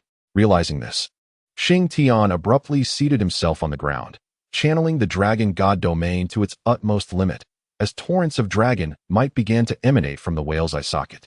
I know you can hear me, and I am aware that you are currently in the stage of transformation. If you wish to successfully transform into a dragon, then I cannot perish, Xing Tian proclaimed loudly. Indeed, as soon as those words left his lips, the luminous circle halted abruptly before him. Xing Tian let out a heavy sigh of relief, feeling as though he had narrowly escaped death. In truth, he was uncertain whether he would truly perish. Yet the overwhelming sense of imminent danger deterred him from taking any chances. Since you have ceased your actions, I shall emerge, Xing Tian called out, but was met with utter silence in the surroundings. Xing Tian attempted to venture outward, navigating effortlessly until he reached the surface of the sea. As soon as Xing Tian emerged, he noticed something amiss with the demonic whale below. Its remaining single eye gazed upward, and its massive form twisted uneasily. As the distorted waves in the air re-emerged, it unleashed its realm of the sea once more. Hey, are you still intending to fight? Xing Tian suddenly exclaimed. However, the demonic whale paid him no heed, continuing to gaze skyward, its realm activated and fully prepared for battle. Suddenly, Xing Tian caught a fleeting glimpse of intense hatred in the whale's eye, quickly replaced by a look of trepidation. What could it be afraid of? Xing Tian pondered. But upon realizing the whale's unwavering gaze toward the sky, he too raised his head. Above him, a blue three-dimensional triangle materialized. Hiss! Xing Tian inhaled sharply. recognizing the triangular entity before him. This was undoubtedly a harbinger of the sea god's arrival. No wonder the abyssal whale had fallen silent. Its eyes filled with hatred and trepidation, for they had been blinded by the sea god himself. How could it not be afraid? Suddenly, the azure light in the sky intensified, erupting from the apex of the blue triangular form. In an instant, the blue beam expanded, transmuting into a colossal silhouette towering 100 meters high. The figure was indistinct, but one could vaguely discern a humanoid shape gazing skyward through the ethereal blue apparition. The previously murky heavens became crystalline, revealing the luminous glow of countless stars. Beast, a deep, resonant voice reverberated from above, its origin utterly indiscernible.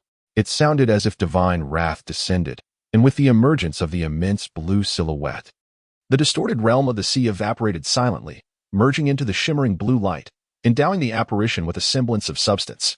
A low, ominous hum emanated from the abyssal whale, which instinctively began to retreat upon witnessing the colossal figure. The once turbulent sea, which had been stirred by Xing Tian's machinations, now lay eerily tranquil, as smooth as a mirror, devoid of any waves. Have you forgotten the lessons of 20,000 years ago? Are you prepared to lose your other eye as well? The ancient voice resounded once more, though the air appeared clear. The abyssal whale was beset by an unparalleled pressure, not from the atmosphere, but from the ocean itself. The waters that had once responded to its command transformed into a dreadful prison, binding its colossal form tightly. With a defiant roar, the abyssal whale's immense body began to manifest blue patterns, resembling fish scales that intermingled with its skin, indicating a rapid transformation. What? Do you presume that having completed the metamorphosis into a dragon and surpassed the 100,000-year threshold grants you the audacity to affront my dignity? The massive blue silhouette swayed slightly, causing the entire ocean to tremble in unison. The overwhelming distortion and pressure elicited a pained roar from the abyssal whale, and the hatred in its singular eye faded, leaving only fear in its wake. Chapter 178. The Dragon Transformation. Xing Tian, witnessing this scene, felt an inexplicable discomfort. Considering your years of arduous cultivation, I shall spare your life. The aged voice resonated with undeniable authority as the once still ocean regained its vitality.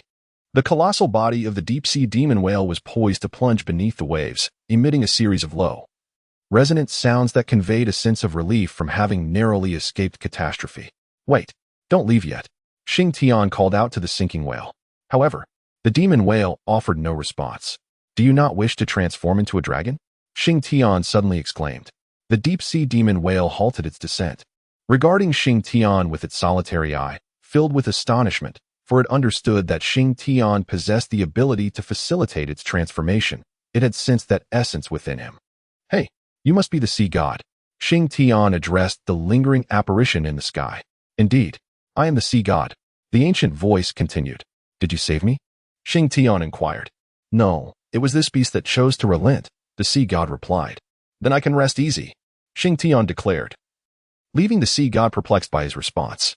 Do you yearn to become a dragon? Do you seek vengeance against the sea god? Xing Tian queried the deep-sea demon whale. The whale gazed upward at the spectral figure in the sky, but remained silent. Do not fret, his heart is not so narrow, Xing Tian reassured. The sea god remained silent, watching Xing Tian intently, curious about his intentions. I shall ask you once more. Do you desire to transform into a dragon? Do you seek revenge against the sea god? Xing Tian reiterated. Yes.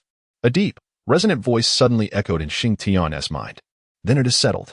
I shall assist you. In truth, we harbor no profound enmity, for I too have been deceived into this predicament. Xing Tian shrugged. Human, you wish to aid this beast in its transformation? The sea god interjected. What? Is that unacceptable? Furthermore, cease referring to it as a beast, as the sea god. It is your subject. To call your subject a beast, how remarkable. Xing Tian lightly mocked the sea god. The sea god found himself momentarily speechless by Xing Tian's words.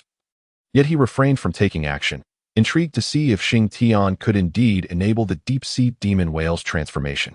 By the way, could you first retrieve my companion? Xing Tian awkwardly scratched his head. Upon hearing this, the deep-sea demon whale swiftly descended and darted in a specific direction.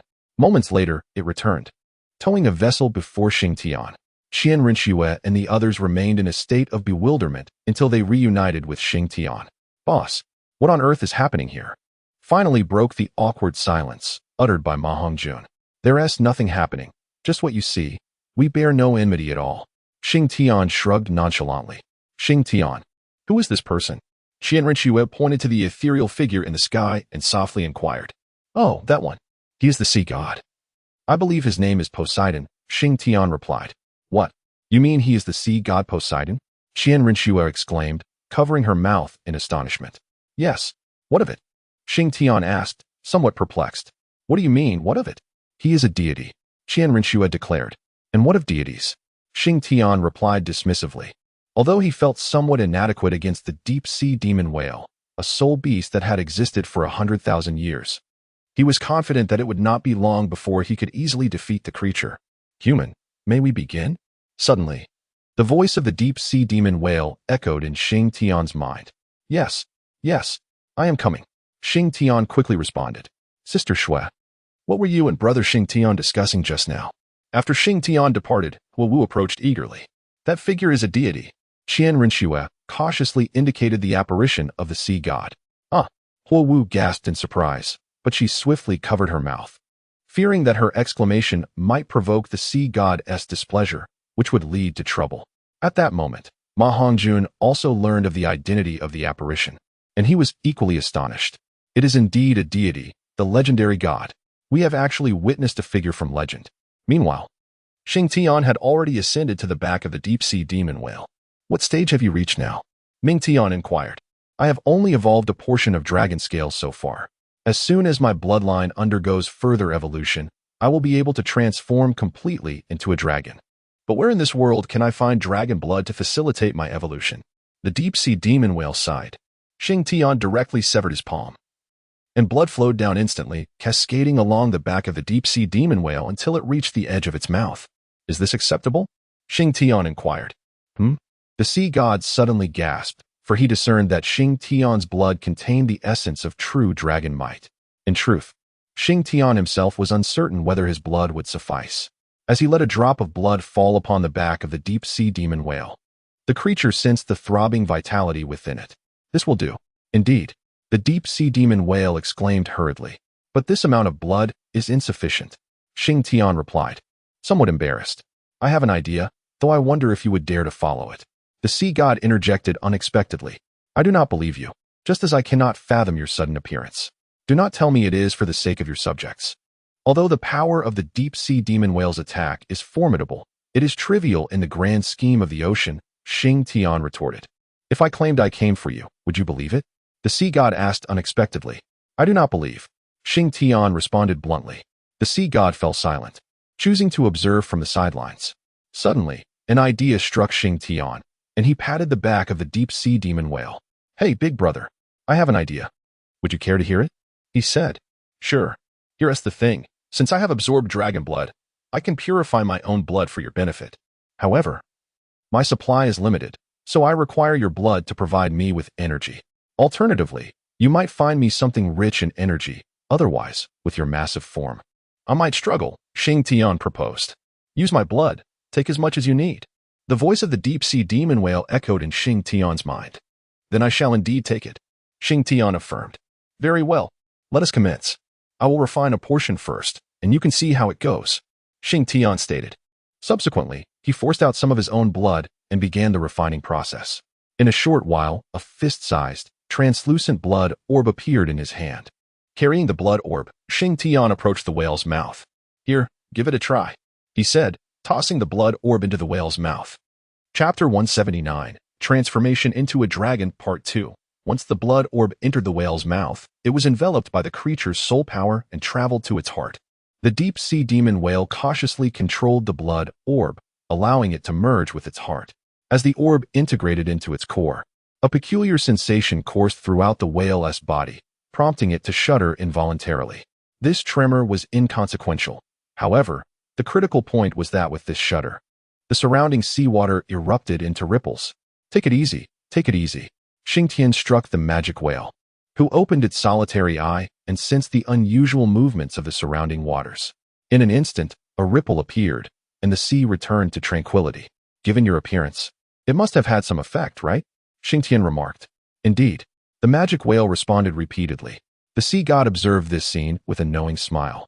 as his intentions likely aligned with this, using the blood of the magic whale to nourish Xing Tian, who would then draw energy from the whale's essence, providing it with the dragon's blood it required. This would create a small cycle, allowing for a transfusion of sorts for the whale. How about this? You enter my mouth directly, and then create an opening within. Whenever you need blood, you can draw from that aperture. I shall not resist. At that moment, the voice of the magic whale resonated in Xing Tian's mind. For reasons unknown, it seemed reluctant to speak aloud, resorting to telepathy. Perhaps out of fear of the sea god, Xing Tian mused. That could work, he replied. Subsequently, the magic whale opened its mouth, and Xing Tian flew straight inside. Hey, boss! Ma Hongjun exclaimed upon witnessing Xing Tian's daring entrance into the magic whale's maw. It's fine, Xian Shui reassured him, though her hands instinctively clenched. Only Huo Wu remained unperturbed, watching with rapt attention. Her lack of concern stemmed from the ethereal figure above them. It was a deity, the sea god, the sovereign of the ocean, the absolute master of the seas. Huo Wu believed that as long as the sea god was present, no harm would befall them, and thus she felt no anxiety whatsoever. After Xing Tian flew into the maw of the demon whale, the creature did not close its mouth. It feared that closing its jaws might instill fear in Xing Tian. Thus, it chose to keep its mouth agape. Although this would be somewhat exhausting, it paled in comparison to the transformation into a dragon. After Xing Tian flew into the maw of the demon whale, he sought a relatively comfortable spot to settle down and promptly made a small incision at his feet. The wound was modest, merely the size of a palm, and to the demon whale, it was as inconsequential as if it were non-existent. Xing Tian pressed his hand against the wound, subsequently beginning to absorb the blood of the magical whale, which he then converted into energy to sustain himself. When he felt sufficiently replenished, he halted and began to refine his own blood. One by one, beads of blood were extracted, accumulating in various sizes around Xing Tian, roughly numbering in the thousands. The magical whale had long sensed the peculiar sensation in its mouth but endured it in silence, making no move. Suddenly, Xing Tian soared out from the whale's maw, exclaiming, I can't go on. I'm utterly exhausted. Moreover, the mental strain is overwhelming. Upon seeing Xing Tian emerge, the whale closed its mouth and, with a gulp, swallowed the blood beads. These beads were then reintegrated into its heart. The effect was markedly profound this time, compelling the magical whale to reveal its dragon scales. Ah, the results are indeed striking. Xing Tian nodded in approval. At this moment, the sea god also noticed the transformation of the deep-sea whale and nodded in acknowledgement. I hope you succeed, and as for this lad, I wish you success as well. The sea god murmured before vanishing from sight. By the way, dear whale, could you locate an island for us to rest? This transformation process is rather lengthy, Xing Tian remarked. The whale responded with a low sound and then began to swim slowly in a specific direction, dragging their vessel along. Shortly thereafter, a moderately sized island came into view before them. Thank you, brother whale. Now, let me rest. We shall continue tomorrow. The energy contained in your blood is rather abundant, and I need to digest it, Xing Tian said with a smile. The deep-sea whale remained silent, gently shaking its head before sinking to the ocean floor. Boss, how did you manage to reach an understanding with it? Ma Hongjun quickly approached after the whale departed. Well, that is a long story, Xing Tian replied. Then let us make it brief. Qian Rinxue interjected with a glance at Xing Tian. Essentially, I was on the brink of being killed by it, and I claimed I could assist it in its transformation. In truth, I was deceiving it. After escaping, I noticed the sea god's arrival, discontented with his demeanor. I decided to aid in the transformation instead. That's the gist of it. Xing Tian shrugged. Is it really that simple? Ma Hongjun asked. Indeed it is. Xing Tian replied with a casual shrug. Wait, brother Xing Tian, do you truly hold the sea god in disdain? He is a deity, Huo Wu suddenly exclaimed. And what of it? We are not yet at a level of cultivation to reach such realms. Xing Tian curled his lips and remarked. To be honest, he truly did not regard these deities with any seriousness. According to his estimations, once the abyssal whale underwent its transformation into a dragon, his own physical strength would significantly increase as well. This was due to the fact that after purifying his bloodline, he had allocated a portion to the deep-sea abyssal whale while retaining another portion within his own body. Moreover, during the process of bloodline purification, Xing Tian stumbled upon something remarkably intriguing. He discovered that his soul would inexplicably quiver during the purification process. Upon reintegrating the purified bloodline into his body, a mysterious energy would surge forth from his soul, infusing the purified bloodline. Therefore, despite the considerable amount of blood he provided to the deep-sea abyssal whale. It was not the finest quality. Only that which had been enriched by the energy from his soul could be deemed truly exceptional. Xing Tian harbored a conjecture. In a past life, they all claimed to be descendants of dragons. This energy might indeed be related to dragons, for the bloodline he had refined was none other than dragon blood. Well, let us find a place to rest, shall we? Fatty, why don't you fetch us something to eat? I must admit, I am feeling rather fatigued, Xing Tian remarked, stretching lazily. Before long, several wooden cabins were constructed, and Xing Tian chose one to inhabit alongside Qian Rinxue and Huo Wu.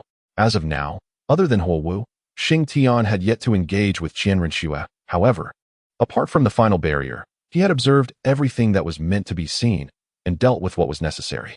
The following day, upon rising, Xing Tian discovered that both Qian Rinxue and Huo Wu were absent. Upon exiting his room, he found that they had prepared breakfast. After a light meal, Xing Tian made his way to the beach to commence his training while awaiting the deep-sea demon whale. Chapter 180. Transformation into a dragon. And, not long after, perhaps the time it would take to burn an incense stick, Xing Tian sensed a disturbance emanating from afar. It could only be the deep-sea demon whale. Indeed, shortly thereafter, the creature materialized before him. At this moment, the deep-sea demon whale had undergone a transformation. Its physique was no longer reminiscent of a traditional whale.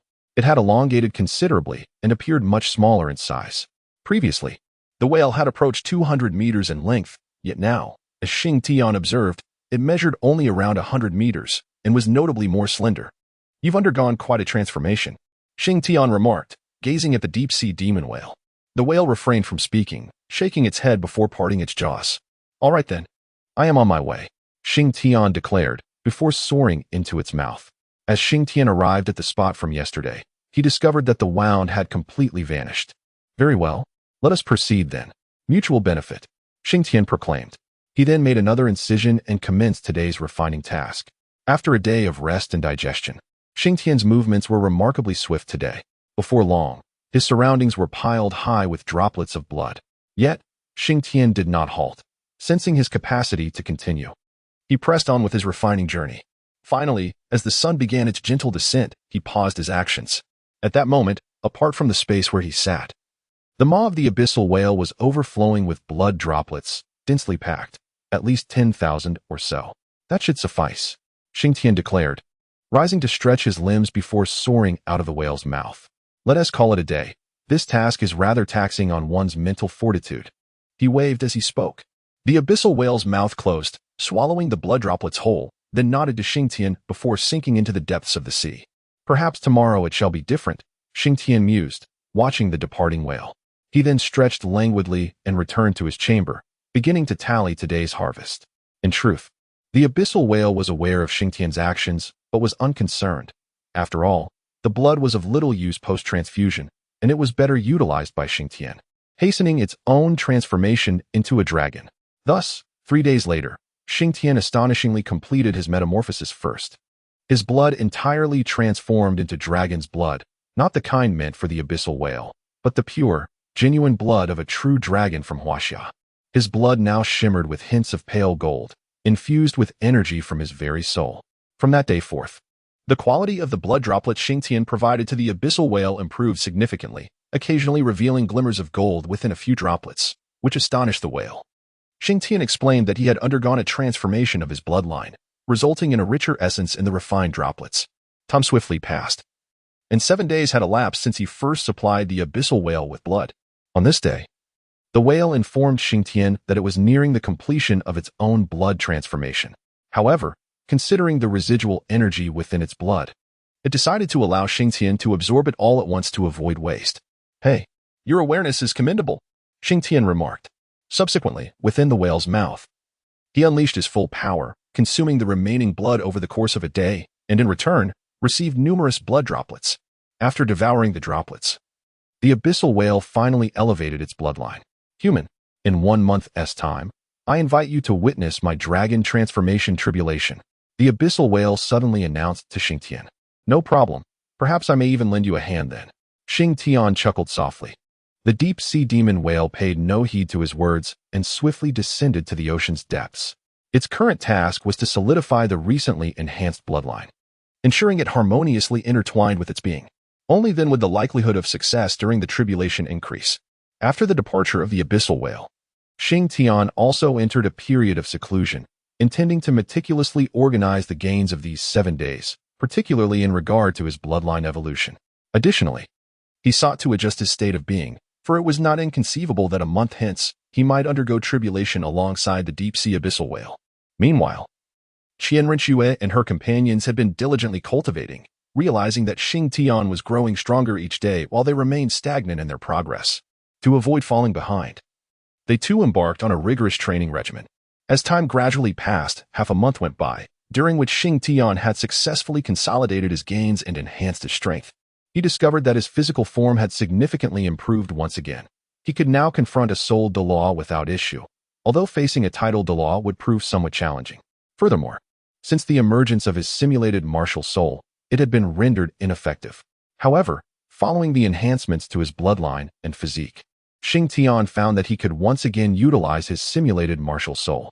Henceforth, he planned to continue simulating and explore whether the newly simulated martial souls could be integrated into his existing martial soul, for if successful, his martial soul would undergo infinite evolution, he declared. In the subsequent half-month, Xing Tian remained active within the domain of the deep-sea abyssal whale. The abyssal whale had even constructed an island specifically for Xing Tian. This island was intriguing, featuring a central lake that connected to the sea below. As the lowest point was not enclosed, a request made specifically by Xing Tian. Moreover, at intervals within the lake, platforms had been established, serving as dedicated areas for his cultivation. As Xing Tian instructed the deep-sea demon whale to cultivate, he activated its deep-sea domain. Consequently, all the seawater was compressed, resulting in a higher density that greatly benefited Xing Tian's cultivation. In such an environment, Xing Tian diligently honed his skills for half a month, significantly enhancing the strength of his physical form, yet he had yet to reach his ultimate limit. Xing Tian harbors the aspiration of limb restoration and rebirth through blood. He remains uncertain whether the laws of this world will permit such phenomena, yet he is determined to take on the challenge. Xing Tian has discerned that this realm is predominantly populated by soul masters and ordinary individuals. Even the mightiest of mortals pales in comparison to the prowess of a soul master. Thus, he yearns to offer these common folk a glimmer of hope. By honing their physical bodies, they could potentially wield power rivaling that of soul masters, heralding a new cultivation system for the Douluo Continent. However, at this juncture, Xing Tian lacks the capability to realize this vision, compelling him to engage in relentless training. He speculates that upon reaching the divine realm, he may revisit this matter with renewed consideration. On this particular day, as Xing Tian concluded his training, the voice of the deep-sea demon whale resonated within his mind. "Human, I have foreseen the impending thunder calamity, which is likely to descend in 3 days. Therefore, I must expel all beings from the demon whale sea," declared the deep-sea demon whale. Chapter 181. The Thunder Calamity. Upon hearing the words of the abyssal leviathan, Xing Tian realized that the creature was not as malevolent as often portrayed. Its willingness to expel threats for the safety of the beings inhabiting these waters led Xing Tian to reconsider the notion of it being an evil soul beast. Xing Tian remained uncertain about the thoughts of the sea god from years past, though it was plausible that the abyssal demon whale had indeed committed countless atrocities in its time. "No problem. I shall return first, and in 3 days, I will come back," Xing Tian proclaimed, before soaring towards the island where Qian Rinxue and her companions resided. 3 days later, Xing Tian arrived at the domain of the demon whale as promised. By then, the waters of the demon whale were devoid of life. With the creature itself floating upon the surface, its singular eye filled with foreboding, as it pondered whether it could withstand the impending thunderous tribulation. Regardless, the path it chose was its own, and even if it meant shattering into countless pieces, it was determined to face the tribulation. Whether it could survive was one matter, but whether it would confront it was another. In truth, the demon whale had the option to seek Xing Tian's assistance, yet it opted against it, choosing instead to rely solely on its own strength to navigate this trial. As midday approached, the sky was a clear blue, and not a whisper of wind graced the surface of the sea. Suddenly, the abyssal demon whale unleashed an overwhelming aura, its dragon scales becoming visible, and 2 bulges appeared atop its head, accompanied by 4 more beneath its body. At that moment, an ominous cloud unexpectedly drifted into the previously clear sky. The dark clouds multiplied, growing larger and eventually engulfing the entire expanse above. This oppressive mass cast a heavy weight upon the abyssal demon whale. As the clouds thickened and multiplied, a flicker of lightning momentarily illuminated the darkness within the clouds. Xing Tian hovered in the distant sky, gazing at the dense, ominous clouds above, feeling a twinge of concern for the deep-sea demon whale. Additionally, he harbored another apprehension: if the deep-sea demon whale were to falter, and he rushed to its aid, would his intervention amplify the ferocity of the impending tribulation? For it is often depicted in fantastical tales that the presence of an additional individual intensifies the power of such tribulations. Nevertheless, he resolved to assess the situation as it unfolded, for the deep-sea demon whale held significant value for him. Otherwise, it would not be worth his considerable effort to assist in its transformation into a dragon, Xing Tian remarked. As Xing Tian pondered, suddenly, a bolt of lightning descended from the clouds, striking the deep-sea demon whale with tremendous force. In an instant, a patch of flesh was charred by the electric surge. However, the deep-sea demon whale managed to endure the assault. With a surge of soul energy, the damaged flesh regenerated within a few breaths. Following the initial lightning strike, it was not long before two more bolts of lightning rained down. Fortunately, at present, they remained within the creature's capacity to withstand. In the distance, Xing Tian gazed at the tempestuous lightning, inexplicably feeling a twinge of envy. He mused to himself that harnessing this lightning for body tempering would yield remarkable results. Nevertheless, he restrained his yearning, biding his time for the moment when the deep-sea demon whale could no longer endure. That would be the moment he would strike. As time progressed, the lightning intensified, both in frequency and ferocity. What had initially been as slender as chopsticks had now grown to the thickness of a newborn's arm, and the quantity continued to multiply. At this juncture, the deep-sea demon whale emitted anguished cries, yet Xing Tian, hearing its robust wails, refrained from intervening. For creatures of such strength, dignity and face held paramount importance. Unless absolutely necessary, he would not intervene, even though he longed for the opportunity to temper his body with the lightning. Before long, the lightning became exceedingly dense. Initially, there had been brief intervals between strikes, but now they fell relentlessly, one after another, all striking the demon whale. The water surrounding the creature was seething, boiled by the dispersed lightning, bubbling furiously. The demon whale bore numerous wounds from the strikes, with some areas revealing exposed bone. It appeared to be on the brink of collapse. It seemed prudent for Xing Tian to prepare himself. Meanwhile, the tempest showed no sign of abating. The relentless lightning cascaded down, each bolt striking the whale with unyielding precision. The creature's cries grew increasingly harrowing, resonating with profound despair. After this wave of lightning, a brief lull ensued. This is the calm before the storm, Xing Tian thought, his heart racing at the realization. However, the deep-sea demon whale had no time for such thoughts, preoccupied as it was with recovery. Seizing the scant opportunity, it endeavored to regain its strength. Approximately 10 breaths passed, and then the ominous dark clouds in the sky began to contract, shifting from a deep gray to an even darker hue. As the storm clouds shrank, the demon whale finally sensed an ominous change. "This is bad. I may not withstand the next wave of tribulation," it lamented internally. Yet before the demon whale could devise a countermeasure, the clouds erupted with a cacophony of crackling thunder. Upon witnessing the scene, Xing Tian hastily soared into the air. To be frank, he harbored little confidence in withstanding this impending thunderous tribulation, yet one must at least attempt. Mustn't one? My dear brother, you must endure. Otherwise, all my efforts over the past few days would be in vain, Xing Tian declared as he hovered above the abyssal leviathan. The abyssal leviathan was taken aback by Xing Tian's sudden appearance, especially at such a perilous moment. The current storm of lightning was beyond even its own capacity to withstand, let alone that of Xing Tian. Without uttering a word, the leviathan's gaze began to shift towards madness. It was prepared to gamble. Even if it resulted in failure, it would accept the outcome. "My brother, I shall do my utmost to help you mitigate the strain, but my abilities are limited. Should I find myself unable to cope, I may have to flee. Be ready at all times," Xing Tian shouted to the leviathan. The abyssal leviathan nodded, understanding the gravity of the situation. For the ferocity of this thunderous tribulation was indeed formidable. As they spoke, the storm in the heavens had amassed its full fury, and now only a single bolt of lightning descended.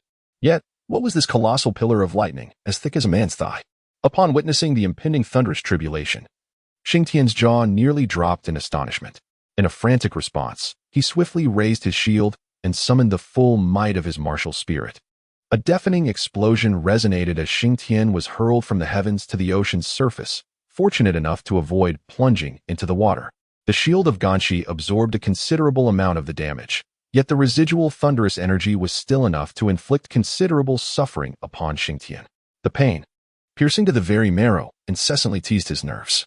Fortunately, this wave of tribulation was ultimately repelled.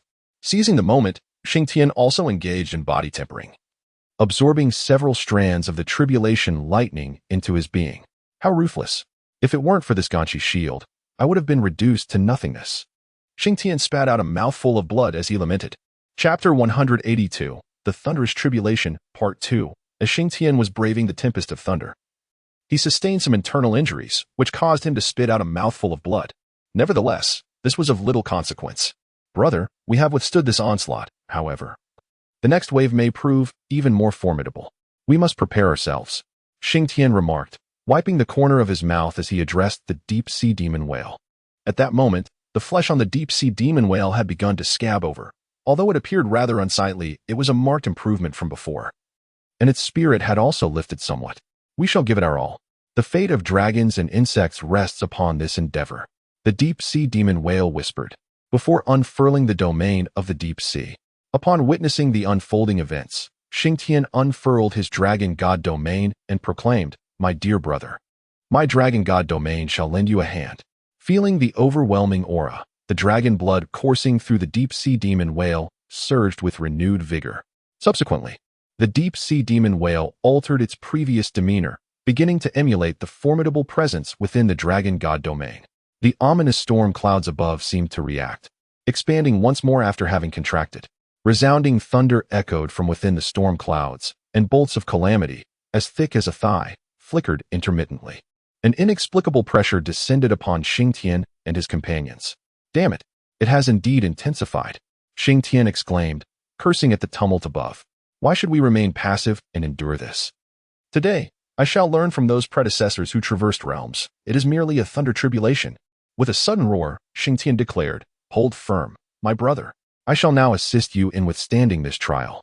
With that, he summoned his true form, and instantaneously, a headless giant wielding a broadsword materialized in the air. The deep-sea demon whale, caught off guard by Xing Tian's intentions, could hardly grasp the meaning of his earlier words as it witnessed Xing Tian commanding his true form to soar towards the storm clouds. "Human, you." The deep-sea demon whale was taken aback, never anticipating such a bold move from Xing Tian. "I have, after all, invoked the heavenly might, albeit in a counterfeit form. To endure this passively is utterly stifling." Xing Tian mused inwardly. "Xing Tian, grant me your protection," he murmured to himself as he charged into the storm clouds, much to the terror of the deep-sea demon whale. As Xing Tian entered the calamity cloud, the entire expanse began to churn violently, accompanied by relentless thunderous roars. Suddenly, a barrage of lightning descended, each bolt no thicker than an infant's arm. The deep-sea demon whale understood that this was the result of Xing Tian's efforts. To ensure that Xing Tian's hard work did not go to waste, the deep-sea demon whale struck its massive tail, harnessing that force to meet the falling bolts of thunder head-on. A cacophony of crackling sounds ensued, and the deep-sea demon whale was sent crashing back into the ocean. Yet, this time, it sensed something distinctly different. Within the tempest of lightning, there was a spark of vitality, mending its internal wounds while simultaneously transforming its very essence. The deep-sea demon whale realized that the tribulation was nearing its conclusion. Time and again, it leaped from the depths of the sea to confront the descending lightning, only to be repelled back into the waters each time. After several attempts, its skin was stripped away, revealing bones riddled with cracks, yet its spirit soared with extraordinary fervor. For it knew that the transformation into a dragon awaited on this very day. Meanwhile, as Xing Tian plunged into the calamity cloud, he was instantly enveloped by a torrent of lightning. This calamity cloud resembled a miniature world unto itself, brimming with an endless array of electric discharges. Amidst the familiar, he also encountered bolts of black, red, purple, white, and a myriad of other hues. As Xing Tian stepped inside, the tempest of lightning surged forth, clamoring to strike him. Fortunately, at that moment, he had manifested his martial soul. Otherwise, he would have been reduced to ashes in an instant. Yet, even in this form, the martial soul could not endure for long. Just as Xing Tian felt he was on the verge of collapse, a radical thought struck him. The existence of his true form was rooted in the martial soul. Yet no one in the entirety of Douluo Continent had ever endeavored to refine their martial soul. With this realization, a daring notion blossomed in his mind. He would use this thunderstorm to temper his Ganshi martial soul. Resolute, Xing Tian cast his axe into the tempest, allowing it to hover amidst the crackling bolts. He then dispelled his martial soul form and surrounded himself with a shield for protection. However, the shield, being but a single surface, left him still exposed to the onslaught of lightning. Nevertheless, Xing Tian's physical body was exceptionally robust, and he prepared to hone his strength within this storm of tribulation. Just as he withdrew the soul power shield from his protective barrier, a bolt of lightning struck his hand. Xing Tian, once proud of his corporeal form, now found himself reduced to mere white bones. A searing pain penetrated his very soul, emanating from his hands. Alas, the agony is unbearable, Xing Tian exclaimed loudly. He quickly summoned his soul energy, witnessing the flesh on his arms regrow at an astonishing pace. Yet, he remained ensnared in the tempest of thunderclouds. As he focused intently on restoring his arm, another bolt of lightning struck him, leaving only stark white bones in its wake. Hiss! Xing Tian gasped sharply. Before he could fully comprehend his plight, another flash of lightning descended, transforming his other hand into a skeletal remnant. At that moment, the shield he wielded was violently cast aside. It was over. A wave of despair washed over Xing Tian. As the shield flew away, countless bolts of lightning began to envelop him. In the blink of an eye, he was reduced to nothing but bones. Ultimately, apart from his skull, the rest of his body had disintegrated into fine ash. At that moment, in the distance, Ganshi soared through the air, hovering above the solitary head that remained of Xing Tian. Xing Tian had indeed overestimated himself. After his corporeal form was destroyed, his soul retreated into the sea of consciousness, ultimately safeguarding only his head. Fortunately, the axe, Ganshi, autonomously levitated above Xing Tian's head, forming a protective shield around it. However, this was not a sustainable solution, and soon Ganshi began to exhibit movement. It unleashed waves of axe light, shattering bolts of lightning, while at the same moment, the Ganshi shield generated a suction force that absorbed the fragmented lightning. This energy was then transformed into a unique vitality that flowed into Xing Tian's head. Thus, Ganshi and Xing Tian endured the purifying storm of lightning while simultaneously resisting it.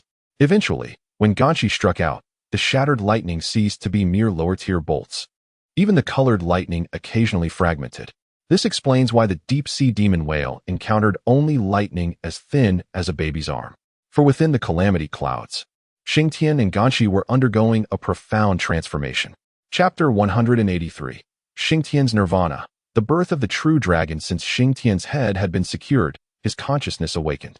What a predicament I find myself in, he exclaimed, realizing that not every incident he had endured was entirely true. What now? What can I do? I am reduced to nothing but a skull, Xing Tian lamented, feeling utterly despondent. Wait, dear brother, hasten to transcend your tribulation. Once you succeed, I should find my way out, he suddenly declared. Yet, who could predict when the deep-sea demon whale would complete its tribulation?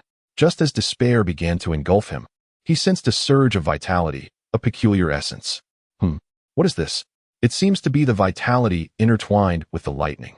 Xing Tian pondered, somewhat perplexed. Regardless, I must absorb it. With that, his soul began to diligently absorb this vitality within the sea of consciousness. However, the vitality was scarce, sometimes even non-existent, which only heightened Xing Tian's anxiety. At last, Xing Tian endeavored to extend his mental prowess beyond his skull, discovering its feasibility. Thus, he began to manipulate the sword, actively launching assaults upon the surrounding lightning and absorbing its energy. With Xing Tian's control, a renewed vitality blossomed. Gradually, tissues sprouted upon his cranium, followed by muscles, and ultimately skin and hair, culminating in a flesh-and-blood head. The emergence of this corporeal form imbued Xing Tian with a profound sense of reality, enhancing his mastery over the sword. As he wielded both the head and the sword, Xing Tian contemplated reaching out towards the approaching clouds. Meanwhile, in the external world, the deep-sea demon whale had been reduced to nothing more than a skeletal frame, which continued to shrink. With each strike of lightning, a portion of the dark ash was stripped away from the skeleton. Ultimately, the once nearly 200-meter-long structure dwindled to a mere 10 meters, yet its form elongated, resembling that of a serpent. Notably, for rib-like protrusions remained at both ends, evoking a striking resemblance to dragon bones. It was but a final step away, mused the deep-sea demon whale. This final step was the skull, Once it underwent further evolution, the whale's tribulation would be complete. Contemplating this, the deep-sea demon whale recalled the formidable aura from Xing Tian's dragon god domain and began to emulate it, surging towards the lightning tribulation. When a bolt struck its skull, the excruciating pain nearly obliterated its consciousness. Thankfully, it persevered, straining to recollect the aura and sensations from the dragon god domain to divert its attention. Yet, each pang of agony relentlessly drew it back to reality. After several intense moments, the deep-sea demon whale gradually succumbed to that transcendent state. Unbeknownst to it, the lightning had grown increasingly slender, transitioning from its initial white hue to a deep black. A flow of unprecedented vitality began to surge from the whale's skull throughout its entire being. Gradually, meridians emerged upon the stark white bones, followed by blood vessels and muscle tissues, all advancing towards a promising transformation. On the side of Xing Tian, everything is progressing positively. Currently, the upper half of Xing Tian's body has nearly emerged, reaching the shoulder region. During this period, Xing Tian discovered that the newly formed bones were adorned with patterns resembling thunderclouds, which is the reason for his slow recovery. In truth, the entire skeletal structure of Xing Tian has already developed, but the flesh has only formed up to the shoulders. The primary reason for this is indeed the thundercloud patterns.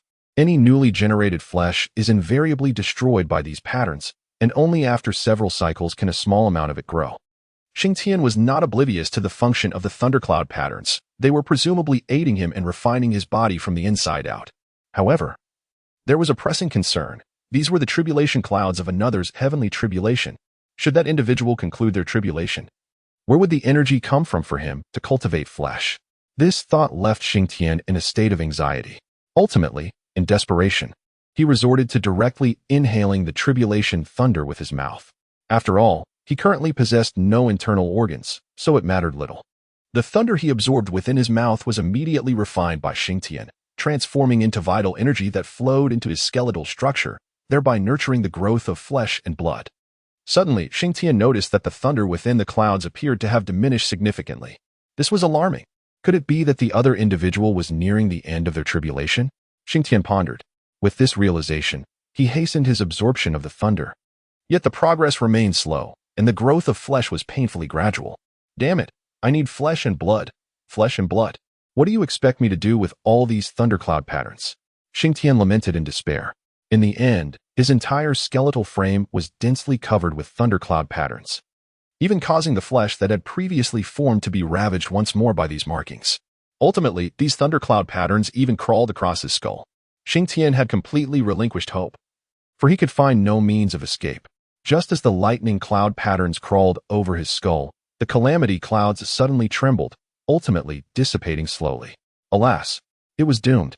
Xing Tian's heart plummeted to the depths of despair. At that moment, he finally beheld the true form of the deep-sea demon whale. It mirrored Xing Tian, reduced to a mere skeletal frame, meticulously shaped and elongated by the relentless strikes of lightning. Yet this skeletal structure bore more muscular tissue than Xing Tian's own. The only aspect that dismayed Xing Tian were the 4 rib bones. What is this? Xing Tian inquired through soul communication with the deep-sea demon whale. Limbs. The whale replied in kind. How unsightly, Xing Tian exclaimed. He then removed his storage bracelet from the handle of his axe, retrieving 4 dragon claws from within. Here, attach these first. Soon, after the tribulation of thunder, the light of creation will manifest, aiding in your perfect integration, he instructed. Thank you, the deep-sea demon whale responded. Alas, I wonder if I can catch even a glimpse of that light of creation. Otherwise, it will be truly arduous for my skeletal frame to grow flesh. Xing Tian pondered. Once the deep-sea demon whale affixed the 4 dragon claws, beams of white light pierced the sky, coalescing into a visible cloud layer. When the moment was ripe, 2 pillars of light shot forth from the clouds, targeting both Xing Tian and the deep-sea demon whale. Oh dear, I am included as well. Grateful, grateful, Xing Tian exclaimed as he gazed upon the dual beams. As the pillars enveloped him, Xing Tian felt as if he were submerged in a hot spring, a sensation of unparalleled comfort. Under the embrace of the light, the lightning cloud patterns on his skeletal frame began to shimmer, accompanied by faint crackling sounds. Chapter 184. Departing for Sea God Island. Brother, I beseech you, cease this. Otherwise, I shall be condemned to live with this skeletal frame. Xing Tian gazed at the movements of the thundercloud pattern, utterly terrified, and instinctively cried out, although he was unable to produce any sound. The incessantly trembling jawbone eloquently conveyed his trepidation. However, his cries seemed to have little effect, as the thundercloud pattern continued its course unabated. Fortunately, the effect of the primal light was remarkably potent, even in the face of such defiance from the thundercloud pattern. The flesh and blood transformation on Xing Tian's body progressed rapidly. Yet, a sense of unease lingered within him, for the duration of the primal light was limited. He feared that if things continued at this pace, the transformation would remain incomplete once time ran out. He noticed that the muscular tissue on the skeletal frame of the deep-sea demon whale had already manifested, indicating that it would not be long before the creature underwent its metamorphosis. In contrast, Xing Tian had only succeeded in manifesting the upper half of his flesh, while the lower half remained starkly skeletal.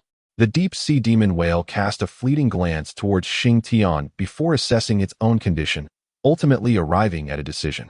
To Xing Tian's astonishment, the deep-sea demon whale began to approach him. Xing Tian never anticipated that the deep-sea demon whale would approach to share the light of creation with him. Had it not come forth, the enhancement of its strength from the light would have been minimal. Nonetheless, it would have served as a foundation for its future endeavors. Yet, it resolutely approached him. "Human, you have aided me, and I shall not forget," the deep-sea demon whale proclaimed. "Thank you." Xing Tian felt a surge of emotion upon hearing these words, for his assistance in the whale's transformation was motivated by ulterior motives. With the support of the deep-sea demon whale, Xing Tian began to cultivate with peace of mind, absorbing the light of creation. The presence of both man and beast together amplified the beam of creation light, enriching its essence significantly. Thus, they commenced their tranquil cultivation. With the help of the deep-sea demon whale, even the disruptive thundercloud patterns on Xing Tian's bones could not hinder the regeneration of flesh and blood.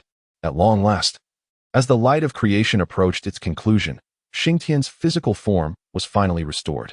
What a journey! How arduous it has been! He marveled at his own body. Before he could finish his reflection, a burst of golden radiance suddenly erupted beside him. In the final moments, the deep-sea demon whale completed its metamorphosis. As the last scale emerged, the whale let out a resonant cry. Enveloped in golden light, it ascended into the sky before plunging back into the ocean. The seawater was instantaneously dyed a brilliant gold, a sight to behold.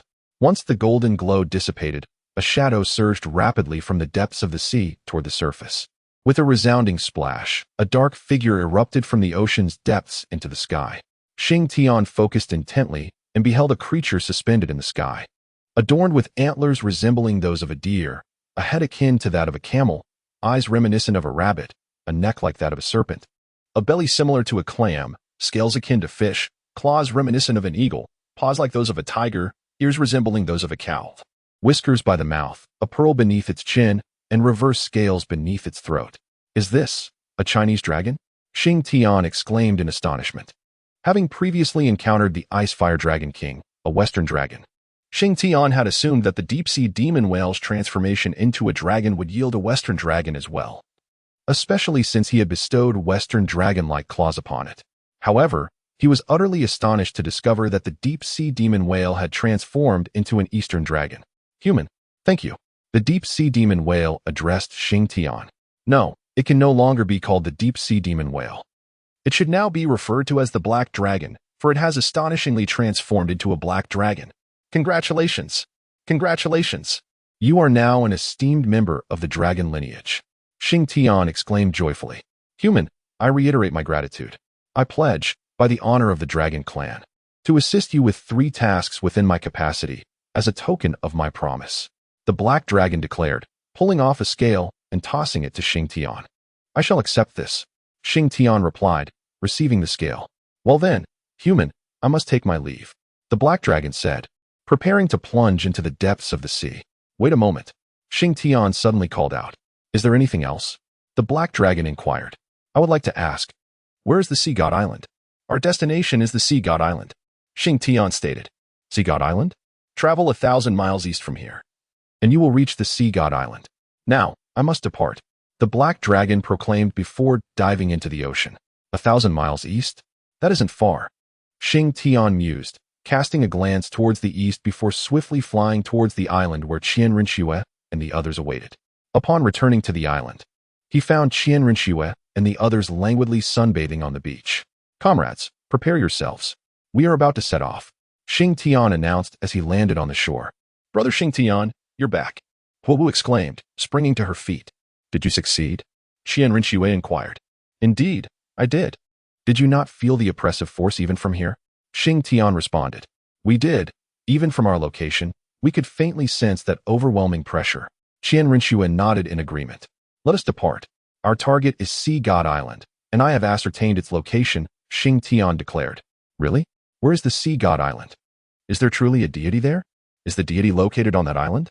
Huowu questioned eagerly. "Well, I am uncertain. Let us go and see." "I have heard that the inhabitants there are exceptionally powerful," Xing Tian replied. "Boss, fear not. We have you with us." Ma Hongjun chuckled. "What if I am defeated by them?" Xing Tian retorted. "Then we would have no choice but to surrender." Ma Hongjun jested, raising his hands in mock surrender. "You're quite the comedian. Let us be on our way." Xing Tian cast a glance at him. After setting off, Xing Tian briefly informed Qian Ringshu and the others about the conditions of Sea God Island, details he had gleaned from his previous life. "By the way, it seems there are guardian beasts near Sea God Island. Everyone must exercise caution," Xing Tian remarked. "Guardian beasts? What kind of beasts?" Ma Hongjun inquired. "I believe it is called the soul-devouring great white shark," Xing Tian responded. "Boss, could it be that this soul-devouring great white shark is also a 100,000-year soul beast?" Ma Hongjun speculated. "Indeed." Xing Tian nodded. "Seriously? Are there really so many 100,000-year soul beasts in this vast sea? They seem to be everywhere," Huowu exclaimed, somewhat exasperated. Encountering a 100,000-year soul beast on the continent is akin to climbing to the heavens. Yet they had only been at sea for a short while and were about to encounter a second one. This time, it is not merely a matter of a 100,000-year soul beast. Xing Tian shook his head. Chapter 185. The soul-devouring great white shark. Upon hearing Xing Tian's words, the group grew curious. "Boss, what do you mean? There can't be more than one guardian beast, can there?" Ma Hongjun asked. "You guessed correctly, but there is no reward." Xing Tian snapped his fingers. "Seriously? Did Fatty actually guess right?" Huowu remarked. "More or less," Xing Tian replied. "More or less. How much is that? They can't all be 100,000-year soul beasts, can they?" Qian Ringshu queried.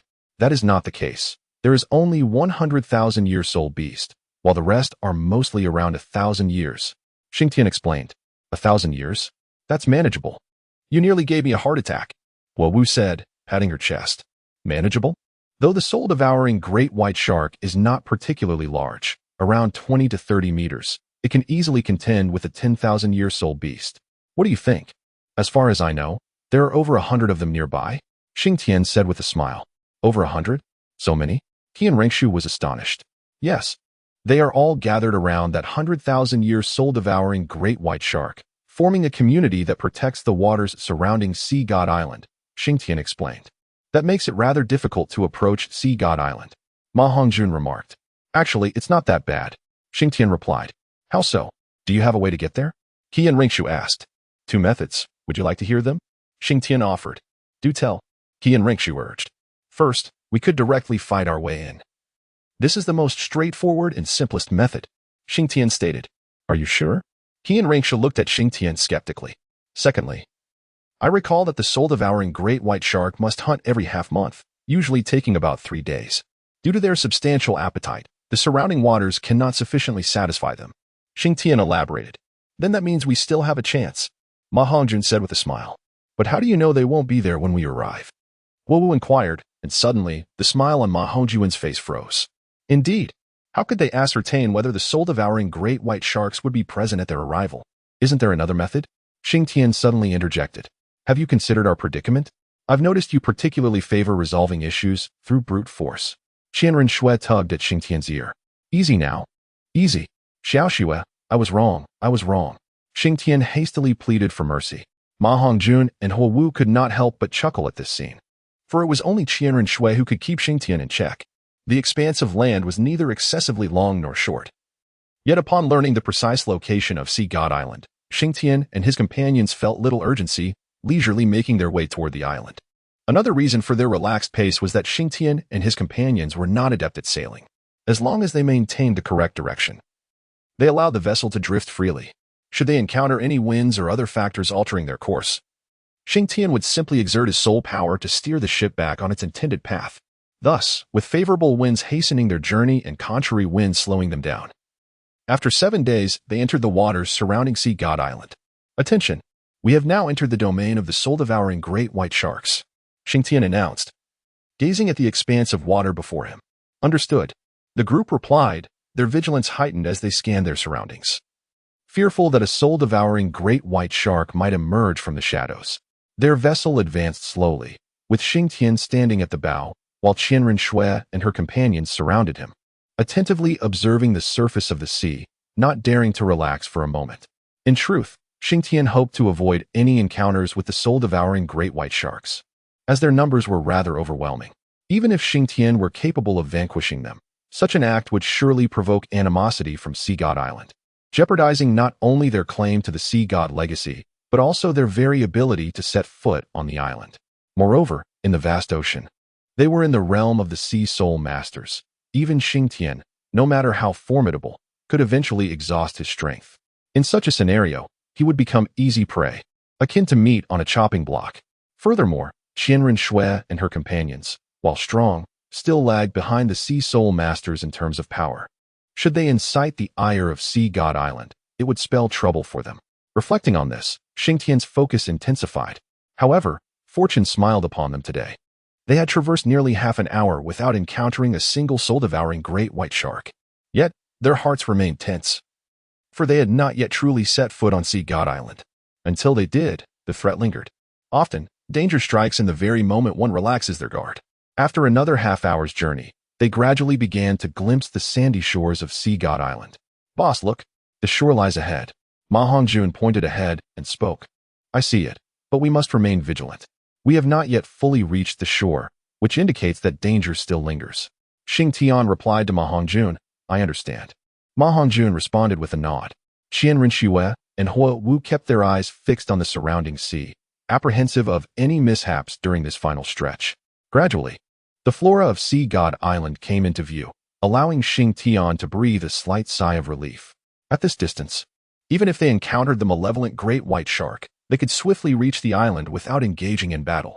Bang! As the vessel of Xing Tian and his companions surged forth with the waves, it came to a halt upon the sandy shore. Upon disembarking, the group collectively exhaled a sigh of relief. Ah, we've arrived. It seems fortune favors us, as these demonic soul white sharks must have ventured out to hunt. Xing Tian remarked with a smile. Indeed, it appears we are quite fortunate. Huo Wu concurred. Let us proceed inward, Xing Tian declared. Upon stepping onto the island of the sea god, Xing Tian immediately sensed the distinctive aura of the place. Setting aside the stunning scenery, the first sensation that struck him was the warmth of the air. Logically, it was nearing winter, even with the temperate influence of the oceanic climate. One would expect the island's temperature to be cooler than that of the mainland. Yet, upon their arrival, they were greeted with a warmth reminiscent of spring. As he gazed around, the verdant expanse of the island unfolded before them, creating an impression akin to a return to the Douluo Continent. The island appeared boundless, adorned with an array of flora, many of which they could not name. The air enveloped them with a refreshing, gentle essence that was invigorating, while the breeze carried the faint whispers of the sea. Under the sunlight, the beach glimmered with fine, white sands that sparkled like tiny crystals. The initial sensation upon arriving was one of tranquility. The sea and sky melded into one, and the birds soared gracefully. The sky was a brilliant azure, an expanse of deep, pure, and transparent blue that was indescribably enchanting. Chapter 186, Ascending the Island of the Sea God as they beheld the breathtaking scenery. The vigilance in their eyes gradually gave way to a sense of enchantment. Xiaoshui, Xiaowu, can you imagine living on an island like this in the future? It would be splendid. Xing Tian suddenly proposed to Qianren Shui and Huo Wu. A glimmer of yearning flickered in their eyes at his words. Could we truly do that? Huo Wu inquired. Absolutely. Once we have completed all our tasks, we can seek out such an island to call home, Xing Tian assured them. Qianren Shui and Huo Wu nodded earnestly, though they soon cast aside the notion, for they were about to confront the true challenges of the island of the sea god. After a brief moment of distraction, the group took a moment to rest and replenish their strength, as they had been under immense tension. Once they had recuperated, Xing Tian rose to his feet and surveyed the surroundings. His gaze swept over his companions, and he was met with resolute expressions. For them, everything they had experienced thus far was merely a prelude. At that very moment, Their genuine trials on the island of the sea god were about to commence. "Are we prepared?" he asked. "Ready. Let us embark. What lies ahead is uncertain," Xing Tian declared. The group remained silent, their steadfast gazes fixed upon him. "Let us set forth." Xing Tian paused for a moment, then waved his hand and stepped to the front of the group. The refreshing, moist air was intoxicating. Yet at that moment, everyone's focus was intensely sharpened, just as Xing Tian was about to unleash the dragon god domain to carve a path ahead. A voice tinged with astonishment echoed from the forest ahead. "Who goes there?" Accompanied by a low shout, 7 or 8 figures suddenly sprang forth from the woods, blocking the way of the group. These individuals were of varied appearances, yet they shared a common trait. Their attire, reminiscent of tight-fitting garments, was of a pale yellow hue. The eldest among them appeared to be in their 40s, while the younger ones were roughly the same age as Tang San and his companions. In total, there were 8 of them, arrayed in a line, effectively obstructing Xing Tian and his 3 companions at the edge of the woods. Xing Tian had some recollection of the colors worn by the Soul Masters on Sea God Island.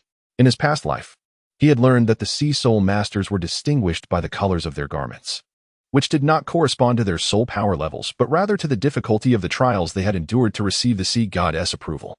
The higher the difficulty of the trial passed, the greater their status on Sea God Island, with the garment colors arranged from low to high, mirroring the hues of soul rings. The individuals before him, clad in yellow, were evidently ranked just above the white-clad Soul Masters, occupying the second tier. Above them were those in purple, black, and red attire. According to Xing Tian's recollections, only the Grand Offering, the most powerful individual on Sea God Island, donned the red garments. The one possessing the Sea God's martial soul, Xing Tian suspected this individual to be Poseidon. The 8 figures regarded Xing Tian and his companions with expressions of surprise, clearly perplexed by the sudden appearance of outsiders in this location. Coming to a halt, Ma Hongjun spoke boldly. "We admire the prestige of Sea God Island and hope to pass the trials to join its ranks." The eldest among the group, a middle-aged man, scrutinized Ma Hongjun with a furrowed brow and remarked, "You are land soul masters?" Ma Hongjun was taken aback. "You can tell that?" The middle-aged man replied coldly. "You may not perceive it, but we Sea Soul Masters can. Leave this place at once. Sea God Island does not welcome you. I do not know how you managed to arrive here, but you must depart as you came. Otherwise, do not blame us for being ungracious." At this moment, Xing Tian approached Ma Hongjun, his brow furrowed, and inquired, "Isn't it possible to join Sea God Island through trials? Why do you refuse those who are thousands of miles away?" The middle-aged man let out a cold snort. "It seems you possess some knowledge of Sea God Island. I am urging you to leave for your own good. Land Soul Masters aspire to pass the trials to join our Sea God Island, but that is utterly unattainable. The trials set forth by Lord Sea God are beyond your capabilities. If you wish to avoid demise, depart now. While it is commendable for the youth to possess courage, recklessness alone could cost you your life." Xing Tian and Ma Hongjun exchanged a glance, and an unexpected fondness for the middle-aged man arose within them. Xing Tian smiled and said, "Senior, since we have arrived, we shall not depart lightly. Regardless of the trials that lie ahead, we are eager to embrace them. You are correct. Recklessness can lead to the loss of life. However, if we were to lose our courage, then we would be unworthy of bearing the title of Soul Master." The final statement was delivered with unwavering conviction, his voice resonating with a touch of dominance and arrogance.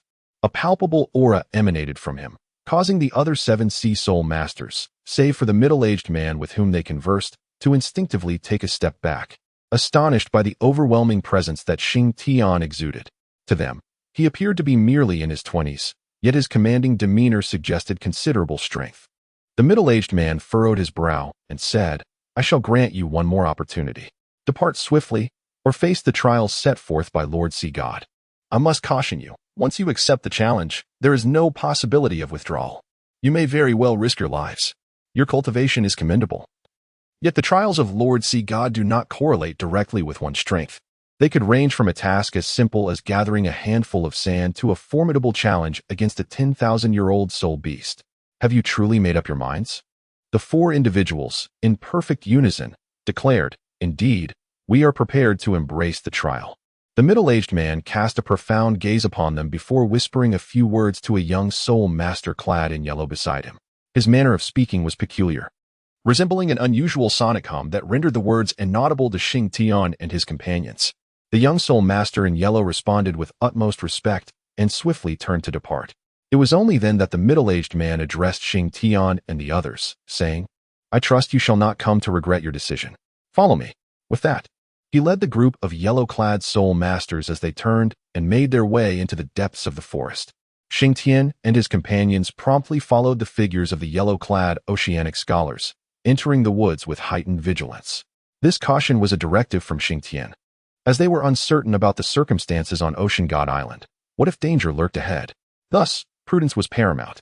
Moreover, who could ascertain when the trials would commence? Having set foot on Ocean God Island, Xing Tian and his group were compelled to remain ever watchful, regardless of the situation.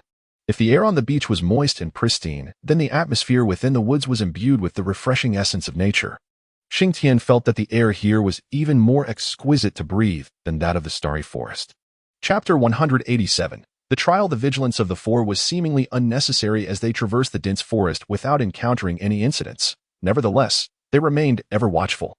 Observing the lush surroundings, Xing Tian was compelled to quietly extend his mental energy, curious to determine whether anyone else lurked within the woods of Sea God Island. Upon dispersing his mental force, he discovered an unusual energy permeating the forest, as if it were safeguarding this verdant realm. Suddenly, the middle-aged man leading the group halted, turning to fix a piercing gaze upon Xing Tian. "Do not attempt to probe with your mental energy. This is Sea God Island, where all is under the protection of the great sea god." In an instant, a sense of horror enveloped Xing Tian's heart. This was merely a yellow robe-level sea soul master from the island of the sea god, yet he was able to perceive the exploration of Xing Tian's spiritual power. Was this mere coincidence, or was there some extraordinary energy present that allowed him to sense the release of Xing Tian's mental force? After the middle-aged man spoke, he led them onward. Before long, as they traversed the thicket, the scene that unfolded before Xing Tian and his companions left them utterly astonished. Xing Tian possessed only a rudimentary understanding of the particulars regarding the Isle of the Sea God, having gleaned information from mere texts in a previous life. However, what lay before him and his companions was an astonishing expanse of water, resembling a lake within the sea itself. Strangely, this tranquil inland pool surged with waves akin to those of the ocean, moving without the slightest breeze. Encircled by a lush forest, the diameter of this aquatic marvel appeared to be approximately 500 or 600 meters. At its center stood a triangular platform, upon which rose a peculiar stone pillar, shaped like a spire. The apex of this pillar was adorned with an unusual sculpture, while its entire surface was inscribed with a myriad of intricate patterns, seemingly a form of script, emanating an intangible and enigmatic energy. As they approached, Xing Tian noticed a figure seated at the base of the pillar, eyes closed and back turned, seemingly engaged in meditation. Strikingly, the individual's attire was entirely black. Upon arriving at this site, the middle-aged soul master clad in yellow exhibited a newfound reserve, while the younger soul masters in yellow stood respectfully to the side, scarcely daring to breathe. "Welcome to the sea within the sea. This is the Seahorse Sacred Pillar," the middle-aged man intoned with a distinctive tone. The Seahorse Sacred Pillar is one of the 7 sacred pillars of the Isle of the Sea God, bestowed with divine power by the sea god to disseminate his will. Each sacred pillar is capable of testing foreign soul masters, and here, you shall receive the challenge set forth by the sea god. With that proclamation, the middle-aged soul master turned toward the triangular platform, bowing deeply at a 90-degree angle in reverence. Channeling his soul power, he projected his voice across the tumultuous waves of the sea within the sea. In that moment, he instinctively released his martial spirit, revealing an impressive configuration of 2 yellow, 3 purple, and 1 black soul rings, indicative of a soul emperor above level 60. Could it be that the man in yellow is already a soul emperor? Xing Tian found it hard to believe. "I beseech you, Lord Seahorse. There are terrestrial soul masters present seeking your trial. Please grant us permission," he declared, his voice cutting through the cacophony of the waves. At that instant, the figure in black seated beneath the Seahorse Sacred Pillar suddenly opened his eyes. Despite the distance of over 200 meters to the shore, the moment he did so, a shiver ran through everyone except Xing Tian. Those 2 haunting gazes were like deep pools, and even from afar, they could feel the immense power emanating from the figure in black. Goodness, that level of strength must be at least that of a tidal Douluo. Xing Tian thought to himself in astonishment. What a grand spectacle to encounter right away. A tidal Douluo is a rare sight on the continent. Yet here we are on the Isle of the Sea God. Ma Hongjun whispered to Qian Rinxue and the others. "Do not speak carelessly. Be wary of being overheard." Wu lightly tapped Ma Hongjun and spoke.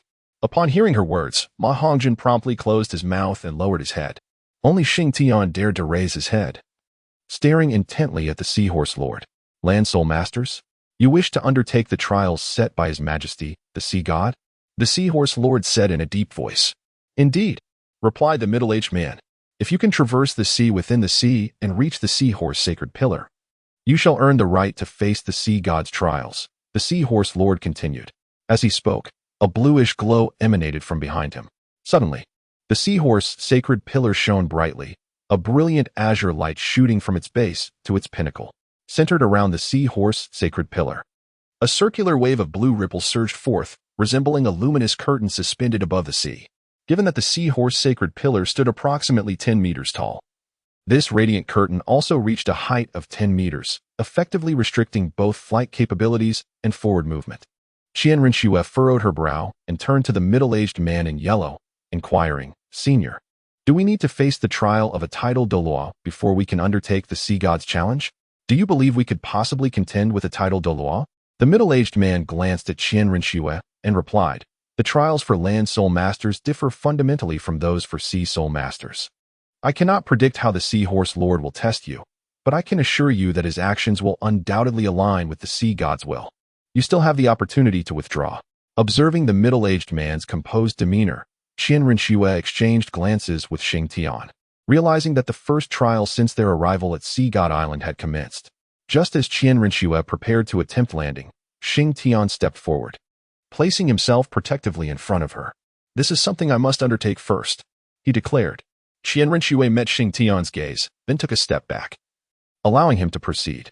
Xing Tian arrived at the coastline of the sea, stepping upon the shimmering, fine sands.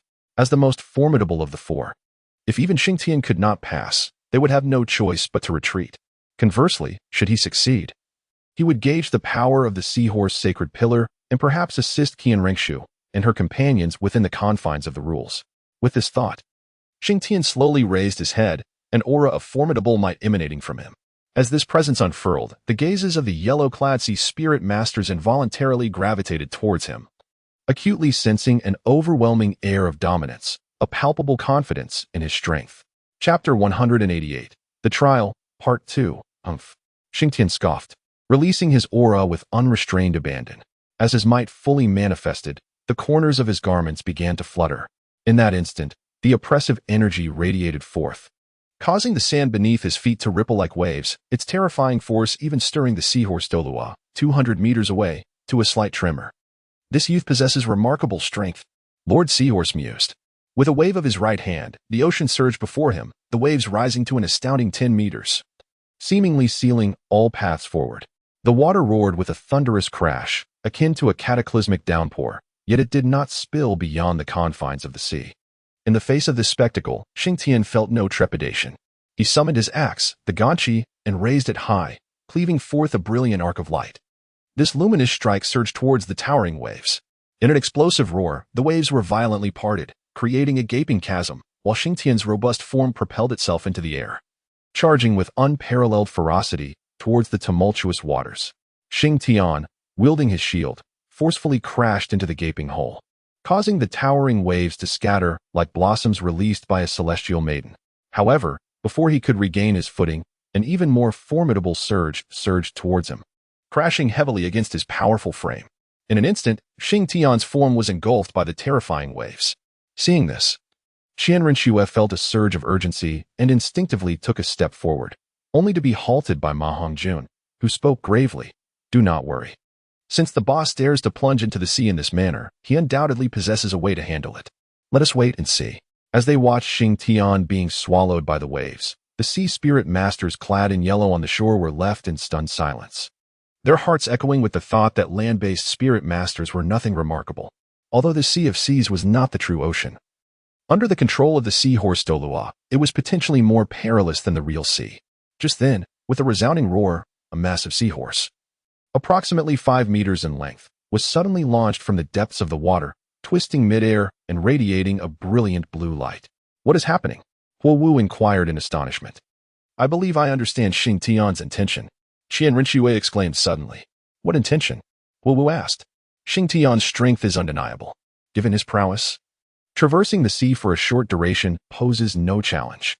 The depth of this sea of seas is not as profound as the actual ocean, and with Xing Tian's formidable physique, he can easily walk through it. Qian Rinxue explained. Is it truly so? The boss truly lives up to his title, Ma Hongjun remarked. Before Ma Hongjun could finish his sentence, a series of thunderous roars erupted as one colossal seahorse after another emerged from the waves. Clearly the spirit beasts of the Sea of Seas, each appearing to possess the strength of around a millennium. All the seahorses breaking through the surf seemed momentarily dazed. Yet their bodies bore no signs of injury, likely due to Xing Tian holding back. Before long, just 5 meters from the seahorse sacred pillar platform, the waves suddenly recoiled, and a massive column of water shot skyward, violently crashing against the luminous barrier above. The formidable figure of Xing Tian rose majestically amidst the tumultuous waves, inhaling deeply before propelling himself skyward. With a powerful thrust of his hands, he struck the surface of the water, harnessing the momentum to land gracefully before Lord Seahorse. I have arrived, Xing Tian proclaimed, bowing slightly in greeting. The yellow-clad sea spirit masters, witnessing Xing Tian's audacious arrival, were left in a state of disbelief, their jaws nearly dropping in astonishment. They had previously underestimated the prowess of land spirit masters, yet in an instant, Xing Tian had delivered a resounding rebuttal to their presumptions. Lord Seahorse regarded Xing Tian with a glimmer of approval in his eyes. He nodded thoughtfully before remarking, possessing an incredibly robust physique and extraordinary explosive power. I have noted that you have not even employed your soul skills, and have scarcely utilized your soul energy. Among land spirit masters, you certainly stand as a formidable figure. Even more remarkable is your youth. It is no wonder you possess the confidence to venture here. Very well. You are qualified to undertake the trials set forth by Lord Poseidon. Thank you for your kind words. Xing Tian replied gratefully. Afterward, he positioned himself to one side, casting a glance towards the shore where Qian Rinxue and the others stood, silently conveying a message through his gaze.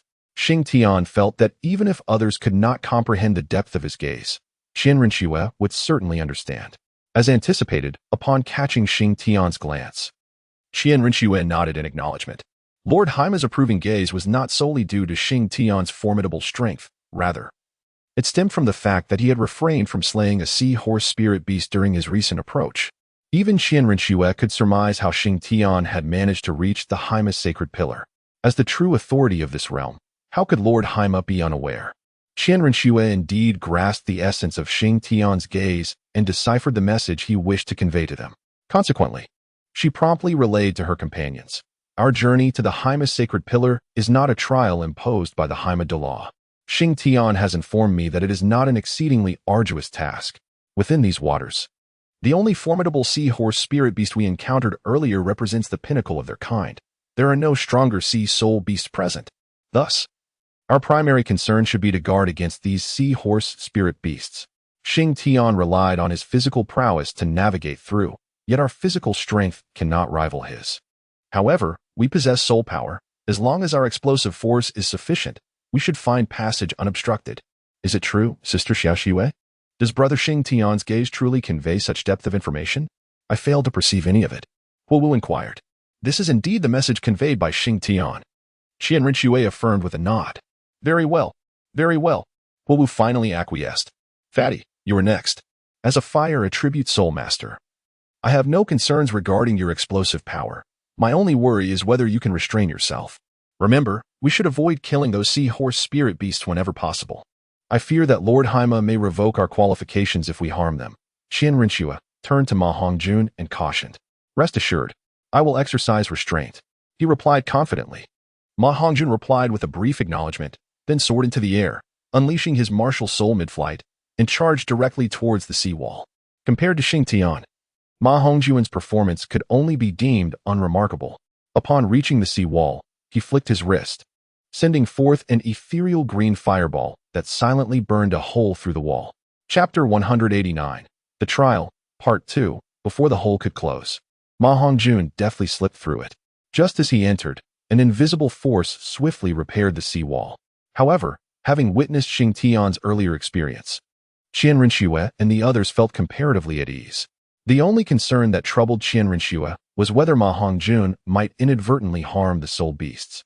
While Xing Tian had relied solely on his physical prowess to breach the barrier, Ma Hongjun clearly had a different approach. No sooner had Ma Hongjun entered the sea wall than a furious wave surged toward him. Yet, he remained unperturbed. His soul power surged, and his third soul ring glimmered to life, enveloping him in a cloak of ghostly green flames. This was the soul skill that had manifested following his mutation. Once the flames enveloped his entire being, he boldly charged in the direction of the seahorse sacred pillar. During this endeavor, any wave that came into contact with him mysteriously vanished, leaving no trace of moisture. It seemed that Ma Hongjun navigated the waters with greater ease than Xing Tian, for he encountered not a single seahorse soul beast along his path. Thus, he traversed the waves, and as he approached the final few meters, he exerted himself, creating a deep depression in the sea surface beneath his feet. With this momentum, he leapt into the air, gliding momentarily before landing steadily before the Seahorse Lord. "Greetings, Seahorse Douluo," Ma Hongjun gasped, bowing respectfully. The Seahorse Lord surveyed him and nodded, exclaiming, "Remarkable. Truly remarkable. It has been an eternity since I last beheld a fire attribute terrestrial soul master. This ocean is the domain of my sea soul masters, yet today, I am fortunate enough to encounter one of your kind. Your strength is commendable. You have adeptly utilized the principles of mutual restraint. Hence, I refrained from releasing the soul beasts, fearing you might lose control, and that would weigh heavily on my heart. Indeed, you have earned the right to face the trials of His Majesty the Sea God." The Seahorse Lord's praise for Ma Hongjun exceeded that of Xing Tian, indicating that Ma Hongjun's performance had truly impressed him. "Thank you for your kind words, Seahorse Douluo," Ma Hongjun replied, scratching his head, slightly bashful. "Now, please take a moment to rest over there." The esteemed seahorse waved his hand at Ma Hongjun and spoke. The yellow-clad sea spirit masters were once again taken aback. When Ma Hongjun unleashed his martial spirit, they had already condemned him to death in their hearts, for he was a fire-type soul master. And in this vast ocean filled with water attributes, a fire-type soul master was undoubtedly the most ill-fated choice. However, Ma Hongjun's prowess forcefully refuted their judgments, demonstrating that even in the territory of sea spirit masters, land soul masters could still showcase their abilities. What they were unaware of was that the spectacle of their humiliation was far from over. "Xiao Wu, you go first. I will be the last. Did you observe the Fat One's maneuvers? As a fire-type soul master, you should have no issue," Qian Rinxue remarked to Huo Wu after seeing Ma Hongjun land safely. "I'm fine, Sister Shui," Huo Wu replied, casting a glance at Qian Rinxue. "Excellent. I believe in you," Qian Rinxue encouraged. "All right, I shall proceed," Huo Wu declared. With that, Huo Wu soared into the air, releasing her martial spirit as she ascended. "HM? Another fire-type land soul master?" The seahorse, observing Huo Wu's martial spirit, uttered a soft exclamation. The onlooking yellow-clad sea spirit masters were astonished. They had not anticipated that among the four, there would be two fire-type soul masters. Yet, upon realizing Huo Wu was a woman, they did not regard her with much seriousness, believing that she could not possibly match the strength of the previous man. The fire-type man's power stemmed from his mutated flames, which they had not felt even a hint of warmth from. Whereas Huo Wu's martial spirit unleashed waves of heat that left the yellow-clad sea spirit masters doubting her capabilities. However, as the performance unfolded, Huo Wu's prowess compelled these sea spirit masters to re-evaluate their perceptions. Lacking the tyrannical physique of Xing Tian or the peculiar flames of Ma Hongjun, Huo Wu possessed only ordinary fire. Yet, she skillfully crafted a domain of fire around herself, and with her nimble speed and exceptional technique, she effortlessly approached the seahorse Saint Pillar. "Greetings, Seahorse Douluo." Huo Wu saluted the esteemed seahorse with a respectful gesture. "Ah, quite impressive. It has been many years since I have encountered a fire-type land soul master. I thought this young man was the only one, yet here stands another. Indeed, you are both remarkable." The seahorse nodded in acknowledgement. "Thank you for your praise, Seahorse Douluo," Huo Wu replied. "Excellent. You two possess the qualification to undertake His Majesty Poseidon's trial. Please, step aside and rest for a moment," the seahorse instructed. Huo Wu then joined Xing Tian and Ma Hongjun by their side. Xing Tian gazed at the remaining Qian Rinxue across from him and nodded in acknowledgement. Qian Rinxue smiled back and proceeded to the beach with a serene demeanor, unlike Ma Hongjun and Huo Wu, who were more flamboyant. She walked to the shore as if taking a casual stroll, and amidst the skeptical gazes of the sea spirit masters, she summoned her martial spirit. An angel? Upon witnessing Qian Rinxue's martial spirit, Lord Seahorse rose to his feet. just as she was about to step into the sea of the ocean. Lord Seahorse approached her from the sacred seahorse pillar. "You are not qualified to undertake the sea god's trial," he declared sternly. "Why? I have not even attempted it yet." "How can you say I am unqualified?" Qian Renxue questioned, perplexed. "There is no reason. You simply lack the qualification," Lord Seahorse articulated firmly. "On what grounds? Was it not stated that anyone could try?" Qian Renxue inquired, her displeasure evident. "There is no reason. It is the decree of the sea god," Lord Seahorse replied resolutely. "I refuse to accept this. Today, I shall attempt it regardless," Qian Renxue exclaimed suddenly, observing the situation unfold. Xing Tian realized that matters were becoming complicated when he noticed the argument between Qian Renxue and Lord Seahorse. He hastily flew over from the direction of the sacred seahorse pillar. Lord Seahorse glanced at him, and with a wave of his hand, the tumultuous sea instantly calmed. Xing Tian seized this moment to spread his wings and soar towards them. "Xiao Shui, what is the matter?" Xing Tian inquired. "He has no right to prevent me from proceeding. I have yet to even try, yet he claims I am unqualified to receive the sea god's trial," Qian Renxue replied. Chapter 190. Rejection of Qian Renxue. Upon hearing Qian Renshue's words, Xing Tian was momentarily taken aback. He then cast a glance at Lord Seahorse, who was likewise gazing at Xing Tian. Xing Tian felt that the esteemed Seahorse Douluo must possess some knowledge. "My apologies, Seahorse Douluo. I didn't mean to trouble you," Xing Tian remarked with a smile. The Seahorse Douluo cast a perplexed glance at Xing Tian, sensing that such demeanor was rather unusual. A typical individual, like Qian Renxue, would have inquired as to why, yet Xing Tian refrained from questioning and instead offered an apology. This unexpected attitude piqued the curiosity of the Seahorse Douluo. After all, he had only emerged to thwart Qian Renxue upon the behest of the sea god, the precise reasons eluding him. However, Xing Tian's current disposition suggested he was privy to certain information. "Xing Tian, you," Qian Renxue exclaimed, somewhat bewildered by his behavior.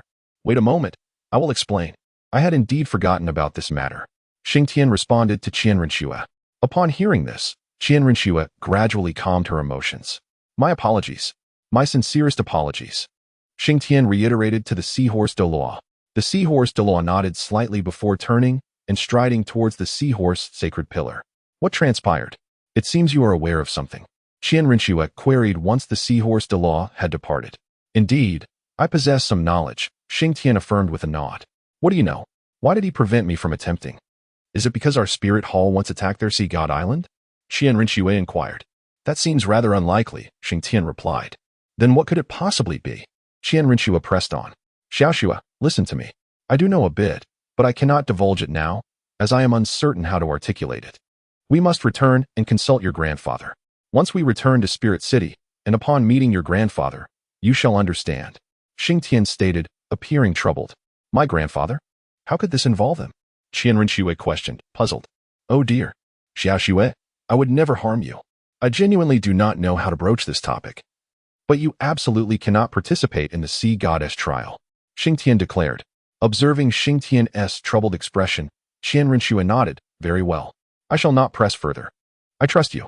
If my grandfather is indeed involved, I shall inquire upon our return to Spirit City.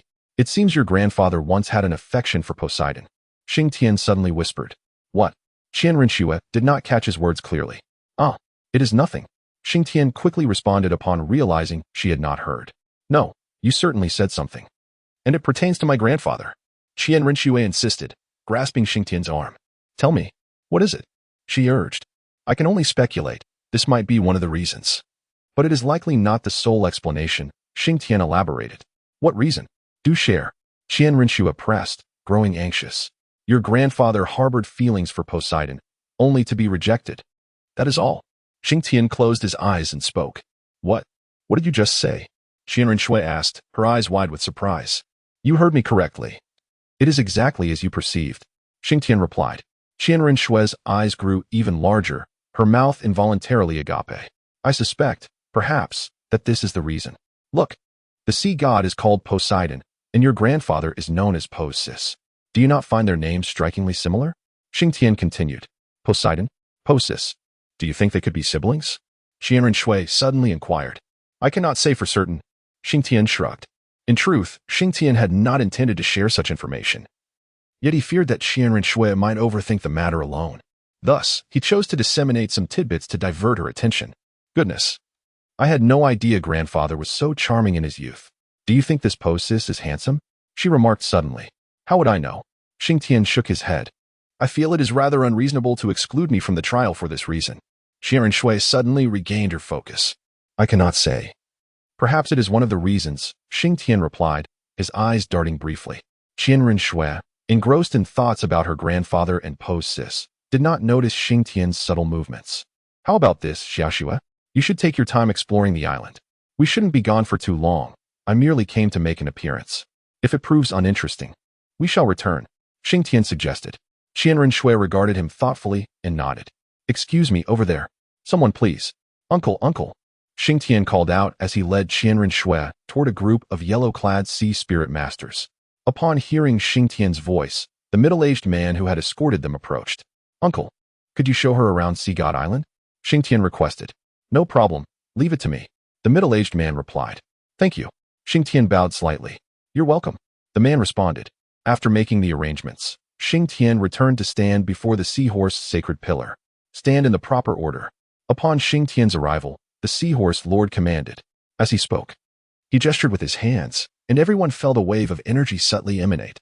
The luminous barrier radiating from the top of the seahorse sacred pillar gradually faded away, then vanished entirely. I fear that your presence here is not merely to join Sea God Island, the seahorse lord suddenly stated. At his words, Ma Hongjun and Huowu grew tense. What makes you say that? Xing Tian inquired. It is due to that angelic woman. The seahorse lord replied calmly. I request you elaborate. Xing Tian said, bowing respectfully. That woman belongs to the spirit hall, does she not? Then by extension, you must also be affiliated with the spirit hall, correct? In truth, we at Sea God Island do not welcome individuals from the spirit hall. However, you traversed through the sea of seas, leaving us with no choice.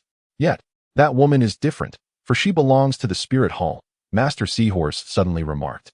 Xing Tian suddenly spoke with composure. Indeed, we did not genuinely join the Sea God Island. We have come here for the purpose of honing our skills. Therefore, esteemed elder, let the trials set forth by the Sea God commence. If we succeed in these challenges, then you may inquire into the true intentions behind our visit at a later time. The subtext within the words of Xing Tian suggests that should we successfully endure the trial, you may still question our intentions.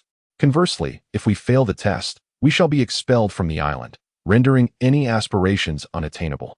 Lord Seahorse cast a profound gaze upon Xing Tian. Then he gracefully approached the seahorse sacred pillar. Standing before the pillar, a fervent light shimmered in his eyes. Step forward, 1. The hearts of the three individuals, led by Xing Tian, tightened with apprehension. They were acutely aware that the true test was imminent, and yet it was precisely this challenge they had long awaited. Their journey to Poseidon Island was, after all, intended to provide an opportunity for strength enhancement under pressure. Chapter 191. The commencement of Poseidon's trial. Unquestionably, the first to step forward was Xing Tian himself. Upon hearing the voice of Lord Seahorse, he advanced a couple of paces and halted just a step away from the esteemed figure. Lord Seahorse slowly raised his hands, his expression imbued with reverence. Positioning them before his chest with palms facing each other, separated by a mere half-foot. A gentle azure luminescence began to materialize at the center of his palms, intensifying gradually, evoking a peculiar sense of familiarity in Xing Tian. As the blue light filled the palms of Lord Seahorse, it suddenly erupted into a brilliant radiance, enveloping the entire Seahorse sanctuary in a serene azure glow. Almost immediately, a flash of light emerged from beneath the Seahorse pillar, with a blue beam cascading along the intricate patterns of the pillar, ascending to its apex in the blink of an eye. Turning to regard Xing Tian, Lord Seahorse pointed his right hand towards him. A blue beam descended from above, enveloping Xing Tian's form. Immersed in this radiant column, Xing Tian felt a profound sense of bewilderment, as he was unable to perceive any sensations. The color of the beam began to transform, shifting from blue to white, and then swiftly transitioning to yellow, before morphing into a deepening shade of purple. This latest transformation occurred at a slower pace, yet it continued unabated. Observing the shifting hues surrounding Xing Tian, Lord Seahorse appeared somewhat astonished. In a brief span, the purple light had completely transformed into black, nearly obscuring Xing Tian's form beneath the luminous column.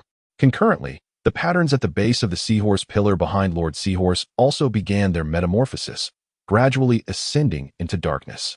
Xing Tian and his companions remained oblivious to the expressions of horror etched upon the faces of the yellow-clad sea spirit masters who had brought them to this place. Particularly that of the middle-aged spirit master, who exhibited a hint of pity. With a soft sigh, he murmured to himself, "You chose to come for the trial despite our warnings. Indeed, the Lord of the Sea's test for the land's noble masters is truly daunting." The black light patterns ascended, pausing just shy of 1/3 of the seahorse sacred pillar, but soon resumed their relentless climb with increased velocity, rapidly enveloping the entirety of the pillar. Subsequently, 6 beams of black light shot forth, materializing before Xing Tian as 6 square light screens, each adorned with unique golden inscriptions. The brilliance of the text on the first screen shone brightly, while the inscriptions on the remaining 5 screens appeared considerably dimmer. A faint smile played on the lips of the seahorse Douluo, who remarked with a wry chuckle, "The 6th trial of the black level? It surpasses my own trials by 2. Could it be that this individual is a sinner in the eyes of the Lord of the Sea?" The 6 light screens converged, transforming into 6 beams of black light that penetrated Xing Tian's forehead, leaving behind a black hexagram, its hue as dark as ink. Wait, something feels amiss. I recall that when Dai Mubai and his companions arrived, Dai Mubai faced the 6th level of the Black Goddess trial. Why is my experience identical? Xing Tian pondered. Am I truly akin to Dai Mubai?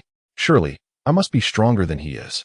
Could it be that this is the pinnacle of the black level trials? Suddenly, Xing Tian sensed a shift, and the surprise in his eyes was replaced by a profound contemplation. Without uttering a word, he took several steps back, seated himself cross-legged on the ground, closed his eyes, and furrowed his brow as if deep in thought. The black light of the seahorse sacred pillar gradually faded, restoring normalcy to the surroundings. However, the gaze of the seahorse Douluo upon Xing Tian became increasingly complex, from the perspective of Qian Renxue and her companions. The expression of the seahorse Douluo resembled that of one observing a lifeless entity.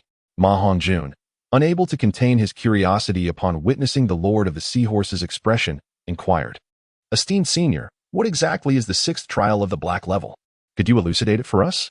Hippocampus Douluo nodded slowly, stating that the trials bestowed by the sea god are categorized into various levels, each differing in difficulty.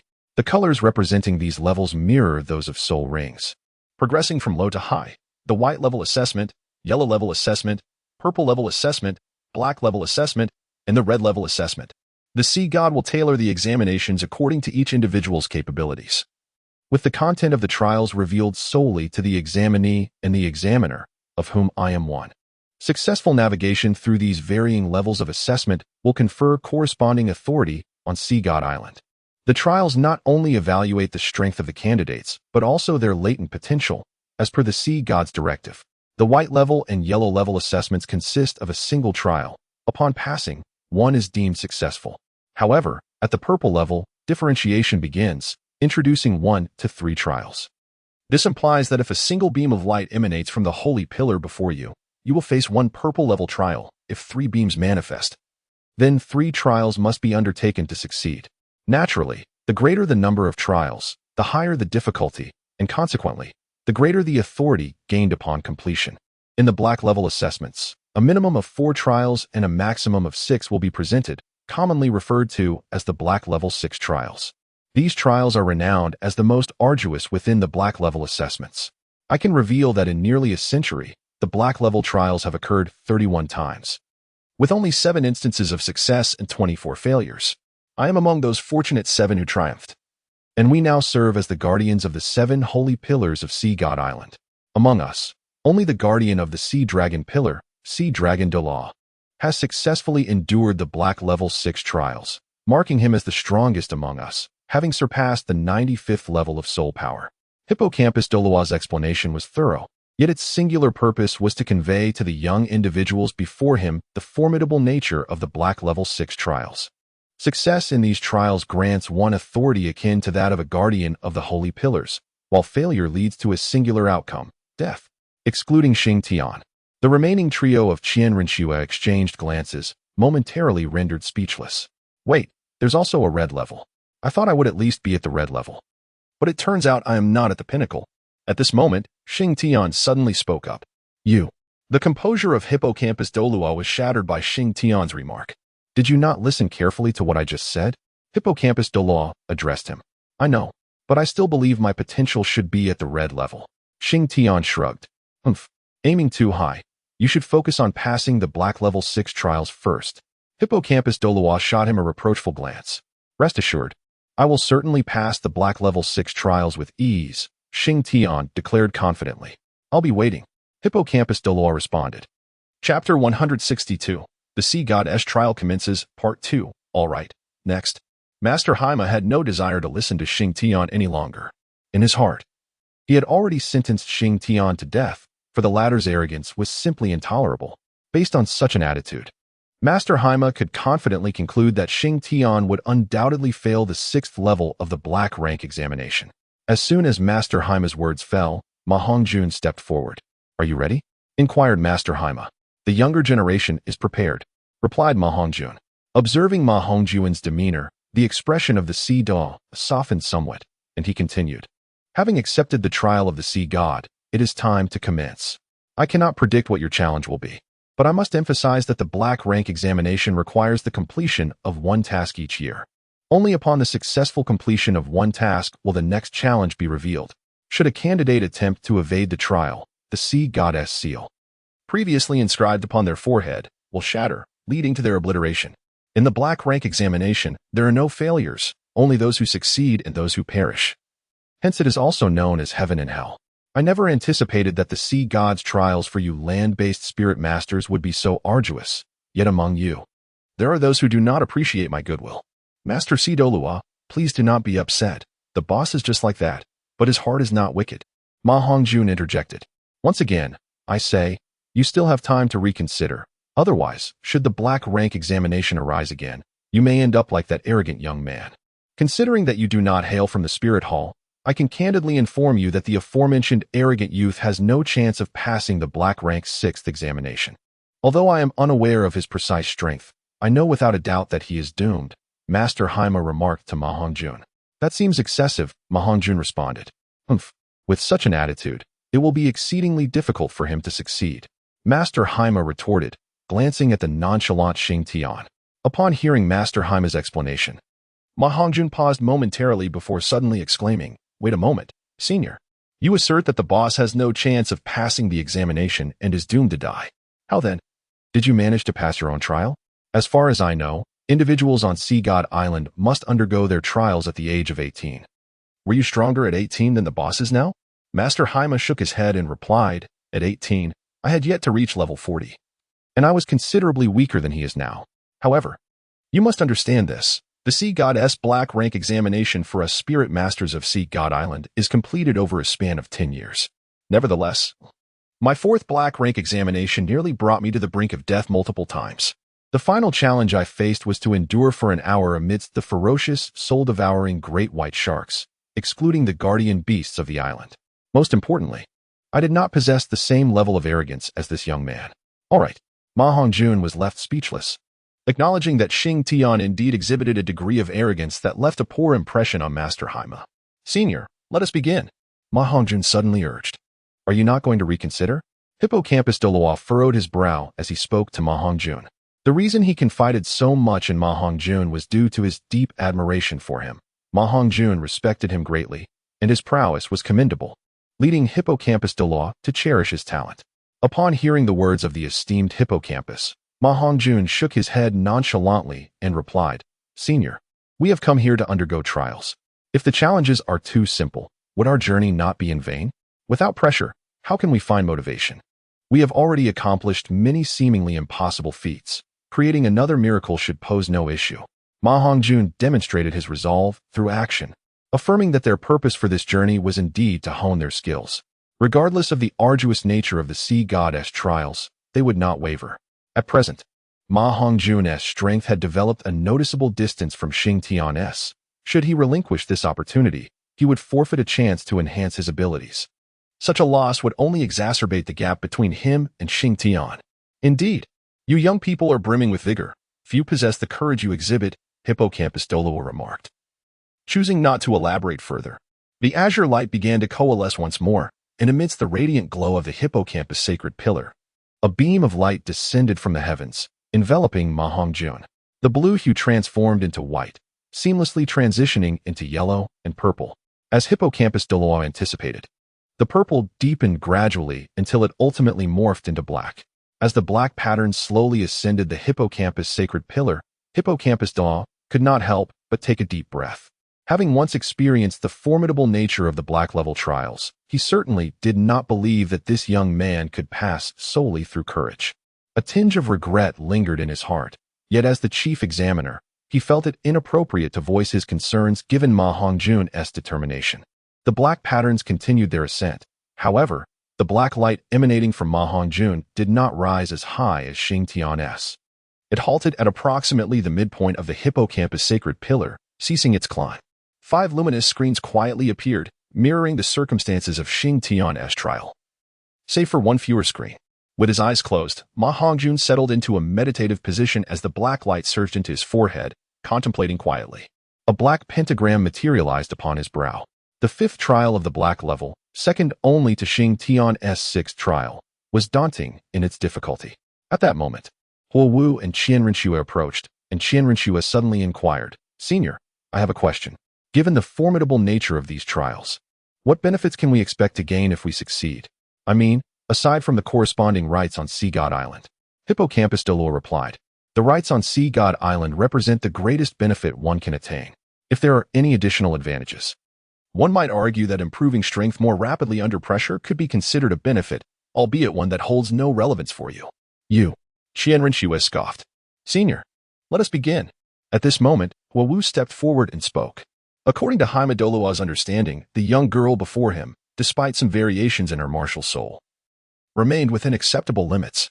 Therefore, her assessment was undoubtedly less demanding than those of the previous 2. However, as the magical patterns ascended, Jaime Douluo realized he was mistaken. The result that manifested before Huo Wu was strikingly identical to that of Ma Hongjun, revealing 5 black light screens, indicating the black level 5 assessments. As the radiance receded, a black hexagram appeared on Huo Wu's forehead. Unlike Xing Tian and Ma Hongjun, who entered a contemplative state, she excitedly opened her eyes. "Excellent. I too face 5 trials. Haha. It seems my talent and potential are not lacking," Huo Wu declared with a hint of pride. Chapter 193. A delayed update. Jaime Douluo was momentarily taken aback. Was she truly pleased with the black level 5 trials? Even he felt that the assessments bestowed by the sea god were exceedingly arduous for these young individuals. An ordinary fire element soul master facing such daunting challenges had little chance of success. Huo Wu, a bit embarrassed, chuckled and remarked, "It is evident that the sea goddess trials are determined by the comprehensive qualities of the candidates. I too face the black level 5 trials, which proves my potential is on par with that of the fatty. Although I may not rival brother Xing Tian, I am still quite capable. Is that not good?" Listening to Huo Wu, Jaime Douluo helplessly shook his head. Had he not made the difficulty of the black level assessments clear? A moment's inattention could lead to dire consequences. They had yet to experience it, and thus remained unaware of the terrors of the black level trials. Once Huo Wu completed her assessment, Xing Tian appeared somewhat discontented. "What? Is our potential truly so lacking? I recall that in the original story, Ning Rongrong faced 7 trials. Why is it so low for me?" Xing Tian found it perplexing. He himself was a black level 6 trial, while Ma Hongjun and Huo Wu had only achieved 5. Was it because he was not the destined child? This was quite frustrating. Xing Tian pondered. Moreover, he guessed correctly that Brat Tang Sin must have faced the sea god S9 trials. Goodness, the difference was not trivial. Xing Tian felt a twinge of regret. Did the sea god know he was merely here for amusement? Or was this divine position destined solely for Tang San? Xing Tian speculated within himself. I refuse to believe it. I must test this for myself. I have already eliminated several members of the Shrek 7 monsters. I truly doubt this sea god legacy can restrain me. Xing Tian pondered to himself. In truth, his conjectures were nearing the truth. When the sea god descended upon the sea of demonic whales, he initially intended for Xing Tian to inherit his legacy. However, upon observing Xing Tian's approach to matters, he hesitated. Subsequently, an enigmatic voice whispered to him, revealing that Xing Tian was not destined to be the sea god's successor, as another would inevitably arrive in due time. Ultimately, the sea god chose to heed this voice, for at their exalted level, few things could sway them, making the fact that this voice reached him unnoticed by the sea god particularly remarkable. Had Xing Tian been privy to this situation, he would not have been surprised. As he often remarked, It was the intervention of the heavenly Tao, for few could influence the sea god otherwise. Nevertheless, this did not deter Xing Tian, for he was inherently a person who did not succumb to fate. He had previously declared that having traversed realms, there was nothing that could not be altered. Thus, upon contemplating this layer of understanding, Xing Tian felt little concern regarding the trials of such magnitude. After all, he might not even undertake them, or if he did, it would likely not be in strict accordance with the trial's stipulations. He recalled that Poseidon had also made an appearance. How could it be that his black rank was deemed unworthy of her presence? Xing Tian mused. It seemed he truly was unworthy, for the black rank had encountered her before, rendering her appearance rather unremarkable. After completing their trials, Ma Hongjun and Huowu activated their respective challenges and proceeded to undertake them, yet Xing Tian remained immobile. Over a month had elapsed since he accepted the trial, nearly 2 months in total. During this time, Huowu had successfully completed her trial and returned 3 days ago, while Xing Tian continued to display no signs of activity. Xing Tian awaits, anticipating the arrival of news regarding this mark. For Lord Haima had once proclaimed that if no trials were conducted within a year, this mark would explode.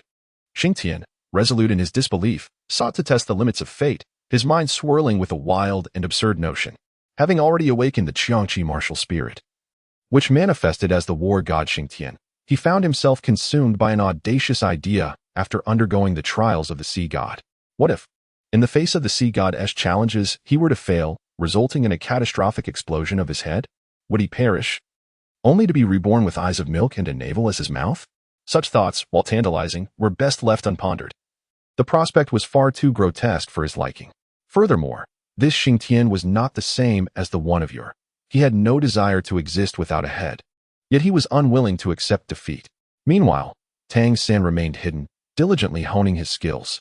Despite having ascended to Sea God Island, the sea god still deemed Tang San the most worthy candidate. Ever since Xing Tian learned that he and his companions were of the black rank, a profound discontent had settled within him. However, the trials were now upon him, and regardless of his dissatisfaction, the outcome had been sealed.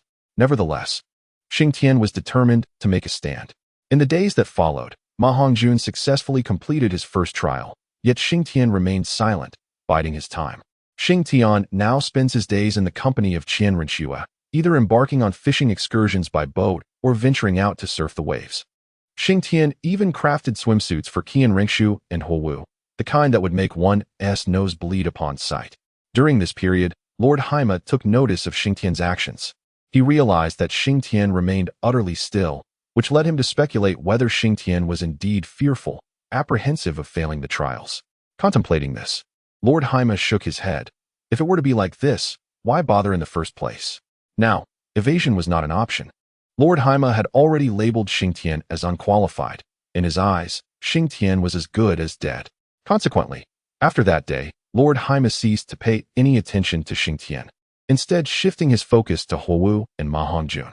Among them, Ma Hongjun left a particularly favorable impression on Lord Haima. Yet, until the final moment, the outcome remained uncertain. Thus Lord Haima quietly observed them. In truth, Xing Tian and the others could have departed from Sea God Island upon completing their first trial, but neither Lord Haima mentioned it, nor did Xing Tian and the others bring it up, so they continued to linger on Sea God Island.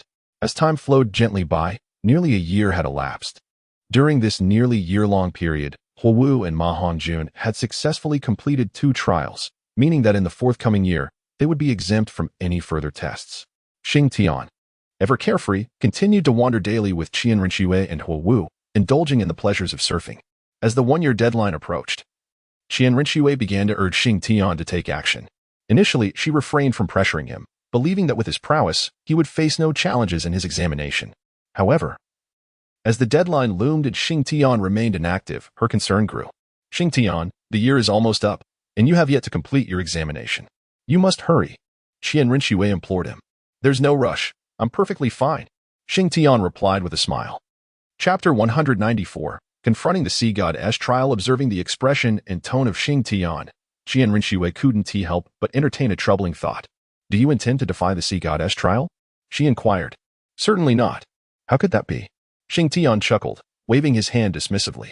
Yet, Qian Renxue fixed him with a penetrating gaze. You do wish to challenge the Sea God's trial. though you deny it. Your eyes and demeanor betray your intentions. All right, you seem to see right through me. Xing Tian shrugged. What exactly are you planning? Qian Renshua's eyes widened in disbelief. Something along those lines. I wish to give it a try, he declared. Have you lost your mind? That is the sea god, a deity. Qian Renshue exclaimed, her voice tinged with urgency. A god, perhaps, but with you and Xiao Shui around, there's no need for alarm. Don't question me now, you'll understand soon enough. Perhaps deities are not as fearsome as they seem, Xing Tian responded. Very well, Xiao Shui, in the next couple of days, you, Huo Wu, and Fatty should prepare. We must get ready to depart, for after I undertake this endeavor, I may be banished from Sea God Island, he stated. You. Qian Renshue pointed at Xing Tian, momentarily speechless. Fear not, Xiao Shui. I should be fine. I still need to take you back to the spirit hall to see your grandfather. Xing Tian reassured her. Fine. How could you possibly be fine? That is the sea god, a deity. Even if you're safe now, you are acutely aware of the distance to the mainland. We have offended the sea god they worship. Do you truly believe we can escape their wrath? Trust me, believe in me, Xing Tian insisted. With that, he went to find Ma Hongjun and Huo Wu to brief them on the situation. The following morning, Qian Renshue, Huo Wu, and Fatty prepared a vessel by the seaside and set sail. They had previously discussed matters with Lord Seahorse, who had granted his approval without inquiring about Xing Tian, sensing that he would not survive.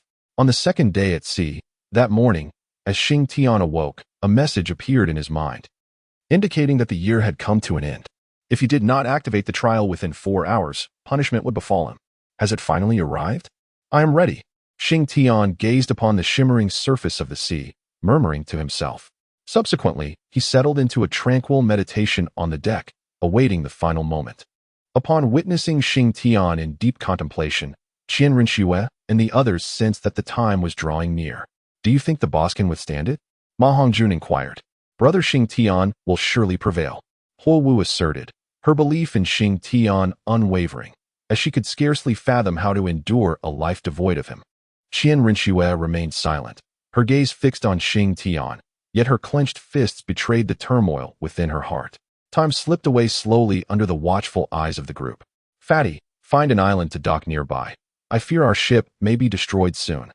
Xing Tian suddenly spoke with his eyes closed. Understood, boss.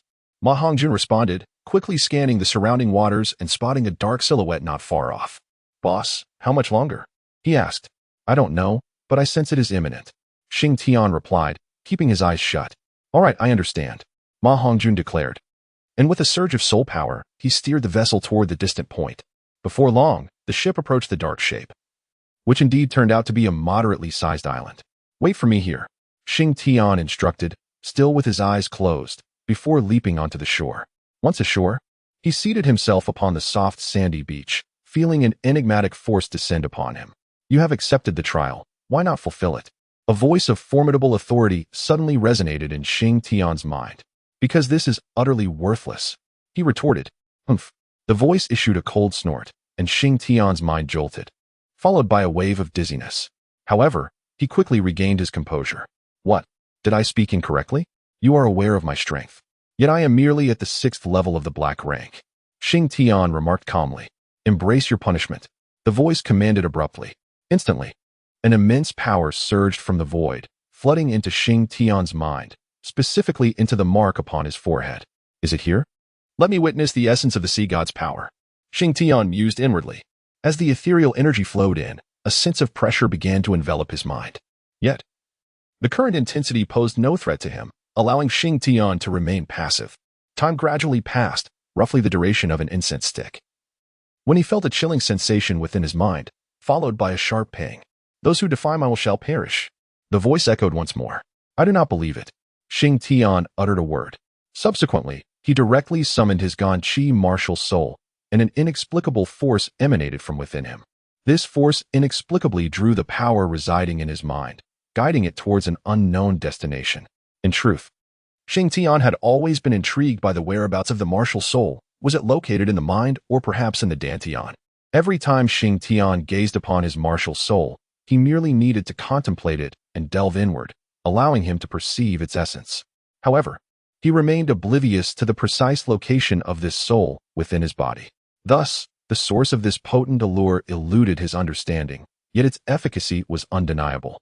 Suddenly, a voice interrupted his thoughts, filled with astonishment. What? Surprised? Xing Tian remarked with a smile, though he immediately regretted his words. He sensed an overwhelming energy surging forth from the void, eagerly converging upon the mark. A piercing pain shot through his mind, causing him to exclaim, "Damn it! How reckless!" He clutched his head in distress. This force surged into the mark in fluctuating waves, sometimes fierce, sometimes feeble, threatening to shatter his consciousness. "Gan Qi, lend me your strength," he implored silently. It seemed Gan Qi heard his desperate plea, as an even greater pull manifested, alleviating some of Xing Tian's agony. On the surface of the sea, Qian Rinxue watched anxiously as Xing Tian rolled on the beach, cradling his head. Her expression turned urgent, and she was about to rush forward when, upon taking flight from the ship, she collided with an invisible barrier that promptly rebounded her. "What is this?" Qian Rinxue questioned in a state of distress. "I don't know, sister-in-law. Don't worry, we must have faith in our leader," Ma Hongjun responded, his fists clenched tightly. Yet he felt compelled to utter comforting words despite his inner turmoil. "Big sister Xiaoxue, we must believe in brother Xing Tian. If we do not have faith in him, who else will?" Huo Wu interjected suddenly. Upon hearing her words, Qian Rinxue's body trembled. Indeed, if we do not believe in Xing Tian, he would truly be forgotten. Yes, we should have faith in him, Qian Rinxue thought resolutely. On the side of Xing Tian, due to the intervention of Gan Qi, he now finds himself in a relatively better state. However, while Xing Tian feels somewhat relieved, others are not so fortunate. The desecrators of divinity must be punished. That voice carried an air of anger. Then, a surge of energy, even more terrifying than before, surged forth from the void. The figures upon the surface of the sea, including Qian Rinxue, could now discern the ripples in the void with their naked eyes. "You are enraged, and you are also fearful, ahahaha. Sea god, Poseidon. I know it is you, ahahaha." Xing Tian suddenly burst into laughter.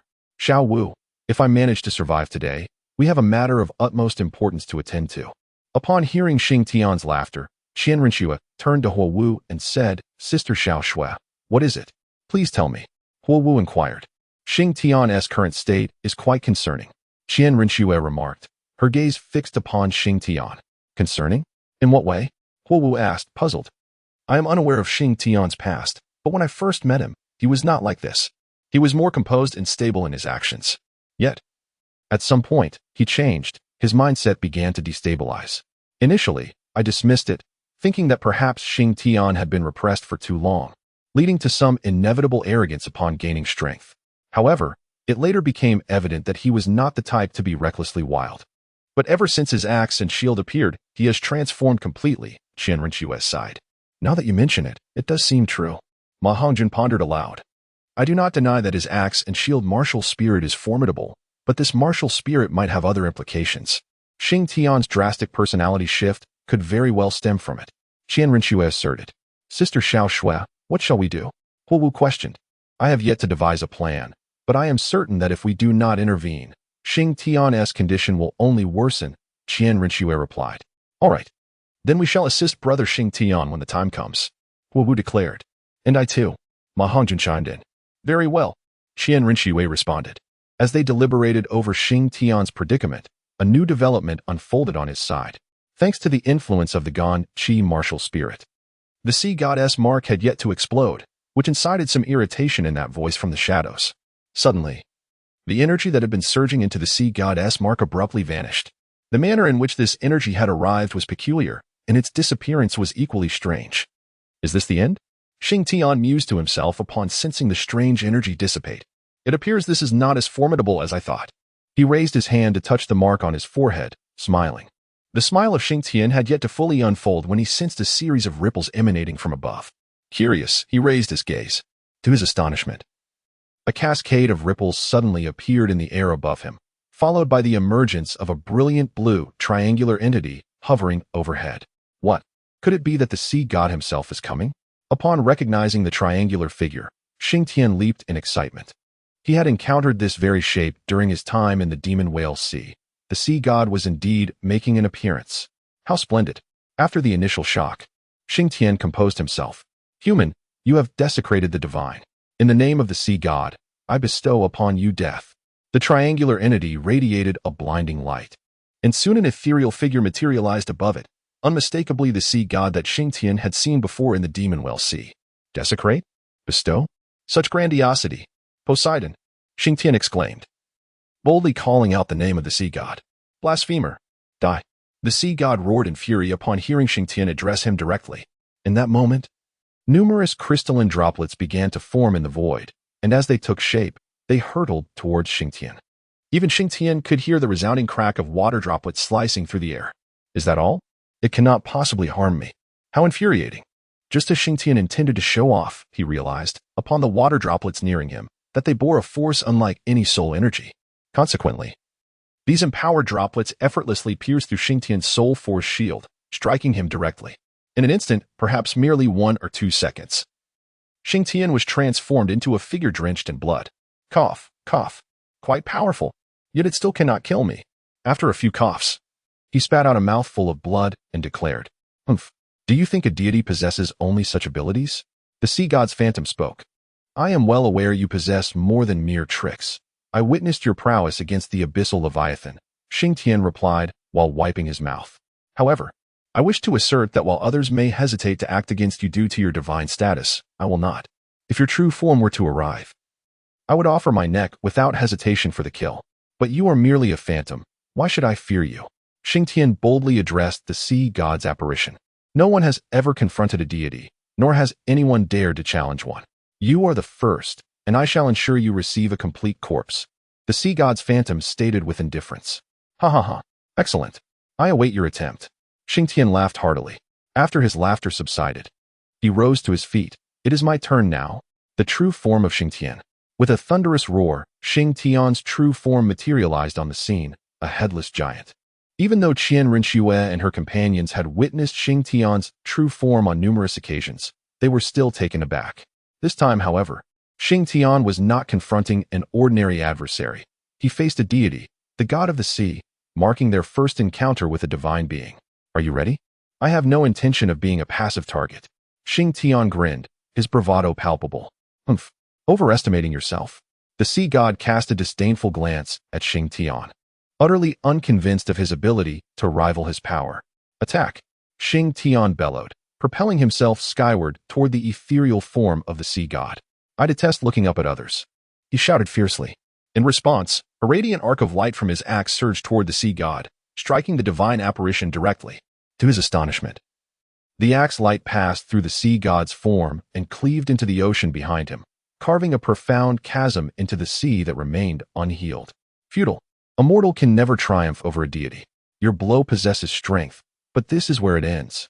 The sea god raised his right hand. The surrounding waters grew tumultuous, waves crashing against the island's sandy shores. As the waves grew increasingly fierce, a dozen water dragons emerged from the depths of the sea. These dragons were strikingly lifelike, exuding an aura of formidable power, estimated to rival that of a 10,000-year soul beast. Come, let me witness the might of a god, Xing Tian roared, as the water dragons surged toward him in response to his challenge. Excellent, Xing Tian shouted, charging headlong into the oncoming dragons. However, as the battle progressed, he gradually found himself at a disadvantage, struggling to maintain his ground. Xing Tian, Qian Rinxue cried out in alarm. Boss, brother Xing Tian. Ma Hongjun and Huowu shouted anxiously. Yet, their voices were inaudible to Xing Tian amidst the chaos. What to do? If this continues, defeat is inevitable. Perhaps the moment of my downfall will also herald my demise. Xing Tian pondered, his heart heavy with foreboding as he fought on. Just as he felt he could no longer endure, a wave of energy resonated from his weapon, the Ganqi. Initially perplexed by its meaning, Xing Tian gradually understood the message conveyed by the Ganqi. The implication? Do not resist. Upon hearing this, Xing Tian was somewhat bewildered. After all, he had not resisted at all. At that moment, Xing Tian finally comprehended the essence of this resistance. A crimson radiance emanated from the Guqi, and as this light dispersed, Xing Tian felt an overwhelming drowsiness wash over him. Heeding the prior warning from Guqi, he did not resist, but rather surrendered to this wave of lethargy, succumbing to slumber. Once Xing Tian fell asleep, the headless form of Xing Tian momentarily paused, and then an extraordinarily pure aura of murderous intent began to emanate from his decapitated body. Alongside this aura of death, there surged a powerful presence that seemed to transcend time and space, imbued with a primal ferocity. akin to that of a being emerging from the wildest of lands. What? This aura? Poseidon, the god of the sea, was taken aback by the sudden transformation of Xing Tian. For within this aura, he sensed a hint of peril. Die. Suddenly, a deep voice resonated, filled with dominance and bloodlust, causing Qian Rinxue and her companions, who were far out at sea, to involuntarily shudder. What is this? Whose voice is that? Huo Wu spoke, her tone laced with trepidation.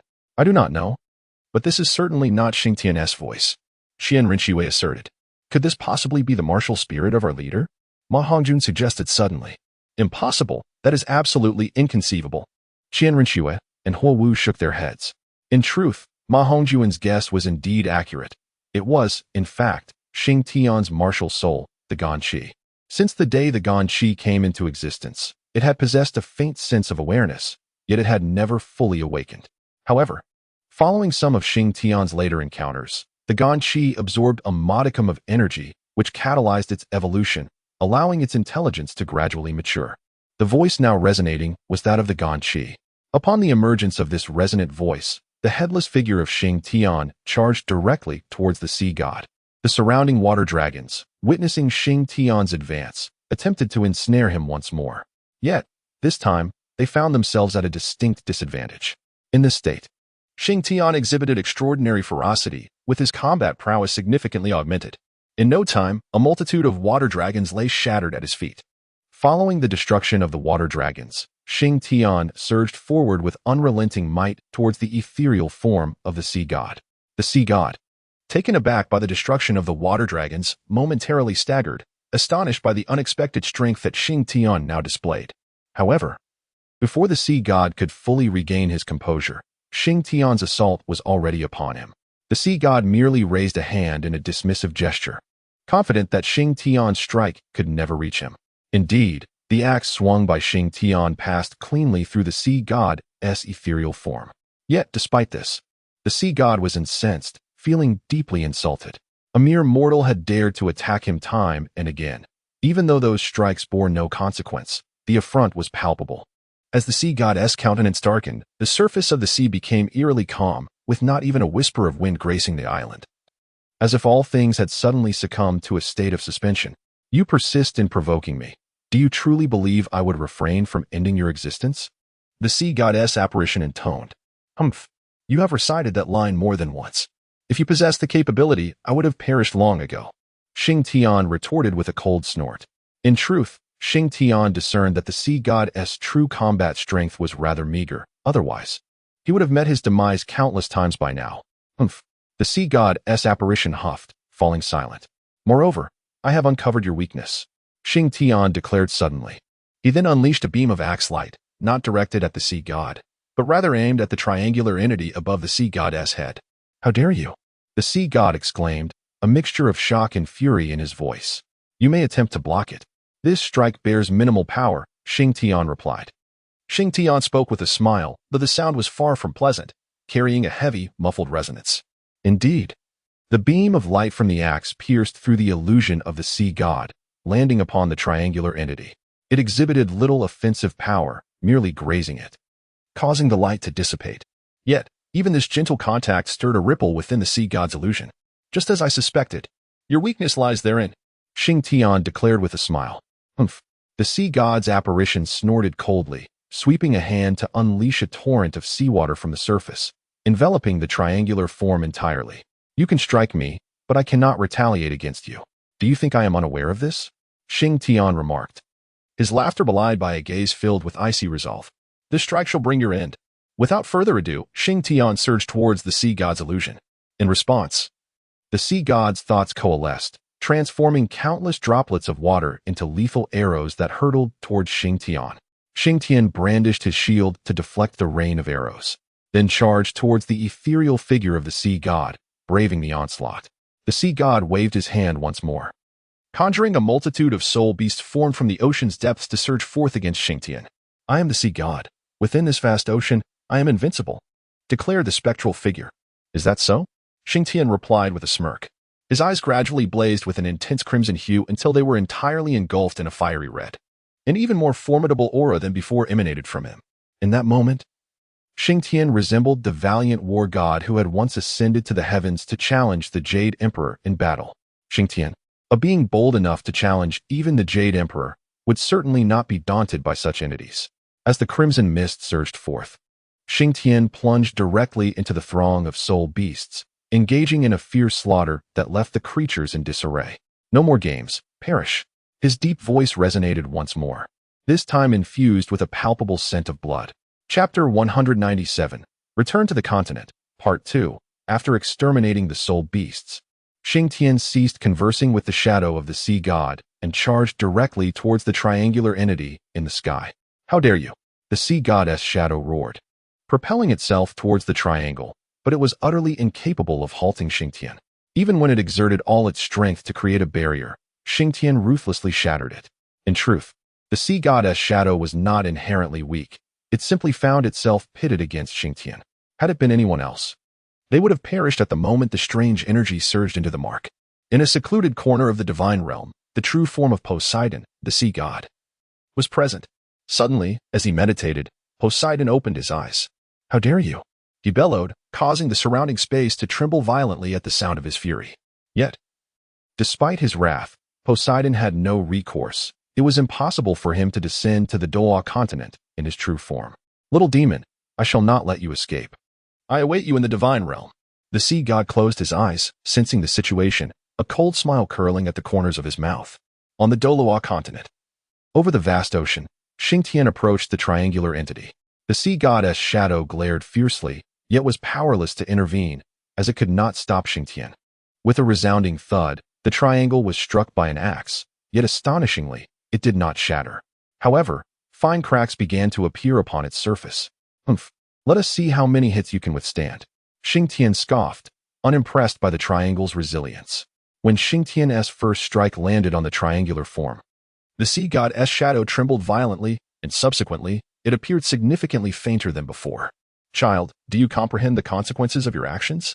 The sea god's shadow floated above the triangular entity, enveloping it in protective energy. Consequences? I am unaware, nor do I need to be. I only know that my master wishes to obliterate it, and that is all that matters.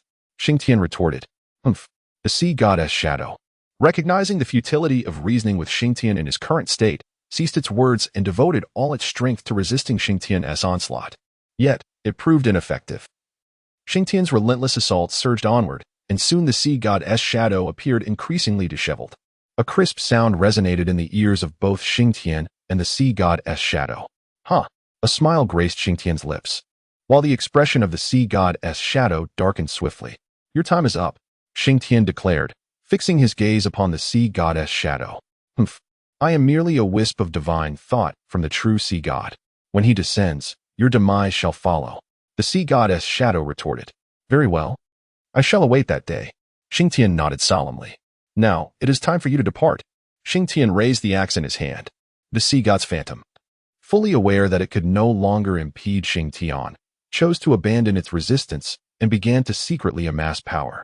With a resounding crash, the triangular entity shattered completely, and the sea god's apparition began to disintegrate at an alarming rate.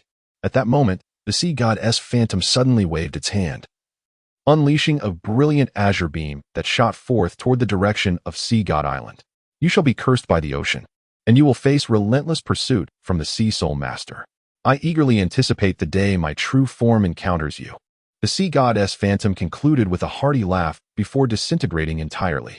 As the phantom dissipated, Xing Tian felt a sudden chill in his mind. He reached up to touch his forehead, realizing that the mark had seemingly vanished. Following the dissolution of the sea god's apparition, a transformation swept over Xing Tian's aura as he plummeted straight toward the beach below. Qian Rinxue and her companions arrived just in time to catch him mid-descent. Upon catching him, Qian Rinxue exhaled with relief, noticing that Xing Tian appeared to be unharmed. Boss, is he asleep? Ma Hongjun inquired uncertainly, eyeing Xing Tian cradled in Qian Rinxue's arms. It seems so, Huwu replied from the side. Let us not dwell on that. We should board the ship, Qian Rinxue said, lifting Xing Tian and making her way toward the vessel. Once aboard, it wasn't long before Xing Tian awoke. Where are we? He asked groggily. We just set sail not long ago, Qian Rinxue responded. All right. We need to move quickly. I suspect the people from Sea God Island may be pursuing us, Xing Tian declared as he stood. Sea God Island? Ma Hongjun exclaimed, bewildered. Yes, at the final moment of the Sea God's Phantom's dissolution. It must have sent a message to Sea God Island. They should be on their way now. Xing Tian nodded. What should we do? Huo Wu inquired. We'll take it step by step. Let us hurry. If they catch up to us, we will have no choice but to fight. As he spoke, a flicker of crimson light flashed in Xing Tian's eyes.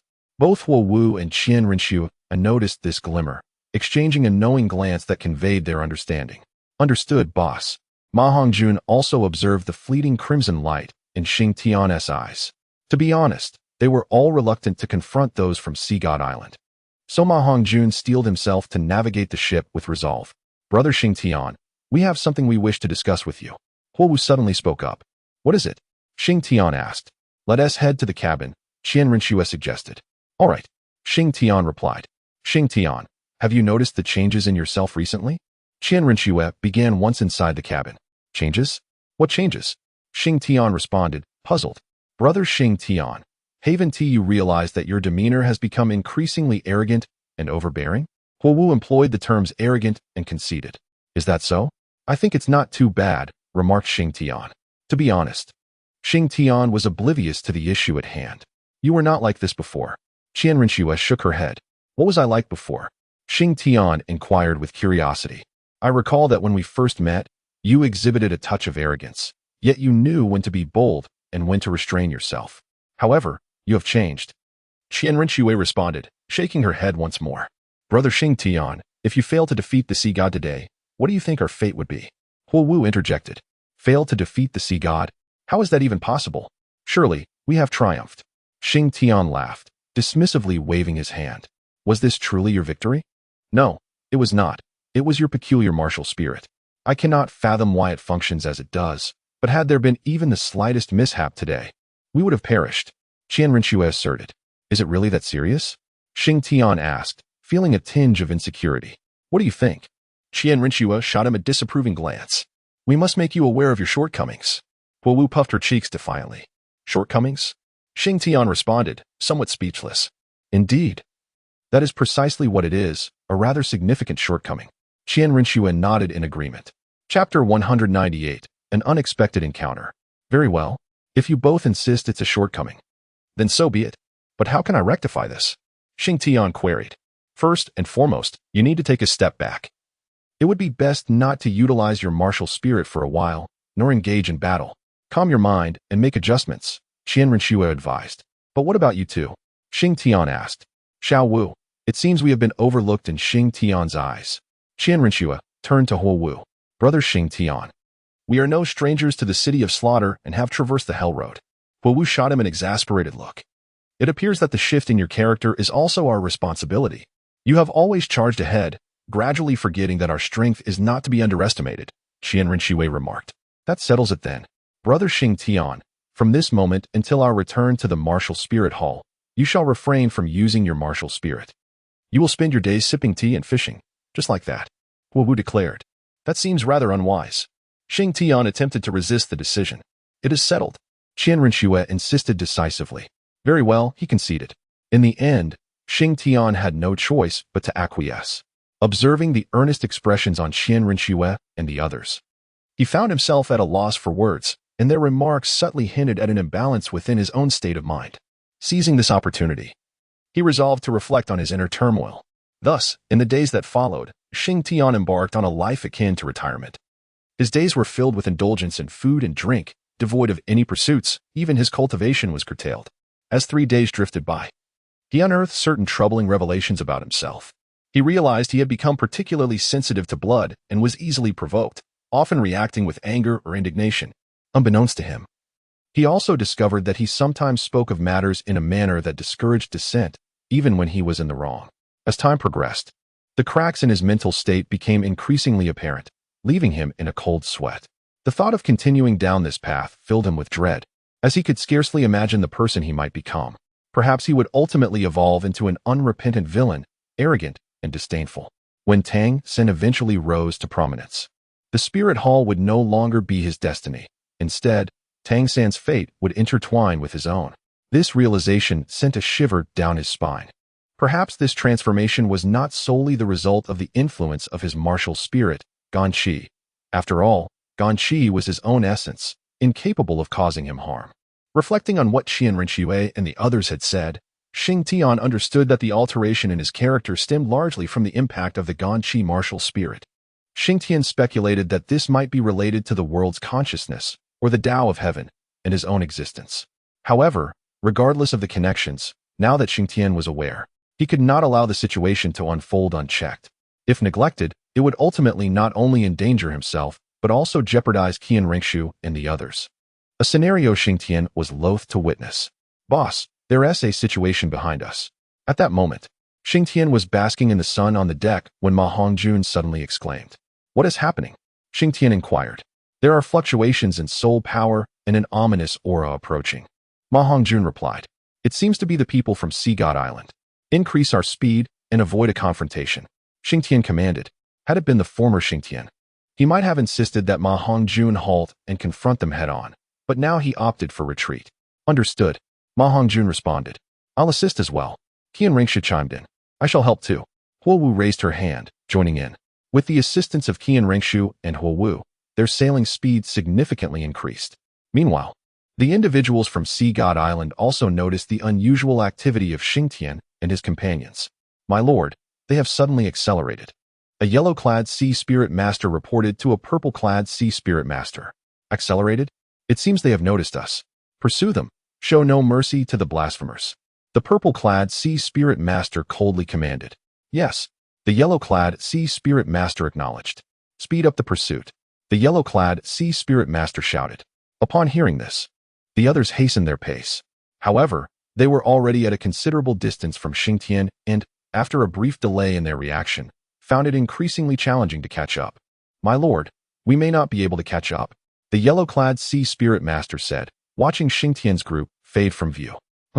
No matter. We shall head directly to Hanhai City and issue a wanted notice. The purple-clad sea spirit master scoffed. Understood, my lord. After Xing Tian had shaken off the pursuers from the Sea God Island, he began to speak. I suspect they will not relent. My initial plan was for us to rest in Hanhai City after disembarking, but it seems that will no longer be feasible. Upon reaching the shore, we must disguise ourselves and spend only one night in Hanhai City, no more than that. We shall rest briefly, and by dawn, we will set forth. Once we penetrate the inland territory, we will be within the domain of terrestrial soul masters, beyond the reach of the sea soul masters. Agreed, responded Qian Rinxue. The following day, Xing Tian and his companions reached the shore. The first order of business for Xing Tian was to destroy the vessel, as he felt it was no longer of use to them. Let us proceed to Hanhai City, he declared. Upon entering Hanhai City, their appearances had transformed drastically. They were now unrecognizable compared to their former selves. They chose a random inn, where they refreshed themselves with a long-awaited bath before succumbing to sleep. After drifting at sea for so long, fatigue weighed heavily upon them. And with the relentless pursuit from the Sea God Island, they had little inclination to explore the city. At the break of dawn, they arose, tidied themselves, and had a light breakfast before preparing to return to the Spirit Hall. As they approached the city gate, they encountered a large group of approximately several dozen individuals entering through the gates. The majority were clad in yellow attire, unmistakably the garb of the Sea God Island. Amongst the sea of yellow, a few in purple could be seen, indicating that the Sea God Island was indeed serious this time. Boss, are they? Ma Hongjun whispered to Xing Tian. Hold your tongue. Xing Tian replied softly. Once the group passed by, Xing Tian exhaled in relief. If all goes as expected, these individuals should be the ones who pursued us at sea. Let us move forward. They will not recognize us now. Just as they prepared to exit the city, they unexpectedly encountered a familiar face, an acquaintance they had not anticipated. Chapter 199. Return to the Spirit Hall. As Xing Tian and his companions approached the city gate, a man and a woman entered from the outside. Xing Tian gazed ahead and was taken aback to find a man and a woman, the man being none other than Dai Mubai, the current White Tiger Emperor of the Star Luo Empire. Why is he here? Xing Tian pondered, a hint of curiosity in his mind. Boss, that seems to be Dai Mubai, Ma Hongjun remarked to Xing Tian. I see. Xing Tian replied. Shouldn't he be in the Star Luo Empire? Huowu interjected. How would I know? Perhaps he is on a secret visit incognito. Xing Tian shrugged nonchalantly. All right, let us move on. He urged the group onward. In truth, upon spotting Dai Mubai, Xing Tian was momentarily taken aback. He was uncertain as to why Dai Mubai had come to this place. Nevertheless, a voice within him suggested that Dai Mubai's presence might be linked to the sea goddess trial.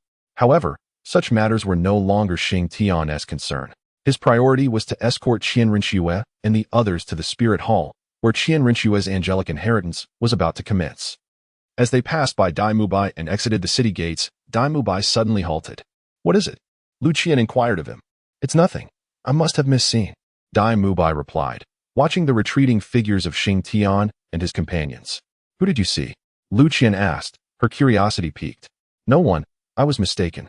Let us find a place to rest, and tomorrow we shall seek a ship at the dock to visit Sea God Island. Dai Mubai instructed Lu Qian. All right. I'll follow your lead. She responded. Boss, what do you think Dai Mubai is doing here? Ma Hongjun queried after they left the city. How would I know?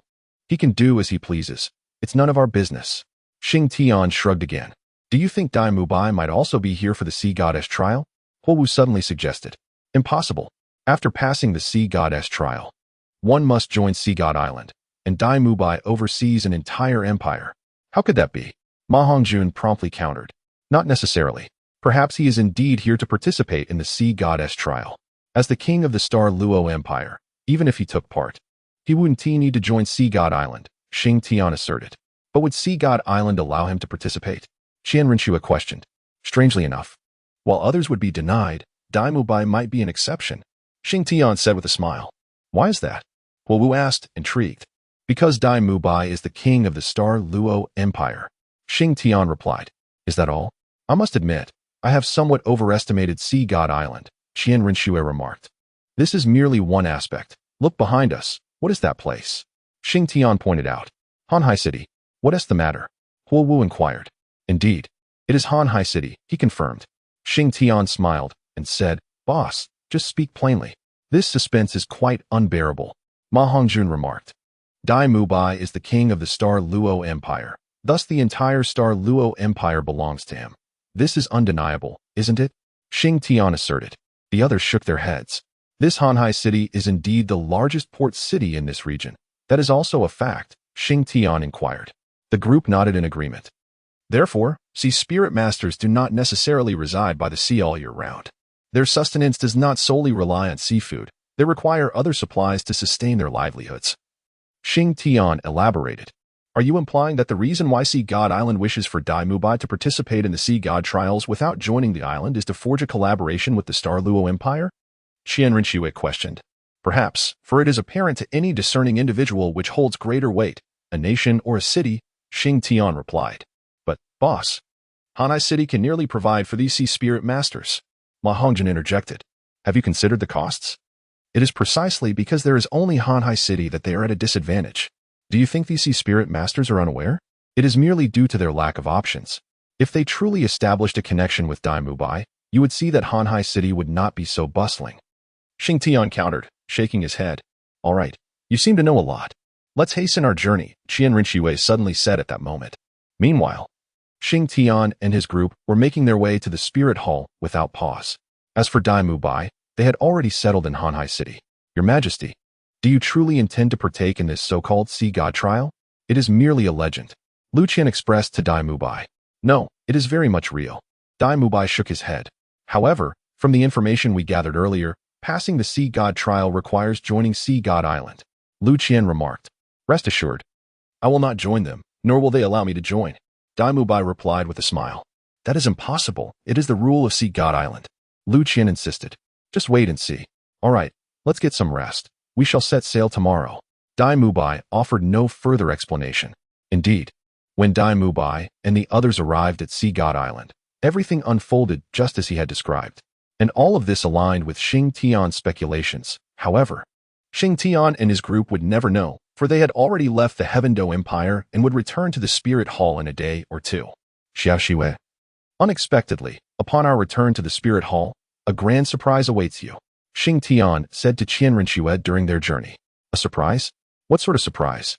Qian Rinxue inquired curiously. When Xing Tian spoke of a surprise, he immediately realized he had misspoken. It should be, I suppose. He stammered. offering an awkward smile. Suddenly, Xing Tian recalled that this event might not truly be a surprise for Qian Ringshu, as its occurrence signified the death of Qiandao Lu. How perplexing. Qian Ringshu cast a glance at Xing Tian, then walked away with an expression of excitement, for she had not seen her grandfather in quite some time. This return would afford her the opportunity to spend more time with him. However, unbeknownst to Qian Ringshu, her journey back to the spirit hall would inadvertently lead to her grandfather's demise, a fate brought about by her own actions. 3 days later, Qian Ringshu and her companions finally arrived at Wuhuan City. The guards stationed at the city gates spotted Qian Ringshu's group from afar and hurried into the city to inform Bibi Dong. By the time Qian Ringshu and the others reached the spirit hall, Bibi Dong was already awaiting their arrival. "You're back? Did you find anything of significance?" she inquired. "No." "Yes." "Is it a yes or a no?" Bibi Dong pressed further. "Neither I nor Xing Tian found anything, but they did." Qian Ringshu indicated towards Ma Hongjun and Huo Wu. "Oh? The sea goddess trial? Quite impressive," Bibi Dong remarked, noting the marks on Ma Hongjun and Huo Wu's foreheads. "Xing Tian, why do you lack this mark?" "Logically, your prowess is the strongest. The sea goddess trial should pose no challenge to you." Bibi Dong then turned her attention to Xing Tian.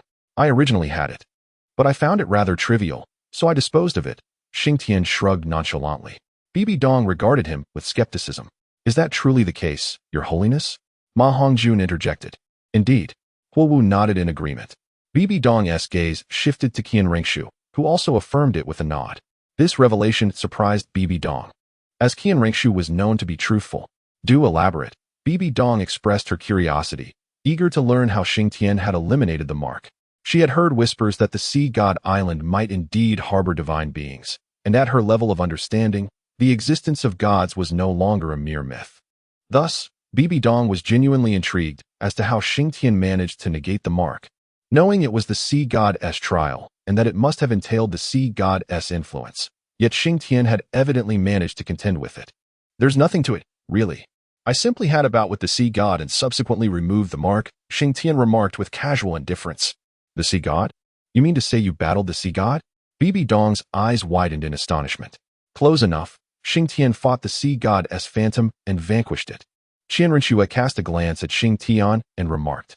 However, the astonishment reflected in Bibi Dong's eyes did not wane.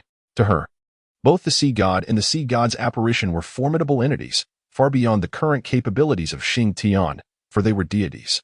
And the principal battlefield was still beneath the waves. Yet, Xing Tian had indeed ventured into the realm of the sea god, engaging in battle with the sea god's apparition and emerging victorious, which was the source of Bibi Dong's greatest astonishment. Just how elevated was this young man's prowess? Bibi Dong mused inwardly. "Very well, you may take your leave and rest for a while," she suddenly declared. "Understood. We shall take our leave then." Xing Tian responded with a respectful gesture. Once they had departed, Bibi Dong fell into deep contemplation. "This young man defies conventional reasoning," she muttered to herself. In fact, just moments ago, Bibi Dong had engaged in a shift of perspective. If she were to place herself in Xing Tian's position, with her current strength, she would scarcely dare to claim the ability to contend with the sea god's apparition. Yet, Xing Tian had boldly vanquished it. Considering his attitude towards Qian Rinshu in the spirit hall, perhaps it would be prudent to discuss that plan with him. He might be inclined to offer his support. Bibi Dong suddenly articulated. Upon their return to the quaint courtyard, the first order of business for Xing Tian and his companions was to indulge in a refreshing bath, followed by a delightful meal. Over the past year, they had truly savored an abundance of seafood. After relishing a sumptuous feast, perhaps due to exhaustion, he and Ma Hongjun collapsed onto their beds for a long, restorative slumber. Meanwhile, Qian Rinshu, having finished her meal, settled into the serene pavilion of the courtyard. Lost in her thoughts, "Xiaoxue, what occupies your mind?" Xing Tian approached her quietly. "Why haven't you gone to rest?" Qian Rinshu turned to him and inquired. "I find myself unable to sleep," Xing Tian replied, taking a seat opposite her. "I am thinking of my grandfather," Qian Rinshu confessed. "Then let us pay him a visit tomorrow," Xing Tian suggested suddenly. "All right," Qian Rinshu agreed.